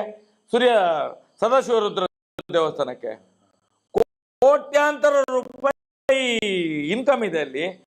ಅದನ್ನು ಸಿ ಗ್ರೇಡ್ ದೇವಸ್ಥಾನ ಅಂತ, ಅದು ಸಿ ಗ್ರೇಡ್ ದೇವಸ್ಥಾನ. ಅದು ಇದನ್ನು ಯಾರು ಮಾಡಿದವರು? ಈಗ ನೋಡಿದ್ರೆ ಅದು ಹಿಂದಿನ ಕಾಲದಲ್ಲಿ ಸದಾಶಿವ ರುದ್ರ ದೇವಸ್ಥಾನ ಅಂತ ಹೇಳಿ ಕುಡುಮದ ಮಂಜುನಾಥ ಸ್ವಾಮಿ, ಕುಡುಮದ ಇದೆಲ್ಲ ಕುಡುಮದ ಭೂತ, ಕುಡುಮದ ಮಂಜುನಾಥ ಸ್ವಾಮಿ, ನಮ್ದು ಉಜಿರೆ ಜನಾರ್ದನ ಸ್ವಾಮಿ ದೇವಸ್ಥಾನ, ಇದು ಸದಾಶಿವ ರುದ್ರ ದೇವಸ್ಥಾನ, ಇದೆಲ್ಲ ಎಂಡೋಮೆಂಟ್ ಪಟ್ಟಿಯಲ್ಲಿದ್ದ ದೇವಸ್ಥಾನಗಳು. ಈಗಲೂ ಕೂಡ ಇದೆಲ್ಲ ಇವರ ಈ ಧರ್ಮಸ್ಥಳದವರ ಕೃಪಾ ಕಟಾಕ್ಷದೊಂದಿಗೆ ಯಾರ್ಯಾರು ದೇವಸ್ಥಾನದವರು ಇವರ ಕಾಲಿಡಿತಾರಲ್ಲ ಅದನ್ನೆಲ್ಲ ಇವರ ಟೀಮ್ ಮಾಡ್ಕೊಂಡು ಹೋಗ್ತಾ ಇದ್ದಾರೆ. ಈಗ ಹಿಂದೂ ದೇವಸ್ಥಾನವನ್ನು ಒಳಗೆ ಹಾಕುವುದು ವ್ಯಾಪಾರದ ಅಂಗಡಿ ಆಗಿದೆ. ಈಗ ವ್ಯಾಪಾರದ ಅಂಗಡಿ ಆಗಿದೆ ಹಿಂದೂ ದೇವಸ್ಥಾನಗಳೆಲ್ಲ ಇವತ್ತು. ಈಗ ಯಾವಾಗ ಇಲ್ಲಿ ಈ ವಿಷಯನ ನಾವು ಎತ್ತಿದ್ವಿ, ಈಗ ಬೇರೆ ಬೇರೆ ಶ್ರೀಗಳನ್ನೆಲ್ಲ ಕರೆಸೋದು, ಒಂದೊಂದು ಇದನ್ನ 2 ಸರಿ ಉದ್ಘಾಟನೆ ಮಾಡಿಸೋದು, ಅದು ನಮ್ಮ ನೋಡಿ ಶೃಂಗೇರಿ ಗುರುಗಳು ಆಮೇಲೆ ಶಂಕರಾಚಾರ್ಯರು ಸ್ಥಾಪನೆ ಮಾಡಿದಂಥ ಪೀಠಗಳು. ಈಗ ಅವ್ರನ್ನ ಕರೆಸಿ ಈಗ ಏನಂತ ಹೇಳಿದ್ರೆ ಒಂದು ಪ್ರಚಾರ ತಗೊಂಡು ನಾವು ಏನೋ ಹಿಂದೂ ಪರವಾಗಿದ್ದೇವೆ ಈ ತರ ಏನೋ ಒಂದು ಪ್ಯಾಚಪ್ ಏನೋ ಮಾಡ್ತಾ ಇದ್ದಾರೆ ಅವ್ರೀಗ. ಆದರೆ ಒಂದು ಪ್ರತೀತಿ ಸರ್, ಜಗದ್ಗುರು ಪೀಠ ಅಂತ ಹೇಳಿದ್ರೆ ಶೃಂಗೇರಿಯವರು ಕೂಡ ಧರ್ಮಸ್ಥಳಕ್ಕೆ ಬಂದ್ರೆ ಯಾರು ಕೆಲಸದವರೆಲ್ಲ ಹೊತ್ಕೊಂಡು ಹೋಗೋದು. ವೀರೇಂದ್ರ ಹೆಗ್ಡೆ ಅವ್ರ ಮನೆಯವರೆಲ್ಲ ಹೆಗಲ ಮೇಲೆ ಪಲ್ಲಕ್ಕಿಯಲ್ಲಿ ಹೊತ್ಕೊಂಡು ಹೋಗ್ಬೇಕು ಸ್ವಾಮೀಜಿಯನ್ನೇ. ಇಲ್ಲಿ ಬಂದ್ರೆ ಸ್ವಾಮೀಜಿಗಳಿಗೂ ಕೂಡ ಮರ್ಯಾದೆ ಕೊಡುವುದಿಲ್ಲ ಇವರು, ಸ್ವಾಮೀಜಿಗಳಿಗೂ ಕೂಡ ಮರ್ಯಾದೆ ಕೊಡುವುದಿಲ್ಲ. ನಾವು ಕಳೆದ ಸಲ ಒಂದ್ಸಲ ಶೃಂಗೇರಿ ಪೀಠದಿಂದ ಸ್ವಾಮಿಗಳು ಬರುವಾಗ ಇದೇ ಹರ್ಷೇಂದ್ರ ಹೆಗ್ಡೆ ಸ್ವಾಮಿಗಳ ಹಿಂದ್ಗಡೆ ಹೋಗುವಾಗ ಹರ್ಷೇಂದ್ರ ಚಪ್ಪಲಿ ಒಬ್ಬ ಕೈಯಲ್ಲಿ ಇಟ್ಕೊಂಡು ಹೋಗ್ತಾ ಇದ್ದಾನೆ. ಸ್ವಾಮಿ ಹಿಂದ್ಗಡೆ ಹೋಗುವಾಗ ಹರ್ಷೇಂದ್ರ ಚಪ್ಪಲಿ ಇನ್ನೊಬ್ಬನ ಕೈಯಲ್ಲಿ. ಎಂತ ಪಾಪದ ಕೆಲಸ ನೋಡಿ. ಸ್ವಾಮೀಜಿಗಳು ಜೊತೆಯಲ್ಲಿರುವಾಗ ಹರ್ಷೇಂದ್ರನ ಚಪ್ಪಲಿ ಕೆಲಸದವನ ಕೈಯಲ್ಲಿ ಇಟ್ಕೊಂಡು ಅದ್ರ ಹಿಂದ್ಗಡೆ ನಡಿಲಿಕ್ಕೆ ಎಲ್ಲಾದ್ರೂ ಅರ್ಜೆಂಟ್ ಬೇಕಾದ್ರೆ ಹಾಕೊಳ್ಳಿಕ್ಕೆ ಕೊಡ್ಬೇಕು ಕಾಲಿಗೆ. ಈ ರೀತಿ ಅವಮಾನ ಮಾಡ್ತಾ ಇದ್ದಾರೆ. ಈಗ ನೋಡಿ, ಯಾವಾಗ ನಾವು ಮೊನ್ನೆಯಿಂದ ಪ್ರಾರಂಭ ಮಾಡಿದೇವಲ್ಲ, ಹಿಂದೂ ದೇವಸ್ಥಾನವನ್ನು ಕಬಳಿಸಿದ್ದಾರೆ, ದೇವಸ್ಥಾನದ ಮಂಜುನಾಥ ಸ್ವಾಮಿ ವೀರೇಂದ್ರ ಹೆಗ್ಡೆ ಹೆಸರಿಗೆ ಆಗಿದೆ ಅಂತ ಹೇಳಿದ ಮೇಲೆ ಈಗ ಕಂಚಿ ಕಾಮಕೋಟಿಯ ಶ್ರೀಗಳಿಂದ ಮೊನ್ನೆಯಿಂದ ಅರೆ ಏನು ಪೂಜೆ, ಏನು ಹವನ, ಏನು ಮಂತ್ರಗಳು, ಏನು ತಂತ್ರಗಳು, ಏನು ಕುತಂತ್ರಗಳು, ಮತ್ತೆ ಹೊಗಳುದೇ ಹೊಗಳೋದು. ನಾನು ಹೇಳುದು, ಈ ನಾಮರ್ದಿ ಹಿಂದೂ ಸ್ವಾಮಿಗಳಿಗೆ ಎಲ್ಲಾದ್ರೂ ಮಾನ ಮರ್ಯಾದೆ ಇದೆಯೇ ಇವರಿಗೆ? ಇಡೀ ವಿಶ್ವವೇ ಇವತ್ತು ಧರ್ಮಸ್ಥಳದ ಕಡೆ ನೋಡ್ತಾ ಇದೆ, ಏನು ಅನ್ಯಾಯ ಆಗ್ತಿದೆ ಅಂತ ಹೇಳಿ. ಹಾಗಾದ್ರೆ ಇಷ್ಟು ಗೊತ್ತಾಗುದಿಲ್ಲ. ನಾನು ಮೊನ್ನೆ ತಮಿಳ್ನಾಡಿಗೆ ಫೋನ್ ಮಾಡಿದೆ, ಆ ಕಂಚಿ ಕಾಮಕೋಟಿಯ ಸ್ವಾಮೀಜಿಗೆ ಸ್ವಲ್ಪ ಏನಾದರೂ ಬುದ್ಧಿ ಹೇಳಿ, ನೇರವಾಗಿ ಎದ್ದುಕೊಂಡು ಬರುವುದಲ್ಲ. ಇವತ್ತು ಮಹೇಶ್ ಶೆಟ್ಟಿ ಕೂಡ ಒಂದು ದೊಡ್ಡ ಸಭೆ ಆಗ್ತದೆ ಅಂತ ಹೇಳಿದ್ರೆ ಎಷ್ಟು ಜನ ಸೇರ್ತಾರೆ ಅಂತ ಕೇಳ್ತಾರೆ. ಅಲ್ಲಿ ಯಾರ್ಯಾರು ಎಷ್ಟು ಬರ್ತಾರೆ, ಕರೆಯುವಂತ ವ್ಯಕ್ತಿ ಹೇಗೆ ಅಂತ ಹೇಳಿ. ಒಂದು ಇಷ್ಟು ಜಗದ್ಗುರು ಪೀಠ ಅಂತ ಹೇಳ್ತೇವೆ ನಾವು ಕಂಚಿ ಕಾಮಕೋಟಿಯನ್ನು, ಅದಕ್ಕೆ ತಲೆಬಾಗಿ ನಮಿಸ್ತೇವೆ ನಾವು. ಒಬ್ಬ ಹಿಂದೂ ಸ್ವಾಮೀಜಿಯವರು ಯಾರೋ ಒಬ್ಬ ಕರೆದು ನೇರ ಬರ್ತಾರಲ್ಲ, ಇವ್ರು ಎಲ್ಲಿಗೆ ಬಂದದ್ದು? ಮೀಟರ್ ಬಡ್ಡಿ ದಂಧ ಮಾಡುವವರ ಕಾಲ ಬುಡಕ್ಕೆ ಬಂದದ್ದ? ಸರ್ಕಾರಿ ಭೂ ಹಗರವನ್ನು ನುಂಗಿ ತೆಗೆದಂತ ಒಂದು ಜನಗಳ ಕಾಲಬುಡಕ್ಕೆ ಬಂದದ್ದ? ಸಾವಿರಾರು ಕೋಟಿ ಆಸ್ತಿಯ ಒಂದು ದುಡ್ಡಿನ ಭೂಮಿ ಆಕ್ರಮಣ ಮಾಡಿದಂತ ಅವರ ಇದಕ್ಕೆ ಬರುವುದಾ? ಲಕ್ಷಾಂತರ ಕೋಟಿ ದುಡ್ಡನ್ನು ಬಡ್ಡಿಗೆ ಕೊಟ್ಟವರ ಕಾಲಬುಡಕ್ಕೆ ಬರುವುದು ಇವರೆಲ್ಲ. ಈಗ ನೋಡಿ, 2 ವರ್ಷ ಆಯ್ತು ಅನ್ನಪೂರ್ಣ ಛತ್ರ ಓಪನ್ ಆಗಿ. ವೀರೇಂದ್ರ ಹೆಗ್ಡೆನೆ ಮಾಡಿರುವಂತದ್ದು. ಇವತ್ತು ಕೂಡ ನಾಳೆ ನಾಳ್ದು 14 ತಾರೀಕಿಗೆ ಕಂಚಿ ಕಾಮಕೋಟಿಯ ಕೈಯಿಂದ ಉದ್ಘಾಟನೆ. ಅಲ್ಲ, ಈಗ ಇದರಲ್ಲಿ ಮಾಡ್ತಾರಲ್ಲ ಸರ್, ನಮ್ ಕಡೆ ಒಂದು ಗುಲ್ಬರ್ಗ ಕಡೆ ಒಂದು ಗಾದೆ ಮಾತೈತೆ, ಹಳೆ ಕಲ್ಲು ಹೊಸ ಬಿಲ್ಲು ಅಂತ. ಅಂದ್ರೆ ಈಗ ಒಂದೇ ಕಟ್ಟಡ ಇರ್ತದೆ, ಸರ್ಕಾರಿ ಕಟ್ಟಡ. ಯಾರ್ಯಾರು ಹೊಸದಾಗಿ MLA ಬರ್ತಾರೆ, ಹೊಸದಾಗಿ ಯಾರು ಬಂದ್ರೆ ಅವ್ರ ಕಡೆ ಅಂತ ಒಂದು ಪೇಂಟ್ ಹೊಡೆದು ರಿಬ್ಬನ್ ಸುತ್ತೋದು, ಅದಕ್ಕೆ ಕಟ್ ಮಾಡೋದು. ಟಿವಿ ಸೀರಿಯಲ್ ಇದ್ದಾಗ ಮನೆ ಒಂದು 3 ಬಾಗಿಲು. ಹಳೆ ಕಲ್ಲು ಹೊಸ ಬಿಲ್ಲು ಅಂತಾರೆ. ಹಳೆ ಕಲ್ಲು ಹೊಸ ಬಿಲ್ಲು ಅಂತೇಳಿ ಕಲ್ಲು ಅದೇ ಇರ್ತದೆ. ಬಿಲ್ ಹೊಸ ಹೊಸದಾಗಿ ಮಾಡಕ್ಕೆ ಹೊಸ ಹೊಸ ಇವರು ಬಂದ ಮೇಲೆ ಅವ್ರ ಕಡೆ ಕಟ್ ಮಾಡಿಸೋದು ಜನಗಳಿಗೆ ಈಗ ಮಾಡಿದ್ರು ಅಂತ. ಅದೆಲ್ಲ ಕಟ್ಟು ಮಾಡಿಸಿ ಮಾಡಿಸಿ ಮಾಡಿಸಿ ಮಾಡಿಸಿ ಇಡೀ ಸಮಾಜ, ಹಿಂದೂ ಸಮಾಜವನ್ನೇ ಕಟ್ಟು ಮಾಡಿ ಬಿಟ್ಟಿದ್ದಾರಲ್ಲ. ಇವತ್ತು ಹಿಂದೂ ಸಮಾಜ ಹೊಡೆದು ಸಾಯ್ತಾ ಇದೆ ಸ್ವಾಮಿ. ರಾಜಕೀಯವಾಗಿ, ಧಾರ್ಮಿಕವಾಗಿ, ಧಾರ್ಮಿಕ ಭಯೋತ್ಪಾದನೆಯಲ್ಲಿ ನಡೀತಿದೆ ಸರ್. ಅದು ಧಾರ್ಮಿಕ ಭಯೋತ್ಪಾದನೆ. ಹಿಂದೂ ನಾಯಕರು ಮಾತಾಡೋದಿಲ್ಲ ನೋಡಿ. ಒಂದು ಭಗವದ್ಧ್ವಜ ಇಲ್ಲ ಅಲ್ಲಿ. ಇವ್ರು ಹೇಳ್ತಾರಲ್ಲ, ಇವತ್ತು ಸ್ವಾಮೀಜಿ ಬಂದಿದ್ದಾರಲ್ಲ, ನೋಡು ಒಂದು ಹಿಂದೂ ಧ್ವಜ, ಭಗವದ್ಧ್ವಜ. ಈ ಸಲ ಆದ್ರೂ ಒಂದು ಜಗದ್ಗುರು ಪೀಠದ ಸ್ವಾಮೀಜಿ ಬರುವಾಗಾದ್ರೂ ಮಂಜುನಾಥ ದೇವಸ್ಥಾನದ ಮೇಲೆ ಒಂದು ಭಗವದ್ಧ್ವಜ ಆರ್ಬೇಕಿತ್ತಲ್ಲ. ನೋಡೋ ತೋರಿಸಿ. ಅಲ್ಲ, ಪುಣ್ಯಕ್ಕೆ ಸ್ವಾಮೀಜಿನ ಕೇಸರಿ ಇದ್ರಲ್ಲಿ ಹಾಕೊಂಡು ಹೋಗಕ್ ಬಿಟ್ಟಿದ್ದಾರೆ, ಜಲ್ಲಿ ಹಾಕೊಂಡು ಹೋಗಕ್ ಬಿಟ್ಟಿದ್ದಾರೆ. ಇಲ್ಲಾಂದ್ರೆ ಬುದ್ಧಿಗೆ ಅವರು ಇವರು. ಏನೋ ಪುಣ್ಯಕ್ಕೆ ನಾನು ಹೇಳುವಂತದ್ದು, ಅವರನ್ನು ಪೂರ್ತಿ ಬಟ್ಟೆಯಲ್ಲಿ ಕರ್ಕೊಂಡೋಗಿದ್ದೇ ದೊಡ್ಡ ವಿಶೇಷ. ಅದು ಏನೋ ಅರಬೆತ್ತಲೆ ಮಾಡಿ ಕರ್ಕೊಂಡು ಹೋಗ್ಲಿಲ್ಲ, ನಮ್ಮಾಗೆ ಇರ್ಬೇಕು ಅಂತ ಹೇಳಿ. ಯಾಕಂತ ಹೇಳಿದ್ರೆ ಇದು ಹಿಂದೂ ದೇವಸ್ಥಾನ ಅಲ್ಲ, ಇದು ಜೈನರದ್ದು ಅಂತ ಹೇಳಿ ಅವರನ್ನೇನು ಅರಬೆತ್ತಲೆ ಮಾಡ್ಲಿಲ್ಲ ಪುಣ್ಯಕ್ಕೆ. ಇದೊಂದು ಒಳ್ಳೆ ಸುದ್ದಿ ನಮ್ಗೆ, ಹಿಂದೂ ಹೋರಾಟಗಾರರಿಗೆ. ಇವತ್ತು ಜನಗಳು ಅರ್ಥ ಮಾಡ್ಕೋಬೇಕು. ಈ ಬರೀ ಪ್ರಚಾರದಲ್ಲಿ, ಟಿವಿ ಪ್ರಚಾರದಲ್ಲಿ ಇವರು ಪ್ರಶಸ್ತಿ ತಗೊಳ್ಳೋದು, ಪ್ರಶಸ್ತಿ ತಗೊಳ್ಳೋದಂದ್ರೆ ದುಡ್ಡು ಕೊಟ್ಟು ಖರೀದಿ ಮಾಡೋದು. ಆದ್ರೆ ವಾಸ್ತವ ಏನು ನಡೀತಾ ಇದೆ, ದೇವರನ್ನ ವ್ಯಾಪಾರ ಮಾಡೋದ್ರ ಬಗ್ಗೆ ಎಷ್ಟು ವ್ಯಾಪಾರ ಮಾಡ್ತಾ ಇದ್ದಾರೆ. ಮಂಜುನಾಥ ಸ್ವಾಮಿನ ಇಟ್ಟು ಸ್ವತಃ ಅವರು ಹೇಳ್ತಾರೆ, ಮಂಜುನಾಥ ಸ್ವಾಮಿ ಇದು ಹಿಂದೂಗಳ ದೇವಸ್ಥಾನ ಅಲ್ಲ ಅಂತೇಳಿ. ಬಡ್ಡಿ ದಂಧೆ ಮಾಡ್ಬೇಕಾದ್ರೆ ಮಂಜುನಾಥ ಸ್ವಾಮಿ ಫೋಟೋ ಇಡ್ತಾರೆ. ಜನಗಳಿಗೆ ಇದು ಗೊತ್ತಾಗಬೇಕು ಅನ್ನೋದು ಪ್ರಯತ್ನ ನಮ್ದು. ಅಲ್ಲ ಸರ್, ನಿಮ್ಮ ಹತ್ರ ನಾನೊಂದು ಪ್ರಶ್ನೆ. ನೀವು ಪೊಲೀಸ್ ಇಲಾಖೆಯಲ್ಲಿ ಕೆಲಸ ಮಾಡಿದವರು, ನಿಮ್ಗೊಂದಷ್ಟು ಅದರ ಒಳಗಿನ ಮಾಹಿತಿಗಳು, CBI, COD, ಪೊಲೀಸ್ ಇಲಾಖೆ, ಕಾರ್ಯಾಂಗದ ವ್ಯವಸ್ಥೆಗಳು, IT, ED, ಅದು ಇದೆಲ್ಲ ಸ್ವಲ್ಪ ಆದ್ರೂ ನಿಮ್ಗೆ ಜ್ಞಾನ ಇರ್ಬೋದು ಸರ್. ನಮ್ಗೇನು ಗೊತ್ತಿಲ್ಲ, ನಾವು ಅನ್ಪಡ ಜನರುಗಳೆಲ್ಲ. ಆದ್ರೆ ಸರ್, ಈಗ ಸೀತಾರಾಮಣ್ಣನ ಯಾರು ನಿರ್ಮಲಾ ಸೀತಾರಾಮಣ್ಣ ನಾಳ್ದ ಎಲ್ಲ ಬರ್ತಾ ಇದ್ದಾರೆ. ಅವರು ಫೈನಾನ್ಸ್ ಮಿನಿಸ್ಟರ್, ದುಡ್ಡಿನವರು. ನಾನು ಕೇಳುವಂಥದ್ದು, ಇಲ್ಲೆಲ್ಲ ಹೇಳ್ತಾರೆ ಇಂಟೆಲಿಜೆನ್ಸ್ ಅಂತ ಹೇಳಿ. ಈಗ ಧರ್ಮಸ್ಥಳದಲ್ಲಿ ಒಂದು ಇಷ್ಟು ದೊಡ್ಡ ಅವ್ಯವಹಾರಗಳು, ಇಷ್ಟು ಕೊಲೆಗಳಾಗಿದ್ದಾವೆ, ಇಷ್ಟು 12 ವರ್ಷದಿಂದ ಹೋರಾಟ ಆಗ್ತಾ ಇದೆ. ಈ ದೇಶದಲ್ಲಿ ಇಂಟೆಲಿಜೆನ್ಸ್ ಸತ್ತಿದೆಯಾ? ಉಂಟು ಅಂತ ಆದ್ರೆ ಇವ್ರಿಗೆ ಯಾರು ಮಾಹಿತಿ ಕೊಡುವವರಿಲ್ಲ. ಧರ್ಮಸ್ಥಳಕ್ಕೆ ಸ್ವಲ್ಪ ಯೋಚನೆ ಮಾಡಿ. ಇಲ್ಲಿ ವಾರಕ್ಕೆ 1000 ಕೋಟಿ ಬ್ಲ್ಯಾಕ್ ಮನಿ ಟರ್ನ್ ಓವರ್ ಆಗ್ತಾ ಇದೆ. ನೀವು ಹೋದ್ರೆ ನಾಳೆ ನಿಮ್ಮ ಸರ್ಕಾರಕ್ಕೂ ಮುಜುಗರ ಆಗ್ತದೆ ಮುಂದಿನ ದಿನಗಳಲ್ಲಿ. ಹಾಗೆ ಆಗ್ತದೆ. ಉದಾಹರಣೆಗೆ ನೋಡಿ, ನಿಮ್ಗೆ ಬೇಕಾದ ವಿಡಿಯೋ ಕೊಡ್ತೇನೆ ನಾನು. ಮೊನ್ನೆ ಮಂಡ್ಯದಲ್ಲಿ ನಾವೆಲ್ಲ ಹೋಗಿ ಹೋರಾಟ ಮಾಡಿದ್ವು. ಪಾಪ ಏನಾದ್ರು ಅವ್ರಿಗೆ ದುಡ್ಡು ಸಿಗಬೇಕು ಅಂತ ಹೋರಾಟ ಮಾಡಿದ್ವು. ಪಾಪದವರಿಗೆ ಕೊಟ್ರು, ಮನೆಗೆ ಕೊಂಡೋಗಿ 10 ಲಕ್ಷ ಕೊಟ್ರು. ಮಹಾಲಕ್ಷ್ಮಿ ಕೇಸಿನಲ್ಲಿ ಮಲ್ಲಣ್ಣನಿಗೆ 10 ಲಕ್ಷ ಕೊಟ್ರು. ನಿಮ್ಮ ಹತ್ರ ಒಂದು ಪ್ರಶ್ನೆ, ನನ್ನ ಹತ್ರ 10 ಲಕ್ಷ ಕ್ಯಾಶ್ ಈಗಿನ ಆಧುನಿಕ ಯುಗದಲ್ಲಿ ನಮ್ಮ ಮಾನ್ಯ ಮೋದಿಜಿಯವರ ಒಂದು ಇದಿದೆಲ್ಲ, ಫೋನ್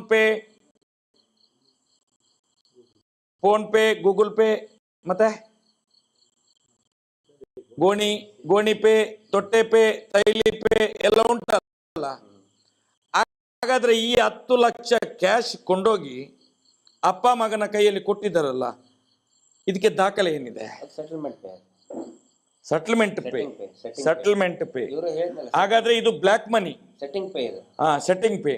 ನಾನು ಹೇಳುವಂತದ್ದು, ಈ ಇಂಟೆಲಿಜೆನ್ಸ್ ಎಲ್ಲ ಇದೆ ಅಲ್ಲ, ಆ ತಾಯಿಯೊಂದು ಆತ್ಮಹತ್ಯೆ ಮಾಡಿಕೊಂಡು ಸತ್ತಿದ್ದಾಳೆ, ಹೋರಾಟ ಆಗಿದೆ, ಇಷ್ಟು ಪೇಪರ್ ಅಲ್ಲಿ ಬಂದಿದೆ, ಯೂಟ್ಯೂಬರ್ಸ್ಗಳು ಎಲ್ಲ ಮಾತಾಡಿದಾರಲ್ಲ. ಅಲ್ಲಿ ತಹಸೀಲ್ದಾರ್ ಇದ್ದುಕೊಂಡೇ ಕೊಟ್ಟದಲ್ಲ, ತಾಲೂಕು ದಂಡ ಅಧಿಕಾರಿ. ಅಲ್ವಾ? ಒಬ್ಬ ಚುನಾಯಿತ ಪ್ರತಿನಿಧಿ ಶಾಸಕರಿದ್ದಲ್ಲಿ 10 ಲಕ್ಷ ಕ್ಯಾಶ್ ಕೊಟ್ರಲ್ಲ, ಏನ್ ಕ್ರಮ ಕೈಗೊಳ್ತದೆ ಈ ಸರ್ಕಾರ, ಈ ಇಡಿ, ಈ ಪಿಡಿ? ಏನ್ ಸರ್ ಇದು? ತಾವು ಕೇಳಿ ಸುಮಾರು ಜನ ಕೇಳ್ತಿರ್ತಾರೆ ನಮಗೆ, ಇಂಟೆಲಿಜೆನ್ಸ್ ಇಲ್ವಾ, ಇಷ್ಟೊಂದೆಲ್ಲ ಬ್ಲ್ಯಾಕ್ ದಂಧೆ ನಡೀತಾ ಇದೆ, ಅಕ್ರಮ ನಡೀತಾ ಇದೆ, ಫೈನಾನ್ಸ್ ಮಿನಿಸ್ಟರ್ನೇ ಕರೆಸ್ತಾರೆ, ಇಂಟೆಲಿಜೆನ್ಸ್ ಇಲ್ವಾ ಅಂತೇಳಿ. ಇಂಟೆಲಿಜೆನ್ಸ್ ಹೆಂಗೆ ವರ್ಕ್ ಆಗುತ್ತೆ ಅಂತ ಹೇಳಿದ್ರೆ, ಇಂಟೆಲಿಜೆನ್ಸ್ ಅಂತಂದರೆ ಮೊಬೈಲ್ನಲ್ಲಿರುವಂಥ ಒಂದು ಆ್ಯಪ್ ಇದ್ದಂಗೆ. ಆ ಆ್ಯಪ್ ವರ್ಕ್ ಮಾಡ್ಬೇಕಂತ ಹೇಳಿದ್ರೆ ಅದು ಆಕ್ಟಿವೇಟ್ ಆಗಿ ಮಾಡ್ಬೇಕು, ಅದನ್ನ ಅಂದರೆ ಇನ್ಸ್ಟಾಲ್ ಮಾಡ್ಕೋಬೇಕು ಅದನ್ನ. ಈಗ ಅದನ್ನ ಇನ್ಆಕ್ಟಿವೇಟ್ ಮಾಡಿಬಿಟ್ರೆ, ಈಗ ವೀರೇಂದ್ರ ಹೆಗಡೆ ಸಂಬಂಧಪಟ್ಟಂತೆ ಅದನ್ನ ಇನ್ಆಕ್ಟಿವೇಟ್ ಮಾಡಿಬಿಟ್ಟಿರ್ತಾರೆ, ಅದನ್ನ ಆಕ್ಟಿವೇಟ್ ಮಾಡ್ಬೇಕಲ್ಲ, ಆಕ್ಟಿವೇಟ್ ಮಾಡಿದಾಗ ಅದು ವರ್ಕ್ ಆಗುತ್ತೆ. ಇಲ್ಲ ಅಂತ ಹೇಳಿದ್ರೆ ಮಾಹಿತಿ ಇಂಟೆಲಿಜೆನ್ಸ್ ಇದ್ದೇ ಇದೆ, ಖಂಡಿತ ಇದೆ. ಇವ್ರು ಏನ್ ಮಾಡ್ತಾ ಇದ್ದಾರೆ, ಇದನ್ನೆಲ್ಲರೂ ಕೂಡ ಅರ್ಥ ಮಾಡ್ಕೋಬೇಕು.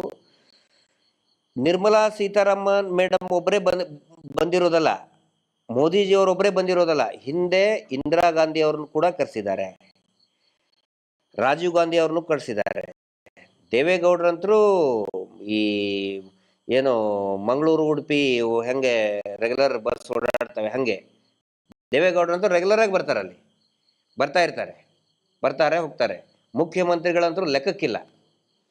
ಯಾಕೆ ಬರ್ತಾರೆ ಅಂತ ಹೇಳಿದ್ರೆ, ರಾಜಕಾರಣಿಗಳಿಗೆ ಇಷ್ಟೊಂದು ಕೋಟಿಗಟ್ಟಲೆ ಸಂಖ್ಯೆಯ ಭಕ್ತರು ಇದಾರಲ್ಲ, ಎಲ್ಲಿ ಏನಾದರೂ ಆಕ್ಷನ್ ತಗೊಂಡ್ಬಿಟ್ರೆ ಭಕ್ತರಿಗೆ ಏನಾದರೂ ಇದನ್ನಾಗುತ್ತೋ ಅನ್ನೋ ದೃಷ್ಟಿಯಿಂದ ಸುಮ್ಮನೆ ಇರ್ತಾರೆ. ಆದ್ರೆ ಈಗ ಏನಾಗಿದೆ, ಈ ಸೌಜನ್ಯ ಹೋರಾಟದಿಂದ ಜನಸಾಮಾನ್ಯರಿಗೆ ವೀರೇಂದ್ರ ಹೆಗ್ಗಡೆ ಅವರ ನಾಟಕ ಕಂಪನಿ ಮಾಡ್ತಾ ಇರೋದು ಪ್ರತಿಯೊಬ್ಬರಿಗೂ ಕೂಡ ಗೊತ್ತಾಗಿದೆ. ಈ ಹೋರಾಟದ ವಿಷಯ ಪ್ರತಿಯೊಬ್ಬರಲ್ಲಿ ಕೂಡ ಇದೆ.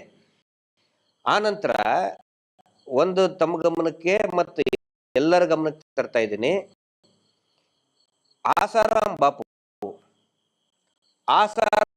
ಬಾಪು ಮುಂದೆ ಇವ್ರು ಏನೂ ಅಲ್ಲ, ವೀರೇಂದ್ರ ಹೆಗ್ಗಡೆ ಏನೂ ಅಲ್ಲ. ಲಕ್ಷಾಂತರ ಕೋಟಿ ಆಸ್ತಿ ಒಡೆಯ ಆತ. ಇವ್ರದ್ದು ಬರೀ ಒಂದು ರಾಜ್ಯದಲ್ಲಿದೆ, ಅವನು 5 ರಾಜ್ಯದಲ್ಲಿ ಅವನು ಸಾಮ್ರಾಜ್ಯ. ಹೋದಾಗ ನಮ್ಮ ಧಾರವಾಡದಲ್ಲಿನೂ ಕೂಡ ಆಸಾರಾಮ್ ಬಾಪುನ ಬಿಡುಗಡೆ ಮಾಡಿ ಅಂತ ಹೇಳಿ ಒಂದು ಇದಕ್ಕೆ ಟಾಂಗಾಕ್ಕೆ ಆಟೋ ರಿಕ್ಷಾಕ್ಕೆ ಇದನ್ನ ಹಾಕೊಂಡು ಅನೌನ್ಸ್ ಅಲ್ಲಿ ಮಾಡ್ತಾ ಇದ್ರು. 1 ವರ್ಷದ ಹಿಂದೆನೆ ಧಾರವಾಡದಲ್ಲಿ ನಾನು ನೋಡಿದೀನಿ, ಸಂತೆಯಲ್ಲಿ.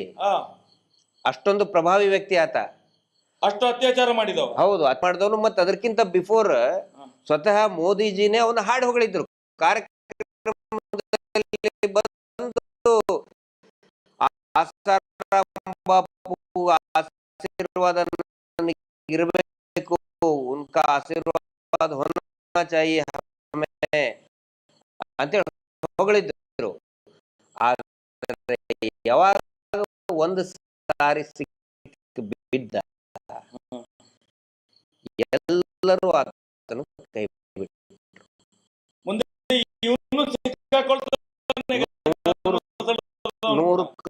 ನೂರು ಅದೇ ಆಗುತ್ತೆ. ಇಂಟೆಲಿಜೆನ್ಸ್ಗೆ ಎಲ್ಲಾ ಮಾಹಿತಿನೂ ಇದೆ, ಖಂಡಿತ ಇದೆ. ಸ್ಟೇಟ್ ಪೊಲೀಸ್ ಇಂಟೆಲಿಜೆನ್ಸ್ ಗೊತ್ತಿದೆ, ಪ್ರತಿಯೊಬ್ಬ ಅಧಿಕಾರಿಗಳಿಗೂ ಕೂಡ ಗೊತ್ತಿದೆ. ವೀರೇಂದ್ರ ಹೆಗಡೆ ಮಾಡಿರುವಂತ ಹಲ್ಕಾ ಕಚಡ ಕೆಲಸ ಪ್ರತಿಯೊಬ್ಬರಿಗೂ ಗೊತ್ತಿದೆ. ಸರ್, ನೀವ್ ಹೇಳ್ತೀರಿ ಇಂಟೆಲಿಜೆನ್ಸ್, ಸಂಬಳ ಎಷ್ಟು ತಿಂತಾನೆ ಅವನು? ನೀವು ಇಲ್ಲಿ ಹೋಗಿ ಸರ್, ಹಳ್ಳಿಗೆ ಒಬ್ಬ ದನ ಕಾಯುವಂತ ಸಣ್ಣ ಹುಡುಗನಿಗೆ ಕೇಳಿ, ಧರ್ಮಸ್ಥಳ ಹೇಗಿದೆ ಅಂತ ಕೇಳಿ, ಅವನೇ ಹೇಳ್ತಾನೆ ಜನ್ಮಕ್ಕೆ ಅವ್ರದ್ದು ಅಂತ ಹೇಳ್ತಾನೆ. ಇವತ್ತು ಅಲ್ಲಿ ತನಕ ಮುಟ್ಟಿದೆ. ಇಂಟೆಲಿಜೆನ್ಸ್ಗೆ ಗೊತ್ತಿರೋದೇ ಇರ್ತದ? ಒಂದ ಬೆಕ್ಕು ಯಾವತ್ತು ಮನೆ ಯಜಮಾನ್ ಹಾಲು ಹಾಕುವಾಗ ಕಣ್ಣು ಮುಚ್ಚಿ ಕುಡುದು, ಅದು ಹೇಳ್ತದಂತೆ, ಅಕ್ಕ ಹಾಕಿದ್ಲು, ನಾನು ಕಣ್ಣು ಮುಚ್ಚಿ ಕುಡ್ದೆ, ಏನ್ ಹಾಕಿದ್ರೆ ಕಣ್ಣು ಮುಚ್ಚಿ ಕುಡ್ದೆ ಅಂತ ಹೇಳಿ. ಇವತ್ತು ಅದು ನಡೀತಿದೆ ಇಲ್ಲಿ. ಸರ್, ಈಗ ಮುಂಚೆ ಇವ್ರ ಬಗ್ಗೆ ಪ್ರಶ್ನೆ ಮಾಡೋದಿಲ್ಲ, ಯೋಚನೆನೂ ಕೂಡ ಮಾಡ್ತಿದ್ದಿಲ್ಲ. ಆದ್ರೆ ಈಗೇನಾಗಿದೆ, ಹಳ್ಳಿಯಲ್ಲಿ ಪ್ರತಿಯೊಬ್ಬ ಒಬ್ಬ ಮಹಿಳೆ ಯೋಚನೆ ಮಾಡ್ತಿರ್ಲಿಲ್ಲ, ತಪ್ಪು ಯೋಚನೆ ಮಾಡ್ತಿದ್ರು, ಮಾಡಿದ್ದವು ಇರ್ತಿರ್ಲಿಲ್ಲ. ಅದು ಇಲ್ಲಿ ಅಲ್ಲ ಇಲ್ಲಿ ಅಲ್ಲ ಇಲ್ಲಿ ಇಡೀ ನಮ್ಮ ಉತ್ತರ ಕರ್ನಾಟಕದ ಘಟ್ಟದವ್ರ ಬಗ್ಗೆ ನಾನು ಹೇಳ್ತಾ ಇದ್ದೀನಿ. ನಾನು ಘಟ್ಟದವನಲ್ಲ, ಅದಕ್ಕೆ ಯಾಕಂದ್ರೆ ಸುಮಾರು ಜನ ನನ್ನ ಘಟ್ಟದವ್ರು ಅಂತ ಬರೀತಾರೆ. ಹೌದು, ನಾನು ಘಟ್ಟದವರು ಮತ್ತು ಘಟ್ಟದವನೇ ಅಂತಾನೆ ಹೇಳ್ಬೇಕು ನಾನು. ನಮ್ಮ ಕಡೆ ಬಹಳ ಭಕ್ತಿ ಇಂತ್ರ ಅಂದ್ರೆ ದೇವಸ್ಥಾನದ ಬಗ್ಗೆ ಈಗಲೂ ಇದ್ದೇ ಇರ್ತದೆ. ಯಾವತ್ತಿಗೂ ಕೂಡ ನಾವು ದೇವಸ್ಥಾನದ ಭಕ್ತರೇನು. ಆದ್ರೆ ವೀರೇಂದ್ರ ಹೆಗ್ಗಡೆ ಬಗ್ಗೆ ಪ್ರಶ್ನೆ ಮಾಡೋಕ್ಕೂ ಯೋಚನೆ ಮಾಡ್ತಾ ಇರ್ಲಿಲ್ಲ. ಆದ್ರೆ ಇವತ್ತು ಒಬ್ಬ ಸಾಮಾನ್ಯ ಮಹಿಳೆ, ಕೆಲಸ ಮಾಡುವಂತ ಮಹಿಳೆಗೆ ಎಷ್ಟೊಂದು ಅಗಾಧ ಜಾಗೃತಿ ಬಂದಿದೆ ಅಂತ ಹೇಳಿದ್ರೆ, ದುಡ್ಡು ಯಾರದು? ನಿಮ್ಮ ಅಪ್ಪನ ಮನೆದ ಅಂತ ಕೇಳ್ತಾ ಇದ್ದಾರೆ SKDRDP ದವರು. ನಿಮ್ಮ ಅಪ್ಪನ ಮನೆ ದುಡ್ಡಾ? ನಮ್ದು ಸರ್, ನಾವು ಕಟ್ಟೋರು, ಟ್ಯಾಕ್ಸ್ ಕಟ್ಟೋರು ನಾವು. ಅಲ್ಲಿ ನಮ್ಮಿಂತ್ರ ಬರೋದಲ್ಲ, ಬ್ಯಾಂಕಿಗೆ ಯಾರು ದುಡ್ಡದು?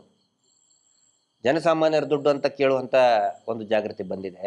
ಆ ನಂತರ ನೋಡಿ, ಹಿಂದೆ ಇವ್ರು ಏನ್ ಮಾಡ್ತಿದ್ರು, ಎಲ್ಲಾ ಜಡ್ಜಸ್ಗಳಿಗೂ ಕೂಡ ಏನೋ ಒಂದು ಈ ದೇವಸ್ಥಾನದ ಮೇಲೆ ಭಕ್ತಿ ಬಂದವ್ರಿಗೆಲ್ಲ ಆಗಲೇ ನಾನು ಹೇಳಿದೆ, ಇವ್ರ ಕೆಲಸ ಏನು, ಸಿದ್ಧಾಂತ ಏನು, ಒಂದು ಸೆಟ್ಟಿಂಗು, ಇನ್ನೊಂದು ಫಿಟ್ಟಿಂಗು.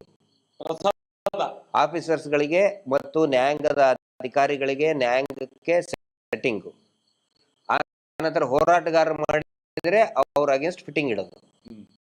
ಆದ್ರೆ ಈಗ ಮೊನ್ನೆನೆ ನೋಡಿ, ತಮ್ಮ ಪ್ರಕರಣದಲ್ಲಿನೇ ಇದೇನಾದ್ರೂ 15-20 ವರ್ಷದ 12 ವರ್ಷದ ಹಿಂದೆ ಆಗಿದ್ರೆ ಅದು ಕಣ್ಣು ಮುಚ್ಕೊಂಡು ಅಗೇನ್ಸ್ಟ್ ಬರೆದು ಬಿಡ್ತಿದ್ರು. ಆದ್ರೆ ಈಗೇನಾಗಿದೆ, ಪ್ರತಿಯೊಬ್ರು ಕೂಡ ಹಿಂಗಾಗಿ ನಾವು ನ್ಯಾಯಾಂಗವನ್ನ, ಜಡ್ಜ್ಗಳಿಗೆ ನಾವು ದೂಷಣೆ ಮಾಡ್ತಾ ಇಲ್ಲ. ಅವ್ರಿಗೂ ಕೂಡ ಈ ಹೋರಾಟದ ಫಲವಾಗಿ ಇವರ ಅಸಲಿ ಮುಖ ಗೊತ್ತಾಗ್ತಾ ಇದೆ. ಪದರವಾಗಿ ಹಂಗೆ ಈರುಳ್ಳಿ ಪದರವಾಗಿ ಬಿಚ್ತಾ ಹೋಗ್ತಾ ಇತ್ತಲ್ಲ, ಹಂಗೆ ಇವರ ಮುಖವಾಡ ಪದರವಾಗಿ ಬಿಚ್ತಾ ಹೋಗ್ತಾ ಇದೆ. ಅದು ಹೋರಾಟದ ಯಶಸ್ಸು, ಹೋರಾಟದ ಪ್ರತಿಫಲ. ಅದಕ್ಕೆ ಪ್ರತಿಯಾಗಿ ನಾನು ನಿಮ್ಗೆ ಹೇಳ್ತೇನೆ, ಮೊನ್ನೆ ಸವದತ್ತಿಯಲ್ಲಿ ಒಂದು ಕೇಸ್ ನೋಡಿದ್ದೀವಿ ನಾವು. ಮೊನ್ನೆ ಹೋಗೋಗ ಅಲ್ಲಿ ಲಾಯರ್ ಹೇಳ್ತಾರೆ, ಮಹೇಶ್ ಶೆಟ್ಟರ ಕೇಸ್ ಅಂತ ಹೇಳಿ 30 ಮಂದಿ ನನ್ನ ಕೇಸ್ಗೆ ನಾವು ವಕಾಲತ್ತಾಗ್ತೇವೆ ಅಂತ ಹೇಳಿ ಸೈನ್ ಮಾಡಿದ್ದಾರೆ. 30 ಜನ ವಕೀಲರು ಸವದತ್ತಿಯಲ್ಲಿ. ಮೊನ್ನೆ ಈಗ ಧಾರವಾಡ 50ಕ್ಕಿಂತ ಹೆಚ್ಚು ವಕೀಲರುಗಳು ಮಹೇಶ್ ಶೆಟ್ಟರ ಕೇಸ್, ಇದು ನಮ್ಮ ವಕೀಲರ ಹತ್ರ ಬರೋದು ಮಹೇಶ್ ಶೆಟ್ಟರ ಕೇಸ್. ಹೌದು, ನಮ್ದೊಂದು ವಕಾಲತ್ತು ಇರ್ಲಿ ಅಂತ ಹೇಳಿ 50 ಜನರ ಮೇಲೆ ಈಗ ಸೈನ್ ಮಾಡ್ತಾ ಇದ್ದಾರೆ. ಈಗ ಶ್ರುತಿ ಬೆಳ್ಳಕ್ಕಿ ಅಂತೇಳಿ ಒಬ್ಬ ಯಂಗ್ ಅಡ್ವೊಕೇಟ್, ನಾವು ಅಲ್ಲಿ ಕೋರ್ಟ್ ಅಲ್ಲಿ ನಿಂತಾಗ ಕೆಳಗಡೆ ಟೀ ಕುಡಿಯಕ್ ಬಂದಾಗ ಅಡ್ವೊಕೇಟ್ಸ್ ಎಲ್ಲರೂ ಬಂದ್ರು. ನಾನು ಅದನ್ನ ಹೇಳಬೇಕು. ಇವ್ರು ಯಾಕೆ ಅಲ್ಲಿ ಹಾಕ್ತಾ ಇದ್ರು ಅಂತ ಹೇಳಿದ್ರೆ, ಮಹೇಶ್ ಶೆಟ್ಟರ್ಗೆ ಅಂದ್ರೆ ದೇವಸ್ಥಾನಕ್ಕೆ ಅಪಮಾನ ಮಾಡಿದ್ರು ಅಂತ ಹೇಳಿ ಹಾಕ್ತಾ ಇದ್ರಲ್ಲ. ಮಹೇಶ್ ಶೆಟ್ಟರಿಗೆ ಉತ್ತರ ಕರ್ನಾಟಕ ಏನು ಗೊತ್ತು, ಅಲ್ಲಿ ಯಾರು ವಕೀಲರಿಗೆ ಗೊತ್ತಿರಲ್ಲ, ಏನಿಲ್ಲ ಅಂತ. ಆದ್ರೆ ಏನಾಗಿದೆ, ಅಲ್ಲಿ ಮಹೇಶ್ ಶೆಟ್ಟರು ಹೋಗಿ ನಿಂತ್ಕೊಂಡ್ರೆ ಅವ್ರ ಸುತ್ತಲೂ ಒಂದು 10 ಜನ ಸಮಾಜದ ಬಗ್ಗೆ ಕಾಳಜಿ ಇರುವಂತ ವಕೀಲರು ಸುತ್ತುವರಿತಾರೆ, ಫೋಟೋ ತೆಗೆಸ್ಕೊಳ್ತಾರೆ, ನಾವು ನಿಮ್ಮ ಜೊತೆಗಿದ್ದೇವೆ. ಈ ಜಿಲ್ಲೆಯ, ಈ ತಾಲೂಕಿನ ನ್ಯಾಯವಾದಿಗಳು ಈ ಹೋರಾಟದ ಜೊತೆಗಿದ್ದಾರೆ. ಅವರ ಒಂದು ಏನು ಕಾನ್ಫಿಡೆನ್ಸ್, ಒಂದು ಆತ್ಮವಿಶ್ವಾಸವನ್ನ ಈ ಹೋರಾಟಕ್ಕೆ ಕೊಡ್ತಾ ಇದ್ದಾರೆ. ಇದು ಈ ವೀರೇಂದ್ರ ಹೆಗಡೆ ನಾಟಕ ಕಂಪನಿಗೆ ಗೊತ್ತಿರಬೇಕು. ತುಮಕೂರು ಶಿರಾದಲ್ಲಿ ನಾವು ಅವರಿಗೆ ಅಭಿನಂದನೆಯನ್ನ ಸಲ್ಲಿಸ್ತೀವಿ. ಅವೆಲ್ಲಾ ನ್ಯಾಯವಾದಿಗಳಿಗೆ, ವಿಶೇಷವಾಗಿ ಹಿರಿಯ ವಕೀಲರು ಇರ್ಬೋದು, ಕಿರಿಯ ವಕೀಲರು ಇರ್ಬೋದು, ನಾವು ಈ ಹೋರಾಟದ ಜೊತೆಗಿದ್ದೇವೆ, ನಾವು ವಕಾಲತ್ತಿಗೆ ಸಹಿ ಮಾಡ್ತೀವಿ ಅಂತೇಳಿ ಸವದತ್ತಿಯಲ್ಲಿ 30 ಜನ, ಧಾರವಾಡದಲ್ಲಿ 50ಕ್ಕಿಂತ ಹೆಚ್ಚು ಜನ ನಾವು ಸೈನ್ ಹಾಕ್ತೀವಿ. ಯಾಕಂದ್ರೆ ನಮ್ದು ಯಾಕಂದ್ರೆ ನೋಡಿ, ಈ ದೇಶದಲ್ಲಿ ಅನೇಕ ಹೋರಾಟಗಳು ಚಾಲ್ತಿಯಲ್ಲಿ ಬಂದಿದ್ದು, ಯಶಸ್ಸು ಕಂಡಿದ್ದು ಈ ನ್ಯಾಯವಾದಿಗಳ ಒಂದು ಸಹಕಾರದಿಂದ. ಮಹಾತ್ಮ ಗಾಂಧಿ ಏನಿದ್ರು, he was an advocate. Vallabhbhai Patel ಏನಿದ್ರು, he was an advocate. Jawaharlal Nehru ಏನಿದ್ರು, ಅಡ್ವೊಕೇಟ್. ಅನೇಕ ಹೋರಾಟಗಳು ಅಷ್ಟೇ ಅಲ್ಲ, ರೈತ ಹೋರಾಟಗಾರರು, ದಲಿತ ಹೋರಾಟಗಾರರು ಎಲ್ಲರೂ ಕೂಡ ಏನಿದ್ದು, ಅಡ್ವೊಕೇಟ್ ಇದ್ದಿದ್ದು. ಇವತ್ತು ಎಲ್ಲೆಲ್ಲಿ ಉತ್ತರ ಕರ್ನಾಟಕದಲ್ಲಿ ಇರ್ಬೋದು ಅಥವಾ ಇಲ್ಲಿ ತುಮಕೂರು ಇರ್ಬೋದು, ಅಲ್ಲಿ ಅಡ್ವೊಕೇಟ್ಗಳು ಬಂದು ನಾವು ಈ ಹೋರಾಟದ ಪರವಾಗಿ ಮಹೇಶ್ ಶೆಟ್ಟರ್ ಕೇಸಿನ ಜೊತೆಗೆ ನಾವಿದ್ದೇವೆ, ನಾವು ವಾದ ಮಾಡ್ತೇವೆ ಅಂತ ಬರ್ತಾ ಇದ್ದಾರೆ ಈಗ. ಆ ಕಾಲ ಹೋಯ್ತು, 12 ವರ್ಷದ ಹಿಂದೆ ಹೋಯ್ತದ್ದು. ಹೊಸ ಯುಗ ಪ್ರಾರಂಭ ಆಗಿದೆ ಈಗ.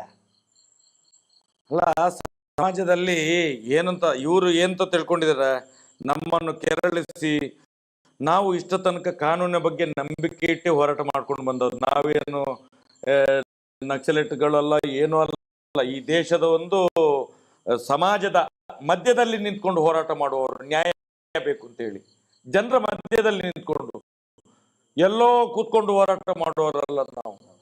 ಆದ್ರೂ ಕೂಡ ನಮ್ಮ ಬಗ್ಗೆ ನೋಡಿ, ನಂಬಿಕೆ ಇದ್ದದ್ರಿಂದ ಅವರನ್ನು ಯಾವ ಒಂದು ಕಾನ್ಸ್ಟಿಟ್ಯೂನ್ಸಿ ಮೇಲೆ ನಂಬಿಕೆ, ಯಾವ ಇದ್ರ ಮೇಲೆ, ಕಾನೂನಿನ ಮೇಲೆ ನಮ್ಗೆ ನಂಬಿಕೆ ಇತ್ತು, ಅದನ್ನೇ ಪ್ರತಿಪಾದನೆ ಮಾಡಿ 12 ವರ್ಷದಿಂದ ಕಾಯ್ತಾ ಇದ್ದೇವೆ.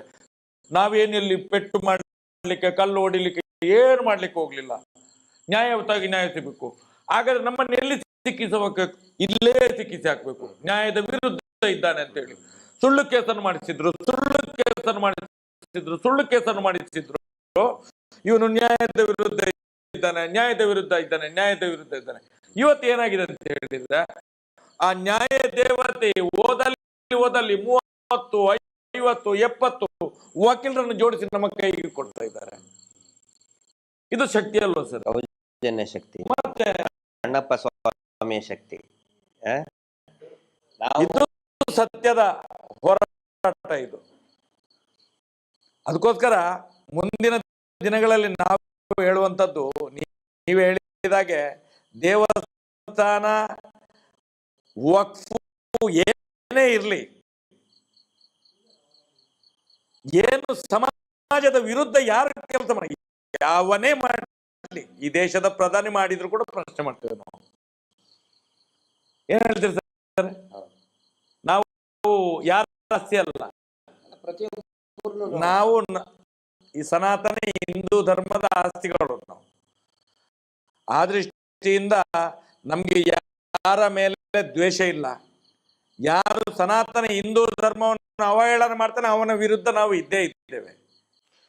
ಸರ್, ಇಲ್ಲಿ ನಾನು ನೋಡಿದ್ದು, ಕೊನೆಯದಾಗಿ ಒಂದು ಅಬ್ಸರ್ವ್ ಮಾಡಿದ್ದು, ನಾವು ಮಂಗಳೂರು ಈ ಕರಾವಳಿ ಅಂತ ಹೇಳಿದ್ರೆ ಮುಂಚಿನ ನಾವು ಅನ್ಕೊಂಡಿದ್ದು ಹಿಂದೂ ಪ್ರತಿಭಟನೆ ಮಾಡುವಂಥ ಭದ್ರಕೋಟೆ, ಹಿಂದುತ್ವದ ಭದ್ರಕೋಟೆ ಅಂತ ಹೇಳಿ. ಆದರೆ ಇಲ್ಲಿ ಬಂದ ಮೇಲೆ ನಾನು ಅಬ್ಸರ್ವ್ ಮಾಡಿದ್ದು, ನಾನು ಇದ್ರದ್ದು ಈ ಧರ್ಮದ ಎಕ್ಸ್ಪರ್ಟ್ ಅಲ್ಲ, ನಾನು ತಮ್ಮ ಹಾಗೆ ನಾನು ಧರ್ಮದ ಇದು ನನ್ನಲ್ಲ.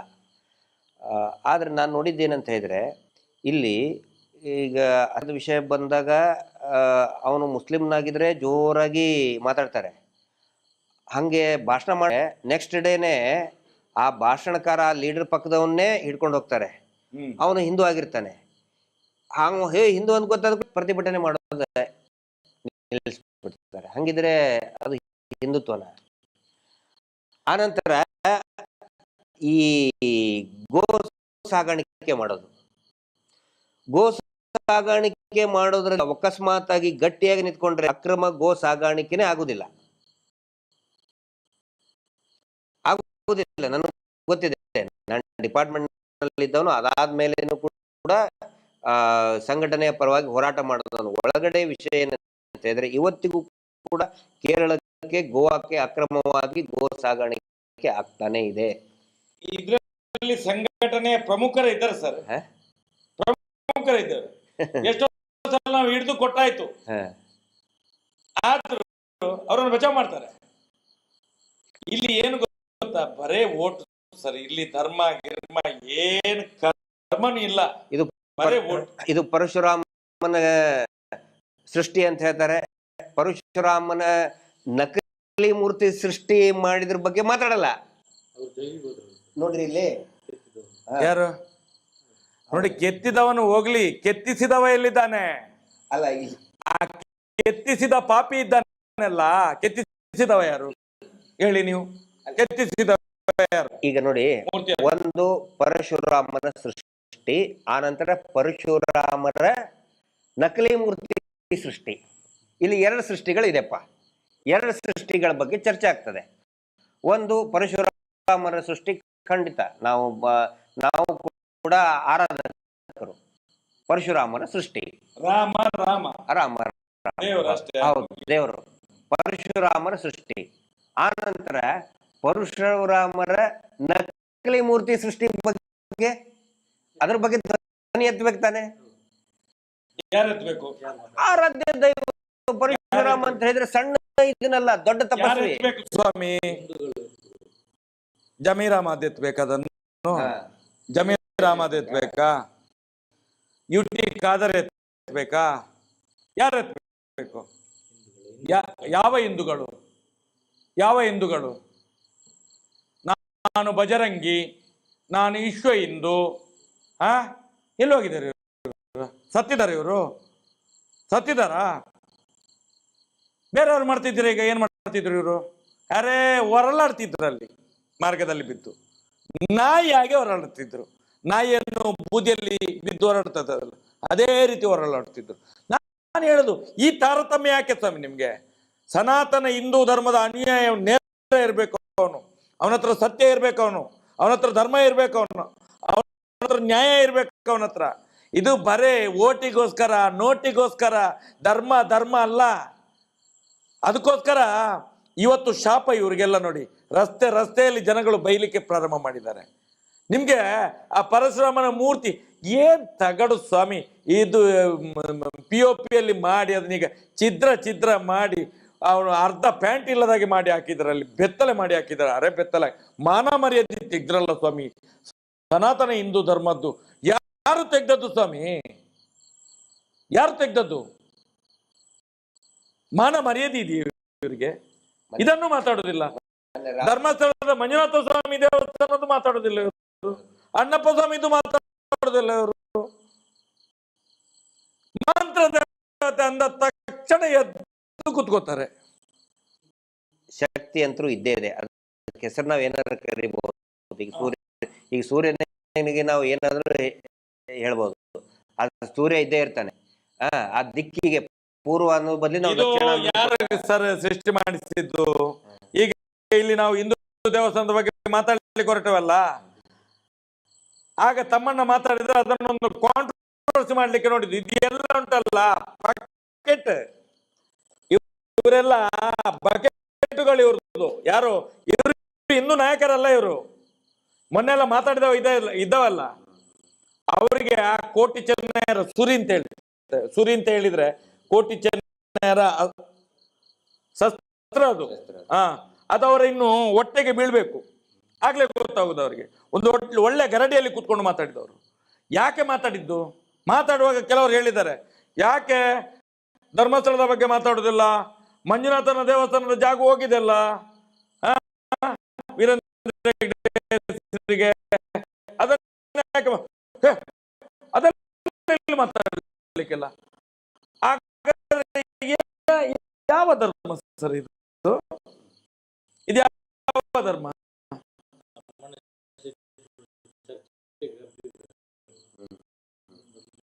ಅಲ್ಲ ಈಗ ಅದ್ಯಾವ ಧರ್ಮ ಅಂತ ಕೇಳುದು ನಾವು.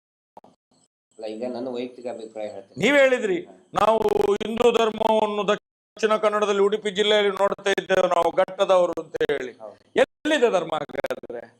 ನಾವು ಭಾಷಣ ಮಾಡ್ತಿದ್ವಿ ಅಲ್ಲ, ಅಲ್ಲಿ ಎಲ್ಲಿದೆ ಧರ್ಮ ಅಂತ ಕೇಳೋದು. ನಿಮ್ಗೆ ಅಣ್ಣಪ್ಪ ಇಲ್ಲ, ನಿಮ್ಗೆ ಮಂಜುನಾಥ ಸ್ವಾಮಿ ಇಲ್ಲ. ಮಂತ್ರ ದೇವತೆ ಬಗ್ಗೆ ನಂದು ವೈಯಕ್ತಿಕ ಅಭಿಪ್ರಾಯ. ಈಗ ತಮ್ಮಣ್ಣ ಶೆಟ್ಟರ್ ಅಂತ ಹೇಳಿದ ತಕ್ಷಣನೇ ಅದನ್ನ ಕಾಂಟ್ರವರ್ಸಿ ಮಾಡೋದು ಬೇಡ. ಅವ್ರು ಸೌಜನ್ಯ ಹೋರಾಟಗಾರರು ಅಂತ ಹೇಳ್ಕೊಂಡು ಬೇಕಂತಾನೆ ಕಾಂಟ್ರವರ್ಸಿ ಮಾಡ್ತಾ ಇದ್ದಾರೆ. ಆದ್ರೆ ಅಲ್ಲಿ ಶಕ್ತಿ ಅನ್ನೋದು ಇದ್ದೇ ಇದೆ, ನಾನು ಕೂಡ ನಂಬ್ತೇನೆ. ಹೆಸರು ಏನಾದ್ರೂ ಕರೀಲಿ, ಅದಕ್ಕೆ ನೀವು ಈಗ ನೋಡಿ ಸೂರ್ಯ ಅದರಲ್ಲಿ ಒಬ್ಬ ನೋಡಿ ಸುನಿಲ್ ಪನಪ್ಪಿಲ್ ಅಂತ ಇದ್ದ, ಅವನು ಅವರ ಜನ ಬ್ರೋಕರ್, ಅವನು ಈ ಕೆಲಸ ಎಲ್ಲ ಮಾಡಿಸಿದ್ದು ಗೊತ್ತಿದೆ ನಮ್ಗೆ. ಮುಂದಿನ ದಿನಗಳಲ್ಲಿ ಅವನನ್ನು ತೆಗೊಳ್ತೇವೆ ನಾವು. ಅಲ್ಲ ಅವರು ಈ ವಿಷಯದ ಬಗ್ಗೆನೂ ಮಾತಾಡ್ಲಿ ಅಲ್ಲ, ಹಿಂದೂ ದೇವಸ್ಥಾನದ ಬಗ್ಗೆ ಮಾತಾಡ್ಲಿ. ಆನಂತರ ನೋಡಿ ಮೊನ್ನೆ RSS ನಮ್ಮ ಸಂಘದ ಒಬ್ಬ ಕಾರ್ಯಕರ್ತ, ಆನಂತರ ಪುನೀತ್ ಅಂತ ಹೇಳಿ ರಾಮನಗರದ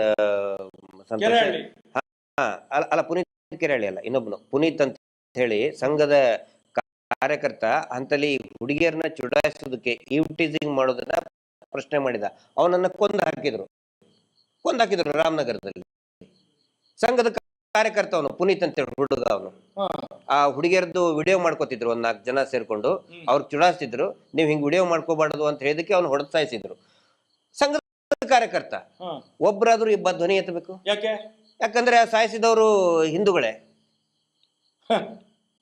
ಒಬ್ರು ಧ್ವನಿ ಎತ್ತಲಿಲ್ಲ ಅಂದ್ರೆ ನಾನು ಕೇಳೋದಿಲ್ಲಿ. ಹಿಂದೂ ಕಲೆ ಮಾಡಬಹುದು ನೋಡಿ ಸರ್, ಮುಸ್ಲಿಮರು ಭಯೋತ್ಪಾದನೆಗೆ ಇಳಿದಾಗ ವಿರೋಧ ಮಾಡಬೇಕು, ಮಾಡ್ತೀವಿ ನಾವು. ಲವ್ ಜಿಹಾದ್, ಹಿಂದೂ ಹೆಣ್ಮಕ್ಳನ್ನ ಓಡಿಸ್ಕೊಂಡು ಹೋದ್ರೆ ವಿರೋಧ ಮಾಡೋರೆ ನಾವು. ದೇಶ ವಿರೋಧ ಚಟುವಟಿಕೆ ಮಾಡಿದ್ರೆ ವಿರೋಧ ಮಾಡೋರೆ ನಾವು, ಪ್ರತಿಯೊಬ್ರು ಮಾಡ್ಲೇಬೇಕು, ಹಕ್ಕು ನಮ್ದು. ಅದು ಬಿಟ್ಟು ಹಿಂದೂ ಹೆಣ್ಮಕ್ಳನ್ನ ಹಿಂದೂಗಳೇ ಕೆಡಿಸಿದ್ರೆ, ಹಾಳು ಮಾಡಿದ್ರೆ, ಇಲ್ಲಪ್ಪ ನಾವು ಹಿಂದೂಗಳು, ನಾವು ಸುಮ್ಮನೆ ಇರ್ಬೇಕು ಅಂತ ಹೇಳಿದ್ರೆ ಹೇಳಿತಲ್ವ ಅದು. ಪಾಪ ಪುನೀತನು ಸಂಘದ RSS ನ ಕಾರ್ಯಕರ್ತ, ಅವನು ಸಂಘದಲ್ಲಿ ದುಡ್ತಾ ಇರೋನು, ಅವನು ಕೊಂದು ಹಾಕಿದ್ರು, ಒಬ್ರು ಮಾತಾಡ್ತಾ ಇಲ್ಲ ಸರ್. ಬೇಡ. ಈಗ ಉದಾಹರಣೆಗೆ ಸೌಜನ್ಯಳನ್ನು ಧರ್ಮಸ್ಥಳದಲ್ಲಿ ಒಬ್ಬ ಮುಸ್ಲಿಂ ಯುವಕ ಏನಾದ್ರು ಮಾಡ್ತಿದ್ರೆ ಏನಾಗ್ತಿತ್ತು? ಈಗ ಏನಾಗ್ತಿತ್ತು? ಅವಾಗ್ಲೇನೆ ಜೋರಾಗಿ ಬೆಂಕಿ ಬೀಳ್ತಿತ್ತಲ್ಲ, ಸತ್ತಿದ್ರೆ ಇವರೆಲ್ಲ. ನಾನು ಅದೇ ಕೇಳೋದು, ಒಬ್ಬ ಈಗ ಮುಸ್ಲಿಂ ಲೀಡರ್ಗೂ ನಾನು ಕೇಳ್ತಾ ಇದ್ದೀನಿ, ಒಂದು ವೇಳೆ ಮುಸ್ಲಿಂ ಯುವತಿಯನ್ನ, ಮುಸ್ಲಿಂ ಮಹಿಳೆಯನ್ನ ಮುಸ್ಲಿಂ ಅತ್ಯಾಚಾರ ಮಾಡಿದ್ರೆ ಅದು ಲೈಸೆನ್ಸ್? ಅದು ಹಿಂದೂಗಳ ಹೆಣ್ಮಕ್ಳಿಗೆ, ಹಿಂದೂಗಳ ಅಥವಾ ಆಗಲಿ ಜೈನರಾಗ್ಲಿ ಮಾಡಿದ್ರೆ ಅದು ಲೈಸೆನ್ಸ್? ಅದು ಆಯ್ತು ಮಾಡಬಹುದು ಅಂತ ಇವ್ರು ಲೈಸೆನ್ಸ್ ಕೊಡ್ತಾರ? ಇದು ಲೈಸೆನ್ಸ್ ಕೊಟ್ಟಾಗಿ ಹೆಣ್ಣು ಮಕ್ಕಳು ಯಾವುದೇ ಧರ್ಮದವರು ಇರ್ಲಿ ಸರ್. ನಾನು ಇದು ಜಮ್ಮು ಕಾಶ್ಮೀರದಲ್ಲಿ ಅತ್ಯಾಚಾರ ಅನ್ನುವಂಥದ್ದು ಸಮಾಜದ ಕಳಂಕ. ಅದಾಗ್ಲೇಬಾರ್ದು. ಹಿಂದೂ ಇರ್ಲಿ, ಮುಸ್ಲಿಂ ಇರ್ಲಿ, ಕ್ರೈಸ್ತ ಹೆಣ್ಮಕ್ಳಿರ್ಲಿ, ಯಾವ ಹೆಣ್ಣು ಮಕ್ಳಿರ್ಲಿ, ಅತ್ಯಾಚಾರ ಆಯ್ತು ಅಂತ ಹೇಳಿದ್ರೆ ಈ ಭೂಮಿ ಕೆಟ್ಟೋಯ್ತು ಅಂತ ಅರ್ಥ. ಭಾರತ ಮಾತಾ ಅತ್ಯಾಚಾರಕ್ಕೆ ಒಳಗಾದ್ಲು ಅಂತ ಅರ್ಥ. ನಾವು ಅದನ್ನು ಪ್ರತಿಪಾದನೆ ಮಾಡುವಂಥದ್ದು. ಅದು ಇವತ್ತೇನಾಗ್ತಾ ಇದೆ, ದೇವಸ್ಥಾನದಲ್ಲಿ ಕೂತ್ಕೊಂಡು ಅತ್ಯಾಚಾರ ಮಾಡೋದು. ಮೊನ್ನೆ 3 ಜನಕ್ಕೆ ಮರಣದಂಡನೆ. ಹೌದು. ಹೌದಾ? ಅದು ಹೇಗೆ ಆಯ್ತು? ಇಲ್ಲಿ ಅವರಲ್ಲ, ಅವರು ಹರಿಯಾಣ ಆ ಕಡೆ ಎಲ್ಲಿ ಅವರು, ಅವ್ರಿಗೆ ಇಲ್ಲಿ ಯಾರು ಸಿಗ್ಲಿಲ್ಲ ಇವ್ರನ್ನ ಬಚಾವ್ ಮಾಡ್ಲಿಕ್ಕೆ. ಆ ಊರಿನಿಂದ ಬಂದವರು, ಹಾಗಾಗಿ ಅವರಿಗೆ ಮರಣದಂಡನೆ ಆಯ್ತು. ಗುಂಡು ಹೊಡೆದುಕೊಳ್ಬೇಕಾಗಿತ್ತು ಅವ್ರನ್ನ. ನೋಡಿ, ಇದರಲ್ಲಿ ಇವ್ರಿಗೆ ಮರಣದಂಡೆ ಅಲ್ಲ, ಗಲ್ಲಿಗೇರಿಸ್ಬೇಕು ಅವ್ರನ್ನ. ಪ್ರತಿಯೊಬ್ಬರನ್ನು ಕೂಡ ಗಲ್ಲಿಗೇರಿಸ್ಬೇಕು, ತಕ್ಷಣಕ್ಕೆ ಗಲ್ಲಿಗೇರಿಸ್ಬೇಕು. ನೋಡಿ, ಪಾಠ ಹೇಗೆ ಆಗುದು? ತಪ್ಪು ಆದಾಗ್ಲೇ ಅಂತ ಬರೆಯುವಾಗ ಅದು ಕೆಟ್ಟೋಯ್ತು ಅಂತ ಹೇಳಿ ಆಗ್ಲೇ ಬಡಿಬೇಕಲ್ಲ. ಇದು ಏನಿಲ್ಲ, ಎಲ್ಲ ಬರ್ದು ಅವನು 10ನೇ ಕ್ಲಾಸ್ ಹೋದ ಮೇಲೆ ಹಾಗೇ ಬರೀತಾ ಇರ್ತಾನೆ, ನೋಡ್ತಾನೆ ಇರೋದು, ತಿದ್ದಲಿಕ್ಕೆ ಇಲ್ಲ. ಇದೇನಾಗಿದೆ ಅಂತ ಹೇಳಿದ್ರೆ ಅತ್ಯಾಚಾರ ಮಾಡ್ತಾನೆ ಇರೋದು, ಇಲ್ಲಿ ಸೆಟ್ಟಿಂಗ್ ನಡೀತಲೇ ಇರೋದು, ಎಲ್ಲ ಕಡೆಯಲ್ಲಿ ಕೇಸ್ FIR ಆಗ್ಲಿಕ್ಕಿಲ್ಲ. ಈಗ ಉದಾಹರಣೆಗೆ ನೋಡಿ, ಮೊನ್ನೆ ಒಂದು ಈ ಬಡ್ಡಿ ದಂಧೆ ಹೊರದಲ್ಲಿ ನೋಡಿ, ನಮ್ಮ ಕರ್ಮಾರಿನಲ್ಲಿ ಒಬ್ಬ ಚಂದ್ರಶೇಖರ್ ಆಳು ಅಂತ ಹೇಳಿ ಸುಸೈಡ್ ಮಾಡಿಕೊಂಡ್ರು. ಅದರಲ್ಲಿ ಅಲ್ಲಿಯ SP ಅಂತ ಹೇಳಿದ್ರೆ ಸೇವಾ ಪ್ರತಿನಿಧಿ, ಇನ್ನು DC ಅಂತ ಇಟ್ಕೊಳ್ತಾರೆ ಮುಂದಿನ ದಿನ, ಗೊತ್ತಿಲ್ಲ. ಅಲ್ಲಿಯ SP ನಯನ ಅಂತ ಹೇಳಿ ಅವಳು ಬಂದು ಇವನಿಗೆ ಟಾರ್ಚರ್ ಮಾಡಿದಾಳೆ. ಅದಳು ಇನ್ನೊಬ್ಬ ಖಾದರ್ ಅಂತ ಹೇಳಿ ಒಬ್ಬ ಇದ್ದ, ಅವನು ಕೂಡ ಆ ಯೋಜನೆ ಇದರಲ್ಲಿ ಒಬ್ಬ ಅಧಿಕಾರಿ ಇದ್ದವ. ಇಬ್ರು ಸೇರ್ಕೊಂಡು ಟಾರ್ಚರ್ ಕೊಟ್ಟಿದ್ದಾರೆ ಇವನಿಗೆ. ಇವನು ನಮ್ಮ ಹುಡುಗರ ಹತ್ರ ಎಲ್ಲ ಹೇಳಿದಾನೆ, ಯಾರು ಈ ಚಂದ್ರಶೇಖರ್ ಆಳು ಅಂತ ಹೇಳಿ. ಏನ್ ಹೇಳಿದಾನೆ? ಎಂತ ಮಾರೆ, ನಂದು ಕಾಲು ಗ್ಯಾಂಗ್ರಿಂಗ್ ಆಗಿದೆ, ಕೆಲಸ ಮಾಡ್ಲಿಕ್ಕೆ ಆಗ್ತಾ ಇಲ್ಲ, ಇವ್ರದೊಂದು ಸಾಲ ತಗೊಂಡಿದ್ದೇನೆ, ಕಟ್ಲಿಕ್ಕೆ ಆಗ್ತಾ ಇಲ್ಲ, ಅವಳು ನಯನ ಮತ್ತು ಕಾದರ್ ಬಂದು ನಮ್ಗೆ ಸಿಕ್ಕಾಪಟ್ಟೆ ಟಾರ್ಚರ್ ಮಾಡ್ತಾ ಇದ್ದಾರೆ, ಬದುಕುದೇ ದುಸ್ತರ ಆಗಿದೆ ನಮ್ಗೆ ಅಂತ ಹೇಳಿದಾನೆ ಅವನು. ನಮ್ಮ ಹುಡುಗರ ಹತ್ರ ರಾತ್ರಿ 1 ಗಂಟೆಗೆ ನಯನನಿಗೆ 3 ಸಲ ಫೋನ್ ಮಾಡಿದ್ದಾನೆ ಅವನು. ರಾತ್ರಿ ಸುಸೈಡ್ ಮಾಡ್ಕೊಳ್ಳುವ ರಾತ್ರಿ 3 ಸಲ 4 ಸಲ ಫೋನ್ ಮಾಡಿದ್ದಾನೆ ಅವನು. ಇವಳು ಫೋನೇ ತೆಗಿಲಿಲ್ಲ. ಬೆಳಿಗ್ಗೆ ಎದ್ದು ಅವನ ಹೆಂಡತಿಗೆ ಇವಳು ಫೋನ್ ಮಾಡ್ತಾಳೆ. ಯಾರು? ನಯನ ಶೆಟ್ಟಿ ಎನ್ನುವಳು ಫೋನ್ ಮಾಡ್ತಾಳೆ, ಗಂಡ ಎಲ್ಲಿದ್ದಾನೆ ನೋಡು ಅಂತೇಳಿ. ಗಂಡ ಎಲ್ಲಿದ್ದಾನೆ ನೋಡುವಾಗ ಅವಳು ಮನೆಯೊಳಗೆ ಹುಡುಕ್ತಾಳೆ, ಗಂಡ ಇಲ್ಲ. ಯಾಕೆ ಫೋನ್ ಮಾಡೋಕು ಇವಳು ಬೆಳಿಗ್ಗೆ ಎದ್ದು? ಇಲ್ಲ ಅಂತ ಹೋಗಿ ನೋಡ್ತಾಳೆ, ಮನೆಯೊಳಗಿಲ್ಲ. ನೋಡುವಾಗ ಅಟ್ಟಿಯಲ್ಲಿ ನೇತಾಡ್ತಾ ಇದ್ದಾನೆ, ಗಂಡ ಸತ್ತೋಗಿದ್ದಾನೆ. ಅದನ್ನ ಏನು ಮಾಡಿದ್ರು ಗೊತ್ತಾ? ಅವನಿಗೆ ಕಾಲಿಗೆ ಗ್ಯಾಂಗ್ರೀನ್ ಆಗಿ ಹಾಗೆ ಸುಸೈಡ್ ಮಾಡ್ಕೊಂಡ ಅಂತೇಳಿ ಅದನ್ನು ಇದು ಏನು ಬಡ್ಡಿ ಕಟ್ಟಲಿಲ್ಲ ಅಂತ ಹೇಳಿ ಟಾರ್ಚರ್ ಕೊಟ್ಟು ಸಾಯಿಸಿದ್ದೀವ್ರು. ಕಾಲಿಗೆ ಗ್ಯಾಂಗ್ರೀನ್ ಆಗಿದೆ ಅಂತ ಹೇಳಿ ಅಲ್ಲಿ ಅದನ್ನು ಮುಗಿಸಿಬಿಟ್ರು. ನಿನ್ನೆ ನೋಡಿ ಹರೀಶ್ ಪೂಜಾರಿ ಅಂತ ಹೇಳಿ ಎಲ್ಲಿ ನಮ್ಮ ಮುಂಡೂರಿನಲ್ಲಿ ಬೆಳ್ತಂಗಡಿ, ಏನು ಅವನ ಹೆಂಡತಿ 3 ಲಕ್ಷ ಸಾಲ ತೆಗೆದಿದ್ದಾಳೆ. ತಕೊಂಡು ಅವನ ಕೈ ಅವನನ್ನು ಬಿಟ್ಟು ಅವಳು ಹೋಗಿದ್ದಾಳೆ ಎಲ್ಲೋ, ಗಂಡನನ್ನು ಬಿಟ್ಟು. SKDRDP ಅದೇನೋ ಅದು ನನಗೆ ಪೂರ್ತಿ ಬರೋದಿಲ್ಲ. ಅದು ಧರ್ಮಸ್ಥಳ ಸಂಘ. ಮೊನ್ನೆ ಒಂದ್ಸಲ ಬಂದಂತೆ ಪುನಃ ಹೋಗಿದ್ದಾಳೆ. ನಾಳೆ ಬಂದ್ರೆ ಅವಳು ಆವತ್ತಿದ್ದು ಇವತ್ತಿದೆಲ್ಲ ತಿಥಿಯ ಕಾರ್ಡು ನಿರ್ಮಲಾ ಸೀತಾರಾಮನ್ಗೆ ಕಳಿಸಿದ್ರೆ ಒಳ್ಳೇದದು. ನಾನು ಹೇಳುದು ಕೇಳಿ, ಅವನು ನಿನ್ನೆ ಬೆಳಿಗ್ಗೆ ಅಲ್ಲಿ ಯಾರು ಎಂತ ಭಾರತಿ ಬೆಳಿಗ್ಗೆ ಹೋಗಿ ನಿನ್ನ ಹೆಂಡತಿ ಸಾಲ ತೆಗೆದೆಲ್ಲ ಬಡ್ಡಿ ಕಟ್ಟು ಅಂತ ಹೇಳಿ ನಿನ್ನೆ ಬೊಬ್ಬೆ ಹೊಡೆದಿದ್ದಾಳೆ. ಬೊಬ್ಬೆ ಹೊಡೆದು ಲೆಫ್ಟ್ ರೈಟ್ ಮಾಡಿದ್ದಾನೆ. ಇವನು ಹೋಗಿದ್ದಾನೆ ಸೀದಾ ಪಾಯ್ಸನ್ ತಗೊಂಡು ಕೊಡದು ಇವನು ಸತ್ತಿದ್ದಾನೆ. ಸತ್ತ ತಕ್ಷಣ ಪ್ಲಾನ್ ಮಾಡಿದ್ದಾರೆ. ಏನು ಗೊತ್ತಾ, ನಮಗೆ ರಾತ್ರಿ 11 ಗಂಟೆಗೆ ಫೋನ್ ಬಂತು. ಮಹೇಶಣ್ಣ ಸಾಲ ಬಡ್ಡಿ ದಂಧೆ ಇಲ್ಲೋ ಬಲಿ ತಗೊಂಡು. ಎಲ್ಲಿ? ಮುಂಡೂರಿನಲ್ಲಿ. ಏನಾಯ್ತು? ಅವನು ಸತ್ತಿದ್ದಾನೆ, ಸುಸೈಡ್. ಹೀಗೆ ಭಾರತಿ ಆಚಾರ್ಯ ಅಂತ ಹೇಳುವವಳು ಬಂದು ಟಾರ್ಚರ್ ಮಾಡಿದ್ದಾಳೆ. ಮತ್ತೆ ಅವಳ ಪಟಲ ಮೇಲೆ ಇತ್ತು ಧರ್ಮಸ್ಥಳ ಗ್ರಾಮಾಭಿವೃದ್ಧಿ ಯೋಜನೆ ಅವ್ರದ್ದು. ಅವನು ಸುಸೈಡ್ ಮಾಡ್ಕೊಂಡು ಸತ್ತೋಗಿದ್ದಾನೆ. ಈಗ ಏನು ಮಾಡ್ತಿದ್ದಾರೆ ಅಂತ ಹೇಳಿದ್ರೆ, ಅವನಿಗೆ ಫಿಟ್ಸ್ ಆಗಿತ್ತು, ಬಾಯಲ್ಲೆಲ್ಲ ನೊರೆ ಬಂದಿದೆ, ಹಾಗಾಗಿ ಸತ್ತಿದ್ದಾನಂತ ಹೇಳಿ ಅದನ್ನು ಹೀಗೆ ಮಾಡುವ ಅಂತ ಹೇಳಿ ಪ್ಲಾನ್ ಮಾಡಿದ್ರು. ಅದಾಗಲಿಲ್ಲ, ಅಲ್ಲಿ ನಡೀಲಿಲ್ಲ. ಮತ್ತೆ ಸ್ವಲ್ಪ ಹೊತ್ತಾಗ ಬೇರೆ ಏನು ಪ್ಲಾನ್ ಆಯ್ತು, ಅವನು ಹಾರ್ಟ್ ಅಟ್ಯಾಕ್ ಆಗಿ ಸತ್ತದ್ದು ಅಂತೇಳಿ ಆಯ್ತು. ಅದು ನಡೀಲಿಲ್ಲ. ಲಾಸ್ಟಿಗೆ ಹೆಂಡತಿ ಬಿಟ್ಟು ಹೋದ್ಲು ಅಂತ ಹೇಳಿ ಸುಸೈಡ್ ಮಾಡ್ಕೊಂಡಿದ್ದಾನೆ ಅಂತ ಹೇಳಿ ಪ್ಲಾನ್ ಮಾಡಿದ್ರು. ಅದು ನಡೀಲಿಲ್ಲ. ಯಾಕಂತ ಹೇಳಿದ್ರೆ ಮಧ್ಯದಲ್ಲಿ ಎಣ್ಣೆ ಬಾಟ್ಲಿ ಸಿಕ್ಕಿತು, ಪಾಯ್ಸನ್ ಇತ್ತು. ಈಗೇನಾಗಿದೆ ಅಂತ ಹೇಳಿದ್ರೆ ಪೋಸ್ಟ್ ಮಾರ್ಟಮ್ ರಿಪೋರ್ಟ್ ಅಲ್ಲಿ ಬರುವಾಗ ಅದು ಆತ್ಮಹತ್ಯೆ ಅಂತ ಹೇಳಿ ಆಗಿದೆ. ಆತ್ಮಹತ್ಯೆ ಯಾಕೆ ಮಾಡಿಕೊಂಡದ್ದು? ಇದೇ ಭಾರತೀಯ ಆಚಾರ್ಯ ಹೋಗಿ ಬೆದರಿಸಿದ್ರಿಂದ ಇದೇ ಬಡ್ಡಿ ದಂಧೆ, ಇದು ಬಡ್ಡಿ ಅಟ್ಯಾಕ್ ಅಲ್ಲ.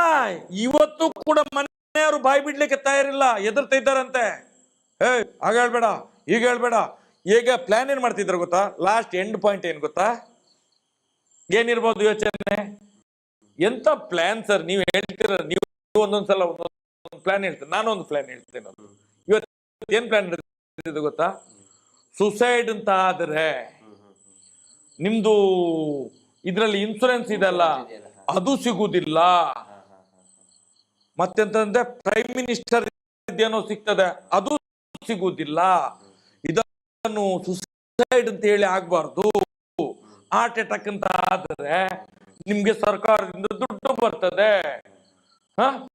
ಇದನ್ನ ಹಾಗೆ ಮುಗಿಸು ಅಂತ ಹೇಳಿ ಪ್ಲಾನ್ ಮಾಡ್ತಿದ್ದಾರಂತೆ. ಎಂತ ಸರ್, ಎಂತ ಈ ಧರ್ಮಸ್ಥಳ ಗ್ರಾಮಾಭಿವೃದ್ಧಿ ಯೋಜನೆ ಅಂತ ಹೇಳಿದ್ರೆ ಒಂದು ಪೆಡಂಭೂತ ಸರ್. ಇದು ಇದ್ರ ಒಂದು ಕರಾಳ ಒಂದು ವಿಕೃತ ಛಾಯೆ ಉಂಟಲ್ಲ, ಇಡೀ ಹಳ್ಳಿಗಳಲ್ಲಿ ಉಂಟಲ್ಲ.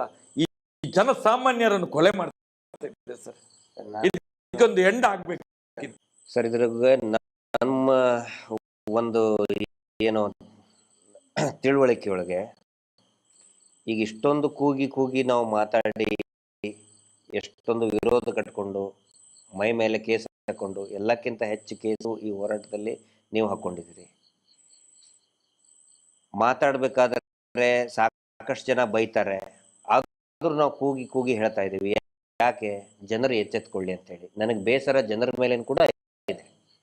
ಯಾಕಂತ ಹೇಳಿದ್ರೆ ಇಂಥವ್ರನ್ನ ಬೆಳೆಸೋದು ಜನಗಳೇ, ನಾವೇ ಇಂಥವ್ರನ್ನ ಬೆಳೆಸೋದು.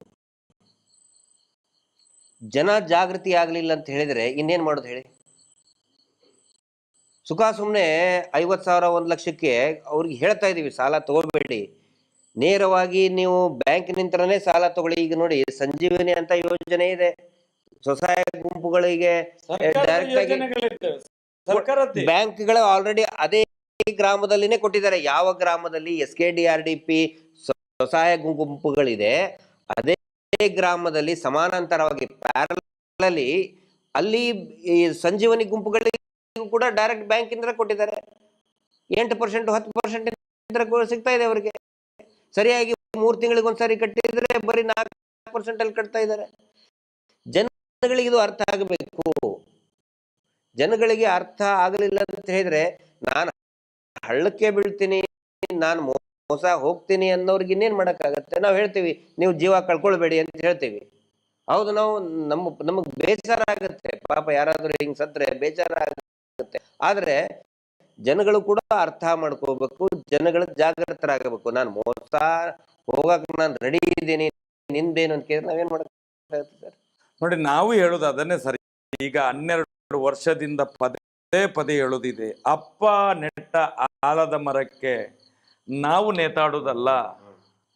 ಇವತ್ತು ನಮ್ಮ ಅಪ್ಪ ಮಾಡಿದ ತಪ್ಪು ಯಾರನ್ನು ಮಂಜುನಾಥ, ನಡೆದಾಡುವ ಮಂಜುನಾಥ, ಮಾತನಾಡುವ ಮಂಜುನಾಥ ಅಂತ ಹೇಳಿ ನಮ್ಮನ್ನು ವಂಚನೆ ಮಾಡಿ ಇವತ್ತು ನಮ್ಮ ಈ ದುಸ್ಥಿತಿಗೆ ಕಾರಣ.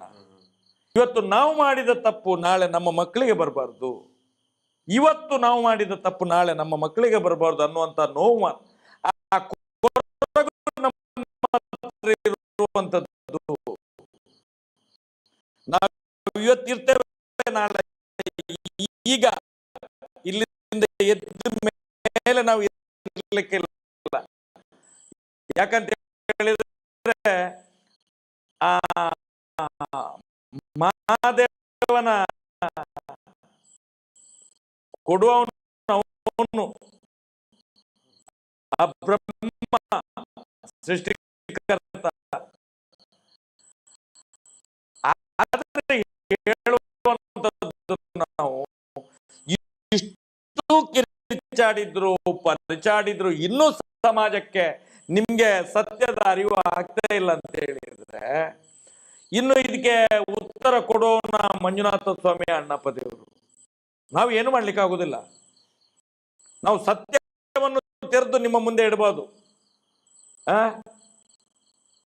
ಸತ್ಯವನ್ನು, ಆ ಸತ್ಯದ ಹೋರಾಟದಿಂದ ನಾವು ಇಲ್ಲಿ ತನಕ 12 ವರ್ಷದಿಂದ, ನಾನು ಹೇಳುದು ಸೌಜನ್ಯ ಹೋರಾಟ ಸರ್ ಇದು. 12 ವರ್ಷದಿಂದ ನಾನು 25 ವರ್ಷದಿಂದ ಅವರನ್ನು ಎದುರು ಹಾಕೊಂಡಿದ್ದೇನೆ. 25 ವರ್ಷಗಳಿಂದ. ತಾಕತ್ತಿದ್ರೆ ಬನ್ನಿ ಅಂತ ಹೇಳಿ ನಾವು ಸತ್ಯವೇ ಮಾತಾಡೋದು, ಸತ್ಯವನ್ನೇ ಪ್ರತಿಪಾದನೆ ಮಾಡೋದು ಅಂತ ಹೇಳಿ, ಬಿಡುವುದಿಲ್ಲ ನಿಮ್ಮನ್ನು ಅಂತ ಹೇಳಿ ಅಲ್ಲಿಂದ ಇಲ್ಲಿ ತನಕ ಕೂಡ ನಮ್ಮನ್ನು ಆ ಮಂಜುನಾಥ ಸ್ವಾಮಿ ಅಣ್ಣಪ್ಪ ಸ್ವಾಮಿ ಕಾದುಕೊಂಡು ಬಂದಿದ್ದಾರೆ. ಇದು ಸತ್ಯದ ಹೋರಾಟ. ನಾನು ಇವತ್ತು ಜನರಿಗೆ ಹೇಳುವಂಥದ್ದು, ಸತ್ಯದ ಅರಿವು ಮಾಡಿಕೊಳ್ಳಿ.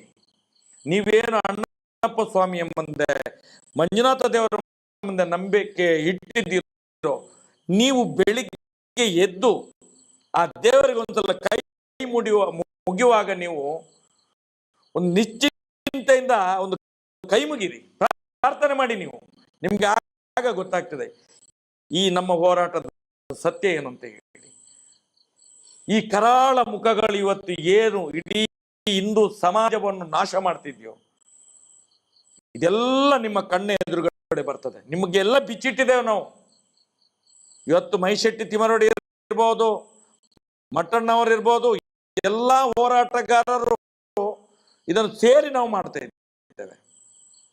ಅನೇಕ ಯೂಟ್ಯೂಬರ್ಸ್ಗಳು ಇದು ಇವತ್ತು ಸಮಾಜಕ್ಕೆ ಮುಟ್ಟಬೇಕು, ಒಂದು ಒಳ್ಳೆಯ ಒಂದು ವಾತಾವರಣ ಸೃಷ್ಟಿಯಾಗಿ ನ್ಯಾಯ ಸಿಗ್ಲಿ ಅಂತ ಹೇಳಿ ನಮ್ಮ ಹೋರಾಟ ಇರುವಂಥದ್ದು. ಸರ್, ಕೊನೆಯದಾಗಿ 2 ಪ್ರಶ್ನೆ. ಈಗ ಧರ್ಮಸ್ಥಳ ವೀರೇಂದ್ರ ಹೆಗ್ಗಡೆ ಅವರು ಅಫಿಡವಿಟ್ ಹಾಕಿದ್ದಾರೆ, ಅದು ತೀರ್ಪು ಏನಾಯ್ತು? ಅಲ್ಲ, ತೀರ್ಪು ಅಂತ ಹೇಳಿದ್ರೆ ಅದರಲ್ಲಿ ಒಂದು ಅವಕಾಶ ಕೊಟ್ಟಿದ್ದಾರೆ, ಸರ್ಕಾರಕ್ಕೆ ತೀರ್ಮಾನಕ್ಕೆ ಬಿಟ್ಟಿದ್ದಾರೆ ಅದನ್ನ. ಹಿಂಗಾಗಿ ಇವ್ರು ಏನ್ ಮಾಡ್ತಾ ಇದ್ದಾರೆ, ಪ್ರತಿ ವರ್ಷಕ್ಕೂ ಕೂಡ ಮುಜರಾಯಿ ಇಲಾಖೆಗೆ ನೋಡಿ ಒಂದು ಇದನ್ನ ಗುಟ್ಟು ಆದೇಶ ಕೊಟ್ಟಿದ್ದಾರೆ ಮುಜರಾಯಿ ಇಲಾಖೆ. ಅಲ್ದ್ರ ಅದು ಸರ್ಕಾರದ ಮೇಲೆ ಇದೆ ಅದು. ಅದಕ್ಕೆ ಇವ್ರು ಏನ್ ಮಾಡ್ತಾರೆ, ಪ್ರತಿ ವರ್ಷ ಸೆಟ್ಟಿಂಗ್ ಮಾಡ್ತಾ ಹೋಗ್ತಾರೆ. ಒಂದು ಪ್ರತೀತಿ ಇದೆ ಗೊತ್ತಾ, ಮುಜರಾಯಿ ಇಲಾಖೆ ಮಿನಿಸ್ಟರ್ ಆದವರು ರಾಜಕೀಯವಾಗಿ ನೆಕ್ಸ್ಟ್ ಇಲೆಕ್ಷನ್ ಅಲ್ಲಿ ಸೋಲ್ತಾರೆ ಅಂತ ಹೇಳಿ ಗೊತ್ತಾ? ಯಾಕೆ ಹೇಳಿ? ಈ ಶಾಪ ಇದು.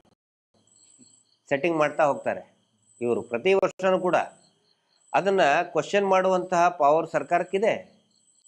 ಇವತ್ತು ಎಂಡಮೆಂಟ್ಗೆ ಇವತ್ತು ತಗೊಳ್ಬಹುದು ಸರ್. ನೋಡಿ ಸರ್, ಇದು 5 ಕೋಟಿಗಿಂತ ಮೇಲೆ ಇದ್ರೆ ತಗೊಳ್ಳೋ, ಇದು 1000 ಕೋಟಿ ಸರ್ ಬರ್ತದೆ, 1000 ಕೋಟಿ.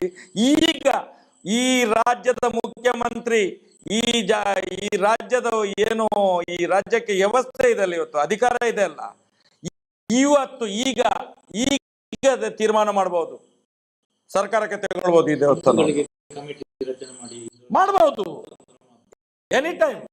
ಈಗ ನೋಡಿ, ಅಲ್ಲಿ ಇಷ್ಟೊಂದು ಅನಾಚಾರ ನಡೀತಾ ಇದೆ. ಆಮೇಲೆ ಇವ್ರ ಮೇಲೇನೆ ಆಲ್ರೆಡಿ ಎಷ್ಟೋ ಕೇಸ್ ಇದೆ. ನಾಗರಿಕ ಸೇವಾ ಟ್ರಸ್ಟ್ನವರು ಉಲ್ಲೇಖ ಮಾಡಿದ್ದಾರೆ. ನಾವು ಧನ್ಯವಾದ ಹೇಳ್ಬೇಕು ನಾಗರಿಕ ಸೇವಾ ಟ್ರಸ್ಟ್ನವರು, ರಂಜನ್ ರಾಯರು ಸಾಕಷ್ಟು ಉಲ್ಲೇಖ ಮಾಡಿದ್ದಾರೆ. ಇಲ್ಲಿ AC ಕೋರ್ಟ್ ನಲ್ಲಿ ಹೇಳಿದ್ದು, ಇಲ್ಲಿ AC ಹೇಳಿದ್ದು, ಕೋರ್ಟ್ ನಲ್ಲಿ ಆರ್ಡರ್ ಆಗಿದೆ ಸರ್, DC ಬರ್ದಿದ್ದಾರೆ ಇದನ್ನು ನಮ್ಮ ಮುಜರಾಯಿ ಇಲಾಖೆಗೆ ತಗೊಳ್ಬೇಕು ಅಂತ ಹೇಳಿ, ಇದು ಸರ್ಕಾರಿ ದೇವಸ್ಥಾನ ಅಂತ ಹೇಳಿ. ಆದ್ರೆ ಯಾಕೆ ತಗೊಳ್ಳಿಲ್ಲ ಸರ್? ಅದು ಯಾರಿದ್ದಾರೆ ಹಾಗಾದ್ರೆ? ನಡೆದಾಡುವ ATM ಅದಲ್ಲ, ನಡೆದಾಡುವ ATM ಅದಲ್ಲ. ಅದಕ್ಕೆ ಇಲೆಕ್ಷನ್ ಅಲ್ಲಿ ATM, ಇವರು ಇಲೆಕ್ಷನ್ ಬಂದ ತಕ್ಷಣ ATM. ಎಲ್ಲಾ ಸಂಘಟನೆ ಲೀಡರ್ಗಳಿಗೆ ATM ಗಳು ಇವರು. ನೋಡಿ, ಈಗ ಮೊನ್ನೆ ATM ಅಲ್ಲಿ ತಗೊಂಡು ಹೋದ್ರಲ್ಲ ಇಬ್ರು, ಈ ರಾಜ್ಯದ ಮುಖ್ಯಮಂತ್ರಿ DCM. ಈಗ ಅವ್ರದ್ದು ATM ಹೇಗೆ ಮಾರ್ಗದಲ್ಲಿ ನಡೀತಿದೆ ನೋಡಿ, 3 ಪಾರ್ಟಿದ್ದು. ಯಾರ್ಯಾರು ಸೌಜನ್ಯಾಳ ನ್ಯಾಯಕ್ಕೆ ಅಡ್ಡಿ ಬಂದಿದ್ದಾರೆ ಅವರೆಲ್ಲರೂ ಕೂಡ ನೆಲ ಕಚ್ಚಿದ್ದಾರೆ. ಇದು ಈ ರಾಜ್ಯದ ಜನ ಅರ್ಥ ಮಾಡಬೇಕು. ಮಂಜುನಾಥನ ಶಾಪ. ಸಂಚಾರಿ ಸ್ಟುಡಿಯೋ ಮುಖಾಂತರ ನಾನು ಹೇಳ್ತಾ ಇದ್ದೀನಿ, ಯಾರ್ಯಾರು ಈ ನ್ಯಾಯದ ಹೋರಾಟಕ್ಕೆ, ಸೌಜನ್ಯಾಳ ನ್ಯಾಯಕ್ಕೆ ವಿರುದ್ಧವಾಗಿ ಆ ಅತ್ಯಾಚಾರಿಗಳ ಪರವಾಗಿ ನಿಂತ್ಕೊಂಡು ಆ ಬೀಡಿನ ಮನೆಗೆ ಹೋಗಿ ಅವ್ರ ಕಡೆ ಸನ್ಮಾನ ತಗೊಂಡು ಶಾಲ್ ಹಾಕಿಸ್ಕೊಂಡು ಬಂದ್ರು, ಅವರೆಲ್ಲ ನೆಲ ಸಮ ಆಗ್ತಾ ಇದ್ದಾರೆ. ನಿಮ್ಮ ಅವನತಿ ಇನ್ನು ಮುಂದಕ್ಕೆ ಆದಷ್ಟು ಬೇಗ 12 ವರ್ಷ ದಾಟಿತ್ತು ಆ ಮಗುವಿನ ಒಂದು ಆತ್ಮಕ್ಕೆ ಇದು ಆಗಿ, ಹತ್ಯೆ ಆಗಿ, ಆತ್ಮದ ಹತ್ಯೆ ಆಗಿ. ಇನ್ನು ಮುಂದೆ ಫಾಸ್ಟ್ ಅದು ಸಿಗುವಂತದ್ದು ಖಂಡಿತ ಆಗ್ತದೆ. ಅದು ನಿರ್ಮಲಾ ಸೀತಾರಾಮನ್ ಅವರು ಬಂದಿದ್ದಾರೆ, ಲಾಭಾಂಶ ವಿತರಣೆ. ಲಾಭಾಂಶ ವಿತರಣೆ ಅಲ್ಲ, ಅದು ನಿರ್ಮಲಾ ಸೀತಾರಾಮನ್ ಮೇಡಮ್ ಅವ್ರನ್ನ ಕರೆಸಿ ಇವರ ಹಗರಣದ ಕೊಳೆಯನ್ನ ನಿರ್ಮಲ ಮಾಡೋದಕ್ಕೆ ಮಾಡುವಂತ ಒಂದು ತಂತ್ರ ಅದಿಷ್ಟೇ. ಲಾಭಾಂಶ ಎಲ್ಲಿ? ನುಂಗಿ ನೀರು ಕುಡಿದಿದ್ದಾರೆ ಪೂರ್ತಿ. ಲಾಭಾಂಶ ಯಾರಿಗದು? SKDRDP. ಸರ್, ನಿಮ್ಗೆ ಗೊತ್ತಿಲ್ಲ ಸರ್, ನಿಮ್ಗೆ ಗೊತ್ತಿಲ್ಲ, ಪ್ರಥಮ ಕಂತಿನಲ್ಲಿ ಇವತ್ತು 600 ಕೋಟಿ ಬಿಡುಗಡೆ ಮಾಡಿದ್ದಾರೆ. ಎಲ್ಲ 52 ಲಕ್ಷದಿಂದ 54 ಲಕ್ಷ ಫಲಾನುಭವಿಗಳಿಗೆ 1 ಲಕ್ಷದ ಮೇಲೆ ಕೊಟ್ಟಿದ್ದಾರಂತೆ ಈ ಸಲ. 1 ಲಕ್ಷ, 1 ಲಕ್ಷಕ್ಕಿಂತ ಮೇಲೆ ಹೋರಾಟದ ಇದನ್ನದು. ಎಲ್ಲ ಫಲಾನುಭವಿಗಳು ಯಾರ್ಯಾರು ಸಾಲ ತಗೊಂಡಿದ್ದಾರೆ 1 ಲಕ್ಷದ ಮೇಲೆ ಕೊಡ್ತಾರೆ ಅಂತ ಹೇಳಿ ಸುದ್ದಿ ಆಗ್ತಾ ಇದೆ. ಈಗ 52 ಲಕ್ಷ. ತುಂಬಾ ಮಂದಿ SP ಅವರು ಫೋನ್ ಮಾಡಿದ್ರು ನಮ್ಗೆ, 1 ಲಕ್ಷದ ಮೇಲೆ ಕೊಡ್ತಾ ಇದ್ದಾರೆ ಈ ಸಲ. ಒಬ್ಬೊಬ್ಬರಿಗೆ ಹಳೇದು ಬಾಕಿ ಎಲ್ಲ ಕೊಡ್ತಾರೆ ಒಟ್ಟಿಗೆ ಇಷ್ಟ ತನಕ 40-42 ವರ್ಷದಲ್ಲಿ ಏನು ಉಳಿತಾಯ ಮಾಡ್ಕೊಂಡಿದ್ರಿ ಇಲ್ಲಿ ತನಕ ಸೌಜನ್ಯ ಕಣ್ಣು ತೆರೆಸಿದ್ಲು. ಆ ದೃಷ್ಟಿಯಿಂದ 1 ಲಕ್ಷದ ಮೇಲೆ ಕೊಡ್ತಾರೆ ಅಂತ ಹೇಳಿ ಸುದ್ದಿ ಅಪ್ಪ. ಒಬ್ಬೊಬ್ಬರಿಗೆ ಸಿಕ್ಕಿಲ್ಲ ಅಂದ್ರೆ ಅವ್ರು ಪ್ರಶ್ನೆ ಮಾಡ್ಲೇಬೇಕು ಅವರು. ಈಗ ನೋಡಿ, ಆಕ್ಚುಲಿ ಈ ಲಾಭಾಂಶ ಕೊಡೋದು ಇಷ್ಟು ದೊಡ್ಡ ಸಮಾರಂಭ ಮಾಡೋ ಅವಶ್ಯಕತೆ ಇಲ್ಲ. ಅದು ಹಳ್ಳಿಗಳಲ್ಲಿ ಅವರವರ ಆ ಸಂಘದ ಸದಸ್ಯರು ಮಾಡುವಂತ ಒಂದು ಯೂಶುವಲ್ ಪ್ರತಿ ವರ್ಷದ ಪ್ರಕ್ರಿಯೆ ಅದು. ಪ್ರತಿ ವರ್ಷ ವೀರೇಂದ್ರ ಹೆಗ್ಡೆ ಹೇಳಿದಲ್ಲ ಬ್ಯಾಂಕಿನವರು ಮಾಡುದು ಅಂತ ಹೇಳಿ. ಬ್ಯಾಂಕಿನವರು ಮಾಡಿದ್ರೆ ಇಲ್ಲಿಗೆ ಧರ್ಮಸ್ಥಳಕ್ಕೆ ಯಾಕೆ ಬರುವುದು? ಅಲ್ಲ, ಧರ್ಮಸ್ಥಳಕ್ಕೆ ಯಾಕೆ ಬರ್ಬೇಕು ಸ್ವಾಮಿ? ಕೇಂದ್ರದ ವಿತ್ತ ಸಚಿವೆ ಧರ್ಮಸ್ಥಳದಲ್ಲಿ ಏನಿದೆ? ಏನು RBI ಧರ್ಮಸ್ಥಳದಲ್ಲಿ ಇರುವುದಾ? ನಾವು ಕೇಳುವುದಲ್ಲ ಸ್ವಾಮಿ. ಮೊನ್ನೆ ಸೀರೂರಿನಲ್ಲಿ ವೀರೇಂದ್ರ ಹೆಗ್ಡೆ ಹೇಳಿದ್ದಲ್ವಾ, ನಾವೆಲ್ಲ ಕೊಡುದು ಬ್ಯಾಂಕ್ ಅಂತ ಹೇಳಿ. ಇವ್ರು ಯಾಕೆ ಇದು ಲಾಭಾಂಶ ಕೊಡ್ತೀವಿ ಅಂತ ಮಾಡ್ತಾ ಇದ್ದಾರೆ? ಯಾಕೆ ಕೊಡುದು ಲಾಭಾಂಶ? ಇವ್ರಿಗೆ ಲಾಭ ಇದೆ ಅದರಲ್ಲಿ? ಅಲ್ಲ, ಅವ್ರು ಕೊಟ್ಟೆ ನೋಡಿ, ಅದು ನಿಜವಾಗ್ಲೂ ಕೂಡ ಹೋರಾಟದ ಒಂದು ಫಲ. 1 ಲಕ್ಷ ರೂಪಾಯಿ ಅದಕ್ಕೆ ನಾವು ಹೇಳ್ತೀವಿ. RBI ಇಲ್ಲಿ ಬ್ಯಾಂಕ್ ಇದೆಯಾ ಧರ್ಮಸ್ಥಳದಲ್ಲಿ? RBI ಅಂತಂದ್ರೆ ಏನ್ ಹೇಳಿ ಸರ್? ಗೊತ್ತಿಲ್ಲ. Republic of Belthangady in India RBI ಅಂತಂದ್ರೆ. ನೀವು ರಿಸರ್ವ್ ಬ್ಯಾಂಕ್ ಆಫ್ ಇಂಡಿಯಾ ಅಂತ ತಿಳ್ಕೊಬೇಡಿ, ರಿಪಬ್ಲಿಕ್ ಆಫ್ ಬೆಳ್ತಂಗಡಿ. ಹಾಗೆ ನಿರ್ಮಲಾ ಸೀತಾರಾಮನ್ ಇಲ್ಲಿಗೆ ಬರೋದು. ಓಹೋ, ಇರ್ಬೋದು. ಅದಕ್ಕೆ ಬರೋದು. ಅದಕ್ಕೆ ನೋಡಿ, ಈಗ ಲಾಭಾಂಶ ಅಂತ ಏನಿದೆಯಲ್ಲ, ಇದ್ರದ್ದು ಒಳಗಡೆಯ ಗಿಮಿಕ್ ಏನಂತ ಹೇಳಿದ್ರೆ, SKDRDP ಇದು ಲಾಭರಹಿತ ಟ್ರಸ್ಟ್ ಅಂತ ಇವ್ರು ಬರ್ಕೊಂಡಿದ್ದಾರೆ. ಇವ್ರು ಏನ್ ಹೇಳಕ್ ಹೊರಟಿದ್ದಾರೆ? ಲಾಭ ನಾವು ಏನು ಇಟ್ಕೊಂಡಿಲ್ಲ, ಲಾಭ ಬಂದಿರೋದನ್ನೆಲ್ಲ ನಾವು ಜನರಿಗೆ ಹಂಚ್ತಾ ಇದ್ದೀವಿ, ಅದಕ್ಕೆ ಲಾಭಾಂಶ ನಾವು ಜನಗಳಿಗೆ ಕೊಡ್ತಾ ಇದ್ದೀವಿ ಅನ್ನುವಂತ ಒಂದು ಗಿಮಿಕ್ ಮಾಡೋ ಇವರು ಈ ರೀತಿ ಮಾಡ್ತಾ ಇದ್ದಾರೆ. ಈ ರೀತಿ ನಾಟಕ ಮಾಡ್ಬೇಕಾ ಸರ್? ಬೀದಿ ನಾಟಕಕ್ಕೆ ವಾರಕ್ಕೆ 10 ಕೋಟಿ ಬರೀ ಉಳಿತಾಯ ಧನ. ಪಾಪ 10 ರೂಪಾಯಿ 20 ರೂಪಾಯಿ ಕೊಟ್ಟರು ಅಲ್ಲ ಸರ್, 10 ಕೋಟಿ ವಾರಕ್ಕೆ ತಗೊಳ್ತಾ ಇದ್ದಾರೆ. ಭಾರತ ವಿಶ್ವಗುರು ಆಗುವಂತ ಒಂದು ರಾಷ್ಟ್ರ ಇದು. ಈ ದೇಶದ ವಿತ್ತ ಸಚಿವೆ ಧರ್ಮಸ್ಥಳದಲ್ಲಿ ಬಂದು ಸ್ವಸಹಾಯ ಸಂಘಗಳ ಉಳಿತಾಯವನ್ನು ಹಂಚುವುದು ಅಂತ ಹೇಳಿದ್ರೆ ಇದು ನಗೆ ಅಲ್ವಾ? ಇದು ಮಾನ ಮರ್ಯಾದೆ ಉಂಟ ಇವರಿಗೆ? ನಾನು ಹೇಳೋದು, ನಾನು ಈ ರಾಜಕೀಯ ವ್ಯಕ್ತಿಗಳಿಗೆ, ನಿಮ್ಮ ಮನೆಯಲ್ಲೂ ದೈವ ದೇವರುಗಳಿದ್ದಾರೆ, ನೀವು ಅಣ್ಣಪ್ಪನ ಮಂಜುನಾಥನ ಶಾಪಕ್ಕೆಲ್ಲ ಗುರಿಯಾಗ್ತೀರಿ. ನೀವು ಇಂಥ ಫ್ರಾಡ್ಗಳನ್ನು ಬಚಾವ್ ಮಾಡ್ಲಿಕ್ಕೆ ಇಲ್ಲಿ ಬಂದು ಅಡ್ವರ್ಟೈಸ್ಮೆಂಟ್ ಕೊಡಬೇಡಿ. ನೀವು ಏನು ನಾವು ಹಂಚುತ್ತಿದ್ದವು ನಮ್ಮ ಬಡವರ ರಕ್ತವನ್ನು ಹಂಚುವುದು. ನೀವು ಬಡವರ ರಕ್ತವನ್ನು ಸರ್ಕಾರದಿಂದ ಸಬ್ಸಿಡಿ ಬರುವುದಿಲ್ಲ, ಧರ್ಮಸ್ಥಳ ಸಂಘಕ್ಕೆ ಸಿಗುವುದಿಲ್ಲ ಅಂತ ಹೇಳ್ತಾರೆ. ಮತ್ತೆ ಸರ್ಕಾರಿ ಅಧಿಕಾರಿಗಳನ್ನು ಕರೆಸಿ ಇಲ್ಲಿ ಲಾಭಾಂಶ ಅಂತ ಕೊಡ್ತಾರೆ. ಎದುರ್ದದು ಆರೋಪಗಳನ್ನು ಮುಚ್ಚಲಿಕ್ಕೆ ಸ್ವಾಮಿ ಇದು ನಾಟಕ. ಇದು ಸಬ್ಸಿಡಿ ಬರುವಂಗಿಲ್ಲ ಅಂತ ಹೆಂಗ್ ಹೇಳ್ತಾರೆ? NRLM ವೆಬ್ಸೈಟ್ ನಲ್ಲೇ ಇದೆ. NRLM ವೆಬ್ಸೈಟ್ ನಲ್ಲಿ, ಆನಂತರ RBI ಮಾಸ್ಟರ್ ಸರ್ಕ್ಯುಲೇಷನ್ ನಲ್ಲಿನೇ ಇದೆ. ಇದೆಲ್ಲ ತೇಪೆ ಹೆಚ್ಚಾಗಿ ಮಾಡೋ ಕಾರ್ಯಕ್ರಮ ಇವೆಲ್ಲ. ನಾನು ಒಂದು ಹೇಳ್ತೇನೆ ಸರ್, ಧರ್ಮಸ್ಥಳ ಅನ್ನುವಂಥದ್ದು ಪ್ರೈವೇಟ್ ಅವ್ರದ್ದು. ಇಲ್ಲಿ ಸರ್ಕಾರಿ ಸಾರ್ವಜನಿಕ ಒಂದು ಜನಪ್ರತಿನಿಧಿಗಳು, ಸರ್ಕಾರಿ ಅಧಿಕಾರಿಗಳು ಬಂದು ಇಲ್ಲಿ ಏನು ಮಾಡ್ಲಿಕ್ಕೆ ಉಂಟು? ಇವರು ಇದು ಏನ್ ಸರ್? ಇವರು ಇದು ಎಲ್ಲ ತಗೊಂಡಿದ್ದಾರೆ ಇವರು. ಅಲ್ಲ, ಮುಂದಿನ ದಿನದಲ್ಲಿ ಅದು ಗೊತ್ತಾಗ್ತದೆ. ಸರ್, ಈಗ NRLM SHG ಅಲ್ಲಿ ಸಂಘಗಳೆಲ್ಲ ರಿಜಿಸ್ಟರ್ ಆಗಿದೆ. ಅವರಿಗೆಲ್ಲ ಈಗ ಸಬ್ಸಿಡಿ ಹಣ ಅವರ ಅಕೌಂಟ್ಗೆ ಬರಬೇಕು. ಪಾಸ್ ಪುಸ್ತಕಕ್ಕೆ ಬರಬೇಕು ನೋಡಿ. ಇವರು ಕ್ಯಾಶ್ ಈಗ ಇಲ್ಲಿ ಸಭೆ ಸಮಾರಂಭ ಮಾಡಿ ಎಲ್ಲ ಹಂಚ್ತಾ ಇದ್ದಾರೆ. ಇದು ತಪ್ಪಲ್ಲ ಸರ್? ನೋಡಿ, NRLM ಮಾಡೋ ಉದ್ದೇಶ ಏನು ಅಂತ ಹೇಳಿದ್ರೆ, ಮುಂಚೆ ಜವಾಹರ್ಲಾಲ್ ನೆಹರು ಕಾಂಗ್ರೆಸ್ ಇದ್ದಾಗ JNRM ಯೋಜನೆ ಅಂತ ಇತ್ತು. ಅವಾಗ ಏನೋ ಒಂದು ಅವ್ಯವಹಾರ ನಡೀತಾ ಇತ್ತು ಅಂತ ಹೇಳಿದ್ರೆ, ಈ ಕಾಂಟ್ರಾಕ್ಟರ್ಸ್ ಇರ್ತಾರಲ್ಲ, ಕಾಂಟ್ರಾಕ್ಟರ್ಸು ಎಲ್ಲರದು ID ಕಾರ್ಡ್ ತಗೊಂಡು, ಈ ಕೂಲಿ ಕೆಲಸ ಮಾಡೋರು ID ಕಾರ್ಡ್ ತಗೊಂಡು ಅವರು ಬಿಲ್ ಕ್ಲೇಮ್ ಮಾಡ್ತಿದ್ರು. ಅಂದ್ರೆ ಕಾಂಟ್ರಾಕ್ಟರ್ಸ್ ಮಿಡಲ್ ಮ್ಯಾನ್, ದಲಾಲಿಯಾಗಿ ಇದ್ದಾರೆ. ದಲಾಲಿಗಳ ಹಿಡಿತದಿಂದ ಸರ್ಕಾರಿ ಯೋಜನೆಗಳ ಅವುಗಳನ್ನು ತಪ್ಪಿಸಬೇಕು, ನೇರವಾಗಿ ಫಲಾನುಭವಿಗಳ ಅಕೌಂಟ್ಗೆ ಹಾಕಬೇಕು ಅಂತೇಳಿ NRLM ನಲ್ಲಿ ಏನು ಮಾಡಿದ್ರು, ಡೈರೆಕ್ಟ್ ಬೆನಿಫಿಷರಿ ಅಂದ್ರೆ ಅವ್ರ ಅಕೌಂಟೇ. ಈಗ ಮೋದಿಜಿ ಇದನ್ನ ಮಾಡಿದ್ದ ಉದ್ದೇಶ ಏನು, ಎಲ್ಲರಿಗೂ ಪ್ರತಿಯೊಬ್ಬರಿಗೂ ಕೂಡ ಅಕೌಂಟ್ ಓಪನ್ ಮಾಡ್ಬೇಕಂತ ಮಾಡಿದ ಉದ್ದೇಶ ಏನು, ಡೈರೆಕ್ಟ್ ಆಗಿ ಸರ್ಕಾರದ ಬೆನಿಫಿಟ್ ಹೋಗ್ಬೇಕು ಅಂತ ಹೇಳಿ. ಇಲ್ಲಿ ಹೌದು, ಕರಪ್ಷನ್ ಮತ್ತು ದಲಾಲಿ. ಇಲ್ಲಿ SKDRDP ಏನ್ ಹೇಳಿ, SKDRDP ಇದೊಂದು ಬ್ರೋಕರ್ ಸಂಸ್ಥೆ. ಮತ್ತೆ ಈ ಬ್ರೋಕರ್ ಸಂಸ್ಥೆಗೆ ಯಾಕೆ ದುಡ್ಡು ಹಾಕ್ತಾ ಇದ್ದಾರೆ? SKDRDP ಏನು, in fact technically it's a broker organisation.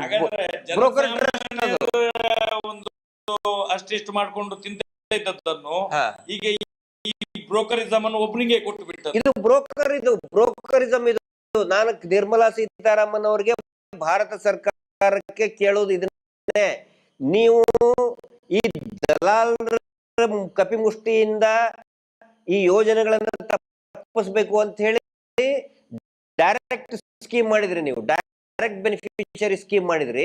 ಆದ್ರೆ ಈ ಬ್ರೋಕರ್ಗಳನ್ನ, ಈ broker SKDRDP through NRLM fund ಯಾಕೆ ಹಾಕ್ತಾ ಇದ್ದೀರಿ? ತಪ್ಪಲ್ವಾ ಇದು? ಈ ನನ್ನ ಪ್ರಶ್ನೆಗೆ ಯಾವುದೇ ಆರ್ಥಿಕ ತಜ್ಞರು ಕಮೆಂಟ್ ಮಾಡಿ, ಲಾಯರ್ಸ್ಗಳು ಯಾರು ನಾನು ತಪ್ಪ ಹೇಳ್ತಾ ಇದ್ರೆ ಖಂಡಿತ ನನಗೆ ಬೈದು ಹೇಳಿ. ನನಗೆ ಬ್ರೋಕರ್ಗಳನ್ನ ಹಿಡಿತದಿಂದ ಸರ್ಕಾರದ ಯೋಜನೆಗಳನ್ನು ತಪ್ಪಿಸ್ಬೇಕಂತಾನೆ ಬ್ಯಾಂಕ್ ಅಕೌಂಟ್ ಓಪನ್ ಮಾಡಿಸೋದು. ಇನ್ನೂ ಒಂದು ವಿಷಯ ನಿಮ್ ಗಮನಕ್ಕೆ ತರ್ತಾ ಇದ್ದೀನಿ. ಈ ಏನು ಮೋದಿಜಿ ಬಂದಾಗ ಇವ್ರು ದೊಡ್ಡ ಪ್ರೋಗ್ರಾಮ್ ಮಾಡಿದ್ರು, ಜೀರೋ ಬ್ಯಾಲೆನ್ಸ್ ಅಕೌಂಟ್ ನ ಓಪನ್ ಮಾಡಿ ಅಂತ ಹೇಳಿ.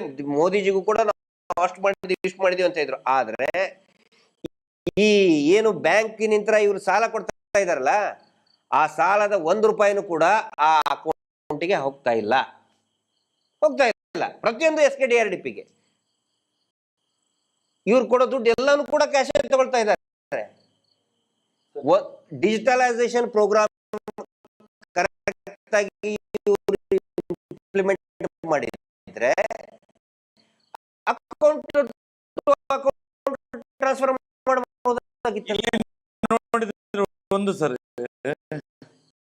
ಈಗ ಅದಾನಿ ಅಂಬಾನಿಯಿಂದ ಈ ದೇಶದ ಸರ್ಕಾರ ನಡೀತಿದೆ ಅಂತ ಹೇಳುವಂಥದ್ದು ನಾವು ಕೇಳ್ತಿದ್ದೇವೆ. ಎಲ್ಲ ಕಡೆ ಸಾವಿರಾರು ಕೋಟಿ ಲೋನ್ ಮಾಡ್ತಾರೆ, ಅವರೇ ಮನ್ನಾ ಮಾಡಿಸ್ಕೊಳ್ತಾರೆ, ತಿಂತಾರೆ, ಈ ಸಾರ್ವಜನಿಕರ ದುಡ್ಡನ್ನು ನುಂಗಿ ಹಾಕ್ತಿದ್ದಾರೆ ಅಂತ ಹೇಳಿದ್ರೆ, ಇದರಲ್ಲಿ ಈಗ ಧರ್ಮಸ್ಥಳದ ವೀರೇಂದ್ರ ಹೆಗ್ಡೆ ಕೂಡ ಶಾಮೀಲ್ ಅಂತ ಅನ್ಸುದಿಲ್ಲ ನಿಮ್ಗೆ? ನಾಳೆ ಅವರಿಗೆ ನೋಡಿ, ಅವರು ದೇಶ ಬಿಟ್ಟು ಓಡಿ ಹೋಗೋ ಪರಿಸ್ಥಿತಿ ಬರ್ತದೆ.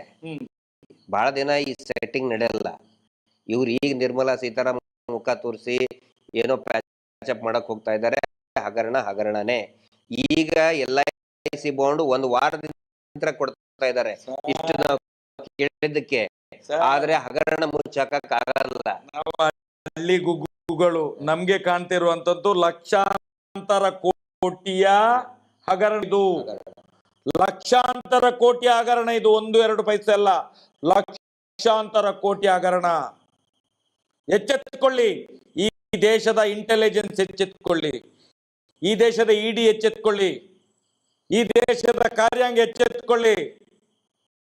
ನಾಳೆ ನಮ್ಮ ಮನೆಗಳು ಸರ್ವನಾಶ ಆಗ್ತದೆ, ಈ ದೇಶವನ್ನು ಮಾರ್ಬೇಕಾಗ್ತದೆ. ಸರ್, ಈಗ LIC ಪಾಲಿಸಿ, ಇಲ್ಲಿ ಕೂಡ ಮೈಕ್ರೋ ಬಚತ್ ಪಾಲಿಸಿ ಇದೆ, ಬೇರೆ ಬೇರೆ ಪಾಲಿಸಿ ಮಾಡ್ತಾ ಇದ್ದಾರೆ. ಈಗ LIC ಯಾವುದಾದ್ರು ಕ್ಲೈಮ್ ಆಗ್ಬೇಕಂದ್ರೆ ಸದಸ್ಯರ ಡೈರೆಕ್ಟ್ ಆಗಿ LIC ಇಂದ ಸದಸ್ಯರ ಖಾತೆಗೆ ಬರಬೇಕು. ಇದು ಮೋಹನ್ ಮೋಳಂಗಡಿ ಅವರು ಮೊನ್ನೆ ಹೇಳಿದ್ದಾರೆ.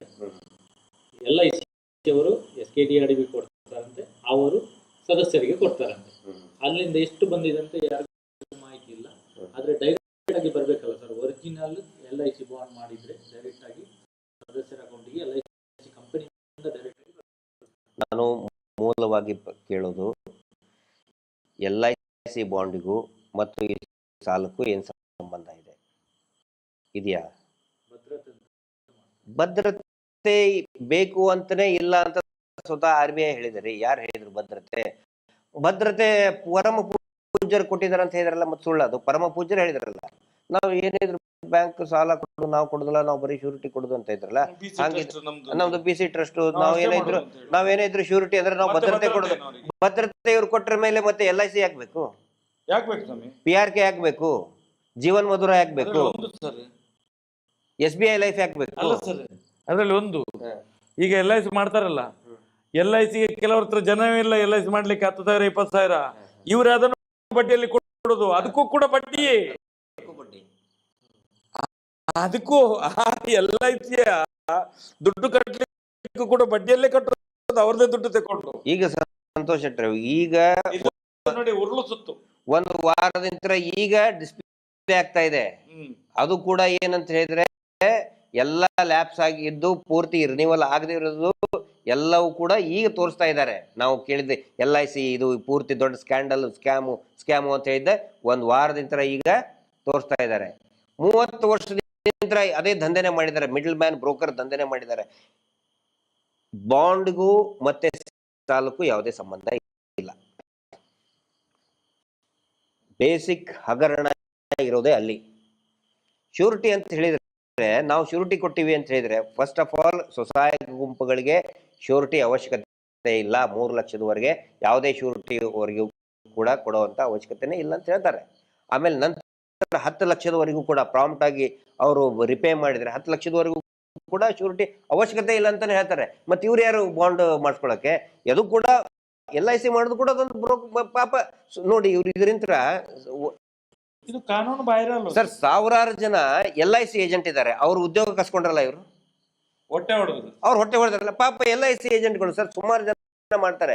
ಮಿಡಲ್ ಕ್ಲಾಸ್ ಪಾಪ ಕಿರಾಣಿ ಅಂಗಡಿಯವರು, ರಿಟೈರ್ಡ್ ಎಂಪ್ಲಾಯೀಸ್ಗಳು LIC ಏಜೆಂಟ್ ಆಗಿ ಕೆಲಸ ಮಾಡ್ತಿರ್ತಾರೆ. ಅವ್ರು ಹೊಟ್ಟೆ ಹೊಡೆದಂಗಲ್ಲ ಇವ್ರು ಎಲ್ಲೆಲ್ಲಿ ಇರ್ತಾರೆ, ಯಾರ್ಯಾರ ಪಾಪ ಸಣ್ಣ ಜನಗಳ ಹೊಟ್ಟೆ ಹೊಡೆದೇ ಇವರು ಜೀವನ. ಇವರು SKDRTP ಟ್ರಸ್ಟ್, ಫ್ಯಾಮಿಲಿ ಟ್ರಸ್ಟ್, ಲಾಭರಹಿತ ಟ್ರಸ್ಟ್ ರೀ. ಇವರು ಲಾಭರಹಿತ ಟ್ರಸ್ಟ್ ಆದ್ರೆ LIC ಏಜೆನ್ಸಿ ಯಾಕ್ರಿ ಮಾಡ್ತಾರೆ ಇವರು? ಅದ್ರ ಬ್ರೋಕರೇಜ್ ಕೆಲಸ ಯಾಕೆ ಮಾಡ್ತಾರೆ? ಇಲ್ಲಿ ಸರ್ ನಮ್ಗೆ ಲೋಕಲ್ 40% ಕಮಿಷನ್ ಇದೆ. SBI ಲೈಫ್ ಇನ್ಶೂರೆನ್ಸ್ ತೆಗೆದು ನೋಡಿ, 40% ಕಮಿಷನ್ ಇವ್ರು ತಿಂತಾ ಇದ್ದಾರೆ. ದುಡ್ಡು ಕಟ್ಟೋದು ಜನ, ಕಮಿಷನ್ ತಿಂತಾ ಇರೋದು ಈ ವೀರೇಂದ್ರ ಹೆಗಡೆ ಟ್ರಸ್ಟ್. ಅಲ್ಲ ಸರ್, ಇಲ್ಲಿ ಕೆಲವು ಫೈನಾನ್ಸ್ಗಳಿದ್ದಾವೆ 5 ರಿಂದ 10 ಲಕ್ಷ ಹೊರಗಡೆ ಬಿಡುವಂಥದ್ದು. ಅದಕ್ಕೆ RBI ಪರ್ಮಿಷನ್ ಬೇಕು. 5 ರಿಂದ 10 ಲಕ್ಷ ಹೊರಗಡೆ ಬಿಡುವುದು, ಅವನ ಹೆಂಡತಿ ಮಕ್ಕಳ ಜೀವನಕ್ಕೋಸ್ಕರ 10 ಲಕ್ಷ ಎಲ್ಲಿಂದ ಬಿಡುವಂಥದ್ದು. ಈಗ ಅದೆಲ್ಲಿಂದ ಬರ್ತದೆ? ಅದು LICದು ಈ ಇನ್ಶೂರೆನ್ಸ್ ಬರೀ ಇರೋದೆಷ್ಟು 69 ರೂಪಾಯಿನ ವರ್ಷಕ್ಕಿದೆ ರಿನ್ಯೂವಲ್ಗೆ. ಇವರು ಪ್ರತಿ ವರ್ಷ 10,000 12,000 ಕಟ್ಟಿಸ್ಕೊತಾರೆ. ಯಾರು ಹೇಳೋರಿಲ್ಲ ಕೇಳೋರಿಲ್ಲ. ಈಗ ಸ್ಟಾಪ್ ಮಾಡ್ತಾ ಇದಾರೆ ಅದನ್ನ ಜನಗಳು. ಸರ್ ಈಗ ಮನೆಗೆ ಬಂದು ಈಗ ಗಲಾಟೆ ಮಾಡ್ತಾ ಇದ್ದಾರೆ, ಮನೆ ಬರುವಾಗಿಲ್ಲ. ಈಗ ಸಂಘದಲ್ಲಿ ಸದಸ್ಯರು ಈಗ ತುಂಬಾ ಜನ ಸಾಲ ಕಟ್ಟೋದನ್ನು ನಿಲ್ಲಿಸಿದ್ದಾರೆ, ಪ್ರಶ್ನೆ ಮಾಡ್ತಾ ಇದ್ದಾರೆ. ಈಗ ಹೊಸದಾಗಿ ಈ ವಿಡಿಯೋಗಳನ್ನು ನೋಡ್ತಾ ಇರೋರು ಈಗ ಮನೆಗೆ ಬಂದ್ರೆ, ಇಲ್ಲಾಂದ್ರೆ ಈ SKDRTP ಜನಗಳು ಏನೇನು ಪ್ರಶ್ನೆಗಳನ್ನು ಕೇಳಬೇಕು? ಒಂದನೇದ್ದು ಬ್ಯಾಂಕ್ ಪಾಸ್ಬುಕ್ ಇವ್ರದ್ದು ಇದ್ರದ್ದು ನೋಟ್ಬುಕ್ ಅಲ್ಲ, ಸಂಘದ ಅಂದ್ರೆ ಸಂಘದ CC ಅಲ್ಲ, ಬ್ಯಾಂಕಿನಿಂದ ಕೊಡ್ತಕ್ಕಂಥ ಪಾಸ್ಬುಕ್ಕು. ನಾನು ಹೇಳ್ತಾ ಇರೋದು ಗಿರೀಶ್ ಮಟ್ಟನ್ ಅವರು, ಮಹೇಶ್ ಶೆಟ್ಟಿ ತಿಮ್ಮರೋಡಿ ಹೇಳೋದಲ್ಲ, RBI ಹೇಳಿದೆ. ಬ್ಯಾಂಕ್ಸು ಪಾಸ್ಬುಕ್ ಇಶ್ಯೂ ಮಾಡಬೇಕು SHG ಗುಂಪುಗಳಿಗೆ, ಇವರಿಗೆ ಬ್ಯಾಂಕ್ ಪಾಸ್ಬುಕ್ ಕೊಡಂತೇಳಿ. ಆನಂತರ ಬ್ಯಾಂಕ್ ಸ್ಟೇಟ್ಮೆಂಟ್ ಯಾಕಂತ ಹೇಳಿದ್ರೆ, ಆ ಸ್ಟೇಟ್ಮೆಂಟ್ ತಗೊಂಡು ಅದೇ ಬ್ಯಾಂಕಿಗೆ ಇವರು ಹೋದರೆ, ಸಂಘದ ಸದಸ್ಯರು ಹೋದರೆ, ಇವ್ರದ್ದು ಕರೆಕ್ಟಾಗಿ ರಿಪೇಮೆಂಟ್ ಆಗಿದ್ದರೆ, ಸ್ಟ್ರೆಂತ್ ಇತ್ತಂತ ಹೇಳಿದ್ರೆ 5 ಲಕ್ಷದವರೆಗೆ ವಿದೌಟ್ ಶ್ಯೂರಿಟಿ ಲೋನ್ ಆ ಬ್ಯಾಂಕ್ಗಳು ಕೊಡ್ತದೆ. IT ರಿಟರ್ನ್ ಮಾಡಬೇಕು. ಹೌದು, ಸಂಘಕ್ಕೆ ಮತ್ತು ಇಂಡಿವಿಜುವಲ್ ಜನಕ್ಕೂ ಕೂಡ ಕೊಡ್ತಾರೆ, ಖಂಡಿತ ಕೊಡ್ತಾರೆ. ಆ ನಂತರ ಆ ಬ್ಯಾಂಕ್ ಸ್ಟೇಟ್ಮೆಂಟ್ ಇದ್ರೆ ನಾಳೆ IT ರಿಟರ್ನ್ಸ್ ಏನಾದರೂ ಇದ್ದರೆ ಪಾಪ ಈಗ ಕೆಲವೊಬ್ರಿಗೆ IT ರಿಟರ್ನ್ಸ್ ಕಟ್ಟಬೇಕಾಗಿರ್ತದೆ. ನೋಟ್ಬುಕ್ ತೋರಿಸಿದ್ರೆ IT ದವರು ತಗೋತಾರ ನೋಟ್ಬುಕ್ಕನ್ನು? ಅದಕ್ಕೆ ಬ್ಯಾಂಕ್ ಸ್ಟೇಟ್ಮೆಂಟೇ ಬೇಕು ಅಂತ ಹೇಳಿ. ಒಂದನೇದು ಪಾಸ್ಬುಕ್ಕು, ಇನ್ನೊಂದು ಬ್ಯಾಂಕ್ ಸ್ಟೇಟ್ಮೆಂಟ್, ಆ ನಂತರ PRK bond original policy number. Original policy number ತಗೊಂಡು ಆ LIC ವೆಬ್ಸೈಟ್ನಲ್ಲಿ ಎಂಟ್ರಿ ಮಾಡಬೇಕು. ಇವರು ರಿನ್ಯೂವಲ್ ಆಗಿದೆ, ಯಾಕಂದ್ರೆ ರಿನ್ಯೂವಲ್ ತಗೊಂಡಿದ್ದಾರೆ 10,000. ಆಕ್ಚುಲಿ ಇರೋದು 69, 70, 80 ಇಷ್ಟಿದೆ ಸರ್. 10,000 ರೂಪಾಯಿ ತಗೊಂಡಿದ್ದಾರೆ. ಆ ಪಾಲಿಸಿ ನಂಬರ್ನ ವೆಬ್ಸೈಟ್ ಅಲ್ಲಿ ಎಂಟ್ರಿ ಮಾಡಲಿ. SBI ಲೈಫ್ ಇದ್ದರೆ SBI ಆನ್ಲೈನಲ್ಲೇ ಬರ್ತದೆ. ಏನು ಇವ್ರ ಕಡೆ ಹೋಗಿ ತಗೋಬೇಕಾಗಿಲ್ಲ, ಆನ್ಲೈನ್ನಲ್ಲಿನೇ ಚೆಕ್ ಮಾಡ್ಬೋದು ಕೂತ್ಕೊಂಡು. ನೀವು SBI ಲೈಫ್ ಇದ್ರೆ SBI ಲೈಫ್, LIC ಇದ್ರೆ LIC, ಬೇರೆ ಬೇರೆ ಕಂಪ್ನಿ ಅವು. SKDRDP ಇದು ಬ್ಯಾಂಕು ಅಲ್ಲ, ಅಥವಾ ಇದು LIC ಕಂಪನಿನೂ ಅಲ್ಲ. ಇದೊಂದು ಬ್ರೋಕರ್ ಕಂಪನಿ. ಇದು ಜನಗಳಿಗೆ ಗೊತ್ತಿರಬೇಕು. ಅದಕ್ಕೆ ಏನು ಮಾಡಬೇಕು, ಆ ಪಾಲಿಸಿ ನಂಬರ್ನ ಆನ್ಲೈನಲ್ಲಿ ಚೆಕ್ ಮಾಡಬೇಕು, ಎಂಟ್ರಿ ಇದೆಯಾ. ಈಗ ರವೀಂದ್ರ ಶೆಟ್ಟಿ ಆ ಪಾಲಿಸಿ ನಂಬರ್ ಎಂಟ್ರಿ ಮಾಡಿದ್ರೆ ಅದ್ರಲ್ಲಿ ಬರ್ತದೆ, ಬರಬೇಕದು. ಬರಲಿಲ್ಲ ಅಂತಂದ್ರೆ ದುಡ್ಡು ನಿಮ್ಗೆ ತಗೊಂಡಿದ್ದಾರೆ, ಅದು ಎಲ್ಲಿದೆ ಅಂತ ಕೇಳಿ. ಆ ನಂತರ ಏನೋ ಸೇವಿಂಗ್ ಅಮೌಂಟ್ ವಾರ ಕಟ್ಟಿದಾರಲ್ಲ, ವಾರ ಕಟ್ಟಿದ್ದು ಅದು ಬ್ಯಾಂಕ್ ಸ್ಟೇಟ್ಮೆಂಟ್ ಅಲ್ಲಿ ಉಳಿತಾಯ ಹಣ ಎಲ್ಲಿ ಹೋಯ್ತದು.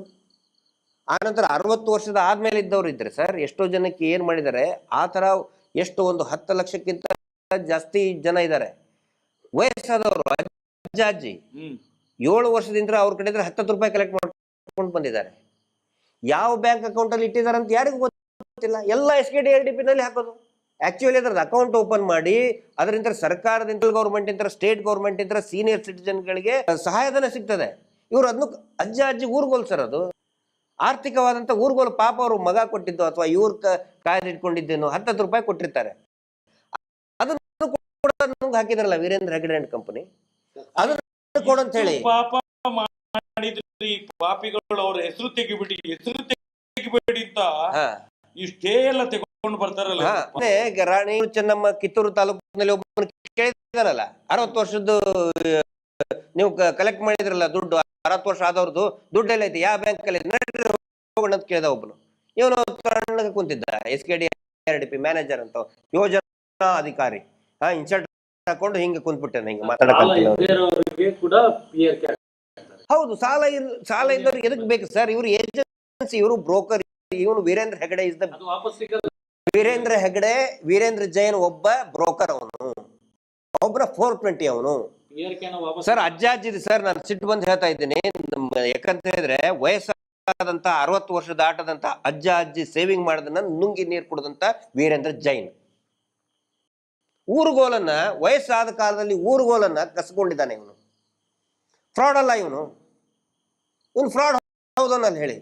ನನ್ನ ಮಾತು ಬೇಕಾದ್ರೆ ಸುಳ್ಳು ಅಂತ ಹೇಳಿದ್ರೆ ಯಾರು ಬೇಕಾದ್ರೂ ಕೂಡ ನನ್ನ ಪ್ರಶ್ನೆ ಮಾಡಿ ಬಹಿರಂಗವಾಗಿ. ನಾನು ಹೇಳೋದಲ್ಲ, ಜನಗಳು ಕೇಳ್ತಾ ಇದ್ದಾರೆ. ಕಿತ್ತೂರಿನಲ್ಲಿ ಮೊನ್ನೆ ಬರೀ ಕಿತ್ತೂರದ್ದು ಒಂದೇ ಸಮಸ್ಯೆ ಅಲ್ಲ, ರಾಜ್ಯದ ಎಲ್ಲಾ ಕಡೆಗಳಲ್ಲಿ ಕೂಡ ಇವ್ರದ್ದು ಒಂದು ಸಂಘ ಮಾಡ್ಬೇಕು ಅಂತಾನೆ ಒಂದು ನಿಯಮ ಇದೆ ಸರ್ಕಾರದಿಂದ. ಹಂಗೇನಾರ ಇದ್ರೆ ಒಂದು ಗುಂಪು ಮಾಡಿ, ಇವ್ರು ಗುಂಪು ಮಾಡಿದ SKDRDP ದವರು ವಯಸ್ಸಾದವ್ರದ್ದು ಒಂದು ಗುಂಪು ಮಾಡಿದ್ರು. ಗುಂಪು ಮಾಡಿ ಪ್ರತಿ ವಾರ ಅವ್ರ ಕಡೆ 10 ರೂಪಾಯಿ ಇಸ್ಕೊಂಡ್ರು. 7 ವರ್ಷದಿಂದ ದುಡ್ಡು ಕಲೆಕ್ಟ್ ಮಾಡ್ತಾ ಇದ್ದಾರೆ. ಅವ್ರಿಗೇನಾದ್ರೂ ಹಿಂದೆ ಆಸ್ಪತ್ರೆಗೆ ಹೋದ್ರೆ ಅವ್ರನ್ನ ಕೇಳಕ್ ಯಾರು ಇಲ್ಲ, ಅವಾಗ ಹೆಲ್ಪ್ ಮಾಡ್ಬೇಕು ತಾನೇ. ಅವರು ಆಸ್ಪತ್ರೆಗೆ ದುಡ್ಡು ಕಟ್ಟೋದು ಏನು ಇಲ್ಲ, ಬರೀ ದುಡ್ಡು ತಿಂದ ಮಲಗಿದ. ಇಲ್ಲಿ ಸೀತಾರಾಮ್ ಕರೆಸಿ ನಾವು ಲಾಭಾಂಶ ಕೊಟ್ವಿ ಕೊಡಂತ ಹೇಳ್ರಿ. 60 ವಯಸ್ಸು ಈಗ ನಾವಿಷ್ಟು ಮಾತಾಡಿದೇವಲ್ಲ, ನಾನೊಂದು ಕೆಲವು MLAಗಳ ಹತ್ರ ಮಾತಾಡಿದೆ. ನಿಮ್ಗೇನು ಒಂದು ಸ್ವಲ್ಪ ಆದ್ರೂ ಮಾನ ಮರ್ಯಾದೆ, ಜನಗಳ ನೋವು, ಇಷ್ಟು ನಾವು ಬೊಬ್ಬೆ ಹೊಡಿತೇವೆ ಅರ್ಥ ಆಗುದಿಲ್ವಾ? ಜನಸಾಮಾನ್ಯರಿಗೆ ತಿಳಿಯುವುದಿಲ್ಲ, ನಿಮ್ಗೆ ತಿಳಿಯುವುದಿಲ್ಲ ಅಂತ ಹೇಳಿ ಏನ್ ಹೇಳ್ತಾರೆ ಗೊತ್ತಾ? ನಮ್ಮ ಹೈಕಮಾಂಡೇ ಅವ್ರ ಜೊತೆಯಲ್ಲಿದೆ, ನಮ್ಮ ಹೈಕಮಾಂಡೇ ಅವ್ರ ಜೊತೆಯಲ್ಲಿದೆ ಅಂತ ಹೇಳ್ತಾರೆ. ಹಾಗಾದ್ರೆ ಹೇಗೆ ಸರ್ ಇವರು? ಇದು ಎಂತದ್ದು ಇದು? ನರೇಂದ್ರ ಸ್ವಾಮಿ ಸುಮ್ಮನೆ ಆಗ್ಬಿಟ್ರು, ಸೈಲೆಂಟ್ ಆಗ್ಬಿಟ್ರು, ಸೈಲೆನ್ಸರ್ ಇಟ್ಟುಬಿಟ್ರು. ನರೇಂದ್ರ ಸ್ವಾಮಿ ಅಂತೂ ಅವ್ರಿಗೆ ಎಲ್ಲ ವಿಚಾರಗಳು ಗೊತ್ತಿದೆ, ಬಾಯಲ್ಲಿ ಸೈಲೆನ್ಸರ್ ತುರ್ದ್ಬಿಟ್ರು. ಏನು ಮಾತಾಡ್ಲಿಕ್ಕೆ ಆಗುದಿಲ್ಲ. ಏನು ಗೊತ್ತದು, ಇವರು ಹೋಗುವುದು ಅಲ್ಲಿಗೆ ಡೆಲ್ಲಿಯಲ್ಲೇ ಇಟ್ಕೊಳ್ಳೋದು.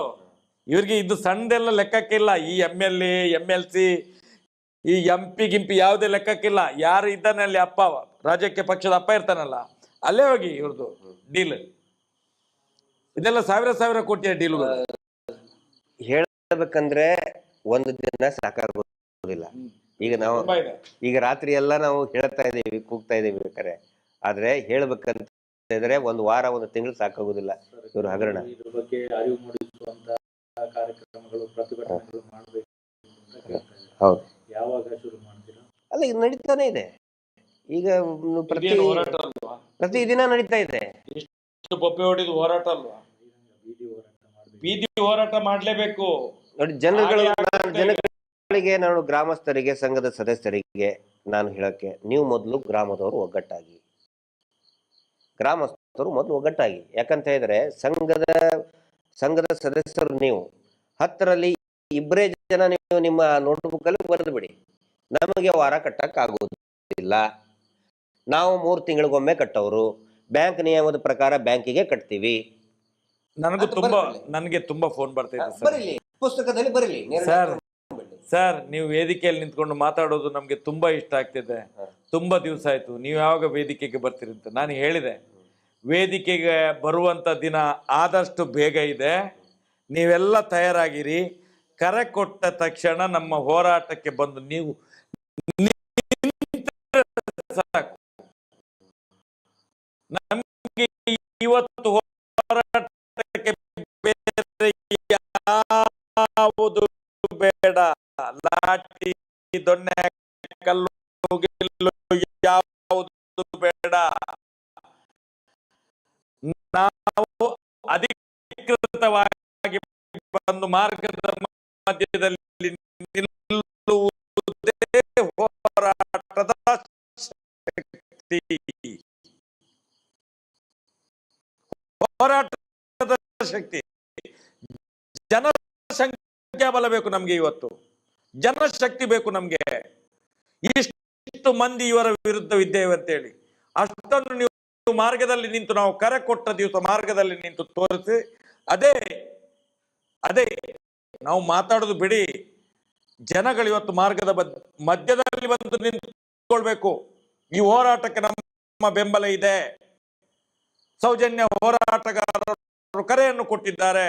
ನಾವು ಇವತ್ತು ಪೂರ್ತಿ ಮಾರ್ಗದಲ್ಲಿದ್ದೇವೆ ಅಂತೇಳಿ.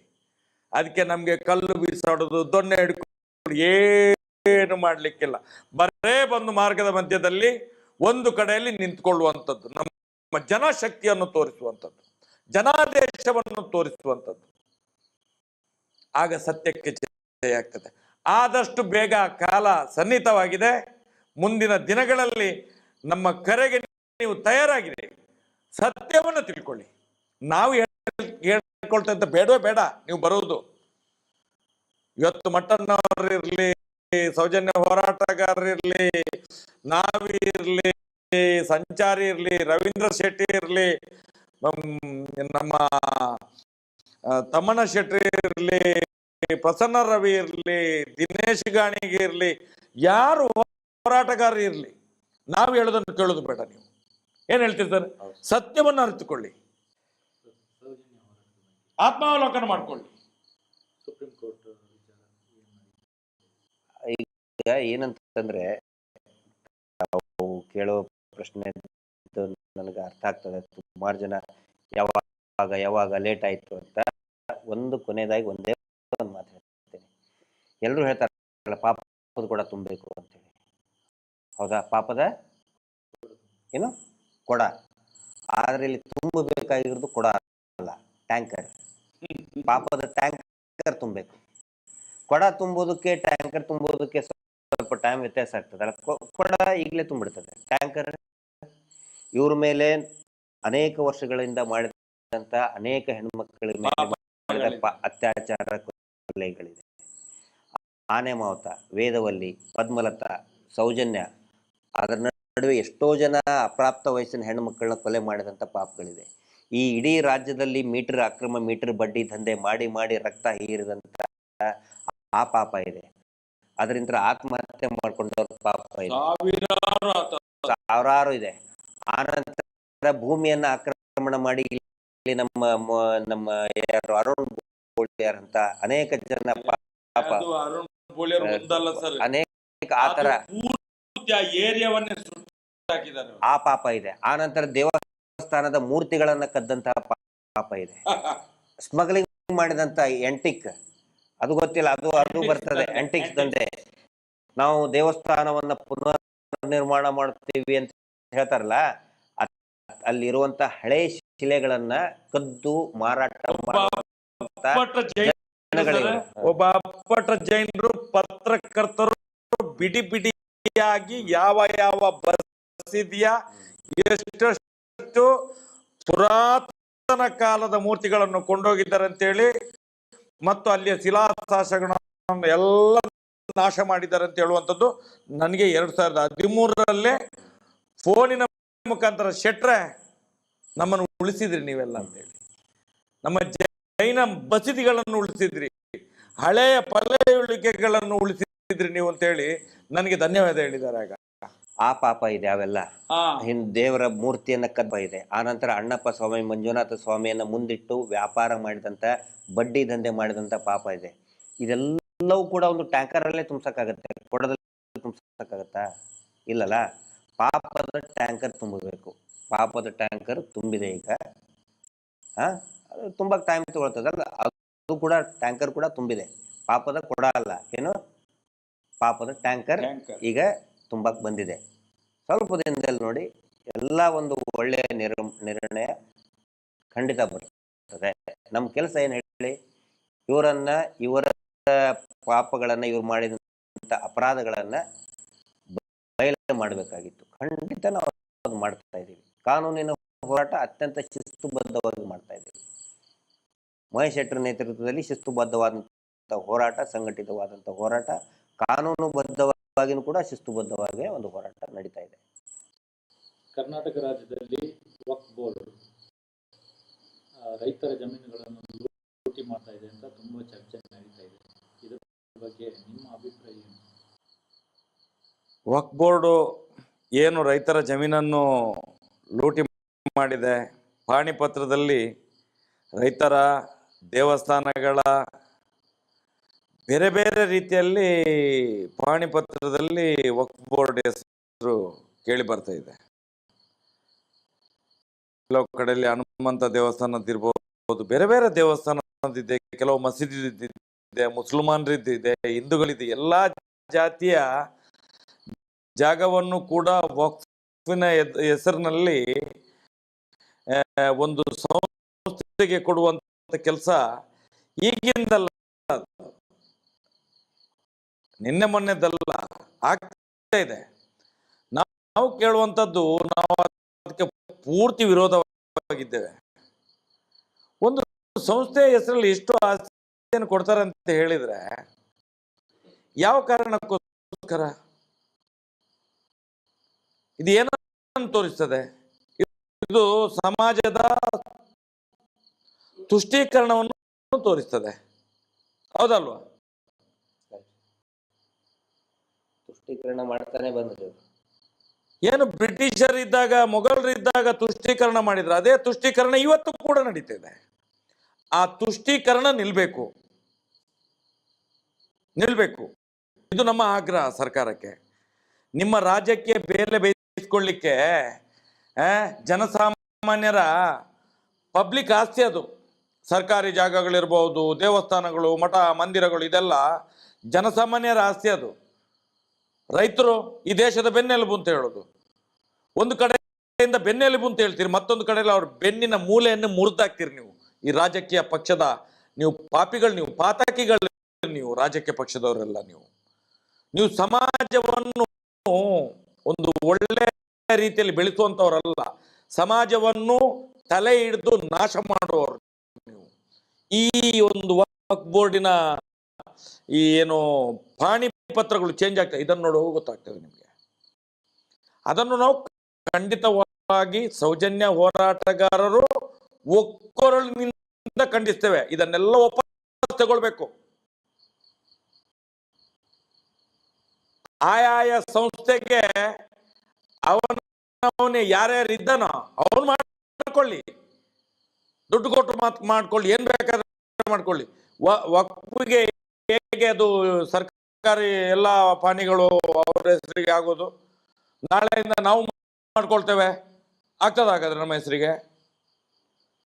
ನಾನು ಕೇಳುವಂತ ಇವತ್ತು ರಾಜ್ಯದಲ್ಲಿ, ದೇಶದಲ್ಲಿ ಎಲ್ಲಾ ಕಡೆಗಳಲ್ಲಿ ವಕ್ಫ್ ಬೋರ್ಡ್ ವಕ್ಫ್ ಬೋರ್ಡ್ ವಕ್ಫ್ ಬೋರ್ಡ್ ವಕ್ಫ್ ಬೋರ್ಡ್ ವಕ್ಫ್ ಬೋರ್ಡ್ ಅಂತ ಹೇಳಿ, ಇಲ್ಲಿ ಧರ್ಮಸ್ಥಳದಲ್ಲಿ ಒಬ್ಬ ವೀರೇಂದ್ರ ಹೆಗ್ಡೆ ಇದ್ದಾನೆ. ಮಂಜುನಾಥನ ಅಣ್ಣಪ್ಪ ಸ್ವಾಮಿಯ ಜಾಗವನ್ನೇ ವೀರೇಂದ್ರ ಹೆಗ್ಡೆ ಜಾಗ ಅಂತ ಹೇಳಿ RTC ಮಾಡ್ಕೊಂಡು ಕೂತಿದ್ದಾನೆ. ಇದನ್ನ ಯಾಕೆ ಮಾತಾಡೋದಿಲ್ಲ ನೀವುಗಳೆಲ್ಲ?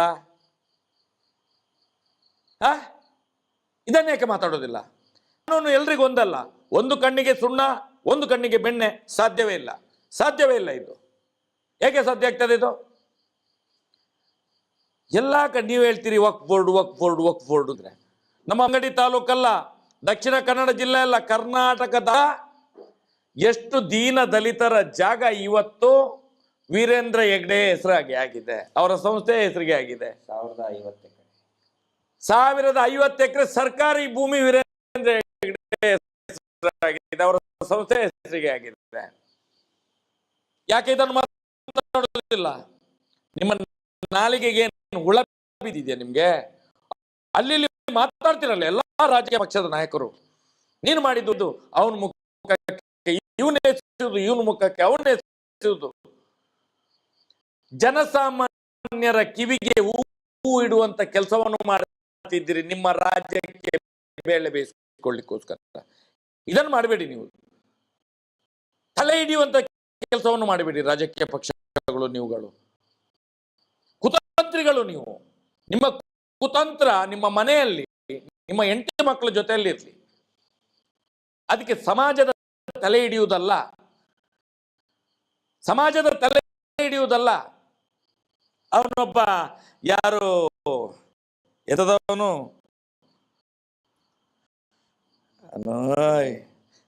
ಎಂತ ಜಮೀರ್ ಅಹಮದ, ಅವನೊಂದು ಏನು ಮಾತಾಡ್ತಾನೆ, ಅವನು ನಿಜವಾಗಿ ಬಸ್ಸಿಗೆ ಜನ ಕರೀಲಿಕ್ಕೆ ಪಿಟ್ಟು ಜನ. ಅವನೇನು ಏನು ಟೂರಿಸ್ಟ್ ಬಸ್ ಜನ ಎಲ್ಲ ಕರಿತಿದ್ದವನು ಹಿಂದೆ, ಎಲ್ಲಿಂದ ಕಾಸು ಮಾಡಿದ ಗೊತ್ತಿಲ್ಲ. ಅವನು ಒಂದೊಂದ್ಸಲ ಅವನು ನಾಳೆಗೆ ಹರಿಬಿಡ್ತಾನಂತ ಹೇಳಿದ್ರೆ ಅವನಿಗೆ ಅಪ್ಪ ಯಾರು, ಅಮ್ಮ ಯಾರು, ಅಜ್ಜ ಯಾರು, ಅಜ್ಜಿ ಯಾರು, ಯಾರು ಏನಂತ ಗೊತ್ತಾಗೋದಿಲ್ಲ. ಇಡೀ ಸಮಾಜವನ್ನು ತಲೆ ಹಿಡಿಯುವ ಕೆಲಸವನ್ನು ಮಾಡ್ತಾರೆ ಇವರು. ಇವರು ರಾಜ್ಯಕ್ಕೆ ಬೆಲೆ ಬೇಯಿಸಿಕೊಳ್ಳಿಕ್ಕೆ ಮಾತ್ರ. ನಾಳೆ ಬೇಕಾದ್ರೆ ಯಡಿಯೂರಪ್ಪನನ್ನು ಕೂಡ ಒಂದು ಸೀಟ್ ಕೊಡ್ತಾರಂತೆ ಅಪ್ಪ ಅಂತ ಕರೀತಾನೆ. ನಾಳೆ ನೋಡಿದ್ರೆ ಕಾಂಗ್ರೆಸ್ ಅಲ್ಲಿ, ಇವತ್ತು ನೋಡಿದ್ರೆ ಬಿಜೆಪಿ ಅಲ್ಲಿ, ನಾಳೆ ನೋಡಿದ್ರೆ JDS ಅಲ್ಲಿ, ಎಲ್ಲೆಲ್ಲಿ ಇರ್ತಾರೆ ಅಂತ ಗೊತ್ತಾಗೋದಿಲ್ಲ. ಇವರು ಏನ್ ಹೇಳ್ತಾರೆ? ವಕ್ಫ್ ಬೋರ್ಡ್ ಅಂತ ಹೇಳಿದ್ರೆ ಅದೊಂದು ಸಂಸ್ಥೆ. ಹೌದು ಸ್ವಾಮಿ, ಸಂಸ್ಥೆ ಹೌದು. ಮಠದ ಹೆಸರು ಅದಕ್ಕೆ ಹೇಗೆ ಹೋಗುದು? ದೇವಸ್ಥಾನದ ಹೆಸರು ಹೇಗೆ ಹೋಗೋದಕ್ಕೆ? ನಾನು ಕೇಳೋ ಜನಗಳು ಎಷ್ಟು ಮೂರ್ಖರಿದ್ದೀರಿ ಸ್ವಾಮಿ, ಜನಗಳು ಎಷ್ಟು ಮೂರ್ಖರಿದ್ದೀರಿ. ನಾನು ಹೇಳುವಂಥದ್ದು ವಕ್ಫ್ ಮಾತ್ರ ಅಲ್ಲ, ಅದೊಂದು ದೊಡ್ಡ ಸಂಸ್ಥೆ, ಅದು ಸರ್ಕಾರಿ ಸಂಸ್ಥೆ, ಸರ್ಕಾರದ ಕೈಯಲ್ಲಿರುವಂಥದ್ದು. ವಕ್ಫ್ ಅಂತ ಹೇಳಿದ್ರೆ ಇವತ್ತು ಮುಸಲ್ಮಾನರ ಒಂದು ನಿಯೋಗ ಅದನ್ನು ಕಂಟ್ರೋಲ್ ಮಾಡ್ತದೆ ಬಿಟ್ರೆ ಅದು ಸರ್ಕಾರದ ಆಸ್ತಿ.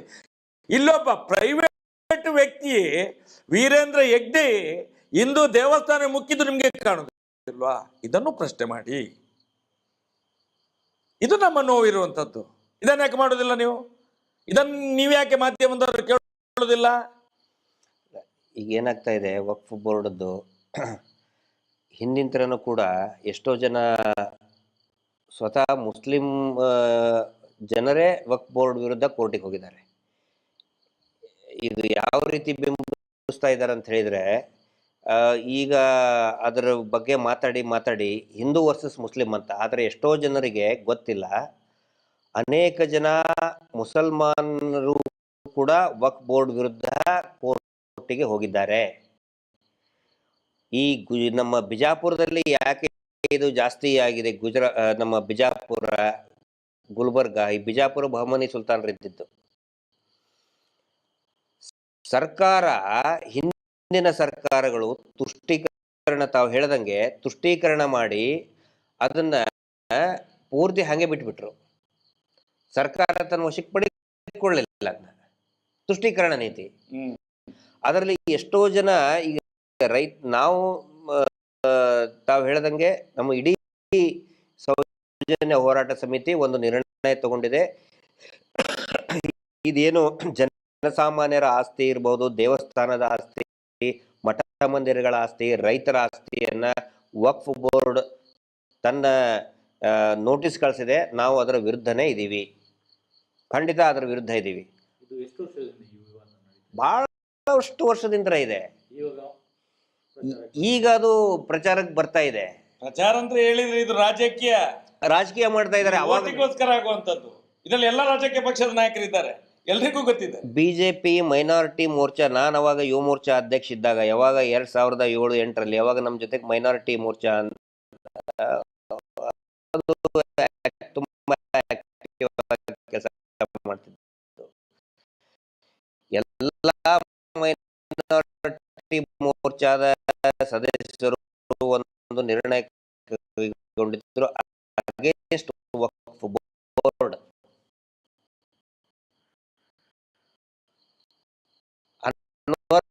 ಮಾರ್ಪಾಡಿ ಅಂತ ಹೇಳಿ ಅದಾದ್ಮೇಲೆ ಮೈನಾರಿಟಿ ಅಧ್ಯಕ್ಷರಾಗಿದ್ದರು ಮಂಗಳೂರಿನವರು. ಹೌದು, ಅವರೆಲ್ಲ ಅದರ ಅಗೇನ್ಸ್ಟ್ ಇದನ್ನ ಮಾಡಿದ್ದಾರೆ. ಅದನ್ನ ವಕ್ಫ್ ಬೋರ್ಡ್ ಈ ಪೂರ್ತಿ ಇದು ಆಸ್ತಿ ಕಬಳಿಸ್ತಾ ಇದೆ ಅಂತ ಹೇಳಿ ಇದು ಜನರಿಗೆ ಗೊತ್ತಾಗಬೇಕು. ಏನಾಗ್ತಾ ಇದೆ, ಹಿಂದೂ ಮುಸ್ಲಿಂ ಅಂತ ಮಾಡಕ್ ಹೊರಟಿದ್ದಾರೆ. ಆ ಜಮೀರ್ ಅಹಮದ್ಗೆ ಮೊದಲು ಬುದ್ಧಿ ಇಲ್ಲ ಅವನಿಗೆ. ಮಾತಾಡೋದು ಅವ್ರಿಗೆ ಇಲ್ಲಿ ಏನಾಗಿದೆ ಗೊತ್ತಾ ಸರ್, ಮುಸ್ಲಿಂ ನಾಯಕರಿಗೆ ಮುಸಲ್ಮಾನರನ್ನ ಹಿಂದೂಗಳ ವಿರುದ್ಧ ಎತ್ತಿ ಕಟ್ಟಬೇಕು, ಹಿಂದೂಗಳ ನಾಯಕರು ಅಂತ ಹೇಳ್ಕೊಳ್ಳೋರಿಗೆ ಹಿಂದೂಗಳನ್ನ ಮುಸ್ಲಿಮರ ವಿರುದ್ಧ ಎತ್ತಿ ಕಟ್ಟಬೇಕು. ಹಿಂಗ ಮಾಡಿ ಅವ್ರವ್ರ ಅಂಗಡಿಯನ್ನ ನಡೆಸ್ತಾ ಇರಬೇಕು. ಆದ್ರೆ ವಾಸ್ತವ ಏನಿದೆ ಅದನ್ನ ಎಲ್ಲರೂ ಮರೆಮಾಚ್ತಾ ಇದ್ದಾರೆ. ರೈತರು ಆಸ್ತಿ ಎಲ್ಲರಿಗೂ ಗೊತ್ತಿದೆ. ಇದು ಈಗ ಪಾಪಿಗಳಿಂದ ನಮ್ಮಂತವರು ರಸ್ತೆಯಲ್ಲಿ ನಿಂತ್ಕೊಂಡು ನಾವು ಹೋರಾಟ ಮಾಡಬೇಕು. ಇಷ್ಟು ವರ್ಷ ಆಯ್ತು ನೋಡಿ. ಸ್ವತಃ ವೀರೇಂದ್ರ ಹೆಗಡೆ ಅವರ ಫ್ಯಾಮಿಲಿ ಹೈಕೋರ್ಟ್ ಮತ್ತೆ ಸುಪ್ರೀಂ ಕೋರ್ಟ್ ನಲ್ಲಿ ಅಫಿಡವಿಟ್ ಕೊಟ್ಟಿದ್ದಾರೆ. ಇದು ಹಿಂದೂಗಳ ಆಸ್ತಿ ಅಲ್ಲ, ಹಿಂದೂಗಳ ಧಾರ್ಮಿಕ ಕ್ಷೇತ್ರನೇ ಅಲ್ಲ. 1974ರಲ್ಲಿ ಹಾಕಿದ್ದಾರೆ. ಅದಕ್ಕಿಂತ ಬಿಫೋರ್ ಇದ್ದಿದ್ದು ರತ್ನವರ್ಮ ಹೆಗಡೆ ಅವರು. 1969ಕ್ಕಿಂತ ಮುಂಚೆ ಇದ್ದಿದ್ದವರು. ಇವರು ಏನೋ ಪಟ್ಟ ಏರಿದ್ದು 1969ರ ನಂತರ 68ಕ್ಕೆ. ಅದಕ್ಕಿಂತ ಬಿಫೋರ್ ಅವಾಗ್ಲೇನೆ ಹಾಕಿದ್ದಾರೆ ಅವರು. ಹಾಗಿದ್ರೆ ಯಾಕೆ ಅದ್ರ ಬಗ್ಗೆ ಮಾತಾಡ್ತಾ ಇಲ್ಲ? ಇಲ್ಲಿ ಏನ ಮಾಡ್ತಾ ಇದ್ದಾರೆ? ಹಂಗಿದ್ರೆ ಅವರು ಮಾಡಿದ್ರೆ ನಡೀಬಹುದಾ? ಇನ್ನೊಂದು ಪ್ರಮುಖ ವಿಷಯ ಸರ್, ಮೊನ್ನೆ ಹೋಗಿದ್ದೆ ಏರ್ಪೋರ್ಟ್ಗೆ. ಅಲ್ಲಿ ಜ್ವಾಲಾಮಾಲ ಅಂತ ಹೇಳಿ, ಜ್ವಾಲಾಮಾಲಿನಿ ಅದು ಒಂದು ಮಠ. ಆ ಮಠದ ಹೆಸರು ಜ್ವಾಲಾಮಾಲಿ. ಅದು ಬಹಳ ದೊಡ್ಡ ಮಠ ಅದು. ಆ ನಂತರ ಬಹಳ ಮಿಸ್ಟೀರಿಯಸ್ ಆಗಿ, ಆಶ್ಚರ್ಯಕರವಾಗಿ ಆ ಸ್ವಾಮೀಜಿಗಳು ಸಾಯ್ತಾರೆ. ಅದ್ರ ಬಗ್ಗೆ ನಾವು ಮುಂದಿನ ದಿನದಲ್ಲಿ ಮಾತಾಡ್ತೀನಿ. ಬೇರೆ ಬೇರೆ ಇನ್ನೂ ಅದ್ರ ಬಗ್ಗೆ ನಡೀತಾ ಇದೆ. ಅವ್ರು ತೀರ್ಕೊಂಡ ನಂತರ ಧರ್ಮಸ್ಥಳದವರು ಟೇಕ್ ಓವರ್ ಮಾಡ್ತಾರೆ. ವೀರೇಂದ್ರ ಹೆಗಡೆ ಅವರ ಆಪ್ತರೆ ಈಗ ಅಲ್ಲಿ ಆಡಳಿತಾಧಿಕಾರಿಗಳು ಇರೋದು. ಜ್ವಾಲಾಮಾಲಿನಿ ಅನ್ನುವಂಥದ್ದು ಜೈನರ ದೇವಿ ಅದು. ನನ್ನಲ್ಲೂ ಕೂಡ ಇದೆ. ಜ್ವಾಲಾಮಾಲಿನಿ ಅನ್ನುವಂಥ ದೇವಿ ನನ್ನಲ್ಲೂ ಕೂಡ ಇದೆ. ನಾವು ದೇವಿಯನ್ನು ಆರಾಧನೆ ಮಾಡ್ತೇವೆ. ಯಾವುದು ದೇವಿಯ ಹೆಸರು ಕಟ್ರೆ ದೇವಿ, ಅದು ಯಾವುದಾಗ್ಲಿ ಅದು ನಮ್ಮ ದೇವರು ಅಂತ ಹೇಳಿ. ಆದ್ರೆ ಅದು ವೀರಶೈವ ಲಿಂಗಾಯತರ ಮಠ. ಈಗ ನೀವು ಹೋಗಿ ನೋಡಿದ್ರಿಂದ ಅದು ಈಗ ಅಲ್ಲಿ ಜ್ವಾಲಾಮಾಲಿನಿ ಆಗಿರ್ಬೋದು. ಯಾವಾಗ ಕರೀನಾ ಕೊರೋನಾದ ಸಂದರ್ಭದಲ್ಲಿ ಆದಂತ ಘಟನೆ ಅದೆಲ್ಲ ಈಗ ಟ್ರಾನ್ಸ್ಫರ್ ಆಗಿದ್ದೆಲ್ಲ. ಆದೃಷ್ಟಂದ ಅದು ಈಗ ಅಲ್ಲಿ ಜ್ವಾಲಾಮಾಲಿನಿ ಅಂತ ಹೇಳಿ ಬೋರ್ಡ್ ಹಾಕಿರ್ಬೋದು. ಯಾಕಂತ ಹೇಳಿದ್ರೆ ಈಗ ಇಲ್ಲಿ ಉಪ್ಪಿನಂಗಡಿ ಯಾರೋ ಅದನ್ನ ನಡೆಸ್ತಾ ಇದ್ದಾರೆ. ಧರ್ಮಸ್ಥಳದ ಜನಗಳೇ ಇರುವುದಲ್ಲಿ ಈಗ. ಅಲ್ಲ, ಅದನ್ನ ಮುಂಚೆ ಈಗಲೂ ಕೂಡ ನೀವು ಯಾರಿಗೆ ಕೇಳಿದ್ರು ಕೂಡ ಅಂತಲ್ಲಿ ಅದನ್ನ ಮಠ ಅಂತಾನೆ ಹೇಳ್ತಾರೆ, ಮಠ ಅಂತಾನೆ ಹೇಳ್ತಾರೆ. ಈಗ ಅದಕ್ಕಿಂತ ಜಾಸ್ತಿ ಮುಖ್ಯವಾದ ಏನಂದ್ರೆ ಇಲ್ಲಿ ನಾನು ಬಹಳ ಕ್ಲಿಯರ್ ಆಗಿ ಹೇಳ್ತಾ ಇದ್ದೀನಿ, ಜೈನರ ವಿರುದ್ಧ ಅಲ್ಲ, ಅಲ್ಲಿ ಜೈನರೇ ವೀರೇಂದ್ರ ಹೆಗ್ಗಡೆ ವಿರುದ್ಧ ನಿಂತ್ಕೊಂಡಿದ್ದಾರೆ. ಯಾಕಂತ ಹೇಳಿದ್ರೆ ಅಲ್ಲಿ 70 ಮನೆಗಳು, NR ಪುರದ 70 ಮನೆಗಳಲ್ಲಿ ಅದರಲ್ಲಿ ಬಹುತೇಕರು ಜೈನರ ಮನೆಗಳಿದೆ. ಆ ಮನೆಗಳಿಗೆ ಈಗ ಹೊಸದಾಗಿ ಬಂದಂತಹ ಇವರು ಏನು ಆಡಳಿತಾಧಿಕಾರಿ ಬಂದಿದಾರಲ್ಲ, ಎಲ್ಲರಿಗೂ ನೋಟಿಸ್ ಕೊಟ್ಟಿದ್ದಾರೆ 70 ಮನೆಗಳಿಗೆ. ಅಷ್ಟೇ ಅಲ್ಲ, ಒಂದು ಶಾಲೆ ಇದೆ, ಸರ್ಕಾರಿ ಶಾಲೆ, ತುಂಬಾ ಚೆನ್ನಾಗಿ ಸ್ಕೂಲ್ ಇದೆ ಸರ್. 106 ಜನ ಮಕ್ಕಳು ಬರ್ತಾರೆ. ಆ ಸ್ಕೂಲನ್ನ ಡೆಮಾಲಿಷನ್ ಮಾಡಬೇಕಂತೇಳಿ ವೀರೇಂದ್ರ ಹೆಗ್ಗಡೆ ನೋಟಿಸ್ ಕೊಟ್ಟಿದ್ದಾರೆ, ಸರ್ಕಾರಿ ಶಾಲೆ. ಅಲ್ಲಿಗ ಇವರು ವೀರಶೈವ ಲಿಂಗಾಯತರು ಯಾರು ಎದ್ದೇಳಿಲ್ವಾ ನಮ್ಮ ಮಠ ಅಂತ ಹೇಳಿ ಈಗ ಸ್ಟ್ರೈಕ್ ಮಾಡ್ತೀವಿ, ಈಗೀಗ ಅರಿವು ಮೂಡ್ತಾ ಇದೆ. ಅದಕ್ಕೆ ನಾನು ಹೇಳುದು, ಇವರು ಎಲ್ಲಿ ಕಾಲಿಡ್ತಾರೆ ಅದು ಒಂದು ಜಾಲಿ ಮರ ಇದ್ದಂಗೆ, ಎಲ್ಲರನ್ನು ಕೂಡ ಸರ್ವನಾಶ ಮಾಡಿ ಹಾಕ್ತಾರೆ. ಅದಕ್ಕೆ ಯಾರು ನಮಗೆ ಹೇಳ್ತಾರಲ್ಲ ಇವರು ಜೈನ ವಿರೋಧಿಗಳು, ಖಂಡಿತ ಅಲ್ಲ. ಅಲ್ಲಿ ಸ್ವತಃ ಜೈನ ಕುಟುಂಬದವರೇ ವೀರೇಂದ್ರ ಹೆಗ್ಗಡೆ ವಿರುದ್ಧ ಅವರು ಸ್ಟ್ರೈಕ್ ಮಾಡ್ತೀವಿ ಅಂತ ಹೇಳ್ತಾ ಇದ್ದಾರೆ. ಅವ್ರ ಆಸ್ತಿ ಅದು. ಅಲ್ಲ, ಇವರು ಜೈನರಂತ ಈಗ ಹೇಳುದು ಸರ್, ಇವರು ಬ್ರಿಟಿಷರ ಜೊತೆಗೆ ಬಂದವರು. ಇವರು ಇಲ್ಲಿಯ ಜೈನರಲ್ಲ, ಒರಿಜಿನಲ್ ಜೈನರು ನಮ್ಮ ಜೊತೆಯಲ್ಲಿ ಅದು ಗೊತ್ತಾಗ್ಬೇಕು ಜನಗಳಿಗೆ, ಅದು ಗೊತ್ತಾಗ್ಬೇಕು. ನಾವು ಏನು ಜೈನ ಸಮುದಾಯದ ವಿರುದ್ಧ ಖಂಡಿತ ನಾವಲ್ಲ. ವೀರೇಂದ್ರ ಹೆಗ್ಗಡೆ ಅವರ ಕುಟುಂಬ ಮಾಡ್ತಾ ಇರುವಂತ ಅನಾಚಾರ, ಬನ್ನಿ NR ಪುರ ಕೇಳಿ ನೀವು.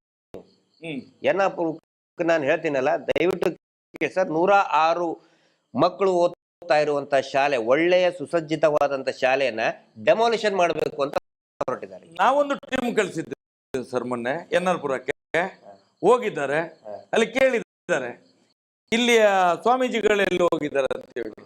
ನಿಮ್ಗೆ ಗೊತ್ತಿಲ್ವಾ ಅವರು ಕರೆಂಟ್ ಹೊಡೆದು ಸತ್ತಿದ್ದಾರೆ ಅಂತ ಹೇಳಿ.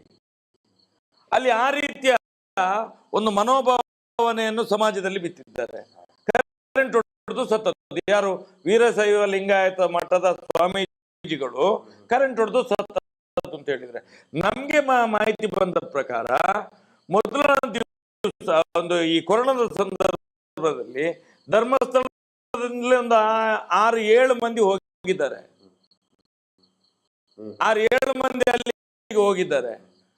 ಅವರು ಹೋದ ಮರು ದಿವಸ ಬೆಳಿಗ್ಗೆ ಈ ಎಲ್ಲ ಘಟನೆ ನಡೆದಿರುವಂತದ್ದು, ಅದರ ಮೇಲೆ ಆಸ್ತಿ ಎಲ್ಲ ಪುಸಲಾಯಿಸಿರುವಂತದ್ದು ನಮ್ಗೆ ಅಷ್ಟು ಮಾಹಿತಿ ಈಗ ನಮ್ಗೆ ಬಂದಿದೆ. ನೀವೀಗ ಮೊನ್ನೆ ಹೋಗಿದ್ರಿ, ನೀವೊಂದಷ್ಟು ಮಾಹಿತಿಯನ್ನು ಪಡ್ಕೊಂಡಿದ್ರಿ. ಅದನ್ನು ನೋಡುವಾಗ ಈಗ ನಾವು ಈ ಇಡೀ ರಾಜ್ಯದಲ್ಲಿ ಇಂಥ ತುಂಬಾ ಪ್ರಕರಣಗಳು, ಬೇರೆ ಬೇರೆ ಮಠದ್ದು, ಬೇರೆ ಬೇರೆ ಜನಗಳದ್ದು, ದೀನದಲಿತರಿದ್ದು, ಸರ್ಕಾರದ ಭೂ ಹಗರಣ, ಮತ್ತೆ ಬೆಂಗಳೂರಲ್ಲಿ ನೋಡಿದ್ರೆ ಇದು ಯಾವುದು ರಾಜಕಾಲುವೆಗಳನ್ನು ಒತ್ತುವರಿ, ಇದೆಲ್ಲ ಏನ್ ಸರ್? ಇದು ಈ ದೇಶದಲ್ಲಿ ಹಾಗಾದ್ರೆ ಕಾನೂನು ಎಷ್ಟಿದೆ? ಹಾಗಾದ್ರೆ ನೆಲಮಂಗಲ ಹತ್ರ ಅದೊಂದೇನೋ ಕ್ಷೇಮವನ ಮಾಡಿದ್ದಾರೆ. ಕ್ಷೇಮವನ ಅಲ್ಲಿ ಎಲ್ಲಿದೆ ಅದು? ಯಾವ್ದ್ರ ಮೇಲೆ ಇದೆ ಅದು? ನಾವು ಹೇಳುವಂತದ್ದು ಇದು ಯಾರಿಗೂ ಗೊತ್ತಾಗೋದಿಲ್ಲ, ಈ ರಾಜಕೀಯ ವ್ಯಕ್ತಿಗಳಿಗೂ ಗೊತ್ತಾಗೋದಿಲ್ಲ. ಕಲ್ಲೇರಿಯಲ್ಲಿದ್ದ ಪೆಟ್ರೋಲ್ ಬಂಕ್ MB ಕರಿಯ ಹೆಸರಿನಲ್ಲಿ ಆಗಿದ್ದು, SC ಕೋಟಾದಲ್ಲಿ ಸಿಕ್ಕಿದ್ದವರಿಗೆ. ಅದನ್ನ ಧರ್ಮಸ್ಥಳ ಕಲ್ಲೇರಿಯಲ್ಲಿ ಅದನ್ನೀಗ ಹರ್ಷೇಂದ್ರ ತಮ್ಮ ಹೆಸರಲ್ಲೇ ಮಾಡ್ಕೊಂಡು ದಲಿತರ ಕೋಟಾದಲ್ಲಿ, SC ಕೋಟಾದಲ್ಲಿ ಇದ್ದನ ಪೆಟ್ರೋಲ್ ಬಂಕ್ ಅನ್ನ ಅವ್ರ ಹೆಸರಿಗೆ ಒತ್ತುವರಿ ಮಾಡ್ಕೊಂಡು. ನಾನು ಕೇಳುದು ಸರ್, ಇಷ್ಟು ದಲಿತ ಸಂಘಟನೆಗಳಿದ್ದಾವಲ್ಲ, ಈಗ ನೋಡಿ ಉಜಿರೆ ಗ್ರೌಂಡ್ ಇದೆ, 42 ಎಕರೆ, 42 ಎಕರೆ ಭೂಮಿ ಅದು DCDR ಜಾಗ.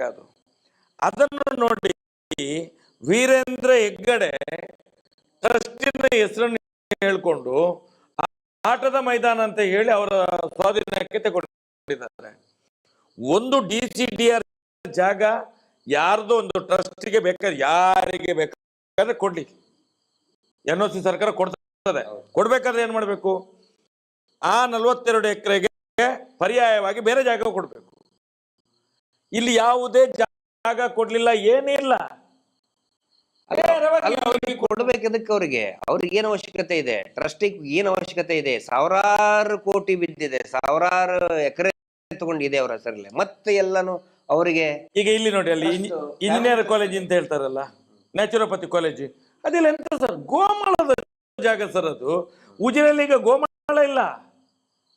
ಈ ಸರ್ಕಾರಿ ಅಧಿಕಾರಿಗಳಾಗಿ ಸರ್ಕಾರಿ ಮಿನಿಸ್ಟರ್ಗಳು ಬರ್ತಾರೆ, ಈ ರೆವಿನ್ಯೂ ಮಿನಿಸ್ಟರ್ಗಳು ಬರ್ತಾರಲ್ಲ, ಅವ್ರಿಗೆ ಇಲ್ಲಿ ಬಂದ ತಕ್ಷಣ ಅಲ್ಲಿ ಧರ್ಮಸ್ಥಳ ನೇತ್ರಾವತಿ ಪಕ್ಕದಲ್ಲಿ ಒಂದು ಇದಿದೆ ನೋಡಿ, ಯಾವುದು ನ್ಯಾಚುರೋಪತಿ ಮಾಲಿಸ್ ಮಾಡಿ ಮಾಡಿ ಮಾಡ್ತಾರೆ ಮಾಡ್ತಾರೆ ಮಾಡ್ತಾರೆ ಮಾಡ್ತಾರೆ ಮಾಡಿ ಮಾಡಿ ಹೋಗ್ಬೇಕಾದ್ರೆ ಫೈಲ್ ತಂದಿರ್ತಾರೆ ಅವ್ರ ಮುಂದ್ಗಡೆ. ಅವನು ಮಾಲಿಸ್ ಮಾಡ್ತಾ ಇದ್ದಂಗೆನೆ ಅಲ್ಲೇ ಮಲಕ್ಕೊಂಡು ಸೈನ್ ಹಾಕ್ಬಿಡ್ತಾನೆ. ಮಾಲಿಸ್ ಆಗ್ತಾ ಇದ್ದಂಗೆನೆ ಸೈನ್ ಹಾಕ್ಬಿಡ್ತಾನೆ. ಆ 7 ಎಕರೆ ಚಿಲ್ಲರೆ ಭೂಮಿ ಉಂಟಲ್ಲ, ಅದು ನಮ್ಮ ಇವ್ರದ್ದು ಮಲೆಕೂಡಿಯ, ಅವ್ರು ಇದ್ದಾರೆ, ನಮ್ಮ ಜೊತೆಲಿ ಇದ್ದಾರೆ, ಬೇಕಾದಾಗ ಕರೀತಾರೆ. ಆ ಜಾಗ ಯಾರಿಗೂ ಅಲಾಟ್ಮೆಂಟ್ ಆದ ಜಾಗವನ್ನು ತೆಗೆದು ಇವರಿಗೆ ಕೊಟ್ಟಿರುವಂತದ್ದು. ಎಂತ ಸರ್ ಇದು? ಅದ್ರ ಬಗ್ಗೆ ಮಾತಾಡ್ಬೇಕಲ್ಲ, ಒಬ್ರು ಮಾತಾಡಲ್ಲ, ಯಾರೊಬ್ರು ಅದ್ರ ಬಗ್ಗೆ ಧ್ವನಿ ಎತ್ತಲ್ಲ. ಅಂದ್ರೆ ಅದು ಲೈಸೆನ್ಸ್ ಕೊಟ್ಬಿಟ್ಟಿದ್ದಾರೆ ವೀರೇಂದ್ರ ಹೆಗಡೆಗೆ, ಏನ್ ಬೇಕಾದ್ರೂ ಅವರು ಒತ್ತುವರಿ ಮಾಡ್ಬೋದು, ಯಾರನ್ನ ಬೇಕಾದ್ರೂ ಕೊಲೆ ಮಾಡಿ ಬಿಸಾಕ್ಬಹುದು. ಲೈಸೆನ್ಸಾ? ದೇವಸ್ಥಾನದ ಹೆಸರಿಟ್ಕೊಂಡು ಬರೀ ಇದನ್ನೇ ಮಾಡ್ತಾ ಬಂದಿದ್ರು ಅವರು. ಸೂರ್ಯ ದೇವಸ್ಥಾನ ನಾನು ಕೇಳ್ಪಟ್ಟೆ, ಸೂರ್ಯ ದೇವಸ್ಥಾನ, ಸೂರ್ಯ ದೇವಸ್ಥಾನ ಅಂದ್ರೆ ಇವರು ದೇವಸ್ಥಾನದ ಕಾಂಟ್ರಾಕ್ಟರ್, ಇವರು ದೇವಸ್ಥಾನದ ಕಾಂಟ್ರಾಕ್ಟರ್. ಸೂರ್ಯ ದೇವಸ್ಥಾನ ಅಲ್ಲ, ಅದು ಸೂರ್ಯ ದೇವಸ್ಥಾನ ಅಲ್ಲ. ನಿಮ್ಗೆ ಯಾರು ಹೇಳಿದ್ರು ಸೂರ್ಯ ದೇವಸ್ಥಾನ ಅಂತ ಹೇಳಿ? ನೀವು ನೋಡಿ, ನೀವು ಅಲ್ಲಿಂದ ಬರ್ತೀರಿ, ನೀವು ಘಟ್ಟದ ಅಲ್ಲಿಂದ ಬರ್ತೀರಿ, ಸೂರ್ಯ ದೇವಸ್ಥಾನ ಅಂತ ಬೋರ್ಡ್ ನೋಡ್ತೀರಿ. ಸದಾಶಿವ ರುದ್ರ ದೇವಸ್ಥಾನ, ಅದು ಸದಾಶಿವ ರುದ್ರ ದೇವಸ್ಥಾನ ಇವತ್ತು ಜೈನರ ಆಳ್ವಿಕೆಯಲ್ಲಿದೆ. ಅದು ವೀರೇಂದ್ರ ಹೆಗ್ಡೆಯ ಪಟಲಂನವರ ಕೈಯಲ್ಲೇ ಇರುವಂತದ್ದು. ಅದು ಇವತ್ತು ಏನಾಗಿದೆ ಗೊತ್ತದು? ಸದಾಶಿವ ರುದ್ರ ಹೋಗಿ ನೀವು ಹೇಳಿದಾಗೆ, ಘಟ್ಟದವರು ಹೇಳಿದಾಗೆ ಸೂರ್ಯ ದೇವಸ್ಥಾನ. ನಾನು ಹೇಳ್ತೇನೆ, ಧರ್ಮಸ್ಥಳಕ್ಕೆ ಎಷ್ಟು ಮಂದಿ ಬರ್ತಾರೆ, ಅಷ್ಟು ಮಂದಿ ಕೂಡ ಇಲ್ಲಿಗೆ ಬರ್ತಾರೆ. ಎಲ್ಲಿಗೆ? ಸದಾಶಿವ ರುದ್ರ ದೇವಸ್ಥಾನಕ್ಕೆ ಕೋಟ್ಯಾಂತರ ರೂಪಾಯಿ ಇನ್ಕಮ್ ಇದೆ ಅಲ್ಲಿ. ಅದನ್ನು ಸಿ ಗ್ರೇಡ್ ದೇವಸ್ಥಾನ ಅಂತ, ಸಿ ಗ್ರೇಡ್ ದೇವಸ್ಥಾನ ಅದು. ಇದನ್ನ ಯಾರು ಮಾಡಿದವರು? ಈಗ ನೋಡಿದ್ರೆ ಅದು ಹಿಂದಿನ ಕಾಲದಲ್ಲಿ ಸದಾಶಿವ ರುದ್ರ ದೇವಸ್ಥಾನ ಅಂತ ಹೇಳಿ ಕುಡುಮದ ಮಂಜುನಾಥ ಸ್ವಾಮಿ, ಕುಡುಮದ ಇದೆಲ್ಲ ಕುಡುಮದ ಭೂತ, ಕುಡುಮದ ಮಂಜುನಾಥ ಸ್ವಾಮಿ, ನಮ್ದು ಉಜಿರೆ ಜನಾರ್ದನ ಸ್ವಾಮಿ ದೇವಸ್ಥಾನ, ಇದು ಸದಾಶಿವ ರುದ್ರ ದೇವಸ್ಥಾನ, ಇದೆಲ್ಲ ಎಂಡೋಮೆಂಟ್ ಪಟ್ಟಿಯಲ್ಲಿದ್ದ ದೇವಸ್ಥಾನಗಳು. ಈಗಲೂ ಕೂಡ ಇದೆಲ್ಲ ಇವರ ಈ ಧರ್ಮಸ್ಥಳದವರ ಕೃಪಾ ಕಟಾಕ್ಷದೊಂದಿಗೆ ಯಾರ್ಯಾರು ದೇವಸ್ಥಾನದವರು ಇವರ ಕಾಲಿಡಿತಾರಲ್ಲ, ಅದನ್ನೆಲ್ಲ ಇವರ ಟೀಮ್ ಮಾಡ್ಕೊಂಡು ಹೋಗ್ತಾ ಇದ್ದಾರೆ. ಈಗ ಹಿಂದೂ ದೇವಸ್ಥಾನವನ್ನು ಒಳಗೆ ಹಾಕುವುದು ವ್ಯಾಪಾರದ ಅಂಗಡಿ ಆಗಿದೆ. ಈಗ ವ್ಯಾಪಾರದ ಅಂಗಡಿ ಆಗಿದೆ ಹಿಂದೂ ದೇವಸ್ಥಾನಗಳೆಲ್ಲ ಇವತ್ತು. ಈಗ ಯಾವಾಗ ಇಲ್ಲಿ ಈ ವಿಷಯನ ನಾವು ಎತ್ತಿದ್ವಿ, ಈಗ ಬೇರೆ ಬೇರೆ ಶ್ರೀಗಳನ್ನೆಲ್ಲ ಕರೆಸೋದು, ಒಂದೊಂದು ಇದನ್ನು 2 ಸರಿ ಉದ್ಘಾಟನೆ ಮಾಡಿಸೋದು, ಅದು ನಮ್ಮ ನೋಡಿ ಶೃಂಗೇರಿ ಗುರುಗಳು, ಆಮೇಲೆ ಶಂಕರಾಚಾರ್ಯರು ಸ್ಥಾಪನೆ ಮಾಡಿದಂಥ ಪೀಠಗಳು. ಈಗ ಅವ್ರನ್ನ ಕರೆಸಿ ಈಗ ಏನಂತ ಹೇಳಿದ್ರೆ ಒಂದು ಪ್ರಚಾರ ತಗೊಂಡು ನಾವು ಏನೋ ಹಿಂದೂ ಪರವಾಗಿದ್ದೇವೆ, ಈ ತರ ಏನೋ ಒಂದು ಪ್ಯಾಚಪ್ ಏನೋ ಮಾಡ್ತಾ ಇದ್ದಾರೆ ಅವ್ರೀಗ. ಆದ್ರೆ ಒಂದು ಪ್ರತೀತಿ ಇತ್ತು ಸರ್, ಜಗದ್ಗುರು ಪೀಠ ಅಂತ ಹೇಳಿದ್ರೆ ಶೃಂಗೇರಿಯವರು ಕೂಡ ಧರ್ಮಸ್ಥಳಕ್ಕೆ ಬಂದ್ರೆ ಯಾರು ಕೆಲಸದವರೆಲ್ಲ ಹೊತ್ಕೊಂಡು ಹೋಗೋದು. ವೀರೇಂದ್ರ ಹೆಗ್ಡೆ ಅವ್ರ ಮನೆಯವರೆಲ್ಲ ಹೆಗಲ ಮೇಲೆ ಪಲ್ಲಕ್ಕಿಯಲ್ಲಿ ಹೊತ್ಕೊಂಡು ಹೋಗ್ಬೇಕು ಸ್ವಾಮೀಜಿಯನ್ನೇ. ಇಲ್ಲಿ ಬಂದ್ರೆ ಸ್ವಾಮೀಜಿಗಳಿಗೂ ಕೂಡ ಮರ್ಯಾದೆ ಕೊಡುವುದಿಲ್ಲ ಇವರು, ಸ್ವಾಮೀಜಿಗಳಿಗೂ ಕೂಡ ಮರ್ಯಾದೆ ಕೊಡುವುದಿಲ್ಲ. ನಾವು ಕಳೆದ ಒಂದ್ಸಲ ಶೃಂಗೇರಿ ಪೀಠದಿಂದ ಸ್ವಾಮಿಗಳು ಬರುವಾಗ ಇದೇ ಹರ್ಷೇಂದ್ರ ಹೆಗ್ಡೆ ಸ್ವಾಮಿಗಳ ಹಿಂದ್ಗಡೆ ಹೋಗುವಾಗ ಹರ್ಷೇಂದ್ರ ಚಪ್ಪಲಿ ಒಬ್ಬ ಕೈಯಲ್ಲಿ ಇಟ್ಕೊಂಡು ಹೋಗ್ತಾ ಇದ್ದಾನೆ. ಸ್ವಾಮಿ ಹಿಂದ್ಗಡೆ ಹೋಗುವಾಗ ಹರ್ಷೇಂದ್ರ ಚಪ್ಪಲಿ ಇನ್ನೊಬ್ಬನ ಕೈಯಲ್ಲಿ. ಎಂತ ಪಾಪದ ಕೆಲಸ ನೋಡಿ. ಸ್ವಾಮೀಜಿಗಳು ಜೊತೆಯಲ್ಲಿರುವಾಗ ಹರ್ಷೇಂದ್ರನ ಚಪ್ಪಲಿ ಕೆಲಸದವನ ಕೈಯಲ್ಲಿ ಇಟ್ಕೊಂಡು ಅದ್ರ ಹಿಂದ್ಗಡೆ ನಡಿಲಿಕ್ಕೆ ಎಲ್ಲಾದ್ರೂ ಅರ್ಜೆಂಟ್ ಬೇಕಾದ್ರೆ ಹಾಕೊಳ್ಳಿಕ್ಕೆ ಕೊಡ್ಬೇಕು ಕಾಲಿಗೆ. ಈ ರೀತಿ ಅವಮಾನ ಮಾಡ್ತಾ ಇದ್ದಾರೆ. ಈಗ ನೋಡಿ, ಯಾವ ಮೊನ್ನೆಯಿಂದ ಪ್ರಾರಂಭ ಮಾಡಿದ್ದೇವಲ್ಲ, ಹಿಂದೂ ದೇವಸ್ಥಾನವನ್ನು ಕಬಳಿಸಿದ್ದಾರೆ. ದೇವಸ್ಥಾನದ ಮಂಜುನಾಥ ಸ್ವಾಮಿ ವೀರೇಂದ್ರ ಹೆಗ್ಡೆ ಹೆಸರಿಗೆ ಆಗಿದೆ ಅಂತ ಹೇಳಿದ ಮೇಲೆ ಈಗ ಕಂಚಿ ಕಾಮಕೋಟಿಯ ಶ್ರೀಗಳಿಂದ ಮೊನ್ನೆಯಿಂದ ಏನು ಪೂಜೆ, ಏನು ಅವನ, ಏನು ಮಂತ್ರಗಳು, ಏನು ತಂತ್ರಗಳು, ಏನು ಕುತಂತ್ರಗಳು, ಮತ್ತೆ ಹೊಗಳುದೇ ಹೊಗಳೋದು. ನಾನು ಹೇಳುದು, ಈ ನಾಮರ್ದಿ ಹಿಂದೂ ಸ್ವಾಮಿಗಳಿಗೆಲ್ಲಾದ್ರೂ ಮಾನ ಮರ್ಯಾದೆ ಇದೆಯಾ ಇವರಿಗೆ? ಇಡೀ ವಿಶ್ವವೇ ಇವತ್ತು ಧರ್ಮಸ್ಥಳದ ಕಡೆ ನೋಡ್ತಾ ಇದೆ, ಏನು ಅನ್ಯಾಯ ಆಗ್ತಿದೆ ಅಂತ ಹೇಳಿ. ಹಾಗಾದ್ರೆ ಇಷ್ಟು ಗೊತ್ತಾಗುದಿಲ್ಲ. ನಾನು ಮೊನ್ನೆ ತಮಿಳುನಾಡಿಗೆ ಫೋನ್ ಮಾಡಿದೆ. ಆ ಕಂಚಿ ಕಾಮಕೋಟಿಯ ಸ್ವಾಮೀಜಿಗೆ ಸ್ವಲ್ಪ ಏನಾದ್ರೂ ಬುದ್ಧಿ ಹೇಳಿ, ನೇರವಾಗಿ ಎದ್ದುಕೊಂಡು ಬರುವುದಲ್ಲ. ಇವತ್ತು ಮಹೇಶ್ ಶೆಟ್ಟಿ ಕೂಡ ಒಂದು ದೊಡ್ಡ ಸಭೆ ಆಗ್ತದೆ ಅಂತ ಹೇಳಿದ್ರೆ ಎಷ್ಟು ಜನ ಸೇರ್ತಾರೆ ಅಂತ ಕೇಳ್ತಾರೆ. ಅಲ್ಲಿ ಯಾರ್ಯಾರು ಗೆಸ್ಟ್ ಬರ್ತಾರೆ, ಕರೆಯುವಂತ ವ್ಯಕ್ತಿ ಹೇಗೆ ಅಂತ ಹೇಳಿ. ಒಂದು ಇಷ್ಟು ಜಗದ್ಗುರು ಪೀಠ ಅಂತ ಹೇಳ್ತೇವೆ ನಾವು ಕಂಚಿ ಕಾಮಕೋಟಿಯನ್ನು, ಅದಕ್ಕೆ ತಲೆಬಾಗಿ ನಮಿಸ್ತೇವೆ ನಾವು. ಒಬ್ಬ ಹಿಂದೂ ಸ್ವಾಮೀಜಿಯವರು ಯಾರೋ ಒಬ್ಬ ಕರೆದ್ರು ನೇರ ಬರ್ತಾರಲ್ಲ ಇವರು ಎಲ್ಲಿಗೆ ಬಂದದ್ದು? ಮೀಟರ್ ಬಡ್ಡಿ ದಂಧ ಮಾಡುವವರ ಕಾಲ ಬುಡಕ್ಕೆ ಬಂದದ್ದ? ಸರ್ಕಾರಿ ಭೂ ಹಗರವನ್ನು ನುಂಗಿ ತೆಗೆದಂತ ಒಂದು ಜನಗಳ ಕಾಲಬುಡಕ್ಕೆ ಬಂದದ್ದ? ಸಾವಿರಾರು ಕೋಟಿ ಆಸ್ತಿಯ ಒಂದು ದುಡ್ಡಿನ ಭೂಮಿ ಆಕ್ರಮಣ ಮಾಡಿದಂತ ಅವರ ಇದಕ್ಕೆ ಬರುವುದಾ? ಲಕ್ಷಾಂತರ ಕೋಟಿ ದುಡ್ಡನ್ನು ಬಡ್ಡಿಗೆ ಕೊಟ್ಟವರ ಕಾಲಬುಡಕ್ಕೆ ಬರುವುದು ಇವರೆಲ್ಲ. ಈಗ ನೋಡಿ, 2 ವರ್ಷ ಆಯ್ತು ಅನ್ನಪೂರ್ಣ ಛತ್ರ ಓಪನ್ ಆಗಿ.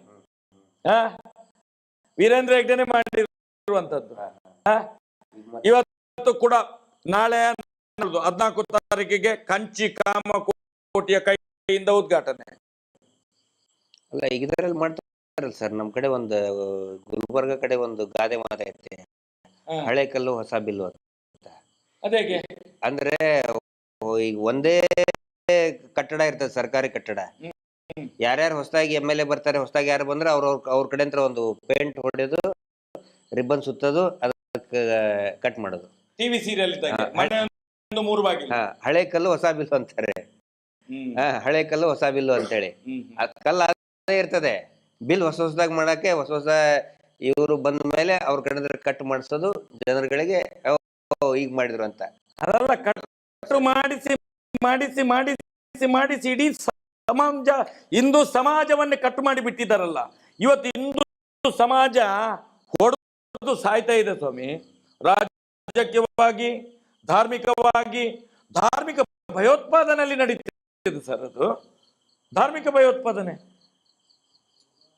ಹಿಂದೂ ನಾಯಕರು ಮಾತಾಡುದಿಲ್ಲ ನೋಡಿ. ಒಂದು ಭಗವಧ್ವಜ ಇಲ್ಲ ಅಲ್ಲಿ. ಇವ್ರು ಹೇಳ್ತಾರಲ್ಲ, ಇವತ್ತು ಸ್ವಾಮೀಜಿ ಬಂದಿದ್ದಾರಲ್ಲ, ನೋಡು ಒಂದು ಹಿಂದೂ ಧ್ವಜ, ಭಗವಧ್ವಜ. ಈ ಸಲ ಆದ್ರೂ ಒಂದು ಜಗದ್ಗುರು ಪೀಠದ ಸ್ವಾಮೀಜಿ ಬರುವಾಗ ಆದ್ರೂ ಮಂಜುನಾಥ ದೇವಸ್ಥಾನದ ಮೇಲೆ ಒಂದು ಭಗವಧ್ವಜ ಆರ್ಬೇಕಿತ್ತಲ್ಲ. ನೋಡು, ತೋರಿಸಿ. ಅಲ್ಲ, ಪುಣ್ಯಕ್ಕೆ ಸ್ವಾಮೀಜಿನ ಕೇಸರಿ ಇದರಲ್ಲಿ ಹಾಕೊಂಡು ಹೋಗಕ್ ಬಿಟ್ಟಿದ್ದಾರೆ, ಜಲ್ಲಿ ಹಾಕೊಂಡು ಹೋಗಕ್ ಬಿಟ್ಟಿದ್ದಾರೆ. ಇಲ್ಲಾಂದ್ರೆ ಅದ್ಭುತಿಗೆ ಇವರು ಏನ ಪುಣ್ಯಕ್ಕೆ ನಾನು ಹೇಳುವಂತದ್ದು, ಅವರನ್ನು ಪೂರ್ತಿ ಬಟ್ಟೆಯಲ್ಲಿ ಕರ್ಕೊಂಡೋಗಿದ್ದೇ ದೊಡ್ಡ ವಿಶೇಷ. ಅದು ಏನು ಅರಬೇತಲೆ ಮಾಡಿ ಕರ್ಕೊಂಡು ಹೋಗ್ಲಿಲ್ಲ, ನಮಗೆ ಇರ್ಬೇಕು ಅಂತ ಹೇಳಿ. ಯಾಕಂತ ಹೇಳಿದ್ರೆ ಇದು ಹಿಂದೂ ದೇವಸ್ಥಾನ ಅಲ್ಲ, ಇದು ಜೈನರದ್ದು ಅಂತ ಹೇಳಿ ಅವರನ್ನೇನೋ ಅರಬೇತಲೆ ಮಾಡಲಿಲ್ಲ ಪುಣ್ಯಕ್ಕೆ. ಇದೊಂದು ಒಳ್ಳೆ ಸುದ್ದಿ ನಮ್ಗೆ. ಹಿಂದೂ ಹೋರಾಟಗಾರರಿಗೆ ಇವತ್ತು? ಜನಗಳು ಅರ್ಥ ಮಾಡ್ಕೋಬೇಕು. ಈ ಬರೀ ಪ್ರಚಾರದಲ್ಲಿ, ಟಿವಿ ಪ್ರಚಾರದಲ್ಲಿ ಇವರು ಪ್ರಶಸ್ತಿ ತಗೊಳ್ಳೋದು, ಪ್ರಶಸ್ತಿ ತಗೊಳ್ಳೋದು ಅಂದ್ರೆ ದುಡ್ಡು ಕೊಟ್ಟು ಖರೀದಿ ಮಾಡೋದು. ಆದ್ರೆ ವಾಸ್ತವ ಏನು ನಡೀತಾ ಇದೆ, ದೇವರನ್ನ ವ್ಯಾಪಾರ ಮಾಡೋದ್ರ ಬಗ್ಗೆ ಎಷ್ಟು ವ್ಯಾಪಾರ ಮಾಡ್ತಾ ಇದ್ದಾರೆ. ಮಂಜುನಾಥ ಸ್ವಾಮಿನ ಇಟ್ಟು ಸ್ವತಃ ಅವರೇ ಹೇಳ್ತಾರೆ, ಮಂಜುನಾಥ ಸ್ವಾಮಿ ಇದು ಹಿಂದೂಗಳ ದೇವಸ್ಥಾನ ಅಲ್ಲ ಅಂತ ಹೇಳಿ. ಬಡ್ಡಿ ದಂಧೆ ಮಾಡ್ಬೇಕಾದ್ರೆ ಮಂಜುನಾಥ ಸ್ವಾಮಿ ಫೋಟೋ ಇಡ್ತಾರೆ. ಜನಗಳಿಗೆ ಇದು ಗೊತ್ತಾಗಬೇಕು ಅನ್ನೋದು ಪ್ರಯತ್ನ ನಮ್ದು. ಅಲ್ಲ ಸರ್, ನಿಮ್ಮ ಹತ್ರ ನಾನೊಂದು ಪ್ರಶ್ನೆ. ನೀವು ಪೊಲೀಸ್ ಇಲಾಖೆಯಲ್ಲಿ ಕೆಲಸ ಮಾಡಿದವರು, ನಿಮ್ಗೊಂದಷ್ಟು ಅದರ ಒಳಗಿನ ಮಾಹಿತಿಗಳು, CBI, COD, ಪೊಲೀಸ್ ಇಲಾಖೆ, ಕಾರ್ಯಾಂಗದ ವ್ಯವಸ್ಥೆಗಳು, IT, ED, ಅದು ಇದು ಸ್ವಲ್ಪ ಆದ್ರೂ ನಿಮ್ಗೆ ಜ್ಞಾನ ಇರ್ಬೋದು ಸರ್. ನಮ್ಗೇನು ಗೊತ್ತಿಲ್ಲ, ನಾವು ಅನ್ಪಟ್ಟು ಜನರುಗಳೆಲ್ಲ. ಆದ್ರೆ ಸರ್, ಈಗ ನಿರ್ಮಲಾ ಸೀತಾರಾಮಣ್ಣನ ಯಾರೋ ನಿರ್ಮಲಾ ಸೀತಾರಾಮಣ್ಣ ನಾಳ್ದ ಎಲ್ಲ ಬರ್ತಾ ಇದ್ದಾರೆ ಅವರು, ಫೈನಾನ್ಸ್ ಮಿನಿಸ್ಟರ್, ದುಡ್ಡಿನವರು. ನಾನು ಕೇಳುವಂಥದ್ದು, ಇಲ್ಲೆಲ್ಲ ಹೇಳ್ತಾರೆ ಇಂಟೆಲಿಜೆನ್ಸ್ ಅಂತ ಹೇಳಿ. ಈಗ ಧರ್ಮಸ್ಥಳದಲ್ಲಿ ಒಂದು ಇಷ್ಟು ದೊಡ್ಡ ಅವ್ಯವಹಾರಗಳು, ಇಷ್ಟು ಕೊಲೆಗಳಾಗಿದ್ದಾವೆ, ಇಷ್ಟು 12 ವರ್ಷದಿಂದ ಹೋರಾಟ ಆಗ್ತಾ ಇದೆ. ಈ ದೇಶದಲ್ಲಿ ಇಂಟೆಲಿಜೆನ್ಸ್ ಸತ್ತಿದೆಯಾ? ಏನಾದ್ರೂ ಉಂಟು ಅಂತ ಆದ್ರೆ ಇವರಿಗೆ ಮಾಹಿತಿ ಕೊಡುವವರಿಲ್ಲ. ಧರ್ಮಸ್ಥಳಕ್ಕೆ ಹೋಗ್ಬೇಕಾದ್ರೆ ಸ್ವಲ್ಪ ಯೋಚನೆ ಮಾಡಿ. ಇಲ್ಲಿ ವಾರಕ್ಕೆ ಸಾವಿರಾರು ಕೋಟಿ ಬ್ಲ್ಯಾಕ್ ಮನಿ ಟರ್ನ್ ಓವರ್ ಆಗ್ತಾ ಇದೆ. ನೀವು ಹೋದ್ರೆ ನಾಳೆ ನಿಮ್ಮ ಸರ್ಕಾರಕ್ಕೂ ಮುಜುಗರ ಆಗ್ತದೆ ಮುಂದಿನ ದಿನಗಳಲ್ಲಿ. ಹಾಗೆ ಆಗ್ತದೆ. ಉದಾಹರಣೆಗೆ ನೋಡಿ, ನಿಮ್ಗೆ ಬೇಕಾದ್ರೆ ಒಂದು ವಿಡಿಯೋ ಕೊಡ್ತೇನೆ ನಾನು. ಮೊನ್ನೆ ಮಂಡ್ಯದಲ್ಲಿ ನಾವೆಲ್ಲ ಹೋಗಿ ಹೋರಾಟ ಮಾಡಿದ್ದು, ಪಾಪ ಏನಾದ್ರೂ ಅವ್ರಿಗೆ ದುಡ್ಡು ಸಿಗ್ಬೇಕು ಅಂತ ಹೋರಾಟ ಮಾಡಿದ್ರು. ಪಾಪದವರಿಗೆ ಕೊಟ್ಟರು, ಮನೆಗೆ ಕೊಂಡೋಗಿ 10 ಲಕ್ಷ ಕೊಟ್ಟರು. ಮಹಾಲಕ್ಷ್ಮಿ ಕೇಸಿನಲ್ಲಿ ಮಲ್ಲಣ್ಣನಿಗೆ 10 ಲಕ್ಷ ಕೊಟ್ಟರು. ನಿಮ್ಮ ಹತ್ರ ಒಂದು ಪ್ರಶ್ನೆ, ನನ್ನ ಹತ್ರ 10 ಲಕ್ಷ ಕ್ಯಾಶ್ ಈಗಿನ ಆಧುನಿಕ ಯುಗದಲ್ಲಿ ನಮ್ಮ ಮಾನ್ಯ ಮೋದಿಜಿ ಅವರ ಒಂದು ಇದಿದೆಲ್ಲ, ಫೋನ್ ಪೇ, ಗೂಗಲ್ ಪೇ, ಮತ್ತೆ ಗೋಣಿ ಪೇ, ತೊಟ್ಟೆ ಪೇ, ತೈಲಿ ಪೇ ಎಲ್ಲ ಉಂಟಲ್ಲ. ಹಾಗಾದ್ರೆ ಈ 10 ಲಕ್ಷ ಕ್ಯಾಶ್ ಕೊಂಡೋಗಿ ಅಪ್ಪ ಮಗನ ಕೈಯಲ್ಲಿ ಕೊಟ್ಟಿದ್ದಾರಲ್ಲ, ಇದಕ್ಕೆ ದಾಖಲೆ ಏನಿದೆ? Settlement pay. ಹಾಗಾದ್ರೆ ಇದು ಬ್ಲ್ಯಾಕ್ ಮನಿ, ಸೆಟ್ಟಿಂಗ್ ಪೇ. ನಾನು ಹೇಳುವಂತದ್ದು, ಈ ಇಂಟೆಲಿಜೆನ್ಸ್ ಎಲ್ಲ ಇದೆ ಅಲ್ಲ, ಆ ತಾಯಿಯೊಂದು ಆತ್ಮಹತ್ಯೆ ಮಾಡಿಕೊಂಡು ಸತ್ತಿದ್ದಾಳೆ, ಹೋರಾಟ ಆಗಿದೆ, ಇಷ್ಟು ಪೇಪರ್ ಅಲ್ಲಿ ಬಂದಿದೆ, ಯೂಟ್ಯೂಬರ್ಸ್ಗಳು ಎಲ್ಲ ಮಾತಾಡಿದಾರಲ್ಲ. ಅಲ್ಲಿ ತಹಸೀಲ್ದಾರ್ ಇದ್ದುಕೊಂಡೇ ಕೊಟ್ಟದಲ್ಲ, ತಾಲೂಕು ದಂಡ ಅಧಿಕಾರಿ ಅಲ್ವಾ, ಒಬ್ಬ ಚುನಾಯಿತ ಪ್ರತಿನಿಧಿ ಶಾಸಕರಿದ್ದದಲ್ಲಿ 10 ಲಕ್ಷ ಕ್ಯಾಶ್ ಕೊಟ್ಟರಲ್ಲ. ಏನ್ ಕ್ರಮ ಕೈಗೊಳ್ತದೆ ಈ ಸರ್ಕಾರ, ಈ ED, ಈ PD? ಏನ್ ಸರ್ ಇದು? ತಾವು ಸುಮಾರು ಜನ ಕೇಳ್ತಿರ್ತಾರೆ ನಮ್ಗೆ, ಇಂಟೆಲಿಜೆನ್ಸ್ ಇಲ್ವಾ, ಇಷ್ಟೊಂದೆಲ್ಲ ಬ್ಲ್ಯಾಕ್ ದಂಧೆ ನಡೀತಾ ಇದೆ, ಅಕ್ರಮ ನಡೀತಾ ಇದೆ, ಫೈನಾನ್ಸ್ ಮಿನಿಸ್ಟರ್ನೇ ಕರೆಸ್ತಾರೆ, ಇಂಟೆಲಿಜೆನ್ಸ್ ಇಲ್ವಾ ಅಂತೇಳಿ. ಇಂಟೆಲಿಜೆನ್ಸ್ ಹೆಂಗ್ ವರ್ಕ್ ಆಗುತ್ತೆ ಅಂತ ಹೇಳಿದ್ರೆ, ಇಂಟೆಲಿಜೆನ್ಸ್ ಅಂತಂದ್ರೆ ಮೊಬೈಲ್ನಲ್ಲಿರುವಂತಹ ಒಂದು ಆ್ಯಪ್ ಇದ್ದಂಗೆ. ಆ ಆ್ಯಪ್ ವರ್ಕ್ ಮಾಡ್ಬೇಕಂತ ಹೇಳಿದ್ರೆ ಅದು ಆಕ್ಟಿವೇಟ್ ಆಗಿ ಮಾಡ್ಬೇಕು, ಅದನ್ನ ಅಂದ್ರೆ ಇನ್ಸ್ಟಾಲ್ ಮಾಡ್ಕೋಬೇಕು ಅದನ್ನ. ಈಗ ಅದನ್ನ ಇನ್ಆಕ್ಟಿವೇಟ್ ಮಾಡಿಬಿಟ್ರೆ, ಈಗ ವೀರೇಂದ್ರ ಹೆಗಡೆ ಸಂಬಂಧಪಟ್ಟಂತೆ ಅದನ್ನ ಇನ್ಆಕ್ಟಿವೇಟ್ ಮಾಡಿಬಿಟ್ಟಿರ್ತಾರೆ, ಅದನ್ನ ಆಕ್ಟಿವೇಟ್ ಮಾಡ್ಬೇಕಲ್ಲ. ಆಕ್ಟಿವೇಟ್ ಮಾಡಿದಾಗ ಅದು ವರ್ಕ್ ಆಗುತ್ತೆ. ಇಲ್ಲ ಅಂತ ಹೇಳಿದ್ರೆ ಮಾಹಿತಿ ಇಂಟೆಲಿಜೆನ್ಸ್ ಇದ್ದೇ ಇದೆ, ಖಂಡಿತ ಇದೆ. ಇವ್ರು ಏನ್ ಮಾಡ್ತಾ ಇದ್ದಾರೆ, ಇದನ್ನೆಲ್ಲರೂ ಕೂಡ ಅರ್ಥ ಮಾಡ್ಕೋಬೇಕು. ನಿರ್ಮಲಾ ಸೀತಾರಾಮನ್ ಮೇಡಮ್ ಒಬ್ಬರೇ ಬಂದಿರೋದಲ್ಲ, ಮೋದಿಜಿ ಅವರೊಬ್ಬರೇ ಬಂದಿರೋದಲ್ಲ, ಹಿಂದೆ ಇಂದಿರಾ ಗಾಂಧಿ ಅವ್ರನ್ನು ಕೂಡ ಕರೆಸಿದ್ದಾರೆ, ರಾಜೀವ್ ಗಾಂಧಿ ಅವ್ರನ್ನು ಕರೆಸಿದ್ದಾರೆ, ದೇವೇಗೌಡರಂತರೂ ಈ ಏನು ಉಡುಪಿ ಹೆಂಗೆ ರೆಗ್ಯುಲರ್ ಬಸ್ ಓಡಾಡ್ತವೆ ಹಂಗೆ ದೇವೇಗೌಡರಂತೂ ರೆಗ್ಯುಲರ್ ಆಗಿ ಬರ್ತಾರೆ, ಅಲ್ಲಿ ಬರ್ತಾ ಇರ್ತಾರೆ, ಬರ್ತಾರೆ ಹೋಗ್ತಾರೆ. ಮುಖ್ಯಮಂತ್ರಿಗಳಂತೂ ಲೆಕ್ಕಕ್ಕೆ ಇಲ್ಲ. ಯಾಕೆ ಬರ್ತಾರೆ ಅಂತ ಹೇಳಿದ್ರೆ ರಾಜಕಾರಣಿಗಳಿಗೆ ಇಷ್ಟೊಂದು ಕೋಟಿಗಟ್ಟಲೆ ಸಂಖ್ಯೆಯ ಭಕ್ತರು ಇದಾರಲ್ಲ, ಎಲ್ಲಿ ಏನಾದರೂ ಆಕ್ಷನ್ ತಗೊಂಡ್ಬಿಟ್ರೆ ಭಕ್ತರಿಗೆ ಏನಾದರೂ ಇದನ್ನಾಗುತ್ತೋ ಅನ್ನೋ ದೃಷ್ಟಿಯಿಂದ ಸುಮ್ಮನೆ ಇರ್ತಾರೆ.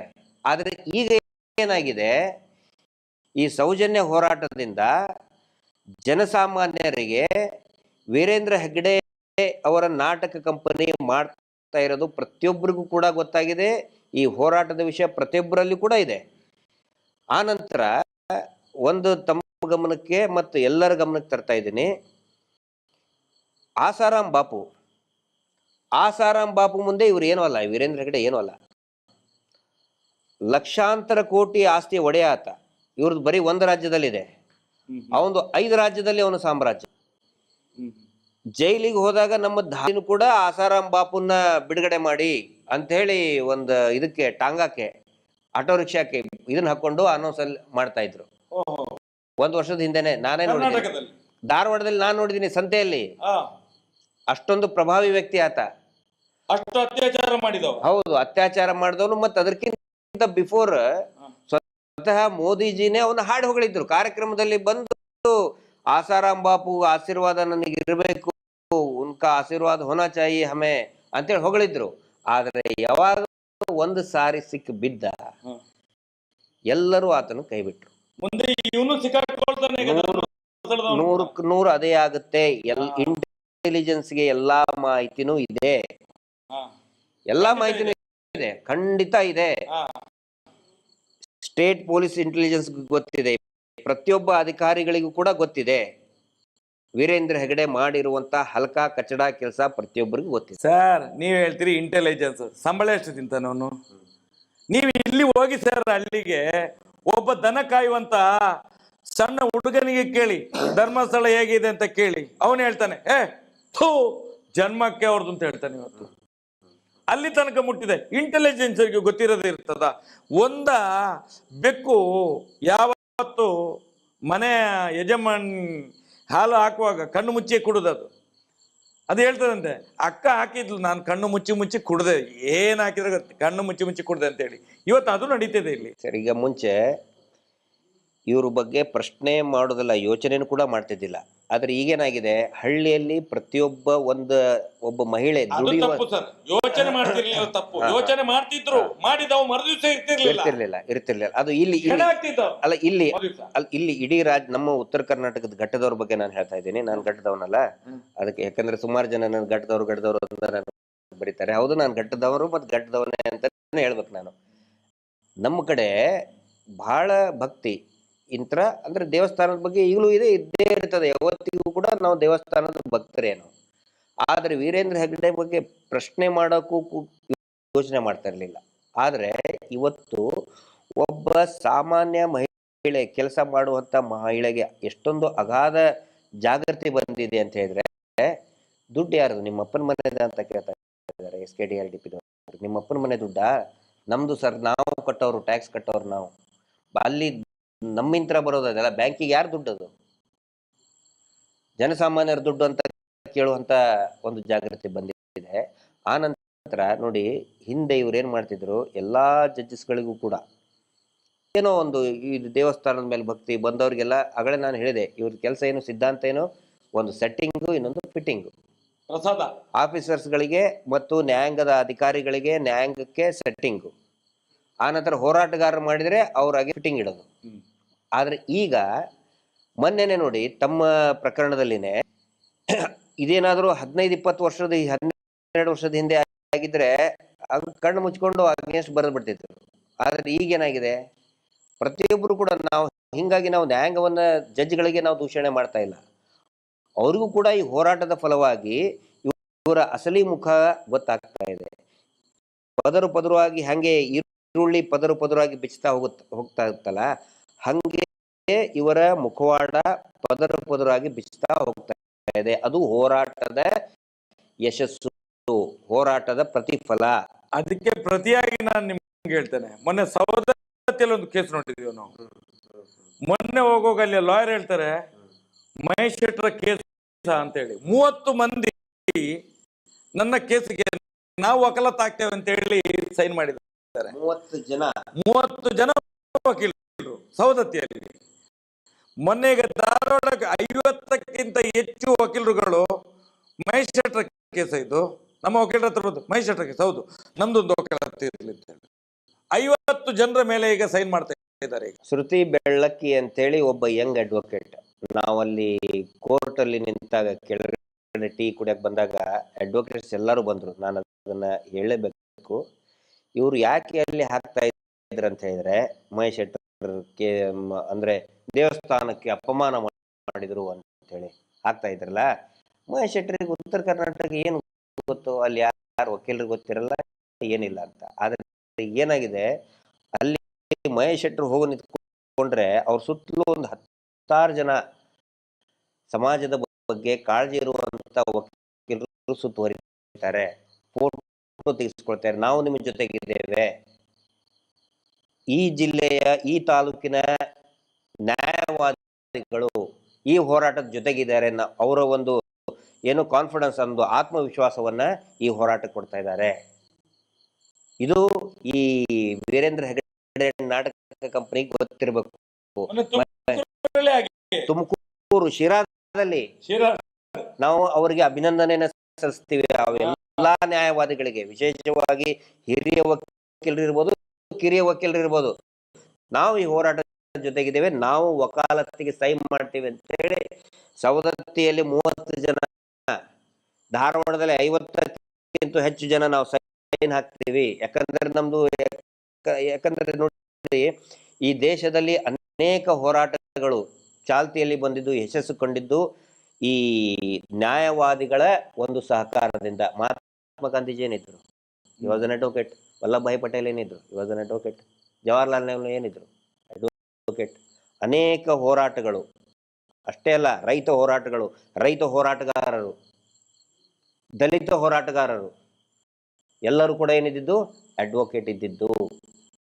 ಇವತ್ತು ಎಲ್ಲೆಲ್ಲಿ ಉತ್ತರ ಕರ್ನಾಟಕದಲ್ಲಿ ಇರ್ಬೋದು ಅಥವಾ ಇಲ್ಲಿ ತುಮಕೂರು ಇರ್ಬೋದು, ಅಲ್ಲಿ ಅಡ್ವೊಕೇಟ್ಗಳು ಬಂದು ನಾವು ಈ ಹೋರಾಟದ ಪರವಾಗಿ ಮಹೇಶ್ ಶೆಟ್ಟರ್ ಕೇಸಿನ ಜೊತೆಗೆ ನಾವಿದ್ದೇವೆ, ನಾವು ವಾದ ಮಾಡ್ತೇವೆ ಅಂತ ಬರ್ತಾ ಇದ್ದಾರೆ. ಈಗ ಆ ಕಾಲ ಹೋಯ್ತು, 12 ವರ್ಷದ ಹಿಂದೆ ಹೋಯ್ತದು. ಹೊಸ ಯುಗ ಪ್ರಾರಂಭ ಆಗಿದೆ ಈಗ. ಅಲ್ಲ, ಸಮಾಜದಲ್ಲಿ ಏನಂತ ಇವರು ಏನಂತ ತಿಳ್ಕೊಂಡಿದ್ದಾರೆ, ನಮ್ಮನ್ನು ಕೆರಳಿಸಿ ನಾವು ಇಷ್ಟ ತನಕ ಕಾನೂನಿನ ಬಗ್ಗೆ ನಂಬಿಕೆ ಇಟ್ಟು ಹೋರಾಟ ಮಾಡ್ಕೊಂಡು ಬಂದವ್ರು, ನಾವೇನು ನಕ್ಸಲೇಟ್ಗಳಲ್ಲ, ಏನೂ ಅಲ್ಲ. ಈ ದೇಶದ ಒಂದು ಸಮಾಜದ ಮಧ್ಯದಲ್ಲಿ ನಿಂತ್ಕೊಂಡು ಹೋರಾಟ ಮಾಡುವವರು, ನ್ಯಾಯ ಬೇಕು ಅಂತೇಳಿ ಜನರ ಮಧ್ಯದಲ್ಲಿ ನಿಂತ್ಕೊಂಡು ಎಲ್ಲೋ ಕೂತ್ಕೊಂಡು ಹೋರಾಟ ಮಾಡುವವರಲ್ಲ ನಾವು. ಆದರೂ ಕೂಡ ನಮ್ಮ ಬಗ್ಗೆ ನೋಡಿ, ನಂಬಿಕೆ ಇದ್ದದ್ರಿಂದ ಅವರನ್ನು ಯಾವ ಒಂದು ಕಾನ್ಸ್ಟಿಟ್ಯೂನ್ಸಿ ಮೇಲೆ ನಂಬಿಕೆ ಇದೆ, ಯಾವ ಇದ್ರ ಮೇಲೆ, ಕಾನೂನಿನ ಮೇಲೆ ನಮಗೆ ನಂಬಿಕೆ ಇತ್ತು, ಅದನ್ನೇ ಪ್ರತಿಪಾದನೆ ಮಾಡಿ 12 ವರ್ಷದಿಂದ ಕಾಯ್ತಾ ಇದ್ದೇವೆ. ನಾವೇನಿಲ್ಲಿ ಪೆಟ್ಟು ಮಾಡ್ಲಿಕ್ಕೆ, ಕಲ್ಲು ಹೊಡಿಲಿಕ್ಕೆ, ಏನು ಮಾಡ್ಲಿಕ್ಕೆ ಹೋಗ್ಲಿಲ್ಲ. ನ್ಯಾಯಯುತವಾಗಿ ನ್ಯಾಯ ಸಿಗಬೇಕು. ಹಾಗಾದ್ರೆ ನಮ್ಮನ್ನು ಎಲ್ಲಿ ಸಿಕ್ಕಿಸಬೇಕು? ಇಲ್ಲೇ ಸಿಕ್ಕಿಸಿ ಹಾಕ್ಬೇಕು. ನ್ಯಾಯದ ವಿರುದ್ಧ ಇದ್ದಾನೆ ಅಂತೇಳಿ ಸುಳ್ಳು ಕೇಸನ್ನು ಮಾಡಿಸಿದ್ರು. ಇವನು ನ್ಯಾಯದ ವಿರುದ್ಧ ಇದ್ದಾನೆ. ಇವತ್ತು ಏನಾಗಿದೆ ಅಂತ ಹೇಳಿದ್ರೆ, ಆ ನ್ಯಾಯ ದೇವತೆ ಓದಲ್ಲಿ 30, 50, 70 ವಕೀಲರನ್ನು ಜೋಡಿಸಿ ನಮ್ಮ ಕೈಗೆ ಕೊಡ್ತಾ ಇದ್ದಾರೆ. ಇದು ಶಕ್ತಿ ಅಲ್ವಾ ಸರ್? ಸೌಜನ್ಯ ಶಕ್ತಿ, ಮತ್ತೆ ಅಣ್ಣಪ್ಪ ಸ್ವಾಮಿ ಶಕ್ತಿ. ಇದು ಸತ್ಯದ ಹೋರಾಟ. ಇದು ಅದಕ್ಕೋಸ್ಕರ ಮುಂದಿನ ದಿನಗಳಲ್ಲಿ ನಾವು ಹೇಳುವಂತದ್ದು, ನೀವು ಹೇಳಿದಾಗೆ ದೇವಸ್ಥಾನ, ವಕ್ಫು ಏನೇ ಇರಲಿ, ಏನು ಸಮಾಜದ ವಿರುದ್ಧ ಯಾರು ಕೆಲಸ ಮಾಡಿ, ಯಾವನೇ ಮಾಡಲಿ, ಈ ದೇಶದ ಪ್ರಧಾನಿ ಮಾಡಿದ್ರು ಕೂಡ ಪ್ರಶ್ನೆ ಮಾಡ್ತೇವೆ ನಾವು. ಏನ್ ಹೇಳ್ತೀರಿ ಸರ್? ನಾವು ಯಾರ ಆಸ್ತಿ ಅಲ್ಲ, ನಾವು ಈ ಸನಾತನ ಹಿಂದೂ ಧರ್ಮದ ಆಸ್ತಿಗಳು ನಾವು. ಆ ದೃಷ್ಟಿಯಿಂದ ನಮ್ಗೆ ಯಾರ ಮೇಲೆ ದ್ವೇಷ ಇಲ್ಲ, ಯಾರು ಸನಾತನ ಹಿಂದೂ ಧರ್ಮವನ್ನು ಅವಹೇಳನ ಮಾಡ್ತಾನೆ ಅವನ ವಿರುದ್ಧ ನಾವು ಇದ್ದೇ ಇದ್ದೇವೆ. ಸರ್, ಇಲ್ಲಿ ನಾನು ನೋಡಿದ್ದು ಕೊನೆಯದಾಗಿ ಒಂದು ಅಬ್ಸರ್ವ್ ಮಾಡಿದ್ದು, ನಾವು ಮಂಗಳೂರು ಈ ಕರಾವಳಿ ಅಂತ ಹೇಳಿದ್ರೆ ಮುಂಚಿತ ನಾವು ಅನ್ಕೊಂಡಿದ್ದು ಹಿಂದೂ ಪ್ರತಿಭಟನೆ ಮಾಡುವಂತ ಭದ್ರಕೋಟೆ, ಹಿಂದುತ್ವದ ಭದ್ರಕೋಟೆ ಅಂತ ಹೇಳಿ. ಆದರೆ ಇಲ್ಲಿ ಬಂದ ಮೇಲೆ ನಾನು ಅಬ್ಸರ್ವ್ ಮಾಡಿದ್ದು, ನಾನು ಇದ್ರದ್ದು ಈ ಧರ್ಮದ ಎಕ್ಸ್ಪರ್ಟ್ ಅಲ್ಲ, ನಾನು ತಮ್ಮ ಹಂಗೆ ನಾನು ಧರ್ಮದ ಇದು ನನ್ನ ವಿಷಯ ಅಲ್ಲ. ಆದ್ರೆ ನಾನು ನೋಡಿದ್ದೇನಂತ ಹೇಳಿದ್ರೆ, ಇಲ್ಲಿ ಈಗ ಅತ್ಯಾಚಾರದ ವಿಷಯ ಬಂದಾಗ ಅವನು ಮುಸ್ಲಿಂನಾಗಿದ್ರೆ ಜೋರಾಗಿ ಮಾತಾಡ್ತಾರೆ. ಹಂಗೆ ಭಾಷಣ ಮಾಡ್ಬೇಕಾದ್ರೆ ನೆಕ್ಸ್ಟ್ ಡೇನೆ ಆ ಭಾಷಣಕಾರ ಲೀಡರ್ ಪಕ್ಕದವನ್ನೇ ಹಿಡ್ಕೊಂಡು ಹೋಗ್ತಾರೆ. ಅವನು ಹಿಂದೂ ಆಗಿರ್ತಾನೆ, ಹೇ ಹಿಂದೂ ಅಂತ ಗೊತ್ತಾದ ಕೂಡ ಪ್ರತಿಭಟನೆ ಮಾಡೋದೇ ನಿಲ್ಲಿಸ್ಬಿಡ್ತಾರೆ. ಹಂಗಿದ್ರೆ ಅದು ಹಿಂದುತ್ವನ. ಆನಂತರ ಈ ಗೋ ಸಾಗಾಣಿಕೆ ಮಾಡೋದ್ರಲ್ಲಿ ಅಕಸ್ಮಾತ್ ಆಗಿ ಗಟ್ಟಿಯಾಗಿ ನಿಂತ್ಕೊಂಡ್ರೆ ಇಲ್ಲಿ ಅಕ್ರಮ ಗೋ ಸಾಗಾಣಿಕೆನೇ ಆಗುದಿಲ್ಲ. ನನಗೆ ಗೊತ್ತಿದೆ, ನಾನು ಡಿಪಾರ್ಟ್ಮೆಂಟ್ ನಲ್ಲಿ ಇದ್ದವನು. ಅದಾದ್ಮೇಲೇನು ಕೂಡ ಸಂಘಟನೆಯ ಪರವಾಗಿ ಹೋರಾಟ ಮಾಡಿದವನು. ಒಳಗಡೆ ವಿಷಯ ಏನಂತ ಹೇಳಿದ್ರೆ, ಇವತ್ತಿಗೂ ಕೂಡ ಕೇರಳಕ್ಕೆ, ಗೋವಾಕ್ಕೆ ಅಕ್ರಮವಾಗಿ ಗೋ ಸಾಗಾಣಿಕೆ ಆಗ್ತಾನೆ ಇದೆ. ಇದರಲ್ಲಿ ಸಂಘಟನೆಯ ಪ್ರಮುಖರು ಇದ್ದಾರೆ ಸರ್, ಪ್ರಮುಖರಿದ್ದಾರೆ. ಎಷ್ಟೋ ಸಲ ನಾವು ಹಿಡಿದು ಕೊಟ್ಟಾಯ್ತು, ಆದ್ರೂ ಅವರನ್ನು ಬಚಾವ್ ಮಾಡ್ತಾರೆ. ಇಲ್ಲಿ ಏನು ಗೊತ್ತಾ, ಬರೇ ಓಟು ಸರ್. ಇಲ್ಲಿ ಧರ್ಮ ಗಿರ್ಮ ಏನ್ ಕರ್ಮನೂ ಇಲ್ಲ. ಇದು ಪರಶುರಾಮನ ಸೃಷ್ಟಿ ಅಂತ ಹೇಳ್ತಾರೆ. ಪರಶುರಾಮನ ನಕಲಿ ಮೂರ್ತಿ ಸೃಷ್ಟಿ ಮಾಡಿದ್ರ ಬಗ್ಗೆ ಮಾತಾಡಲ್ಲ. ನೋಡ್ರಿ ಯಾರು ನೋಡಿ, ಕೆತ್ತಿದವನು ಹೋಗ್ಲಿ, ಕೆತ್ತಿಸಿದವ ಎಲ್ಲಿದ್ದಾನೆ?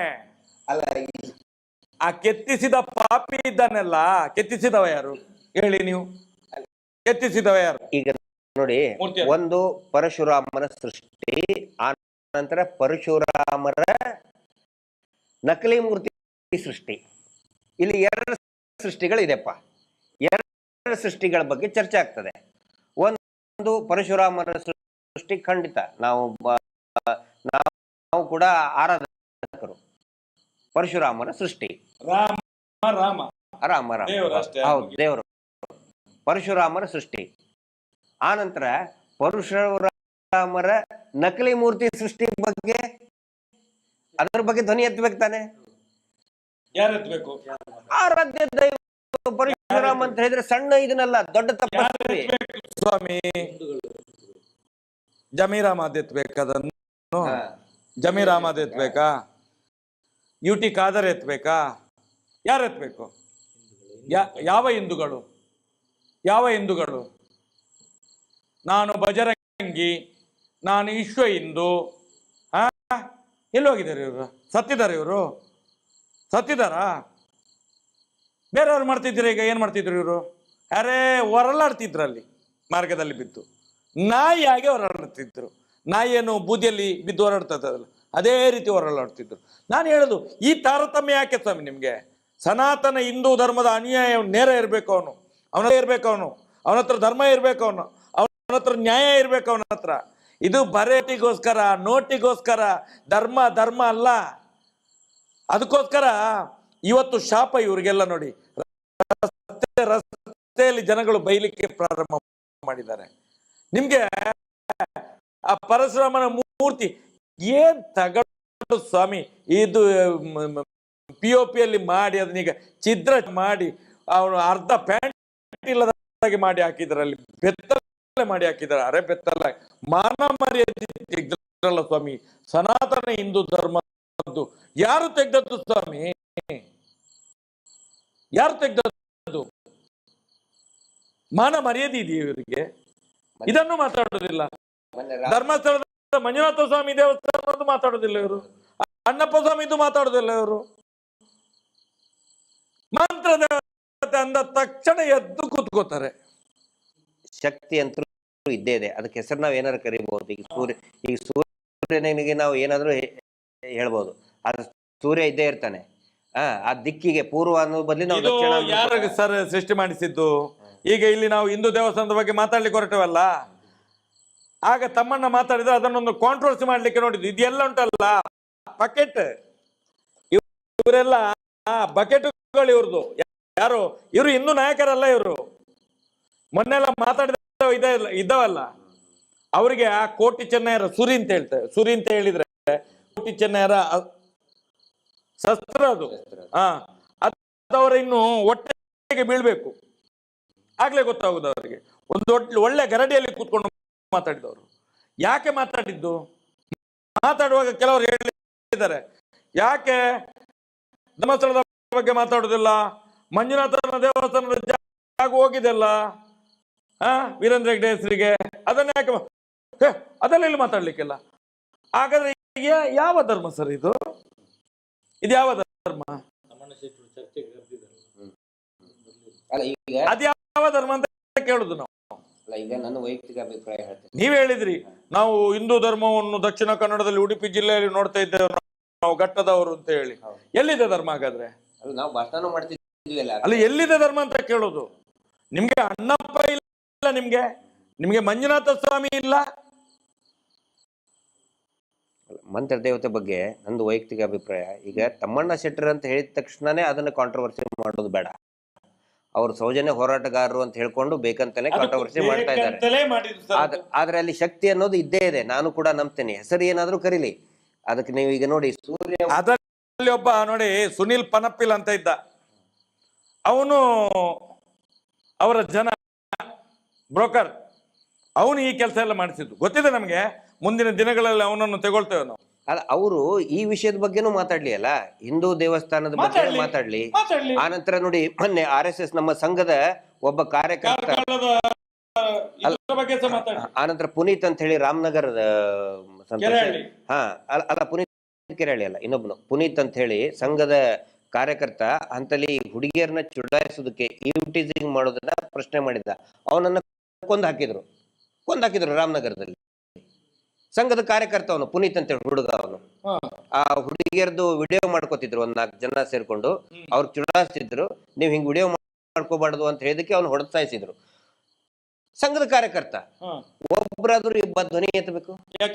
ಯಾಕಂದ್ರೆ ಸಾಯಿಸಿದವರು ಹಿಂದೂಗಳೇ,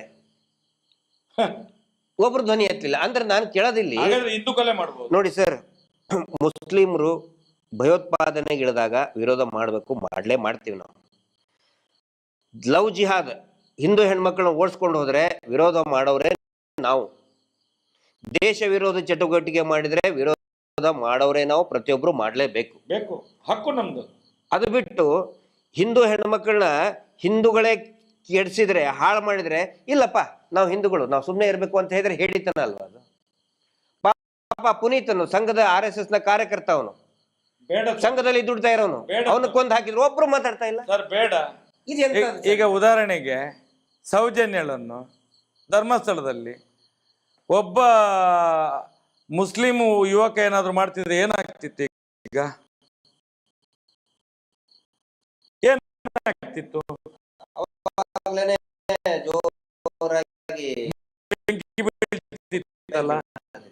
ಸತ್ತಿದ್ರೆ ಇವರೆಲ್ಲ.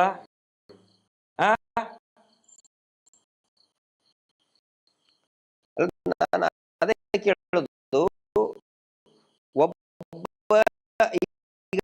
ಮುಸ್ಲಿಂ ಲೀಡರ್ಗೂ ನಾನು ಕೇಳ್ತಾ ಇದ್ದೀನಿ, ಒಂದು ವೇಳೆ ಮುಸ್ಲಿಂ ಯುವತಿಯನ್ನ, ಮುಸ್ಲಿಂ ಮಹಿಳೆಯನ್ನ ಮುಸ್ಲಿಂ ಅತ್ಯಾಚಾರ ಮಾಡಿದ್ರೆ ಅದು ಲೈಸೆನ್ಸ್. ಅದು ಹಿಂದೂಗಳ ಹೆಣ್ಮಕ್ಳಿಗೆ, ಹಿಂದೂಗಳ ಅಥವಾ ಆಗಲಿ ಜೈನರಾಗ್ಲಿ ಮಾಡಿದ್ರೆ ಅದು ಲೈಸೆನ್ಸ್, ಅದು ಆಯ್ತು ಮಾಡಬಹುದು ಅಂತ ಇವ್ರು ಲೈಸೆನ್ಸ್ ಕೊಡ್ತಾರ? ಇದು ಲೈಸೆನ್ಸ್ ಕೊಟ್ಟಾಗಿ ಹೆಣ್ಣು ಮಕ್ಕಳು ಯಾವುದೇ ಧರ್ಮದವರು ಇರ್ಲಿ ಸರ್. ನಾನು ಇದು ಜಮ್ಮು ಕಾಶ್ಮೀರದಲ್ಲಿ ಅತ್ಯಾಚಾರ ಅನ್ನುವಂಥದ್ದು ಸಮಾಜದ ಕಳಂಕ. ಅದು ಅದಾಗ್ಲೇಬಾರ್ದು. ಹಿಂದೂ ಇರ್ಲಿ, ಮುಸ್ಲಿಂ ಇರ್ಲಿ, ಕ್ರೈಸ್ತ ಹೆಣ್ಮಕ್ಳಿರ್ಲಿ, ಯಾವ ಹೆಣ್ಮಕ್ಳಿರ್ಲಿ, ಅತ್ಯಾಚಾರ ಆಯ್ತು ಅಂತ ಹೇಳಿದ್ರೆ ಈ ಭೂಮಿ ಕೆಟ್ಟೋಯ್ತು ಅಂತ ಅರ್ಥ. ಭಾರತ್ ಮಾತಾ ಅತ್ಯಾಚಾರಕ್ಕೆ ಒಳಗಾದ್ಲು ಅಂತ ಅರ್ಥ. ನಾವು ಅದನ್ನು ಪ್ರತಿಪಾದನೆ ಮಾಡುವಂಥದ್ದು. ಅದು ಇವತ್ತೇನಾಗ್ತಾ ಇದೆ, ದೇವಸ್ಥಾನದಲ್ಲಿ ಕೂತ್ಕೊಂಡೆ ಅತ್ಯಾಚಾರ ಮಾಡು. ಮೊನ್ನೆ ಒಂದು 3 ಜನಕ್ಕೆ ಮರಣದಂಡನೆ. ಹೌದು. ಹೌದಾ? ಅದು ಹೇಗೆ ಆಯ್ತು? ಅದು ಹೇಗೆ ಆಯ್ತು? ಇಲ್ಲಿ ಅವರಲ್ಲ, ಅವರು ಹರಿಯಾಣ ಆ ಕಡೆ ಎಲ್ಲಿ ಅವರು, ಅವ್ರಿಗೆ ಇಲ್ಲಿ ಯಾರು ಸಿಗ್ಲಿಲ್ಲ ಇವ್ರನ್ನ ಬಚಾವ್ ಮಾಡ್ಲಿಕ್ಕೆ. ಆ ಊರಿನಿಂದ ಬಂದವರು, ಹಾಗಾಗಿ ಅವರಿಗೆ ಮರಣದಂಡನೆ ಆಯ್ತು. ಗುಂಡು ಹೊಡೆದುಕೊಳ್ಬೇಕಾಗಿತ್ತು ಅವ್ರನ್ನ. ನೋಡಿ, ಇದರಲ್ಲಿ ಇವ್ರಿಗೆ ಮರಣದಂಡೆ ಅಲ್ಲ, ಬಚಾವ್ ಮಾಡುದಿಲ್ವಾ? ಗಲ್ಲಿಗೇರಿಸ್ಬೇಕು ಅವ್ರನ್ನ. ಮತ್ತೆ ಪ್ರತಿಯೊಬ್ಬರನ್ನು ಕೂಡ ಗಲ್ಲಿಗೇರಿಸ್ಬೇಕು, ತಕ್ಷಣಕ್ಕೆ ಗಲ್ಲಿಗೇರಿಸ್ಬೇಕು. ನೋಡಿ, ಪಾಠ ಹೇಗೆ ಆಗುದು? ಪಾಠ ಹೇಗೆ ಆಗುದು? ತಪ್ಪಾದಾಗಲೇ ಆ ಅಂತ ಬರೆಯುವಾಗ ಕೆಟ್ಟೋಯ್ತು ಅಂತ ಹೇಳಿ ಆಗ್ಲೇ ಬಡಿಯಬೇಕಲ್ಲ. ಇದು ಏನಿಲ್ಲ, ಎಲ್ಲ ಬರ್ದು ಅವನು 10ನೇ ಕ್ಲಾಸ್ ಹೋದ ಮೇಲೆ ಹಾಗೇ ಬರೀತಾ ಇರ್ತಾನೆ, ನೋಡ್ತಾನೆ ಇರೋದು, ತಿದ್ದಲಿಕ್ಕೆ ಇಲ್ಲ. ಇದೇನಾಗಿದೆ ಅಂತ ಹೇಳಿದ್ರೆ ಅತ್ಯಾಚಾರ ಮಾಡ್ತಾನೆ ಇರೋದು, ಇಲ್ಲಿ ಸೆಟ್ಟಿಂಗ್ ನಡೀತಲೇ ಇರೋದು, ಎಲ್ಲ ಕಡೆಯಲ್ಲೂ ಕೇಸ್ FIR ಆಗ್ಲಿಕ್ಕಿಲ್ಲ. ಈಗ ಉದಾಹರಣೆಗೆ ನೋಡಿ, ಮೊನ್ನೆ ಒಂದು ಈ ಬಡ್ಡಿ ದಂಧೆ ವ್ಯವಹಾರದಲ್ಲಿ ನೋಡಿ, ನಮ್ಮ ಕರ್ಮಾರಿನಲ್ಲಿ ಒಬ್ಬ ಚಂದ್ರಶೇಖರ್ ಆಳು ಅಂತ ಹೇಳಿ ಸುಸೈಡ್ ಮಾಡಿಕೊಂಡ್ರು. ಅದರಲ್ಲಿ ಅಲ್ಲಿಯ SP ಅಂತ ಹೇಳಿದ್ರೆ ಸೇವಾ ಪ್ರತಿನಿಧಿ, ಇನ್ನು DC ಅಂತ ಇಟ್ಕೊಳ್ತಾರೆ ಮುಂದಿನ ದಿನ, ಗೊತ್ತಿಲ್ಲ. ಅಲ್ಲಿಯ SP ನಯನ ಅಂತ ಹೇಳಿ, ಅವಳು ಬಂದು ಇವನಿಗೆ ಟಾರ್ಚರ್ ಮಾಡಿದಾಳೆ. ಅದರೊಳಗೆ ಇನ್ನೊಬ್ಬ ಖಾದರ್ ಅಂತ ಹೇಳಿ ಒಬ್ಬ ಇದ್ದ, ಅವನು ಕೂಡ ಆ ಯೋಜನೆ ಇದರಲ್ಲಿ ಒಬ್ಬ ಅಧಿಕಾರಿ ಇದ್ದವ. ಇಬ್ರು ಸೇರ್ಕೊಂಡು ಟಾರ್ಚರ್ ಕೊಟ್ಟಿದ್ದಾರೆ ಇವನಿಗೆ. ಇವನು ನಮ್ಮ ಹುಡುಗರ ಹತ್ರ ಎಲ್ಲ ಹೇಳಿದಾನೆ, ಯಾರು ಈ ಚಂದ್ರಶೇಖರ್ ಆಳು ಅಂತ ಹೇಳಿ. ಏನ್ ಹೇಳಿದಾನೆ? ಎಂತ ಮಾರೆ, ನಂದು ಕಾಲು ಗ್ಯಾಂಗ್ರಿಂಗ್ ಆಗಿದೆ, ಕೆಲಸ ಮಾಡ್ಲಿಕ್ಕೆ ಆಗ್ತಾ ಇಲ್ಲ, ಇವ್ರದೊಂದು ಸಾಲ ತಗೊಂಡಿದ್ದೇನೆ, ಕಟ್ಲಿಕ್ಕೆ ಆಗ್ತಾ ಇಲ್ಲ, ಅವಳು ನಯನ ಮತ್ತು ಖಾದರ್ ಬಂದು ನಮ್ಗೆ ಸಿಕ್ಕಾಬಟ್ಟೆ ಟಾರ್ಚರ್ ಮಾಡ್ತಾ ಇದ್ದಾರೆ, ಬದುಕುದೇ ದುಸ್ತರ ಆಗಿದೆ ನಮ್ಗೆ ಅಂತ ಹೇಳಿದಾನೆ ಅವನು ನಮ್ಮ ಹುಡುಗರ ಹತ್ರ. ರಾತ್ರಿ 1 ಗಂಟೆಗೆ ನಯನನಿಗೆ 3 ಸಲ ಫೋನ್ ಮಾಡಿದ್ದಾನೆ ಅವನು. ರಾತ್ರಿ ಸುಸೈಡ್ ಮಾಡ್ಕೊಳ್ಳುವ ರಾತ್ರಿ 3 ಸಲ 4 ಸಲ ಫೋನ್ ಮಾಡಿದ್ದಾನೆ ಅವನು. ಇವಳು ಫೋನೇ ತೆಗಿಲಿಲ್ಲ. ಬೆಳಿಗ್ಗೆ ಎದ್ದು ಅವನ ಹೆಂಡತಿಗೆ ಇವಳು ಫೋನ್ ಮಾಡ್ತಾಳೆ. ಯಾರು? ನಯನ ಶೆಟ್ಟಿ ಎನ್ನುವಳು ಫೋನ್ ಮಾಡ್ತಾಳೆ, ಗಂಡ ಎಲ್ಲಿದ್ದಾನೆ ನೋಡು ಅಂತ ಹೇಳಿ.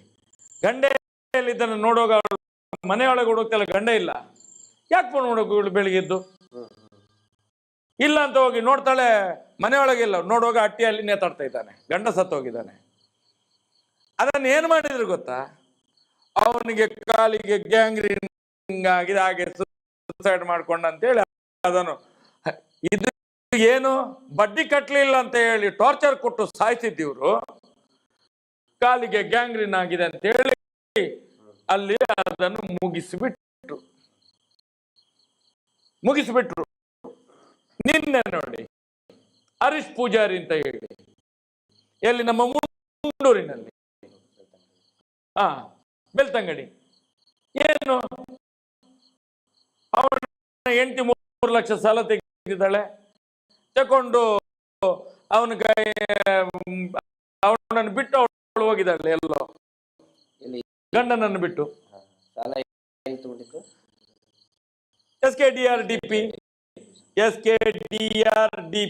ಅದೇನೋ ನನಗೆ ಪೂರ್ತಿ ಬರೋದಿಲ್ಲ. ಅದು ಧರ್ಮಸ್ಥಳ ಸಂಘ. ಮೊನ್ನೆ ಒಂದ್ಸಲ ಬಂದಂತೆ ಪುನಃ ಹೋಗಿದ್ದಾಳೆ. ನಾಳೆ ಬಂದ್ರೆ ಅವಳು ಆವತ್ತಿದ್ದು ಇವತ್ತಿದೆಲ್ಲ ತಿಥಿಯ ಕಾರ್ಡು ನಿರ್ಮಲಾ ಸೀತಾರಾಮನ್ಗೆ ಕಳಿಸಿದ್ರೆ ಒಳ್ಳೇದದು. ನಾನು ಹೇಳುದು ಕೇಳಿ, ಅವನು ನಿನ್ನೆ ಬೆಳಿಗ್ಗೆ ಅಲ್ಲಿ ಯಾರೋ ಎಂತ ಭಾರತಿ ಬೆಳಿಗ್ಗೆ ಹೋಗಿ ನಿನ್ನ ಹೆಂಡತಿ ಸಾಲ ತೆಗೆದೆಲ್ಲ ಬಡ್ಡಿ ಕಟ್ಟು ಅಂತ ಹೇಳಿ ನಿನ್ನೆ ಬೊಬ್ಬೆ ಹೊಡೆದಿದ್ದಾಳೆ. ಬೊಬ್ಬೆ ಹೊಡೆದು ಲೆಫ್ಟ್ ರೈಟ್ ಮಾಡಿದ್ದಾನೆ. ಇವನು ಹೋಗಿದ್ದಾನೆ ಸೀದಾ ಪೊಯ್ದನ್ ತಗೊಂಡು ಕೊಡದು ಇವನು ಸತ್ತಿದ್ದಾನೆ. ಸತ್ತ ತಕ್ಷಣ ಇವರು ತಕ್ಷಣ ಪ್ಲಾನ್ ಮಾಡಿದ್ದಾರೆ. ಏನ್ ಗೊತ್ತಾ, ನಮ್ಗೆ ರಾತ್ರಿ 11 ಗಂಟೆ ಫೋನ್ ಬಂತು. ಮಹೇಶಣ್ಣ ಸಾಲ ಬಡ್ಡಿ ದಂಧೆ ಇಲ್ಲೊಬ್ಬನನ್ನು ಬಲಿ ತಗೊಂಡು ಎಲ್ಲಿ ಮುಂಡೂರಿನಲ್ಲಿ ಏನಾಯ್ತು, ಅವನು ಸತ್ತಿದ್ದಾನೆ, ಸುಸೈಡ್ ಮಾಡ್ಕೊಂಡದ್ದು. ಹೀಗೆ ಭಾರತೀಯ ಆಚಾರ್ಯ ಅಂತ ಹೇಳುವವಳು ಬಂದು ಟಾರ್ಚರ್ ಮಾಡಿದ್ದಾಳೆ. ಮತ್ತೆ ಅವಳ ಪಟಲ ಮೇಲೆ ಧರ್ಮಸ್ಥಳ ಗ್ರಾಮಾಭಿವೃದ್ಧಿ ಯೋಜನೆ ಅವ್ರದ್ದು. ಅವನು ಸುಸೈಡ್ ಮಾಡ್ಕೊಂಡು ಸತ್ತು ಹೋಗಿದ್ದಾನೆ. ಈಗ ಏನ್ ಮಾಡ್ತಿದ್ದಾರೆ ಅಂತ ಹೇಳಿದ್ರೆ, ಅವನಿಗೆ ಪಿಟ್ಸ್ ಆಗಿತ್ತು, ಬಾಯಲ್ಲೆಲ್ಲ ನೊರೆ ಬಂದಿದೆ, ಹಾಗಾಗಿ ಸತ್ತಿದ್ದಾನೆ ಅಂತ ಹೇಳಿ ಅದನ್ನು ಹೀಗೆ ಮಾಡುವ ಅಂತ ಹೇಳಿ ಪ್ಲಾನ್ ಮಾಡಿದ್ರು. ಅದಾಗ್ಲಿಲ್ಲ, ಅಲ್ಲಿ ನಡೀಲಿಲ್ಲ. ಮತ್ತೆ ಸ್ವಲ್ಪ ಹೊತ್ತಾಗ ಬೇರೆ ಪ್ಲಾನ್ ಆಯ್ತು, ಅವನು ಹಾರ್ಟ್ ಅಟ್ಯಾಕ್ ಆಗಿ ಸತ್ತದ್ದು ಅಂತ ಹೇಳಿ ಆಯ್ತು, ಅದು ನಡೀಲಿಲ್ಲ. ಲಾಸ್ಟಿಗೆ ಹೆಂಡತಿ ಬಿಟ್ಟು ಹೋದ್ಲು ಅಂತ ಹೇಳಿ ಸುಸೈಡ್ ಮಾಡ್ಕೊಂಡಿದ್ದಾನೆ ಅಂತ ಹೇಳಿ ಆ ಪ್ಲಾನ್ ಮಾಡಿದ್ರು, ಅದು ನಡೀಲಿಲ್ಲ. ಯಾಕಂತ ಹೇಳಿದ್ರೆ ಮಧ್ಯದಲ್ಲಿ ಎಣ್ಣೆಯ ಬಾಟ್ಲಿ ಸಿಕ್ಕಿತು, ಪಾಯ್ಸನ್ ಇದ್ದು. ಈಗೇನಾಗಿದೆ ಅಂತ ಹೇಳಿದ್ರೆ ಪೋಸ್ಟ್ ಮಾರ್ಟಮ್ ರಿಪೋರ್ಟ್ ಅಲ್ಲಿ ಬರುವಾಗ ಅದು ಆತ್ಮಹತ್ಯೆ ಅಂತ ಹೇಳಿ ಆಗಿದೆ. ಆತ್ಮಹತ್ಯೆ ಯಾಕೆ ಮಾಡ್ಕೊಂಡದ್ದು? ಇದೇ ಭಾರತೀಯ ಆಚಾರ್ಯ ಹೋಗಿ ಬೆದರಿಸಿದ್ರಿಂದ ಇದೇ ಬಡ್ಡಿ ದಂಧೆ, ಇದು ಬಡ್ಡಿ ಅಟ್ಯಾಕ್. ಅಲ್ಲ, ಇವತ್ತು ಕೂಡ ಮನೆಯವರು ಬಾಯಿ ಬಿಡ್ಲಿಕ್ಕೆ ತಯಾರಿಲ್ಲ, ಎದುರ್ತಾ ಇದ್ದಾರಂತೆ. ಹಾಗ ಹೇಳ್ಬೇಡ, ಈಗ ಹೇಳ್ಬೇಡ. ಈಗ ಪ್ಲಾನ್ ಏನ್ ಮಾಡ್ತಿದ್ರು ಗೊತ್ತಾ? ಲಾಸ್ಟ್ ಎಂಡ್ ಪಾಯಿಂಟ್ ಏನ್ ಗೊತ್ತಾ? ಏನಿರ್ಬೋದು ಯೋಚನೆ? ಎಂತ ಪ್ಲಾನ್ ಸರ್ ನೀವು ಹೇಳ್ತೀರ. ನೀವು ಒಂದೊಂದ್ಸಲ ಒಂದೊಂದು ಪ್ಲಾನ್ ಹೇಳ್ತೀರ, ನಾನು ಒಂದು ಪ್ಲಾನ್ ಹೇಳ್ತೇನೆ. ಇವತ್ತು ಏನ್ ಪ್ಲಾನ್ ನಡೆದಿದ್ದು ಗೊತ್ತಾ? ಸುಸೈಡ್ ಅಂತ ಆದ್ರೆ ನಿಮ್ದು ಇದ್ರಲ್ಲಿ ಇನ್ಶೂರೆನ್ಸ್ ಇದೆಲ್ಲ ಅದು ಸಿಗುವುದಿಲ್ಲ. ಮತ್ತೆಂತಂದ್ರೆ ಪ್ರೈಮ್ ಮಿನಿಸ್ಟರ್ ಇದೇನೋ ಸಿಗ್ತದೆ, ಅದು ಸಿಗುವುದಿಲ್ಲ. ಇದನ್ನು ಸುಸೈಡ್ ಅಂತ ಹೇಳಿ ಆಗಬಾರ್ದು. ಹಾರ್ಟ್ ಅಟ್ಯಾಕ್ ಅಂತ ಆದ್ರೆ ನಿಮ್ಗೆ ಸರ್ಕಾರದಿಂದ ದುಡ್ಡು ಬರ್ತದೆ. ಇದನ್ನ ಹಾಗೆ ಮುಗಿಸು ಅಂತ ಹೇಳಿ ಪ್ಲಾನ್ ಮಾಡ್ತಿದ್ದಾರಂತೆ. ಎಂತ ಸರ್, ಎಂತ ಈ ಧರ್ಮಸ್ಥಳ ಗ್ರಾಮಾಭಿವೃದ್ಧಿ ಯೋಜನೆ ಅಂತ ಹೇಳಿದ್ರೆ ಒಂದು ಪೆಡಂಭೂತ ಸರ್ ಇದು. ಇದ್ರ ಒಂದು ಕರಾಳ ಒಂದು ವಿಕೃತ ಛಾಯೆ ಉಂಟಲ್ಲ, ಇಡೀ ಹಳ್ಳಿಗಳಲ್ಲಿ ಉಂಟಲ್ಲ, ಈ ಜನಸಾಮಾನ್ಯರನ್ನು ಕೊಲೆ ಮಾಡ್ತಾ ಇದ್ದಾರೆ ಸರ್. ಇದಕ್ಕೊಂದು ಎಂಡ್ ಆಗ್ಬೇಕಿತ್ತು ಸರ್. ಇದ್ರಾಗ ನಮ್ಮ ಒಂದು ಏನೋ ತಿಳುವಳಿಕೆ ಒಳಗೆ ಈಗ ಇಷ್ಟೊಂದು ಕೂಗಿ ನಾವು ಮಾತಾಡಿ ಎಷ್ಟೊಂದು ವಿರೋಧ ಕಟ್ಕೊಂಡು ಮೈ ಮೇಲೆ ಕೇಸ್ ಹಾಕೊಂಡು, ಎಲ್ಲಕ್ಕಿಂತ ಹೆಚ್ಚು ಕೇಸು ಈ ಹೋರಾಟದಲ್ಲಿ ನೀವು ಹಾಕ್ಕೊಂಡಿದ್ದೀರಿ. ಮಾತಾಡಬೇಕಾದ್ರೆ ಸಾಕಷ್ಟು ಜನ ಬೈತಾರೆ, ಆದರೂ ನಾವು ಕೂಗಿ ಹೇಳ್ತಾ ಇದ್ದೀವಿ. ಯಾಕೆ? ಜನರು ಎಚ್ಚೆತ್ಕೊಳ್ಳಿ ಅಂತೇಳಿ. ನನಗೆ ಬೇಸರ ಜನರ ಮೇಲೆ ಕೂಡ ಇದೆ. ಯಾಕಂತ ಹೇಳಿದ್ರೆ ಇಂಥವ್ರನ್ನ ಬೆಳೆಸೋದು ನಾವೇ, ಇಂಥವ್ರನ್ನ ಬೆಳೆಸೋದು. ಜನ ಜಾಗೃತಿ ಆಗಲಿಲ್ಲ ಅಂತ ಹೇಳಿದ್ರೆ ಇನ್ನೇನು ಮಾಡೋದು ಹೇಳಿ? ಸುಖ ಸುಮ್ಮನೆ 50,000 1 ಲಕ್ಷಕ್ಕೆ ಅವ್ರಿಗೆ ಹೇಳ್ತಾ ಇದ್ದೀವಿ, ಸಾಲ ತಗೋಬೇಡಿ, ನೇರವಾಗಿ ನೀವು ಬ್ಯಾಂಕಿನಿಂದನೇ ಸಾಲ ತಗೊಳ್ಳಿ. ಈಗ ನೋಡಿ, ಸಂಜೀವನಿ ಅಂತ ಯೋಜನೆ ಇದೆ, ಸ್ವಸಹಾಯ ಗುಂಪುಗಳಿಗೆ ಬ್ಯಾಂಕ್ಗಳ ಆಲ್ರೆಡಿ ಅದೇ ಗ್ರಾಮದಲ್ಲಿನೇ ಕೊಟ್ಟಿದ್ದಾರೆ. ಯಾವ ಗ್ರಾಮದಲ್ಲಿ SKDRD ಸ್ವಸಹಾಯ ಗುಂಪುಗಳಿದೆ, ಅದೇ ಗ್ರಾಮದಲ್ಲಿ ಸಮಾನಾಂತರವಾಗಿ ಪ್ಯಾರಲಲ್ಲಿ ಅಲ್ಲಿ ಈ ಸಂಜೀವನಿ ಗುಂಪುಗಳಿಗೂ ಕೂಡ ಡೈರೆಕ್ಟ್ ಬ್ಯಾಂಕಿಂದ ಕೊಟ್ಟಿದ್ದಾರೆ. 8% 10% ಸಿಗ್ತಾ ಇದೆ ಅವರಿಗೆ. ಸರಿಯಾಗಿ 3 ತಿಂಗಳಿಗೊಂದ್ಸರಿ ಕಟ್ಟಿದ್ರೆ ಬರೀ 4% ಅಲ್ಲಿ ಕಟ್ತಾ ಇದ್ದಾರೆ. ಜನಗಳಿಗೆ ಇದು ಅರ್ಥ ಆಗಬೇಕು. ಜನಗಳಿಗೆ ಅರ್ಥ ಆಗಲಿಲ್ಲ ಅಂತ ಹೇಳಿದ್ರೆ ನಾನು ಹಳ್ಳಕ್ಕೆ ಬೀಳ್ತೀನಿ, ನಾನು ಮೋಸ ಹೋಗ್ತೀನಿ ಅನ್ನೋರ್ಗೆ ಇನ್ನೇನು ಮಾಡಕ್ಕಾಗತ್ತೆ? ನಾವು ಹೇಳ್ತೀವಿ ನೀವು ಜೀವ ಕಳ್ಕೊಳ್ಬೇಡಿ ಅಂತ ಹೇಳ್ತೀವಿ. ಹೌದು, ನಮಗ್ ಬೇಸರ ಆಗುತ್ತೆ, ಪಾಪ ಯಾರಾದ್ರೂ ಹಿಂಗ್ ಸತ್ರೆ ಬೇಸರ ಆಗುತ್ತೆ. ಆದ್ರೆ ಜನಗಳು ಕೂಡ ಅರ್ಥ ಮಾಡ್ಕೋಬೇಕು, ಜನಗಳು ಜಾಗೃತರಾಗಬೇಕು. ನಾನು ಮೋಸ ಹೋಗಕ್ ನಾನು ರೆಡಿ ಇದ್ದೀನಿ, ನಿಂದೇನು ಅಂತ ಕೇಳಿದ್ರೆ ನಾವೇನ್ ಮಾಡಕ್ಕಾಗುತ್ತೆ ಸರ್? ನೋಡಿ, ನಾವು ಹೇಳೋದು ಅದನ್ನೇ ಸರ್. ಈಗ 12 ವರ್ಷದಿಂದ ಪದೇ ಹೇಳೋದಿದೆ, ಅಪ್ಪ ನೆಟ್ಟ ಆಲದ ಮರಕ್ಕೆ ನಾವು ನೇತಾಡುವುದಲ್ಲ. ಇವತ್ತು ನಮ್ಮ ಅಪ್ಪ ಮಾಡಿದ ತಪ್ಪು ಯಾರನ್ನು ಮಂಜುನಾಥ, ನಡೆದಾಡುವ ಮಂಜುನಾಥ, ಮಾತನಾಡುವ ಮಂಜುನಾಥ ಅಂತ ಹೇಳಿ ನಮ್ಮನ್ನು ವಂಚನೆ ಮಾಡಿ ಇವತ್ತು ನಮ್ಮ ಈ ದುಸ್ಥಿತಿಗೆ ಕಾರಣ. ಇವತ್ತು ನಾವು ಮಾಡಿದ ತಪ್ಪು ನಾಳೆ ನಮ್ಮ ಮಕ್ಕಳಿಗೆ ಬರಬಾರದು. ಇವತ್ತು ನಾವು ಮಾಡಿದ ತಪ್ಪು ನಾಳೆ ನಮ್ಮ ಮಕ್ಕಳಿಗೆ ಬರಬಾರ್ದು ಅನ್ನುವಂತ ನೋವು, ಆ ಕೊರಗು ನಮ್ಮ ಹತ್ರ ಇರುವಂತದ್ದು. ನಾವು ಇವತ್ತಿರ್ತೇವೆ, ನಾಳೆ ಈಗ ಇಲ್ಲಿಂದ ಎದ್ದ ಮೇಲೆ ನಾವು ಇರ್ಲಿಕ್ಕಿಲ್ಲ. ಯಾಕಂತ ಹೇಳಿದ್ರೆ ಆ ಮಹಾದೇವನ ಕೊಡುವವನು ಅವನು, ಆ ಬ್ರಹ್ಮ ಸೃಷ್ಟಿಕರ್ತ. ಆದ್ರೆ ಹೇಳುವಂಥದ್ದು, ನಾವು ಇಷ್ಟು ಕಿರ್ಚಾಡಿದ್ರು ಪರಿಚಾಡಿದ್ರು ಇನ್ನೂ ಸಮಾಜಕ್ಕೆ ನಿಮ್ಗೆ ಸತ್ಯದ ಅರಿವು ಆಗ್ತಾ ಇಲ್ಲ ಅಂತ ಹೇಳಿದ್ರೆ, ಇನ್ನು ಇದಕ್ಕೆ ಉತ್ತರ ಕೊಡೋಣ ಮಂಜುನಾಥ ಸ್ವಾಮಿ ಅಣ್ಣಪ್ಪ ದೇವರು. ನಾವು ಏನು ಮಾಡ್ಲಿಕ್ಕೆ ಆಗುದಿಲ್ಲ. ನಾವು ಸತ್ಯವನ್ನು ತೆರೆದು ನಿಮ್ಮ ಮುಂದೆ ಇಡಬಹುದು. ಸತ್ಯವನ್ನು, ಆ ಸತ್ಯದ ಹೋರಾಟದಿಂದಾಗಿ ನಾವು ಇಲ್ಲಿ ತನಕ 12 ವರ್ಷದಿಂದ, ನಾನು ಹೇಳುದು ಸೌಜನ್ಯನ ಹೋರಾಟ ಸರ್ ಇದು. 12 ವರ್ಷದಿಂದ ನಾನು 25 ವರ್ಷದಿಂದ ಅವರನ್ನ ಎದುರು ಹಾಕೊಂಡಿದ್ದೇನೆ. 25 ವರ್ಷಗಳಿಂದ.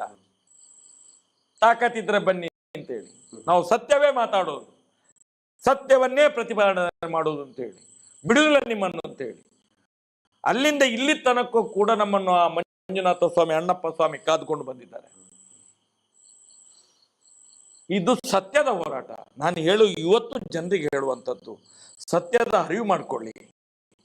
ನೀವೇನು ಅಣ್ಣಪ್ಪ ಸ್ವಾಮಿಯ ಮುಂದೆ, ಮಂಜುನಾಥ ದೇವರ ಮುಂದೆ ನಂಬಿಕೆ ಇಟ್ಟಿದ್ದೀರೋ, ನೀವು ಬೆಳಿಗ್ಗೆ ಎದ್ದು ಆ ದೇವರಿಗೆ ಒಂದ್ಸಲ ಕೈ ಮುಗಿಯುವಾಗ ನೀವು ಒಂದು ನಿಶ್ಚಿಂತೆಯಿಂದ ಒಂದು ಕೈ ಮುಗಿರಿ, ಪ್ರಾರ್ಥನೆ ಮಾಡಿ. ನಿಮ್ಗೆ ಆಗ ಗೊತ್ತಾಗ್ತದೆ ಈ ನಮ್ಮ ಹೋರಾಟದ ಸತ್ಯ ಏನು ಅಂತ ಹೇಳಿ. ಈ ಕರಾಳ ಮುಖಗಳು ಇವತ್ತು ಏನು ಇಡೀ ಹಿಂದೂ ಸಮಾಜವನ್ನು ನಾಶ ಮಾಡ್ತಿದ್ಯೋ, ಇದೆಲ್ಲ ನಿಮ್ಮ ಕಣ್ಣ ಎದುರುಗಡೆ ಬರ್ತದೆ. ನಿಮಗೆಲ್ಲ ಬಿಚ್ಚಿಟ್ಟಿದ್ದೇವೆ ನಾವು. ಇವತ್ತು ಮಹಿಶೆಟ್ಟಿ ತಿಮರೋಡಿ ಇರ್ಬೋದು, ಮಟ್ಟಣ್ಣವರು ಇರ್ಬೋದು, ಎಲ್ಲಾ ಹೋರಾಟಗಾರರು ಇದನ್ನು ಸೇರಿ ನಾವು ಮಾಡ್ತಾ ಇದ್ದೇವೆ. ಅನೇಕ ಯೂಟ್ಯೂಬರ್ಸ್ಗಳು. ಇದು ಇವತ್ತು ಸಮಾಜಕ್ಕೆ ಮುಟ್ಟಬೇಕು, ಒಂದು ಒಳ್ಳೆಯ ಒಂದು ವಾತಾವರಣ ಸೃಷ್ಟಿಯಾಗಿ ನ್ಯಾಯ ಸಿಗ್ಲಿ ಅಂತ ಹೇಳಿ ನಮ್ಮ ಈ ಹೋರಾಟ ಇರುವಂಥದ್ದು. ಸರ್, ಕೊನೆಯದಾಗಿ 2 ಪ್ರಶ್ನೆ. ಈಗ ಧರ್ಮಸ್ಥಳ ವೀರೇಂದ್ರ ಹೆಗ್ಗಡೆ ಅವರು ಅಫಿಡವಿಟ್ ಹಾಕಿದ್ದಾರೆ, ಅದು ತೀರ್ಪು ಏನಾಯ್ತು? ಅಲ್ಲ, ತೀರ್ಪು ಅಂತ ಹೇಳಿದ್ರೆ ಅದರಲ್ಲಿ ಒಂದು ಅವಕಾಶ ಕೊಟ್ಟಿದ್ದಾರೆ, ಸರ್ಕಾರಕ್ಕೆ ತೀರ್ಮಾನಕ್ಕೆ ಬಿಟ್ಟಿದ್ದಾರೆ ಅದನ್ನ. ಹಿಂಗಾಗಿ ಇವ್ರು ಏನ್ ಮಾಡ್ತಾ ಇದ್ದಾರೆ, ಪ್ರತಿ ವರ್ಷಕ್ಕೂ ಕೂಡ ಮುಜರಾಯಿ ಇಲಾಖೆಗೆ ನೋಡಿ ಒಂದು ಇದನ್ನ ಗುಟ್ಟು ಅಲ್ದ್ರ, ಅದು ಸರ್ಕಾರದ ಮೇಲೆ ಇದೆ ಅದು. ಅದಕ್ಕೆ ಇವ್ರು ಏನ್ ಮಾಡ್ತಾರೆ, ಪ್ರತಿ ವರ್ಷ ಸೆಟ್ಟಿಂಗ್ ಮಾಡ್ತಾ ಹೋಗ್ತಾರೆ. ಒಂದು ಮುಜರಾಯಿ ಇಲಾಖೆ ಮಿನಿಸ್ಟರ್ ಆದವರು ರಾಜಕೀಯವಾಗಿ ನೆಕ್ಸ್ಟ್ ಎಲೆಕ್ಷನ್ ಅಲ್ಲಿ ಸೋಲ್ತಾರೆ ಅಂತ ಹೇಳಿ ಗೊತ್ತಾ?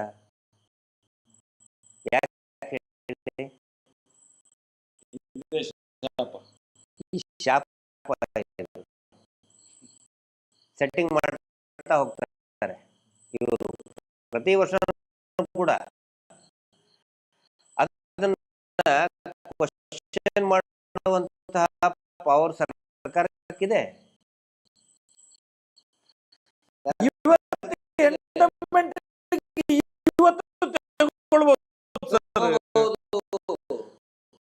ನೋಡಿ ಸರ್, ಇದು 5 ಕೋಟಿಗೆ ಮೇಲೆ ಇದ್ರೆ ತಗೊಳ್ಳೋ, ಇದು 1000 ಕೋಟಿ ಸರ್ ಬರ್ತದೆ, 1000 ಕೋಟಿ.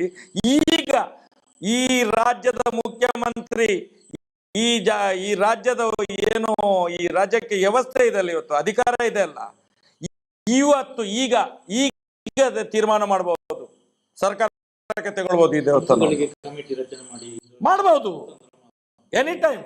ಈಗ ನೋಡಿ, ಅಲ್ಲಿ ಇಷ್ಟೊಂದು ಅನಾಚಾರ ನಡೀತಾ ಇದೆ. ಆಮೇಲೆ ಇವ್ರ ಮೇಲೆನೆ ಆಲ್ರೆಡಿ ಎಷ್ಟೋ ಕೇಸ್ ಇದೆ. ನಾಗರಿಕ ಸೇವಾ ಟ್ರಸ್ಟ್ನವರು ಉಲ್ಲೇಖ ಮಾಡಿದ್ದಾರೆ. ನಾವು ಅವ್ರಿಗೆ ಧನ್ಯವಾದ ಹೇಳ್ಬೇಕು. ನಾಗರಿಕ ಸೇವಾ ಟ್ರಸ್ಟ್ನವರು ರಂಜನ್ ರಾಯರು ಸಾಕಷ್ಟು ಉಲ್ಲೇಖ ಮಾಡಿದ್ದಾರೆ. ಇಲ್ಲಿ AC ಕೋರ್ಟ್ ನಲ್ಲಿ ಹೇಳಿದ್ದು, ಇಲ್ಲಿ AC ಹೇಳಿದ್ದು, ಕೋರ್ಟ್ ನಲ್ಲಿ ಆರ್ಡರ್ ಆಗಿದೆ ಸರ್, DC ಗೆ ಬರ್ತಿದ್ದಾರೆ, ಇದನ್ನು ನಮ್ಮ ಮುಜರಾಯಿ ಇಲಾಖೆಗೆ ತಗೊಳ್ಬೇಕು ಅಂತ ಹೇಳಿ, ಇದು ಸರ್ಕಾರಿ ದೇವಸ್ಥಾನ ಅಂತ ಹೇಳಿ.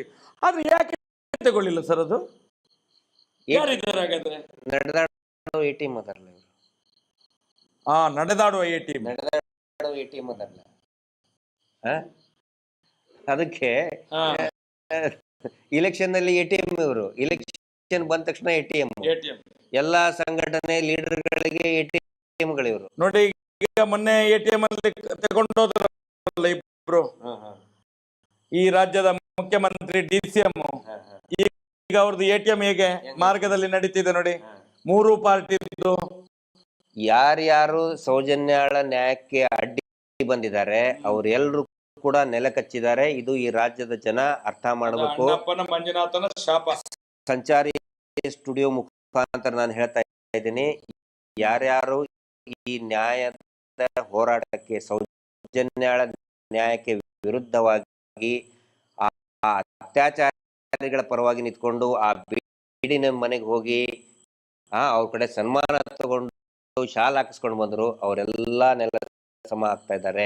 ಅವನತಿ ಇನ್ನು ಮುಂದಕ್ಕೆ ಆದಷ್ಟು ಬೇಗ ಬೇಗ 12 ವರ್ಷ ದಾಟಿತ್ತು ಆ ಮಗುವಿನ ಒಂದು ಆತ್ಮಕ್ಕೆ ಇದು ಆಗಿ ಹತ್ಯೆ ಆಗಿ, ಆತ್ಮದ ಹತ್ಯೆ ಆಗಿ.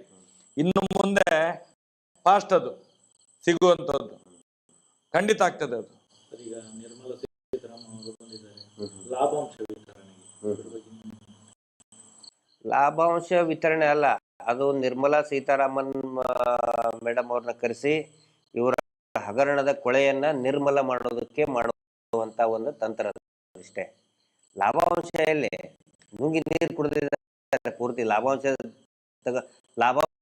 ಯಾರಿಗದು? SKDRDP. ನಿಮ್ಗೆ ಗೊತ್ತಿಲ್ಲ ಸರ್, ನಿಮ್ಗೆ ಗೊತ್ತಿಲ್ಲ. ಪ್ರಥಮ ಕಂತಿನಲ್ಲಿ ಇವತ್ತು 600 ಕೋಟಿ ಬಿಡುಗಡೆ ಮಾಡಿದ್ದಾರೆ. ಎಲ್ಲ 52 ಲಕ್ಷದಿಂದ 54 ಲಕ್ಷ ಫಲಾನುಭವಿಗಳಿಗೆ 1 ಲಕ್ಷದ ಮೇಲೆ ಕೊಡ್ತಿದ್ದಾರಂತೆ ಈ ಸಲ.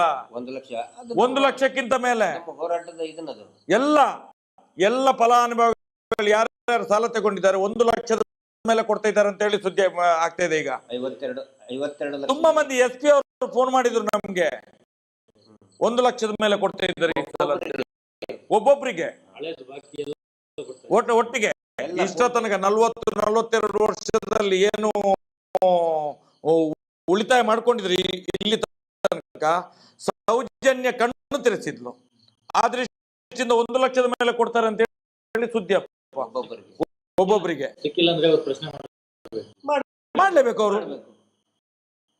ಈಗ ನೋಡಿ, ಆಕ್ಚುಲಿ ಈ ಲಾಭಾಂಶ ಕೊಡೋದು ಇಷ್ಟು ದೊಡ್ಡ ಸಮಾರಂಭ ಮಾಡೋ ಅವಶ್ಯಕತೆ ಇಲ್ಲ.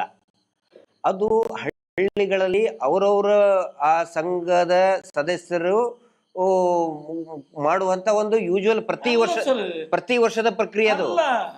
ಪ್ರತಿ ವರ್ಷ ವೀರೇಂದ್ರ ಹೆಗ್ಡೆ ಹೇಳಿದಲ್ಲ ಬ್ಯಾಂಕಿನವರು ಮಾಡುದು ಅಂತ ಹೇಳಿ. ಬ್ಯಾಂಕಿನವರು ಮಾಡಿದ್ರೆ ಇಲ್ಲಿಗೆ ಧರ್ಮಸ್ಥಳಕ್ಕೆ ಯಾಕೆ ಬರುವುದು? ಅಲ್ಲ, ಧರ್ಮಸ್ಥಳಕ್ಕೆ ಯಾಕೆ ಬರಬೇಕು ಸ್ವಾಮಿ? ಕೇಂದ್ರದ ವಿತ್ತ ಸಚಿವೆ ಧರ್ಮಸ್ಥಳದಲ್ಲಿ ಇದೆ. ಏನು RBI ಧರ್ಮಸ್ಥಳದಲ್ಲಿರುವುದಾ?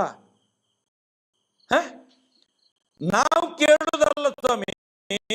ಮೊನ್ನೆ ಸೀರೂರಿನಲ್ಲಿ ವೀರೇಂದ್ರ ಹೆಗ್ಡೆ ಹೇಳಿದಲ್ವಾ, ನಾವೆಲ್ಲ ಕೊಡುವುದು ಬ್ಯಾಂಕ್ ಅಂತ ಹೇಳಿ. ಬ್ಯಾಂಕ್ನಲ್ಲಿ ಕೊಟ್ಟರೆ ಇವ್ರು ಯಾಕೆ ಇದು ಲಾಭಾಂಶ ಕೊಡ್ತೀವಿ ಅಂತ ಮಾಡ್ತಾ ಇದ್ದಾರೆ? ಯಾಕೆ ಕೊಡುವುದು ಲಾಭಾಂಶ? ಇವ್ರಿಗೇನು ಲಾಭ ಇದೆ ಅದರಲ್ಲಿ? ಅಲ್ಲ, ಅವ್ರು ಕೊಟ್ರೆ ನೋಡಿ, ಅದು ನಿಜವಾಗ್ಲೂ ಕೂಡ ಹೋರಾಟದ ಒಂದು ಫಲ. 1 ಲಕ್ಷ ರೂಪಾಯಿ ಅದಕ್ಕೆ ನಾವು ಹೇಳ್ತೀವಿ. RBI ಬ್ಯಾಂಕ್ ಇದೆಯಾ ಧರ್ಮಸ್ಥಳದಲ್ಲಿ? RBI ಅಂತಂದ್ರೆ ಏನ್ ಹೇಳಿ ಸರ್? ಗೊತ್ತಿಲ್ಲ. Republic of Belthangady in India RBI ಅಂತಂದ್ರೆ. ನೀವು ರಿಸರ್ವ್ ಬ್ಯಾಂಕ್ ಆಫ್ ಇಂಡಿಯಾ ಅಂತ ತಿಳ್ಕೊಬೇಡಿ, ರಿಪಬ್ಲಿಕ್ ಆಫ್ ಬೆಳ್ತಂಗಡಿ. ಹಾಗೆ ನಿರ್ಮಲಾ ಸೀತಾರಾಮನ್ ಇಲ್ಲಿಗೆ ಬರೋದು. ಅದಕ್ಕೆ ಬರೋದು. ಅದಕ್ಕೆ ನೋಡಿ, ಈಗ ಲಾಭಾಂಶ ಅಂತ ಏನಿದೆಯಲ್ಲ, ಇದ್ದು ಒಳಗಡೆಯ ಗಿಮಿಕ್ ಏನಂತ ಹೇಳಿದ್ರೆ, SKDRDP ಇದು ಲಾಭರಹಿತ ಟ್ರಸ್ಟ್ ಅಂತ ಇವ್ರು ಬರ್ಕೊಂಡಿದ್ದಾರೆ. ಇವ್ರೇನ್ ಹೇಳಕ್ ಹೊರಟಿದ್ದಾರೆ, ಲಾಭ ನಾವು ಏನು ಇಟ್ಕೊಂಡಿಲ್ಲ, ಲಾಭ ಬಂದಿರೋದನ್ನೆಲ್ಲ ನಾವು ಜನರಿಗೆ ಹಂಚುತ್ತಾ ಇದ್ದೀವಿ, ಅದಕ್ಕೆ ಲಾಭಾಂಶ ನಾವು ಜನಗಳಿಗೆ ಕೊಡ್ತಾ ಇದ್ದೀವಿ ಅನ್ನುವಂತ ಒಂದು ಗಿಮಿಕ್ ಮಾಡೋಕ್ಕೋಸ್ಕರ ಇವರು ಈ ರೀತಿ ಮಾಡ್ತಾ ಇದ್ದಾರೆ. ಈ ರೀತಿ ನಾಟಕ ಮಾಡ್ಬೇಕಾ ಸರ್? ವಾರಕ್ಕೆ 10 ಕೋಟಿ ಬರೀ ಉಳಿತಾಯ ಉಳಿತಾಯ ಧನ ಪಾಪ 10 ರೂಪಾಯಿ 10 ರೂಪಾಯಿ 20 ರೂಪಾಯಿ ಕೊಟ್ಟರು ಅಲ್ಲ ಸರ್, ತಗೋತಾ ಇದ್ದಾರೆ. ಭಾರತ ವಿಶ್ವಗುರು ಆಗುವಂತ ಒಂದು ರಾಷ್ಟ್ರ ಇದು. ಈ ದೇಶದ ವಿತ್ತ ಸಚಿವೆ ಧರ್ಮಸ್ಥಳದಲ್ಲಿ ಬಂದು ಸ್ವಸಹಾಯ ಸಂಘಗಳ ಉಳಿತಾಯವನ್ನು ಹಂಚುವುದು ಅಂತ ಹೇಳಿದ್ರೆ ಇದು ನಗೆಪಾಟಲ್ಲಿ ಅಲ್ವಾ? ಇದು ಜನ ಅರ್ಥ ಮಾಡ್ತಾರೆ. ಮಾನ ಮರ್ಯಾದೆ ಉಂಟ ಇವರಿಗೆ? ನಾನು ಹೇಳೋದು, ನಾನು ಈ ರಾಜಕೀಯ ವ್ಯಕ್ತಿಗಳಿಗೆ, ನಿಮ್ಮ ಮನೆಯಲ್ಲೂ ದೈವ ದೇವರುಗಳಿದ್ದಾರೆ, ನೀವು ಅಣ್ಣಪ್ಪನ ಮಂಜುನಾಥನ ಶಾಪಕ್ಕೆಲ್ಲ ಗುರಿಯಾಗ್ತೀರಿ. ನೀವು ಇಂಥ ಫ್ರಾಡ್ಗಳನ್ನು ಬಚಾವ್ ಮಾಡಲಿಕ್ಕೆ ಇಲ್ಲಿ ಬಂದು ಅಡ್ವರ್ಟೈಸ್ಮೆಂಟ್ ಕೊಡಬೇಡಿ. ನೀವು ಏನು ನಾವು ಹಂಚುತ್ತಿದ್ದವು ನಮ್ಮ ಬಡವರ ರಕ್ತವನ್ನು ಹಂಚುವುದು. ನೀವು ಬಡವರ ರಕ್ತವನ್ನು ಸರ್ಕಾರದಿಂದ ಸಬ್ಸಿಡಿ ಬರುವುದಿಲ್ಲ, ಧರ್ಮಸ್ಥಳ ಸಂಘಕ್ಕೆ ಸಿಗುವುದಿಲ್ಲ ಅಂತ ಹೇಳ್ತಾರೆ. ಮತ್ತೆ ಸರ್ಕಾರಿ ಅಧಿಕಾರಿಗಳನ್ನು ಕರೆಸಿ ಇಲ್ಲಿ ಲಾಭಾಂಶ ಅಂತ ಕೊಡ್ತಾರೆ. ಎದುರ್ದದು ಆರೋಪಗಳನ್ನು ಮುಚ್ಚಲಿಕ್ಕೆ ಸ್ವಾಮಿ ಇದು ನಾಟಕ. ಇದು ಸಬ್ಸಿಡಿ ಬರೋಂಗಿಲ್ಲ ಅಂತ ಹೆಂಗ್ ಹೇಳ್ತಾರೆ? NRLM ವೆಬ್ಸೈಟ್ ನಲ್ಲೇ ಇದೆ. NRLM ವೆಬ್ಸೈಟ್ ನಲ್ಲಿ, ಆನಂತರ RBI ಮಾಸ್ಟರ್ ಸರ್ಕ್ಯುಲೇಷನ್ ಇದೆ. ಇದೆಲ್ಲ ತೇಪೆ ಹೆಚ್ಚಾಗಿ ಮಾಡೋ ಕಾರ್ಯಕ್ರಮ ಇವೆಲ್ಲ. ನಾನು ಒಂದು ಹೇಳ್ತೇನೆ ಸರ್, ಧರ್ಮಸ್ಥಳ ಅನ್ನುವಂಥದ್ದು ಪ್ರೈವೇಟ್ ಅವ್ರದ್ದು.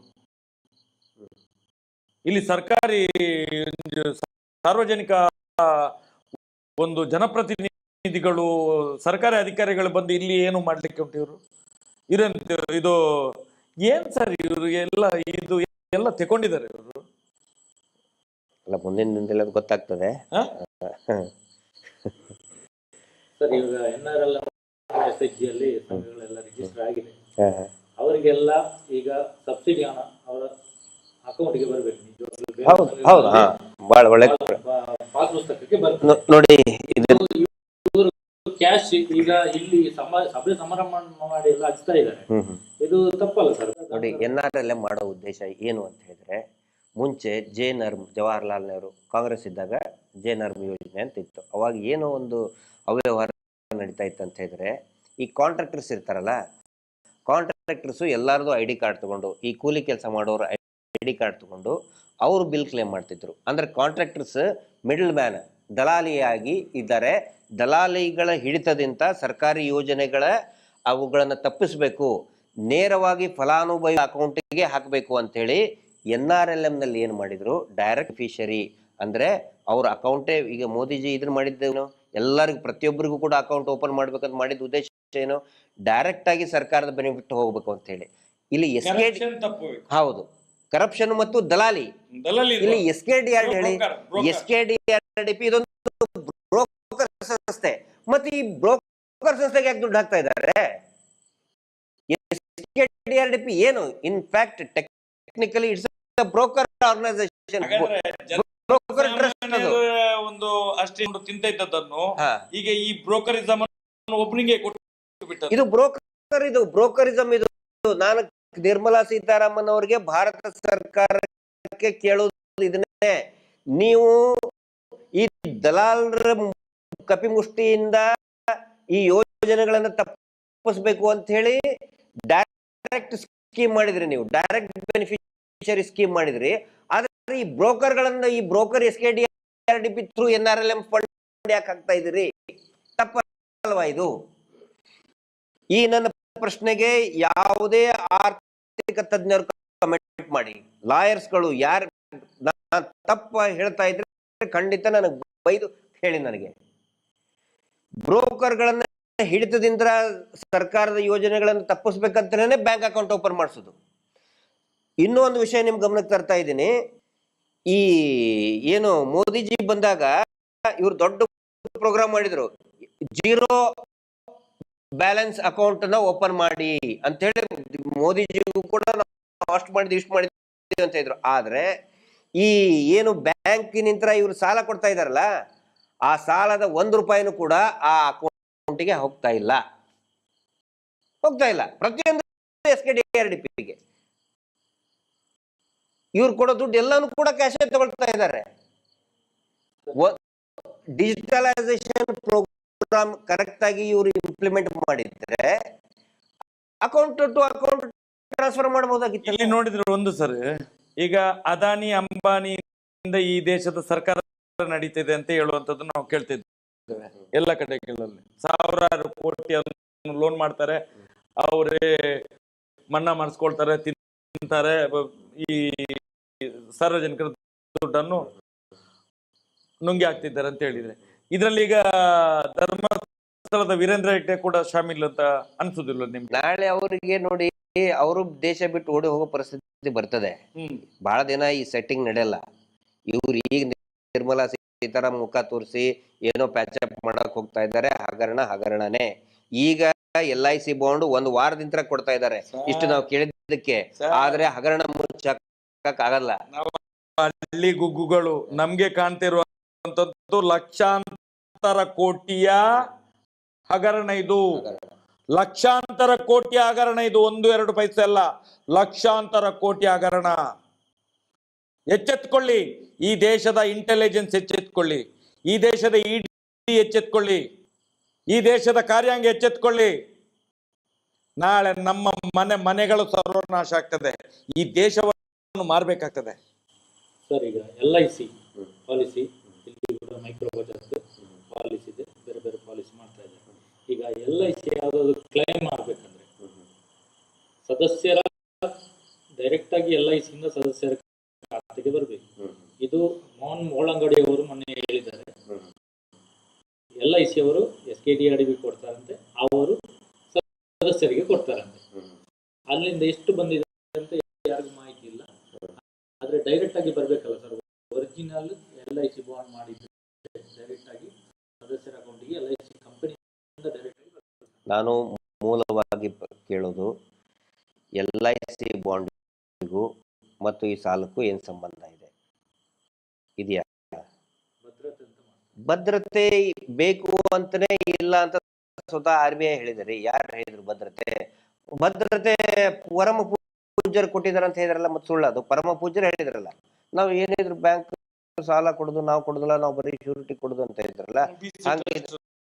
ನಮ್ದು BC ಟ್ರಸ್ಟ್, ನಾವೇನೇ ಇದ್ರು ಶ್ಯೂರಿಟಿ ಅಂದ್ರೆ ನಾವು ಭದ್ರತೆ ಕೊಡುದು.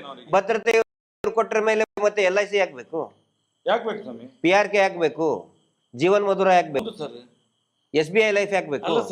ಅದ್ರಲ್ಲಿ ಒಂದು ಈಗ LIC ಮಾಡ್ತಾರಲ್ಲ, LIC ಗೆ ಕೆಲವ್ರ ಹತ್ರ ಜನವೇ ಇಲ್ಲ LIC ಮಾಡ್ಲಿಕ್ಕೆ 10,000 20,000, ಇವ್ರು ಅದನ್ನು ಬಡ್ಡಿಯಲ್ಲಿ ಕೊಡುದು. ಅದಕ್ಕೂ ಕೂಡ ಬಡ್ಡಿ, ಅದಕ್ಕೂ ಆ LIC ದುಡ್ಡು ಕಟ್ಲಿಕ್ಕೂ ಕೂಡ ಬಡ್ಡಿಯಲ್ಲೇ ಕಟ್ಟೋದು, ಅವ್ರದೇ ದುಡ್ಡು ತೆಕ್ಕೊಂಡು. ಈಗ ಸಂತೋಷ್ ಶೆಟ್ಟಿ ಈಗ ನೋಡಿ ಉರುಳು ಸುತ್ತು 1 ವಾರದಿಂದ ಈಗ ಡಿಸ್ಪ್ಲೇ ಆಗ್ತಾ ಇದೆ.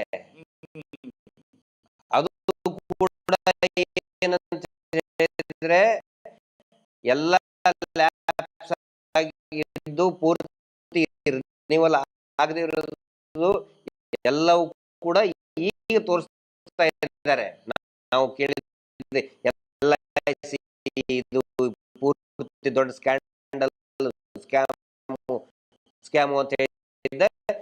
1 ವಾರದಿಂದ ಈಗ ತೋರಿಸ್ತಾ ಇದ್ದಾರೆ. 30 ವರ್ಷದಿಂದ ಅದೇ ದಂಧೆನೆ ಮಾಡಿದ್ದಾರೆ, ಮಿಡಲ್ ಮ್ಯಾನ್ ಬ್ರೋಕರ್ ದಂಧೆನೆ ಮಾಡಿದ್ದಾರೆ. ಬಾಂಡ್ಗೂ ಮತ್ತೆ ಸಾಲಕ್ಕೂ ಯಾವುದೇ ಸಂಬಂಧ ಇಲ್ಲ. ಬೇಸಿಕ್ ಹಗರಣ ಇರೋದೇ ಅಲ್ಲಿ. ಶ್ಯೂರಿಟಿ ಅಂತ ಹೇಳಿದ್ರೆ, ನಾವು ಶ್ಯೂರಿಟಿ ಕೊಟ್ಟಿವಿ ಅಂತ ಹೇಳಿದ್ರೆ, ಫಸ್ಟ್ ಆಫ್ ಆಲ್ ಸ್ವಸಹಾಯ ಗುಂಪುಗಳಿಗೆ ಶ್ಯೂರಿಟಿ ಅವಶ್ಯಕತೆ ಇಲ್ಲ. 3 ಲಕ್ಷದವರೆಗೆ ಯಾವುದೇ ಶ್ಯೂರಿಟಿವರೆಗೂ ಕೂಡ ಕೊಡುವಂತ ಅವಶ್ಯಕತೆನೇ ಇಲ್ಲ ಅಂತ ಹೇಳ್ತಾರೆ. ಆಮೇಲೆ ನಂತರ 10 ಲಕ್ಷದವರೆಗೂ ಕೂಡ ಪ್ರಾಂಪ್ಟ್ ಆಗಿ ಅವರು ರಿಪೇ ಮಾಡಿದ್ರೆ 10 ಲಕ್ಷದವರೆಗೂ ಕೂಡ ಶ್ಯೂರಿಟಿ ಅವಶ್ಯಕತೆ ಇಲ್ಲ ಅಂತಾನೆ ಹೇಳ್ತಾರೆ. ಮತ್ತೆ ಇವ್ರು ಯಾರು ಬಾಂಡ್ ಮಾಡಿಸ್ಕೊಳಕ್ಕೆ? ಅದು ಕೂಡ LIC ಮಾಡೋದು ಕೂಡ ಅದೊಂದು ಪಾಪ ನೋಡಿ. ಇವ್ರು ಇದರಿಂದ ಇದು ಕಾನೂನು ಬಾಹಿರ ಸರ್. ಸಾವಿರಾರು ಜನ LIC ಏಜೆಂಟ್ ಇದ್ದಾರೆ, ಅವ್ರು ಉದ್ಯೋಗ ಕಸ್ಕೊಂಡ್ರಲ್ಲ, ಇವರು ಹೊಟ್ಟೆ ಹೊಡೆದ್ರು, ಅವ್ರು ಹೊಟ್ಟೆ ಹೊಡೆದಾರಲ್ಲ ಪಾಪ. LIC ಏಜೆಂಟ್ಗಳು ಸರ್ ಸುಮಾರು ಜನ ಮಾಡ್ತಾರೆ, ಮಿಡಲ್ ಕ್ಲಾಸ್ ಪಾಪ. ಕಿರಾಣಿ ಅಂಗಡಿಯವರು, ರಿಟೈರ್ಡ್ ಎಂಪ್ಲಾಯೀಸ್ಗಳು LIC ಏಜೆಂಟ್ ಆಗಿ ಕೆಲಸ ಮಾಡ್ತಿರ್ತಾರೆ. ಅವ್ರು ಹೊಟ್ಟೆ ಹೊಡೆದಂಗಲ್ಲ ಇವ್ರು ಎಲ್ಲೆಲ್ಲಿ ಇರ್ತಾರೆ, ಯಾರ್ಯಾರ ಪಾಪ ಸಣ್ಣ ಜನಗಳ ಹೊಟ್ಟೆ ಹೊಡೆದೇ ಇವರು ಜೀವನ, ಇವರು SKDRDB SKDRDP trust, family trust, ಲಾಭರಹಿತ ಟ್ರಸ್ಟ್ ರೀ. ಇವರು ಲಾಭರಹಿತ ಟ್ರಸ್ಟ್ ಆದ್ರೆ LIC ಏಜೆನ್ಸಿ ಯಾಕ್ರಿ ಮಾಡ್ತಾರೆ ಇವರು? ಅದ್ರ ಬ್ರೋಕರೇಜ್ ಕೆಲಸ ಯಾಕೆ ಮಾಡ್ತಾರೆ? ಇಲ್ಲಿ ಸರ್ ನಮ್ಗೆ ಲೋಕಲ್ 40% ಕಮಿಷನ್ ಇದೆ. SBI ಲೈಫ್ ಇನ್ಶೂರೆನ್ಸ್ ತೆಗೆದು ನೋಡಿ, 40% ಕಮಿಷನ್ ಇವ್ರು ತಿಂತಾ ಇದ್ದಾರೆ. ದುಡ್ಡು ಕಟ್ಟೋದು ಜನ, ಕಮಿಷನ್ ತಿಂತಾ ಇರೋದು ಈ ವೀರೇಂದ್ರ ಹೆಗ್ಡೆ ಟ್ರಸ್ಟ್. ಅಲ್ಲ ಸರ್, ಇಲ್ಲಿ ಕೆಲವು ಫೈನಾನ್ಸ್ಗಳಿದ್ದಾವೆ 5 ರಿಂದ 10 ಲಕ್ಷ ಹೊರಗಡೆ ಬಿಡುವಂಥದ್ದು. ಅದಕ್ಕೆ RBI ಪರ್ಮಿಷನ್ ಬೇಕು. 5 ರಿಂದ 10 ಲಕ್ಷ ಹೊರಗಡೆ ಬಿಡುವುದು, ಅವನ ಹೆಂಡತಿ ಮಕ್ಕಳ ಜೀವನಕ್ಕೋಸ್ಕರ 10 ಲಕ್ಷ ಬಿಡುವಂಥದ್ದು. ಈಗ ಅದೆಲ್ಲಿಂದ ಬರ್ತದೆ ಅದು? LIC ಈ ಇನ್ಶೂರೆನ್ಸ್ ಬರೀ ಇರೋದೆಷ್ಟು 69 ರೂಪಾಯಿನ ವರ್ಷಕ್ಕೆ ಇದೆ ರಿನ್ಯೂವಲ್ಗೆ. ಇವರು ಪ್ರತಿ ವರ್ಷ 10,000 12,000 ಕಟ್ಟಿಸ್ಕೊಳ್ತಾರೆ. ಯಾರು ಹೇಳೋರಿಲ್ಲ ಕೇಳೋರಿಲ್ಲ. ಈಗ ಸ್ಟಾಪ್ ಮಾಡ್ತಾ ಇದ್ದಾರೆ ಅದನ್ನ ಜನಗಳು. ಸರ್ ಈಗ ಮನೆಗೆ ಬಂದ ಈಗ ಗಲಾಟೆ ಮಾಡ್ತಾ ಇದ್ದಾರೆ, ಮನೆ ಬರುವಾಗಿಲ್ಲ. ಈಗ ಸಂಘದ ಸದಸ್ಯರು ಈಗ ತುಂಬಾ ಜನ ಸಾಲ ಕಟ್ಟುವುದನ್ನು ನಿಲ್ಲಿಸಿದ್ದಾರೆ, ಪ್ರಶ್ನೆ ಮಾಡ್ತಾ ಇದ್ದಾರೆ. ಈಗ ಹೊಸದಾಗಿ ವಿಡಿಯೋಗಳನ್ನು ನೋಡ್ತಾ ಇರುವವರು ಈಗ ಮನೆಗೆ ಬಂದ್ರೆ ಇಲ್ಲಾಂದ್ರೆ ಈ SKDRDP ಜನಗಳು ಏನೇನು ಪ್ರಶ್ನೆಗಳನ್ನು ಕೇಳಬೇಕು ಅಂತ? ಒಂದನೇದ್ದು ಬ್ಯಾಂಕ್ ಪಾಸ್ಬುಕ್ ಇವ್ರದ್ದು ಇದ್ರದ್ದು ನೋಟ್ಬುಕ್ ಅಲ್ಲ, ಸಂಘದ ಅಂದ್ರೆ ಸಂಘದ CC ಚೀಟಿ ಅಲ್ಲ, ಬ್ಯಾಂಕಿನಿಂದ ಕೊಡ್ತಕ್ಕಂಥ ಪಾಸ್ಬುಕ್ಕು. ನಾನು ಹೇಳ್ತಾ ಇರೋದು ಗಿರೀಶ್ ಮಟ್ಟನ್ ಅವ್ರು, ಮಹೇಶ್ ಶೆಟ್ಟಿ ತಿಮ್ರೋಡಿ ಹೇಳೋಗಲ್ಲ, RBI ಹೇಳಿದೆ. ಬ್ಯಾಂಕ್ಸು ಪಾಸ್ಬುಕ್ ಇಶ್ಯೂ ಮಾಡಬೇಕು SHG ಗುಂಪುಗಳಿಗೆ, ಇವರಿಗೆ ಬ್ಯಾಂಕ್ ಪಾಸ್ಬುಕ್ ಕೊಡಂತೇಳಿ. ಆನಂತರ ಬ್ಯಾಂಕ್ ಸ್ಟೇಟ್ಮೆಂಟ್ ಯಾಕಂತ ಹೇಳಿದ್ರೆ, ಆ ಸ್ಟೇಟ್ಮೆಂಟ್ ತಗೊಂಡು ಅದೇ ಬ್ಯಾಂಕಿಗೆ ಇವ್ರು ಹೋದರೆ, ಸಂಘದ ಸದಸ್ಯರು ಹೋದರೆ, ಇವ್ರದ್ದು ಕರೆಕ್ಟಾಗಿ ರಿಪೇಮೆಂಟ್ ಆಗಿದ್ರೆ, ಸ್ಟ್ರೆಂತ್ ಇತ್ತಂತ ಹೇಳಿದ್ರೆ 5 ಲಕ್ಷದವರೆಗೆ ವಿತೌಟ್ ಶ್ಯೂರಿಟಿ ಲೋನ್ ಆ ಬ್ಯಾಂಕ್ಗಳು ಕೊಡುತ್ತದೆ. IT ರಿಟರ್ನ್ ಮಾಡಬೇಕು. ಹೌದು, ಸಂಘಕ್ಕೆ ಮತ್ತೆ ಇಂಡಿವಿಜುವಲ್ ಜನಕ್ಕೂ ಕೂಡ ಕೊಡ್ತಾರೆ, ಖಂಡಿತ ಕೊಡ್ತಾರೆ. ಆ ನಂತರ ಆ ಸ್ಟೇಟ್ಮೆಂಟ್, ಬ್ಯಾಂಕ್ ಸ್ಟೇಟ್ಮೆಂಟ್ ಇದ್ರೆ ನಾಳೆ IT ರಿಟರ್ನ್ಸ್ ಏನಾದರೂ ಇದ್ರೆ, ಕೆಲವೊಬ್ಬರಿಗೆ IT ರಿಟರ್ನ್ಸ್ ಕಟ್ಟಬೇಕಾಗಿರ್ತದೆ. ನೋಟ್ಬುಕ್ ತೋರಿಸಿದ್ರೆ IT ತಗೋತಾರ ನೋಟ್ಬುಕ್ನ. ಅದಕ್ಕೆ ಬ್ಯಾಂಕ್ ಸ್ಟೇಟ್ಮೆಂಟೇ ಬೇಕು ಅಂತ ಹೇಳಿ, ಒಂದು ಪಾಸ್ಬುಕ್, ಇನ್ನೊಂದು ಬ್ಯಾಂಕ್ ಸ್ಟೇಟ್ಮೆಂಟ್, ಆನಂತರ PRK bond original policy number ತಗೊಂಡು ಆ LIC ವೆಬ್ಸೈಟ್ನಲ್ಲಿ ಎಂಟ್ರಿ ಮಾಡ್ಬೇಕು. ಇವರು ರಿನ್ಯೂವಲ್ ಆಗಿದೆ, ಯಾಕಂದ್ರೆ ರಿನ್ಯೂವಲ್ ತೊಗೊಂಡಿದ್ದಾರೆ 10,000. ಆಕ್ಚುಲಿ ಇರೋದು 69, 70, 80 ಇಷ್ಟಿದೆ ಸರ್. 10,000 ರೂಪಾಯಿ ತಗೊಂಡಿದ್ದಾರೆ. ಆ ಪಾಲಿಸಿ ನಂಬರ್ನ ವೆಬ್ಸೈಟಲ್ಲಿ ಎಂಟ್ರಿ ಮಾಡಲಿ. SBI ಲೈಫ್ ಇದ್ರೆ SBI ಆನ್ಲೈನಲ್ಲೇ ಬರ್ತದೆ. ಏನು ಇವ್ರ ಕಡೆ ಹೋಗಿ ತಗೋಬೇಕಾಗಿಲ್ಲ, ಆನ್ಲೈನಲ್ಲಿನೇ ಚೆಕ್ ಮಾಡ್ಬೋದು ಕೂತ್ಕೊಂಡು. ನೀವು SBI ಲೈಫ್ ಇದ್ರೆ SBI ಲೈಫ್, LIC ಇದ್ರೆ LIC, ಬೇರೆ ಬೇರೆ ಕಂಪ್ನಿ ಅವು. SKDRDP ಇದು ಬ್ಯಾಂಕು ಅಲ್ಲ, ಅಥವಾ ಇದು LIC ಕಂಪನಿನೂ ಅಲ್ಲ. ಇದೊಂದು ಬ್ರೋಕರ್ ಕಂಪನಿ. ಇದು ಜನಗಳಿಗೆ ಗೊತ್ತಿರಬೇಕು. ಅದಕ್ಕೆ ಏನ್ ಮಾಡಬೇಕು, ಆ ಪಾಲಿಸಿ ನಂಬರ್ನ ಆನ್ಲೈನ್ ಅಲ್ಲಿ ಚೆಕ್ ಮಾಡಬೇಕು, ಎಂಟ್ರಿ ಇದೆಯಾ. ಈಗ ರವೀಂದ್ರ ಶೆಟ್ಟಿ ಆ ಪಾಲಿಸಿ ನಂಬರ್ ಎಂಟ್ರಿ ಮಾಡಿದ್ರೆ ಅದ್ರಲ್ಲಿ ಬರ್ತದೆ, ಬರ್ಬೇಕದು. ಬರ್ಲಿಲ್ಲ ಅಂತಂದ್ರೆ ದುಡ್ಡು ನಿಮ್ಗೆ ತಗೊಂಡಿದ್ದಾರೆ, ಅದು ಎಲ್ಲಿದೆ ಅಂತ ಕೇಳಿ. ಆ ನಂತರ ಸೇವಿಂಗ್ ಅಮೌಂಟ್ ವಾರ ಕಟ್ಟಿದಾರಲ್ಲ, ವಾರ ಕಟ್ಟಿದ್ದು ಅದು ಬ್ಯಾಂಕ್ ಸ್ಟೇಟ್ಮೆಂಟ್ ಅಲ್ಲಿ ತೋರಿಸ್ಬೇಕಲ್ಲ. ಉಳಿತಾಯ ಹಣ ಎಲ್ಲಿ ಹೋಯ್ತದು? ಆನಂತರ 60 ವರ್ಷದ ಆದ್ಮೇಲೆ ಇದ್ದವ್ರು ಇದ್ರೆ ಸರ್, ಎಷ್ಟೋ ಜನಕ್ಕೆ ಏನ್ ಮಾಡಿದ್ದಾರೆ, ಆ ತರ ಎಷ್ಟು ಒಂದು 10 ಲಕ್ಷಕ್ಕಿಂತ ಜಾಸ್ತಿ ಜನ ಇದ್ದಾರೆ ವಯಸ್ಸಾದವರು, ಅಜ್ಜಿ 7 ವರ್ಷದಿಂದ ಅವ್ರ ಕಡೆ 10 ರೂಪಾಯಿ ಕಲೆಕ್ಟ್ ಮಾಡ್ಕೊಂಡು ಬಂದಿದ್ದಾರೆ. ಯಾವ ಬ್ಯಾಂಕ್ ಅಕೌಂಟ್ ಅಲ್ಲಿ ಇಟ್ಟಿದ್ದಾರೆ ಅಂತ ಯಾರಿಗೂ ಗೊತ್ತಿಲ್ಲ. ಎಲ್ಲ SKDRDP ನಲ್ಲಿ ಹಾಕೋದು. ಆಕ್ಚುಲಿ ಅದ್ರದ್ದು ಅಕೌಂಟ್ ಓಪನ್ ಮಾಡಿ ಅದರಿಂದ ಸರ್ಕಾರದಿಂದ, ಸೆಂಟ್ರಲ್ ಗೌರ್ಮೆಂಟ್ ಇಂದ, ಸ್ಟೇಟ್ ಗೌರ್ಮೆಂಟ್ ಇಂದ ಸೀನಿಯರ್ ಸಿಟಿಜನ್ಗಳಿಗೆ ಸಹಾಯಧನ ಸಿಗ್ತದೆ. ಇವರು ಅದನ್ನು ಅಜ್ಜಿ ಊರ್ಗೋಲ್ ಸರ್, ಅದು ಆರ್ಥಿಕವಾಗಿ ವಯಸ್ಸಾದಂತ ಊರುಗಳು ಪಾಪ ಅವರು ಮಗ ಕೊಟ್ಟಿದ್ದು ಅಥವಾ ಇವ್ರ ಕಾಯ್ದಿಟ್ಕೊಂಡಿದ್ದೇನು 10 ರೂಪಾಯಿ ಕೊಟ್ಟಿರ್ತಾರೆ, ಅದನ್ನು ಕೂಡ ನುಂಗ್ ಹಾಕಿದ್ರಲ್ಲ ವೀರೇಂದ್ರ ಹೆಗಡೆ ಅಂಡ್ ಕಂಪನಿ, ಅದನ್ನು ಕೊಡಂತ ಹೇಳಿ. ಪಾಪ ಮಾಡಿದ್ರಿ, ಪಾಪಿಗಳು ಅವ್ರ ಹೆಸರು ತೆಗಿಬೇಡಿ ಅಂತ ಇಷ್ಟೇ ಎಲ್ಲ ತಗೊಂಡು ಬರ್ತಾರೆ. ಮೊನ್ನೆ ರಾಣಿ ಕಿತ್ತೂರು ಚೆನ್ನಮ್ಮ ಕಿತ್ತೂರು ತಾಲೂಕಿನಲ್ಲಿ ಒಬ್ಬನ ಕೇಳಿದಾರಲ್ಲ, 60 ವರ್ಷದ್ದು ನೀವು ಕಲೆಕ್ಟ್ ಮಾಡಿದ್ರಲ್ಲ ದುಡ್ಡು, 60 ವರ್ಷ ಆದವ್ರದ್ದು ದುಡ್ಡೆಲ್ಲ ಐತಿ, ಯಾವ ಬ್ಯಾಂಕ್ ಅಲ್ಲಿ ನಡ್ರಿ ಹೋಗೋಣ ಅಂತ ಕೇಳಿದ ಒಬ್ಬನು. ಇವನು ತಣ್ಣಗೆ ಕುಂತಿದ್ದ, SKDRDP ಮ್ಯಾನೇಜರ್ ಅಂತ, ಯೋಜನಾ ಅಧಿಕಾರಿ, ಇನ್ಸಲ್ಟ್ ಹಾಕೊಂಡು ಹಿಂಗೆ ಕುಂತ್ಬಿಟ್ಟೆ ಹಿಂಗೆ ಹೌದು. ಸಾಲ ಇದ್ದವ್ರಿಗೆ ಎದಕ್ ಬೇಕು ಸರ್? ಇವ್ರು ಏಜೆನ್ಸಿ, ಇವರು ಬ್ರೋಕರ್. ಇವನು ವೀರೇಂದ್ರ ಹೆಗಡೆ ವೀರೇಂದ್ರ ಜೈನ್ ಒಬ್ಬ ಬ್ರೋಕರ್, ಅವನು ಒಬ್ಬರ 420 ಅವನು ಸರ್. ಅಜ್ಜಿ ಸರ್, ನಾನು ಸಿಟ್ಟು ಬಂದು ಹೇಳ್ತಾ ಇದ್ದೀನಿ. ಯಾಕಂತ ಹೇಳಿದ್ರೆ ವಯಸ್ಸಾದಂತ 60 ವರ್ಷ ದಾಟದಂತ ಅಜ್ಜಿ ಸೇವಿಂಗ್ ಮಾಡೋದನ್ನ ನುಂಗಿ ನೀರು ಕುಡದಂತ ವೀರೇಂದ್ರ ಜೈನ್ ಊರುಗೋಲನ್ನ, ವಯಸ್ಸಾದ ಕಾಲದಲ್ಲಿ ಊರುಗೋಲನ್ನ ಕಸ್ಕೊಂಡಿದ್ದಾನೆ. ಇವನು ಫ್ರಾಡ್ ಅಲ್ಲ, ಇವನು ಫ್ರಾಡ್ ಹೌದು ನಾನು ಹೇಳಿ. ನನ್ನ ಮಾತು ಬೇಕಾದ್ರೆ ಸುಳ್ಳು ಅಂತ ಹೇಳಿದ್ರೆ ಯಾರು ಬೇಕಾದ್ರೂ ಕೂಡ ನನ್ನ ಪ್ರಶ್ನೆ ಮಾಡಿ ಬಹಿರಂಗವಾಗಿ. ನಾನು ಹೇಳೋದಲ್ಲ, ಜನಗಳು ಕೇಳ್ತಾ ಇದ್ದಾರೆ. ಕಿತ್ತೂರಿನಲ್ಲಿ ಮೊನ್ನೆ ಬರೀ ಕಿತ್ತೂರದ್ದು ಒಂದೇ ಸಮಸ್ಯೆ ಅಲ್ಲ, ರಾಜ್ಯದ ಎಲ್ಲಾ ಕಡೆಗಳಲ್ಲಿ ಕೂಡ ಇವ್ರದ್ದು ಒಂದು ಸಂಘ ಮಾಡ್ಬೇಕು ಅಂತಾನೆ ಒಂದು ನಿಯಮ ಇದೆ ಸರ್ಕಾರದಿಂದ. ಹಂಗೇನಾರ ಇದ್ರೆ ಅವ್ರದ್ದೊಂದು ಒಂದು ಗುಂಪು ಮಾಡಿ, ಇವ್ರು ಗುಂಪು ಮಾಡಿದ SKDRDP ದವರು ವಯಸ್ಸಾದವ್ರದ್ದು ಒಂದು ಗುಂಪು ಮಾಡಿದ್ರು.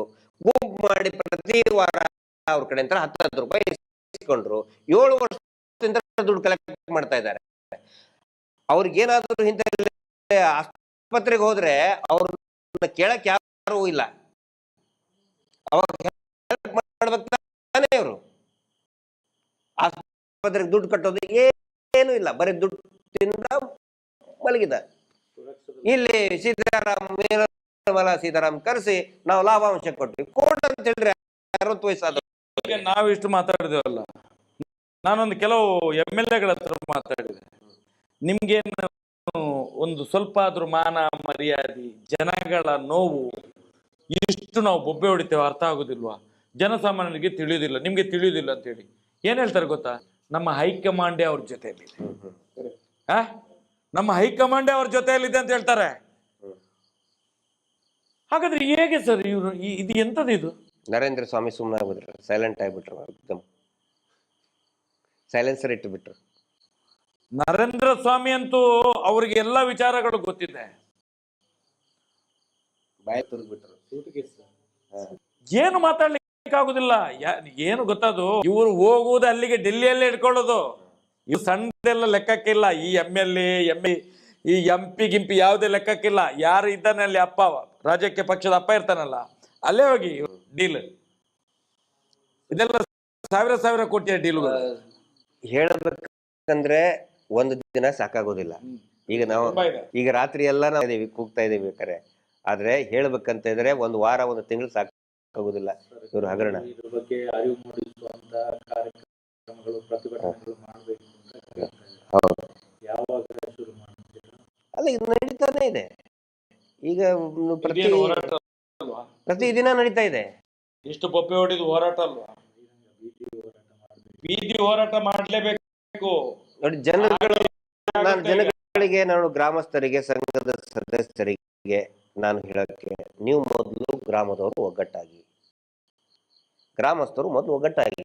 ಯಾಕಂತ ಹೇಳಿದ್ರೆ ಸಂಘದ ಸದಸ್ಯರು ನೀವು 10ರಲ್ಲಿ 2 ಜನ ನೀವು ನಿಮ್ಮ ನೋಟ್ಬುಕ್ ಅಲ್ಲಿ ಬರೆದು ಬಿಡಿ, ನಮಗೆ ವಾರ ಕಟ್ಟಕ್ ಆಗೋದಿಲ್ಲ, ನಾವು 3 ತಿಂಗಳಿಗೊಮ್ಮೆ ಕಟ್ಟೋರು, ಬ್ಯಾಂಕಿಗೆ ಕಟ್ತೀವಿ.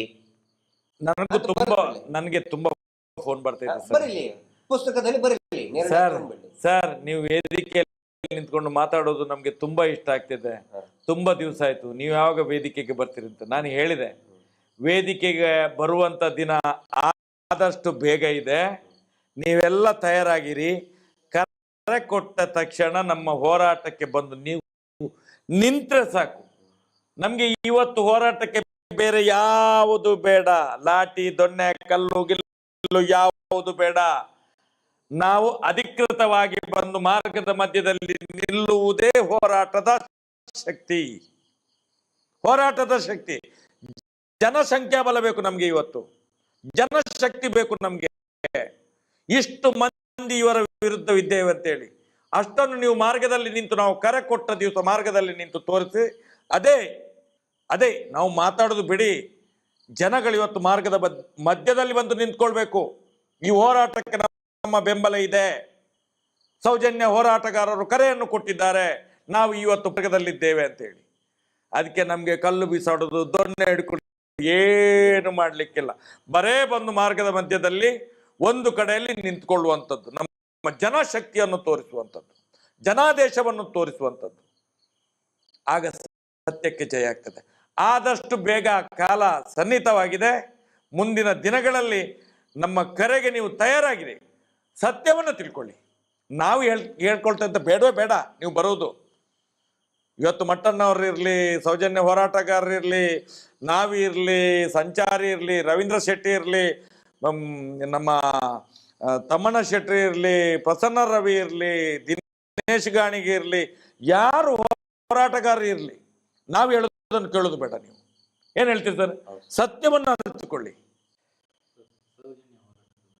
ಆತ್ಮಾವಲೋಕನ ಮಾಡ್ಕೊಳ್ಳಿ. ಸುಪ್ರೀಂ ಕೋರ್ಟ್ ಈಗ ಏನಂತಂದ್ರೆ, ತಾವು ಕೇಳೋ ಪ್ರಶ್ನೆದ್ದು ನನಗೆ ಅರ್ಥ ಆಗ್ತದೆ. ಸುಮಾರು ಜನ ಯಾವಾಗ ಲೇಟ್ ಆಯ್ತು ಅಂತ. ಕೊನೆಯದಾಗಿ ಒಂದೇ ಒಂದು ಮಾತು ಹೇಳ್ತೇನೆ. ಎಲ್ಲರೂ ಹೇಳ್ತಾರಲ್ಲ ಪಾಪದ ಕೊಡ ತುಂಬಬೇಕು ಅಂತೇಳಿ. ಹೌದಾ? ಪಾಪದ ಏನು ಕೊಡ. ಆದ್ರೆ ಇಲ್ಲಿ ತುಂಬಬೇಕಾಗಿರೋದು ಕೊಡ ಅಲ್ಲ, ಟ್ಯಾಂಕರ್. ಪಾಪದ ಟ್ಯಾಂಕರ್ ತುಂಬಬೇಕು. ಕೊಡ ತುಂಬೋದಕ್ಕೆ, ಟ್ಯಾಂಕರ್ ತುಂಬೋದಕ್ಕೆ ಸ್ವಲ್ಪ ಟೈಮ್ ವ್ಯತ್ಯಾಸ ಆಗ್ತದಲ್ಲ. ಕೊಡ ಈಗಲೇ ತುಂಬಿಡ್ತದೆ. ಟ್ಯಾಂಕರ್ ಇವ್ರ ಮೇಲೆ ಅನೇಕ ವರ್ಷಗಳಿಂದ ಮಾಡಿದಂತ ಅನೇಕ ಹೆಣ್ಮಕ್ಳ ಮೇಲೆ ಮಾಡಿದ ಅತ್ಯಾಚಾರ, ಕೊಲೆಗಳಿದೆ. ಆನೆ ಮಾವತ, ವೇದವಲ್ಲಿ, ಪದ್ಮಲತಾ, ಸೌಜನ್ಯ, ಅದರ ನಡುವೆ ಎಷ್ಟೋ ಜನ ಅಪ್ರಾಪ್ತ ವಯಸ್ಸಿನ ಹೆಣ್ಮಕ್ಳನ್ನ ಕೊಲೆ ಮಾಡಿದಂಥ ಪಾಪಗಳಿದೆ. ಈ ಇಡೀ ರಾಜ್ಯದಲ್ಲಿ ಅಕ್ರಮ ಮೀಟರ್ ಬಡ್ಡಿ ದಂಧೆ ಮಾಡಿ ರಕ್ತ ಹೀರಿದಂಥ ಆ ಪಾಪ ಇದೆ. ಅದರಿಂದ ಮಾಡ್ಕೊಂಡವ್ರ ಪಾಪ ಇದೆ, ಸಾವಿರಾರು ಇದೆ. ಆನಂತರ ಭೂಮಿಯನ್ನ ಆಕ್ರಮಣ ಮಾಡಿ ಇಲ್ಲಿ ನಮ್ಮ ಯಾರು ಅರುಣ್ ಬೋಳಿಯಾರ್ ಅಂತ ಅನೇಕ ಜನ ಪಾಪ, ಅನೇಕ ಆತರ ಆ ಪಾಪ ಇದೆ. ಆನಂತರ ದೇವಸ್ಥಾನದ ಮೂರ್ತಿಗಳನ್ನ ಕದ್ದಂತಹ ಪಾಪ ಇದೆ. ಸ್ಮಗ್ಲಿಂಗ್ ಮಾಡಿದಂತ ಎಂಟಿಕ್, ಅದು ಗೊತ್ತಿಲ್ಲ, ಅದು ಬರ್ತದೆ. ಎಂಟಿಕ್ಸ್ ದಂಧೆ.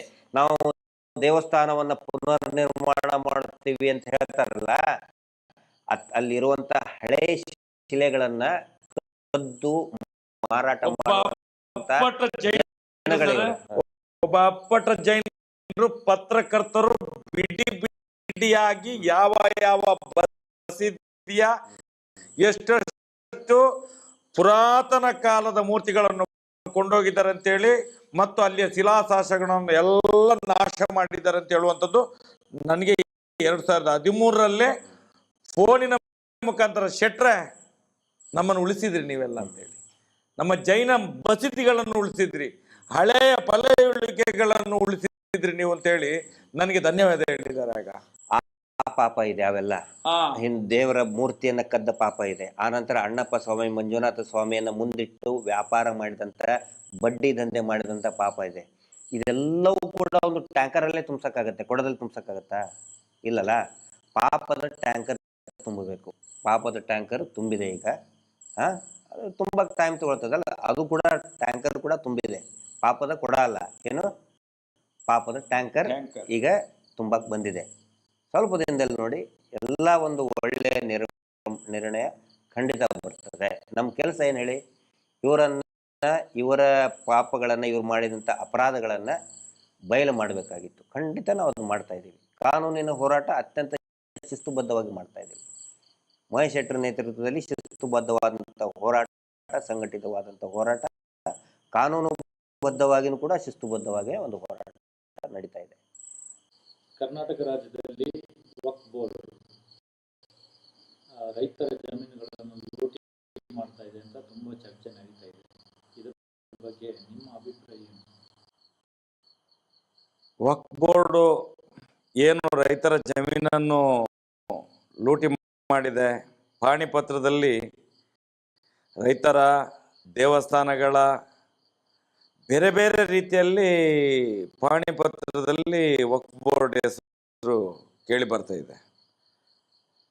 ಕೆಲವು ಕಡೆಯಲ್ಲಿ ಹನುಮಂತ ದೇವಸ್ಥಾನದಿರ್ಬೋದು, ಬೇರೆ ಬೇರೆ ದೇವಸ್ಥಾನದಿದೆ, ಕೆಲವು ಮಸೀದಿದೆ, ಮುಸಲ್ಮಾನರಿದ್ದಿದೆ, ಹಿಂದೂಗಳಿದೆ. ಎಲ್ಲ ಜಾತಿಯ ಜಾಗವನ್ನು ಕೂಡ ವಕ್ಫಿನ ಹೆಸರಿನಲ್ಲಿ ಒಂದು ಸಂಸ್ಥೆಗೆ ಕೊಡುವಂತ ಕೆಲಸ ಈಗಿಂದಲ್ಲ, ಅದು ನಿನ್ನೆ ಮೊನ್ನೆದಲ್ಲ, ಆಗ್ತಾ ಇದೆ. ನಾವು ಕೇಳುವಂಥದ್ದು, ನಾವು ಅದಕ್ಕೆ ಪೂರ್ತಿ ವಿರೋಧವಾಗಿದ್ದೇವೆ. ಒಂದು ಸಂಸ್ಥೆ ಹೆಸರಲ್ಲಿ ಎಷ್ಟು ಆಸ್ತಿಯನ್ನು ಕೊಡ್ತಾರೆ ಅಂತ ಹೇಳಿದ್ರೆ ಯಾವ ಕಾರಣಕ್ಕೋಸ್ಕರ? ಇದು ಏನನ್ನು ತೋರಿಸ್ತದೆ? ಇದು ಸಮಾಜದ ತುಷ್ಟೀಕರಣವನ್ನು ತೋರಿಸ್ತದೆ, ಹೌದಲ್ವಾ? ತುಷ್ಟೀಕರಣ ಮಾಡ್ತಾನೆ ಬಂದ. ಏನು ಬ್ರಿಟಿಷರಿದ್ದಾಗ, ಮೊಘಲರಿದ್ದಾಗ ತುಷ್ಟೀಕರಣ ಮಾಡಿದ್ರು, ಅದೇ ತುಷ್ಟೀಕರಣ ಇವತ್ತು ಕೂಡ ನಡೀತಿದೆ. ಆ ತುಷ್ಟೀಕರಣ ನಿಲ್ಬೇಕು. ಇದು ನಮ್ಮ ಆಗ್ರಹ ಸರ್ಕಾರಕ್ಕೆ. ನಿಮ್ಮ ರಾಜ್ಯಕ್ಕೆ ಬೇಲೆ ಬೇಯಿಸ್ಕೊಳ್ಳಿಕ್ಕೆ ಜನಸಾಮಾನ್ಯರ ಪಬ್ಲಿಕ್ ಆಸ್ತಿ ಅದು. ಸರ್ಕಾರಿ ಜಾಗಗಳಿರ್ಬಹುದು, ದೇವಸ್ಥಾನಗಳು, ಮಠ ಮಂದಿರಗಳು, ಇದೆಲ್ಲ ಜನಸಾಮಾನ್ಯರ ಆಸ್ತಿ ಅದು. ರೈತರು ಈ ದೇಶದ ಬೆನ್ನೆಲುಬು ಅಂತ ಹೇಳೋದು. ಒಂದು ಕಡೆ ಬೆನ್ನೆಲುಬು ಅಂತ ಹೇಳ್ತೀರಿ, ಮತ್ತೊಂದು ಕಡೆ ಅವ್ರ ಬೆನ್ನಿನ ಮೂಲೆಯನ್ನು ಮುರಿದಾಕ್ತೀರಿ ನೀವು. ಈ ರಾಜಕೀಯ ಪಕ್ಷದ ನೀವು ಪಾಪಿಗಳು, ನೀವು ಪಾತಕಿಗಳು, ನೀವು ರಾಜಕೀಯ ಪಕ್ಷದವರೆಲ್ಲ. ನೀವು ಸಮಾಜವನ್ನು ಒಂದು ಒಳ್ಳೆಯ ರೀತಿಯಲ್ಲಿ ಬೆಳೆಸುವಂತವರಲ್ಲ, ಸಮಾಜವನ್ನು ತಲೆ ಹಿಡಿದು ನಾಶ ಮಾಡುವವರು ನೀವು. ಈ ಒಂದು ವಕ್ಫ್ ಬೋರ್ಡಿನ ಈ ಏನು ಪಾಣಿಪತ್ರಗಳು ಚೇಂಜ್ ಆಗ್ತದೆ, ಇದನ್ನು ನೋಡುವ ಗೊತ್ತಾಗ್ತದೆ ನಿಮಗೆ. ಅದನ್ನು ನಾವು ಖಂಡಿತವಾಗಿ ಸೌಜನ್ಯ ಹೋರಾಟಗಾರರು ಒಕ್ಕೊರಳಿನಿಂದ ಖಂಡಿಸ್ತೇವೆ. ಇದನ್ನೆಲ್ಲ ವಾಪಸ್ ತಗೊಳ್ಬೇಕು.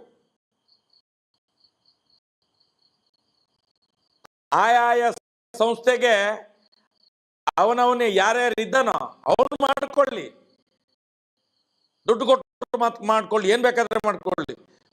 ವಕ್ಫಿಗೆ ಹೇಗೆ ಅದು ಸರ್ಕಾರಿ ಎಲ್ಲ ಪಾಣಿಗಳು ಅವ್ರ ಹೆಸರಿಗೆ ಆಗೋದು, ನಾಳೆಯಿಂದ ನಾವು ಮಾಡ್ಕೊಳ್ತೇವೆ, ಆಗ್ತದ? ಹಾಗಾದ್ರೆ ನಮ್ಮ ಹೆಸರಿಗೆ ನಾನು ಕೇಳುವಂತ, ಇವತ್ತು ರಾಜ್ಯದಲ್ಲಿ, ದೇಶದಲ್ಲಿ ಎಲ್ಲಾ ಕಡೆಗಳಲ್ಲಿ ವಕ್ಫ್ ಬೋರ್ಡ್ ವಕ್ಫ್ ಬೋರ್ಡ್ ವಕ್ಫ್ ಬೋರ್ಡ್ ವಕ್ಫ್ ಬೋರ್ಡ್ ವಕ್ಫ್ ಬೋರ್ಡ್ ಅಂತ ಹೇಳಿ, ಇಲ್ಲಿ ಧರ್ಮಸ್ಥಳದಲ್ಲಿ ಒಬ್ಬ ವೀರೇಂದ್ರ ಹೆಗ್ಡೆ ಇದ್ದಾನೆ. ಮಂಜುನಾಥನ ಅಣ್ಣಪ್ಪ ಸ್ವಾಮಿಯ ಜಾಗವನ್ನೇ ವೀರೇಂದ್ರ ಹೆಗ್ಡೆ ಜಾಗ ಅಂತ ಹೇಳಿ RTC ಮಾಡ್ಕೊಂಡು ಕೂತಿದ್ದಾನೆ. ಇದನ್ನ ಯಾಕೆ ಮಾತಾಡುದಿಲ್ಲ ನೀವುಗಳೆಲ್ಲ?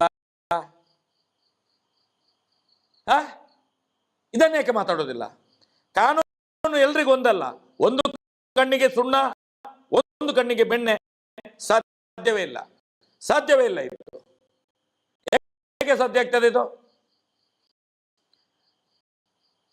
ಎಲ್ಲ ನೀವು ಹೇಳ್ತೀರಿ ವಕ್ಫ್ ಬೋರ್ಡ್ ವಕ್ಫ್ ಬೋರ್ಡ್ ವಕ್ಫ್ ಬೋರ್ಡ್ ಅಂತ ಹೇಳಿದ್ರೆ, ನಮ್ಮ ಬೆಳ್ತಂಗಡಿ ತಾಲೂಕಲ್ಲ, ದಕ್ಷಿಣ ಕನ್ನಡ ಜಿಲ್ಲೆ ಅಲ್ಲ, ಕರ್ನಾಟಕದಾದ್ಯಂತ ಎಷ್ಟು ದೀನ ದಲಿತರ ಜಾಗ ಇವತ್ತು ವೀರೇಂದ್ರ ಹೆಗ್ಡೆ ಹೆಸರಾಗಿ ಆಗಿದೆ, ಅವರ ಸಂಸ್ಥೆ ಹೆಸರಿಗೆ ಆಗಿದೆ. 1050 ಎಕರೆ ಸರ್ಕಾರಿ ಭೂಮಿ ವೀರೇಂದ್ರ ಹೆಗ್ಡೆ ಹೆಸರಾಗಿದೆ, ಅವರ ಸಂಸ್ಥೆ ಹೆಸರಿಗೆ ಆಗಿದೆ. ಯಾಕೆ ಇದನ್ನು ಮಾತಾಡೋದಿಲ್ಲ? ನಿಮ್ಮ ನಾಲಿಗೆಗೆ ಏನು ಹುಳ ಬಿದ್ದಿದೆ ನಿಮ್ಗೆ?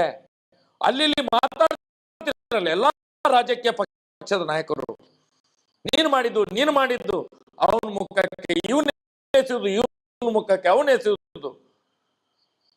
ಜನಸಾಮಾನ್ಯರ ಕಿವಿಗೆ ಹೂವು ಇಡುವಂತ ಕೆಲಸವನ್ನು ಮಾಡ್ತಿದ್ದೀರಿ ನಿಮ್ಮ ರಾಜ್ಯಕ್ಕೆ ಬೇಳೆ ಬೇಯಿಸಿಕೊಳ್ಳಿಕ್ಕೋಸ್ಕರ. ಇದನ್ನು ಮಾಡಬೇಡಿ. ನೀವು ತಲೆ ಹಿಡಿಯುವಂತ ಕೆಲಸವನ್ನು ಮಾಡಬೇಡಿ. ರಾಜಕೀಯ ಪಕ್ಷಗಳು, ನೀವುಗಳು ಕುತಂತ್ರಿಗಳು. ನೀವು ನಿಮ್ಮ ಕುತಂತ್ರ ನಿಮ್ಮ ಮನೆಯಲ್ಲಿ, ನಿಮ್ಮ ಹೆಂಡತಿ ಮಕ್ಕಳ ಜೊತೆಯಲ್ಲಿ ಇರಲಿ. ಅದಕ್ಕೆ ಸಮಾಜದ ತಲೆ ಹಿಡಿಯುವುದಲ್ಲ, ಸಮಾಜದ ತಲೆ ಹಿಡಿಯುವುದಲ್ಲ.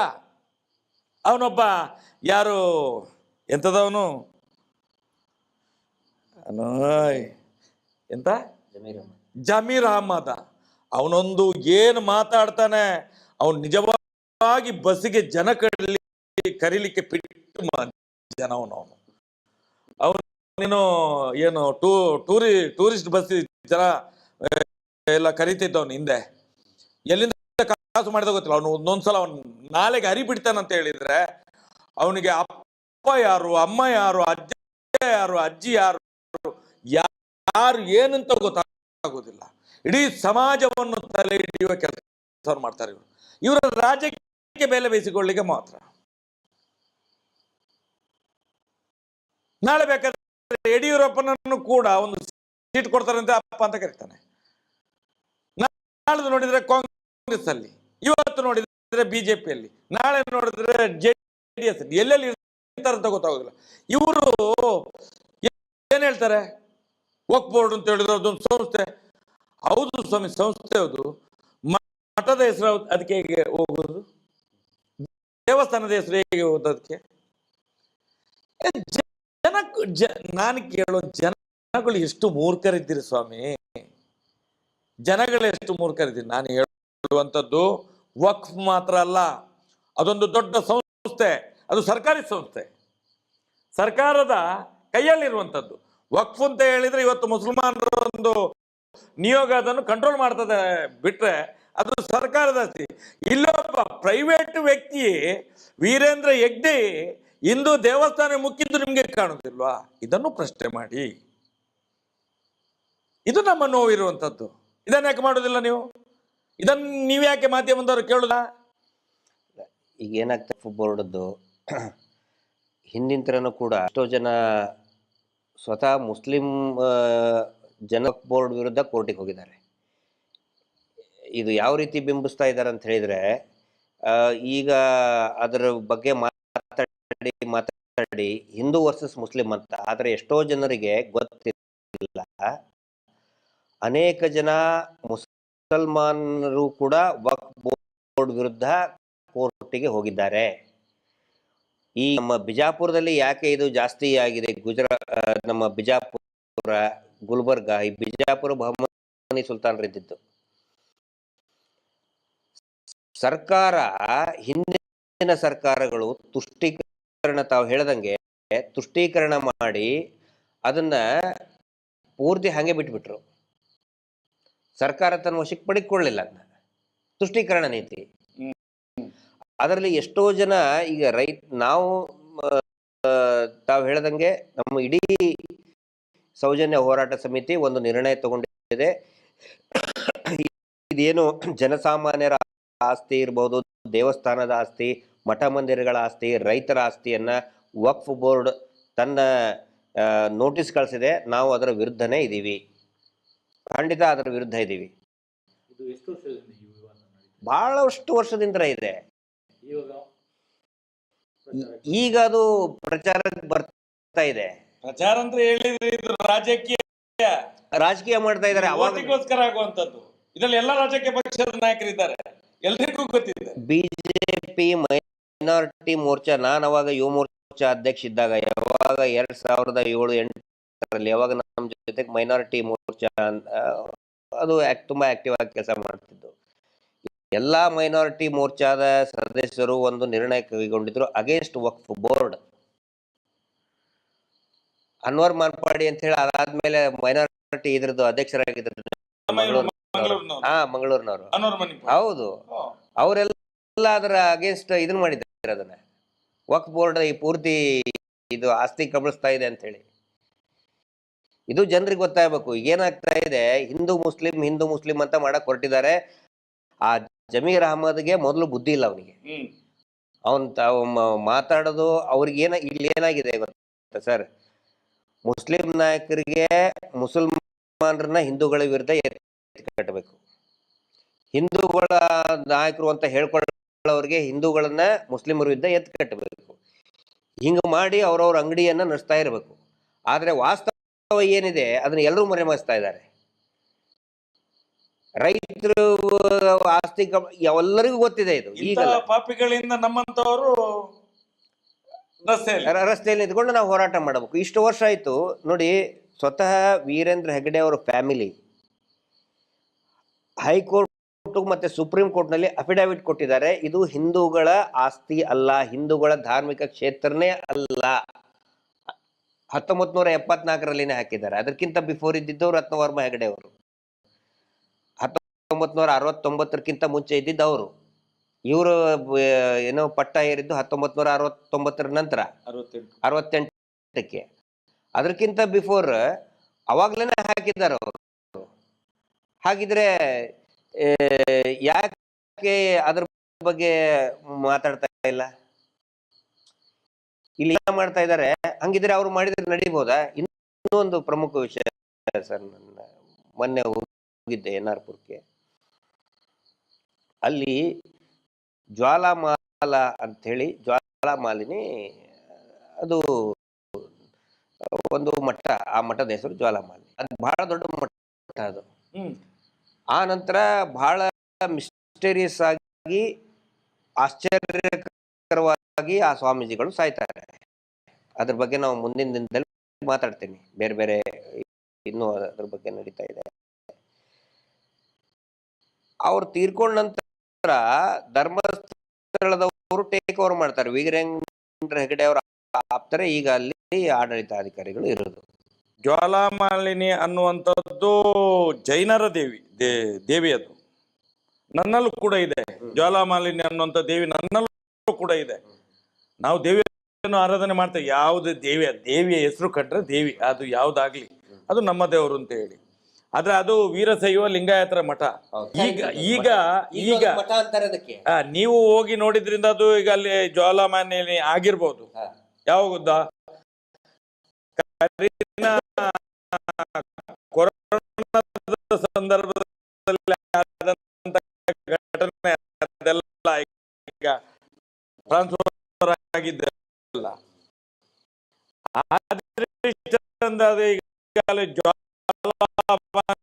ಅಂತೇಳಿ ಬೋರ್ಡ್ ಹಾಕಿರ್ಬೋದು. ಯಾಕಂತ ಹೇಳಿದ್ರೆ ಈಗ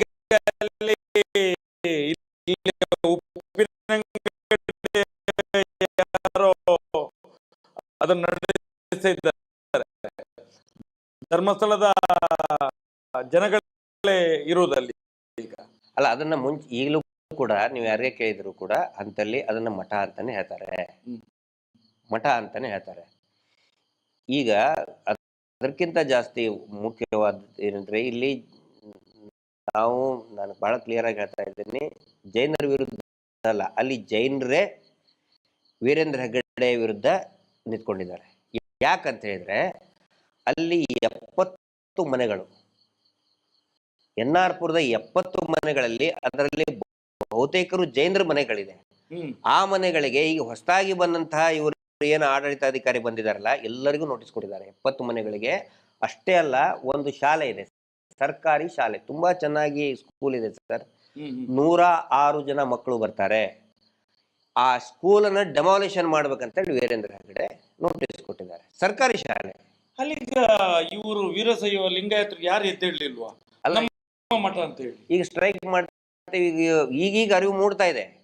ಅದಕ್ಕೆ ನಾನು ಹೇಳೋದು, ಇವರು ಎಲ್ಲಿ ಕಾಲಿಡ್ತಾರೆ ಅದು ಒಂದು ಜಾಲಿ ಮರ ಇದ್ದಂಗೆ, ಎಲ್ಲರನ್ನು ಕೂಡ ಸರ್ವನಾಶ ಮಾಡಿ ಹಾಕ್ತಾರೆ.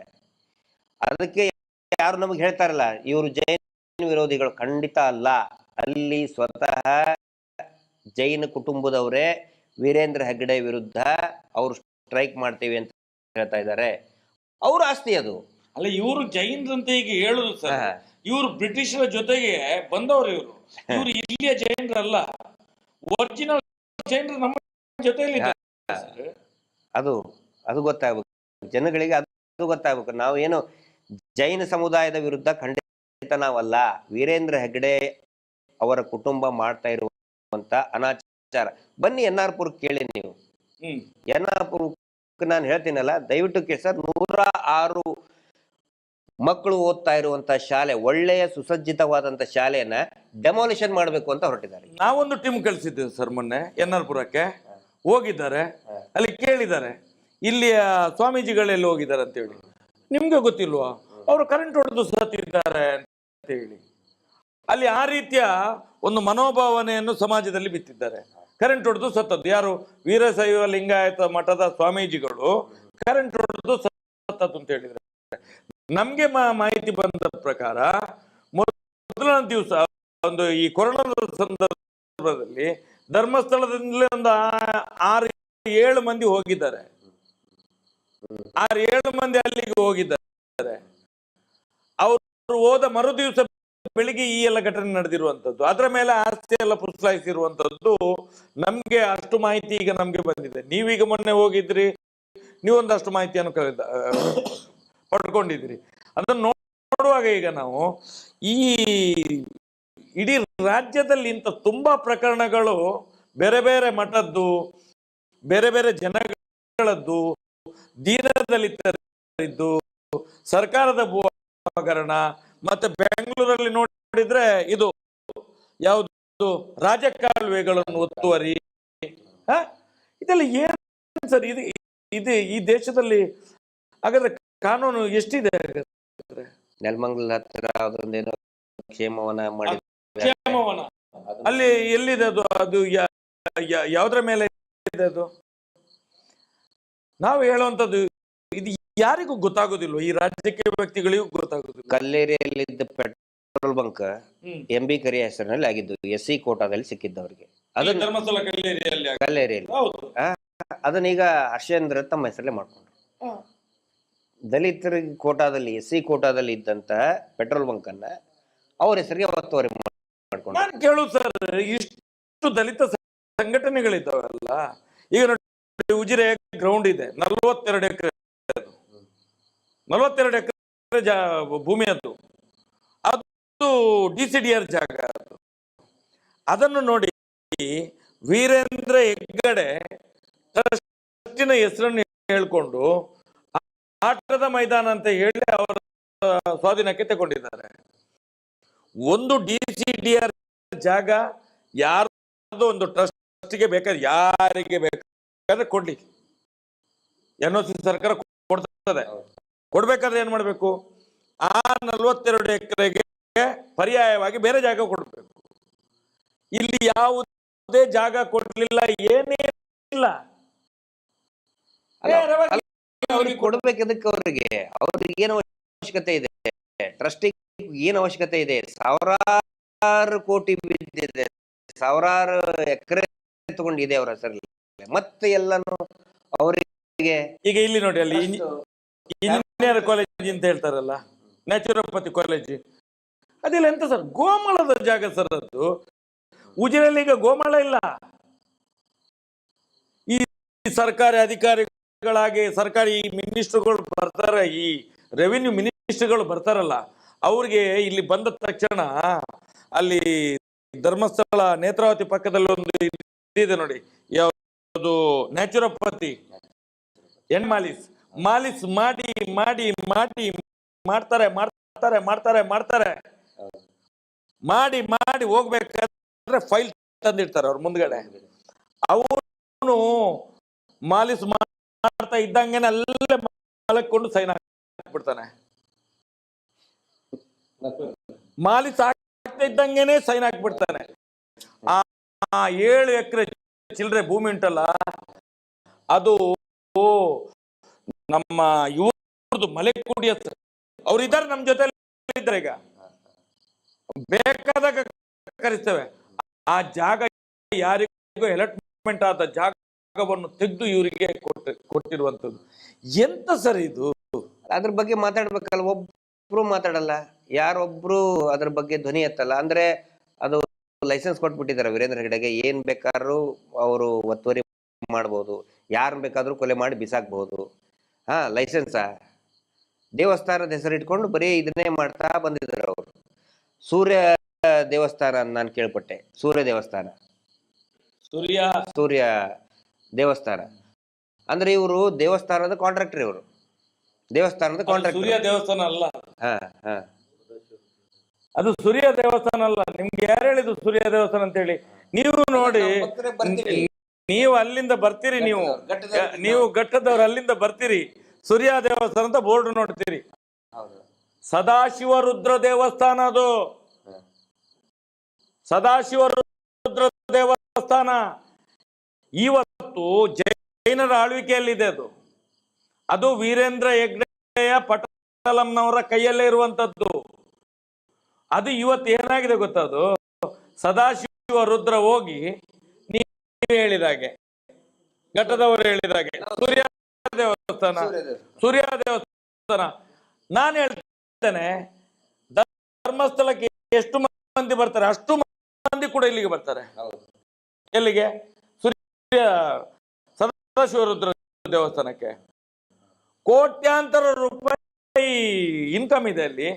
ಅದನ್ನು ಸಿ ಗ್ರೇಡ್ ದೇವಸ್ಥಾನ ಅಂತದ್ದು, ಸಿ ಗ್ರೇಡ್ ದೇವಸ್ಥಾನ. ಇದನ್ನು ಯಾರು ಮಾಡಿದವರು? ಈಗ ನೋಡಿದ್ರೆ ಅದು ಹಿಂದಿನ ಕಾಲದಲ್ಲಿ ಸದಾಶಿವ ರುದ್ರ ದೇವಸ್ಥಾನ ಅಂತ ಹೇಳಿ ಕುಡುಮದ ಮಂಜುನಾಥ ಸ್ವಾಮಿ, ಕುಡುಮದ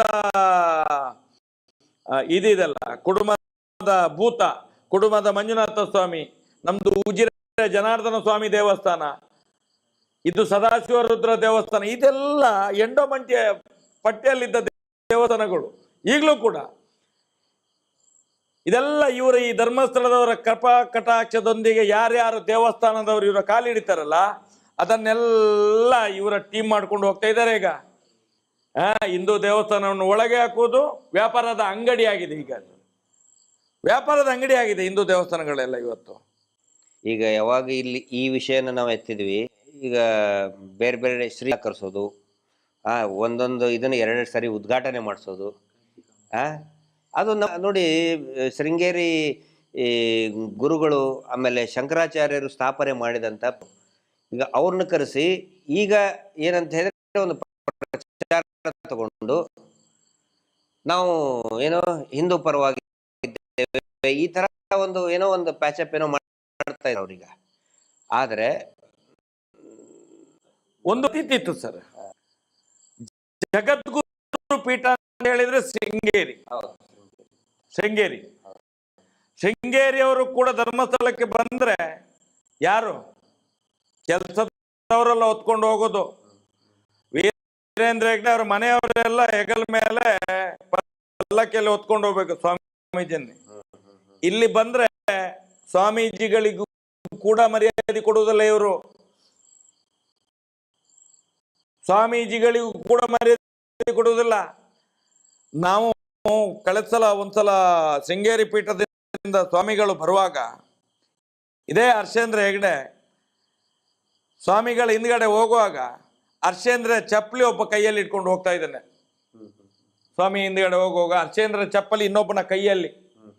ಎಂತ ಪಾಪದ ಕೆಲಸ ನೋಡಿ. ಸ್ವಾಮೀಜಿಗಳು ಜೊತೆಯಲ್ಲಿರುವಾಗ ಹರ್ಷೇಂದ್ರನ ಚಪ್ಪಲಿ ಕೆಲಸದವನ ಕೈಯಲ್ಲಿ ಇಟ್ಕೊಂಡು ಅದ್ರ ಹಿಂದ್ಗಡೆ ನಡಿಲಿಕ್ಕೆ ಎಲ್ಲಾದ್ರೂ ಅರ್ಜೆಂಟ್ ಬೇಕಾದ್ರೆ ಹಾಕೊಳ್ಳಿಕ್ಕೆ ಕೊಡ್ಬೇಕು ಕಾಲಿಗೆ. ಈ ರೀತಿ ಅವಮಾನ ಮಾಡ್ತಾ ಇದ್ದಾರೆ. ಈಗ ನೋಡಿ, ಯಾವಾಗ ನಾವು ಮೊನ್ನೆಯಿಂದ ಪ್ರಾರಂಭ ಮಾಡಿದ್ದೇವಲ್ಲ, ಹಿಂದೂ ದೇವಸ್ಥಾನವನ್ನು ಕಬಳಿಸಿದ್ದಾರೆ, ದೇವಸ್ಥಾನದ ಮಂಜುನಾಥ ಸ್ವಾಮಿ RTC ವೀರೇಂದ್ರ ಹೆಗ್ಡೆ ಹೆಸರಿಗೆ ಆಗಿದೆ ಅಂತ ಹೇಳಿದ ಮೇಲೆ ಈಗ ಕಂಚಿ ಕಾಮಕೋಟಿಯ ಶ್ರೀಗಳಿಂದ ಮೊನ್ನೆಯಿಂದ ಅರೆ ಏನು ಪೂಜೆ, ಏನು ಅವನ, ಏನು ಮಂತ್ರಗಳು, ಏನು ತಂತ್ರಗಳು, ಏನು ಕುತಂತ್ರಗಳು, ಮತ್ತೆ ಹೊಗಳುದೇ ಹೊಗಳುದು. ನಾನು ಹೇಳುದು, ಈ ನಾಮರ್ದಿ ಹಿಂದೂ ಸ್ವಾಮಿಗಳಿಗೆ ಎಲ್ಲಾದ್ರೂ ಮಾನ ಮರ್ಯಾದೆ ಇದೆಯೇ ಇವರಿಗೆ? ಇಡೀ ವಿಶ್ವವೇ ಇವತ್ತು ಧರ್ಮಸ್ಥಳದ ಕಡೆ ನೋಡ್ತಾ ಇದೆ, ಏನು ಅನ್ಯಾಯ ಆಗ್ತಿದೆ ಅಂತ ಹೇಳಿ. ಹಾಗಾದ್ರೆ ಇಷ್ಟು ಗೊತ್ತಾಗುದಿಲ್ಲ. ನಾನು ಮೊನ್ನೆ ತಮಿಳ್ನಾಡಿಗೆ ಫೋನ್ ಮಾಡಿದೆ, ಆ ಕಂಚಿ ಕಾಮಕೋಟಿಯ ಸ್ವಾಮೀಜಿಗೆ ಸ್ವಲ್ಪ ಏನಾದರೂ ಬುದ್ಧಿ ಹೇಳಿ, ನೇರವಾಗಿ ಎದ್ದುಕೊಂಡು ಬರುವುದಲ್ಲ. ಇವತ್ತು ಮಹೇಶ್ ಶೆಟ್ಟಿ ಕೂಡ ಒಂದು ದೊಡ್ಡ ಸಭೆ ಆಗ್ತದೆ ಅಂತ ಹೇಳಿದ್ರೆ ಎಷ್ಟು ಜನ ಸೇರ್ತಾರೆ ಅಂತ ಕೇಳ್ತಾರೆ. ಅಲ್ಲಿ ಯಾರ್ಯಾರು ಗೆಸ್ಟ್ ಬರ್ತಾರೆ, ಕರೆಯುವಂತ ವ್ಯಕ್ತಿ ಹೇಗೆ ಅಂತ ಹೇಳಿ. ಒಂದು ಇಷ್ಟು ಜಗದ್ಗುರು ಪೀಠ ಅಂತ ಹೇಳ್ತೇವೆ ನಾವು ಕಂಚಿ ಕಾಮಕೋಟಿಯನ್ನು, ಅದಕ್ಕೆ ತಲೆಬಾಗಿ ನಮಿಸ್ತೇವೆ ನಾವು. ಒಬ್ಬ ಹಿಂದೂ ಸ್ವಾಮೀಜಿಯವರು ಯಾರೋ ಒಬ್ಬ ಕರೆದ್ರು ಅಂತ ನೇರ ಬರ್ತಾರಲ್ಲ ಇವ್ರು ಎಲ್ಲಿಗೆ ಬಂದದ್ದು? ಮೀಟರ್ ಬಡ್ಡಿ ದಂಧ ಮಾಡುವವರ ಕಾಲ ಬುಡಕ್ಕೆ ಬಂದದ್ದ? ಸರ್ಕಾರಿ ಭೂ ಹಗರವನ್ನು ನುಂಗಿ ತೇಗಿದಂತ ಒಂದು ಜನಗಳ ಕಾಲ ಬುಡಕ್ಕೆ ಬಂದದ್ದ? ಸಾವಿರಾರು ಕೋಟಿ ಆಸ್ತಿಯ ಒಂದು ದುಡ್ಡಿನ ಭೂಮಿ ಆಕ್ರಮಣ ಮಾಡಿದಂತ ಅವರ ಇದಕ್ಕೆ ಬರುವುದಾ? ಲಕ್ಷಾಂತರ ಕೋಟಿ ದುಡ್ಡನ್ನು ಬಡ್ಡಿಗೆ ಕೊಟ್ಟವರ ಕಾಲಬಡಕ್ಕೆ ಬರುವುದು ಇವರೆಲ್ಲ. ಈಗ ನೋಡಿ 2 ವರ್ಷ ಆಯ್ತು ಅನ್ನಪೂರ್ಣ ಛತ್ರ ಓಪನ್ ಆಗಿ, ವೀರೇಂದ್ರ ಹೆಗ್ಡೆನೆ ಮಾಡಿರುವಂತದ್ದು. ಇವತ್ತು ಕೂಡ ನಾಳೆ ನಾಳ್ದು 14 ತಾರೀಕಿಗೆ ಕಂಚಿ ಕಾಮಕೋಟಿಯ ಕೈಯಿಂದ ಉದ್ಘಾಟನೆ. ಅಲ್ಲ, ಈಗ ಇದರಲ್ಲಿ ಮಾಡ್ತಾರಲ್ಲ ಸರ್, ನಮ್ ಕಡೆ ಒಂದು ಗುಲ್ಬರ್ಗ ಕಡೆ ಒಂದು ಗಾದೆ ಮಾತೈತೆ, ಹಳೆ ಕಲ್ಲು ಹೊಸ ಬಿಲ್ಲು ಅಂತ. ಅದೇಗೆ ಅಂದ್ರೆ ಈಗ ಒಂದೇ ಕಟ್ಟಡ ಇರ್ತದೆ, ಸರ್ಕಾರಿ ಕಟ್ಟಡ. ಯಾರ್ಯಾರು ಹೊಸದಾಗಿ MLA ಬರ್ತಾರೆ, ಹೊಸದಾಗಿ ಯಾರು ಬಂದ್ರೆ ಅವ್ರ ಕಡೆ ಅಂತ ಒಂದು ಪೇಂಟ್ ಹೊಡೆಯೋದು, ರಿಬ್ಬನ್ ಸುತ್ತೋದು, ಅದಕ್ಕೆ ಕಟ್ ಮಾಡೋದು. ಟಿವಿ ಸೀರಿಯಲ್ ಮನೆ ಒಂದು 3 ಬಾಗಿಲು. ಹಳೆ ಕಲ್ಲು ಹೊಸ ಬಿಲ್ಲು ಅಂತಾರೆ. ಹಳೆ ಕಲ್ಲು ಹೊಸ ಬಿಲ್ಲು ಅಂತೇಳಿ ಆ ಕಲ್ಲು ಅದೇ ಇರ್ತದೆ. ಬಿಲ್ ಹೊಸದಾಗಿ ಮಾಡಕ್ಕೆ ಹೊಸ ಇವರು ಬಂದ ಮೇಲೆ ಅವ್ರ ಕಡೆ ಕಟ್ ಮಾಡಿಸೋದು, ಜನರುಗಳಿಗೆ ಈಗ ಮಾಡಿದ್ರು ಅಂತ. ಅದೆಲ್ಲ ಕಟ್ಟು ಮಾಡಿಸಿ ಮಾಡಿಸಿ ಮಾಡಿಸಿ ಮಾಡಿಸಿ ಇಡೀ ಸಮಾಜ, ಹಿಂದೂ ಸಮಾಜವನ್ನೇ ಕಟ್ಟು ಮಾಡಿ ಬಿಟ್ಟಿದ್ದಾರಲ್ಲ. ಇವತ್ತು ಹಿಂದೂ ಸಮಾಜ ಹೊಡೆದು ಸಾಯ್ತಾ ಇದೆ ಸ್ವಾಮಿ. ಮುಖ್ಯವಾಗಿ ಧಾರ್ಮಿಕವಾಗಿ ಧಾರ್ಮಿಕ ಭಯೋತ್ಪಾದನೆಯಲ್ಲಿ ನಡೀತಿದೆ ಸರ್. ಅದು ಧಾರ್ಮಿಕ ಭಯೋತ್ಪಾದನೆ. ಹಿಂದೂ ನಾಯಕರು ಮಾತಾಡುದಿಲ್ಲ ನೋಡಿ, ಒಂದು ಭಗವದ್ಗೀತೆ ಇಲ್ಲ ಅಲ್ಲಿ. ಇವ್ರು ಹೇಳ್ತಾರಲ್ಲ, ಇವತ್ತು ಸ್ವಾಮೀಜಿ ಬಂದಿದ್ದಾರಲ್ಲ, ನೋಡು, ಒಂದು ಹಿಂದೂ ಧ್ವಜ ಈ ಸಲಾದ್ರು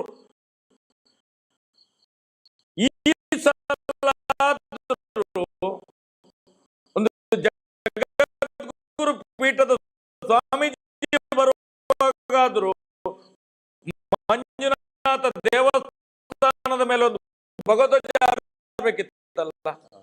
ನೋಡೋ ತೋರಿಸಿ.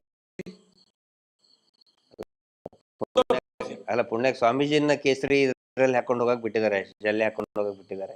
ಇಲ್ಲಾಂದ್ರೆ ಅದ್ಭುತಿಗೆ ಅವರು ಇವರು ಏನೋ ಪುಣ್ಯಕ್ಕೆ ನಾನು ಹೇಳುವಂತದ್ದು, ಅವರನ್ನು ಪೂರ್ತಿ ಬಟ್ಟೆಯಲ್ಲಿ ಕರ್ಕೊಂಡೋಗಿದ್ದೇ ದೊಡ್ಡ ವಿಶೇಷ.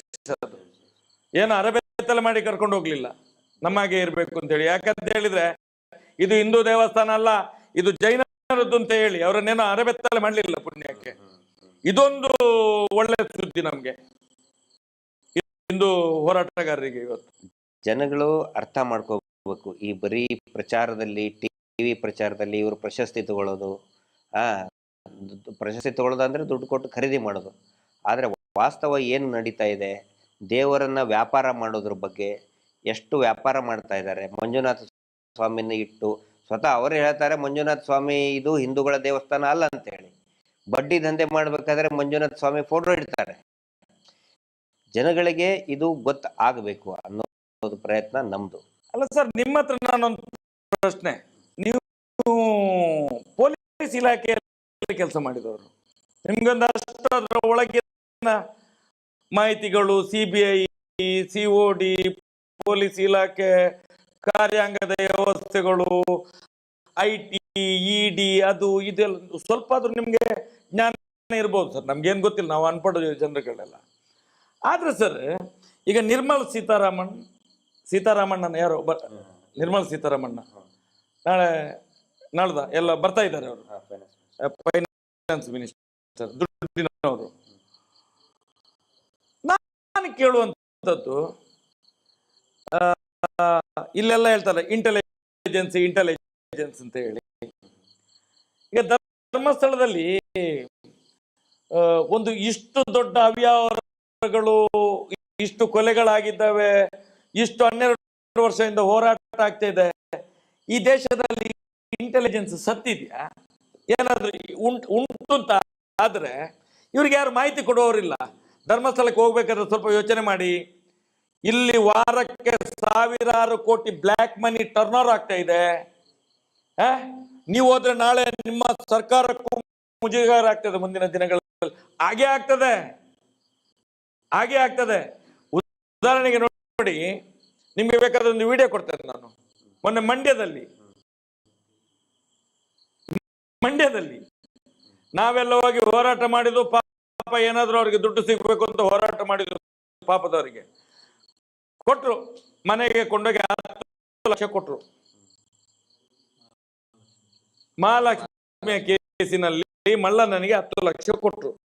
ನಿಮ್ಮ ಹತ್ರ ಒಂದು ಪ್ರಶ್ನೆ ನನ್ನ ಹತ್ರ.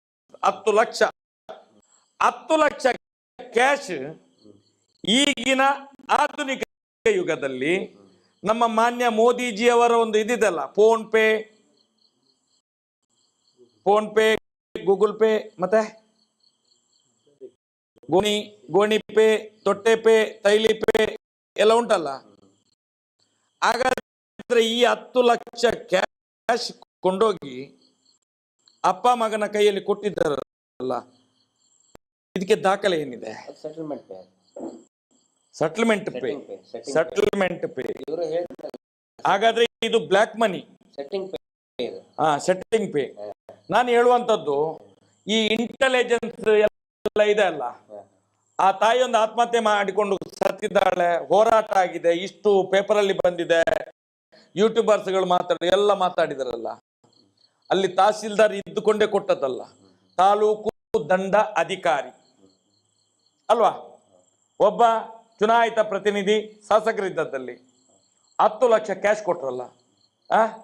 ಏನ್ ಕ್ರಮ ಕೈಗೊಳ್ತದೆ ಈ ಸರ್ಕಾರ, ಈ ಇಡಿ, ಈ PD? ಏನ್ ಸರ್ ಇದು? ಕೇಳಿ ಸುಮಾರು ಜನ ಕೇಳ್ತಿರ್ತಾರೆ ನಮ್ಗೆ, ಇಂಟೆಲಿಜೆನ್ಸ್ ಇಲ್ವಾ, ಇಷ್ಟೊಂದೆಲ್ಲ ಬ್ಲ್ಯಾಕ್ ದಂಧೆ ನಡೀತಾ ಇದೆ, ಅಕ್ರಮ ನಡೀತಾ ಇದೆ, ಫೈನಾನ್ಸ್ ಮಿನಿಸ್ಟರ್ನೇ ಕರೆಸ್ತಾರೆ, ಇಂಟೆಲಿಜೆನ್ಸ್ ಇಲ್ವಾ ಅಂತೇಳಿ. ಇಂಟೆಲಿಜೆನ್ಸ್ ಹೆಂಗ್ ವರ್ಕ್ ಆಗುತ್ತೆ ಅಂತ ಹೇಳಿದ್ರೆ, ಇಂಟೆಲಿಜೆನ್ಸ್ ಅಂತಂದ್ರೆ ಮೊಬೈಲ್ ನಲ್ಲಿ ಇರುವಂತಹ ಒಂದು ಆ್ಯಪ್ ಇದ್ದಂಗೆ. ಆ ಆ್ಯಪ್ ವರ್ಕ್ ಮಾಡ್ಬೇಕಂತ ಹೇಳಿದ್ರೆ ಅದು ಆಕ್ಟಿವೇಟ್ ಆಗಿ ಮಾಡ್ಬೇಕು, ಅದನ್ನ ಅಂದ್ರೆ ಇನ್ಸ್ಟಾಲ್ ಮಾಡ್ಕೋಬೇಕು ಅದನ್ನ. ಈಗ ಅದನ್ನ ಇನ್ಆಕ್ಟಿವೇಟ್ ಮಾಡಿಬಿಟ್ರೆ, ಈಗ ವೀರೇಂದ್ರ ಹೆಗ್ಗಡೆ ಸಂಬಂಧಪಟ್ಟಂತೆ ಅದನ್ನ ಇನ್ಆಕ್ಟಿವೇಟ್ ಮಾಡಿಬಿಟ್ಟಿರ್ತಾರೆ, ಅದನ್ನ ಆಕ್ಟಿವೇಟ್ ಮಾಡ್ಬೇಕಲ್ಲ. ಆಕ್ಟಿವೇಟ್ ಮಾಡಿದಾಗ ಅದು ವರ್ಕ್ ಆಗುತ್ತೆ. ಇಲ್ಲ ಅಂತ ಹೇಳಿದ್ರೆ ಮಾಹಿತಿ ಇಂಟೆಲಿಜೆನ್ಸ್ ಇದ್ದೇ ಇದೆ, ಖಂಡಿತ ಇದೆ. ಇವ್ರು ಏನ್ ಮಾಡ್ತಾ ಇದ್ದಾರೆ, ಇದನ್ನೆಲ್ಲರೂ ಕೂಡ ಅರ್ಥ ಮಾಡ್ಕೋಬೇಕು. ನಿರ್ಮಲಾ ಸೀತಾರಾಮನ್ ಮೇಡಮ್ ಒಬ್ಬರೇ ಬಂದಿರೋದಲ್ಲ, ಮೋದಿಜಿ ಅವರೊಬ್ಬರೇ ಬಂದಿರೋದಲ್ಲ, ಹಿಂದೆ ಇಂದಿರಾ ಗಾಂಧಿ ಅವ್ರನ್ನು ಕೂಡ ಕರೆಸಿದ್ದಾರೆ, ರಾಜೀವ್ ಗಾಂಧಿ ಅವ್ರನ್ನು ಕರೆಸಿದ್ದಾರೆ, ದೇವೇಗೌಡರಂತರೂ ಈ ಏನು ಮಂಗಳೂರು ಉಡುಪಿ ಹೆಂಗೆ ರೆಗ್ಯುಲರ್ ಬಸ್ ಓಡಾಡ್ತವೆ ಹಂಗೆ ದೇವೇಗೌಡರಂತೂ ರೆಗ್ಯುಲರ್ ಆಗಿ ಬರ್ತಾ ಇರ್ತಾರೆ, ಬರ್ತಾರೆ ಹೋಗ್ತಾರೆ. ಮುಖ್ಯಮಂತ್ರಿಗಳಂತೂ ಲೆಕ್ಕಕ್ಕಿಲ್ಲ.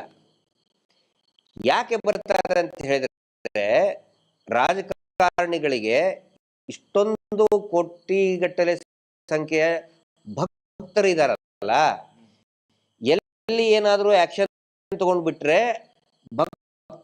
ಭಕ್ತರಿಗೆ ಏನಾದ್ರೂ ಇದನ್ನಾಗುತ್ತೋ ಅನ್ನೋ ದೃಷ್ಟಿಯಿಂದ ಸುಮ್ಮನೆ ಇರ್ತಾರೆ. ಆದ್ರೆ ಈಗ ಏನಾಗಿದೆ, ಈ ಸೌಜನ್ಯ ಹೋರಾಟದಿಂದ ಜನಸಾಮಾನ್ಯರಿಗೆ ವೀರೇಂದ್ರ ಹೆಗ್ಗಡೆ ಅವರ ನಾಟಕ ಕಂಪನಿ ಮಾಡ್ತಾ ಇರೋದು ಪ್ರತಿಯೊಬ್ಬರಿಗೂ ಕೂಡ ಗೊತ್ತಾಗಿದೆ. ಈ ಹೋರಾಟದ ವಿಷಯ ಪ್ರತಿಯೊಬ್ಬರಲ್ಲಿ ಕೂಡ ಇದೆ. ಆ ನಂತರ ಒಂದು ತಮ್ಮ ಗಮನಕ್ಕೆ ಮತ್ತು ಎಲ್ಲರ ಗಮನಕ್ಕೆ ತರ್ತಾ ಇದ್ದೀನಿ, ಆಸಾರಾಮ್ ಬಾಪು ಮುಂದೆ ಇವ್ರು ಏನೂ ಅಲ್ಲ, ವೀರೇಂದ್ರ ಹೆಗ್ಗಡೆ ಏನೂ ಅಲ್ಲ. ಲಕ್ಷಾಂತರ ಕೋಟಿ ಆಸ್ತಿ ಒಡೆಯ ಆತ. ಇವ್ರದ್ದು ಬರೀ ಒಂದು ರಾಜ್ಯದಲ್ಲಿದೆ, ಅವನು 5 ರಾಜ್ಯದಲ್ಲಿ ಅವನು ಸಾಮ್ರಾಜ್ಯ. ಜೈಲಿಗೆ ಹೋದಾಗ ನಮ್ಮ ಧಾರವಾಡದಲ್ಲಿನೂ ಕೂಡ ಆಸಾರಾಮ್ ಬಾಪುನ ಬಿಡುಗಡೆ ಮಾಡಿ ಅಂತ ಹೇಳಿ ಒಂದು ಇದಕ್ಕೆ ಟಾಂಗಾಕ್ಕೆ ಆಟೋ ರಿಕ್ಷಾಕ್ಕೆ ಇದನ್ನ ಹಾಕೊಂಡು ಅನೌನ್ಸ್ ಅಲ್ಲಿ ಮಾಡ್ತಾ ಇದ್ರು. 1 ವರ್ಷದ ಹಿಂದೆನೆ ನಾನೇ ನೋಡಿದ್ದೀನಿ, ಧಾರವಾಡದಲ್ಲಿ ನಾನು ನೋಡಿದ್ದೀನಿ ಸಂತೆಯಲ್ಲಿ. ಅಷ್ಟೊಂದು ಪ್ರಭಾವಿ ವ್ಯಕ್ತಿ ಆತ.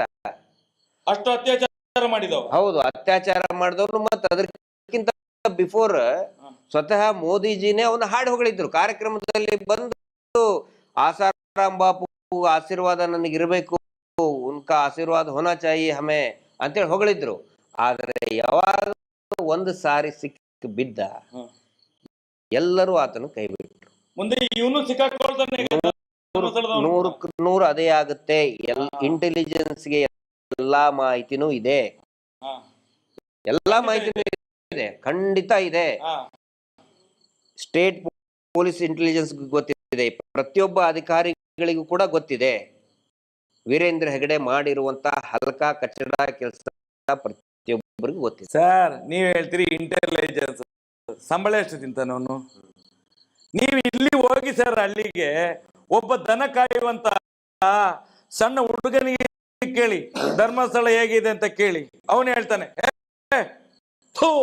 ಜನ್ಮಕ್ಕೆ ಅವ್ರದ್ದು ಅಂತ ಹೇಳ್ತಾನೆ. ಇವತ್ತು ಅಲ್ಲಿ ತನಕ ಮುಟ್ಟಿದೆ. ಇಂಟೆಲಿಜೆನ್ಸ್ ಗೊತ್ತಿರೋದು ಇರ್ತದ?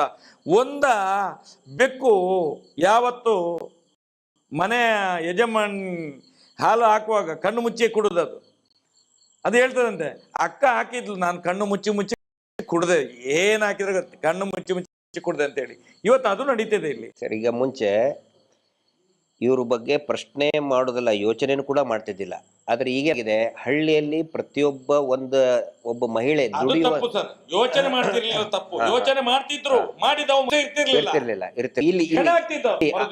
ಇಲ್ಲಿ ಇಡೀ ನಮ್ಮ ಉತ್ತರ ಕರ್ನಾಟಕದ ಘಟ್ಟದವ್ರ ಬಗ್ಗೆ ನಾನು ಘಟ್ಟದವನಲ್ಲ, ಅದಕ್ಕೆ ಯಾಕಂದ್ರೆ ಸುಮಾರು ಜನ ನನ್ನ ಘಟ್ಟದವ್ರು ಬರೀತಾರೆ. ಹೌದು, ನಾನು ಘಟ್ಟದವರು ಮತ್ತು ಘಟ್ಟದವನೇ ಅಂತಾನೆ ಹೇಳ್ಬೇಕು. ನಾನು ನಮ್ಮ ಕಡೆ ಬಹಳ ಭಕ್ತಿ, ಅಂದ್ರೆ ದೇವಸ್ಥಾನದ ಬಗ್ಗೆ ಈಗಲೂ ಇದ್ದೇ ಇರ್ತದೆ. ಯಾವತ್ತಿಗೂ ಕೂಡ ನಾವು ದೇವಸ್ಥಾನದ ಭಕ್ತರೇ.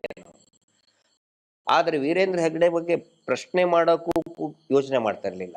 ಆದ್ರೆ ಒಬ್ಬ ಸಾಮಾನ್ಯ ಮಹಿಳೆ, ಕೆಲಸ ಮಾಡುವಂತ ಮಹಿಳೆಗೆ ಎಷ್ಟೊಂದು ಅಗಾಧ ಜಾಗೃತಿ ಬಂದಿದೆ ಅಂತ ಹೇಳಿದ್ರೆ, ದುಡ್ಡು ಯಾರದು? ನಿಮ್ಮ ಅಪ್ಪನ ಮನೆದ ಅಂತ ಕೇಳ್ತಾ ಇದ್ದಾರೆ SKDRDPದವರು. ನಿಮ್ಮ ಅಪ್ಪನ ಮನೆ ದುಡ್ಡಾ? ನಮ್ದು ಸರ್, ನಾವು ಕಟ್ಟೋರು, ಟ್ಯಾಕ್ಸ್ ಕಟ್ಟೋರು ನಾವು. ಅಲ್ಲಿ ನಮ್ಮಿಂತ್ರ ಬರೋದಲ್ಲ, ಬ್ಯಾಂಕಿಗೆ ಯಾರು ದುಡ್ಡದು? ಜನಸಾಮಾನ್ಯರ ದುಡ್ಡು ಅಂತ ಕೇಳುವಂತ ಒಂದು ಜಾಗೃತಿ ಬಂದಿದೆ.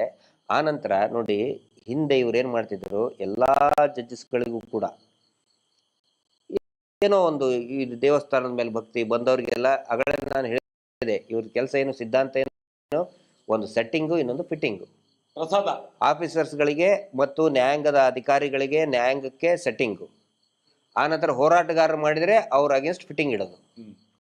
ಆದ್ರೆ ಈಗ ಮೊನ್ನೆನೆ ನೋಡಿ, ತಮ್ಮ ಪ್ರಕರಣದಲ್ಲಿನೇ ಇದೇನಾದ್ರೂ 15-20 ವರ್ಷದ 12 ವರ್ಷದ ಹಿಂದೆ ಆಗಿದ್ರೆ ಅದು ಕಣ್ಣು ಮುಚ್ಕೊಂಡು ಅಗೇನ್ಸ್ಟ್ ಬರೆದು ಬಿಡ್ತಿದ್ರು.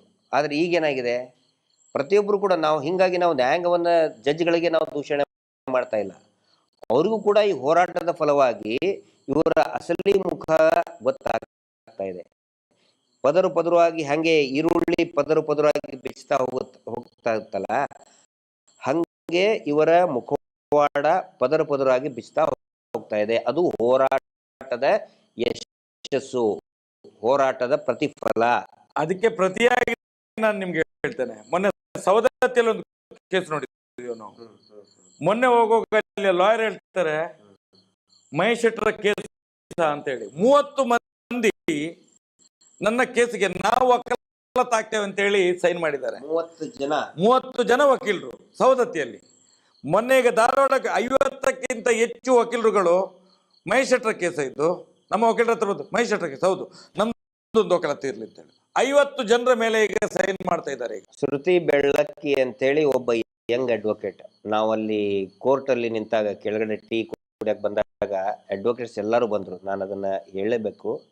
ಇವ್ರು ಯಾಕೆ ಅಲ್ಲಿ ಹಾಕ್ತಾ ಇದ್ರು ಅಂತ ಹೇಳಿದ್ರೆ, ಮಹೇಶ್ ಶೆಟ್ಟರ್ಗೆ ಅಂದ್ರೆ ದೇವಸ್ಥಾನಕ್ಕೆ ಅಪಮಾನ ಮಾಡಿದ್ರು ಅಂತೇಳಿ ಹಾಕ್ತಾ ಇದ್ರಲ್ಲ. ಮಹೇಶ್ ಶೆಟ್ಟರಿಗೆ ಉತ್ತರ ಕರ್ನಾಟಕ ಏನು ಗೊತ್ತು, ಅಲ್ಲಿ ಯಾರು ವಕೀಲರಿಗೆ ಗೊತ್ತಿರಲ್ಲ, ಏನಿಲ್ಲ ಅಂತ. ಆದ್ರೆ ಏನಾಗಿದೆ, ಅಲ್ಲಿ ಮಹೇಶ್ ಶೆಟ್ಟರು ಹೋಗಿ ನಿಂತ್ಕೊಂಡ್ರೆ ಅವ್ರ ಸುತ್ತಲೂ ಒಂದು 10 ಜನ ಸಮಾಜದ ಬಗ್ಗೆ ಕಾಳಜಿ ಇರುವಂತ ವಕೀಲರು ಸುತ್ತುವರಿತಾರೆ, ಫೋಟೋ ತೆಗೆಸ್ಕೊಳ್ತಾರೆ, ನಾವು ನಿಮ್ಮ ಜೊತೆಗಿದ್ದೇವೆ. ಈ ಜಿಲ್ಲೆಯ, ಈ ತಾಲೂಕಿನ ನ್ಯಾಯವಾದಿಗಳು ಈ ಹೋರಾಟದ ಜೊತೆಗಿದ್ದಾರೆ, ಅವರ ಒಂದು ಏನು ಕಾನ್ಫಿಡೆನ್ಸ್, ಒಂದು ಆತ್ಮವಿಶ್ವಾಸವನ್ನ ಈ ಹೋರಾಟ ಕೊಡ್ತಾ ಇದ್ದಾರೆ. ಇದು ಈ ವೀರೇಂದ್ರ ಹೆಗಡೆ ನಾಟಕ ಕಂಪನಿಗೆ ಗೊತ್ತಿರಬೇಕು. ತುಮಕೂರು ಶಿರಾದಲ್ಲಿ ನಾವು ಅವರಿಗೆ ಅಭಿನಂದನೆಯನ್ನ ಸಲ್ಲಿಸ್ತೀವಿ. ಅವೆಲ್ಲಾ ನ್ಯಾಯವಾದಿಗಳಿಗೆ, ವಿಶೇಷವಾಗಿ ಹಿರಿಯ ವಕೀಲರು ಇರ್ಬೋದು, ಕಿರಿಯ ವಕೀಲರು ಇರ್ಬೋದು, ನಾವು ಈ ಹೋರಾಟದ ಜೊತೆಗಿದ್ದೇವೆ, ನಾವು ವಕಾಲತ್ತಿಗೆ ಸಹಿ ಮಾಡ್ತೀವಿ ಅಂತೇಳಿ ಸವದತ್ತಿಯಲ್ಲಿ 30 ಜನ, ಧಾರವಾಡದಲ್ಲಿ 50ಕ್ಕಿಂತ ಹೆಚ್ಚು ಜನ ನಾವು ಸೈನ್ ಹಾಕ್ತೀವಿ. ಯಾಕಂದ್ರೆ ನಮ್ದು ಯಾಕಂದ್ರೆ ನೋಡಿ, ಈ ದೇಶದಲ್ಲಿ ಅನೇಕ ಹೋರಾಟಗಳು ಚಾಲ್ತಿಯಲ್ಲಿ ಬಂದಿದ್ದು, ಯಶಸ್ಸು ಕಂಡಿದ್ದು ಈ ನ್ಯಾಯವಾದಿಗಳ ಒಂದು ಸಹಕಾರದಿಂದ. ಮಹಾತ್ಮ ಗಾಂಧೀಜಿ ಏನಿದ್ರು, he was an advocate. Vallabhbhai Patel ಏನಿದ್ರು, he was an advocate. Jawaharlal ಚುನಾವಣೆಯಲ್ಲಿ ಏನಿದ್ರು ಅಡ್ವೊಕೇಟ್.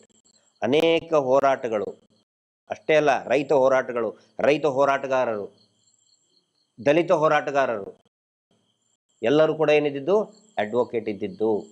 ಇವತ್ತು ಎಲ್ಲೆಲ್ಲಿ ಉತ್ತರ ಕರ್ನಾಟಕದಲ್ಲಿರ್ಬೋದು ಅಥವಾ ಇಲ್ಲಿ ತುಮಕೂರು ಇರ್ಬೋದು, ಅಲ್ಲಿ ಅಡ್ವೊಕೇಟ್ಗಳು ಬಂದು ನಾವು ಈ ಹೋರಾಟ ಪರವಾಗಿ ಮಹೇಶ್ ಶೆಟ್ಟರ್ ಕೇಸಿನ ಜೊತೆಗೆ ನಾವಿದ್ದೇವೆ, ನಾವು ವಾದ ಮಾಡ್ತೇವೆ ಅಂತೇಳಿ ಬರ್ತಾ ಇದ್ದಾರೆ. ಈಗ ಆ ಕಾಲ ಹೋಯ್ತು, 12 ವರ್ಷದ ಹಿಂದೆ ಹೋಯ್ತದು. ಹೊಸ ಯುಗ ಪ್ರಾರಂಭ ಆಗಿದೆ ಈಗ. ಅಲ್ಲ, ಸಮಾಜದಲ್ಲಿ ಏನಂತ ಇವರು ಏನಂತ ತಿಳ್ಕೊಂಡಿದ್ದಾರೆ, ನಮ್ಮನ್ನು ಕೆರಳಿಸಿ ನಾವು ಇಷ್ಟ ತನಕ ಕಾನೂನಿನ ಬಗ್ಗೆ ನಂಬಿಕೆ ಇಟ್ಟು ಹೋರಾಟ ಮಾಡ್ಕೊಂಡು ಬಂದ, ನಾವೇನು ನಕ್ಸಲೇಟ್ಗಳೆಲ್ಲ ಏನೂ ಅಲ್ಲ. ಈ ದೇಶದ ಒಂದು ಸಮಾಜದ ಮಧ್ಯದಲ್ಲಿ ನಿಂತ್ಕೊಂಡು ಹೋರಾಟ ಮಾಡುವವರು, ನ್ಯಾಯ ಬೇಕು ಅಂತ ಹೇಳಿ ಜನರ ಮಧ್ಯದಲ್ಲಿ ನಿಂತ್ಕೊಂಡು ಎಲ್ಲೋ ಕೂತ್ಕೊಂಡು ಹೋರಾಟ ಮಾಡುವವರಲ್ಲ ನಾವು. ಆದರೂ ಕೂಡ ನಮ್ಮ ಬಗ್ಗೆ ನೋಡಿ ನಂಬಿಕೆ ಇದ್ದದ್ರಿಂದ ಅವರನ್ನು ಯಾವ ಒಂದು ಕಾನ್ಸ್ಟಿಟ್ಯೂನ್ಸಿ ಮೇಲೆ ನಂಬಿಕೆ ಇದೆ, ಯಾವ ಇದ್ರ ಮೇಲೆ ಕಾನೂನಿನ ಮೇಲೆ ನಮಗೆ ನಂಬಿಕೆ ಇತ್ತು, ಅದನ್ನೇ ಪ್ರತಿಪಾದನೆ ಮಾಡಿ 12 ವರ್ಷದಿಂದ ಕಾಯ್ತಾ ಇದ್ದೇವೆ. ನಾವೇನಿಲ್ಲಿ ಪೆಟ್ಟು ಮಾಡ್ಲಿಕ್ಕೆ, ಕಲ್ಲು ಹೊಡಿಲಿಕ್ಕೆ, ಏನು ಮಾಡ್ಲಿಕ್ಕೆ ಹೋಗ್ಲಿಲ್ಲ. ನ್ಯಾಯಯುತವಾಗಿ ನ್ಯಾಯ ಸಿಗಬೇಕು. ಹಾಗಾದ್ರೆ ನಮ್ಮನ್ನು ಎಲ್ಲಿ ಸಿಕ್ಕಿಸಬೇಕು? ಇಲ್ಲೇ ಸಿಕ್ಕಿಸಿ ಹಾಕ್ಬೇಕು. ನ್ಯಾಯದ ವಿರುದ್ಧ ಇದ್ದಾನೆ ಅಂತ ಹೇಳಿ ಸುಳ್ಳು ಕೇಸನ್ನು ಮಾಡಿಸಿದ್ರು. ಇವನು ನ್ಯಾಯದ ವಿರುದ್ಧ ಇದ್ದಾನೆ. ಇವತ್ತು ಏನಾಗಿದೆ ಅಂತ ಹೇಳಿದ್ರೆ, ಆ ನ್ಯಾಯ ದೇವತೆ ಓದಲಿ 30, 50, 70 ವಕೀಲರನ್ನು ಜೋಡಿಸಿ ನಮ್ಮ ಕೈಗೆ ಕೊಡ್ತಾ ಇದ್ದಾರೆ. ಇದು ಶಕ್ತಿ ಅಲ್ವಾ ಸರ್? ಸೌಜನ್ಯ ಶಕ್ತಿ, ಮತ್ತೆ ಅಣ್ಣಪ್ಪ ಸ್ವಾಮಿಯ ಶಕ್ತಿ. ಇದು ಸತ್ಯದ ಹೋರಾಟ ಇದು. ಅದಕ್ಕೋಸ್ಕರ ಮುಂದಿನ ದಿನಗಳಲ್ಲಿ ನಾವು ಹೇಳುವಂಥದ್ದು, ನೀವು ಹೇಳಿದಾಗೆ ದೇವಸ್ಥಾನ, ವಕ್ಫು ಏನೇ ಇರಲಿ, ಏನು ಸಮಾಜದ ವಿರುದ್ಧ ಯಾರು ಕೆಲಸ ಮಾಡಿ, ಯಾವನೇ ಮಾಡಲಿ, ಈ ದೇಶದ ಪ್ರಧಾನಿ ಮಾಡಿದ್ರು ಕೂಡ ಪ್ರಶ್ನೆ ಮಾಡ್ತೇವೆ ನಾವು. ಏನ್ ಹೇಳ್ತೀವಿ ಸರ್? ನಾವು ಯಾರ ಆಸ್ತಿ ಅಲ್ಲ, ನಾವು ಈ ಸನಾತನ ಹಿಂದೂ ಧರ್ಮದ ಆಸ್ತಿಗಳು ನಾವು. ಆ ದೃಷ್ಟಿಯಿಂದ ನಮ್ಗೆ ಯಾರ ಮೇಲೆ ದ್ವೇಷ ಇಲ್ಲ. ಯಾರು ಸನಾತನ ಹಿಂದೂ ಧರ್ಮವನ್ನು ಅವಹೇಳನ ಮಾಡ್ತಾನೆ ಅವನ ವಿರುದ್ಧ ನಾವು ಇದ್ದೇ ಇದ್ದೇವೆ. ಸರ್, ಇಲ್ಲಿ ನಾನು ನೋಡಿದ್ದು, ಕೊನೆಯದಾಗಿ ಒಂದು ಅಬ್ಸರ್ವ್ ಮಾಡಿದ್ದು, ನಾವು ಮಂಗಳೂರು ಈ ಕರಾವಳಿ ಅಂತ ಹೇಳಿದ್ರೆ ಮುಂಚಿನ ನಾವು ಅನ್ಕೊಂಡಿದ್ದು ಹಿಂದೂ ಪ್ರತಿಭಟನೆ ಮಾಡುವಂತ ಭದ್ರಕೋಟೆ, ಹಿಂದುತ್ವದ ಭದ್ರಕೋಟೆ ಅಂತ ಹೇಳಿ. ಆದರೆ ಇಲ್ಲಿ ಬಂದ ಮೇಲೆ ನಾನು ಅಬ್ಸರ್ವ್ ಮಾಡಿದ್ದು, ನಾನು ಇದ್ರದ್ದು ಈ ಧರ್ಮದ ಎಕ್ಸ್ಪರ್ಟ್ ಅಲ್ಲ, ನಾನು ಹಂಗೆ ನಾನು ಧರ್ಮದ ಇದು ನನ್ನ ವಿಷಯ ಅಲ್ಲ. ಆದರೆ ನಾನು ನೋಡಿದ್ದೇನಂತ ಹೇಳಿದ್ರೆ, ಇಲ್ಲಿ ಈಗ ಅತ್ಯಾಚಾರದ ವಿಷಯ ಬಂದಾಗ ಅವನು ಮುಸ್ಲಿಮ್ನಾಗಿದ್ರೆ ಜೋರಾಗಿ ಮಾತಾಡ್ತಾರೆ. ಹಂಗೆ ಭಾಷಣ ಮಾಡ್ಬೇಕಾದ್ರೆ ನೆಕ್ಸ್ಟ್ ಡೇನೆ ಆ ಭಾಷಣಕಾರ, ಆ ಲೀಡರ್ ಪಕ್ಕದವನ್ನೇ ಹಿಡ್ಕೊಂಡು ಹೋಗ್ತಾರೆ. ಅವನು ಹಿಂದೂ ಆಗಿರ್ತಾನೆ, ಹಿಂದೂ ಅಂತ ಗೊತ್ತಾದ ಕೂಡ ಪ್ರತಿಭಟನೆ ಮಾಡೋದೇ ನಿಲ್ಲಿಸ್ಬಿಡ್ತಾರೆ. ಹಂಗಿದ್ರೆ ಅದು ಹಿಂದುತ್ವನ? ಆನಂತರ ಈ ಗೋ ಸಾಗಾಣಿಕೆ ಮಾಡೋದ್ರಲ್ಲಿ ಅಕಸ್ಮಾತ್ ಆಗಿ ಗಟ್ಟಿಯಾಗಿ ನಿಂತ್ಕೊಂಡ್ರೆ ಇಲ್ಲಿ ಅಕ್ರಮ ಗೋ ಸಾಗಾಣಿಕೆನೇ ಆಗುವುದಿಲ್ಲ. ನನಗೆ ಗೊತ್ತಿದೆ, ನಾನು ಡಿಪಾರ್ಟ್ಮೆಂಟ್ ನಲ್ಲಿ ಇದ್ದವನು. ಅದಾದ್ಮೇಲೇನು ಕೂಡ ಸಂಘಟನೆಯ ಪರವಾಗಿ ಹೋರಾಟ ಮಾಡಿದವನು. ಒಳಗಡೆ ವಿಷಯ ಏನಂತ ಹೇಳಿದ್ರೆ, ಇವತ್ತಿಗೂ ಕೂಡ ಕೇರಳಕ್ಕೆ, ಗೋವಾಕ್ಕೆ ಅಕ್ರಮವಾಗಿ ಗೋ ಸಾಗಾಣಿಕೆ ಆಗ್ತಾನೆ ಇದೆ. ಇದರಲ್ಲಿ ಸಂಘಟನೆಯ ಪ್ರಮುಖರು ಇದ್ದಾರೆ ಸರ್, ಪ್ರಮುಖರು ಇದ್ದಾರೆ. ಎಷ್ಟೋ ಸಲ ನಾವು ಹಿಡಿದು ಕೊಟ್ಟಾಯ್ತು, ಅವರನ್ನು ಬಚಾವ್ ಮಾಡ್ತಾರೆ. ಇಲ್ಲಿ ಏನು ಗೊತ್ತಾ, ಬರೇ ಓಟು ಸರ್. ಇಲ್ಲಿ ಧರ್ಮ ಗಿರ್ಮ ಏನು ಕರ್ಮನೂ ಇಲ್ಲ. ಇದು ಪರಶುರಾಮನ ಸೃಷ್ಟಿ ಅಂತ ಹೇಳ್ತಾರೆ. ಪರಶುರಾಮನ ನಕಲಿ ಮೂರ್ತಿ ಸೃಷ್ಟಿ ಮಾಡಿದ್ರ ಬಗ್ಗೆ ಮಾತಾಡಲ್ಲ. ನೋಡ್ರಿ ಇಲ್ಲಿ ನೋಡಿ, ಕೆತ್ತಿದವನು ಹೋಗಿ ಕೆತ್ತಿಸಿದವ ಎಲ್ಲಿದ್ದಾನೆ? ಅಲ್ಲ ಆ ಕೆತ್ತಿಸಿದ ಪಾಪಿ ಇದ್ದಾನೆಲ್ಲ, ಕೆತ್ತಿಸಿದವ ಯಾರು ಹೇಳಿ ನೀವು? ಕೆತ್ತಿಸಿದವ ಯಾರು? ಈಗ ನೋಡಿ, ಮೂರ್ತಿಯವರು. ಒಂದು ಪರಶುರಾಮನ ಸೃಷ್ಟಿ, ಆನಂತರ ಪರಶುರಾಮರ ನಕಲಿ ಮೂರ್ತಿ ಸೃಷ್ಟಿ. ಇಲ್ಲಿ ಎರಡು ಸೃಷ್ಟಿಗಳು ಇದೆಯಪ್ಪ. ಎರಡು ಸೃಷ್ಟಿಗಳ ಬಗ್ಗೆ ಚರ್ಚೆ ಆಗ್ತದೆ. ಒಂದು ಪರಶುರಾಮನ ಸೃಷ್ಟಿ ಖಂಡಿತ ನಾವು ಕೂಡ ಆರಾಧಕರು. ಪರಶುರಾಮನ ಸೃಷ್ಟಿ ರಾಮ ರಾಮ ರಾಮ ದೇವರಷ್ಟೇ. ಹೌದು, ದೇವರು. ಪರಶುರಾಮರ ಸೃಷ್ಟಿ, ಆನಂತರ ಪರಶುರಾಮರ ನಕಲಿ ಮೂರ್ತಿ ಸೃಷ್ಟಿ ಬಗ್ಗೆ, ಅದ್ರ ಬಗ್ಗೆ ಧ್ವನಿ ಎತ್ತಬೇಕು ತಾನೆ. ಯಾರು?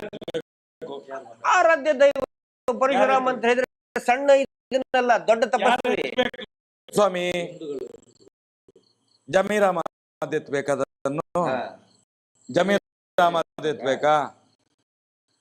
ಯುಟಿ ಖಾದರ್ ಎತ್ಬೇಕಾ? ಯಾರು ಎತ್ಬೇಕು? ಯಾವ ಹಿಂದೂಗಳು? ಯಾವ ಹಿಂದೂಗಳು? ನಾನು ಬಜರಂಗಿ, ನಾನು ವಿಶ್ವ ಹಿಂದೂ. ಎಲ್ಲಿ ಹೋಗಿದ್ದಾರೆ ಇವರು? ಸತ್ತಿದ್ದಾರೆ ಇವರು? ಸತ್ತಿದ್ದಾರಾ? ಬೇರೆಯವ್ರು ಮಾಡ್ತಿದ್ರು. ಈಗ ಏನ್ ಮಾಡ್ತಿದ್ರು ಇವರು? ಯಾರೇ ಹೊರಳಾಡ್ತಿದ್ರು, ಮಾರ್ಗದಲ್ಲಿ ಬಿದ್ದು ನಾಯಿಯಾಗಿ ಹೊರಳಾಡ್ತಿದ್ರು. ನಾಯಿಯನ್ನು ಬೂದಿಯಲ್ಲಿ ಬಿದ್ದು ಹೊರಡ್ತದಲ್ಲ, ಅದೇ ರೀತಿ ಹೊರಳಾಡ್ತಿದ್ರು.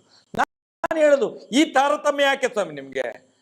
ಸನಾತನ ಹಿಂದೂ ಧರ್ಮದ ಅನ್ಯಾಯ ನೇರ ಇರ್ಬೇಕು ಅವನು, ಅವನ ಹತ್ರ ಸತ್ಯ ಇರ್ಬೇಕು, ಅವನ ಹತ್ರ ಧರ್ಮ ಇರ್ಬೇಕು, ಅವನ ಹತ್ರ ನ್ಯಾಯ ಇರ್ಬೇಕು ಅವನ ಹತ್ರ.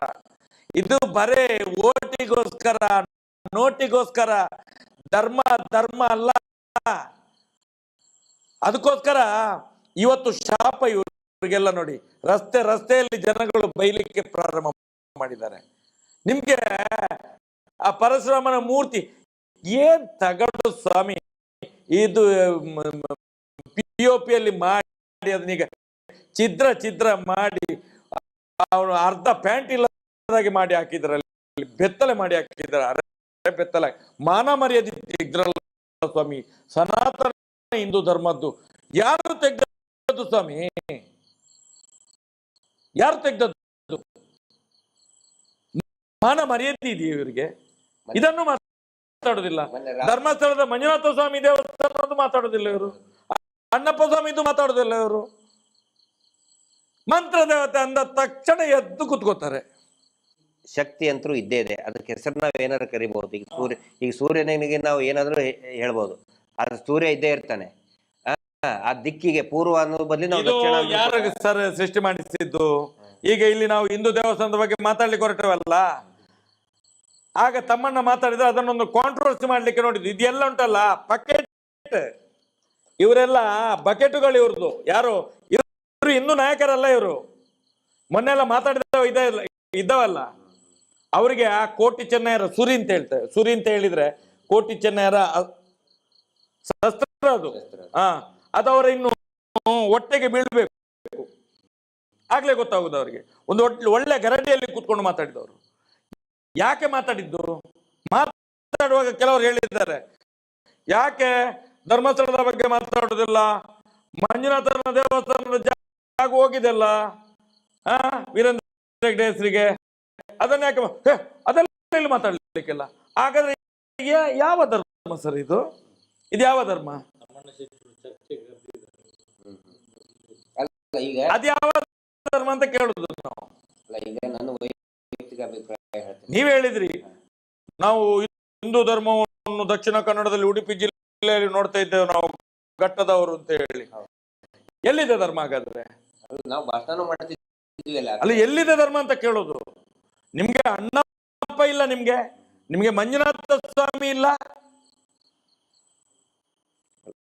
ಮಂತ್ರ ದೇವತೆ ಬಗ್ಗೆ ನಂದು ವೈಯಕ್ತಿಕ ಅಭಿಪ್ರಾಯ. ಈಗ ತಮ್ಮಣ್ಣ ಶೆಟ್ಟರ್ ಅಂತ ಹೇಳಿದ ತಕ್ಷಣನೇ ಅದನ್ನ ಕಾಂಟ್ರವರ್ಸಿ ಮಾಡೋದು ಬೇಡ. ಅವ್ರು ಸೌಜನ್ಯ ಹೋರಾಟಗಾರರು ಅಂತ ಹೇಳ್ಕೊಂಡು ಬೇಕಂತಾನೆ ಕಾಂಟ್ರವರ್ಸಿ ಮಾಡ್ತಾ ಇದ್ದಾರೆ. ಆದ್ರೆ ಅಲ್ಲಿ ಶಕ್ತಿ ಅನ್ನೋದು ಇದ್ದೇ ಇದೆ, ನಾನು ಕೂಡ ನಂಬ್ತೇನೆ. ಹೆಸರು ಏನಾದ್ರೂ ಕರೀಲಿ, ಅದಕ್ಕೆ ನೀವು ಈಗ ನೋಡಿ ಸೂರ್ಯ ಅದರಲ್ಲಿ ಒಬ್ಬ ನೋಡಿ ಸುನಿಲ್ ಪನಪ್ಪಿಲ್ ಅಂತ ಇದ್ದ, ಅವನು ಅವರ ಜನ ಬ್ರೋಕರ್, ಅವನು ಈ ಕೆಲಸ ಎಲ್ಲ ಮಾಡಿಸಿದ್ದು ಗೊತ್ತಿದೆ ನಮ್ಗೆ. ಮುಂದಿನ ದಿನಗಳಲ್ಲಿ ಅವನನ್ನು ತಗೊಳ್ತೇವೆ ನಾವು. ಅಲ್ಲ, ಅವರು ಈ ವಿಷಯದ ಬಗ್ಗೆನೂ ಮಾತಾಡ್ಲಿ ಅಲ್ಲ, ಹಿಂದೂ ದೇವಸ್ಥಾನದ ಬಗ್ಗೆ ಮಾತಾಡ್ಲಿ. ಆನಂತರ ನೋಡಿ, ಮೊನ್ನೆ RSS ನಮ್ಮ ಸಂಘದ ಒಬ್ಬ ಕಾರ್ಯಕರ್ತ, ಆನಂತರ ಪುನೀತ್ ಅಂತ ಹೇಳಿ ರಾಮನಗರ ಅಲ್ಲ ಪುನೀತ್ ಕೆರಳಿ ಅಲ್ಲ, ಇನ್ನೊಬ್ನು ಪುನೀತ್ ಅಂತ ಹೇಳಿ ಸಂಘದ ಕಾರ್ಯಕರ್ತ ಅಂತಲ್ಲಿ ಹುಡುಗಿಯರನ್ನ ಚುಡಾಯಿಸೋದಕ್ಕೆ ಟೀಸಿಂಗ್ ಮಾಡೋದನ್ನ ಪ್ರಶ್ನೆ ಮಾಡಿದ. ಕೊಂದಾಕಿದ್ರು ರಾಮನಗರದಲ್ಲಿ.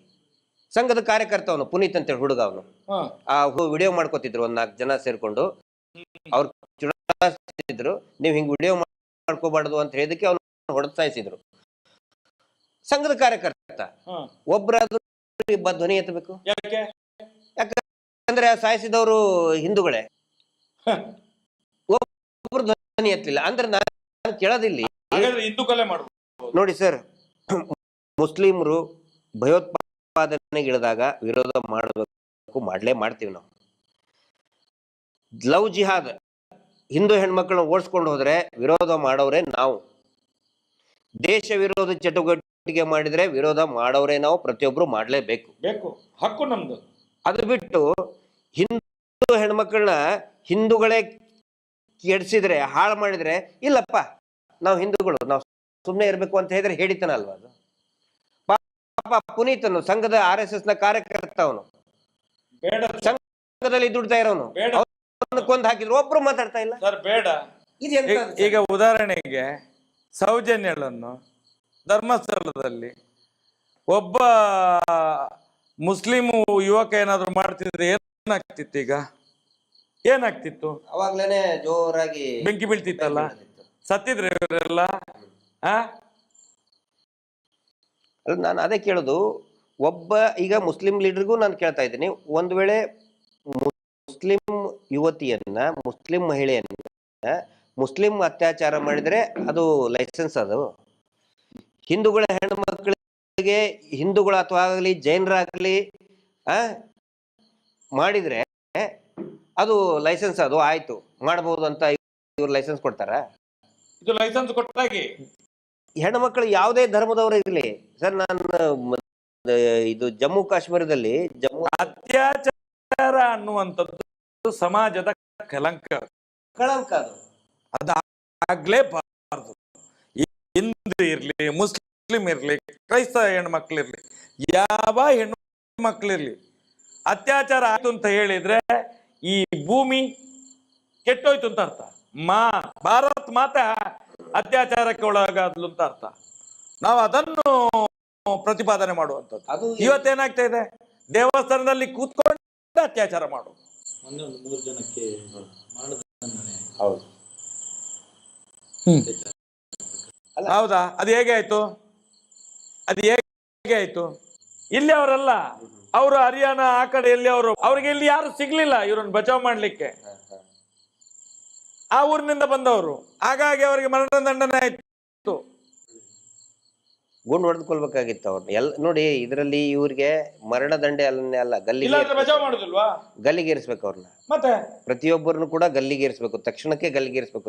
ನೋಡಿ, ಪಾಠ ಹೇಗೆ ಆಗುದು? ತಪ್ಪಾದಾಗ್ಲಿ ಅಂತ ಬರೆಯುವಾಗ ಅದು ಕೆಟ್ಟೋಯ್ತು ಅಂತ ಹೇಳಿ ಆಗ್ಲೇ ಬಡಿಬೇಕಲ್ಲ. ಇದು ಏನಿಲ್ಲ, ಬರ್ದು ಅವನು 10ನೇ ಕ್ಲಾಸ್ ಹೋದ ಮೇಲೆ ಹಾಗೇ ಬರಿತಾ ಇರ್ತಾನೆ, ನೋಡ್ತಾನೆ ಇರೋದು, ತಿದ್ದಲಿಕ್ಕೆ ಇಲ್ಲ. ಇದೇನಾಗಿದೆ ಅಂತ ಹೇಳಿದ್ರೆ ಅತ್ಯಾಚಾರ ಮಾಡ್ತಾನೆ ಇರೋದು, ಇಲ್ಲಿ ಸೆಟ್ಟಿಂಗ್ ನಡೀತಲೇ ಇರೋದು, ಎಲ್ಲ ಕಡೆಯಲ್ಲೂ ಕೇಸ್ FIR ಆಗ್ಲಿಕ್ಕಿಲ್ಲ.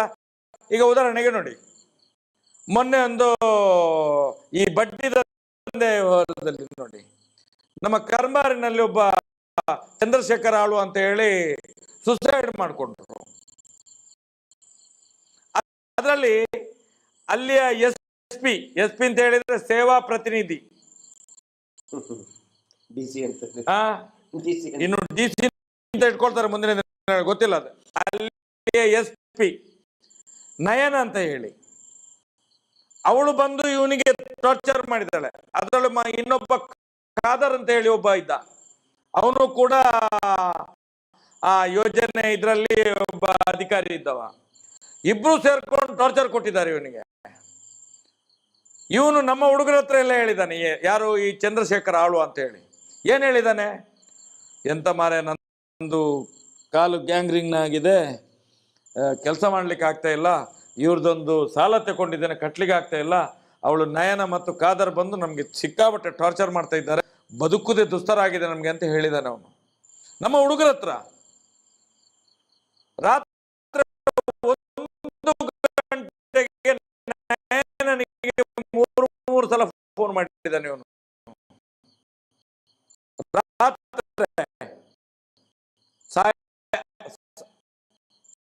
ಸುಸೈಡ್ ಮಾಡಿಕೊಳ್ಳುವ ರಾತ್ರಿ 3 ಸಲ 4 ಸಲ ಫೋನ್ ಮಾಡಿದ್ದಾನೆ ಅವನು. ಇವ್ರು ಫೋನ್ನೇ ತೆಗಿಲಿಲ್ಲ. ಬೆಳಿಗ್ಗೆ ಎದ್ದು ಅವನ ಹೆಂಡತಿಗೆ ಇವಳು ಫೋನ್ ಮಾಡ್ತಾಳೆ. ಯಾರು? ನಯನ ಶೆಟ್ಟಿ ಎನ್ನುವಳು ಫೋನ್ ಮಾಡ್ತಾಳೆ, ಗಂಡ ಎಲ್ಲಿದ್ದಾನೆ ನೋಡು ಅಂತ ಹೇಳಿ. ಗಂಡ ಎಲ್ಲಿದ್ದಾನೆ ನೋಡುವಾಗ ಅವಳು ಮನೆಯೊಳಗೆ ಹುಡುಕ್ತಾಳೆ, ಗಂಡ ಇಲ್ಲ. ಯಾಕೆ ಫೋನ್ ಮಾಡೋಕು ಇವಳು ಬೆಳಿಗ್ಗೆದ್ದು? ಇಲ್ಲ ಅಂತ ಹೋಗಿ ನೋಡ್ತಾಳೆ, ಮನೆಯೊಳಗಿಲ್ಲ. ನೋಡುವಾಗ ಅಟ್ಟಿಯಲ್ಲಿ ನೇತಾಡ್ತಾ ಇದ್ದಾನೆ, ಗಂಡ ಸತ್ತು ಹೋಗಿದ್ದಾನೆ. ಅದೇನು ಮಾಡಿದ್ರು ಗೊತ್ತಾ? ಅವನಿಗೆ ಕಾಲಿಗೆ ಗ್ಯಾಂಗ್ರೀನ್ ಆಗಿದೆ, ಹಾಗೆ ಸುಸೈಡ್ ಮಾಡ್ಕೊಂಡಂತೇಳಿ ಅದನ್ನು ಇದು ಏನು ಬಡ್ಡಿ ಕಟ್ಟಲಿಲ್ಲ ಅಂತ ಹೇಳಿ ಟಾರ್ಚರ್ ಕೊಟ್ಟು ಸಾಯಿಸಿದ್ದೀವ್ರು. ಕಾಲಿಗೆ ಗ್ಯಾಂಗ್ರೀನ್ ಆಗಿದೆ ಅಂತ ಹೇಳಿ ಅಲ್ಲಿ ಅದನ್ನು ಮುಗಿಸಿಬಿಟ್ರು. ನಿನ್ನೆ ನೋಡಿ ಹರೀಶ್ ಪೂಜಾರಿ ಅಂತ ಹೇಳಿ, ಎಲ್ಲಿ ನಮ್ಮ ಮುಂಡೂರಿನಲ್ಲಿ, ಬೆಳ್ತಂಗಡಿ, ಏನು ಅವನ ಹೆಂಡತಿ 3 ಲಕ್ಷ ಸಾಲ ತೆಗೆದಿದ್ದಾಳೆ, ತಕೊಂಡು ಅವನನ್ನು ಬಿಟ್ಟು ಅವಳು ಹೋಗಿದ್ದಾಳೆ ಎಲ್ಲೋ, ಗಂಡನನ್ನು ಬಿಟ್ಟು. ಸಾಲ ಎಲ್ಲಿ ತಗೊಂಡಿದ್ದು? SKDRDP ಅದೇನೋ, ಅದು ನನಗೆ ಪೂರ್ತಿ ಬರೋದಿಲ್ಲ. ಅದು ಧರ್ಮಸ್ಥಳ ಸಂಘ. ಮೊನ್ನೆ ಸಲ ಬಂದನಂತೆ ಪುನಃ ಹೋಗಿದ್ದಾಳೆ. ಕಾರ್ಡ್ ನಿರ್ಮಲಾ ಸೀತಾರಾಮನ್ ನಾಳೆ ಬಂದ್ರೆ ಅವಳು ಆವತ್ತಿದ್ದು ಇವತ್ತಿದೆಲ್ಲ ತಿಥಿಯ ಕಾರ್ಡು ನಿರ್ಮಲಾ ಸೀತಾರಾಮನ್ಗೆ ಕಳಿಸಿದ್ರೆ ಒಳ್ಳೇದದು. ನಾನು ಹೇಳುದು ಕೇಳಿ, ಅವನು ನಿನ್ನೆ ಬೆಳಿಗ್ಗೆ ಅಲ್ಲಿ ಯಾರು ಎಂತ ಭಾರತಿ ಬೆಳಿಗ್ಗೆ ಹೋಗಿ ನಿನ್ನ ಹೆಂಡತಿ ಸಾಲ ತೆಗೆದೆಲ್ಲ ಬಡ್ಡಿ ಕಟ್ಟು ಅಂತ ಹೇಳಿ ನಿನ್ನ ಬೊಬ್ಬೆ ಹೊಡೆದಿದ್ದಾಳೆ. ಬೊಬ್ಬೆ ಹೊಡೆದು ಲೆಫ್ಟ್ ರೈಟ್ ಮಾಡಿದ್ದಾನೆ. ಇವನು ಹೋಗಿದ್ದಾನೆ ಸೀದಾ ಪಾಯ್ಸನ್ ತಗೊಂಡು ಕುಡಿದು ಇವನು ಸತ್ತಿದ್ದಾನೆ. ಸತ್ತ ತಕ್ಷಣ ಇವರು ತಕ್ಷಣ ಪ್ಲಾನ್ ಮಾಡಿದ್ದಾರೆ. ಏನು ಗೊತ್ತಾ, ನಮ್ಗೆ ರಾತ್ರಿ 11 ಗಂಟೆಗೆ ಫೋನ್ ಬಂತು, ಮಹೇಶಣ್ಣ ಸಾಲ ಬಡ್ಡಿ ದಂಧೆ ಇಲ್ಲೊಬ್ಬನನ್ನು ಬಲಿ ತಗೊಂಡು. ಎಲ್ಲಿ? ಮುಂಡೂರಿನಲ್ಲಿ. ಏನಾಯ್ತು? ಅವನು ಸತ್ತಿದ್ದಾನೆ, ಸುಸೈಡ್ ಮಾಡಿಕೊಂಡದ್ದು. ಹೀಗೆ ಭಾರತೀಯ ಆಚಾರ್ಯ ಅಂತ ಹೇಳುವವಳು ಬಂದು ಟಾರ್ಚರ್ ಮಾಡಿದ್ದಾಳೆ. ಮತ್ತೆ ಅವಳ ಪಟಲ ಮೇಲೆ ಧರ್ಮಸ್ಥಳ ಗ್ರಾಮಾಭಿವೃದ್ಧಿ ಯೋಜನೆ ಅವ್ರದ್ದು. ಅವನು ಸುಸೈಡ್ ಮಾಡ್ಕೊಂಡು ಸತ್ತು ಹೋಗಿದ್ದಾನೆ. ಈಗ ಏನು ಮಾಡ್ತಿದ್ದಾರೆ ಅಂತ ಹೇಳಿದ್ರೆ, ಅವನಿಗೆ ಫಿಟ್ಸ್ ಆಗಿತ್ತು, ಬಾಯಲ್ಲೆಲ್ಲ ನೊರೆ ಬಂದಿದೆ, ಹಾಗಾಗಿ ಸತ್ತಿದ್ದಾನಂತ ಹೇಳಿ ಅದನ್ನು ಹೀಗೆ ಮಾಡುವ ಅಂತೇಳಿ ಪ್ಲಾನ್ ಮಾಡಿದ್ರು. ಅದಾಗ್ಲಿಲ್ಲ, ಅಲ್ಲಿ ನಡೀಲಿಲ್ಲ.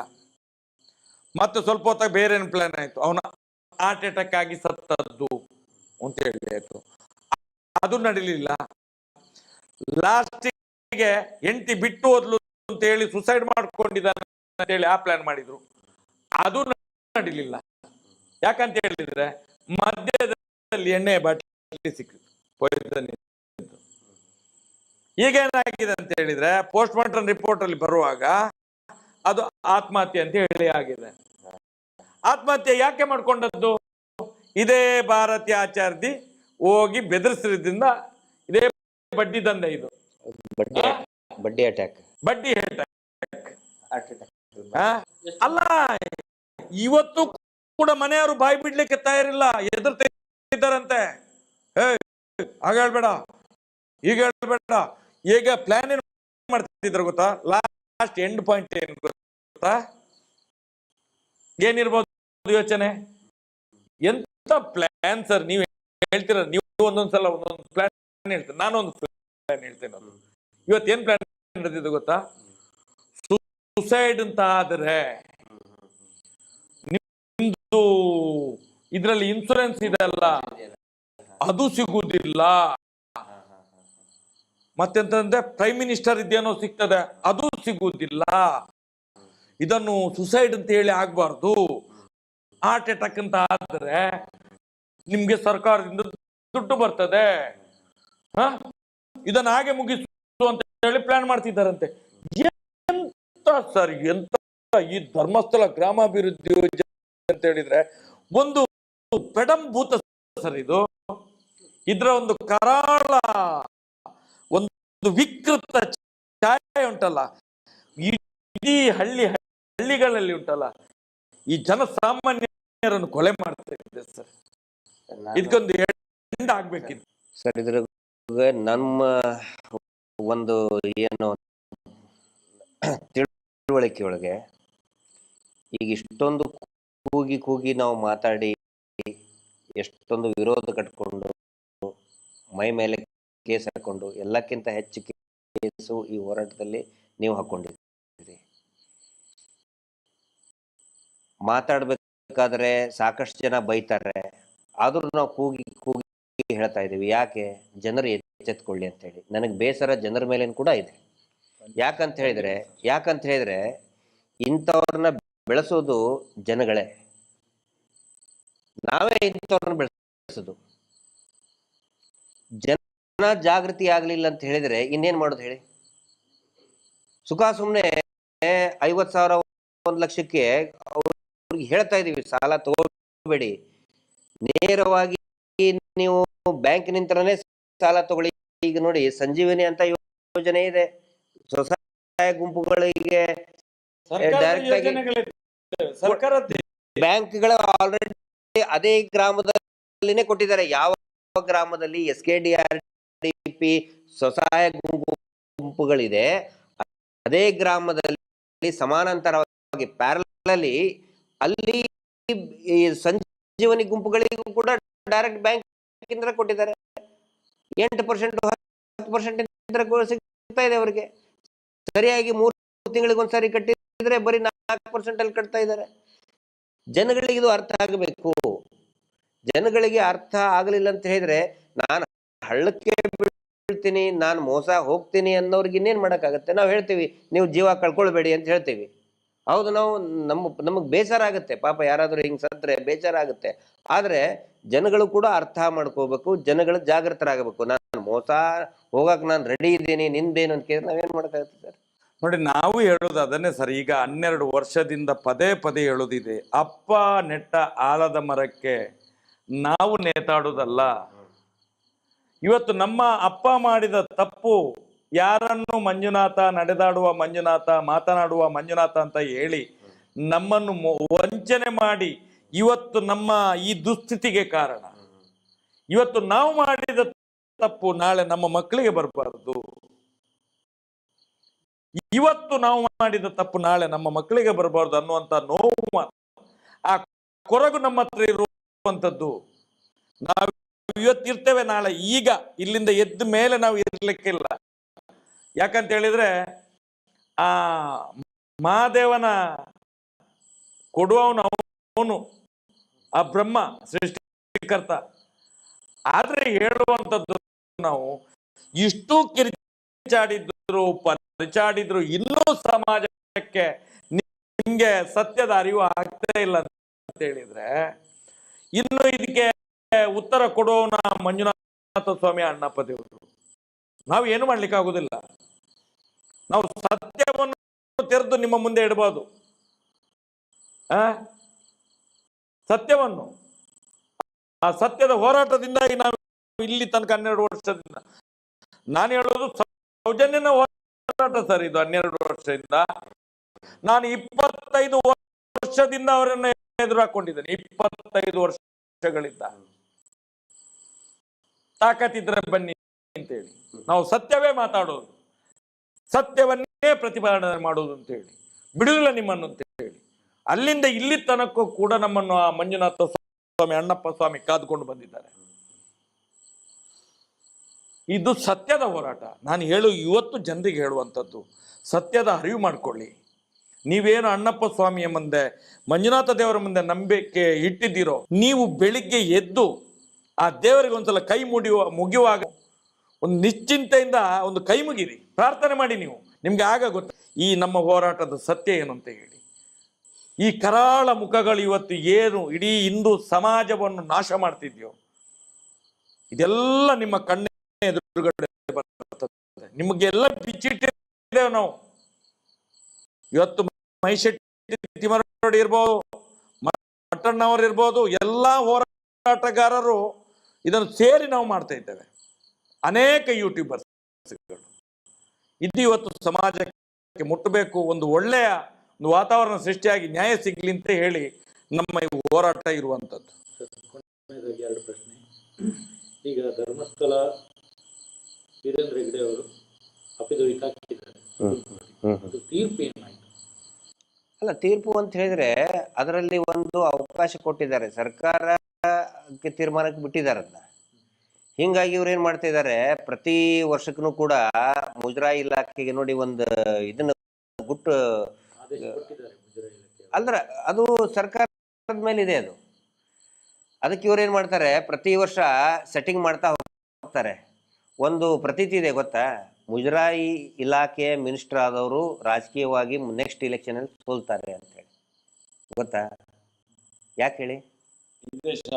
ಈ ಶಾಪ ಇದು. ಸೆಟ್ಟಿಂಗ್ ಮಾಡ್ತಾ ಹೋಗ್ತಾರೆ ಇವರು ಪ್ರತಿ ವರ್ಷನೂ ಕೂಡ.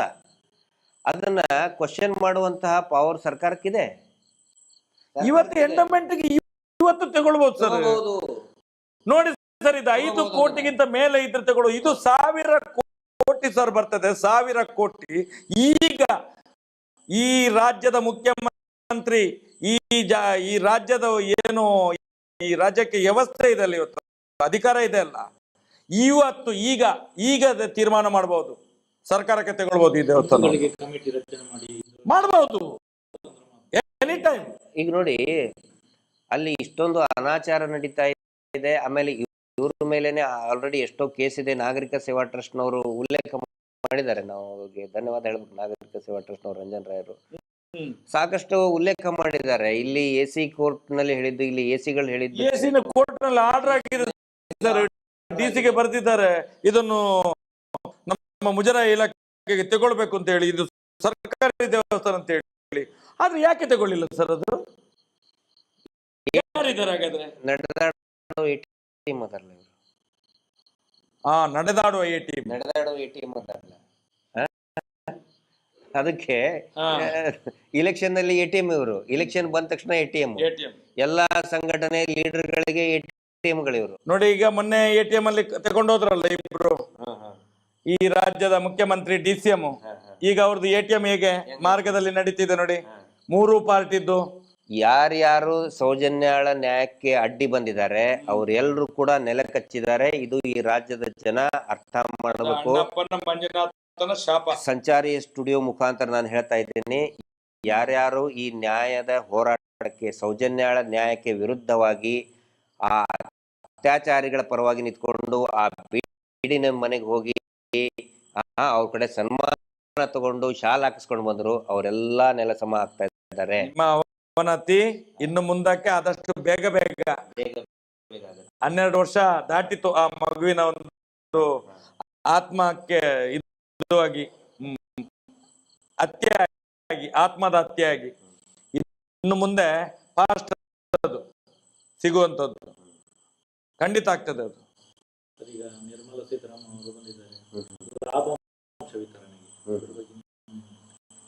ಲಾಭಾಂಶ ವಿತರಣೆ ಅಲ್ಲ, ಅದು ನಿರ್ಮಲಾ ಸೀತಾರಾಮನ್ ಮೇಡಮ್ ಅವ್ರನ್ನ ಕರೆಸಿ ಇವರ ಹಗರಣದ ಕೊಳೆಯನ್ನ ನಿರ್ಮಲ ಮಾಡೋದಕ್ಕೆ ಮಾಡುವಂತ ಒಂದು ತಂತ್ರ ಅದಿಷ್ಟೇ. ಲಾಭಾಂಶ ಎಲ್ಲಿ? ನುಂಗಿ ನೀರು ಕುಡಿದಿದ್ದಾರೆ ಪೂರ್ತಿ. ಲಾಭಾಂಶ ಯಾರಿಗದು? SKDRDP. ಸರ್ ನಿಮ್ಗೆ ಗೊತ್ತಿಲ್ಲ ಸರ್, ನಿಮ್ಗೆ ಗೊತ್ತಿಲ್ಲ. ಪ್ರಥಮ ಕಂತಿನಲ್ಲಿ ಇವತ್ತು 600 ಕೋಟಿ ಬಿಡುಗಡೆ ಮಾಡಿದ್ದಾರೆ. ಎಲ್ಲ 52 ಲಕ್ಷದಿಂದ 54 ಲಕ್ಷ ಫಲಾನುಭವಿಗಳಿಗೆ 1 ಲಕ್ಷದ ಮೇಲೆ ಕೊಡ್ತಿದ್ದಾರಂತೆ ಈ ಸಲ. 1 ಲಕ್ಷಕ್ಕಿಂತ ಮೇಲೆ ಎಲ್ಲ ಫಲಾನುಭವಿಗಳು ಯಾರ್ಯಾರು ಸಾಲ ತಗೊಂಡಿದ್ದಾರೆ 1 ಲಕ್ಷದ ಮೇಲೆ ಕೊಡ್ತಾ ಇದ್ದಾರೆ ಅಂತ ಹೇಳಿ ಸುದ್ದಿ ಆಗ್ತಾ ಇದೆ. ಈಗ 52 ತುಂಬಾ ಮಂದಿ SP ಅವರು ಫೋನ್ ಮಾಡಿದ್ರು ನಮ್ಗೆ, 1 ಲಕ್ಷದ ಮೇಲೆ ಕೊಡ್ತಾ ಇದ್ದಾರೆ ಒಬ್ಬೊಬ್ರಿಗೆ. ಒಟ್ಟಿಗೆ ಇಷ್ಟ ತನಕ 42 ವರ್ಷದಲ್ಲಿ ಏನು ಉಳಿತಾಯ ಮಾಡ್ಕೊಂಡಿದ್ರಿ ಇಲ್ಲಿ ತನಕ ಸೌಜನ್ಯ ಕಣ್ಣು ತೆರೆಸಿದ್ಲು. ಆ ದೃಷ್ಟಿಯಿಂದ 1 ಲಕ್ಷದ ಮೇಲೆ ಕೊಡ್ತಾರೆ ಅಂತೇಳಿ ಸುದ್ದಿ ಒಬ್ಬೊಬ್ಬರಿಗೆ ಪ್ರಶ್ನೆ ಮಾಡ್ಬೇಕು, ಮಾಡಲೇಬೇಕು ಅವರು. ಈಗ ನೋಡಿ, ಆಕ್ಚುಲಿ ಈ ಲಾಭಾಂಶ ಕೊಡೋದು ಇಷ್ಟು ದೊಡ್ಡ ಸಮಾರಂಭ ಮಾಡೋ ಅವಶ್ಯಕತೆ ಇಲ್ಲ. ಅದು ಹಳ್ಳಿಗಳಲ್ಲಿ ಅವರವರ ಆ ಸಂಘದ ಸದಸ್ಯರು ಮಾಡುವಂತ ಒಂದು ಯೂಶುವಲ್ ಪ್ರತಿ ವರ್ಷದ ಪ್ರಕ್ರಿಯೆ ಅದು. ಪ್ರತಿ ವರ್ಷ ವೀರೇಂದ್ರ ಹೆಗ್ಡೆ ಹೇಳಿದಲ್ಲ, ಬ್ಯಾಂಕಿನವರು ಮಾಡುದು ಅಂತ ಹೇಳಿ. ಬ್ಯಾಂಕಿನವರು ಮಾಡಿದ್ರೆ ಇಲ್ಲಿಗೆ ಧರ್ಮಸ್ಥಳಕ್ಕೆ ಯಾಕೆ ಬರುದು? ಅಲ್ಲ, ಧರ್ಮಸ್ಥಳಕ್ಕೆ ಯಾಕೆ ಬರ್ಬೇಕು ಸ್ವಾಮಿ? ಕೇಂದ್ರದ ವಿತ್ತ ಸಚಿವೆ ಧರ್ಮಸ್ಥಳದಲ್ಲಿ ಏನಿದೆ? ಏನು RBI ಧರ್ಮಸ್ಥಳದಲ್ಲಿರುವುದಾ? ನಾವು ಕೇಳುದಲ್ಲ ಸ್ವಾಮಿ. ಮೊನ್ನೆ ಸೀರೂರಿನಲ್ಲಿ ವೀರೇಂದ್ರ ಹೆಗ್ಡೆ ಹೇಳಿದ್ದಲ್ವಾ, ನಾವೆಲ್ಲ ಕೊಡುದು ಬ್ಯಾಂಕ್ ಅಂತ ಹೇಳಿ. ಇವ್ರು ಯಾಕೆ ಲಾಭಾಂಶ ಕೊಡ್ತೀವಿ ಅಂತ ಮಾಡ್ತಾ ಇದ್ದಾರೆ? ಯಾಕೆ ಕೊಡುದು ಲಾಭಾಂಶ? ಇವ್ರಿಗೆ ಏನ್ ಲಾಭ ಇದೆ ಅದರಲ್ಲಿ? ಅಲ್ಲ, ಅವ್ರು ಕೊಟ್ಟರೆ ನೋಡಿ, ಅದು ನಿಜವಾಗ್ಲೂ ಕೂಡ ಹೋರಾಟದ ಒಂದು ಫಲ. 1 ಲಕ್ಷ ರೂಪಾಯಿ ಅದಕ್ಕೆ ನಾವು ಹೇಳ್ತೀವಿ. RBI ಬ್ಯಾಂಕ್ ಇದೆಯಾ ಧರ್ಮಸ್ಥಳದಲ್ಲಿ? RBI ಅಂತಂದ್ರೆ ಏನ್ ಹೇಳಿ ಸರ್? ಗೊತ್ತಿಲ್ಲ. Republic of Belthangady in India RBI ಅಂತಂದ್ರೆ. ನೀವು ರಿಸರ್ವ್ ಬ್ಯಾಂಕ್ ಆಫ್ ಇಂಡಿಯಾ ಅಂತ ತಿಳ್ಕೊಬೇಡಿ, ರಿಪಬ್ಲಿಕ್ ಆಫ್ ಬೆಳ್ತಂಗಡಿ. ಹಾಗೆ ನಿರ್ಮಲಾ ಸೀತಾರಾಮನ್ ಇಲ್ಲಿಗೆ ಬರೋದು. ಓಹೋ, ಇರ್ಬೋದು. ಅದಕ್ಕೆ ಬರೋದು. ಅದಕ್ಕೆ ನೋಡಿ, ಈಗ ಲಾಭಾಂಶ ಅಂತ ಏನಿದೆಯಲ್ಲ, ಇದ್ರದ್ದು ಒಳಗಡೆಯ ಗಿಮಿಕ್ ಏನಂತ ಹೇಳಿದ್ರೆ,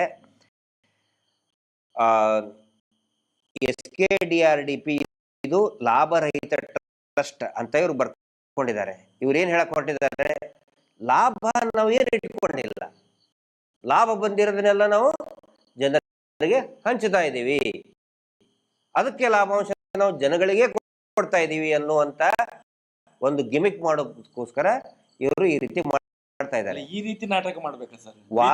ಬೀದಿ ನಾಟಕ. ವಾರಕ್ಕೆ 10 ಕೋಟಿ ಬರೀ ಉಳಿತಾಯ ಧನ. ಪಾಪ 10 ರೂಪಾಯಿ 20 ರೂಪಾಯಿ ಕೊಟ್ಟರು ವಾರಕ್ಕೆ ತಗೊಳ್ತಾ ಇದ್ದಾರೆ. ಭಾರತ ವಿಶ್ವಗುರು ಆಗುವಂತ ಒಂದು ರಾಷ್ಟ್ರ ಇದು. ಈ ದೇಶದ ವಿತ್ತ ಸಚಿವೆ ಧರ್ಮಸ್ಥಳದಲ್ಲಿ ಬಂದು ಸ್ವಸಹಾಯ ಸಂಘಗಳ ಉಳಿತಾಯವನ್ನು ಹಂಚುವುದು ಅಂತ ಹೇಳಿದ್ರೆ ಇದು ನಗೆಪಾಟ ಅಲ್ಲಿ ಅಲ್ವಾ? ಇದು ಜನ ಅರ್ಥ ಮಾನ ಮರ್ಯಾದೆ ಉಂಟ ಇವರಿಗೆ? ನಾನು ಹೇಳೋದು, ನಾನು ಈ ರಾಜಕೀಯ ವ್ಯಕ್ತಿಗಳಿಗೆ, ನಿಮ್ಮ ಮನೆಯಲ್ಲೂ ದೈವ ದೇವರುಗಳಿದ್ದಾರೆ, ನೀವು ಅಣ್ಣಪ್ಪನ ಮಂಜುನಾಥನ ಶಾಪಕ್ಕೆಲ್ಲ ಗುರಿ ಆಗ್ತೀರಿ. ನೀವು ಇಂಥ ಫ್ರಾಡ್ಗಳನ್ನು ಬಚಾವ್ ಮಾಡ್ಲಿಕ್ಕೆ ಇಲ್ಲಿ ಬಂದು ಅಡ್ವರ್ಟೈಸ್ಮೆಂಟ್ ಕೊಡಬೇಡಿ. ನೀವು ಏನು ನಾವು ಹಂಚುತ್ತಿದ್ದವು ನಮ್ಮ ಬಡವರ ರಕ್ತವನ್ನು ಹಂಚುವುದು. ನೀವು ಬಡವರ ರಕ್ತವನ್ನು ಸರ್ಕಾರದಿಂದ ಸಬ್ಸಿಡಿ ಬರುವುದಿಲ್ಲ, ಧರ್ಮಸ್ಥಳ ಸಂಘಕ್ಕೆ ಸಿಗುವುದಿಲ್ಲ ಅಂತ ಹೇಳ್ತಾರೆ. ಮತ್ತೆ ಸರ್ಕಾರಿ ಅಧಿಕಾರಿಗಳನ್ನು ಕರೆಸಿ ಲಾಭಾಂಶ ಅಂತ ಕೊಡ್ತಾರೆ. ಎದುರ್ದದು ಆರೋಪಗಳನ್ನು ಮುಚ್ಚಲಿಕ್ಕೆ ಸ್ವಾಮಿ ಇದು ಸಬ್ಸಿಡಿ ಬರುವಂಗಿಲ್ಲ ಅಂತ ಹೆಂಗ್ ಹೇಳ್ತಾರೆ? NRLM ವೆಬ್ಸೈಟ್ ನಲ್ಲೇ ಇದೆ. NRLM ವೆಬ್ಸೈಟ್ ನಲ್ಲಿ, ಆನಂತರ RBI ಮಾಸ್ಟರ್ ಸರ್ಕ್ಯುಲೇಷನ್ ನಲ್ಲಿ ಇದೆ. ಇದೆಲ್ಲ ತೇಪೆ ಹೆಚ್ಚಾಗಿ ಮಾಡೋ ಕಾರ್ಯಕ್ರಮ ಇವೆಲ್ಲ. ನಾನು ಒಂದು ಹೇಳ್ತೇನೆ ಸರ್, ಧರ್ಮಸ್ಥಳ ಅನ್ನುವಂಥದ್ದು ಪ್ರೈವೇಟ್ ಅವ್ರದ್ದು. ಇಲ್ಲಿ ಸರ್ಕಾರಿ ಸಾರ್ವಜನಿಕ ಒಂದು ಜನಪ್ರತಿನಿಧಿಗಳು, ಸರ್ಕಾರಿ ಅಧಿಕಾರಿಗಳು ಬಂದು ಇಲ್ಲಿ ಏನು ಮಾಡ್ಲಿಕ್ಕೆ ಉಂಟು? ಇವರು ಇರಂತ ಇದು ಏನ್ ಸರ್? ಇವರು ಎಲ್ಲ ತಗೊಂಡಿದ್ದಾರೆ ಇವರು. ಅಲ್ಲ, ಮುಂದಿನ ಗೊತ್ತಾಗ್ತದೆ ಸರ್. ಈಗ NRLM SHG ಅಲ್ಲಿ ಸಂಘಗಳೆಲ್ಲ ರಿಜಿಸ್ಟರ್ ಆಗಿದೆ. ಅವರಿಗೆಲ್ಲ ಈಗ ಸಬ್ಸಿಡಿ ಹಣ ಅವರ ಅಕೌಂಟ್ಗೆ ಬರಬೇಕು. ನಿಜವಾಗ್ಲೂ ಪಾಸ್ ಪುಸ್ತಕಕ್ಕೆ ಬರುತ್ತೆ. ನೋಡಿ ಇದು ಇವರು ಕ್ಯಾಶ್ ಈಗ ಇಲ್ಲಿ ಸಭೆ ಸಮಾರಂಭ ಮಾಡಿ ಹಚ್ತಾ ಇದ್ದಾರೆ.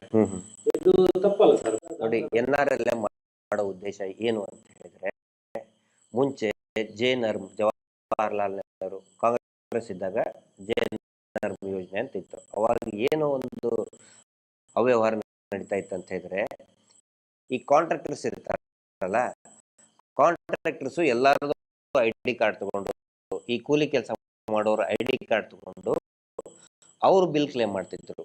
ಅಂದ್ರೆ ಕಾಂಟ್ರಾಕ್ಟರ್ಸ್ ಮಿಡಲ್ ಮ್ಯಾನ್, ದಲಾಲಿಯಾಗಿ ಇದ್ದಾರೆ. ದಲಾಲಿಗಳ ಹಿಡಿತದಿಂದ ಸರ್ಕಾರಿ ಯೋಜನೆಗಳ ಅವುಗಳನ್ನು ತಪ್ಪಿಸಬೇಕು, ನೇರವಾಗಿ ಫಲಾನುಭವಿಗಳ ಅಕೌಂಟ್ಗೆ ಹಾಕಬೇಕು ಅಂತೇಳಿ NRLM ನಲ್ಲಿ ಏನು ಮಾಡಿದ್ರು, ಡೈರೆಕ್ಟ್ ಬೆನಿಫಿಷರಿ ಅಂದ್ರೆ ಅವ್ರ ಅಕೌಂಟೇ. ಈಗ ಮೋದಿಜಿ ಇದನ್ನ ಮಾಡಿದ್ದ ಉದ್ದೇಶ ಏನು, ಎಲ್ಲರಿಗೂ ಪ್ರತಿಯೊಬ್ಬರಿಗೂ ಕೂಡ ಅಕೌಂಟ್ ಓಪನ್ ಮಾಡ್ಬೇಕಂತ ಮಾಡಿದ ಉದ್ದೇಶ ಏನು, ಡೈರೆಕ್ಟ್ ಆಗಿ ಸರ್ಕಾರದ ಬೆನಿಫಿಟ್ ಹೋಗ್ಬೇಕು ಅಂತ ಹೇಳಿ. ಇಲ್ಲಿ ಹೌದು, ಕರಪ್ಷನ್ ಮತ್ತು ದಲಾಲಿ. ಇಲ್ಲಿ SKDRDP ಏನ್ ಹೇಳಿ, SKDRDP ಇದೊಂದು ಬ್ರೋಕರ್ ಸಂಸ್ಥೆ. ಮತ್ತೆ ಈ ಬ್ರೋಕರ್ ಸಂಸ್ಥೆಗೆ ಯಾಕೆ ದುಡ್ಡು ಹಾಕ್ತಾ ಇದ್ದಾರೆ?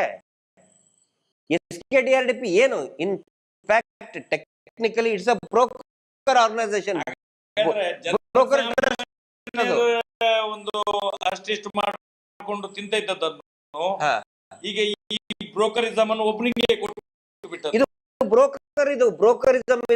ಇದು ನಾನು ನಿರ್ಮಲಾ ಸೀತಾರಾಮನ್ ಅವರಿಗೆ ಭಾರತ ಸರ್ಕಾರಕ್ಕೆ ಕೇಳೋದು ಇದನ್ನೇ, ನೀವು ಈ ದಲಾಲ್ ಕಪಿಮುಷ್ಟಿಯಿಂದ ಈ ಯೋಜನೆಗಳನ್ನ ತಪ್ಪಿಸ್ಬೇಕು ಅಂತ ಹೇಳಿ ಡೈರೆಕ್ಟ್ ಸ್ಕೀಮ್ ಮಾಡಿದ್ರಿ, ನೀವು ಡೈರೆಕ್ಟ್ ಬೆನಿಫಿಷರಿ ಸ್ಕೀಮ್ ಮಾಡಿದ್ರಿ. ಆದ್ರೆ ಈ ಬ್ರೋಕರ್ಗಳನ್ನ, ಈ broker SKDRDP through NRLM fund ಯಾಕೆ ಹಾಕ್ತಾ ಇದ್ದೀರಿ? ತಪ್ಪಲ್ವಾ ಇದು? ಈ ನನ್ನ ಪ್ರಶ್ನೆಗೆ ಯಾವುದೇ ಆರ್ಥಿಕ ತಜ್ಞರು ಕಮೆಂಟ್ ಮಾಡಿ, ಲಾಯರ್ಸ್ಗಳು ಯಾರು ನಾನ್ ತಪ್ಪ ಹೇಳ್ತಾ ಇದ್ರೆ ಖಂಡಿತ ನನಗೆ ಬೈದು ಹೇಳಿ. ನನಗೆ ಬ್ರೋಕರ್ಗಳನ್ನ ಹಿಡಿತದಿಂದ ಸರ್ಕಾರದ ಯೋಜನೆಗಳನ್ನು ತಪ್ಪಿಸ್ಬೇಕಂತಾನೆ ಬ್ಯಾಂಕ್ ಅಕೌಂಟ್ ಓಪನ್ ಮಾಡಿಸೋದು. ಇನ್ನೂ ಒಂದು ವಿಷಯ ನಿಮ್ ಗಮನಕ್ಕೆ ತರ್ತಾ ಇದ್ದೀನಿ. ಈ ಏನು ಮೋದಿಜಿ ಬಂದಾಗ ಇವ್ರು ದೊಡ್ಡ ಪ್ರೋಗ್ರಾಮ್ ಮಾಡಿದ್ರು, ಜೀರೋ ಬ್ಯಾಲೆನ್ಸ್ ಅಕೌಂಟ್ ನ ಓಪನ್ ಮಾಡಿ ಅಂತ ಹೇಳಿ. ಮೋದಿಜಿಗೂ ಕೂಡ ನಾವು ಅಷ್ಟು ಮಾಡಿದ್ವಿ ಇಷ್ಟು ಮಾಡಿದ್ವಿ ಅಂತ ಇದ್ರು. ಆದ್ರೆ ಈ ಏನು ಬ್ಯಾಂಕಿನಿಂದ ಇವ್ರು ಸಾಲ ಕೊಡ್ತಾ ಇದಾರಲ್ಲ, ಆ ಸಾಲದ ₹1 ಕೂಡ ಆ ಅಕೌಂಟಿಗೆ ಹೋಗ್ತಾ ಇಲ್ಲ. ಪ್ರತಿಯೊಂದು SKDRDPಗೆ ಇವ್ರು ಕೊಡೋ ದುಡ್ಡು ಎಲ್ಲಾನು ಕೂಡ ಕ್ಯಾಶ್ ತಗೊಳ್ತಾ ಇದ್ದಾರೆ. ಡಿಜಿಟಲೈಸೇಷನ್ ಪ್ರೋಗ್ರಾಮ್ ಕರೆಕ್ಟ್ ಆಗಿ ಇವರು ಇಂಪ್ಲಿಮೆಂಟ್ ಮಾಡಿದ್ರೆ ಅಕೌಂಟ್ ಟು ಅಕೌಂಟ್ ಟ್ರಾನ್ಸ್ಫರ್ ಮಾಡಬಹುದಾಗಿತ್ತು. ಇಲ್ಲಿ ನೋಡಿದ್ರೆ ಒಂದು ಸರಿ ಈಗ ಅದಾನಿ ಅಂಬಾನಿಯಿಂದ ಈ ದೇಶದ ಸರ್ಕಾರ ನಡೀತಿದೆ ಅಂತ ಹೇಳುವಂತದ್ದು ನಾವು ಕೇಳ್ತಿದ್ದೇವೆ. ಎಲ್ಲ ಕಡೆಗಳಲ್ಲಿ ಸಾವಿರಾರು ಕೋಟಿಯನ್ನು ಲೋನ್ ಮಾಡ್ತಾರೆ, ಅವರೇ ಮನ್ನಾ ಮಾಡಿಸ್ಕೊಳ್ತಾರೆ, ತಿಂತಾರೆ, ಈ ಸಾರ್ವಜನಿಕರ ದುಡ್ಡನ್ನು ನುಂಗಿ ಹಾಕ್ತಿದ್ದಾರೆ ಅಂತ ಹೇಳಿದ್ರೆ, ಇದರಲ್ಲಿ ಈಗ ಧರ್ಮಸ್ಥಳದ ವೀರೇಂದ್ರ ಹೆಗ್ಡೆ ಕೂಡ ಶಾಮೀಲ್ ಅಂತ ಅನ್ಸುದಿಲ್ಲ ನಿಮ್ಗೆ? ನಾಳೆ ಅವರಿಗೆ ನೋಡಿ, ಅವರು ದೇಶ ಬಿಟ್ಟು ಓಡಿ ಹೋಗೋ ಪರಿಸ್ಥಿತಿ ಬರ್ತದೆ. ಬಹಳ ದಿನ ಈ ಸೆಟ್ಟಿಂಗ್ ನಡೆಯಲ್ಲ. ಇವ್ರು ಈಗ ನಿರ್ಮಲಾ ಸೀತಾರಾಮನ್ ಮುಖ ತೋರಿಸಿ ಏನೋ ಪ್ಯಾಚಪ್ ಮಾಡಕ್ ಹೋಗ್ತಾ ಇದ್ದಾರೆ. ಹಗರಣನೇ. ಈಗ LIC ಬಾಂಡ್ 1 ವಾರದಿಂದ ಕೊಡ್ತಾ ಇದ್ದಾರೆ, ಇಷ್ಟು ನಾವು ಕೇಳಿದ್ದಕ್ಕೆ. ಆದ್ರೆ ಹಗರಣ ಮುಚ್ಚಾಕಕ್ ಆಗಲ್ಲ. ನಾವು ಹಳ್ಳಿ ಗುಗ್ಗುಗಳು ನಮ್ಗೆ ಕಾಣ್ತಿರುವಂತದ್ದು ಲಕ್ಷಾಂತರ ಕೋಟಿಯ ಹಗರಣ. ಇದು ಲಕ್ಷಾಂತರ ಕೋಟಿಯ ಹಗರಣ. ಇದು 1-2 ಪೈಸೆ ಅಲ್ಲ, ಲಕ್ಷಾಂತರ ಕೋಟಿಯ ಹಗರಣ. ಎಚ್ಚೆತ್ಕೊಳ್ಳಿ, ಈ ದೇಶದ ಇಂಟೆಲಿಜೆನ್ಸ್ ಎಚ್ಚೆತ್ಕೊಳ್ಳಿ, ಈ ದೇಶದ ED ಎಚ್ಚೆತ್ಕೊಳ್ಳಿ, ಈ ದೇಶದ ಕಾರ್ಯಾಂಗ ಎಚ್ಚೆತ್ಕೊಳ್ಳಿ. ನಾಳೆ ನಮ್ಮ ಮನೆಗಳು ಸರ್ವನಾಶ ಆಗ್ತದೆ, ಈ ದೇಶವನ್ನು ಮಾರ್ಬೇಕಾಗ್ತದೆ. ಸರ್, ಈಗ LIC ಪಾಲಿಸಿ, ಇಲ್ಲಿ ಕೂಡ ಮೈಕ್ರೋ ಬಚತ್ ಪಾಲಿಸಿ ಇದೆ, ಬೇರೆ ಬೇರೆ ಪಾಲಿಸಿ ಮಾಡ್ತಾ ಇದ್ದಾರೆ. LIC ಯಾವುದಾದ್ರು ಕ್ಲೈಮ್ ಆಗ್ಬೇಕಂದ್ರೆ ಸದಸ್ಯರ ಡೈರೆಕ್ಟ್ ಆಗಿ LIC ಇಂದ ಸದಸ್ಯರ ಖಾತೆ. ಇದು ಮೋಹನ್ ಮೋಳಂಗಡಿ ಅವರು ಮೊನ್ನೆ ಹೇಳಿದ್ದಾರೆ, LIC ಅವರು SKDRDP ಕೊಡ್ತಾರಂತೆ, ಅವರು ಸದಸ್ಯರಿಗೆ ಕೊಡ್ತಾರಂತೆ. ಅಲ್ಲಿಂದ ಎಷ್ಟು ಬಂದಿದೆ ಅಂತ ಯಾರಿಗೂ ಮಾಹಿತಿ ಡೈರೆಕ್ಟ್ ಆಗಿ ಬರ್ಬೇಕಲ್ಲ ಸರ್, ಒರಿಜಿನಲ್ LIC ಬಾಂಡ್ ಮಾಡಿದ್ರೆ ಡೈರೆಕ್ಟ್ ಆಗಿ ಸದಸ್ಯರ ಅಕೌಂಟಿಗೆ LIC ಕಂಪನಿಯಿಂದ ಡೈರೆಕ್ಟ್ ಆಗಿ ಬರಬೇಕು. ನಾನು ಮೂಲವಾಗಿ ಕೇಳೋದು, LIC ಬಾಂಡಿಗೂ ಸಾಲಕ್ಕೂ ಏನು ಸಂಬಂಧ ಇದೆ? ಇದೆಯಾ? ಭದ್ರತೆ ಬೇಕು ಅಂತಲೇ ಇಲ್ಲ ಅಂತ ಸ್ವತಃ RBI ಹೇಳಿದ್ದಾರೆ. ಯಾರು ಹೇಳಿದ್ರು ಭದ್ರತೆ ಪರಮ ಪೂಜ್ಯರು ಕೊಟ್ಟಿದ್ದಾರೆ ಅಂತ ಹೇಳಿದ್ರಲ್ಲ, ಮತ್ತೆ ಸುಳ್ಳು ಅದು? ಪರಮ ಪೂಜ್ಯರು ಹೇಳಿದ್ರಲ್ಲ, ನಾವು ಏನಿದ್ರು ಬ್ಯಾಂಕ್ ಸಾಲ ಕೊಡೋದು ನಾವು ಕೊಡೋದಿಲ್ಲ, ನಾವು ಬರೀ ಶ್ಯೂರಿಟಿ ಕೊಡೋದು ಅಂತ ಇದ್ರಲ್ಲ. ಹಾಗೆ ನಮ್ದು BC ಟ್ರಸ್ಟ್, ನಾವೇನಿದ್ರು ಶ್ಯೂರಿಟಿ ಅಂದ್ರೆ ನಾವು ಭದ್ರತೆ ಕೊಡೋದು. ಭದ್ರತೆ ಇವ್ರು ಕೊಟ್ಟರ ಮೇಲೆ ಮತ್ತೆ LIC ಯಾಕಬೇಕು?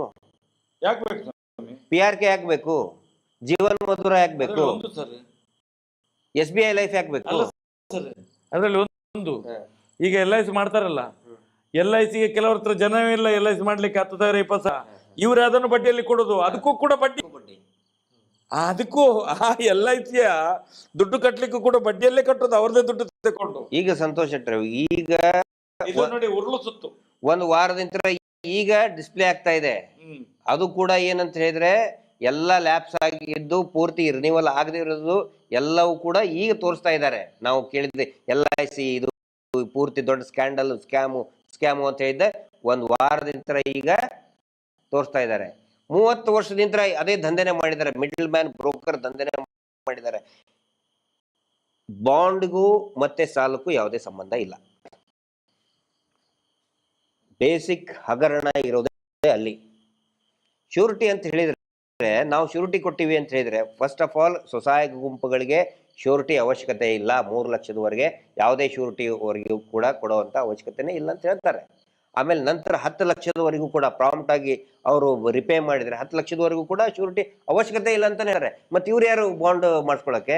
ಅದು ಕೂಡ LIC ಮಾಡೋದು ಕೂಡ ಅದೊಂದು ಪಾಪ ನೋಡಿ. ಇವ್ರು ಇದರಿಂದ ಇದು ಕಾನೂನು ಬಾಹಿರ ಸರ್. ಸಾವಿರಾರು ಜನ LIC ಏಜೆಂಟ್ ಇದ್ದಾರೆ, ಅವ್ರು ಉದ್ಯೋಗ ಕಸ್ಕೊಂಡ್ರಲ್ಲ, ಇವರು ಹೊಟ್ಟೆ ಹೊಡೆದ್ರು, ಅವ್ರು ಹೊಟ್ಟೆ ಹೊಡೆದಾರಲ್ಲ ಪಾಪ. LIC ಏಜೆಂಟ್ಗಳು ಸರ್ ಸುಮಾರು ಜನ ಮಾಡ್ತಾರೆ.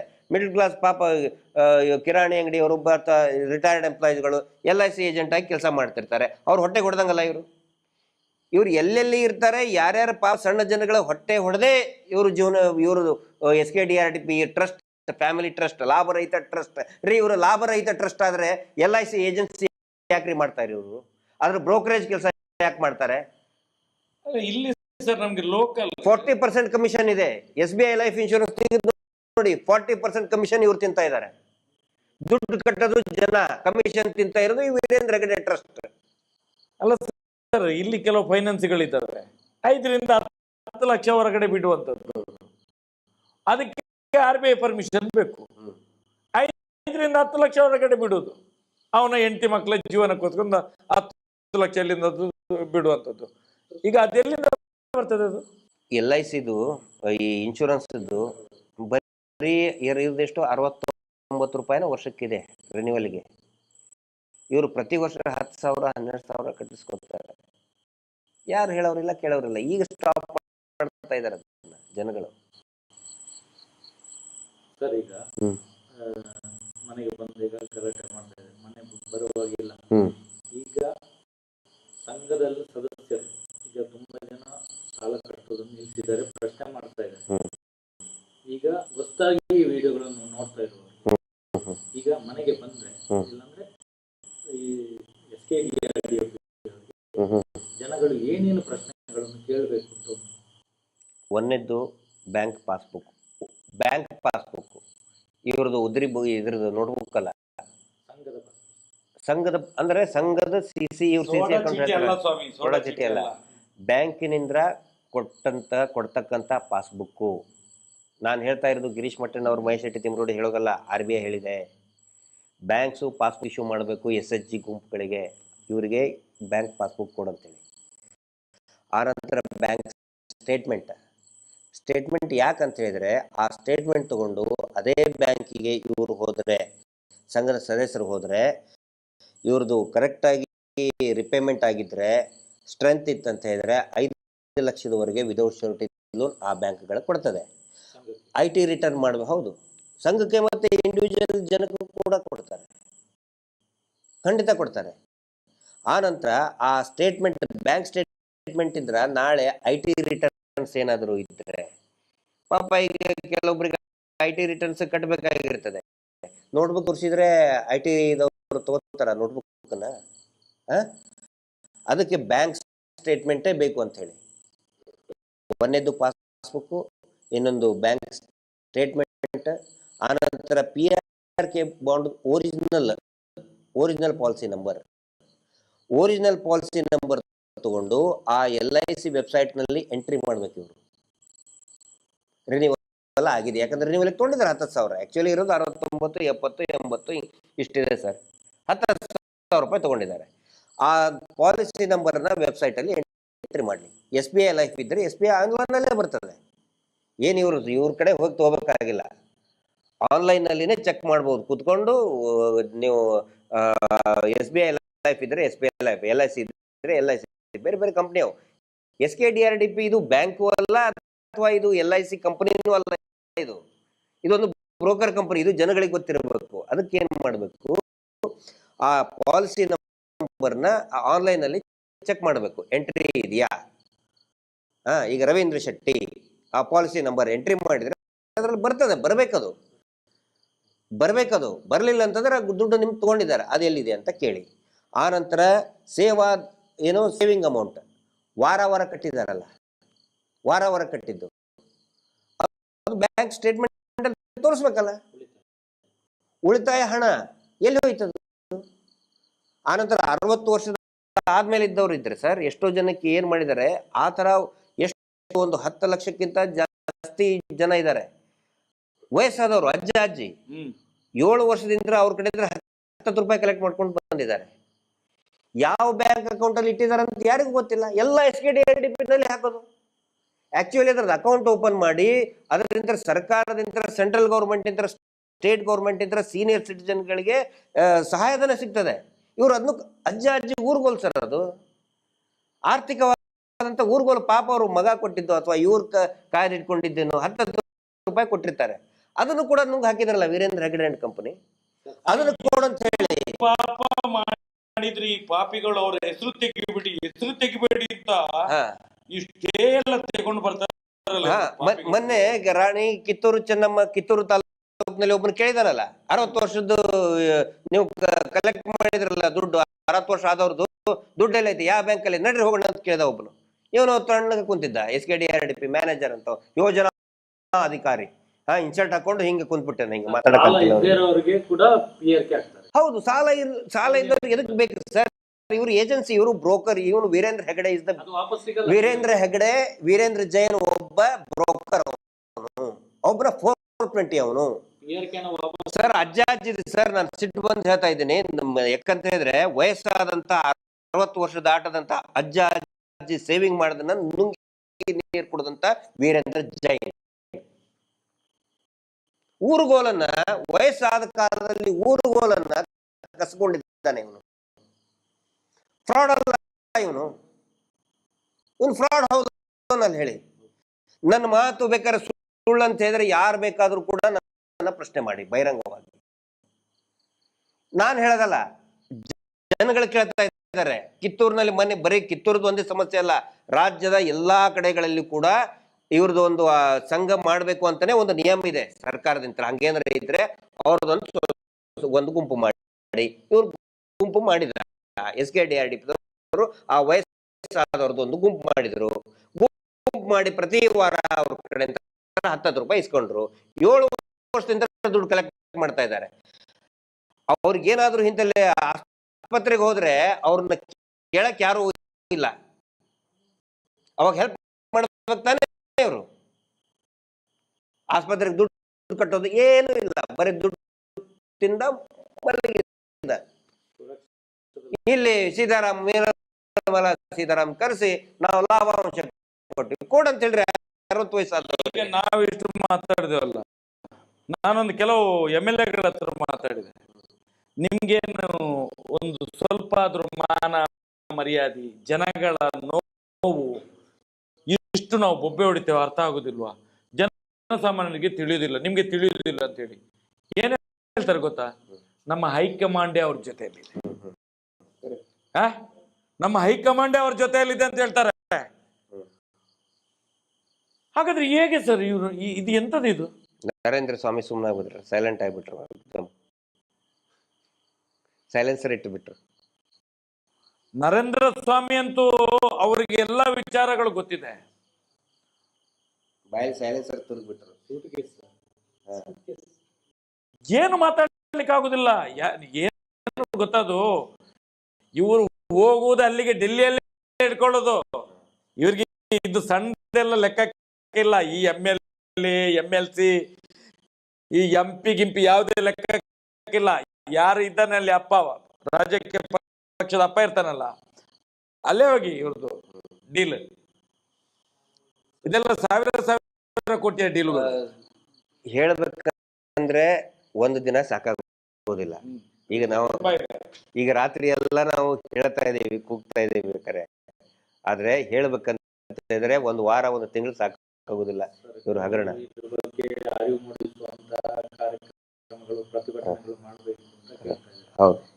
ಯಾವಾಗ ಶುರು ಮಾಡ್ತೀರಾ? ಅಲ್ಲ, ಇದು ನಡೀತಾನೆ ಇದೆ ಈಗ, ಪ್ರತಿ ದಿನ ನಡೀತಾ ಇದೆ. ಎಷ್ಟು ಹೊಡೆದು ಹೋರಾಟ ಅಲ್ವಾ? ಬೀದಿ ಹೋರಾಟ ಮಾಡ್ಲೇಬೇಕು ನೋಡಿ. ಜನಗಳಿಗೆ ನಾನು ಗ್ರಾಮಸ್ಥರಿಗೆ, ಸಂಘದ ಸದಸ್ಯರಿಗೆ ನಾನು ಹೇಳಕ್ಕೆ, ನೀವು ಮೊದಲು ಗ್ರಾಮದವರು ಒಗ್ಗಟ್ಟಾಗಿ, ಗ್ರಾಮಸ್ಥರು ಮೊದಲು ಒಗ್ಗಟ್ಟಾಗಿ. ಯಾಕಂತ ಹೇಳಿದ್ರೆ ಸಂಘದ ಸದಸ್ಯರು ನೀವು 10ರಲ್ಲಿ 2 ಜನ ನೀವು ನಿಮ್ಮ ನೋಟ್ಬುಕ್ಕಲ್ಲಿ ಬರೆದು ಬಿಡಿ, ನಮಗೆ ವಾರ ಕಟ್ಟಕ್ ಆಗೋದಿಲ್ಲ, ನಾವು 3 ತಿಂಗಳಿಗೊಮ್ಮೆ ಕಟ್ಟೋರು, ಬ್ಯಾಂಕ್ ನಿಯಮದ ಪ್ರಕಾರ ಬ್ಯಾಂಕಿಗೆ ಕಟ್ತೀವಿ. ನನಗೆ ತುಂಬಾ ಫೋನ್ ಬರ್ತಾ ಬರಲಿ, ಪುಸ್ತಕದಲ್ಲಿ ಬರಲಿ ಸರ್. ನೀವು ವೇದಿಕೆಯಲ್ಲಿ ನಿಂತ್ಕೊಂಡು ಮಾತಾಡೋದು ನಮ್ಗೆ ತುಂಬಾ ಇಷ್ಟ ಆಗ್ತಿದೆ. ತುಂಬಾ ದಿವಸ ಆಯ್ತು, ನೀವು ಯಾವಾಗ ವೇದಿಕೆಗೆ ಬರ್ತೀರಿ ಅಂತ ನಾನು ಹೇಳಿದೆ. ವೇದಿಕೆಗೆ ಬರುವಂತ ದಿನ ಆದಷ್ಟು ಬೇಗ ಇದೆ. ನೀವೆಲ್ಲ ತಯಾರಾಗಿರಿ. ಕರೆ ಕೊಟ್ಟ ತಕ್ಷಣ ನಮ್ಮ ಹೋರಾಟಕ್ಕೆ ಬಂದು ನೀವು ನಿಂತ್ರೆ ಸಾಕು. ನಮ್ಗೆ ಇವತ್ತು ಹೋರಾಟಕ್ಕೆ ಬೇರೆ ಯಾವುದು ಬೇಡ. ಲಾಠಿ, ದೊಣ್ಣೆ, ಕಲ್ಲು, ಗಿಲ್ಲು ಯಾವುದು ಬೇಡ. ನಾವು ಅಧಿಕೃತವಾಗಿ ಬಂದು ಮಾರ್ಗದ ಮಧ್ಯದಲ್ಲಿ ನಿಲ್ಲುವುದೇ ಹೋರಾಟದ ಶಕ್ತಿ. ಹೋರಾಟದ ಶಕ್ತಿ. ಜನಸಂಖ್ಯಾ ಬಲ ಬೇಕು ನಮ್ಗೆ. ಇವತ್ತು ಜನಶಕ್ತಿ ಬೇಕು ನಮ್ಗೆ. ಇಷ್ಟು ಮಂದಿ ಇವರ ವಿರುದ್ಧವಿದ್ದೇವೆ ಅಂತೇಳಿ ಅಷ್ಟನ್ನು ನೀವು ಮಾರ್ಗದಲ್ಲಿ ನಿಂತು, ನಾವು ಕರೆ ಕೊಟ್ಟ ದಿವಸ ಮಾರ್ಗದಲ್ಲಿ ನಿಂತು ತೋರಿಸಿ. ಅದೇ ನಾವು ಮಾತಾಡೋದು ಬಿಡಿ. ಜನಗಳು ಇವತ್ತು ಮಾರ್ಗದ ಮಧ್ಯದಲ್ಲಿ ಬಂದು ನಿಂತ್ಕೊಳ್ಬೇಕು.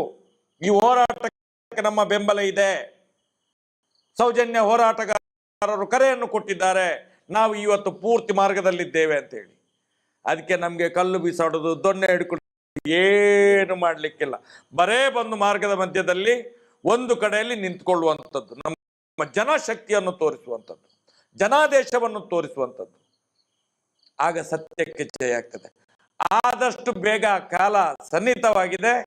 ಮುಂದಿನ ದಿನಗಳಲ್ಲಿ ನಮ್ಮ ಕರೆಗೆ ನೀವು ತಯಾರಾಗಿರಿ. ಸತ್ಯವನ್ನು ತಿಳ್ಕೊಳ್ಳಿ. ನಾವು ಹೇಳ್ಕೊಳ್ತಂತ ಬೇಡವೇ ಬೇಡ ನೀವು ಬರೋದು.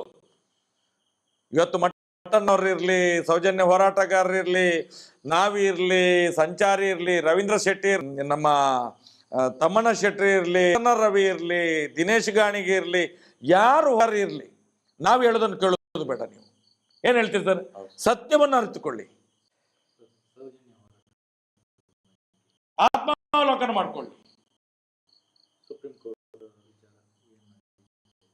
ಈಗ ಏನಂತಂದ್ರೆ, ತಾವು ಕೇಳೋ ಪ್ರಶ್ನೆದ್ದು ನನಗೆ ಅರ್ಥ ಆಗ್ತದೆ.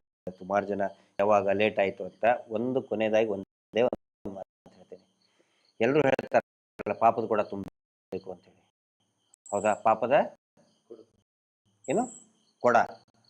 ಆದ್ರೆ ಇಲ್ಲಿ ತುಂಬಬೇಕಾಗಿರೋದು ಕೊಡ ಅಲ್ಲ, ಟ್ಯಾಂಕರ್. ಪಾಪದ ಟ್ಯಾಂಕರ್ ತುಂಬಬೇಕು. ಕೊಡ ತುಂಬೋದಕ್ಕೆ, ಟ್ಯಾಂಕರ್ ತುಂಬೋದಕ್ಕೆ ಸ್ವಲ್ಪ ಟೈಮ್ ವ್ಯತ್ಯಾಸ ಆಗ್ತದೆ.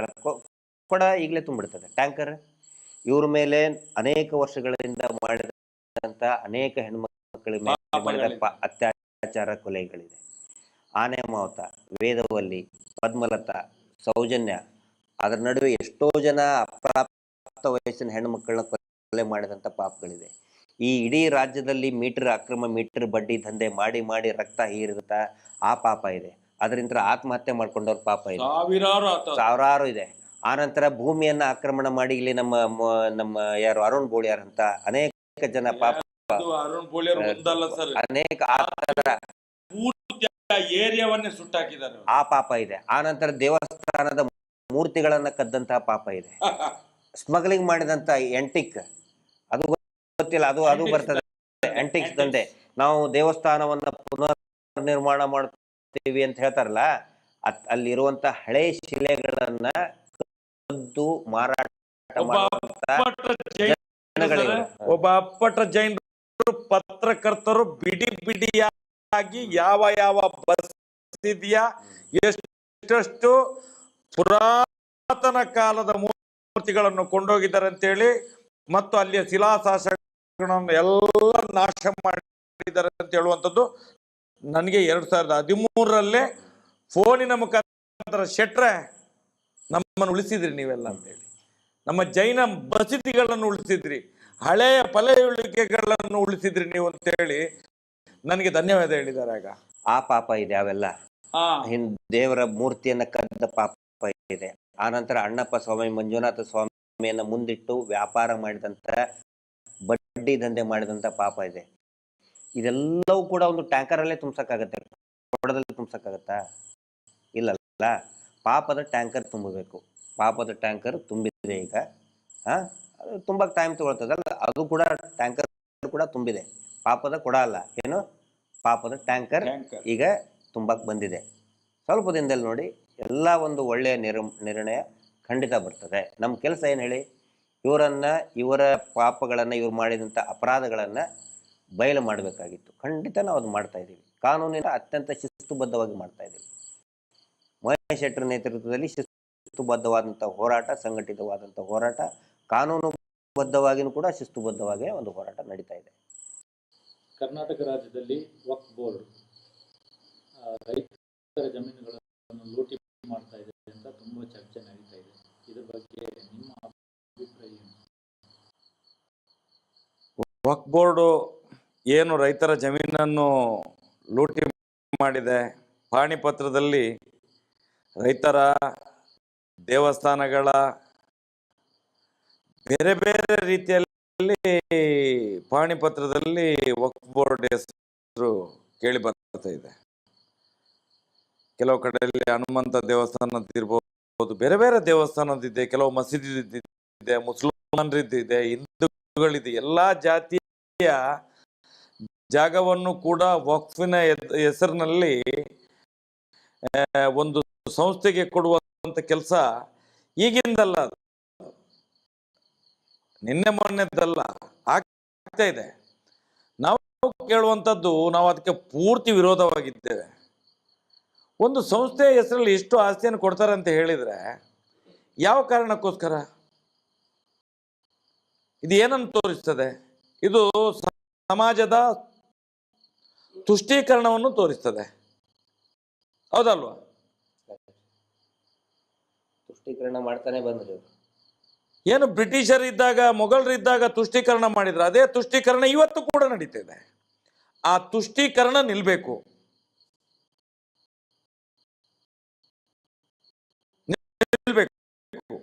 ಇದು ನಮ್ಮ ಆಗ್ರಹ ಸರ್ಕಾರಕ್ಕೆ. ನಿಮ್ಮ ರಾಜ್ಯಕ್ಕೆ ಬೇಲೆ ಬೇಯಿಸಿಕೊಳ್ಳಲಿಕ್ಕೆ ಜನಸಾಮಾನ್ಯರ ಪಬ್ಲಿಕ್ ಆಸ್ತಿ ಅದು. ಸರ್ಕಾರಿ ಜಾಗಗಳಿರ್ಬಹುದು, ದೇವಸ್ಥಾನಗಳು, ಮಠ ಮಂದಿರಗಳು, ಇದೆಲ್ಲ ಜನಸಾಮಾನ್ಯರ ಆಸ್ತಿ ಅದು. ರೈತರು ಈ ದೇಶದ ಬೆನ್ನೆಲುಬು ಅಂತ ಹೇಳೋದು. ಒಂದು ಕಡೆಯಿಂದ ಬೆನ್ನೆಲುಬು ಅಂತ ಹೇಳ್ತೀರಿ, ಮತ್ತೊಂದು ಕಡೆಯಲ್ಲಿ ಅವ್ರ ಬೆನ್ನಿನ ಮೂಲೆಯನ್ನು ಮುರಿದಾಕ್ತೀರಿ ನೀವು. ಈ ರಾಜಕೀಯ ಪಕ್ಷದ ನೀವು ಪಾಪಿಗಳು, ನೀವು ಪಾತಕಿಗಳು, ನೀವು ರಾಜಕೀಯ ಪಕ್ಷದವರೆಲ್ಲ ನೀವು ಸಮಾಜವನ್ನು ಒಂದು ಒಳ್ಳೆಯ ರೀತಿಯಲ್ಲಿ ಬೆಳೆಸುವಂತವರಲ್ಲ, ಸಮಾಜವನ್ನು ತಲೆ ಹಿಡಿದು ನಾಶ ಮಾಡುವವರು ನೀವು. ಈ ಒಂದು ವಕ್ಫ್ ಬೋರ್ಡಿನ ಈ ಏನು ಪಾಣಿಪತ್ರಗಳು ಚೇಂಜ್ ಆಗ್ತದೆ, ಇದನ್ನು ನೋಡುವಾಗ ಗೊತ್ತಾಗ್ತದೆ ನಿಮಗೆ. ಅದನ್ನು ನಾವು ಖಂಡಿತವಾಗಿ ಸೌಜನ್ಯ ಹೋರಾಟಗಾರರು ಒಕ್ಕೊರಳಿನಿಂದ ಖಂಡಿಸ್ತೇವೆ. ಇದನ್ನೆಲ್ಲ ವಾಪಸ್ ತಗೊಳ್ಬೇಕು. ಆಯಾಯ ಸಂಸ್ಥೆಗೆ ಅವನವನೇ ಯಾರ್ಯಾರು ಇದ್ದಾನೋ ಅವನು ಮಾಡ್ಕೊಳ್ಳಿ, ದುಡ್ಡು ಕೊಟ್ಟು ಮಾಡ್ಕೊಳ್ಳಿ, ಏನ್ ಬೇಕಾದ್ರೆ ಮಾಡ್ಕೊಳ್ಳಿ.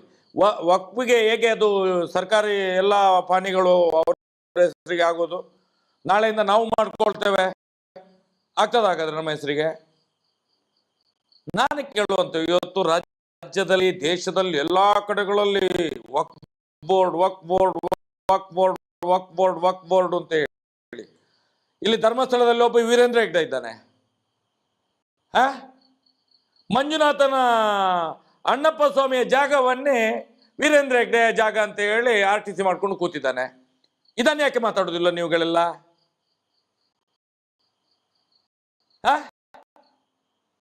ಇದನ್ನ ಯಾಕೆ ಮಾತಾಡೋದಿಲ್ಲ? ಕಾನೂನು ಎಲ್ರಿಗೂ ಒಂದಲ್ಲ. ಒಂದು ಕಣ್ಣಿಗೆ ಸುಣ್ಣ, ಒಂದು ಕಣ್ಣಿಗೆ ಬೆಣ್ಣೆ ಸಾಧ್ಯವೇ ಇಲ್ಲ, ಸಾಧ್ಯವೇ ಇಲ್ಲ. ಇದು ಹೇಗೆ ಸಾಧ್ಯ ಆಗ್ತದೆ? ಇದು ಎಲ್ಲ ನೀವು ಹೇಳ್ತೀರಿ ವಕ್ಫ್ ಬೋರ್ಡ್ ವಕ್ಫ್ ಬೋರ್ಡ್ ವಕ್ಫ್ ಬೋರ್ಡ್ ಅಂತ ಹೇಳಿದ್ರೆ, ನಮ್ಮ ಬೆಳ್ತಂಗಡಿ ತಾಲೂಕಲ್ಲ, ದಕ್ಷಿಣ ಕನ್ನಡ ಜಿಲ್ಲೆ ಅಲ್ಲ, ಕರ್ನಾಟಕದಾದ್ಯಂತ ಎಷ್ಟು ದೀನ ದಲಿತರ ಜಾಗ ಇವತ್ತು ವೀರೇಂದ್ರ ಹೆಗ್ಡೆ ಹೆಸರಾಗಿ ಆಗಿದೆ, ಅವರ ಸಂಸ್ಥೆ ಹೆಸರಿಗೆ ಆಗಿದೆ. 1050 ಎಕರೆ ಸರ್ಕಾರಿ ಭೂಮಿ ವೀರೇಂದ್ರ ಹೆಗ್ಡೆ ಹೆಸರಾಗಿದೆ, ಅವರ ಸಂಸ್ಥೆ ಹೆಸರಿಗೆ ಆಗಿದೆ. ಯಾಕೆ ಇದನ್ನು ಮಾತಾಡೋದಿಲ್ಲ? ನಿಮ್ಮ ನಾಲಿಗೆಗೆ ಏನು ಹುಳ ಬಿದ್ದಿದೆಯಾ ನಿಮ್ಗೆ?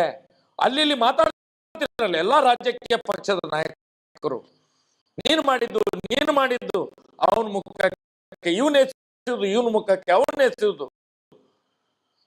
ಜನಸಾಮಾನ್ಯರ ಕಿವಿಗೆ ಹೂವು ಇಡುವಂತ ಕೆಲಸವನ್ನು ಮಾಡ್ತಿದ್ದೀರಿ ನಿಮ್ಮ ರಾಜ್ಯಕ್ಕೆ ಬೇಳೆ ಬೇಯಿಸ್ಕೊಳ್ಳಿಕ್ಕೋಸ್ಕರ. ಇದನ್ನು ಮಾಡಬೇಡಿ. ನೀವು ತಲೆ ಹಿಡಿಯುವಂತ ಕೆಲಸವನ್ನು ಮಾಡಬೇಡಿ. ರಾಜಕೀಯ ಪಕ್ಷಗಳು ನೀವುಗಳು ಕುತಂತ್ರಿಗಳು. ನೀವು ನಿಮ್ಮ ಕುತಂತ್ರ ನಿಮ್ಮ ಮನೆಯಲ್ಲಿ ನಿಮ್ಮ ಹೆಂಡತಿ ಮಕ್ಕಳ ಜೊತೆಯಲ್ಲಿ ಇರಲಿ, ಅದಕ್ಕೆ ಸಮಾಜದ ತಲೆ ಹಿಡಿಯುವುದಲ್ಲ, ಸಮಾಜದ ತಲೆ ಹಿಡಿಯುವುದಲ್ಲ. ಅವನೊಬ್ಬ ಯಾರು ಎಂತದವನು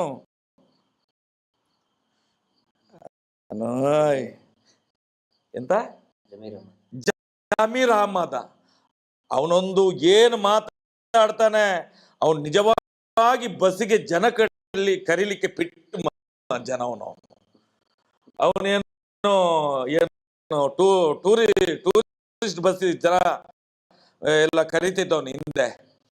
ಎಲ್ಲಿಂದ ಕಾಸು ಮಾಡಿದ ಗೊತ್ತಿಲ್ಲ. ಅವನು ಒಂದ್ಸಲ ಅವನು ನಾಳೆಗೆ ಹರಿಬಿಡ್ತಾನ ಅಂತ ಹೇಳಿದ್ರೆ ಅವನಿಗೆ ಅಪ್ಪ ಯಾರು, ಅಮ್ಮ ಯಾರು, ಅಜ್ಜ ಯಾರು, ಅಜ್ಜಿ ಯಾರು, ಯಾರು ಏನಂತ ಗೊತ್ತಾಗೋದಿಲ್ಲ. ಇಡೀ ಸಮಾಜವನ್ನು ತಲೆ ಹಿಡಿಯುವ ಕೆಲಸ ಮಾಡ್ತಾರೆ ಇವರು. ಇವರ ರಾಜ್ಯಕ್ಕೆ ಬೆಲೆ ಬೇಯಿಸಿಕೊಳ್ಳಿಕ್ಕೆ ಮಾತ್ರ. ನಾಳೆ ಬೇಕಾದ್ರೆ ಯಡಿಯೂರಪ್ಪನನ್ನು ಕೂಡ ಒಂದು ಸೀಟ್ ಕೊಡ್ತಾರಂತೆ ಅಪ್ಪ ಅಂತ ಕರೀತಾನೆ. ನಾಳೆ ನೋಡಿದ್ರೆ ಕಾಂಗ್ರೆಸ್ ಅಲ್ಲಿ, ಇವತ್ತು ನೋಡಿದ್ರೆ ಬಿಜೆಪಿಯಲ್ಲಿ, ನಾಳೆ ನೋಡಿದ್ರೆ JDS ಅಲ್ಲಿ, ಎಲ್ಲೆಲ್ಲಿ ಇರ್ತಾರಂತ ಗೊತ್ತಾಗೋದಿಲ್ಲ. ಇವರು ಏನ್ ಹೇಳ್ತಾರೆ? ವಕ್ಫ್ ಬೋರ್ಡ್ ಅಂತ ಹೇಳಿರೋದು ಸಂಸ್ಥೆ. ಹೌದು ಸ್ವಾಮಿ, ಸಂಸ್ಥೆ ಹೌದು. ಮಠದ ಹೆಸರು ಅದಕ್ಕೆ ಹೇಗೆ ಹೋಗುದು? ದೇವಸ್ಥಾನದ ಹೆಸರು ಹೇಗೆ ಹೋಗುದು ಅದಕ್ಕೆ? ನಾನು ಕೇಳುವ ಜನಗಳು ಎಷ್ಟು ಮೂರ್ಖರಿದ್ದೀರಿ ಸ್ವಾಮಿ, ಜನಗಳು ಎಷ್ಟು ಮೂರ್ಖರಿದ್ದೀರಿ. ನಾನು ಹೇಳುವಂಥದ್ದು ವಕ್ಫ್ ಮಾತ್ರ ಅಲ್ಲ, ಅದೊಂದು ದೊಡ್ಡ ಸಂಸ್ಥೆ, ಅದು ಸರ್ಕಾರಿ ಸಂಸ್ಥೆ, ಸರ್ಕಾರದ ಕೈಯಲ್ಲಿರುವಂಥದ್ದು. ವಕ್ಫ್ ಅಂತ ಹೇಳಿದ್ರೆ ಇವತ್ತು ಮುಸಲ್ಮಾನರ ಒಂದು ನಿಯೋಗ ಅದನ್ನು ಕಂಟ್ರೋಲ್ ಮಾಡ್ತದೆ ಬಿಟ್ರೆ ಅದು ಸರ್ಕಾರದ ಆಸ್ತಿ. ಇಲ್ಲೊಬ್ಬ ಪ್ರೈವೇಟ್ ವ್ಯಕ್ತಿ ವೀರೇಂದ್ರ ಹೆಗ್ಡೆ ಇಂದು ದೇವಸ್ಥಾನ ಮುಕ್ಕಿದ್ದು ನಿಮ್ಗೆ ಕಾಣುತ್ತಿಲ್ವಾ? ಇದನ್ನು ಪ್ರಶ್ನೆ ಮಾಡಿ. ಇದು ನಮ್ಮ ನೋವಿರುವಂತದ್ದು. ಇದನ್ನ ಯಾಕೆ ಮಾಡೋದಿಲ್ಲ ನೀವು? ಇದನ್ನು ನೀವ್ಯಾಕೆ ಮಾಧ್ಯಮದವರು ಕೇಳೋದಿಲ್ಲ? ಈಗ ಏನಾಗ್ತಾ ಇದೆ, ವಕ್ಫ್ ಬೋರ್ಡ್ದು ಹಿಂದಿನ ಥರನೂ ಕೂಡ ಎಷ್ಟೋ ಜನ ಸ್ವತಃ ಮುಸ್ಲಿಂ ಜನರೇ ವಕ್ಫ್ ಬೋರ್ಡ್ ವಿರುದ್ಧ ಕೋರ್ಟಿಗೆ ಹೋಗಿದ್ದಾರೆ. ಇದು ಯಾವ ರೀತಿ ಬಿಂಬಿಸ್ತಾ ಇದ್ದಾರೆ ಅಂತ ಹೇಳಿದ್ರೆ, ಈಗ ಅದರ ಬಗ್ಗೆ ಮಾತಾಡಿ ಹಿಂದೂ ವರ್ಸಸ್ ಮುಸ್ಲಿಂ ಅಂತ. ಆದರೆ ಎಷ್ಟೋ ಜನರಿಗೆ ಗೊತ್ತಿಲ್ಲ. ಅನೇಕ ಜನ ಮುಸಲ್ಮಾನರು ಕೂಡ ವಕ್ಫ್ ಬೋರ್ಡ್ ವಿರುದ್ಧ ಕೋರ್ಟಿಗೆ ಹೋಗಿದ್ದಾರೆ. ಈ ನಮ್ಮ ಬಿಜಾಪುರದಲ್ಲಿ ಯಾಕೆ ಇದು ಜಾಸ್ತಿ ಆಗಿದೆ? ನಮ್ಮ ಬಿಜಾಪುರ, ಗುಲ್ಬರ್ಗ, ಈ ಬಿಜಾಪುರ ಬಹಮನಿ ಸುಲ್ತಾನರಿದ್ದು. ಸರ್ಕಾರ, ಹಿಂದಿನ ಸರ್ಕಾರಗಳು ತುಷ್ಟೀಕರಣ, ತಾವು ಹೇಳ್ದಂಗೆ ತುಷ್ಟೀಕರಣ ಮಾಡಿ ಅದನ್ನ ಪೂರ್ತಿ ಹಾಗೆ ಬಿಟ್ಬಿಟ್ರು. ಸರ್ಕಾರ ತನ್ನ ವಶಕ್ಕೆ ಪಡೆದುಕೊಳ್ಳಿಲ್ಲ ಅದನ್ನ. ತುಷ್ಟೀಕರಣ ನೀತಿ. ಅದರಲ್ಲಿ ಎಷ್ಟೋ ಜನ ಈಗ ನಾವು ತಾವು ಹೇಳ್ದಂಗೆ ನಮ್ಮ ಇಡೀ ಸೌಜನ್ಯ ಹೋರಾಟ ಸಮಿತಿ ಒಂದು ನಿರ್ಣಯ ತಗೊಂಡಿದೆ. ಇದೇನು ಜನಸಾಮಾನ್ಯರ ಆಸ್ತಿ ಇರಬಹುದು, ದೇವಸ್ಥಾನದ ಆಸ್ತಿ, ಮಠ ಮಂದಿರಗಳ ಆಸ್ತಿ, ರೈತರ ಆಸ್ತಿಯನ್ನ ವಕ್ಫ್ ಬೋರ್ಡ್ ತನ್ನ ನೋಟಿಸ್ ಕಳಿಸಿದೆ. ನಾವು ಅದರ ವಿರುದ್ಧನೇ ಇದ್ದೀವಿ, ಖಂಡಿತ ಅದರ ವಿರುದ್ಧ ಇದ್ದೀವಿ. ಬಹಳಷ್ಟು ವರ್ಷದಿಂದ ಇದೆ. ಈಗ ಅದು ಪ್ರಚಾರಕ್ಕೆ ಬರ್ತಾ ಇದೆ. ಪ್ರಚಾರ ಅಂತ ಹೇಳಿದ್ರೆ ಇದು ರಾಜಕೀಯ ಮಾಡ್ತಾ ಇದ್ದಾರೆ. ಅವಾಗಗೋಸ್ಕರ ಆಗುವಂತದ್ದು. ಇದರಲ್ಲಿ ಎಲ್ಲ ರಾಜಕೀಯ ಪಕ್ಷದ ನಾಯಕರಿದ್ದಾರೆ, ಎಲ್ರಿಗೂ ಗೊತ್ತಿದೆ. ಬಿಜೆಪಿ ಮೈನಾರಿಟಿ ಮೋರ್ಚಾ, ನಾನು ಅವಾಗ ಯುವ ಮೋರ್ಚಾ ಅಧ್ಯಕ್ಷ ಇದ್ದಾಗ, ಯಾವಾಗ 2007-8ರಲ್ಲಿ ಯಾವಾಗ ನಮ್ಮ ಜೊತೆಗೆ ಮೈನಾರಿಟಿ ಮೋರ್ಚಾ ಅದು ತುಂಬಾ ಆಕ್ಟಿವ್ ಆಗಿ ಕೆಲಸ ಮಾಡ್ತಿದ್ದು. ಎಲ್ಲಾ ಮೈನಾರಿಟಿ ಮೋರ್ಚಾದ ಸದಸ್ಯರು ಒಂದು ನಿರ್ಣಯ ಕೈಗೊಂಡಿದ್ರು ಅಗೇನ್ಸ್ಟ್ ವಕ್ಫ್ ಬೋರ್ಡ್. ಅನ್ವರ್ ಮಾರ್ಪಾಡಿ ಅಂತ ಹೇಳಿ ಅದಾದ್ಮೇಲೆ ಮೈನಾರಿಟಿ ಇದ್ರದ್ದು ಅಧ್ಯಕ್ಷರಾಗಿದ್ರು ಮಂಗಳೂರಿನವರು. ಹೌದು, ಅವರೆಲ್ಲ ಅದರ ಅಗೇನ್ಸ್ಟ್ ಇದನ್ನು ಮಾಡಿದ್ರು. ಅದನ್ನ ವಕ್ಫ್ ಬೋರ್ಡ್ ಪೂರ್ತಿ ಇದು ಆಸ್ತಿ ಕಬಳಿಸ್ತಾ ಇದೆ ಅಂತ ಹೇಳಿ. ಇದು ಜನರಿಗೆ ಗೊತ್ತಾಗಬೇಕು. ಏನಾಗ್ತಾ ಇದೆ, ಹಿಂದೂ ಮುಸ್ಲಿಂ ಅಂತ ಮಾಡಕ್ ಹೊರಟಿದ್ದಾರೆ. ಆ ಜಮೀರ್ ಅಹಮದ್ಗೆ ಮೊದಲು ಬುದ್ಧಿ ಇಲ್ಲ ಅವನಿಗೆ. ಅವನ್ ಮಾತಾಡೋದು ಅವ್ರಿಗೆ ಇಲ್ಲಿ ಏನಾಗಿದೆ ಗೊತ್ತಾ ಸರ್? ಮುಸ್ಲಿಂ ನಾಯಕರಿಗೆ ಮುಸಲ್ಮಾನರನ್ನ ಹಿಂದೂಗಳ ವಿರುದ್ಧ ಎತ್ತಿ ಕಟ್ಟಬೇಕು, ಹಿಂದೂಗಳ ನಾಯಕರು ಅಂತ ಹೇಳ್ಕೊಳ್ಳೋರಿಗೆ ಹಿಂದೂಗಳನ್ನ ಮುಸ್ಲಿಮರ ವಿರುದ್ಧ ಎತ್ತಿ ಕಟ್ಟಬೇಕು. ಹಿಂಗ ಮಾಡಿ ಅವ್ರ ಅಂಗಡಿಯನ್ನ ನಡೆಸ್ತಾ ಇರಬೇಕು. ಆದ್ರೆ ವಾಸ್ತವ ಏನಿದೆ ಅದನ್ನ ಎಲ್ಲರೂ ಮರೆಮಾಚ್ತಾ ಇದ್ದಾರೆ. ರೈತರು ಆಸ್ತಿ ಎಲ್ಲರಿಗೂ ಗೊತ್ತಿದೆ. ಇದು ಈಗ ಪಾಪಿಗಳಿಂದ ನಮ್ಮಂತವರು ರಸ್ತೆಯಲ್ಲಿ ನಿಂತ್ಕೊಂಡು ನಾವು ಹೋರಾಟ ಮಾಡಬೇಕು. ಇಷ್ಟು ವರ್ಷ ಆಯ್ತು ನೋಡಿ. ಸ್ವತಃ ವೀರೇಂದ್ರ ಹೆಗಡೆ ಅವರ ಫ್ಯಾಮಿಲಿ ಹೈಕೋರ್ಟ್ ಮತ್ತೆ ಸುಪ್ರೀಂ ಕೋರ್ಟ್ ನಲ್ಲಿ ಅಫಿಡವಿಟ್ ಕೊಟ್ಟಿದ್ದಾರೆ. ಇದು ಹಿಂದೂಗಳ ಆಸ್ತಿ ಅಲ್ಲ, ಹಿಂದೂಗಳ ಧಾರ್ಮಿಕ ಕ್ಷೇತ್ರನೇ ಅಲ್ಲ. 1974ರಲ್ಲಿನೇ ಹಾಕಿದ್ದಾರೆ. ಅದಕ್ಕಿಂತ ಬಿಫೋರ್ ಇದ್ದಿದ್ದು ರತ್ನವರ್ಮ ಹೆಗಡೆ ಅವರು. 1969ಕ್ಕಿಂತ ಮುಂಚೆ ಇದ್ದಿದ್ದವರು. ಇವರು ಏನೋ ಪಟ್ಟ ಏರಿದ್ದು 1969 ನಂತರ 68ಕ್ಕೆ. ಅದಕ್ಕಿಂತ ಬಿಫೋರ್ ಅವಾಗ್ಲೇನೆ ಹಾಕಿದ್ದಾರೆ ಅವರು. ಹಾಗಿದ್ರೆ ಯಾಕೆ ಅದ್ರ ಬಗ್ಗೆ ಮಾತಾಡ್ತಾ ಇಲ್ಲ? ಇಲ್ಲಿ ಏನ ಮಾಡ್ತಾ ಇದ್ದಾರೆ? ಹಂಗಿದ್ರೆ ಅವ್ರು ಮಾಡಿದ್ರೆ ನಡಿಬಹುದಾ? ಇನ್ನೊಂದು ಪ್ರಮುಖ ವಿಷಯ ಸರ್, ಮೊನ್ನೆ ಹೋಗಿದ್ದೆ NR-ಪುರಕ್ಕೆ. ಇಲ್ಲಿ ಮಾಲ ಅಂತ ಹೇಳಿ ಜ್ವಾಲಾಮಾಲಿನಿ, ಅದು ಒಂದು ಮಠ. ಆ ಮಠದ ಹೆಸರು ಜ್ವಾಲಾಮಾಲಿ. ಅದು ಬಹಳ ದೊಡ್ಡ ಮಠ ಅದು. ಆ ನಂತರ ಬಹಳ ಮಿಸ್ಟೀರಿಯಸ್ ಆಗಿ, ಆಶ್ಚರ್ಯಕರವಾಗಿ ಆ ಸ್ವಾಮೀಜಿಗಳು ಸಾಯ್ತಾರೆ. ಅದ್ರ ಬಗ್ಗೆ ನಾವು ಮುಂದಿನ ದಿನದಲ್ಲಿ ಮಾತಾಡ್ತೀನಿ. ಬೇರೆ ಇನ್ನೂ ಅದ್ರ ಬಗ್ಗೆ ನಡೀತಾ ಇದೆ. ಅವ್ರು ತೀರ್ಕೊಂಡ ನಂತರ ಧರ್ಮಸ್ಥಳದವರು ಟೇಕ್ ಓವರ್ ಮಾಡ್ತಾರೆ. ವೀರೇಂದ್ರ ಹೆಗಡೆ ಅವರ ಆಪ್ತರೆ ಈಗ ಅಲ್ಲಿ ಆಡಳಿತಾಧಿಕಾರಿಗಳು ಇರೋದು. ಜ್ವಾಲಾಮಾಲಿನಿ ಅನ್ನುವಂಥದ್ದು ಜೈನರ ದೇವಿ ಅದು. ನನ್ನಲ್ಲೂ ಕೂಡ ಇದೆ. ಜ್ವಾಲಾಮಾಲಿನಿ ಅನ್ನುವಂಥ ದೇವಿ ನನ್ನಲ್ಲೂ ಕೂಡ ಇದೆ. ನಾವು ದೇವಿಯನ್ನು ಆರಾಧನೆ ಮಾಡ್ತೇವೆ. ಯಾವ್ದು ದೇವಿಯ ಹೆಸರು ಕಟ್ರೆ ದೇವಿ, ಅದು ಯಾವ್ದಾಗ್ಲಿ ಅದು ನಮ್ಮ ದೇವರು ಅಂತ ಹೇಳಿ. ಆದ್ರೆ ಅದು ವೀರಶೈವ ಲಿಂಗಾಯತರ ಮಠ. ಈಗ ನೀವು ಹೋಗಿ ನೋಡಿದ್ರಿಂದ ಅದು ಈಗ ಅಲ್ಲಿ ಜ್ವಾಲಾಮಾಲಿನಿ ಆಗಿರ್ಬೋದು. ಯಾವಾಗ ಕೊರೋನಾದ ಸಂದರ್ಭದಲ್ಲಿ ಆದಂತ ಘಟನೆ ಅದೆಲ್ಲ ಈಗ ಟ್ರಾನ್ಸ್ಫರ್ ಆಗಿದ್ದೆಲ್ಲ. ಆದೃಷ್ಟಂದ ಈಗ ಅಲ್ಲಿ ಜ್ವಾಲಾಮಾಲಿನಿ ಅಂತ ಹೇಳಿ ಬೋರ್ಡ್ ಹಾಕಿರ್ಬೋದು. ಯಾಕಂತ ಹೇಳಿದ್ರೆ ಈಗ ಇಲ್ಲಿ ಉಪ್ಪಿನಂಗಡಿ ಯಾರೋ ಅದನ್ನ ನಡೆಸ್ತಾ ಇದ್ದಾರೆ. ಧರ್ಮಸ್ಥಳದ ಜನಗಳೇ ಇರುವುದಲ್ಲಿ ಈಗ. ಅಲ್ಲ, ಅದನ್ನ ಮುಂಚೆ ಈಗಲೂ ಕೂಡ ನೀವು ಯಾರಿಗೆ ಕೇಳಿದ್ರು ಕೂಡ ಅಂತಲ್ಲಿ ಅದನ್ನ ಮಠ ಅಂತಾನೆ ಹೇಳ್ತಾರೆ, ಮಠ ಅಂತಾನೆ ಹೇಳ್ತಾರೆ. ಈಗ ಅದಕ್ಕಿಂತ ಜಾಸ್ತಿ ಮುಖ್ಯವಾದ ಏನಂದ್ರೆ ಇಲ್ಲಿ ನಾನು ಬಹಳ ಕ್ಲಿಯರ್ ಆಗಿ ಹೇಳ್ತಾ ಇದ್ದೀನಿ, ಜೈನರ ವಿರುದ್ಧ ಅಲ್ಲ, ಅಲ್ಲಿ ಜೈನರೇ ವೀರೇಂದ್ರ ಹೆಗ್ಗಡೆ ವಿರುದ್ಧ ನಿಂತ್ಕೊಂಡಿದ್ದಾರೆ. ಯಾಕಂತ ಹೇಳಿದ್ರೆ ಅಲ್ಲಿ 70 ಮನೆಗಳು, ಎನ್.ಆರ್.ಪುರದ 70 ಮನೆಗಳಲ್ಲಿ ಬಹುತೇಕರು ಜೈನರ ಮನೆಗಳಿದೆ. ಆ ಮನೆಗಳಿಗೆ ಈಗ ಹೊಸದಾಗಿ ಬಂದಂತಹ ಇವರು ಏನು ಆಡಳಿತಾಧಿಕಾರಿ ಬಂದಿದಾರಲ್ಲ, ಎಲ್ಲರಿಗೂ ನೋಟಿಸ್ ಕೊಟ್ಟಿದ್ದಾರೆ 70 ಮನೆಗಳಿಗೆ. ಅಷ್ಟೇ ಅಲ್ಲ, ಶಾಲೆ ಇದೆ, ಸರ್ಕಾರಿ ಶಾಲೆ, ತುಂಬಾ ಚೆನ್ನಾಗಿ ಸ್ಕೂಲ್ ಇದೆ ಸರ್. 106 ಜನ ಮಕ್ಕಳು ಬರ್ತಾರೆ. ಆ ಸ್ಕೂಲನ್ನ ಡೆಮಾಲಿಷನ್ ಮಾಡ್ಬೇಕಂತೇಳಿ ವೀರೇಂದ್ರ ಹೆಗ್ಗಡೆ ನೋಟಿಸ್ ಕೊಟ್ಟಿದ್ದಾರೆ, ಸರ್ಕಾರಿ ಶಾಲೆ. ಅಲ್ಲಿಗ ಇವರು ವೀರಶೈವ ಲಿಂಗಾಯತರು ಯಾರು ಎದ್ದೇಳಲಿಲ್ವಾ ನಮ್ಮ ಮಠ ಅಂತ ಹೇಳಿ? ಈಗ ಸ್ಟ್ರೈಕ್ ಮಾಡ್ತೀವಿ, ಈಗೀಗ ಅರಿವು ಮೂಡ್ತಾ ಇದೆ. ಅದಕ್ಕೆ ನಾನು ಹೇಳುದು, ಇವರು ಎಲ್ಲಿ ಕಾಲಿಡ್ತಾರೆ ಅದು ಒಂದು ಜಾಲಿ ಮರ ಹಂಗೆ ಎಲ್ಲರನ್ನು ಕೂಡ ಸರ್ವನಾಶ ಮಾಡಿ ಹಾಕ್ತಾರೆ. ಅದಕ್ಕೆ ಯಾರು ನಮಗೆ ಹೇಳ್ತಾರಲ್ಲ ಇವರು ಜೈನ ವಿರೋಧಿಗಳು, ಖಂಡಿತ ಅಲ್ಲ. ಅಲ್ಲಿ ಸ್ವತಃ ಜೈನ ಕುಟುಂಬದವರೇ ವೀರೇಂದ್ರ ಹೆಗ್ಗಡೆ ವಿರುದ್ಧ ಸ್ಟ್ರೈಕ್ ಮಾಡ್ತೀವಿ ಅಂತ ಹೇಳ್ತಾ ಇದ್ದಾರೆ. ಅವ್ರ ಆಸ್ತಿ ಅದು. ಅಲ್ಲ, ಇವರು ಜೈನರಂತ ಈಗ ಹೇಳುದು ಸರ್, ಇವರು ಬ್ರಿಟಿಷರ ಜೊತೆಗೆ ಬಂದವರು. ಇವರು ಇಲ್ಲಿಯ ಜೈನರಲ್ಲ, ಒರಿಜಿನಲ್ ಜೈನರು ನಮ್ಮ ಜೊತೆಯಲ್ಲಿ ಸರ್. ಅದು ಗೊತ್ತಾಗ್ಬೇಕು ಜನಗಳಿಗೆ, ಅದು ಗೊತ್ತಾಗ್ಬೇಕು. ನಾವೇನು ಜೈನ ಸಮುದಾಯದ ವಿರುದ್ಧ ಖಂಡಿತ ನಾವಲ್ಲ. ವೀರೇಂದ್ರ ಹೆಗ್ಗಡೆ ಅವರ ಕುಟುಂಬ ಮಾಡ್ತಾ ಇರುವಂತ ಅನಾಚಾರ, ಬನ್ನಿ ಎನ್.ಆರ್.ಪುರ ಕೇಳಿ ನೀವು. ಎನ್.ಆರ್.ಪುರಕ್ಕೆ ನಾನು ಹೇಳ್ತೀನಲ್ಲ, ದಯವಿಟ್ಟು ಕೇಳಿ ಸರ್. 106 ಮಕ್ಕಳು ಓದ್ತಾ ಇರುವಂತಹ ಶಾಲೆ, ಒಳ್ಳೆಯ ಸುಸಜ್ಜಿತವಾದಂತ ಶಾಲೆಯನ್ನ ಡೆಮಾಲಿಷನ್ ಮಾಡ್ಬೇಕು ಅಂತ ಹೊರಟಿದ್ದಾರೆ. ನಾವೊಂದು ಟೀಮ್ ಕಳಿಸಿದ್ದೇವೆ ಸರ್ ಮೊನ್ನೆ ಎನ್.ಆರ್.ಪುರಕ್ಕೆ, ಹೋಗಿದ್ದಾರೆ. ಅಲ್ಲಿ ಕೇಳಿದ್ದಾರೆ ಇಲ್ಲಿಯ ಸ್ವಾಮೀಜಿಗಳೆಲ್ಲ ಹೋಗಿದ್ದಾರೆ ಅಂತ ಹೇಳಿ. ನಿಮ್ಗೆ ಗೊತ್ತಿಲ್ವಾ ಅವರು ಕರೆಂಟ್ ಹೊಡೆದು ಸತ್ತಿದ್ದಾರೆ ಅಂತ ಹೇಳಿ? ಅಲ್ಲಿ ಆ ರೀತಿಯ ಒಂದು ಮನೋಭಾವನೆಯನ್ನು ಸಮಾಜದಲ್ಲಿ ಬಿತ್ತಿದ್ದಾರೆ. ಕರೆಂಟ್ ಹೊಡೆದು ಸತ್ತದ್ದು ಯಾರು? ವೀರಶೈವ ಲಿಂಗಾಯತ ಮಠದ ಸ್ವಾಮೀಜಿಗಳು ಕರೆಂಟ್ ಹೊಡೆದು ಸತ್ತದ್ದು ಅಂತ ಹೇಳಿ. ನಮ್ಗೆ ಮಾಹಿತಿ ಬಂದ ಪ್ರಕಾರ ಮೊದಲನೇ ದಿವಸ ಒಂದು ಈ ಕೊರೋನಾದ ಸಂದರ್ಭದಲ್ಲಿ ಧರ್ಮಸ್ಥಳದಿಂದ 6-7 ಮಂದಿ ಹೋಗಿದ್ದಾರೆ. 6-7 ಮಂದಿ ಅಲ್ಲಿಗೆ ಹೋಗಿದ್ದಾರೆ. ಅವರು ಹೋದ ಮರು ದಿವಸ ಬೆಳಿಗ್ಗೆ ಈ ಎಲ್ಲ ಘಟನೆ ನಡೆದಿರುವಂಥದ್ದು, ಅದರ ಮೇಲೆ ಆಸ್ತಿ ಎಲ್ಲ ಪುಸಲಾಯಿಸಿರುವಂಥದ್ದು ನಮ್ಗೆ ಅಷ್ಟು ಮಾಹಿತಿ ಈಗ ನಮ್ಗೆ ಬಂದಿದೆ. ನೀವೀಗ ಮೊನ್ನೆ ಹೋಗಿದ್ರಿ, ನೀವೊಂದಷ್ಟು ಮಾಹಿತಿಯನ್ನು ಪಡ್ಕೊಂಡಿದ್ರಿ.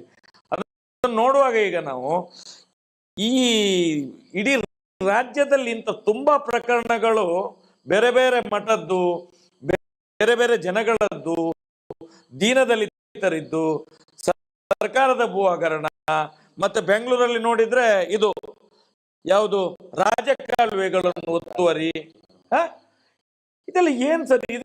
ಇದು ಈ ದೇಶದಲ್ಲಿ ಹಾಗಾದ್ರೆ ಕಾನೂನು ಎಷ್ಟಿದೆ? ಹಾಗಾದ್ರೆ ನೆಲಮಂಗಲ ಹತ್ರ ಅದೊಂದೇನೋ ಕ್ಷೇಮವನ ಮಾಡಿದ್ದಾರೆ. ಕ್ಷೇಮವನ ಅಲ್ಲಿ ಎಲ್ಲಿದೆ ಅದು? ಅದು ಯಾವ್ದ್ರ ಮೇಲೆ ಇದೆ ಅದು? ನಾವು ಹೇಳುವಂತದ್ದು ಇದು ಯಾರಿಗೂ ಗೊತ್ತಾಗೋದಿಲ್ವ? ಈ ರಾಜಕೀಯ ವ್ಯಕ್ತಿಗಳಿಗೂ ಗೊತ್ತಾಗೋದಿಲ್ಲ. ಕಲ್ಲೇರಿಯಲ್ಲಿ ಪೆಟ್ರೋಲ್ ಬಂಕ್ MB ಕರಿಯ ಹೆಸರಿನಲ್ಲಿ ಆಗಿದ್ದು, SC ಕೋಟಾದಲ್ಲಿ ಸಿಕ್ಕಿದ್ದವರಿಗೆ. ಅದನ್ನ ಧರ್ಮಸ್ಥಳ ಕಲ್ಲೇರಿಯಲ್ಲಿ ಅದನ್ನೀಗ ಹರ್ಷೇಂದ್ರ ತಮ್ಮ ಹೆಸರಲ್ಲೇ ಮಾಡ್ಕೊಂಡು ದಲಿತರ ಕೋಟಾದಲ್ಲಿ, SC ಕೋಟಾದಲ್ಲಿ ಇದ್ದಂತ ಪೆಟ್ರೋಲ್ ಬಂಕ್ ಅನ್ನ ಅವ್ರ ಹೆಸರಿಗೆ ಒತ್ತುವರಿ ಮಾಡ್ಕೊಂಡು. ನಾನು ಕೇಳುದು ಸರ್, ಇಷ್ಟು ದಲಿತ ಸಂಘಟನೆಗಳಿದ್ದಾವಲ್ಲ, ಈಗ ನೋಡಿ ಉಜಿರೆ ಗ್ರೌಂಡ್ ಇದೆ, 42 ಎಕರೆ, ಅದು 42 ಎಕರೆ ಭೂಮಿ, ಅದು DCDR ಜಾಗ. ಅದನ್ನು ನೋಡಿ ವೀರೇಂದ್ರ ಹೆಗ್ಗಡೆ ಟ್ರಸ್ಟಿನ ಹೆಸರನ್ನು ಹೇಳ್ಕೊಂಡು ಆಟದ ಮೈದಾನ ಅಂತ ಹೇಳಿ ಅವರ ಸ್ವಾಧೀನಕ್ಕೆ ತಗೊಂಡಿದ್ದಾರೆ. ಒಂದು DCDR ಜಾಗ ಯಾರ್ದು ಒಂದು ಟ್ರಸ್ಟ್ಗೆ ಬೇಕಾದ್ರೆ ಯಾರಿಗೆ ಬೇಕಾದ್ರೆ ಕೊಡ್ಲಿ, NOC ಸರ್ಕಾರ ಕೊಡ್ತದೆ. ಕೊಡ್ಬೇಕಾದ್ರೆ ಏನ್ ಮಾಡ್ಬೇಕು? ಆ 42 ಎಕರೆಗೆ ಪರ್ಯಾಯವಾಗಿ ಬೇರೆ ಜಾಗ ಕೊಡ್ಬೇಕು. ಇಲ್ಲಿ ಯಾವುದೇ ಜಾಗ ಕೊಡ್ಲಿಲ್ಲ, ಏನಿಲ್ಲ. ಅವ್ರಿಗೆ ಕೊಡ್ಬೇಕು. ಅದಕ್ಕೆ ಅವ್ರಿಗೆ ಏನು ಅವಶ್ಯಕತೆ ಇದೆ? ಟ್ರಸ್ಟಿಗೆ ಏನು ಅವಶ್ಯಕತೆ ಇದೆ? ಸಾವಿರಾರು ಕೋಟಿ ಬಿದ್ದಿದೆ, ಸಾವಿರಾರು ಎಕರೆ ತಗೊಂಡಿದೆ ಅವರ ಹೆಸರಲ್ಲಿ. ಮತ್ತೆ ಎಲ್ಲ ಅವರಿಗೆ ಈಗ ಇಲ್ಲಿ ನೋಡಿ, ಅಲ್ಲಿ ಇಂಜಿನಿಯರ್ ಕಾಲೇಜ್ ಅಂತ ಹೇಳ್ತಾರಲ್ಲ, ನ್ಯಾಚುರೋಪತಿ ಕಾಲೇಜ್, ಅದೆಲ್ಲ ಎಂತ ಸರ್? ಗೋಮಾಳದ ಜಾಗ ಸರ್ ಅದು. ಉಜಿರಲ್ಲಿ ಈಗ ಗೋಮಾಳ ಇಲ್ಲ. ಸರ್ಕಾರಿ ಅಧಿಕಾರಿಗಳಾಗಿ ಸರ್ಕಾರಿ ಮಿನಿಸ್ಟರ್ಗಳು ಬರ್ತಾರೆ, ಈ ರೆವಿನ್ಯೂ ಮಿನಿಸ್ಟರ್ಗಳು ಬರ್ತಾರಲ್ಲ, ಅವ್ರಿಗೆ ಇಲ್ಲಿ ಬಂದ ತಕ್ಷಣ ಅಲ್ಲಿ ಧರ್ಮಸ್ಥಳ ನೇತ್ರಾವತಿ ಪಕ್ಕದಲ್ಲಿ ಒಂದು ಇದಿದೆ ನೋಡಿ, ಯಾವುದು ನ್ಯಾಚುರೋಪತಿ ಎಣ್ಣೆ ಮಾಲಿಸ್ ಮಾಡಿ ಮಾಡಿ ಮಾಡಿ ಮಾಡ್ತಾರೆ ಮಾಡ್ತಾರೆ ಮಾಡ್ತಾರೆ ಮಾಡ್ತಾರೆ ಮಾಡಿ ಮಾಡಿ ಹೋಗ್ಬೇಕಾದ್ರೆ ಫೈಲ್ ತಂದಿರ್ತಾರೆ ಅವ್ರ ಮುಂದ್ಗಡೆ. ಅವನು ಮಾಲಿಸ್ ಮಾಡ್ತಾ ಇದ್ದಂಗೆನೆ ಅಲ್ಲೇ ಮಲಕ್ಕೊಂಡು ಸೈನ್ ಹಾಕ್ಬಿಡ್ತಾನೆ. ಮಾಲಿಸ್ ಆಗ್ತಾ ಇದ್ದಂಗೆನೆ ಸೈನ್ ಹಾಕ್ಬಿಡ್ತಾನೆ. ಆ 7 ಎಕರೆ ಚಿಲ್ಲರೆ ಭೂಮಿ ಉಂಟಲ್ಲ, ಅದು ನಮ್ಮ ಇವ್ರದ್ದು ಮಲ್ಲೇಕುಡಿ ಅವ್ರು ಇದ್ದಾರೆ, ನಮ್ಮ ಜೊತೆ ಇದ್ದಾರೆ. ಈಗ ಬೇಕಾದಾಗ ಕರಿಸ್ತೇವೆ. ಆ ಜಾಗ ಯಾರಿಗೂ ಅಲಾಟ್ಮೆಂಟ್ ಆದ ಜಾಗವನ್ನು ತೆಗೆದು ಇವರಿಗೆ ಕೊಟ್ಟಿರುವಂತದ್ದು. ಎಂತ ಸರ್ ಇದು? ಅದ್ರ ಬಗ್ಗೆ ಮಾತಾಡ್ಬೇಕಲ್ಲ, ಒಬ್ರು ಮಾತಾಡಲ್ಲ, ಯಾರೊಬ್ರು ಅದ್ರ ಬಗ್ಗೆ ಧ್ವನಿ ಎತ್ತಲ್ಲ. ಅಂದ್ರೆ ಅದು ಲೈಸೆನ್ಸ್ ಕೊಟ್ಬಿಟ್ಟಿದ್ದಾರೆ ವೀರೇಂದ್ರ ಹೆಗಡೆ, ಏನ್ ಬೇಕಾದ್ರೂ ಅವರು ಒತ್ತುವರಿ ಮಾಡ್ಬೋದು, ಯಾರನ್ನ ಬೇಕಾದ್ರೂ ಕೊಲೆ ಮಾಡಿ ಬಿಸಾಕ್ಬಹುದು. ಲೈಸೆನ್ಸಾ? ದೇವಸ್ಥಾನದ ಹೆಸರಿಟ್ಕೊಂಡು ಬರೀ ಇದನ್ನೇ ಮಾಡ್ತಾ ಬಂದಿದ್ರು ಅವರು. ಸೂರ್ಯ ದೇವಸ್ಥಾನ ನಾನು ಕೇಳ್ಪಟ್ಟೆ, ಸೂರ್ಯ ದೇವಸ್ಥಾನ, ಸೂರ್ಯ ದೇವಸ್ಥಾನ ಅಂದ್ರೆ ಇವರು ದೇವಸ್ಥಾನದ ಕಾಂಟ್ರಾಕ್ಟರ್, ಇವರು ದೇವಸ್ಥಾನದ ಕಾಂಟ್ರಾಕ್ಟರ್. ಸೂರ್ಯ ದೇವಸ್ಥಾನ ಅಲ್ಲ, ಹಾ ಅದು ಸೂರ್ಯ ದೇವಸ್ಥಾನ ಅಲ್ಲ. ನಿಮ್ಗೆ ಯಾರು ಹೇಳಿದ್ದು ಸೂರ್ಯ ದೇವಸ್ಥಾನ ಅಂತ ಹೇಳಿ?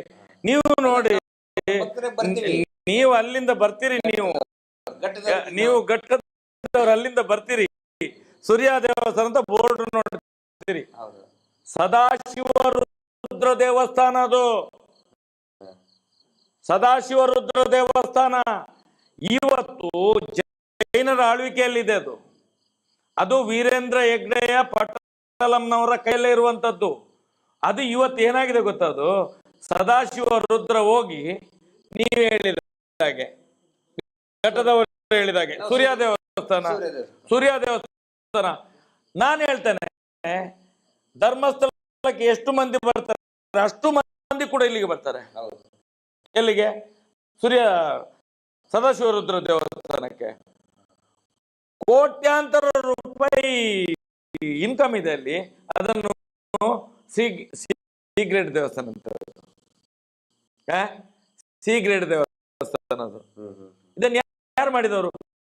ಈಗ ನೋಡಿದ್ರೆ ಅದು ಇಂದಿನ ಕಾಲದಲ್ಲಿ ಸದಾಶಿವ ರುದ್ರ ದೇವಸ್ಥಾನ ಅಂತ ಹೇಳಿ ಕುಡುಮದ ಮಂಜುನಾಥ ಸ್ವಾಮಿ, ಕುಡುಮದ ಇದಲ್ಲ, ಕುಡುಮದ ಭೂತ, ಕುಡುಮದ ಮಂಜುನಾಥ ಸ್ವಾಮಿ, ನಮ್ದು ಉಜಿರೆ ಜನಾರ್ದನ ಸ್ವಾಮಿ ದೇವಸ್ಥಾನ, ಇದು ಸದಾಶಿವ ರುದ್ರ ದೇವಸ್ಥಾನ. ಇದೆಲ್ಲ ಎಂಡೋಮೆಂಟ್ ಪಟ್ಟಿಯಲ್ಲಿದ್ದ ದೇವಸ್ಥಾನಗಳು ಈಗಲೂ ಕೂಡ. ಇದೆಲ್ಲ ಇವರ ಈ ಧರ್ಮಸ್ಥಳದವರ ಕೃಪಾ ಕಟಾಕ್ಷದೊಂದಿಗೆ ಯಾರ್ಯಾರು ದೇವಸ್ಥಾನದವರು ಇವರ ಕಾಲಿಡಿತಾರಲ್ಲ, ಅದನ್ನೆಲ್ಲ ಇವರ ಟೀಮ್ ಮಾಡ್ಕೊಂಡು ಹೋಗ್ತಾ ಇದ್ದಾರೆ. ಈಗ ಹಿಂದೂ ದೇವಸ್ಥಾನವನ್ನು ಒಳಗೆ ಹಾಕುವುದು ವ್ಯಾಪಾರದ ಅಂಗಡಿ ಆಗಿದೆ. ಈಗ ವ್ಯಾಪಾರದ ಅಂಗಡಿ ಆಗಿದೆ ಹಿಂದೂ ದೇವಸ್ಥಾನಗಳೆಲ್ಲ ಇವತ್ತು. ಈಗ ಯಾವಾಗ ಇಲ್ಲಿ ಈ ವಿಷಯನ ನಾವು ಎತ್ತಿದ್ವಿ, ಈಗ ಬೇರೆ ಬೇರೆ ಶ್ರೀಗಳನ್ನೆಲ್ಲ ಕರೆಸೋದು, ಒಂದೊಂದು ಇದನ್ನ 2 ಸರಿ ಉದ್ಘಾಟನೆ ಮಾಡಿಸೋದು, ಅದು ನಮ್ಮ ನೋಡಿ ಶೃಂಗೇರಿ ಗುರುಗಳು, ಆಮೇಲೆ ಶಂಕರಾಚಾರ್ಯರು ಸ್ಥಾಪನೆ ಮಾಡಿದಂತ ಪೀಠಗಳು, ಈಗ ಅವ್ರನ್ನ ಕರೆಸಿ ಈಗ ಏನಂತ ಹೇಳಿದ್ರೆ ಒಂದು ಪ್ರಚಾರ ತಗೊಂಡು ನಾವು ಏನೋ ಹಿಂದೂ ಪರವಾಗಿದ್ದೇವೆ, ಈ ತರ ಒಂದು ಏನೋ ಒಂದು ಪ್ಯಾಚಪ್ ಏನೋ ಮಾಡ್ತಾ ಇದ್ದಾರೆ ಅವ್ರೀಗ. ಆದರೆ ಒಂದು ಪ್ರತೀತಿ ಸರ್, ಜಗದ್ಗುರು ಪೀಠ ಅಂತ ಹೇಳಿದ್ರೆ ಶೃಂಗೇರಿಯವರು ಕೂಡ ಧರ್ಮಸ್ಥಳಕ್ಕೆ ಬಂದ್ರೆ ಯಾರು ಕೆಲಸದವರೆಲ್ಲ ಹೊತ್ಕೊಂಡು ಹೋಗೋದು. ವೀರೇಂದ್ರ ಹೆಗ್ಡೆ ಅವ್ರ ಮನೆಯವರೆಲ್ಲ ಹೆಗಲ ಮೇಲೆ ಪಲ್ಲಕ್ಕಿಯಲ್ಲಿ ಹೊತ್ಕೊಂಡು ಹೋಗ್ಬೇಕು ಸ್ವಾಮೀಜಿಯನ್ನೇ. ಇಲ್ಲಿ ಬಂದ್ರೆ ಸ್ವಾಮೀಜಿಗಳಿಗೂ ಕೂಡ ಮರ್ಯಾದೆ ಕೊಡುವುದಿಲ್ಲ ಇವರು, ಸ್ವಾಮೀಜಿಗಳಿಗೂ ಕೂಡ ಮರ್ಯಾದೆ ಕೊಡುವುದಿಲ್ಲ. ನಾವು ಕಳೆದ ಸಲ ಒಂದ್ಸಲ ಶೃಂಗೇರಿ ಪೀಠದಿಂದ ಸ್ವಾಮಿಗಳು ಬರುವಾಗ ಇದೇ ಹರ್ಷೇಂದ್ರ ಹೆಗ್ಡೆ ಸ್ವಾಮಿಗಳ ಹಿಂದ್ಗಡೆ ಹೋಗುವಾಗ ಹರ್ಷೇಂದ್ರ ಚಪ್ಪಲಿ ಒಬ್ಬ ಕೈಯಲ್ಲಿ ಇಟ್ಕೊಂಡು ಹೋಗ್ತಾ ಇದ್ದಾನೆ. ಸ್ವಾಮಿ ಹಿಂದ್ಗಡೆ ಹೋಗುವಾಗ ಹರ್ಷೇಂದ್ರ ಚಪ್ಪಲಿ ಇನ್ನೊಬ್ಬನ ಕೈಯಲ್ಲಿ. ಎಂತ ಪಾಪದ ಕೆಲಸ ನೋಡಿ. ಸ್ವಾಮೀಜಿಗಳು ಜೊತೆಯಲ್ಲಿರುವಾಗ ಹರ್ಷೇಂದ್ರನ ಚಪ್ಪಲಿ ಕೆಲಸದವನ ಕೈಯಲ್ಲಿ ಇಟ್ಕೊಂಡು ಅದ್ರ ಹಿಂದ್ಗಡೆ ನಡಿಲಿಕ್ಕೆ ಎಲ್ಲಾದ್ರೂ ಅರ್ಜೆಂಟ್ ಬೇಕಾದ್ರೆ ಹಾಕೊಳ್ಳಿಕ್ಕೆ ಕೊಡ್ಬೇಕು ಕಾಲಿಗೆ. ಈ ರೀತಿಯ ಅವಮಾನ ಮಾಡ್ತಾ ಇದ್ದಾರೆ. ಈಗ ನೋಡಿ, ಯಾವಾಗ ನಾವು ಮೊನ್ನೆಯಿಂದ ಪ್ರಾರಂಭ ಮಾಡಿದೇವಲ್ಲ, ಹಿಂದೂ ದೇವಸ್ಥಾನವನ್ನು ಕಬಳಿಸಿದ್ದಾರೆ. ದೇವಸ್ಥಾನದ ಮಂಜುನಾಥ ಸ್ವಾಮಿ RTC ವೀರೇಂದ್ರ ಹೆಗ್ಡೆ ಹೆಸರಿಗೆ ಆಗಿದೆ ಅಂತ ಹೇಳಿದ ಮೇಲೆ ಈಗ ಕಂಚಿ ಕಾಮಕೋಟಿಯ ಶ್ರೀಗಳಿಂದ ಮೊನ್ನೆಯಿಂದ ಅರೆ ಏನು ಪೂಜೆ, ಏನು ಅವನ, ಏನು ಮಂತ್ರಗಳು, ಏನು ತಂತ್ರಗಳು, ಏನು ಕುತಂತ್ರಗಳು, ಮತ್ತೆ ಹೊಗಳುದೇ ಹೊಗಳುದು. ನಾನು ಹೇಳುದು, ಈ ಮರ್ದಿ ಹಿಂದೂ ಸ್ವಾಮಿಗಳಿಗೆಲ್ಲ ಆದ್ರೂ ಮಾನ ಮರ್ಯಾದೆ ಇದೆಯಾ ಇವರಿಗೆ? ಇಡೀ ವಿಶ್ವವೇ ಇವತ್ತು ಧರ್ಮಸ್ಥಳದ ಕಡೆ ನೋಡ್ತಾ ಇದೆ, ಏನು ಅನ್ಯಾಯ ಆಗ್ತಿದೆ ಅಂತ ಹೇಳಿ. ಹಾಗಾದ್ರೆ ಇಷ್ಟು ಗೊತ್ತಾಗುದಿಲ್ಲ. ನಾನು ಮೊನ್ನೆ ತಮಿಳ್ನಾಡಿಗೆ ಫೋನ್ ಮಾಡಿದೆ. ಆ ಕಂಚಿ ಕಾಮಕೋಟಿಯ ಸ್ವಾಮೀಜಿಗೆ ಸ್ವಲ್ಪ ಏನಾದ್ರೂ ಬುದ್ಧಿ ಹೇಳಿ. ನೇರವಾಗಿ ಎದ್ದುಕೊಂಡು ಬರುವುದಲ್ಲ. ಇವತ್ತು ಮಹೇಶ್ ಶೆಟ್ಟಿ ಕೂಡ ಒಂದು ದೊಡ್ಡ ಸಭೆ ಆಗ್ತದೆ ಅಂತ ಹೇಳಿದ್ರೆ ಎಷ್ಟು ಜನ ಸೇರ್ತಾರೆ ಅಂತ ಕೇಳ್ತಾರೆ. ಅಲ್ಲಿ ಯಾರ್ಯಾರು ಗೆಸ್ಟ್ ಬರ್ತಾರೆ, ಕರೆಯುವಂತ ವ್ಯಕ್ತಿ ಹೇಗೆ ಅಂತ ಹೇಳಿ. ಒಂದು ಇಷ್ಟು ಜಗದ್ಗುರು ಪೀಠ ಅಂತ ಹೇಳ್ತೇವೆ ನಾವು ಕಂಚಿ ಕಾಮಕೋಟಿಯನ್ನು, ಅದಕ್ಕೆ ತಲೆಬಾಗಿ ನಮಿಸ್ತೇವೆ ನಾವು. ಒಬ್ಬ ಹಿಂದೂ ಸ್ವಾಮೀಜಿಯವರು ಯಾರೋ ಒಬ್ಬ ಕರೆದ್ರು ಅಂತ ನೇರ ಬರ್ತಾರಲ್ಲ ಇವ್ರು ಎಲ್ಲಿಗೆ ಬಂದದ್ದು? ಮೀಟರ್ ಬಡ್ಡಿ ದಂಧ ಮಾಡುವವರ ಕಾಲ ಬುಡಕ್ಕೆ ಬಂದದ್ದ? ಸರ್ಕಾರಿ ಭೂ ಹಗರವನ್ನು ನುಂಗಿ ತೇಗಿದಂತ ಒಂದು ಜನಗಳ ಕಾಲ ಬುಡಕ್ಕೆ ಬಂದದ್ದ? ಸಾವಿರಾರು ಕೋಟಿ ಆಸ್ತಿ, ಒಂದು ದುಡ್ಡಿನ ಭೂಮಿ ಆಕ್ರಮಣ ಮಾಡಿದಂತ ಅವರ ಇದಕ್ಕೆ ಬರುವುದಾ? ಲಕ್ಷಾಂತರ ಕೋಟಿ ದುಡ್ಡನ್ನು ಬಡ್ಡಿಗೆ ಕೊಟ್ಟವರ ಕಾಲ ಬುಡಕ್ಕೆ ಬರುವುದು ಇವರೆಲ್ಲ. ಈಗ ನೋಡಿ, 2 ವರ್ಷ ಆಯ್ತು ಅನ್ನಪೂರ್ಣ ಛತ್ರ ಓಪನ್ ಆಗಿ. ವೀರೇಂದ್ರ ಹೆಗ್ಡೆನೆ ಮಾಡಿರುವ. ಇವತ್ತು ಕೂಡ ನಾಳೆ ನಾಳ್ದು 14 ತಾರೀಕಿಗೆ ಕಂಚಿ ಕಾಮಕೋಟಿಯ ಕೈಯಿಂದ ಉದ್ಘಾಟನೆ. ಅಲ್ಲ, ಈಗ ಇದರಲ್ಲಿ ಮಾಡ್ತಾರಲ್ಲ ಸರ್, ನಮ್ ಕಡೆ ಒಂದು ಗುಲ್ಬರ್ಗ ಕಡೆ ಒಂದು ಗಾದೆ ಮಾತೈತೆ, ಹಳೆ ಕಲ್ಲು ಹೊಸ ಬಿಲ್ಲು ಅಂತ. ಅದೇಗೆ ಅಂದ್ರೆ ಈಗ ಒಂದೇ ಕಟ್ಟಡ ಇರ್ತದೆ, ಸರ್ಕಾರಿ ಕಟ್ಟಡ.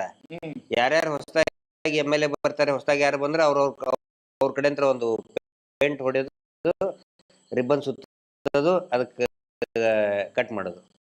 ಟಿವಿ ಸೀರಿಯಲ್ ಹಳೆ ಕಲ್ಲು ಹೊಸ ಬಿಲ್ಲು ಅಂತಾರೆ. ಹಳೆ ಕಲ್ಲು ಹೊಸ ಬಿಲ್ಲು ಅಂತೇಳಿ. ಆ ಕಲ್ಲು ಅದೇ ಇರ್ತದೆ, ಬಿಲ್ ಹೊಸದಾಗಿ ಮಾಡಕ್ಕೆ ಹೊಸ ಇವರು ಬಂದ ಮೇಲೆ ಅವ್ರ ಕಡೆ ಕಟ್ ಮಾಡೋದು, ಜನರುಗಳಿಗೆ ಈಗ ಮಾಡಿದ್ರು ಅಂತ. ಅದೆಲ್ಲ ಕಟ್ಟು ಮಾಡಿಸಿ ಮಾಡಿಸಿ ಮಾಡಿಸಿ ಮಾಡಿಸಿ ಇಡೀ ಸಮಾಜ, ಹಿಂದೂ ಸಮಾಜವನ್ನೇ ಕಟ್ಟು ಮಾಡಿ ಬಿಟ್ಟಿದ್ದಾರಲ್ಲ. ಇವತ್ತು ಹಿಂದೂ ಸಮಾಜ ಹೊಡೆದು ಸಾಯ್ತಾ ಇದೆ ಸ್ವಾಮಿ. ರಾಜಕೀಯವಾಗಿ, ಧಾರ್ಮಿಕವಾಗಿ, ಧಾರ್ಮಿಕ ಭಯೋತ್ಪಾದನೆಯಲ್ಲಿ ನಡೀತಿದೆ ಸರ್. ಅದು ಧಾರ್ಮಿಕ ಭಯೋತ್ಪಾದನೆ. ಹಿಂದೂ ನಾಯಕರು ಮಾತಾಡುದಿಲ್ಲ ನೋಡಿ. ಒಂದು ಭಗವದ್ಧ್ವಜ ಇಲ್ಲ ಅಲ್ಲಿ. ಇವ್ರು ಹೇಳ್ತಾರಲ್ಲ, ಇವತ್ತು ಸ್ವಾಮೀಜಿ ಬಂದಿದ್ದಾರಲ್ಲ, ನೋಡು, ಒಂದು ಹಿಂದೂ ಧ್ವಜ, ಭಗವದ್ಧ್ವಜ. ಈ ಸಲ ಆದ್ರೂ ಒಂದು ಜಗದ್ಗುರು ಪೀಠದ ಸ್ವಾಮೀಜಿ ಬರುವಾಗಾದ್ರೂ ಮಂಜುನಾಥ ದೇವಸ್ಥಾನದ ಮೇಲೆ ಒಂದು ಭಗವದ್ಧ್ವಜ ಹಾರಬೇಕಿತ್ತಲ್ಲ. ನೋಡು, ತೋರಿಸಿ. ಅಲ್ಲ, ಪುಣ್ಯಕ್ಕೆ ಸ್ವಾಮೀಜಿನ ಕೇಸರಿ ಇದ್ರಲ್ಲಿ ಹಾಕೊಂಡು ಹೋಗಕ್ ಬಿಟ್ಟಿದ್ದಾರೆ, ಜಲ್ಲೆ ಹಾಕೊಂಡು ಹೋಗಕ್ ಬಿಟ್ಟಿದ್ದಾರೆ. ಇಲ್ಲಾಂದ್ರೆ ಅದು ಬುದ್ಧಿಗೆ ಅವರು ಇವರು. ಏನೋ ಪುಣ್ಯಕ್ಕೆ ನಾನು ಹೇಳುವಂತದ್ದು, ಅವರನ್ನು ಪೂರ್ತಿ ಬಟ್ಟೆಯಲ್ಲಿ ಕರ್ಕೊಂಡೋಗಿದ್ದೆ ದೊಡ್ಡ ವಿಶೇಷ. ಅದು ಏನು ಅರಬೆತ್ತಲೆ ಮಾಡಿ ಕರ್ಕೊಂಡೋಗ್ಲಿಲ್ಲ, ನಮಗೆ ಇರ್ಬೇಕು ಅಂತ ಹೇಳಿ. ಯಾಕಂತ ಹೇಳಿದ್ರೆ ಇದು ಹಿಂದೂ ದೇವಸ್ಥಾನ ಅಲ್ಲ, ಇದು ಜೈನರದ್ದು ಅಂತ ಹೇಳಿ ಅವರನ್ನೇನು ಅರಬೆತ್ತಲೆ ಮಾಡ್ಲಿಲ್ಲ ಪುಣ್ಯಕ್ಕೆ. ಇದೊಂದು ಒಳ್ಳೆ ಸುದ್ದಿ ನಮ್ಗೆ, ಹಿಂದೂ ಹೋರಾಟಗಾರರಿಗೆ. ಇವತ್ತು ಜನಗಳು ಅರ್ಥ ಮಾಡ್ಕೋಬೇಕು. ಈ ಬರೀ ಪ್ರಚಾರದಲ್ಲಿ, ಟಿವಿ ಪ್ರಚಾರದಲ್ಲಿ ಇವರು ಪ್ರಶಸ್ತಿ ತಗೊಳ್ಳೋದು, ಪ್ರಶಸ್ತಿ ತಗೊಳ್ಳೋದು ಅಂದ್ರೆ ದುಡ್ಡು ಕೊಟ್ಟು ಖರೀದಿ ಮಾಡೋದು. ಆದ್ರೆ ವಾಸ್ತವ ಏನು ನಡೀತಾ ಇದೆ, ದೇವರನ್ನ ವ್ಯಾಪಾರ ಮಾಡೋದ್ರ ಬಗ್ಗೆ ಎಷ್ಟು ವ್ಯಾಪಾರ ಮಾಡ್ತಾ ಇದ್ದಾರೆ. ಮಂಜುನಾಥ ಸ್ವಾಮಿನ ಇಟ್ಟು ಸ್ವತಃ ಅವರು ಹೇಳ್ತಾರೆ, ಮಂಜುನಾಥ ಸ್ವಾಮಿ ಇದು ಹಿಂದೂಗಳ ದೇವಸ್ಥಾನ ಅಲ್ಲ ಅಂತೇಳಿ. ಬಡ್ಡಿ ದಂಧೆ ಮಾಡ್ಬೇಕಾದ್ರೆ ಮಂಜುನಾಥ ಸ್ವಾಮಿ ಫೋಟೋ ಇಡ್ತಾರೆ. ಜನಗಳಿಗೆ ಇದು ಆಗಬೇಕು ಅನ್ನೋದು ಪ್ರಯತ್ನ ನಮ್ದು. ಅಲ್ಲ ಸರ್, ನಿಮ್ಮ ಹತ್ರ ನಾನೊಂದು ಪ್ರಶ್ನೆ.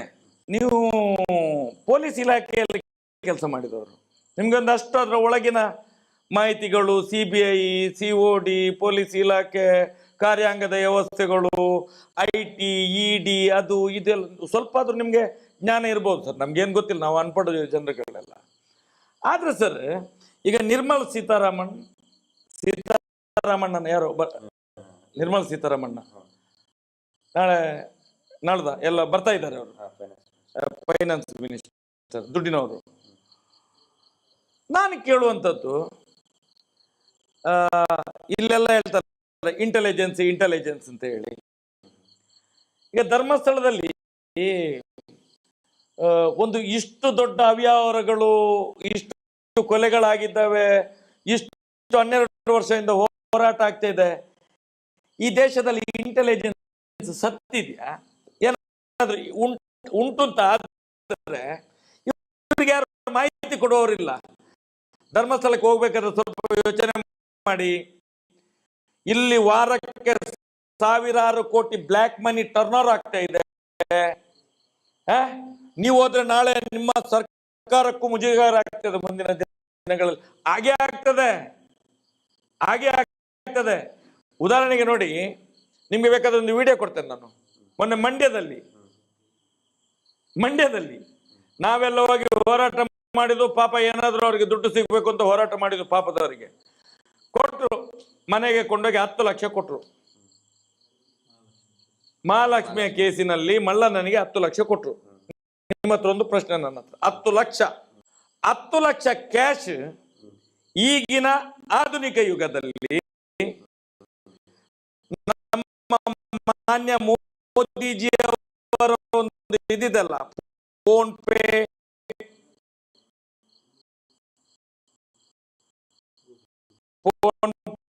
ಗೂಗಲ್ ಪೇ, ಮತ್ತೆ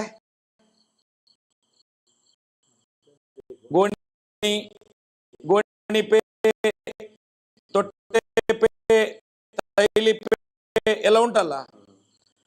ಹಾಗಾದ್ರೆ ಈ 10 ಲಕ್ಷ ಕ್ಯಾಶ್ ಕೊಂಡೋಗಿ ಅಪ್ಪ ಮಗನ ಕೈಯಲ್ಲಿ ಕೊಟ್ಟಿದ್ದಾರಲ್ಲ, ಇದಕ್ಕೆ ದಾಖಲೆ ಏನಿದೆ? Settlement pay. ಹಾಗಾದ್ರೆ ಇದು ಬ್ಲ್ಯಾಕ್ ಮನಿ, ಸೆಟ್ಟಿಂಗ್ ಪೇ. ನಾನು ಹೇಳುವಂತದ್ದು, ಈ ಇಂಟೆಲಿಜೆನ್ಸ್ ಎಲ್ಲ ಇದೆ ಅಲ್ಲ, ಆ ತಾಯಿಯೊಂದು ಆತ್ಮಹತ್ಯೆ ಮಾಡಿಕೊಂಡು ಸತ್ತಿದ್ದಾಳೆ, ಹೋರಾಟ ಆಗಿದೆ, ಇಷ್ಟು ಪೇಪರ್ ಅಲ್ಲಿ ಬಂದಿದೆ, ಯೂಟ್ಯೂಬರ್ಸ್ ಗಳು ಎಲ್ಲ ಮಾತಾಡಿದಾರಲ್ಲ. ಅಲ್ಲಿ ತಹಸೀಲ್ದಾರ್ ಇದ್ದುಕೊಂಡೇ ಕೊಟ್ಟದ್ದಲ್ಲ, ತಾಲೂಕು ದಂಡ ಅಧಿಕಾರಿ ಅಲ್ವಾ, ಒಬ್ಬ ಚುನಾಯಿತ ಪ್ರತಿನಿಧಿ ಶಾಸಕರಿದ್ದಲ್ಲಿ 10 ಲಕ್ಷ ಕ್ಯಾಶ್ ಕೊಟ್ರಲ್ಲ. ಏನ್ ಕ್ರಮ ಕೈಗೊಳ್ತದೆ ಈ ಸರ್ಕಾರ, ಈ ED, ಈ PD? ಏನ್ ಸರ್ ಇದು? ತಾವು ಸುಮಾರು ಜನ ಕೇಳ್ತಿರ್ತಾರೆ ನಮ್ಗೆ, ಇಂಟೆಲಿಜೆನ್ಸ್ ಇಲ್ವಾ, ಇಷ್ಟೊಂದೆಲ್ಲ ಬ್ಲ್ಯಾಕ್ ದಂಧೆ ನಡೀತಾ ಇದೆ, ಅಕ್ರಮ ನಡೀತಾ ಇದೆ, ಫೈನಾನ್ಸ್ ಮಿನಿಸ್ಟರ್ನೇ ಕರೆಸ್ತಾರೆ, ಇಂಟೆಲಿಜೆನ್ಸ್ ಇಲ್ವಾ ಅಂತ ಹೇಳಿ. ಇಂಟೆಲಿಜೆನ್ಸ್ ಹೆಂಗ್ ವರ್ಕ್ ಆಗುತ್ತೆ ಅಂತ ಹೇಳಿದ್ರೆ, ಇಂಟೆಲಿಜೆನ್ಸ್ ಅಂತಂದ್ರೆ ಮೊಬೈಲ್ನಲ್ಲಿ ಇರುವಂತಹ ಒಂದು ಆ್ಯಪ್ ಇದ್ದಂಗೆ. ಆ ಆ್ಯಪ್ ವರ್ಕ್ ಮಾಡ್ಬೇಕಂತ ಹೇಳಿದ್ರೆ ಅದು ಆಕ್ಟಿವೇಟ್ ಆಗಿ ಮಾಡಬೇಕು, ಅದನ್ನ ಅಂದ್ರೆ ಇನ್ಸ್ಟಾಲ್ ಮಾಡ್ಕೋಬೇಕು ಅದನ್ನ. ಈಗ ಅದನ್ನ ಇನ್ಆಕ್ಟಿವೇಟ್ ಮಾಡಿಬಿಟ್ರೆ, ಈಗ ವೀರೇಂದ್ರ ಹೆಗಡೆ ಸಂಬಂಧಪಟ್ಟಂತೆ ಅದನ್ನ ಇನ್ಆಕ್ಟಿವೇಟ್ ಮಾಡಿಬಿಟ್ಟಿರ್ತಾರೆ, ಅದನ್ನ ಆಕ್ಟಿವೇಟ್ ಮಾಡ್ಬೇಕಲ್ಲ, ಆಕ್ಟಿವೇಟ್ ಮಾಡಿದಾಗ ಅದು ವರ್ಕ್ ಆಗುತ್ತೆ. ಇಲ್ಲ ಅಂತ ಹೇಳಿದ್ರೆ ಮಾಹಿತಿ ಇಂಟೆಲಿಜೆನ್ಸ್ ಇದ್ದೇ ಇದೆ, ಖಂಡಿತ ಇದೆ. ಇವ್ರು ಏನ್ ಮಾಡ್ತಾ ಇದ್ದಾರೆ, ಇದನ್ನೆಲ್ಲರೂ ಕೂಡ ಅರ್ಥ ಮಾಡ್ಕೋಬೇಕು. ನಿರ್ಮಲಾ ಸೀತಾರಾಮನ್ ಮೇಡಮ್ ಒಬ್ಬರೇ ಬಂದಿರೋದಲ್ಲ, ಮೋದಿಜಿಯವರೊಬ್ಬರೇ ಬಂದಿರೋದಲ್ಲ, ಹಿಂದೆ ಇಂದಿರಾ ಗಾಂಧಿ ಅವ್ರನ್ನು ಕೂಡ ಕರೆಸಿದ್ದಾರೆ, ರಾಜೀವ್ ಗಾಂಧಿ ಅವ್ರನ್ನು ಕರೆಸಿದ್ದಾರೆ, ದೇವೇಗೌಡರಂತರೂ ಈ ಏನು ಮಂಗಳೂರು ಉಡುಪಿ ಹೆಂಗೆ ರೆಗ್ಯುಲರ್ ಬಸ್ ಓಡಾಡ್ತವೆ ಹಂಗೆ ದೇವೇಗೌಡರಂತೂ ರೆಗ್ಯುಲರ್ ಆಗಿ ಬರ್ತಾರೆ ಹೋಗ್ತಾರೆ. ಮುಖ್ಯಮಂತ್ರಿಗಳಂತೂ ಲೆಕ್ಕಕ್ಕಿಲ್ಲ. ಯಾಕೆ ಬರ್ತಾರೆ ಅಂತ ಹೇಳಿದ್ರೆ, ರಾಜಕಾರಣಿಗಳಿಗೆ ಇಷ್ಟೊಂದು ಕೋಟಿಗಟ್ಟಲೆ ಸಂಖ್ಯೆಯ ಭಕ್ತರು ಇದಾರಲ್ಲ, ಎಲ್ಲಿ ಏನಾದರೂ ಆಕ್ಷನ್ ತಗೊಂಡ್ಬಿಟ್ರೆ ಭಕ್ತರಿಗೆ ಏನಾದರೂ ಇದನ್ನಾಗುತ್ತೋ ಅನ್ನೋ ದೃಷ್ಟಿಯಿಂದ ಸುಮ್ಮನೆ ಇರ್ತಾರೆ. ಆದ್ರೆ ಈಗ ಏನಾಗಿದೆ, ಈ ಸೌಜನ್ಯ ಹೋರಾಟದಿಂದ ಜನಸಾಮಾನ್ಯರಿಗೆ ವೀರೇಂದ್ರ ಹೆಗ್ಗಡೆ ಅವರ ನಾಟಕ ಕಂಪನಿ ಮಾಡ್ತಾ ಇರೋದು ಪ್ರತಿಯೊಬ್ಬರಿಗೂ ಕೂಡ ಗೊತ್ತಾಗಿದೆ. ಈ ಹೋರಾಟದ ವಿಷಯ ಪ್ರತಿಯೊಬ್ಬರಲ್ಲಿ ಕೂಡ ಇದೆ. ಆನಂತರ ಒಂದು ತಮ್ಮ ಗಮನಕ್ಕೆ ಮತ್ತು ಎಲ್ಲರ ಗಮನಕ್ಕೆ ತರ್ತಾ ಇದ್ದೀನಿ, ಆಸಾರಾಮ್ ಬಾಪು ಮುಂದೆ ಇವ್ರು ಏನೂ ಅಲ್ಲ, ವೀರೇಂದ್ರ ಹೆಗ್ಗಡೆ ಏನೂ ಅಲ್ಲ. ಲಕ್ಷಾಂತರ ಕೋಟಿ ಆಸ್ತಿ ಒಡೆಯ ಆತ. ಇವ್ರದ್ದು ಬರೀ ಒಂದು ರಾಜ್ಯದಲ್ಲಿದೆ, ಅವನು 5 ರಾಜ್ಯದಲ್ಲಿ ಅವನ ಸಾಮ್ರಾಜ್ಯ. ಜೈಲಿಗೆ ಹೋದಾಗ ನಮ್ಮ ಧಾರವಾಡದಲ್ಲಿನೂ ಕೂಡ ಆಸಾರಾಮ್ ಬಾಪುನ ಬಿಡುಗಡೆ ಮಾಡಿ ಅಂತ ಹೇಳಿ ಒಂದು ಇದಕ್ಕೆ ಟಾಂಗಾಕ್ಕೆ ಆಟೋ ರಿಕ್ಷಾಕ್ಕೆ ಇದನ್ನ ಹಾಕೊಂಡು ಅನೌನ್ಸ್ ಮಾಡ್ತಾ ಇದ್ರು. 1 ವರ್ಷದ ಹಿಂದೆನೆ ನಾನೇ ನೋಡಿದ್ದೀನಿ, ಧಾರವಾಡದಲ್ಲಿ ನಾನು ನೋಡಿದ್ದೀನಿ ಸಂತೆಯಲ್ಲಿ. ಅಷ್ಟೊಂದು ಪ್ರಭಾವಿ ವ್ಯಕ್ತಿ ಆತ. ಅಷ್ಟು ಅತ್ಯಾಚಾರ ಮಾಡಿದ, ಹೌದು, ಅತ್ಯಾಚಾರ ಮಾಡಿದವನು. ಮತ್ತು ಅದಕ್ಕಿಂತ ಬಿಫೋರ್ ಸ್ವತಃ ಮೋದಿಜಿನೇ ಅವನ ಹಾಡು ಹೊಗಳಿದ್ರು ಕಾರ್ಯಕ್ರಮದಲ್ಲಿ ಬಂದು. ಆಸಾರಾಮ್ ಬಾಪು ಆಶೀರ್ವಾದ ನನಗಿರ್ಬೇಕು, ಉನ್ಕಾ ಆಶೀರ್ವಾದ ಹೋನಾ ಚಾಯಿ ಹಮೆ ಅಂತೇಳಿ ಹೊಗಳಿದ್ರು. ಆದ್ರೆ ಯಾವಾಗ ಒಂದು ಸಾರಿ ಸಿಕ್ಕಿ ಬಿದ್ದ, ಎಲ್ಲರೂ ಆತನು ಕೈ ಬಿಟ್ರು. ಮುಂದೆ ಇವನು ಸಿಕ್ಕಾಕೊಳ್ತಾನೆ. 100% ಅದೇ ಆಗುತ್ತೆ. ಇಂಟೆಲಿಜೆನ್ಸ್ಗೆ ಎಲ್ಲಾ ಮಾಹಿತಿನೂ ಇದೆ, ಎಲ್ಲಾ ಮಾಹಿತಿನೂ ಇದೆ, ಖಂಡಿತ ಇದೆ. ಸ್ಟೇಟ್ ಪೊಲೀಸ್ ಇಂಟೆಲಿಜೆನ್ಸ್ ಗೊತ್ತಿದೆ, ಪ್ರತಿಯೊಬ್ಬ ಅಧಿಕಾರಿಗಳಿಗೂ ಕೂಡ ಗೊತ್ತಿದೆ. ವೀರೇಂದ್ರ ಹೆಗ್ಗಡೆ ಮಾಡಿರುವಂತ ಹಲ್ಕ ಕಚಡ ಕೆಲಸ ಪ್ರತಿಯೊಬ್ಬರಿಗೂ ಗೊತ್ತಿದೆ. ಸರ್, ನೀವ್ ಹೇಳ್ತೀರಿ ಇಂಟೆಲಿಜೆನ್ಸ್ ಸಂಬಳ ಎಷ್ಟು ತಿಂತಾನೆ ಅವನು. ನೀವು ಇಲ್ಲಿ ಹೋಗಿ ಸರ್, ಹಳ್ಳಿಗೆ ಒಬ್ಬ ದನ ಕಾಯುವಂತ ಸಣ್ಣ ಹುಡುಗನಿಗೆ ಕೇಳಿ ಧರ್ಮಸ್ಥಳ ಹೇಗಿದೆ ಅಂತ ಕೇಳಿ, ಅವನು ಹೇಳ್ತಾನೆ ಜನ್ಮಕ್ಕೆ ಅವ್ರದ್ದು ಅಂತ ಹೇಳ್ತಾನೆ. ಇವತ್ತು ಅಲ್ಲಿ ತನಕ ಮುಟ್ಟಿದೆ. ಇಂಟೆಲಿಜೆನ್ಸ್ ಗೊತ್ತಿರೋದು ಇರ್ತದ. ಒಂದ ಬೆಕ್ಕು ಯಾವತ್ತು ಮನೆಯ ಯಜಮಾನ್ ಹಾಲು ಹಾಕುವಾಗ ಕಣ್ಣು ಮುಚ್ಚಿ ಕುಡುದು. ಅದು ಹೇಳ್ತದಂತೆ, ಅಕ್ಕ ಹಾಕಿದ್ಲು, ನಾನು ಕಣ್ಣು ಮುಚ್ಚಿ ಕುಡ್ದೆ, ಏನ್ ಹಾಕಿದ್ರೆ ಕಣ್ಣು ಮುಚ್ಚಿ ಕುಡ್ದೆ ಅಂತ ಹೇಳಿ. ಇವತ್ತು ಅದು ನಡೀತಿದೆ ಇಲ್ಲಿ. ಸರ್, ಈಗ ಮುಂಚೆ ಇವ್ರ ಬಗ್ಗೆ ಪ್ರಶ್ನೆ ಮಾಡೋದಿಲ್ಲ, ಯೋಚನೆನೂ ಕೂಡ ಮಾಡ್ತಿದ್ದಿಲ್ಲ. ಆದ್ರೆ ಈಗೇನಾಗಿದೆ, ಹಳ್ಳಿಯಲ್ಲಿ ಪ್ರತಿಯೊಬ್ಬ ಒಬ್ಬ ಮಹಿಳೆ ಯೋಚನೆ ಮಾಡ್ತಿರ್ಲಿಲ್ಲ, ತಪ್ಪು ಯೋಚನೆ ಮಾಡ್ತಿದ್ರು, ಮಾಡಿದವು ಇರ್ತಿರ್ಲಿಲ್ಲ. ಅದು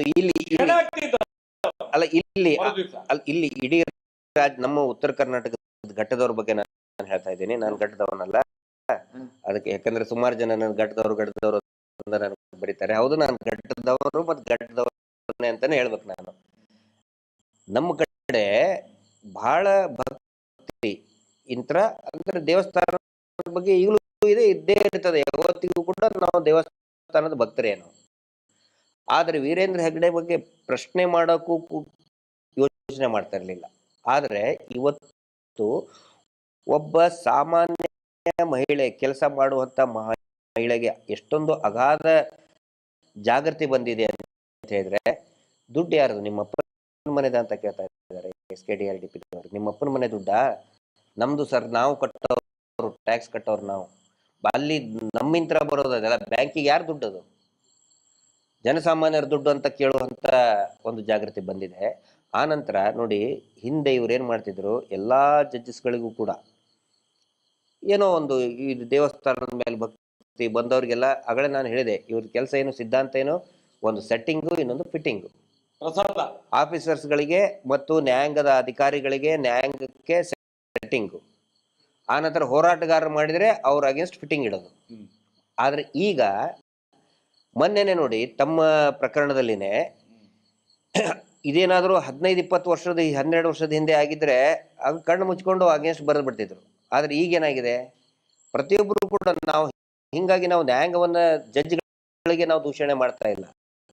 ಅವ್ರಿಗೂ ಕೂಡ ಈ ಹೋರಾಟದ ಫಲವಾಗಿ ಇವರ ಅಸಲಿ ಮುಖ ಗೊತ್ತಾಗ್ತಾ ಇದೆ. ಪದರವಾಗಿ ಹಂಗೆ ಬೆಳ್ಳುಳ್ಳಿ ಪದರು ಪದರಾಗಿ ಬಿಚ್ಚಿಸ್ತಾ ಹೋಗ್ತಾ ಇತ್ತಲ್ಲ, ಹಂಗೆ ಇವರ ಮುಖವಾಡ ಪದರ ಪದರಾಗಿ ಬಿಚ್ತಾ ಹೋಗ್ತಾ ಇದೆ. ಅದು ಹೋರಾಟದ ಯಶಸ್ಸು, ಹೋರಾಟದ ಪ್ರತಿಫಲ. ಅದಕ್ಕೆ ಪ್ರತಿಯಾಗಿ ನಾನು ನಿಮ್ಗೆ ಹೇಳ್ತೇನೆ, ಮೊನ್ನೆ ಸವದತ್ತಿಯಲ್ಲಿ ಒಂದು ಕೇಸ್ ನೋಡಿದೀವಿ ನಾವು. ಮೊನ್ನೆ ಹೋಗೋಕೆ ಅಲ್ಲಿ ಲಾಯರ್ ಹೇಳ್ತಾರೆ ಮಹೇಶ್ ಶೆಟ್ಟರ ಕೇಸ ಅಂತ ಹೇಳಿ 30 ಮಂದಿ ನನ್ನ ಕೇಸಿಗೆ ನಾವು ವಕಾಲತ್ ಆಗ್ತೇವೆ ಅಂತ ಹೇಳಿ ಸೈನ್ ಮಾಡಿದ್ದಾರೆ. 30 ಜನ ವಕೀಲರು ಸವದತ್ತಿಯಲ್ಲಿ. ಮೊನ್ನೆ ಈಗ ಧಾರವಾಡಕ್ಕೆ 50ಕ್ಕಿಂತ ಹೆಚ್ಚು ವಕೀಲರುಗಳು ಮಹೇಶ್ ಶೆಟ್ಟರ ಕೇಸ, ಇದು ನಮ್ಮ ವಕೀಲರ ಹತ್ರ ಮಹೇಶ್ ಶೆಟ್ಟರ ಕೇಸ್, ಹೌದು ನಮ್ದೊಂದು ವಕಾಲತ್ ಇರ್ಲಿ ಅಂತ ಹೇಳಿ 50 ಜನರ ಮೇಲೆ ಈಗ ಸೈನ್ ಮಾಡ್ತಾ ಇದ್ದಾರೆ. ಶ್ರುತಿ ಬೆಳ್ಳಕ್ಕಿ ಅಂತೇಳಿ ಒಬ್ಬ ಯಂಗ್ ಅಡ್ವೊಕೇಟ್, ನಾವಲ್ಲಿ ಕೋರ್ಟ್ ಅಲ್ಲಿ ನಿಂತಾಗ ಕೆಳಗಡೆ ಟೀ ಕುಡಿಯಕ್ ಬಂದಾಗ ಅಡ್ವೊಕೇಟ್ಸ್ ಎಲ್ಲರೂ ಬಂದ್ರು. ನಾನು ಅದನ್ನ ಹೇಳಬೇಕು, ಇವ್ರು ಯಾಕೆ ಅಲ್ಲಿ ಹಾಕ್ತಾ ಇದ್ರು ಅಂತ ಹೇಳಿದ್ರೆ, ಮಹೇಶ್ ಶೆಟ್ಟರ್ಗೆ ಅಂದ್ರೆ ದೇವಸ್ಥಾನಕ್ಕೆ ಅಪಮಾನ ಮಾಡಿದ್ರು ಅಂತ ಹೇಳಿ ಹಾಕ್ತಾ ಇದ್ರಲ್ಲ. ಮಹೇಶ್ ಶೆಟ್ಟರಿಗೆ ಉತ್ತರ ಕರ್ನಾಟಕ ಏನು ಗೊತ್ತು, ಅಲ್ಲಿ ಯಾರು ವಕೀಲರಿಗೆ ಗೊತ್ತಿರಲ್ಲ, ಏನಿಲ್ಲ ಅಂತ. ಆದ್ರೆ ಏನಾಗಿದೆ, ಅಲ್ಲಿ ಮಹೇಶ್ ಶೆಟ್ಟರು ಹೋಗಿ ನಿಂತ್ಕೊಂಡ್ರೆ ಅವ್ರ ಸುತ್ತಲೂ ಒಂದು 10 ಜನ ಸಮಾಜದ ಬಗ್ಗೆ ಕಾಳಜಿ ಇರುವಂತ ವಕೀಲರು ಸುತ್ತುವರಿತಾರೆ, ಫೋಟೋ ತೆಗೆಸ್ಕೊಳ್ತಾರೆ, ನಾವು ನಿಮ್ಮ ಜೊತೆಗಿದ್ದೇವೆ. ಈ ಜಿಲ್ಲೆಯ, ಈ ತಾಲೂಕಿನ ನ್ಯಾಯವಾದಿಗಳು ಈ ಹೋರಾಟದ ಜೊತೆಗಿದ್ದಾರೆ, ಅವರ ಒಂದು ಏನು ಕಾನ್ಫಿಡೆನ್ಸ್ ಅನ್ನೋ ವಿಶ್ವಾಸವನ್ನ ಈ ಹೋರಾಟಕ್ಕೆ ಕೊಡ್ತಾ ಇದ್ದಾರೆ. ಇದು ಈ ವೀರೇಂದ್ರ ಹೆಗಡೆ ನಾಟಕ ಕಂಪನಿಗೆ ಗೊತ್ತಿರಬೇಕು. ತುಮಕೂರು ಶಿರಾದಲ್ಲಿ ನಾವು ಅವರಿಗೆ ಅಭಿನಂದನೆ ಸಲ್ಲಿಸ್ತೀವಿ. ಅವೆಲ್ಲಾ ನ್ಯಾಯವಾದಿಗಳಿಗೆ, ವಿಶೇಷವಾಗಿ ಹಿರಿಯ ವಕೀಲರು ಇರ್ಬೋದು, ಕಿರಿಯ ವಕೀಲರು ಇರ್ಬೋದು, ನಾವು ಈ ಹೋರಾಟದ ಜೊತೆಗಿದ್ದೇವೆ, ನಾವು ವಕಾಲತ್ತಿಗೆ ಸೈನ್ ಮಾಡ್ತೀವಿ ಅಂತ ಹೇಳಿ ಸವದತ್ತಿಯಲ್ಲಿ 30 ಜನ, ಧಾರವಾಡದಲ್ಲಿ 50ಕ್ಕಿಂತ ಹೆಚ್ಚು ಜನ ನಾವು ಸೈನ್ ಹಾಕ್ತೀವಿ. ಯಾಕಂದ್ರೆ ನಮ್ದು ಯಾಕಂದ್ರೆ ನೋಡಿ, ಈ ದೇಶದಲ್ಲಿ ಅನೇಕ ಹೋರಾಟಗಳು ಚಾಲ್ತಿಯಲ್ಲಿ ಬಂದಿದ್ದು, ಯಶಸ್ಸು ಕಂಡಿದ್ದು ಈ ನ್ಯಾಯವಾದಿಗಳ ಒಂದು ಸಹಕಾರದಿಂದ. ಮಹಾತ್ಮ ಗಾಂಧಿ ಏನಿದ್ರು, ಇವಾಗ ಅಡ್ವೊಕೇಟ್. ವಲ್ಲಭಭಾಯಿ ಪಟೇಲ್ ಏನಿದ್ರು, ಇವಾಗ ಅಡ್ವೊಕೇಟ್. ಜವಾಹರ್ಲಾಲ್ ನೆಹರು ಏನಿದ್ರು, ಅಡ್ವೊಕೇಟ್. ಅನೇಕ ಹೋರಾಟಗಳು ಅಷ್ಟೇ ಅಲ್ಲ, ರೈತ ಹೋರಾಟಗಳು, ರೈತ ಹೋರಾಟಗಾರರು, ದಲಿತ ಹೋರಾಟಗಾರರು ಎಲ್ಲರೂ ಕೂಡ ಏನಿದ್ದು ಅಡ್ವೊಕೇಟ್ ಇದ್ದಿದ್ದು. ಇವತ್ತು ಎಲ್ಲೆಲ್ಲಿ ಉತ್ತರ ಕರ್ನಾಟಕದಲ್ಲಿ ಇರ್ಬೋದು ಅಥವಾ ಇಲ್ಲಿ ತುಮಕೂರು ಇರ್ಬೋದು, ಅಲ್ಲಿ ಅಡ್ವೊಕೇಟ್ಗಳು ಬಂದು ನಾವು ಈ ಹೋರಾಟದ ಪರವಾಗಿ ಮಹೇಶ್ ಶೆಟ್ಟರ್ ಕೇಸಿನ ಜೊತೆಗೆ ನಾವಿದ್ದೇವೆ, ನಾವು ವಾದ ಮಾಡ್ತೇವೆ ಅಂತ ಹೇಳಿ ಬರ್ತಾ ಇದ್ದಾರೆ. ಈಗ ಆ ಕಾಲ ಹೋಯ್ತು, 12 ವರ್ಷದ ಹಿಂದೆ ಹೋಯ್ತದು, ಹೊಸ ಯುಗ ಪ್ರಾರಂಭ ಆಗಿದೆ ಈಗ.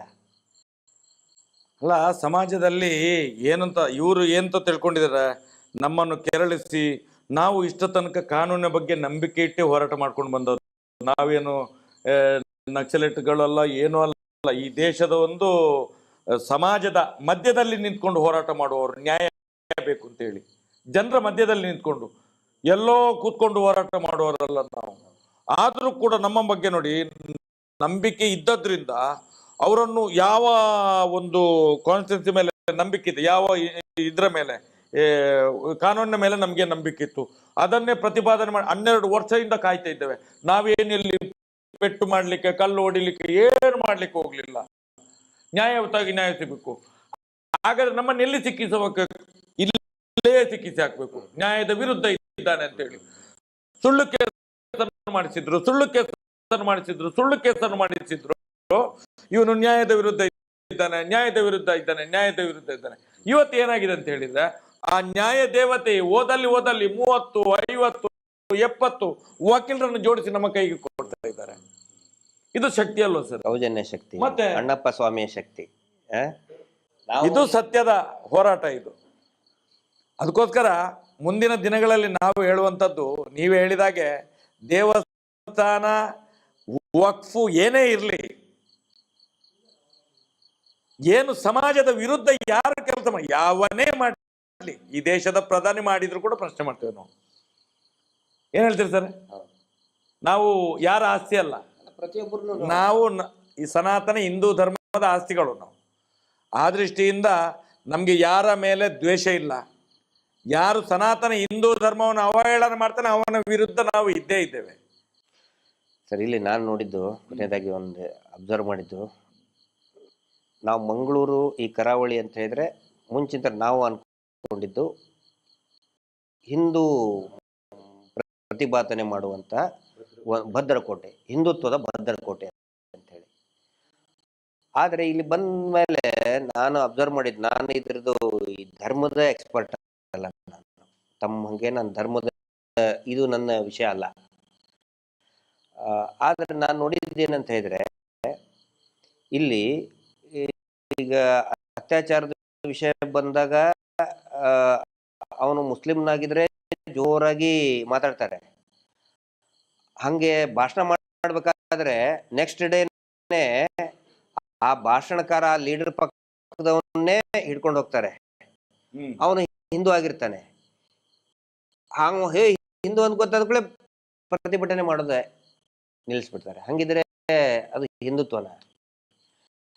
ಆನಂತರ ಈ ಗೋ ಸಾಗಾಣಿಕೆ ಮಾಡೋದ್ರಲ್ಲಿ ಅಕಸ್ಮಾತ್ ಆಗಿ ಗಟ್ಟಿಯಾಗಿ ನಿಂತ್ಕೊಂಡ್ರೆ ಇಲ್ಲಿ ಅಕ್ರಮ ಗೋ ಸಾಗಾಣಿಕೆನೇ ಆಗುದಿಲ್ಲ. ನನಗೆ ಗೊತ್ತಿದೆ, ನಾನು ಡಿಪಾರ್ಟ್ಮೆಂಟ್ ನಲ್ಲಿ ಇದ್ದವನು. ಅದಾದ್ಮೇಲೇನು ಕೂಡ ಸಂಘಟನೆಯ ಪರವಾಗಿ ಹೋರಾಟ ಮಾಡಿದವನು. ಒಳಗಡೆ ವಿಷಯ ಏನಂತ ಹೇಳಿದ್ರೆ, ಇವತ್ತಿಗೂ ಕೂಡ ಕೇರಳಕ್ಕೆ, ಗೋವಾಕ್ಕೆ ಅಕ್ರಮವಾಗಿ ಗೋ ಸಾಗಾಣಿಕೆ ಆಗ್ತಾನೆ ಇದೆ. ಇದರಲ್ಲಿ ಸಂಘಟನೆಯ ಪ್ರಮುಖರು ಇದ್ದಾರೆ ಸರ್, ಪ್ರಮುಖರಿದ್ದಾರೆ. ಎಷ್ಟೋ ಸಲ ನಾವು ಹಿಡಿದು ಕೊಟ್ಟಾಯ್ತು, ಆದ್ರೂ ಅವರನ್ನು ಬಚಾವ್ ಮಾಡ್ತಾರೆ. ಇಲ್ಲಿ ಏನು ಗೊತ್ತಾ, ಓಟು ಸರ್, ಇಲ್ಲಿ ಧರ್ಮ ಏನು ಕರ್ಮ ಇಲ್ಲ. ಇದು ಪರಶುರಾಮನ ಸೃಷ್ಟಿ ಅಂತ ಹೇಳ್ತಾರೆ. ಪರಶುರಾಮನ ನಕಲಿ ಮೂರ್ತಿ ಸೃಷ್ಟಿ ಮಾಡಿದ್ರ ಬಗ್ಗೆ ಮಾತಾಡಲ್ಲ ನೋಡ್ರಿ. ಯಾರು ನೋಡಿ, ಕೆತ್ತಿದವನು ಹೋಗ್ಲಿ, ಕೆತ್ತಿಸಿದವ ಎಲ್ಲಿದ್ದಾನೆ? ಅಲ್ಲ, ಆ ಕೆತ್ತಿಸಿದ ಪಾಪಿ ಇದ್ದಾನಲ್ಲ, ಕೆತ್ತಿಸಿದವ ಯಾರು ಹೇಳಿ ನೀವು? ಕೆತ್ತಿಸಿದವ ಯಾರು? ಈಗ ನೋಡಿ, ಒಂದು ಪರಶುರಾಮನ ಸೃಷ್ಟಿ, ಆನಂತರ ಪರಶುರಾಮರ ನಕಲಿ ಮೂರ್ತಿ ಸೃಷ್ಟಿ. ಇಲ್ಲಿ ಎರಡು ಸೃಷ್ಟಿಗಳು ಇದೆಪ್ಪ. ಎರಡು ಸೃಷ್ಟಿಗಳ ಬಗ್ಗೆ ಚರ್ಚೆ ಆಗ್ತದೆ. ಒಂದು ಪರಶುರಾಮರ ಸೃಷ್ಟಿ, ಖಂಡಿತ ನಾವು ಕೂಡ ಆರಾಧಕರು. ಪರಶುರಾಮನ ಸೃಷ್ಟಿ, ರಾಮ ಹೌದು, ದೇವರು. ಪರಶುರಾಮರ ಸೃಷ್ಟಿ, ಆನಂತರ ಪರಶುರಾಮರ ನಕಲಿ ಮೂರ್ತಿ ಸೃಷ್ಟಿ ಬಗ್ಗೆ, ಅದ್ರ ಬಗ್ಗೆ ಧ್ವನಿ ಎತ್ತಬೇಕು ತಾನೆ. ಆರಾಧ್ಯ ದೈವ ಪರಶುರಾಮ ಅಂತ ಹೇಳಿದ್ರೆ ಸಣ್ಣ ಇದನ್ನೆಲ್ಲ, ದೊಡ್ಡ ತಪಸ್ವಿ ಸ್ವಾಮಿ. ಜಮೀರ್ ಅಹಮದ್ ಎತ್ಬೇಕು ಅದನ್ನು, ಜಮೀರ್ ಅಹಮದ್ ಎತ್ಬೇಕಾ? ಯುಟಿ ಖಾದರ್ ಎತ್ಬೇಕಾ? ಯಾರು ಎತ್ಬೇಕು? ಯಾವ ಹಿಂದೂಗಳು? ನಾನು ಬಜರಂಗಿ, ನಾನು ವಿಶ್ವ ಹಿಂದೂ. ಎಲ್ಲಿ ಹೋಗಿದ್ದಾರೆ ಇವರು? ಸತ್ತಿದ್ದಾರೆ ಇವರು? ಸತ್ತಿದಾರಾ? ಬೇರೆಯವ್ರು ಮಾಡ್ತಿದ್ರೆ ಈಗ ಏನ್ ಮಾಡ್ತಿದ್ರು ಇವರು?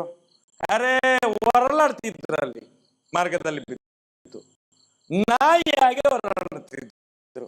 ನಾಯಿಯನ್ನು ಬೂದಿಯಲ್ಲಿ ಬಿದ್ದು ಹೊರಡ್ತಾ ಇರ್ತಾರಲ್ಲ, ಅದೇ ರೀತಿ ಹೊರಲಾಡ್ತಿದ್ರು. ನಾನು ಹೇಳುದು, ಈ ತಾರತಮ್ಯ ಯಾಕೆ ಸ್ವಾಮಿ ನಿಮ್ಗೆ? ಸನಾತನ ಹಿಂದೂ ಧರ್ಮದ ಅನ್ಯಾಯ ನೇರ ಇರ್ಬೇಕು, ಅವನ ಹತ್ರ ಸತ್ಯ ಇರ್ಬೇಕು, ಅವನ ಹತ್ರ ಧರ್ಮ ಇರ್ಬೇಕು, ಅವನ ಹತ್ರ ನ್ಯಾಯ ಇರ್ಬೇಕು ಅವನ ಹತ್ರ. ಇದು ಬರೇ ಓಟಿಗೋಸ್ಕರ, ನೋಟಿಗೋಸ್ಕರ ಧರ್ಮ ಅಲ್ಲ. ಅದಕ್ಕೋಸ್ಕರ ಇವತ್ತು ಶಾಪ ಇವರಿಗೆಲ್ಲ ನೋಡಿ, ರಸ್ತೆಯಲ್ಲಿ ಜನಗಳು ಬೈಲಿಕ್ಕೆ ಪ್ರಾರಂಭ ಮಾಡಿದ್ದಾರೆ. ನಿಮ್ಗೆ ಪರಶುರಾಮನ ಮೂರ್ತಿ ಏನ್ ತಗಡು ಸ್ವಾಮಿ, ಇದು POP ಅಲ್ಲಿ ಮಾಡಿ ಅದನ್ನೀಗ ಛಿದ್ರ ಮಾಡಿ ಅವರು ಅರ್ಧ ಪ್ಯಾಂಟ್ ಇಲ್ಲದಾಗಿ ಮಾಡಿ ಹಾಕಿದ್ರಲ್ಲಿ, ಬೆತ್ತಲೆ ಮಾಡಿ ಹಾಕಿದ್ದಾರೆ. ಅರೆ ಬೆತ್ತಲೆ, ಮಾನ ಮರ್ಯಾದೆ ತೆಗ್ದ್ರಲ್ಲ ಸ್ವಾಮಿ. ಸನಾತನ ಹಿಂದೂ ಧರ್ಮದ್ದು ಯಾರು ತೆಗ್ದದ್ದು ಸ್ವಾಮಿ? ಯಾರು ತೆಗ್ದದ್ದು? ಮಾನ ಮರ್ಯಾದೆ ಇದೆಯಾ ಇವರಿಗೆ? ಇದನ್ನು ಮಾತಾಡೋದಿಲ್ಲ. ಧರ್ಮಸ್ಥಳದ ಮಂಜುನಾಥ ಸ್ವಾಮಿ ದೇವಸ್ಥಾನದ್ದು ಮಾತಾಡೋದಿಲ್ಲ ಇವರು. ಅಣ್ಣಪ್ಪ ಸ್ವಾಮಿದು ಮಾತಾಡುದಿಲ್ಲ ಅವರು.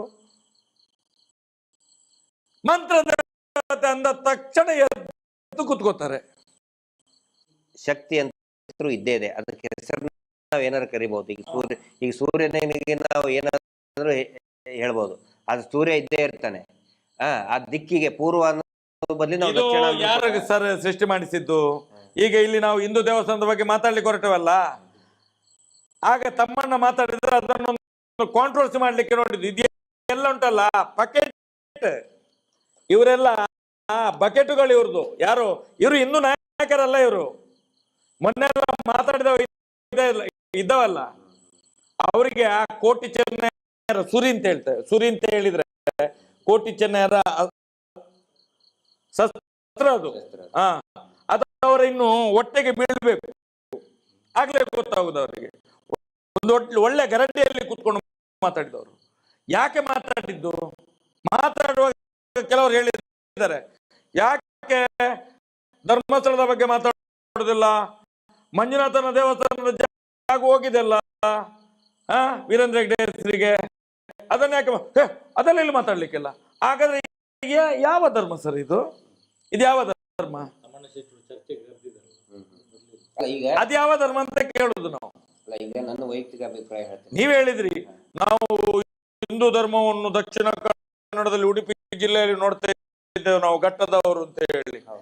ಎಲ್ಲಿದೆ ಧರ್ಮ ಹಾಗಾದ್ರೆ? ನಾವು ಭಾಷಣ ಮಾಡ್ತಿದ್ವಿ ಅಲ್ಲ, ಅಲ್ಲಿ ಎಲ್ಲಿದೆ ಧರ್ಮ ಅಂತ ಕೇಳೋದು. ನಿಮ್ಗೆ ಅಣ್ಣಪ್ಪ ಇಲ್ಲ, ನಿಮ್ಗೆ ಮಂಜುನಾಥ ಸ್ವಾಮಿ ಇಲ್ಲ.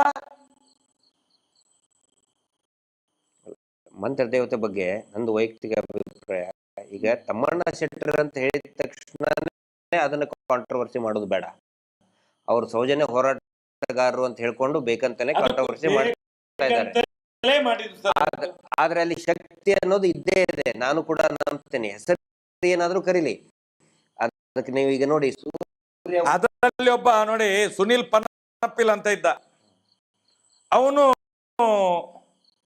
ಅವರ ಜನ ಬ್ರೋಕರ್, ಅವನು ಈ ಕೆಲಸ ಎಲ್ಲ ಮಾಡಿಸಿದ್ದು ಗೊತ್ತಿದೆ ನಮ್ಗೆ. ಮುಂದಿನ ದಿನಗಳಲ್ಲಿ ಅವನನ್ನು ತೆಗೆದುಕೊಳ್ತೇವೆ ನಾವು. ಅಲ್ಲ, ಅವರು ಈ ವಿಷಯದ ಬಗ್ಗೆನೂ ಮಾತಾಡ್ಲಿ ಅಲ್ಲ, ಹಿಂದೂ ದೇವಸ್ಥಾನದ ಬಗ್ಗೆ ಮಾತಾಡ್ಲಿ. ಆನಂತರ ನೋಡಿ ಮೊನ್ನೆ RSS ನಮ್ಮ ಸಂಘದ ಒಬ್ಬ ಕಾರ್ಯಕರ್ತ, ಆನಂತರ ಪುನೀತ್ ಅಂತ ಹೇಳಿ ರಾಮನಗರದ ಅಲ್ಲ ಪುನೀತ್ ಕೆರೆಹಳ್ಳಿ ಅಲ್ಲ, ಇನ್ನೊಬ್ನು ಪುನೀತ್ ಅಂತ ಹೇಳಿ ಸಂಘದ ಕಾರ್ಯಕರ್ತ ಅಂತಲ್ಲಿ ಹುಡುಗಿಯರನ್ನ ಚುಡಾಯಿಸೋದಕ್ಕೆ ಈವ್ಟೀಸಿಂಗ್ ಮಾಡೋದನ್ನ ಪ್ರಶ್ನೆ ಮಾಡಿದ. ಅವನನ್ನ ಕೊಂದು ಹಾಕಿದ್ರು ರಾಮನಗರದಲ್ಲಿ. ಸಂಘದ ಕಾರ್ಯಕರ್ತ ಅವನು ಪುನೀತ್ ಅಂತ ಹೇಳಿ ಹುಡುಗ. ಅವನು ಆ ಹುಡುಗಿಯರದ್ದು ವಿಡಿಯೋ ಮಾಡ್ಕೋತಿದ್ರು, ಒಂದ್ 4 ಜನ ಸೇರ್ಕೊಂಡು ಅವ್ರು ಚುಡಾಯಿಸ್ತಿದ್ರು. ನೀವ್ ಹಿಂಗ್ ವಿಡಿಯೋ ಮಾಡ್ಕೋಬಾರ್ದು ಅಂತ ಹೇಳಿದಕ್ಕೆ ಅವ್ರನ್ನ ಹೊಡೆದಾಯಿಸಿದ್ರು. ಸಂಘದ ಕಾರ್ಯಕರ್ತ ಒಬ್ರಾದ್ರೂ ಇಬ್ಬ ಧ್ವನಿ ಎತ್ತಬೇಕು. ಯಾಕಂದ್ರೆ ಸಾಯಿಸಿದವರು ಹಿಂದೂಗಳೇ, ಒಬ್ರು ಧ್ವನಿ ಎತ್ತಲಿಲ್ಲ ಅಂದ್ರೆ ನಾನು ಕೇಳೋದಿಲ್ಲಿ. ನೋಡಿ ಸರ್, ಮುಸ್ಲಿಮರು ಭಯೋತ್ಪಾದನೆಗೆ ಇಳಿದಾಗ ವಿರೋಧ ಮಾಡಬೇಕು, ಮಾಡ್ತೀವಿ ನಾವು. ಲವ್ ಜಿಹಾದ್ ಹಿಂದೂ ಹೆಣ್ಮಕ್ಳನ್ನ ಓಡಿಸ್ಕೊಂಡು ಹೋದ್ರೆ ವಿರೋಧ ಮಾಡೋರೆ ನಾವು. ದೇಶ ವಿರೋಧ ಚಟುವಟಿಕೆ ಮಾಡಿದ್ರೆ ವಿರೋಧ ಮಾಡೋರೆ ನಾವು. ಪ್ರತಿಯೊಬ್ರು ಮಾಡಲೇಬೇಕು, ಹಕ್ಕು ನಮ್ದು. ಅದು ಬಿಟ್ಟು ಹಿಂದೂ ಹೆಣ್ಮಕ್ಳನ್ನ ಹಿಂದೂಗಳೇ ಕೆಡಿಸಿದ್ರೆ, ಹಾಳು ಮಾಡಿದ್ರೆ, ಇಲ್ಲಪ್ಪ ನಾವು ಹಿಂದೂಗಳು ನಾವು ಸುಮ್ಮನೆ ಇರ್ಬೇಕು ಅಂತ ಹೇಳಿದ್ರೆ ಹೇಳಿತಾನ ಅಲ್ವಾ ಅದು? ಪಾಪ ಪುನೀತನು ಸಂಘದ RSS ನ ಕಾರ್ಯಕರ್ತ, ಅವನು ಸಂಘದಲ್ಲಿ ದುಡ್ತಾ ಇರೋನು, ಅವನು ಕೊಂದು ಹಾಕಿದ್ರು, ಒಬ್ರು ಮಾತಾಡ್ತಾ ಇಲ್ಲ ಸರ್. ಬೇಡ.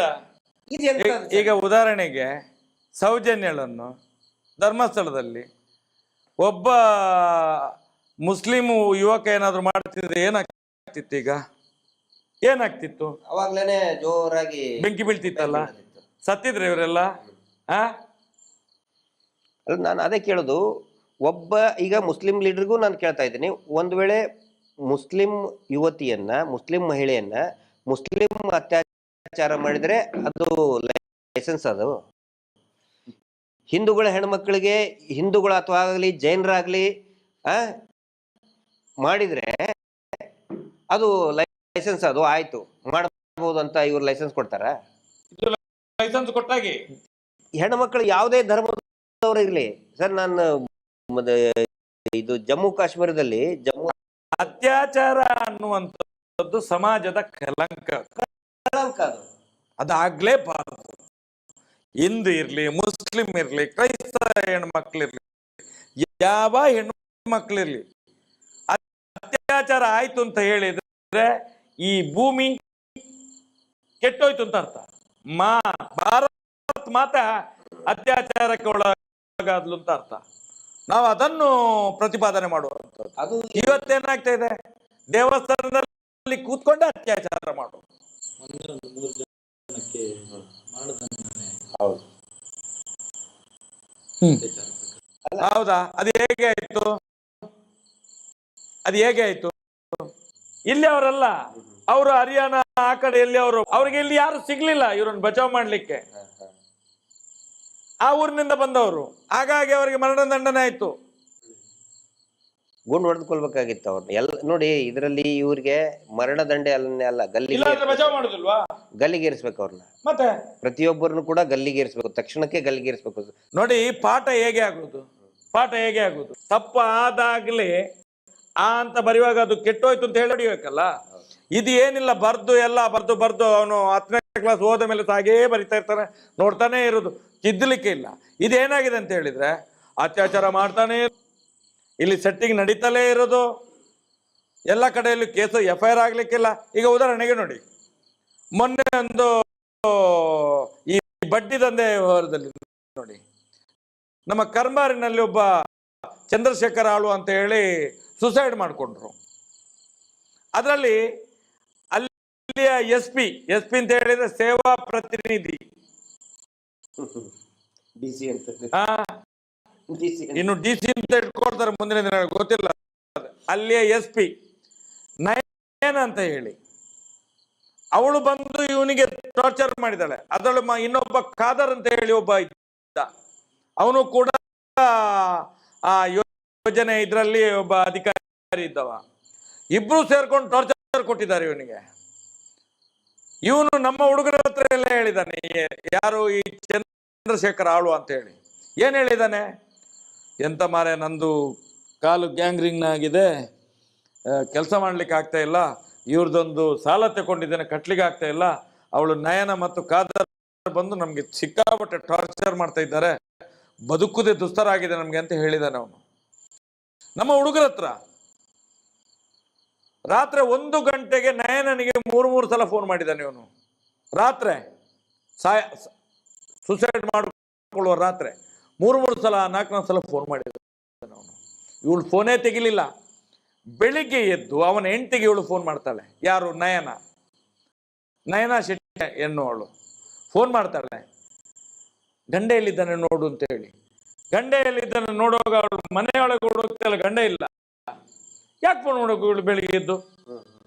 ಇಲ್ಲ ಅಂತ ಹೋಗಿ ನೋಡ್ತಾಳೆ, ಮನೆಯೊಳಗಿಲ್ಲ. ನೋಡುವಾಗ ಅಟ್ಟಿಯಲ್ಲಿ ನೇತಾಡ್ತಾ ಇದ್ದಾನೆ, ಗಂಡ ಸತ್ತೋಗಿದ್ದಾನೆ. ಅದನ್ನ ಏನು ಮಾಡಿದ್ರು ಗೊತ್ತಾ? ಅವನಿಗೆ ಕಾಲಿಗೆ ಗ್ಯಾಂಗ್ರೀನ್ ಆಗಿದೆ, ಹಾಗೆ ಸುಸೈಡ್ ಮಾಡ್ಕೊಂಡ ಅಂತೇಳಿ ಅದನ್ನು, ಇದು ಏನು ಬಡ್ಡಿ ಕಟ್ಟಲಿಲ್ಲ ಅಂತ ಹೇಳಿ ಟಾರ್ಚರ್ ಕೊಟ್ಟು ಸಾಯಿಸಿದ್ದೀವ್ರು, ಕಾಲಿಗೆ ಗ್ಯಾಂಗ್ರೀನ್ ಆಗಿದೆ ಅಂತ ಹೇಳಿ ಅಲ್ಲಿ ಅದನ್ನು ಮುಗಿಸಿಬಿಟ್ರು. ನಿನ್ನೆ ನೋಡಿ ಹರೀಶ್ ಪೂಜಾರಿ ಅಂತ ಹೇಳಿ, ಎಲ್ಲಿ ನಮ್ಮ ಮುಂಡೂರಿನಲ್ಲಿ, ಬೆಳ್ತಂಗಡಿ, ಏನು ಅವನ ಹೆಂಡತಿ 3 ಲಕ್ಷ ಸಾಲ ತೆಗೆದಿದ್ದಾಳೆ, ತಕೊಂಡು ಅವನನ್ನು ಬಿಟ್ಟು ಅವಳು ಹೋಗಿದ್ದಾಳೆ ಎಲ್ಲೋ, ಗಂಡನನ್ನು ಬಿಟ್ಟು. ಸಾಲ ಎಲ್ಲಿ ತಗೊಂಡಿದ್ದು? SKDRDP ಅದೇನೋ, ಅದು ನನಗೆ ಪೂರ್ತಿ ಬರೋದಿಲ್ಲ. ಅದು ಧರ್ಮಸ್ಥಳ ಸಂಘ. ಮೊನ್ನೆ ಒಂದ್ಸಲ ಬಂದಂತೆ ಪುನಃ ಹೋಗಿದ್ದಾಳೆ. ನಾಳೆ ಬಂದ್ರೆ ಅವಳು ಆವತ್ತಿದ್ದು ಇವತ್ತಿದೆಲ್ಲ ತಿಥಿಯ ಕಾರ್ಡು ನಿರ್ಮಲಾ ಸೀತಾರಾಮನ್ಗೆ ಕಳಿಸಿದ್ರೆ ಒಳ್ಳೇದದು. ನಾನು ಹೇಳುದು ಕೇಳಿ, ಅವನು ನಿನ್ನೆ ಬೆಳಿಗ್ಗೆ ಅಲ್ಲಿ ಯಾರೋ ಎಂತ ಭಾರತಿ ಬೆಳಿಗ್ಗೆ ಹೋಗಿ ನಿನ್ನ ಹೆಂಡತಿ ಸಾಲ ತೆಗೆದೆಲ್ಲ ಬಡ್ಡಿ ಕಟ್ಟು ಅಂತ ಹೇಳಿ ನಿನ್ನೆ ಬೊಬ್ಬೆ ಹೊಡೆದಿದ್ದಾಳೆ. ಬೊಬ್ಬೆ ಹೊಡೆದು ಲೆಫ್ಟ್ ರೈಟ್ ಮಾಡಿದ್ದಾನೆ. ಇವನು ಹೋಗಿದ್ದಾನೆ, ಸೀದಾ ಪೊಯ್ದನ್ ತಗೊಂಡು ಇವನು ಸತ್ತಿದ್ದಾನೆ. ಸತ್ತ ತಕ್ಷಣ ಇವರು ಪ್ಲಾನ್ ಮಾಡಿದ್ದಾರೆ. ಏನ್ ಗೊತ್ತಾ, ನಮ್ಗೆ ರಾತ್ರಿ 11 ಗಂಟೆಗೆ ಫೋನ್ ಬಂತು. ಮಹೇಶಣ್ಣ ಸಾಲ ಬಡ್ಡಿ ದಂಧೆ ಇಲ್ಲೊಬ್ಬನನ್ನು ಬಲಿ ತಗೊಂಡು ಎಲ್ಲಿ ಮುಂಡೂರಿನಲ್ಲಿ ಏನಾಯ್ತು? ಅವನು ಸತ್ತಿದ್ದಾನೆ, ಸುಸೈಡ್ ಮಾಡ್ಕೊಂಡದ್ದು. ಹೀಗೆ ಭಾರತೀಯ ಆಚಾರ್ಯ ಅಂತ ಹೇಳುವವಳು ಬಂದು ಟಾರ್ಚರ್ ಮಾಡಿದ್ದಾಳೆ. ಮತ್ತೆ ಅವಳ ಪಟಲ ಮೇಲೆ ಧರ್ಮಸ್ಥಳ ಗ್ರಾಮಾಭಿವೃದ್ಧಿ ಯೋಜನೆ ಅವ್ರದ್ದು. ಅವನು ಸುಸೈಡ್ ಮಾಡ್ಕೊಂಡು ಸತ್ತು ಹೋಗಿದ್ದಾನೆ. ಈಗ ಏನು ಮಾಡ್ತಿದ್ದಾರೆ ಅಂತ ಹೇಳಿದ್ರೆ, ಅವನಿಗೆ ಫಿಟ್ಸ್ ಆಗಿತ್ತು, ಬಾಯಲ್ಲೆಲ್ಲ ನೊರೆ ಬಂದಿದೆ, ಹಾಗಾಗಿ ಸತ್ತಿದ್ದಾನೆ ಅಂತ ಹೇಳಿ ಅದನ್ನು ಹೀಗೆ ಮಾಡುವ ಅಂತ ಹೇಳಿ ಪ್ಲಾನ್ ಮಾಡಿದ್ರು. ಅದಾಗ್ಲಿಲ್ಲ, ಅಲ್ಲಿ ನಡೀಲಿಲ್ಲ. ಮತ್ತೆ ಸ್ವಲ್ಪ ಹೊತ್ತಾಗ ಬೇರೆ ಏನು ಪ್ಲಾನ್ ಆಯ್ತು, ಅವನು ಹಾರ್ಟ್ ಅಟ್ಯಾಕ್ ಆಗಿ ಸತ್ತದ್ದು ಅಂತೇಳಿ ಆಯ್ತು, ಅದು ನಡೀಲಿಲ್ಲ. ಲಾಸ್ಟಿಗೆ ಹೆಂಡತಿ ಬಿಟ್ಟು ಹೋದ್ಲು ಅಂತ ಹೇಳಿ ಸುಸೈಡ್ ಮಾಡ್ಕೊಂಡಿದ್ದಾನೆ ಅಂತ ಹೇಳಿ ಆ ಪ್ಲಾನ್ ಮಾಡಿದ್ರು, ಅದು ನಡೀಲಿಲ್ಲ. ಯಾಕಂತ ಹೇಳಿದ್ರೆ ಮಧ್ಯದಲ್ಲಿ ಎಣ್ಣೆ ಬಾಟ್ಲಿ ಸಿಕ್ಕಿತ್ತು, ಪಾಯ್ಸನ್ ಇತ್ತು. ಈಗೇನಾಗಿದೆ ಅಂತ ಹೇಳಿದ್ರೆ ಪೋಸ್ಟ್ ಮಾರ್ಟಮ್ ರಿಪೋರ್ಟ್ ಅಲ್ಲಿ ಬರುವಾಗ ಅದು ಆತ್ಮಹತ್ಯೆ ಅಂತ ಹೇಳಿ ಆಗಿದೆ. ಆತ್ಮಹತ್ಯೆ ಯಾಕೆ ಮಾಡ್ಕೊಂಡದ್ದು? ಇದೇ ಭಾರತೀಯ ಆಚಾರ್ಯ ಹೋಗಿ ಬೆದರಿಸಿದ್ರಿಂದ ಇದೇ ಬಡ್ಡಿ ದಂಧೆ ಇತ್ತು, ಬಡ್ಡಿ ಅಟ್ಯಾಕ್. ಅಲ್ಲ, ಇವತ್ತು ಕೂಡ ಮನೆಯವರು ಬಾಯಿ ಬಿಡ್ಲಿಕ್ಕೆ ತಯಾರಿಲ್ಲ, ಎದುರ್ತಿದ್ದಾರಂತೆ. ಆಗ ಹೇಳ್ಬೇಡ, ಈಗ ಹೇಳ್ಬೇಡ. ಈಗ ಪ್ಲಾನ್ ಏನ್ ಮಾಡ್ತಿದ್ರು ಗೊತ್ತಾ? ಲಾಸ್ಟ್ ಎಂಡ್ ಪಾಯಿಂಟ್ ಏನ್ ಗೊತ್ತಾ? ಏನಿರ್ಬೋದು ಯೋಚನೆ? ಎಂತ ಪ್ಲಾನ್ ಸರ್ ನೀವು ಹೇಳ್ತೀರ? ನೀವು ಒಂದೊಂದ್ಸಲ ಒಂದೊಂದು ಪ್ಲಾನ್ ಹೇಳ್ತೀರ, ನಾನೊಂದು ಪ್ಲಾನ್ ಹೇಳ್ತೇನೆ. ಇವತ್ತು ಏನ್ ಪ್ಲಾನ್ ನಡೆದಿದ್ದು ಗೊತ್ತಾ? ಸುಸೈಡ್ ಅಂತ ಆದ್ರೆ ನಿಮ್ದು ಇದರಲ್ಲಿ ಇನ್ಸೂರೆನ್ಸ್ ಇದೆಲ್ಲ ಅದು ಸಿಗುದಿಲ್ಲ. ಮತ್ತೆಂತಂದ್ರೆ ಪ್ರೈಮ್ ಮಿನಿಸ್ಟರ್ ಇದೇನೋ ಸಿಗ್ತದೆ, ಅದು ಸಿಗುದಿಲ್ಲ. ಇದನ್ನು ಸುಸೈಡ್ ಅಂತ ಹೇಳಿ ಆಗ್ಬಾರ್ದು. ಹಾರ್ಟ್ ಅಟ್ಯಾಕ್ ಅಂತ ಆದ್ರೆ ನಿಮ್ಗೆ ಸರ್ಕಾರದಿಂದ ದುಡ್ಡು ಬರ್ತದೆ, ಇದನ್ನ ಹಾಗೆ ಮುಗಿಸು ಅಂತ ಹೇಳಿ ಪ್ಲಾನ್ ಮಾಡ್ತಿದ್ದಾರಂತೆ. ಎಂತ ಸರ್, ಎಂತ ಈ ಧರ್ಮಸ್ಥಳ ಗ್ರಾಮಾಭಿವೃದ್ಧಿ ಯೋಜನೆ ಅಂತ ಹೇಳಿದ್ರೆ ಒಂದು ಪೆಡಂಭೂತ ಸರ್ ಇದು. ಇದ್ರ ಒಂದು ಕರಾಳ ಒಂದು ವಿಕೃತ ಛಾಯೆ ಉಂಟಲ್ಲ, ಇಡೀ ಹಳ್ಳಿಗಳಲ್ಲಿ ಉಂಟಲ್ಲ, ಈ ಜನಸಾಮಾನ್ಯರನ್ನು ಕೊಲೆ ಮಾಡ್ತಾ ಇದ್ದಾರೆ ಸರ್. ಇದಕ್ಕೊಂದು ಎಂಡ್ ಆಗ್ಬೇಕಿತ್ತು ಸರ್. ಇದ್ರಾಗ ನಮ್ಮ ಒಂದು ಏನು ತಿಳುವಳಿಕೆ ಒಳಗೆ ಈಗ ಇಷ್ಟೊಂದು ಕೂಗಿ ನಾವು ಮಾತಾಡಿ ಎಷ್ಟೊಂದು ವಿರೋಧ ಕಟ್ಕೊಂಡು ಮೈ ಮೇಲೆ ಕೇಸ್ ಹಾಕೊಂಡು ಎಲ್ಲಕ್ಕಿಂತ ಹೆಚ್ಚು ಕೇಸು ಈ ಹೋರಾಟದಲ್ಲಿ ನೀವು ಹಾಕೊಂಡಿದ್ದೀರಿ. ಮಾತಾಡ್ಬೇಕಾದ್ರೆ ಸಾಕಷ್ಟು ಜನ ಬೈತಾರೆ, ಆದ್ರೂ ನಾವು ಕೂಗಿ ಹೇಳ್ತಾ ಇದ್ದೀವಿ. ಯಾಕೆ? ಜನರು ಎಚ್ಚೆತ್ಕೊಳ್ಳಿ ಅಂತ ಹೇಳಿ. ನನಗೆ ಬೇಸರ ಜನರ ಮೇಲೆ ಕೂಡ ಇದೆ. ಯಾಕಂತ ಹೇಳಿದ್ರೆ ಇಂಥವ್ರನ್ನ ಬೆಳೆಸೋದು ಜನಗಳೇ, ನಾವೇ ಇಂಥವ್ರನ್ನ ಬೆಳೆಸೋದು. ಜನ ಜಾಗೃತಿ ಆಗ್ಲಿಲ್ಲ ಅಂತ ಹೇಳಿದ್ರೆ ಇನ್ನೇನ್ ಮಾಡೋದು ಹೇಳಿ? ಸುಖ ಸುಮ್ನೆ 50,000 1 ಲಕ್ಷಕ್ಕೆ ಅವ್ರಿಗೆ ಹೇಳ್ತಾ ಇದೀವಿ, ಸಾಲ ತಗೋಬೇಡಿ, ನೇರವಾಗಿ ನೀವು ಬ್ಯಾಂಕ್ ನಿಂತರನೇ ಸಾಲ ತಗೊಳ್ಳಿ. ಈಗ ನೋಡಿ ಸಂಜೀವಿನಿ ಅಂತ ಯೋಜನೆ ಇದೆ, ಸ್ವಸಹಾಯ ಗುಂಪುಗಳಿಗೆ ಬ್ಯಾಂಕ್ಗಳ ಆಲ್ರೆಡಿ ಅದೇ ಗ್ರಾಮದಲ್ಲಿನೇ ಕೊಟ್ಟಿದ್ದಾರೆ. ಯಾವ ಗ್ರಾಮದಲ್ಲಿ SKDRDP ಸ್ವಸಹಾಯ ಗುಂಪುಗಳಿದೆ, ಅದೇ ಗ್ರಾಮದಲ್ಲಿ ಸಮಾನಾಂತರವಾಗಿ ಪ್ಯಾರಲಲ್ಲಿ ಅಲ್ಲಿ ಈ ಸಂಜೀವನಿ ಗುಂಪುಗಳಿಗೂ ಕೂಡ ಡೈರೆಕ್ಟ್ ಬ್ಯಾಂಕ್ ಇಂದ ಕೊಟ್ಟಿದ್ದಾರೆ. 8% 10% ಇಂದ ಸಿಗ್ತಾ ಇದೆ ಅವರಿಗೆ. ಸರಿಯಾಗಿ 3 ತಿಂಗಳಿಗೊಂದ್ಸರಿ ಕಟ್ಟಿದ್ರೆ ಬರೀ 4% ಅಲ್ಲಿ ಕಟ್ತಾ ಇದ್ದಾರೆ. ಜನಗಳಿಗೆ ಇದು ಅರ್ಥ ಆಗಬೇಕು. ಜನಗಳಿಗೆ ಅರ್ಥ ಆಗಲಿಲ್ಲ ಅಂತ ಹೇಳಿದ್ರೆ ನಾನು ಹಳ್ಳಕ್ಕೆ ಬೀಳ್ತೀನಿ, ನಾನು ಮೋಸ ಹೋಗ್ತೀನಿ ಅನ್ನೋರ್ಗೆ ಇನ್ನೇನ್ ಮಾಡಕ್ಕಾಗತ್ತೆ? ನಾವು ಹೇಳ್ತೀವಿ ನೀವು ಜೀವ ಕಳ್ಕೊಳ್ಬೇಡಿ ಅಂತ ಹೇಳ್ತೀವಿ. ಹೌದು, ನಾವು ನಮಗ್ ಬೇಸರ ಆಗುತ್ತೆ, ಪಾಪ ಯಾರಾದ್ರೂ ಹಿಂಗ್ ಸತ್ರೆ ಬೇಸರ ಆಗುತ್ತೆ. ಆದ್ರೆ ಜನಗಳು ಕೂಡ ಅರ್ಥ ಮಾಡ್ಕೋಬೇಕು, ಜನಗಳು ಜಾಗೃತರಾಗಬೇಕು. ನಾನು ಮೋಸ ಹೋಗಕ್ ನಾನು ರೆಡಿ ಇದ್ದೇನೆ, ನಿಂದೇನು ಅಂತ ಕೇಳಿದ್ರೆ ನಾವೇನ್ ಮಾಡಕ್ಕಾಗತ್ತೆ ಸರ್? ನೋಡಿ, ನಾವು ಹೇಳೋದು ಅದನ್ನೇ ಸರ್. ಈಗ 12 ವರ್ಷದಿಂದ ಪದೇ ಹೇಳೋದಿದೆ, ಅಪ್ಪ ನೆಟ್ಟ ಆಲದ ಮರಕ್ಕೆ ನಾವು ನೇತಾಡುವುದಲ್ಲ. ಇವತ್ತು ನಮ್ಮ ಅಪ್ಪ ಮಾಡಿದ ತಪ್ಪು ಯಾರನ್ನು ಮಂಜುನಾಥ, ನಡೆದಾಡುವ ಮಂಜುನಾಥ, ಮಾತನಾಡುವ ಮಂಜುನಾಥ ಅಂತ ಹೇಳಿ ನಮ್ಮನ್ನು ವಂಚನೆ ಮಾಡಿ ಇವತ್ತು ನಮ್ಮ ಈ ದುಸ್ಥಿತಿಗೆ ಕಾರಣ. ಇವತ್ತು ನಾವು ಮಾಡಿದ ತಪ್ಪು ನಾಳೆ ನಮ್ಮ ಮಕ್ಕಳಿಗೆ ಬರಬಾರದು. ಇವತ್ತು ನಾವು ಮಾಡಿದ ತಪ್ಪು ನಾಳೆ ನಮ್ಮ ಮಕ್ಕಳಿಗೆ ಬರಬಾರ್ದು ಅನ್ನುವಂತ ನೋವು, ಆ ಕೊರಗು ನಮ್ಮ ಹತ್ರ ಇರುವಂತದ್ದು. ನಾವು ಇವತ್ತಿರ್ತೇವೆ, ನಾಳೆ ಈಗ ಇಲ್ಲಿಂದ ಎದ್ದ ಮೇಲೆ ನಾವು ಇರ್ಲಿಕ್ಕಿಲ್ಲ. ಯಾಕಂತ ಹೇಳಿದ್ರೆ ಆ ಮಹಾದೇವನ ಕೊಡುವವನು ಅವನು, ಆ ಬ್ರಹ್ಮ ಸೃಷ್ಟಿಕರ್ತ. ಆದ್ರೆ ಹೇಳುವಂಥದ್ದು ನಾವು ಇಷ್ಟು ಕಿರ್ಚಾಡಿದ್ರು ಪರಿಚಾಡಿದ್ರು ಇನ್ನೂ ಸಮಾಜಕ್ಕೆ ನಿಮ್ಗೆ ಸತ್ಯದ ಅರಿವು ಆಗ್ತಾ ಇಲ್ಲ ಅಂತ ಹೇಳಿದ್ರೆ, ಇನ್ನು ಇದಕ್ಕೆ ಉತ್ತರ ಕೊಡುವವನ ಮಂಜುನಾಥ ಸ್ವಾಮಿ ಅಣ್ಣಪ್ಪ ದೇವರು. ನಾವು ಏನು ಮಾಡ್ಲಿಕ್ಕೆ ಆಗುದಿಲ್ಲ. ನಾವು ಸತ್ಯವನ್ನು ತೆರೆದು ನಿಮ್ಮ ಮುಂದೆ ಇಡಬಹುದು. ಸತ್ಯವನ್ನು, ಆ ಸತ್ಯದ ಹೋರಾಟದಿಂದಾಗಿ ನಾವು ಇಲ್ಲಿ ತನಕ 12 ವರ್ಷದಿಂದ, ನಾನು ಹೇಳೋದು ಸೌಜನ್ಯನ ಹೋರಾಟ ಸರ್ ಇದು. 12 ವರ್ಷದಿಂದ ನಾನು 25 ವರ್ಷದಿಂದ ಅವರನ್ನು ಎದುರು ಹಾಕೊಂಡಿದ್ದೇನೆ. 25 ವರ್ಷಗಳಿಂದ. ತಾಕತ್ತಿದ್ರೆ ಬನ್ನಿ ಅಂತೇಳಿ ನಾವು ಸತ್ಯವೇ ಮಾತಾಡೋದು, ಸತ್ಯವನ್ನೇ ಪ್ರತಿಪಾದನೆ ಮಾಡೋದು ಅಂತೇಳಿ, ಬಿಡುವುದಿಲ್ಲ ನಿಮ್ಮನ್ನು ಅಂತೇಳಿ. ಅಲ್ಲಿಂದ ಇಲ್ಲಿ ತನಕ ಕೂಡ ನಮ್ಮನ್ನು ಆ ಮಂಜುನಾಥ ಸ್ವಾಮಿ ಅಣ್ಣಪ್ಪ ಸ್ವಾಮಿ ಕಾದುಕೊಂಡು ಬಂದಿದ್ದಾರೆ. ಇದು ಸತ್ಯದ ಹೊರ. ನಾನು ಇವತ್ತು ಜನರಿಗೆ ಹೇಳುವಂಥದ್ದು, ಸತ್ಯದ ಅರಿವು ಮಾಡ್ಕೊಳ್ಳಿ. ನೀವೇನು ಅಣ್ಣಪ್ಪ ಸ್ವಾಮಿಯ ಮುಂದೆ, ಮಂಜುನಾಥ ದೇವರ ಮುಂದೆ ನಂಬಿಕೆ ಇಟ್ಟಿದ್ದೀರೋ, ನೀವು ಬೆಳಿಗ್ಗೆ ಎದ್ದು ಆ ದೇವರಿಗೆ ಒಂದ್ಸಲ ಕೈ ಮುಗಿಯುವಾಗ ನೀವು ಒಂದು ನಿಶ್ಚಿಂತೆಯಿಂದ ಒಂದು ಕೈ ಮುಗಿರಿ, ಪ್ರಾರ್ಥನೆ ಮಾಡಿ. ನಿಮ್ಗೆ ಆಗ ಗೊತ್ತಾಗ್ತದೆ ಈ ನಮ್ಮ ಹೋರಾಟದ ಸತ್ಯ ಏನು ಅಂತ ಹೇಳಿ. ಈ ಕರಾಳ ಮುಖಗಳು ಇವತ್ತು ಏನು ಇಡೀ ಹಿಂದೂ ಸಮಾಜವನ್ನು ನಾಶ ಮಾಡ್ತಿದೆಯೋ, ಇದೆಲ್ಲ ನಿಮ್ಮ ಕಣ್ಣ ಎದುರುಗಡೆ ಬರ್ತದೆ. ನಿಮ್ಗೆಲ್ಲ ಬಿಚ್ಚಿಟ್ಟಿದ್ದೇವೆ ನಾವು. ಇವತ್ತು ಮೈಶೆಟ್ಟಿ ತಿಮ್ಮರೊಡಿ ಇರ್ಬೋದು, ಮಟ್ಟಣ್ಣವರು ಇರ್ಬೋದು, ಎಲ್ಲ ಹೋರಾಟಗಾರರು ಇದನ್ನು ಸೇರಿ ನಾವು ಮಾಡ್ತಾ ಇದ್ದೇವೆ. ಅನೇಕ ಯೂಟ್ಯೂಬರ್ಸ್ಗಳು. ಇದು ಇವತ್ತು ಸಮಾಜಕ್ಕೆ ಮುಟ್ಟಬೇಕು, ಒಂದು ಒಳ್ಳೆಯ ಒಂದು ವಾತಾವರಣ ಸೃಷ್ಟಿಯಾಗಿ ನ್ಯಾಯ ಸಿಗ್ಲಿ ಅಂತ ಹೇಳಿ ನಮ್ಮ ಈ ಹೋರಾಟ ಇರುವಂಥದ್ದು.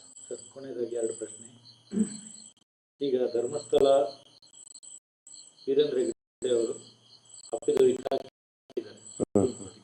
ತೀರ್ಪು ಏನು? ಅಲ್ಲ, ತೀರ್ಪು ಅಂತ ಹೇಳಿದ್ರೆ ಅದರಲ್ಲಿ ಒಂದು ಅವಕಾಶ ಕೊಟ್ಟಿದ್ದಾರೆ, ಸರ್ಕಾರಕ್ಕೆ ತೀರ್ಮಾನಕ್ಕೆ ಬಿಟ್ಟಿದ್ದಾರೆ ಅದನ್ನ. ಹಿಂಗಾಗಿ ಇವ್ರು ಏನ್ ಮಾಡ್ತಾ ಇದ್ದಾರೆ, ಪ್ರತಿ ವರ್ಷಕ್ಕೂ ಕೂಡ ಮುಜರಾಯಿ ಇಲಾಖೆಗೆ ನೋಡಿ ಒಂದು ಇದನ್ನ ಗುಟ್ಟು ಅಲ್ದ್ರ ಅದು ಸರ್ಕಾರದ ಮೇಲೆ ಇದೆ.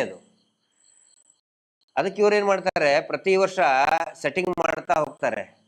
ಒಂದು ಪ್ರತೀತಿ ಇದೆ ಗೊತ್ತಾ, ಮುಜರಾಯಿ ಇಲಾಖೆಯ ಮಿನಿಸ್ಟರ್ ಆದವರು ರಾಜಕೀಯವಾಗಿ ನೆಕ್ಸ್ಟ್ ಎಲೆಕ್ಷನ್ ಅಲ್ಲಿ ಸೋಲ್ತಾರೆ ಅಂತ ಹೇಳಿ. ಗೊತ್ತಾ? ಯಾಕೆ ಹೇಳಿ? ಈ ಶಾಪ ಇದು. ಸೆಟ್ಟಿಂಗ್ ಮಾಡ್ತಾ ಹೋಗ್ತಾರೆ ಇವರು ಪ್ರತಿ ವರ್ಷನೂ ಕೂಡ. ಅದನ್ನ ಕ್ವಶನ್ ಮಾಡುವಂತಹ ಪವರ್ ಸರ್ಕಾರಕ್ಕಿದೆ.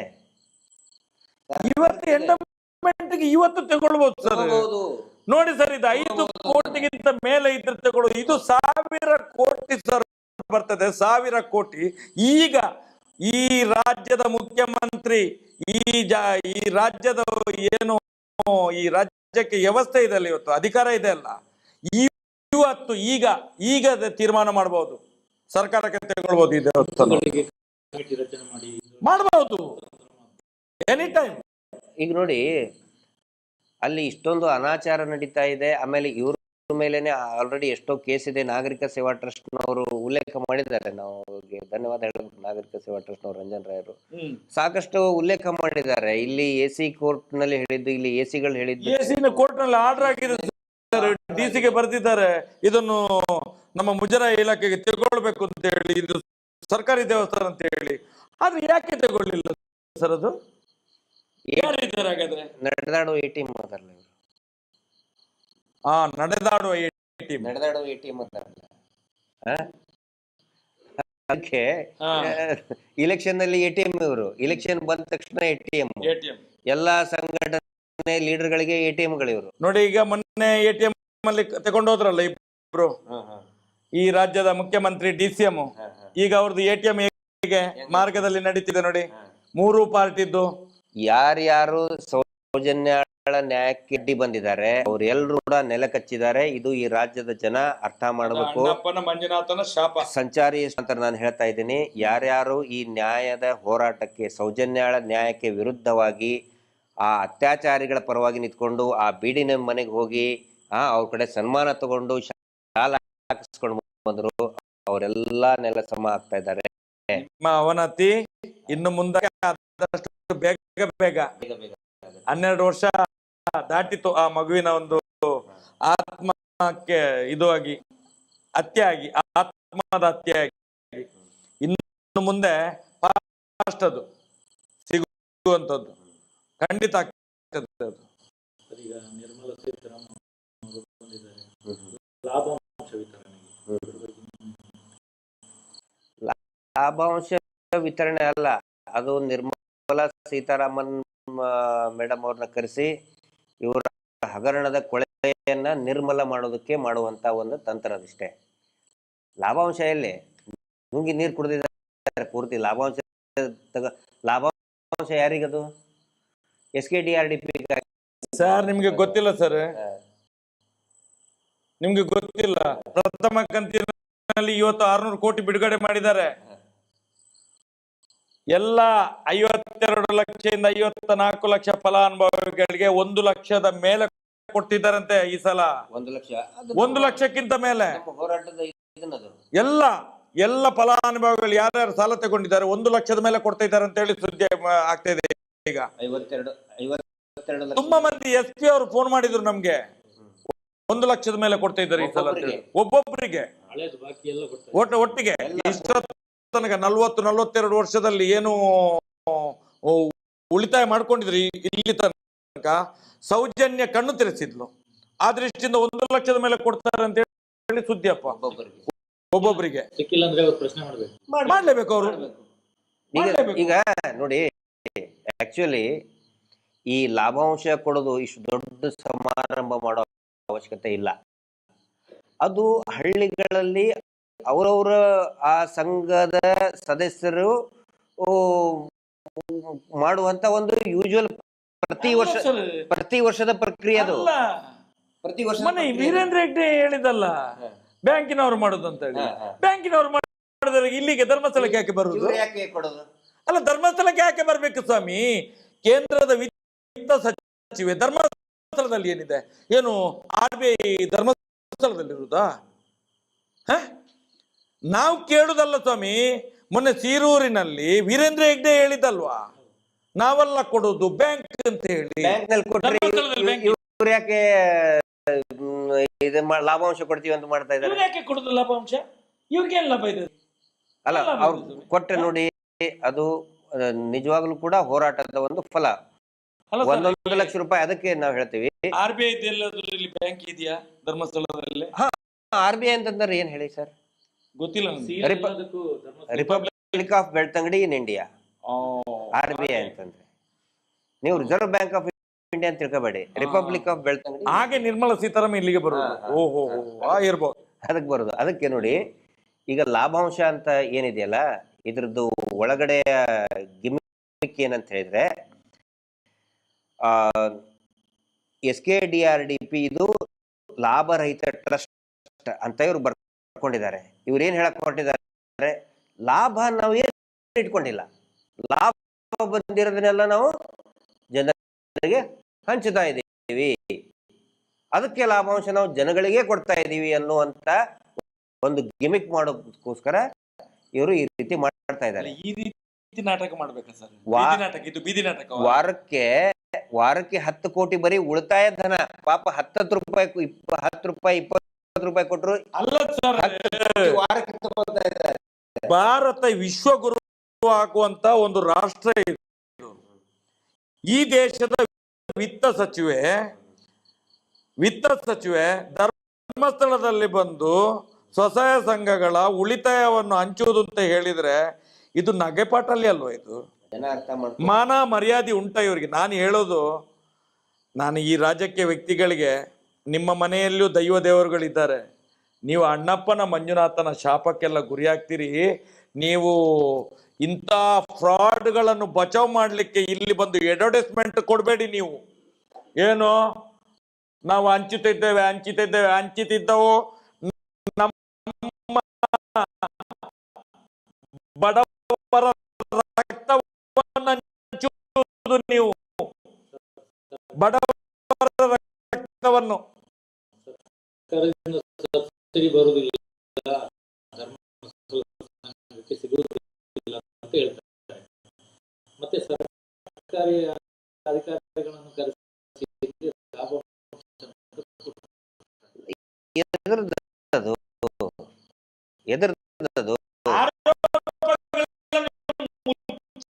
ಸ್ವಾಮಿ ಇದು ನಾಟಕ. ಇದು ಸಬ್ಸಿಡಿ ಬರೋಂಗಿಲ್ಲ ಅಂತ ಹೆಂಗ್ ಹೇಳ್ತಾರೆ? NRLM ವೆಬ್ಸೈಟ್ ನಲ್ಲೇ ಇದೆ. NRLM ವೆಬ್ಸೈಟ್ ನಲ್ಲಿ, ಆನಂತರ RBI ಮಾಸ್ಟರ್ ಸರ್ಕ್ಯುಲೇಷನ್ ನಲ್ಲಿನೇ ಇದೆ. ಇದೆಲ್ಲ ತೇಪೆ ಹೆಚ್ಚಾಗಿ ಮಾಡೋ ಕಾರ್ಯಕ್ರಮ ಇವೆಲ್ಲ. ನಾನು ಒಂದು ಹೇಳ್ತೇನೆ ಸರ್, ಧರ್ಮಸ್ಥಳ ಅನ್ನುವಂಥದ್ದು ಪ್ರೈವೇಟ್ ಅವ್ರದ್ದು. ಇಲ್ಲಿ ಸರ್ಕಾರಿ ಒಂದು ಸಾರ್ವಜನಿಕ ಒಂದು ಜನಪ್ರತಿನಿಧಿಗಳು, ಸರ್ಕಾರಿ ಅಧಿಕಾರಿಗಳು ಬಂದು ಇಲ್ಲಿ ಏನು ಮಾಡ್ಲಿಕ್ಕೆ ಉಂಟು? ಇವರು ಇದು ಏನ್ ಸರ್? ಇವರು ಎಲ್ಲ ಇದು ಎಲ್ಲ ತಗೊಂಡಿದ್ದಾರೆ ಇವರು. ಅಲ್ಲ, ಮುಂದಿನ ದಿನದಲ್ಲಿ ಅದು ಗೊತ್ತಾಗ್ತದೆ. ಸರ್, ಇವಾಗ NRLM SHG ಅಲ್ಲಿ ಸಂಘಗಳೆಲ್ಲ ರಿಜಿಸ್ಟರ್ ಆಗಿದೆ. ಅವರಿಗೆಲ್ಲ ಈಗ ಸಬ್ಸಿಡಿ ಹಣ ಅವರ ಅಕೌಂಟ್ಗೆ ಬರಬೇಕು.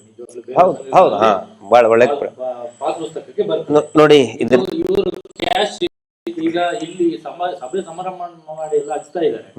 ಇದು ತಪ್ಪಲ್ಲ ಸರ್? ನೋಡಿ, NRLM ಮಾಡೋ ಉದ್ದೇಶ ಏನು ಅಂತ ಹೇಳಿದ್ರೆ, ಮುಂಚೆ ಜವಾಹರ್ಲಾಲ್ ನೆಹರು ಕಾಂಗ್ರೆಸ್ ಇದ್ದಾಗ JNRM ಯೋಜನೆ ಅಂತ ಇತ್ತು. ಅವಾಗ ಏನೋ ಒಂದು ಅವ್ಯವಹಾರ ನಡೀತಾ ಇತ್ತು ಅಂತ ಹೇಳಿದ್ರೆ, ಈ ಕಾಂಟ್ರಾಕ್ಟರ್ಸ್ ಇರ್ತಾರಲ್ಲ, ಕಾಂಟ್ರಾಕ್ಟರ್ಸು ಎಲ್ಲರದು ID ಕಾರ್ಡ್ ತಗೊಂಡು, ಈ ಕೂಲಿ ಕೆಲಸ ಮಾಡೋರು ID ಕಾರ್ಡ್ ತಗೊಂಡು ಅವರು ಬಿಲ್ ಕ್ಲೇಮ್ ಮಾಡ್ತಿದ್ರು. ಅಂದ್ರೆ ಕಾಂಟ್ರಾಕ್ಟರ್ಸ್ ಮಿಡಲ್ ಮ್ಯಾನ್, ದಲಾಲಿಯಾಗಿ ಇದ್ದಾರೆ.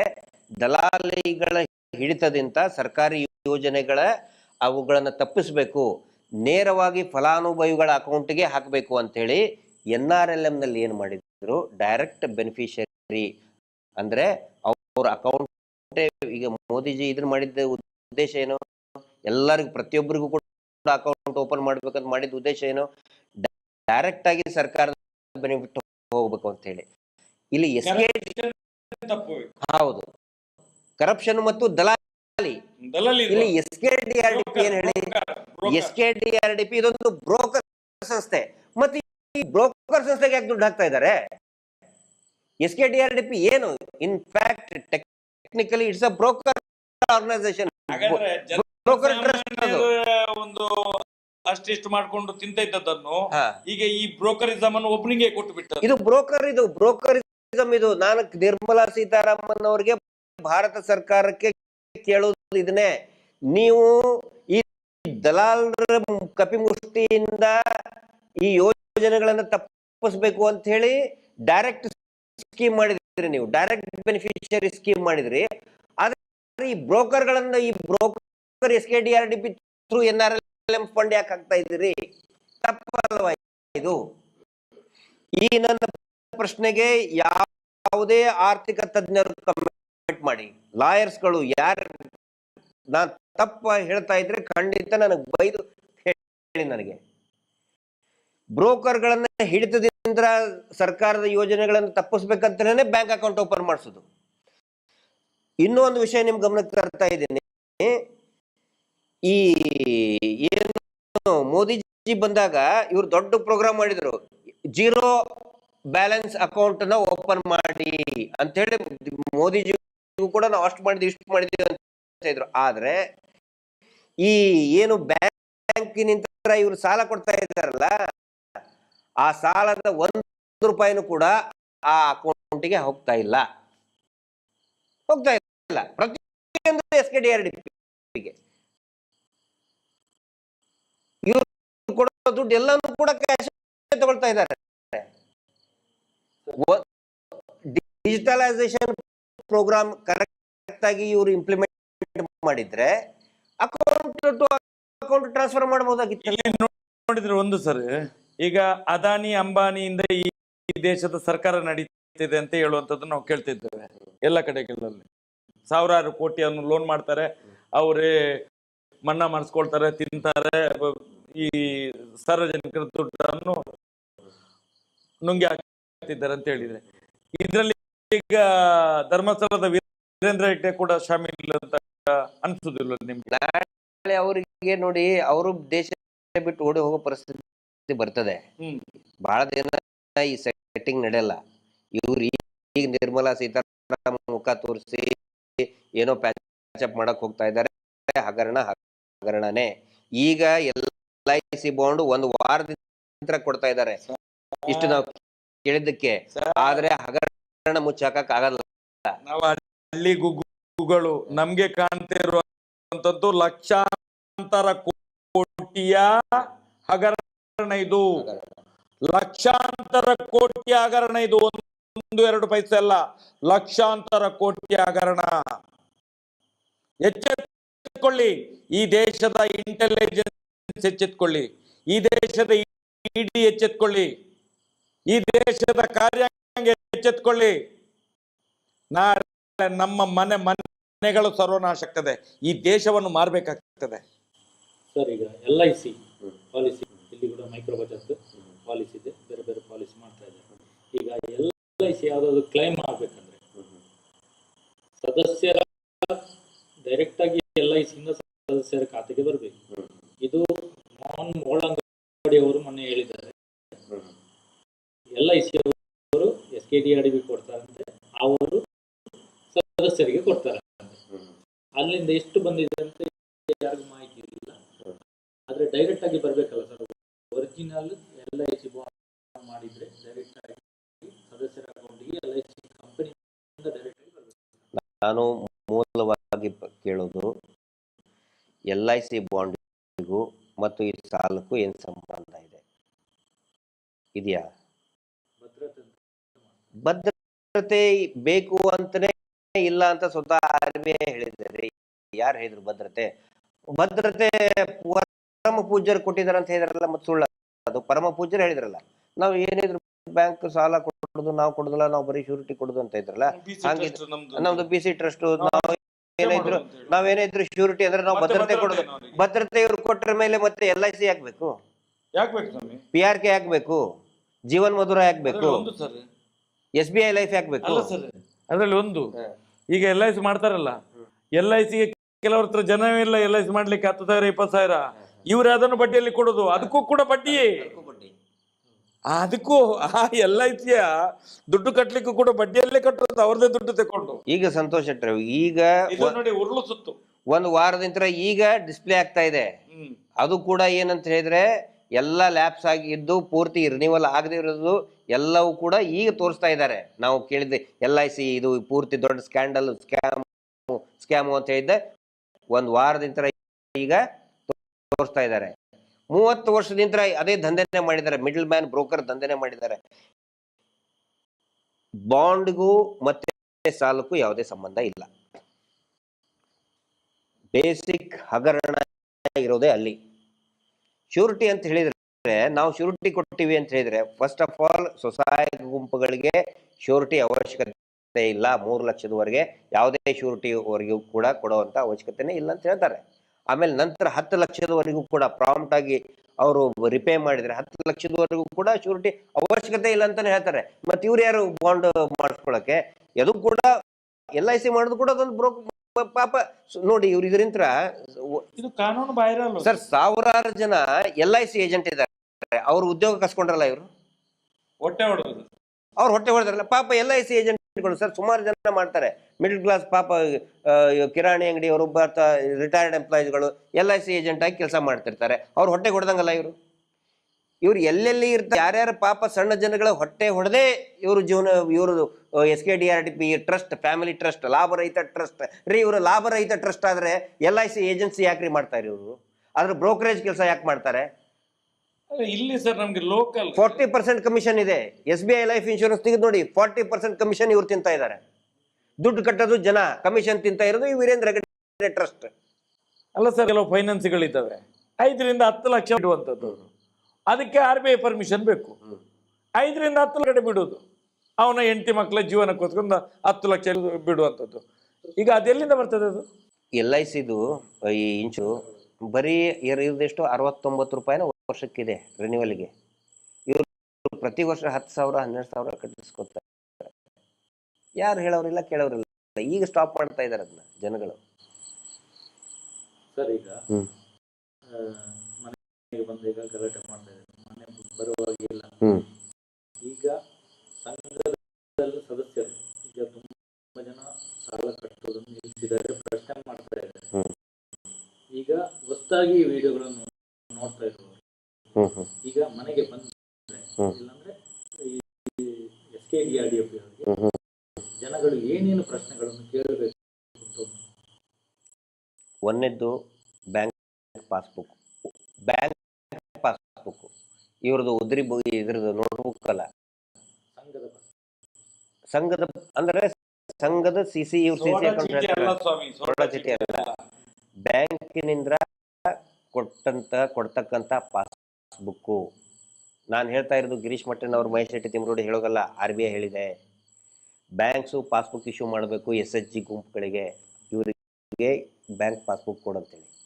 ಆನಂತರ ಬ್ಯಾಂಕ್ ಸ್ಟೇಟ್ಮೆಂಟ್ ಯಾಕಂತ ಹೇಳಿದರೆ, ಆ ಸ್ಟೇಟ್ಮೆಂಟ್ ತಗೊಂಡು ಅದೇ ಬ್ಯಾಂಕಿಗೆ ಇವರು ಹೋದರೆ, ಸಂಘದ ಸದಸ್ಯರು ಹೋದರೆ, ಇವ್ರದ್ದು ಕರೆಕ್ಟಾಗಿ ರಿಪೇಮೆಂಟ್ ಆಗಿದ್ದರೆ, ಸ್ಟ್ರೆಂತ್ ಇತ್ತಂತ ಹೇಳಿದರೆ 5 ಲಕ್ಷದವರೆಗೆ ವಿದೌಟ್ ಶ್ಯೂರಿಟಿ ಲೋನ್ ಆ ಬ್ಯಾಂಕ್ಗಳು ಕೊಡ್ತದೆ. IT ರಿಟರ್ನ್ ಮಾಡಬೇಕು. ಹೌದು, ಸಂಘಕ್ಕೆ ಮತ್ತು ಇಂಡಿವಿಜುವಲ್ ಜನಕ್ಕೂ ಕೂಡ ಕೊಡ್ತಾರೆ, ಖಂಡಿತ ಕೊಡ್ತಾರೆ.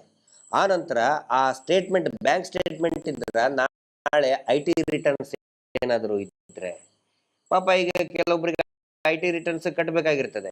ನೋಟ್ಬುಕ್ ತೋರಿಸಿದ್ರೆ IT ಅವರು ತಗೋತಾರ ನೋಟ್ಬುಕ್.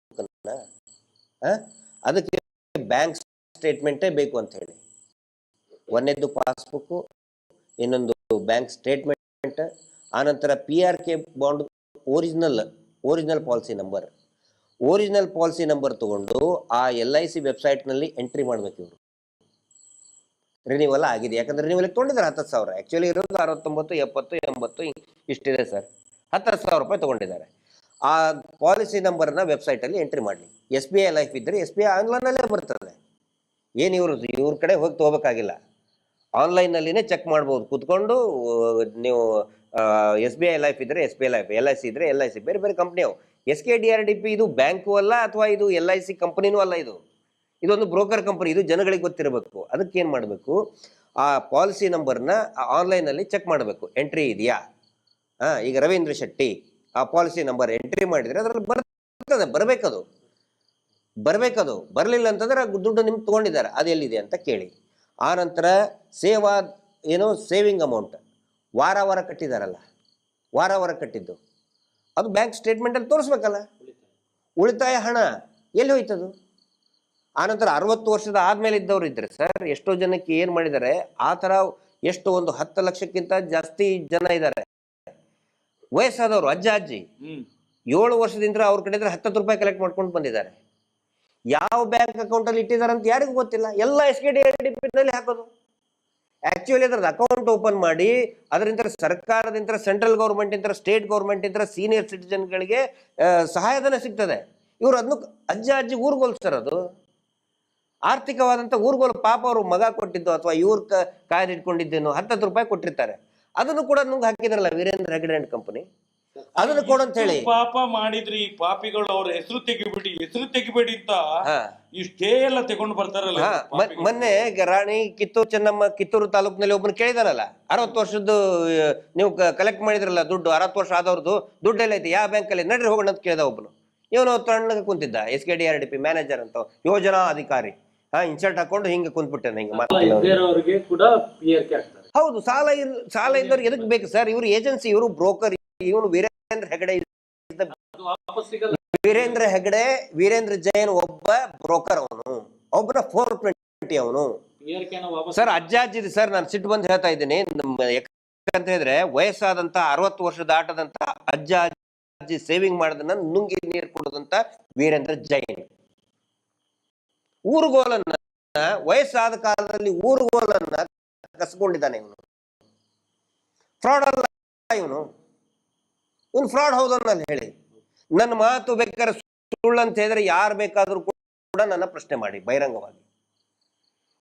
ನಾನು ಹೇಳೋದಲ್ಲ, ಜನಗಳು ಕೇಳ್ತಾ ಇದ್ದಾರೆ. ಕಿತ್ತೂರಿನಲ್ಲಿ ಮೊನ್ನೆ ಬರೀ ಕಿತ್ತೂರದ್ದು ಒಂದೇ ಸಮಸ್ಯೆ ಅಲ್ಲ, ರಾಜ್ಯದ ಎಲ್ಲಾ ಕಡೆಗಳಲ್ಲಿ ಕೂಡ ಇವ್ರದ್ದು ಒಂದು ಸಂಘ ಮಾಡಬೇಕು ಅಂತಾನೆ ಒಂದು ನಿಯಮ ಇದೆ ಸರ್ಕಾರದಿಂದ. ಹಂಗೇನಾರ ಇದ್ರೆ ಅವ್ರದ್ದೊಂದು ಒಂದು ಗುಂಪು ಮಾಡಿ, ಇವ್ರು ಗುಂಪು ಮಾಡಿದ SKDRDPದವರು ವಯಸ್ಸಾದವ್ರದ್ದು ಒಂದು ಗುಂಪು ಮಾಡಿದ್ರು. ಗುಂಪು ಮಾಡಿ ಪ್ರತಿ ವಾರ ಅವ್ರ ಕಡೆ ಅಂತ 10 ರೂಪಾಯಿ ಇಸ್ಕೊಂಡ್ರು. 7 ವರ್ಷದಿಂದ ದುಡ್ಡು ಕಲೆಕ್ಟ್ ಮಾಡ್ತಾ ಇದ್ದಾರೆ. ಅವ್ರಿಗೇನಾದ್ರೂ ಇಂತಲ್ಲಿ ಆಸ್ಪತ್ರೆಗೆ ಹೋದ್ರೆ ಅವ್ರನ್ನ ಕೇಳಕ್ ಯಾರೂ ಇಲ್ಲ, ಅವಾಗ ಹೆಲ್ಪ್ ಮಾಡ್ಬೇಕು ತಾನೇ. ಅವರು ಆಸ್ಪತ್ರೆಗೆ ದುಡ್ಡು ಕಟ್ಟೋದು ಏನು ಇಲ್ಲ, ಬರೀ ದುಡ್ಡಿಂದ ಮಲಗಿದ. ಇಲ್ಲಿ ಸೀತಾರಾಮ್ ಕರೆಸಿ ನಾವು ಲಾಭಾಂಶ ಕೊಟ್ಟಿವಿ ಕೊಡ್ ಅಂತ ಹೇಳ್ರಿ 60 ವಯಸ್ಸಾದವ್ರಿಗೆ. ನಾವಿಷ್ಟು ಮಾತಾಡಿದೇವಲ್ಲ, ನಾನೊಂದು ಕೆಲವು MLAಗಳ ಹತ್ರ ಮಾತಾಡಿದೆ. ನಿಮ್ಗೇನು ಒಂದು ಸ್ವಲ್ಪ ಆದ್ರೂ ಮಾನ ಮರ್ಯಾದೆ, ಜನಗಳ ನೋವು ಇಷ್ಟು ನಾವು ಬೊಬ್ಬೆ ಹೊಡಿತೇವೆ ಅರ್ಥ ಆಗುದಿಲ್ವಾ? ಜನಸಾಮಾನ್ಯರಿಗೆ ತಿಳಿಯುವುದಿಲ್ಲ, ನಿಮ್ಗೆ ತಿಳಿಯುವುದಿಲ್ಲ ಅಂತ ಹೇಳಿ ಏನ್ ಹೇಳ್ತಾರೆ ಗೊತ್ತಾ? ನಮ್ಮ ಹೈಕಮಾಂಡೇ ಅವ್ರ ಜೊತೆಯಲ್ಲಿ ನಮ್ಮ ಹೈಕಮಾಂಡೇ ಅವ್ರ ಜೊತೆ ಇದೆ ಅಂತ ಹೇಳ್ತಾರೆ. ಹಾಗಾದ್ರೆ ಹೇಗೆ ಸರ್ ಇವರು ಇದು? ನರೇಂದ್ರ ಸ್ವಾಮಿ ಸುಮ್ಮನೆ ಆಗ್ಬಿಟ್ರು, ಸೈಲೆಂಟ್ ಆಗ್ಬಿಟ್ರು, ಸೈಲೆನ್ಸರ್ ಇಟ್ಟುಬಿಟ್ರು. ನರೇಂದ್ರ ಸ್ವಾಮಿ ಅಂತೂ ಅವರಿಗೆ ಎಲ್ಲ ವಿಚಾರಗಳು ಗೊತ್ತಿದೆ. ಬಾಯಲ್ಲಿ ಸೈಲೆನ್ಸರ್ ತುರುಗ್ಬಿಟ್ರು.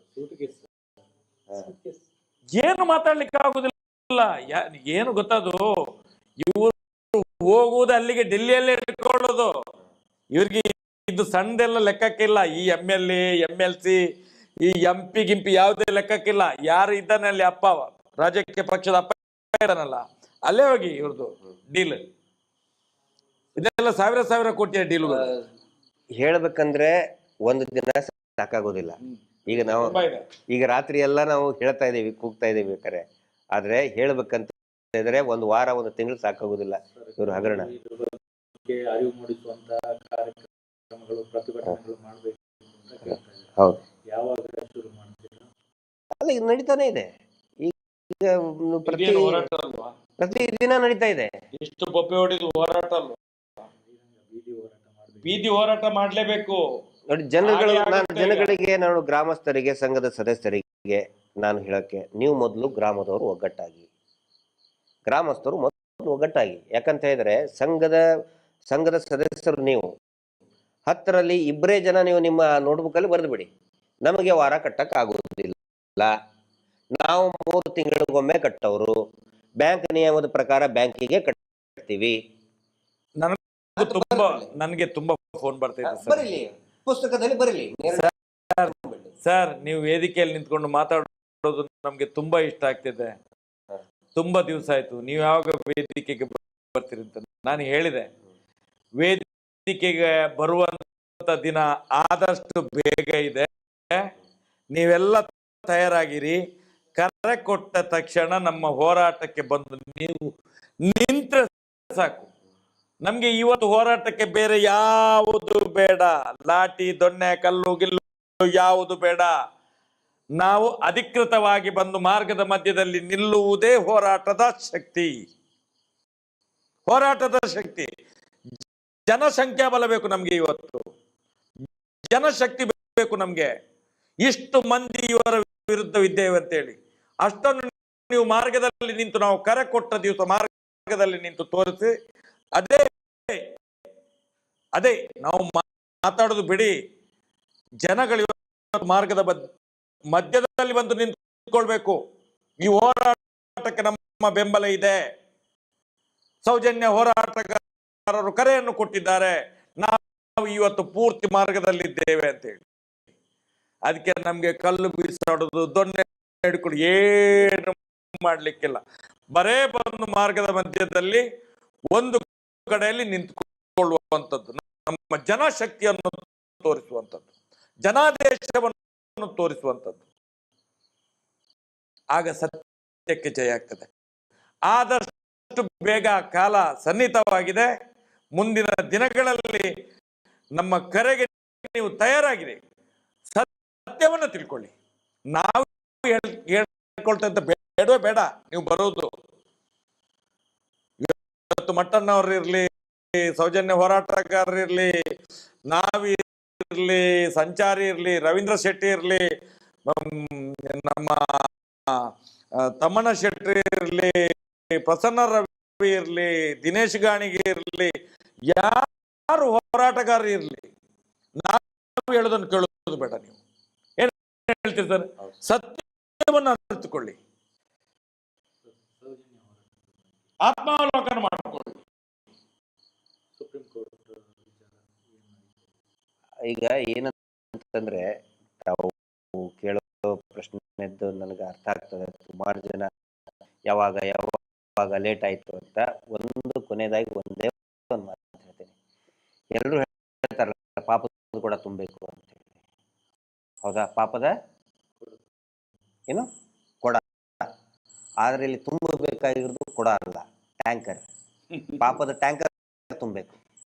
ಕೊಡ ತುಂಬೋದಕ್ಕೆ ಟ್ಯಾಂಕರ್ ತುಂಬೋದಕ್ಕೆ ಸ್ವಲ್ಪ ಟೈಮ್ ವ್ಯತ್ಯಾಸ ಆಗ್ತದಲ್ಲ. ಕೊಡ ಈಗಲೇ ತುಂಬಿಡ್ತದೆ. ಟ್ಯಾಂಕರ್ ಇವ್ರ ಮೇಲೆ ಅನೇಕ ವರ್ಷಗಳಿಂದ ಮಾಡಿದಂತ ಅನೇಕ ಹೆಣ್ಮಕ್ಳ ಮೇಲೆ ಮಾಡಿದ ಅತ್ಯಾಚಾರ, ಕೊಲೆಗಳಿದೆ. ಆನೆ ಮಾವತ, ವೇದವಲ್ಲಿ, ಪದ್ಮಲತಾ, ಸೌಜನ್ಯ, ಅದರ ನಡುವೆ ಎಷ್ಟೋ ಜನ ಅಪ್ರಾಪ್ತ ವಯಸ್ಸಿನ ಹೆಣ್ಮಕ್ಳನ್ನ ಕೊಲೆ ಮಾಡಿದಂತ ಪಾಪಗಳಿದೆ. ಈ ಇಡೀ ರಾಜ್ಯದಲ್ಲಿ ಅಕ್ರಮ ಮೀಟರ್ ಬಡ್ಡಿ ದಂಧೆ ಮಾಡಿ ರಕ್ತ ಹೀರಿದಂತ ಆ ಪಾಪ ಇದೆ. ಅದರಿಂದ ಆತ್ಮಹತ್ಯೆ ಮಾಡ್ಕೊಂಡವ್ರ ಪಾಪ ಇದೆ, ಸಾವಿರಾರು ಇದೆ. ಆನಂತರ ಭೂಮಿಯನ್ನ ಆಕ್ರಮಣ ಮಾಡಿ ಇಲ್ಲಿ ನಮ್ಮ ಯಾರು ಅರುಣ್ ಬೋಳಿಯಾರ್ ಅಂತ ಅನೇಕ ಜನ ಪಾಪ, ಅನೇಕ ಆತರ ಆ ಪಾಪ ಇದೆ. ಆನಂತರ ದೇವಸ್ಥಾನದ ಮೂರ್ತಿಗಳನ್ನ ಕದ್ದಂತ ಪಾಪ ಇದೆ. ಸ್ಮಗ್ಲಿಂಗ್ ಮಾಡಿದಂತ ಎಂಟಿಕ್, ಅದು ಗೊತ್ತಿಲ್ಲ, ಅದು ಬರ್ತದೆ. ಎಂಟಿಕ್ಸ್ ದಂಧೆ. ನಾವು ದೇವಸ್ಥಾನವನ್ನ ಪುನರ್ ನಿರ್ಮಾಣ ಮಾಡ್ತೀವಿ ಅಂತ ಹೇಳ್ತಾರಲ್ಲ, ಅಲ್ಲಿರುವಂತ ಹಳೆ ಶಿಲೆಗಳನ್ನ ಕದ್ದು ಮಾರಾಟ ಮಾಡುವಂತ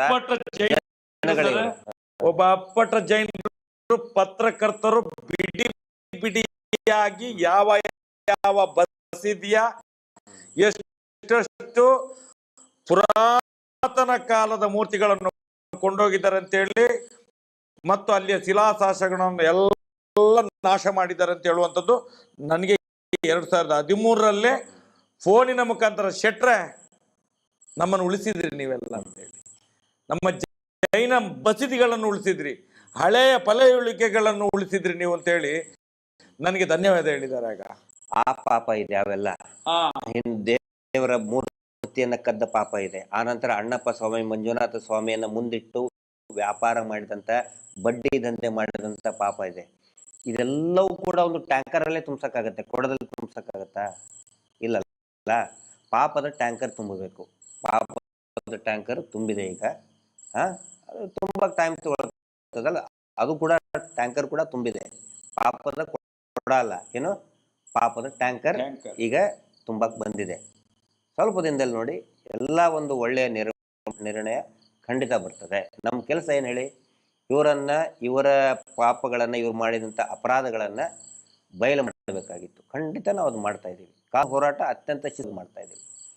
ಮಹೇಶ್ ಶೆಟ್ಟರ್ ನೇತೃತ್ವಬದ್ಧವಾದಂಥ ಹೋರಾಟ, ಸಂಘಟಿತವಾದಂಥ, ಕಾನೂನುಬದ್ಧವಾಗಿಯೂ ಕೂಡ ಶಿಸ್ತುಬದ್ಧವಾಗಿ ನಡೀತಾ ಇದೆ.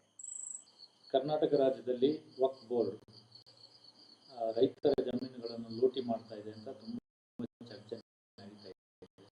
ಇದರ ಬಗ್ಗೆ ನಿಮ್ಮ ಅಭಿಪ್ರಾಯ ಏನು? ವಕ್ಫ್ ಬೋರ್ಡು ಏನು ರೈತರ ಜಮೀನನ್ನು ಲೂಟಿ ಮಾಡಿದೆ, ಪಹಣಿ ಪತ್ರದಲ್ಲಿ ರೈತರ ದೇವಸ್ಥಾನಗಳ ಬೇರೆ ಬೇರೆ ರೀತಿಯಲ್ಲಿ ಪಹಣಿ ಪತ್ರದಲ್ಲಿ ವಕ್ಫ್ ಬೋರ್ಡ್ ಹೆಸರು ಕೇಳಿ ಬರ್ತಾ ಇದೆ. ಕೆಲವು ಕಡೆಯಲ್ಲಿ ಹನುಮಂತ ದೇವಸ್ಥಾನದಿರ್ಬೋದು, ಬೇರೆ ಬೇರೆ ದೇವಸ್ಥಾನದಿದೆ, ಕೆಲವು ಮಸೀದಿದೆ, ಮುಸಲ್ಮಾನರಿದ್ದಿದೆ, ಹಿಂದೂಗಳಿದೆ. ಎಲ್ಲ ಜಾತಿಯ ಜಾಗವನ್ನು ಕೂಡ ವಕ್ಫಿನ ಹೆಸರಿನಲ್ಲಿ ಒಂದು ಸಂಸ್ಥೆಗೆ ಕೊಡುವಂತ ಕೆಲಸ ಈಗಿಂದಲ್ಲ, ಅದು ನಿನ್ನೆ ಮೊನ್ನೆದಲ್ಲ, ಆಗ್ತಾ ಇದೆ. ನಾವು ಕೇಳುವಂಥದ್ದು, ನಾವು ಅದಕ್ಕೆ ಪೂರ್ತಿ ವಿರೋಧವಾಗಿದ್ದೇವೆ. ಒಂದು ಸಂಸ್ಥೆಯ ಹೆಸರಲ್ಲಿ ಎಷ್ಟು ಆಸ್ತಿಯನ್ನು ಕೊಡ್ತಾರೆ ಅಂತ ಹೇಳಿದ್ರೆ ಯಾವ ಕಾರಣಕ್ಕೋಸ್ಕರ? ಇದು ಏನನ್ನು ತೋರಿಸ್ತದೆ? ಇದು ಸಮಾಜದ ತುಷ್ಟೀಕರಣವನ್ನು ತೋರಿಸ್ತದೆ, ಹೌದಲ್ವಾ? ತುಷ್ಟೀಕರಣ ಮಾಡ್ತಾನೆ ಬಂದ. ಏನು ಬ್ರಿಟಿಷರಿದ್ದಾಗ, ಮೊಘಲರಿದ್ದಾಗ ತುಷ್ಟೀಕರಣ ಮಾಡಿದ್ರೆ, ಅದೇ ತುಷ್ಟೀಕರಣ ಇವತ್ತು ಕೂಡ ನಡೀತಾ ಇದೆ. ಆ ತುಷ್ಟೀಕರಣ ನಿಲ್ಬೇಕು. ಇದು ನಮ್ಮ ಆಗ್ರಹ ಸರ್ಕಾರಕ್ಕೆ. ನಿಮ್ಮ ರಾಜ್ಯಕ್ಕೆ ಬೇಲೆ ಬೇಯಿಸ್ಕೊಳ್ಳಿಕ್ಕೆ ಜನಸಾಮಾನ್ಯರ ಪಬ್ಲಿಕ್ ಆಸ್ತಿ ಅದು. ಸರ್ಕಾರಿ ಜಾಗಗಳಿರ್ಬಹುದು, ದೇವಸ್ಥಾನಗಳು, ಮಠ ಮಂದಿರಗಳು, ಇದೆಲ್ಲ ಜನಸಾಮಾನ್ಯರ ಆಸ್ತಿ ಅದು. ರೈತರು ಈ ದೇಶದ ಬೆನ್ನೆಲುಬು ಅಂತ ಹೇಳೋದು. ಒಂದು ಕಡೆಯಿಂದ ಬೆನ್ನೆಲುಬು ಅಂತ ಹೇಳ್ತೀರಿ, ಮತ್ತೊಂದು ಕಡೆಯಲ್ಲಿ ಅವ್ರ ಬೆನ್ನಿನ ಮೂಲೆಯನ್ನು ಮುರಿದಾಕ್ತೀರಿ ನೀವು. ಈ ರಾಜಕೀಯ ಪಕ್ಷದ ನೀವು ಪಾಪಿಗಳು, ನೀವು ಪಾತಕಿಗಳು, ನೀವು ರಾಜಕೀಯ ಪಕ್ಷದವರೆಲ್ಲ. ನೀವು ಸಮಾಜವನ್ನು ಒಂದು ಒಳ್ಳೆಯ ರೀತಿಯಲ್ಲಿ ಬೆಳೆಸುವಂತವರಲ್ಲ, ಸಮಾಜವನ್ನು ತಲೆ ಹಿಡಿದು ನಾಶ ಮಾಡುವವರು ನೀವು. ಈ ಒಂದು ವಕ್ಫ್ ಬೋರ್ಡಿನ ಈ ಏನು ಪಾಣಿ ಪತ್ರಗಳು ಚೇಂಜ್ ಆಗ್ತದೆ, ಇದನ್ನು ನೋಡುವ ಗೊತ್ತಾಗ್ತದೆ ನಿಮಗೆ. ಅದನ್ನು ನಾವು ಖಂಡಿತವಾಗಿ ಸೌಜನ್ಯ ಹೋರಾಟಗಾರರು ಒಕ್ಕೊರಳಿನಿಂದ ಖಂಡಿಸ್ತೇವೆ. ಇದನ್ನೆಲ್ಲ ವಾಪಸ್ ತಗೊಳ್ಬೇಕು.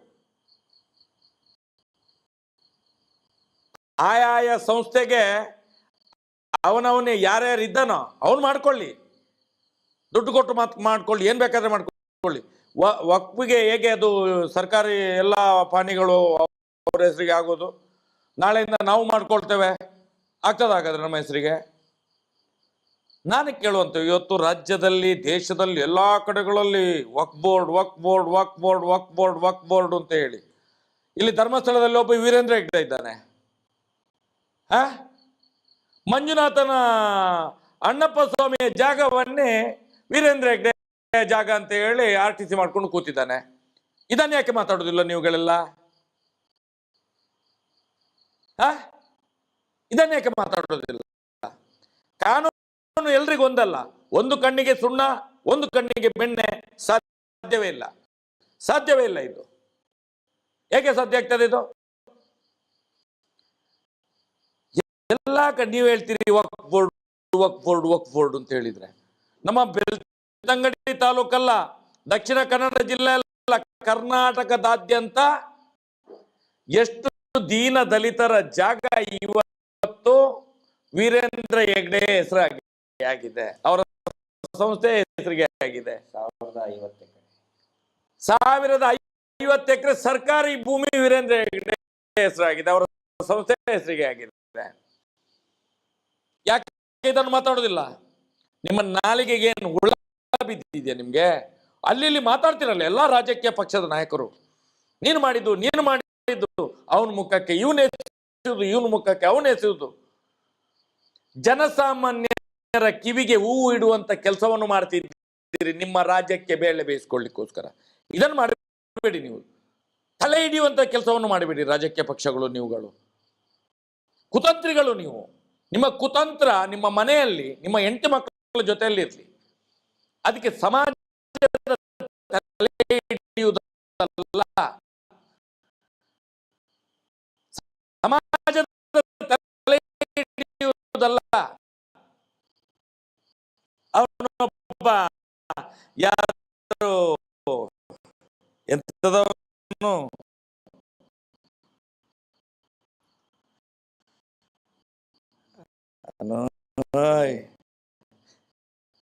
ಎಂತ ಜಮೀರ್ ಅಹ್ಮದ್, ಅವನೊಂದು ಏನು ಮಾತಾಡ್ತಾನೆ, ಅವನು ನಿಜವಾಗಿ ಬಸ್ಸಿಗೆ ಜನ ಕರೀಲಿಕ್ಕೆ ಪಿಟ್ಟು ಜನವನು. ಅವನೇನೋ ಏನು ಟೂರಿಸ್ಟ್ ಬಸ್ ಜನ ಎಲ್ಲ ಕರೀತಿದ್ದವನು ಹಿಂದೆ. ಎಲ್ಲಿಂದ ಕಾಸು ಮಾಡಿದ ಗೊತ್ತಿಲ್ಲ. ಅವನು ಒಂದೊಂದ್ಸಲ ಅವನು ನಾಳೆಗೆ ಹರಿ ಬಿಡ್ತಾನಂತ ಹೇಳಿದ್ರೆ ಅವನಿಗೆ ಅಪ್ಪ ಯಾರು, ಅಮ್ಮ ಯಾರು, ಅಜ್ಜ ಯಾರು, ಅಜ್ಜಿ ಯಾರು, ಯಾರು ಏನಂತ ಗೊತ್ತಾಗೋದಿಲ್ಲ.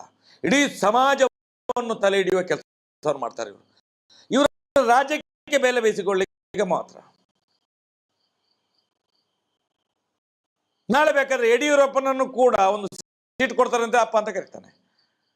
ನಾಳೆ ನೋಡಿದ್ರೆ ಕಾಂಗ್ರೆಸ್ ಅಲ್ಲಿ, ಇವತ್ತು ನೋಡಿದ್ರೆ ಬಿಜೆಪಿಯಲ್ಲಿ, ನಾಳೆ ನೋಡಿದ್ರೆ JDS ಅಲ್ಲಿ, ಎಲ್ಲೆಲ್ಲಿ ಇರ್ತಾರೆ ಅಂತ ಗೊತ್ತಾಗೋದಿಲ್ಲ.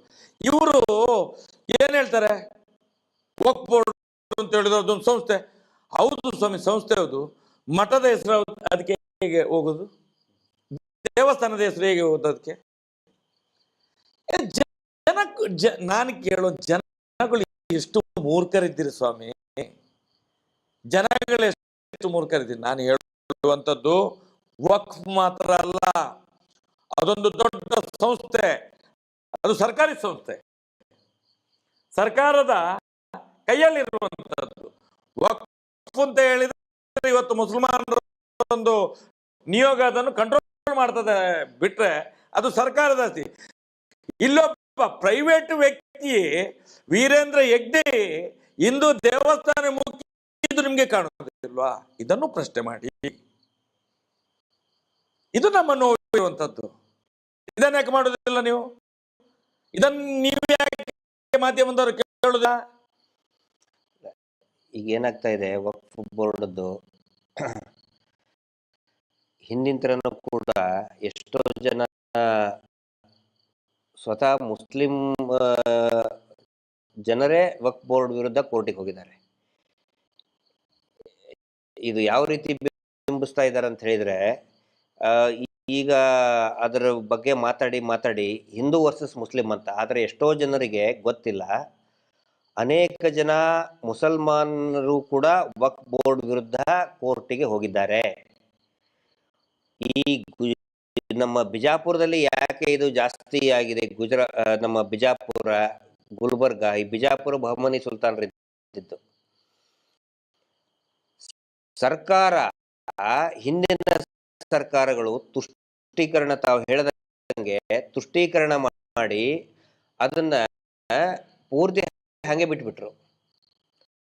ಸರ್ಕಾರ ತನ್ನ ವಶಕ್ಕೆ ಪಡಿಕೊಳ್ಳಿಲ್ಲ ಅದನ್ನ, ತುಷ್ಟೀಕರಣ ನೀತಿ. ಅದರಲ್ಲಿ ಎಷ್ಟೋ ಜನ ಈಗ ನಾವು ತಾವು ಹೇಳದಂಗೆ ನಮ್ಮ ಇಡೀ ಸೌಜನ್ಯ ಹೋರಾಟ ಸಮಿತಿ ಒಂದು ನಿರ್ಣಯ ತಗೊಂಡಿದೆ. ಇದೇನು ಜನಸಾಮಾನ್ಯರ ಆಸ್ತಿ ಇರ್ಬೋದು, ದೇವಸ್ಥಾನದ ಆಸ್ತಿ, ಮಠ ಮಂದಿರಗಳ ಆಸ್ತಿ, ರೈತರ ಆಸ್ತಿ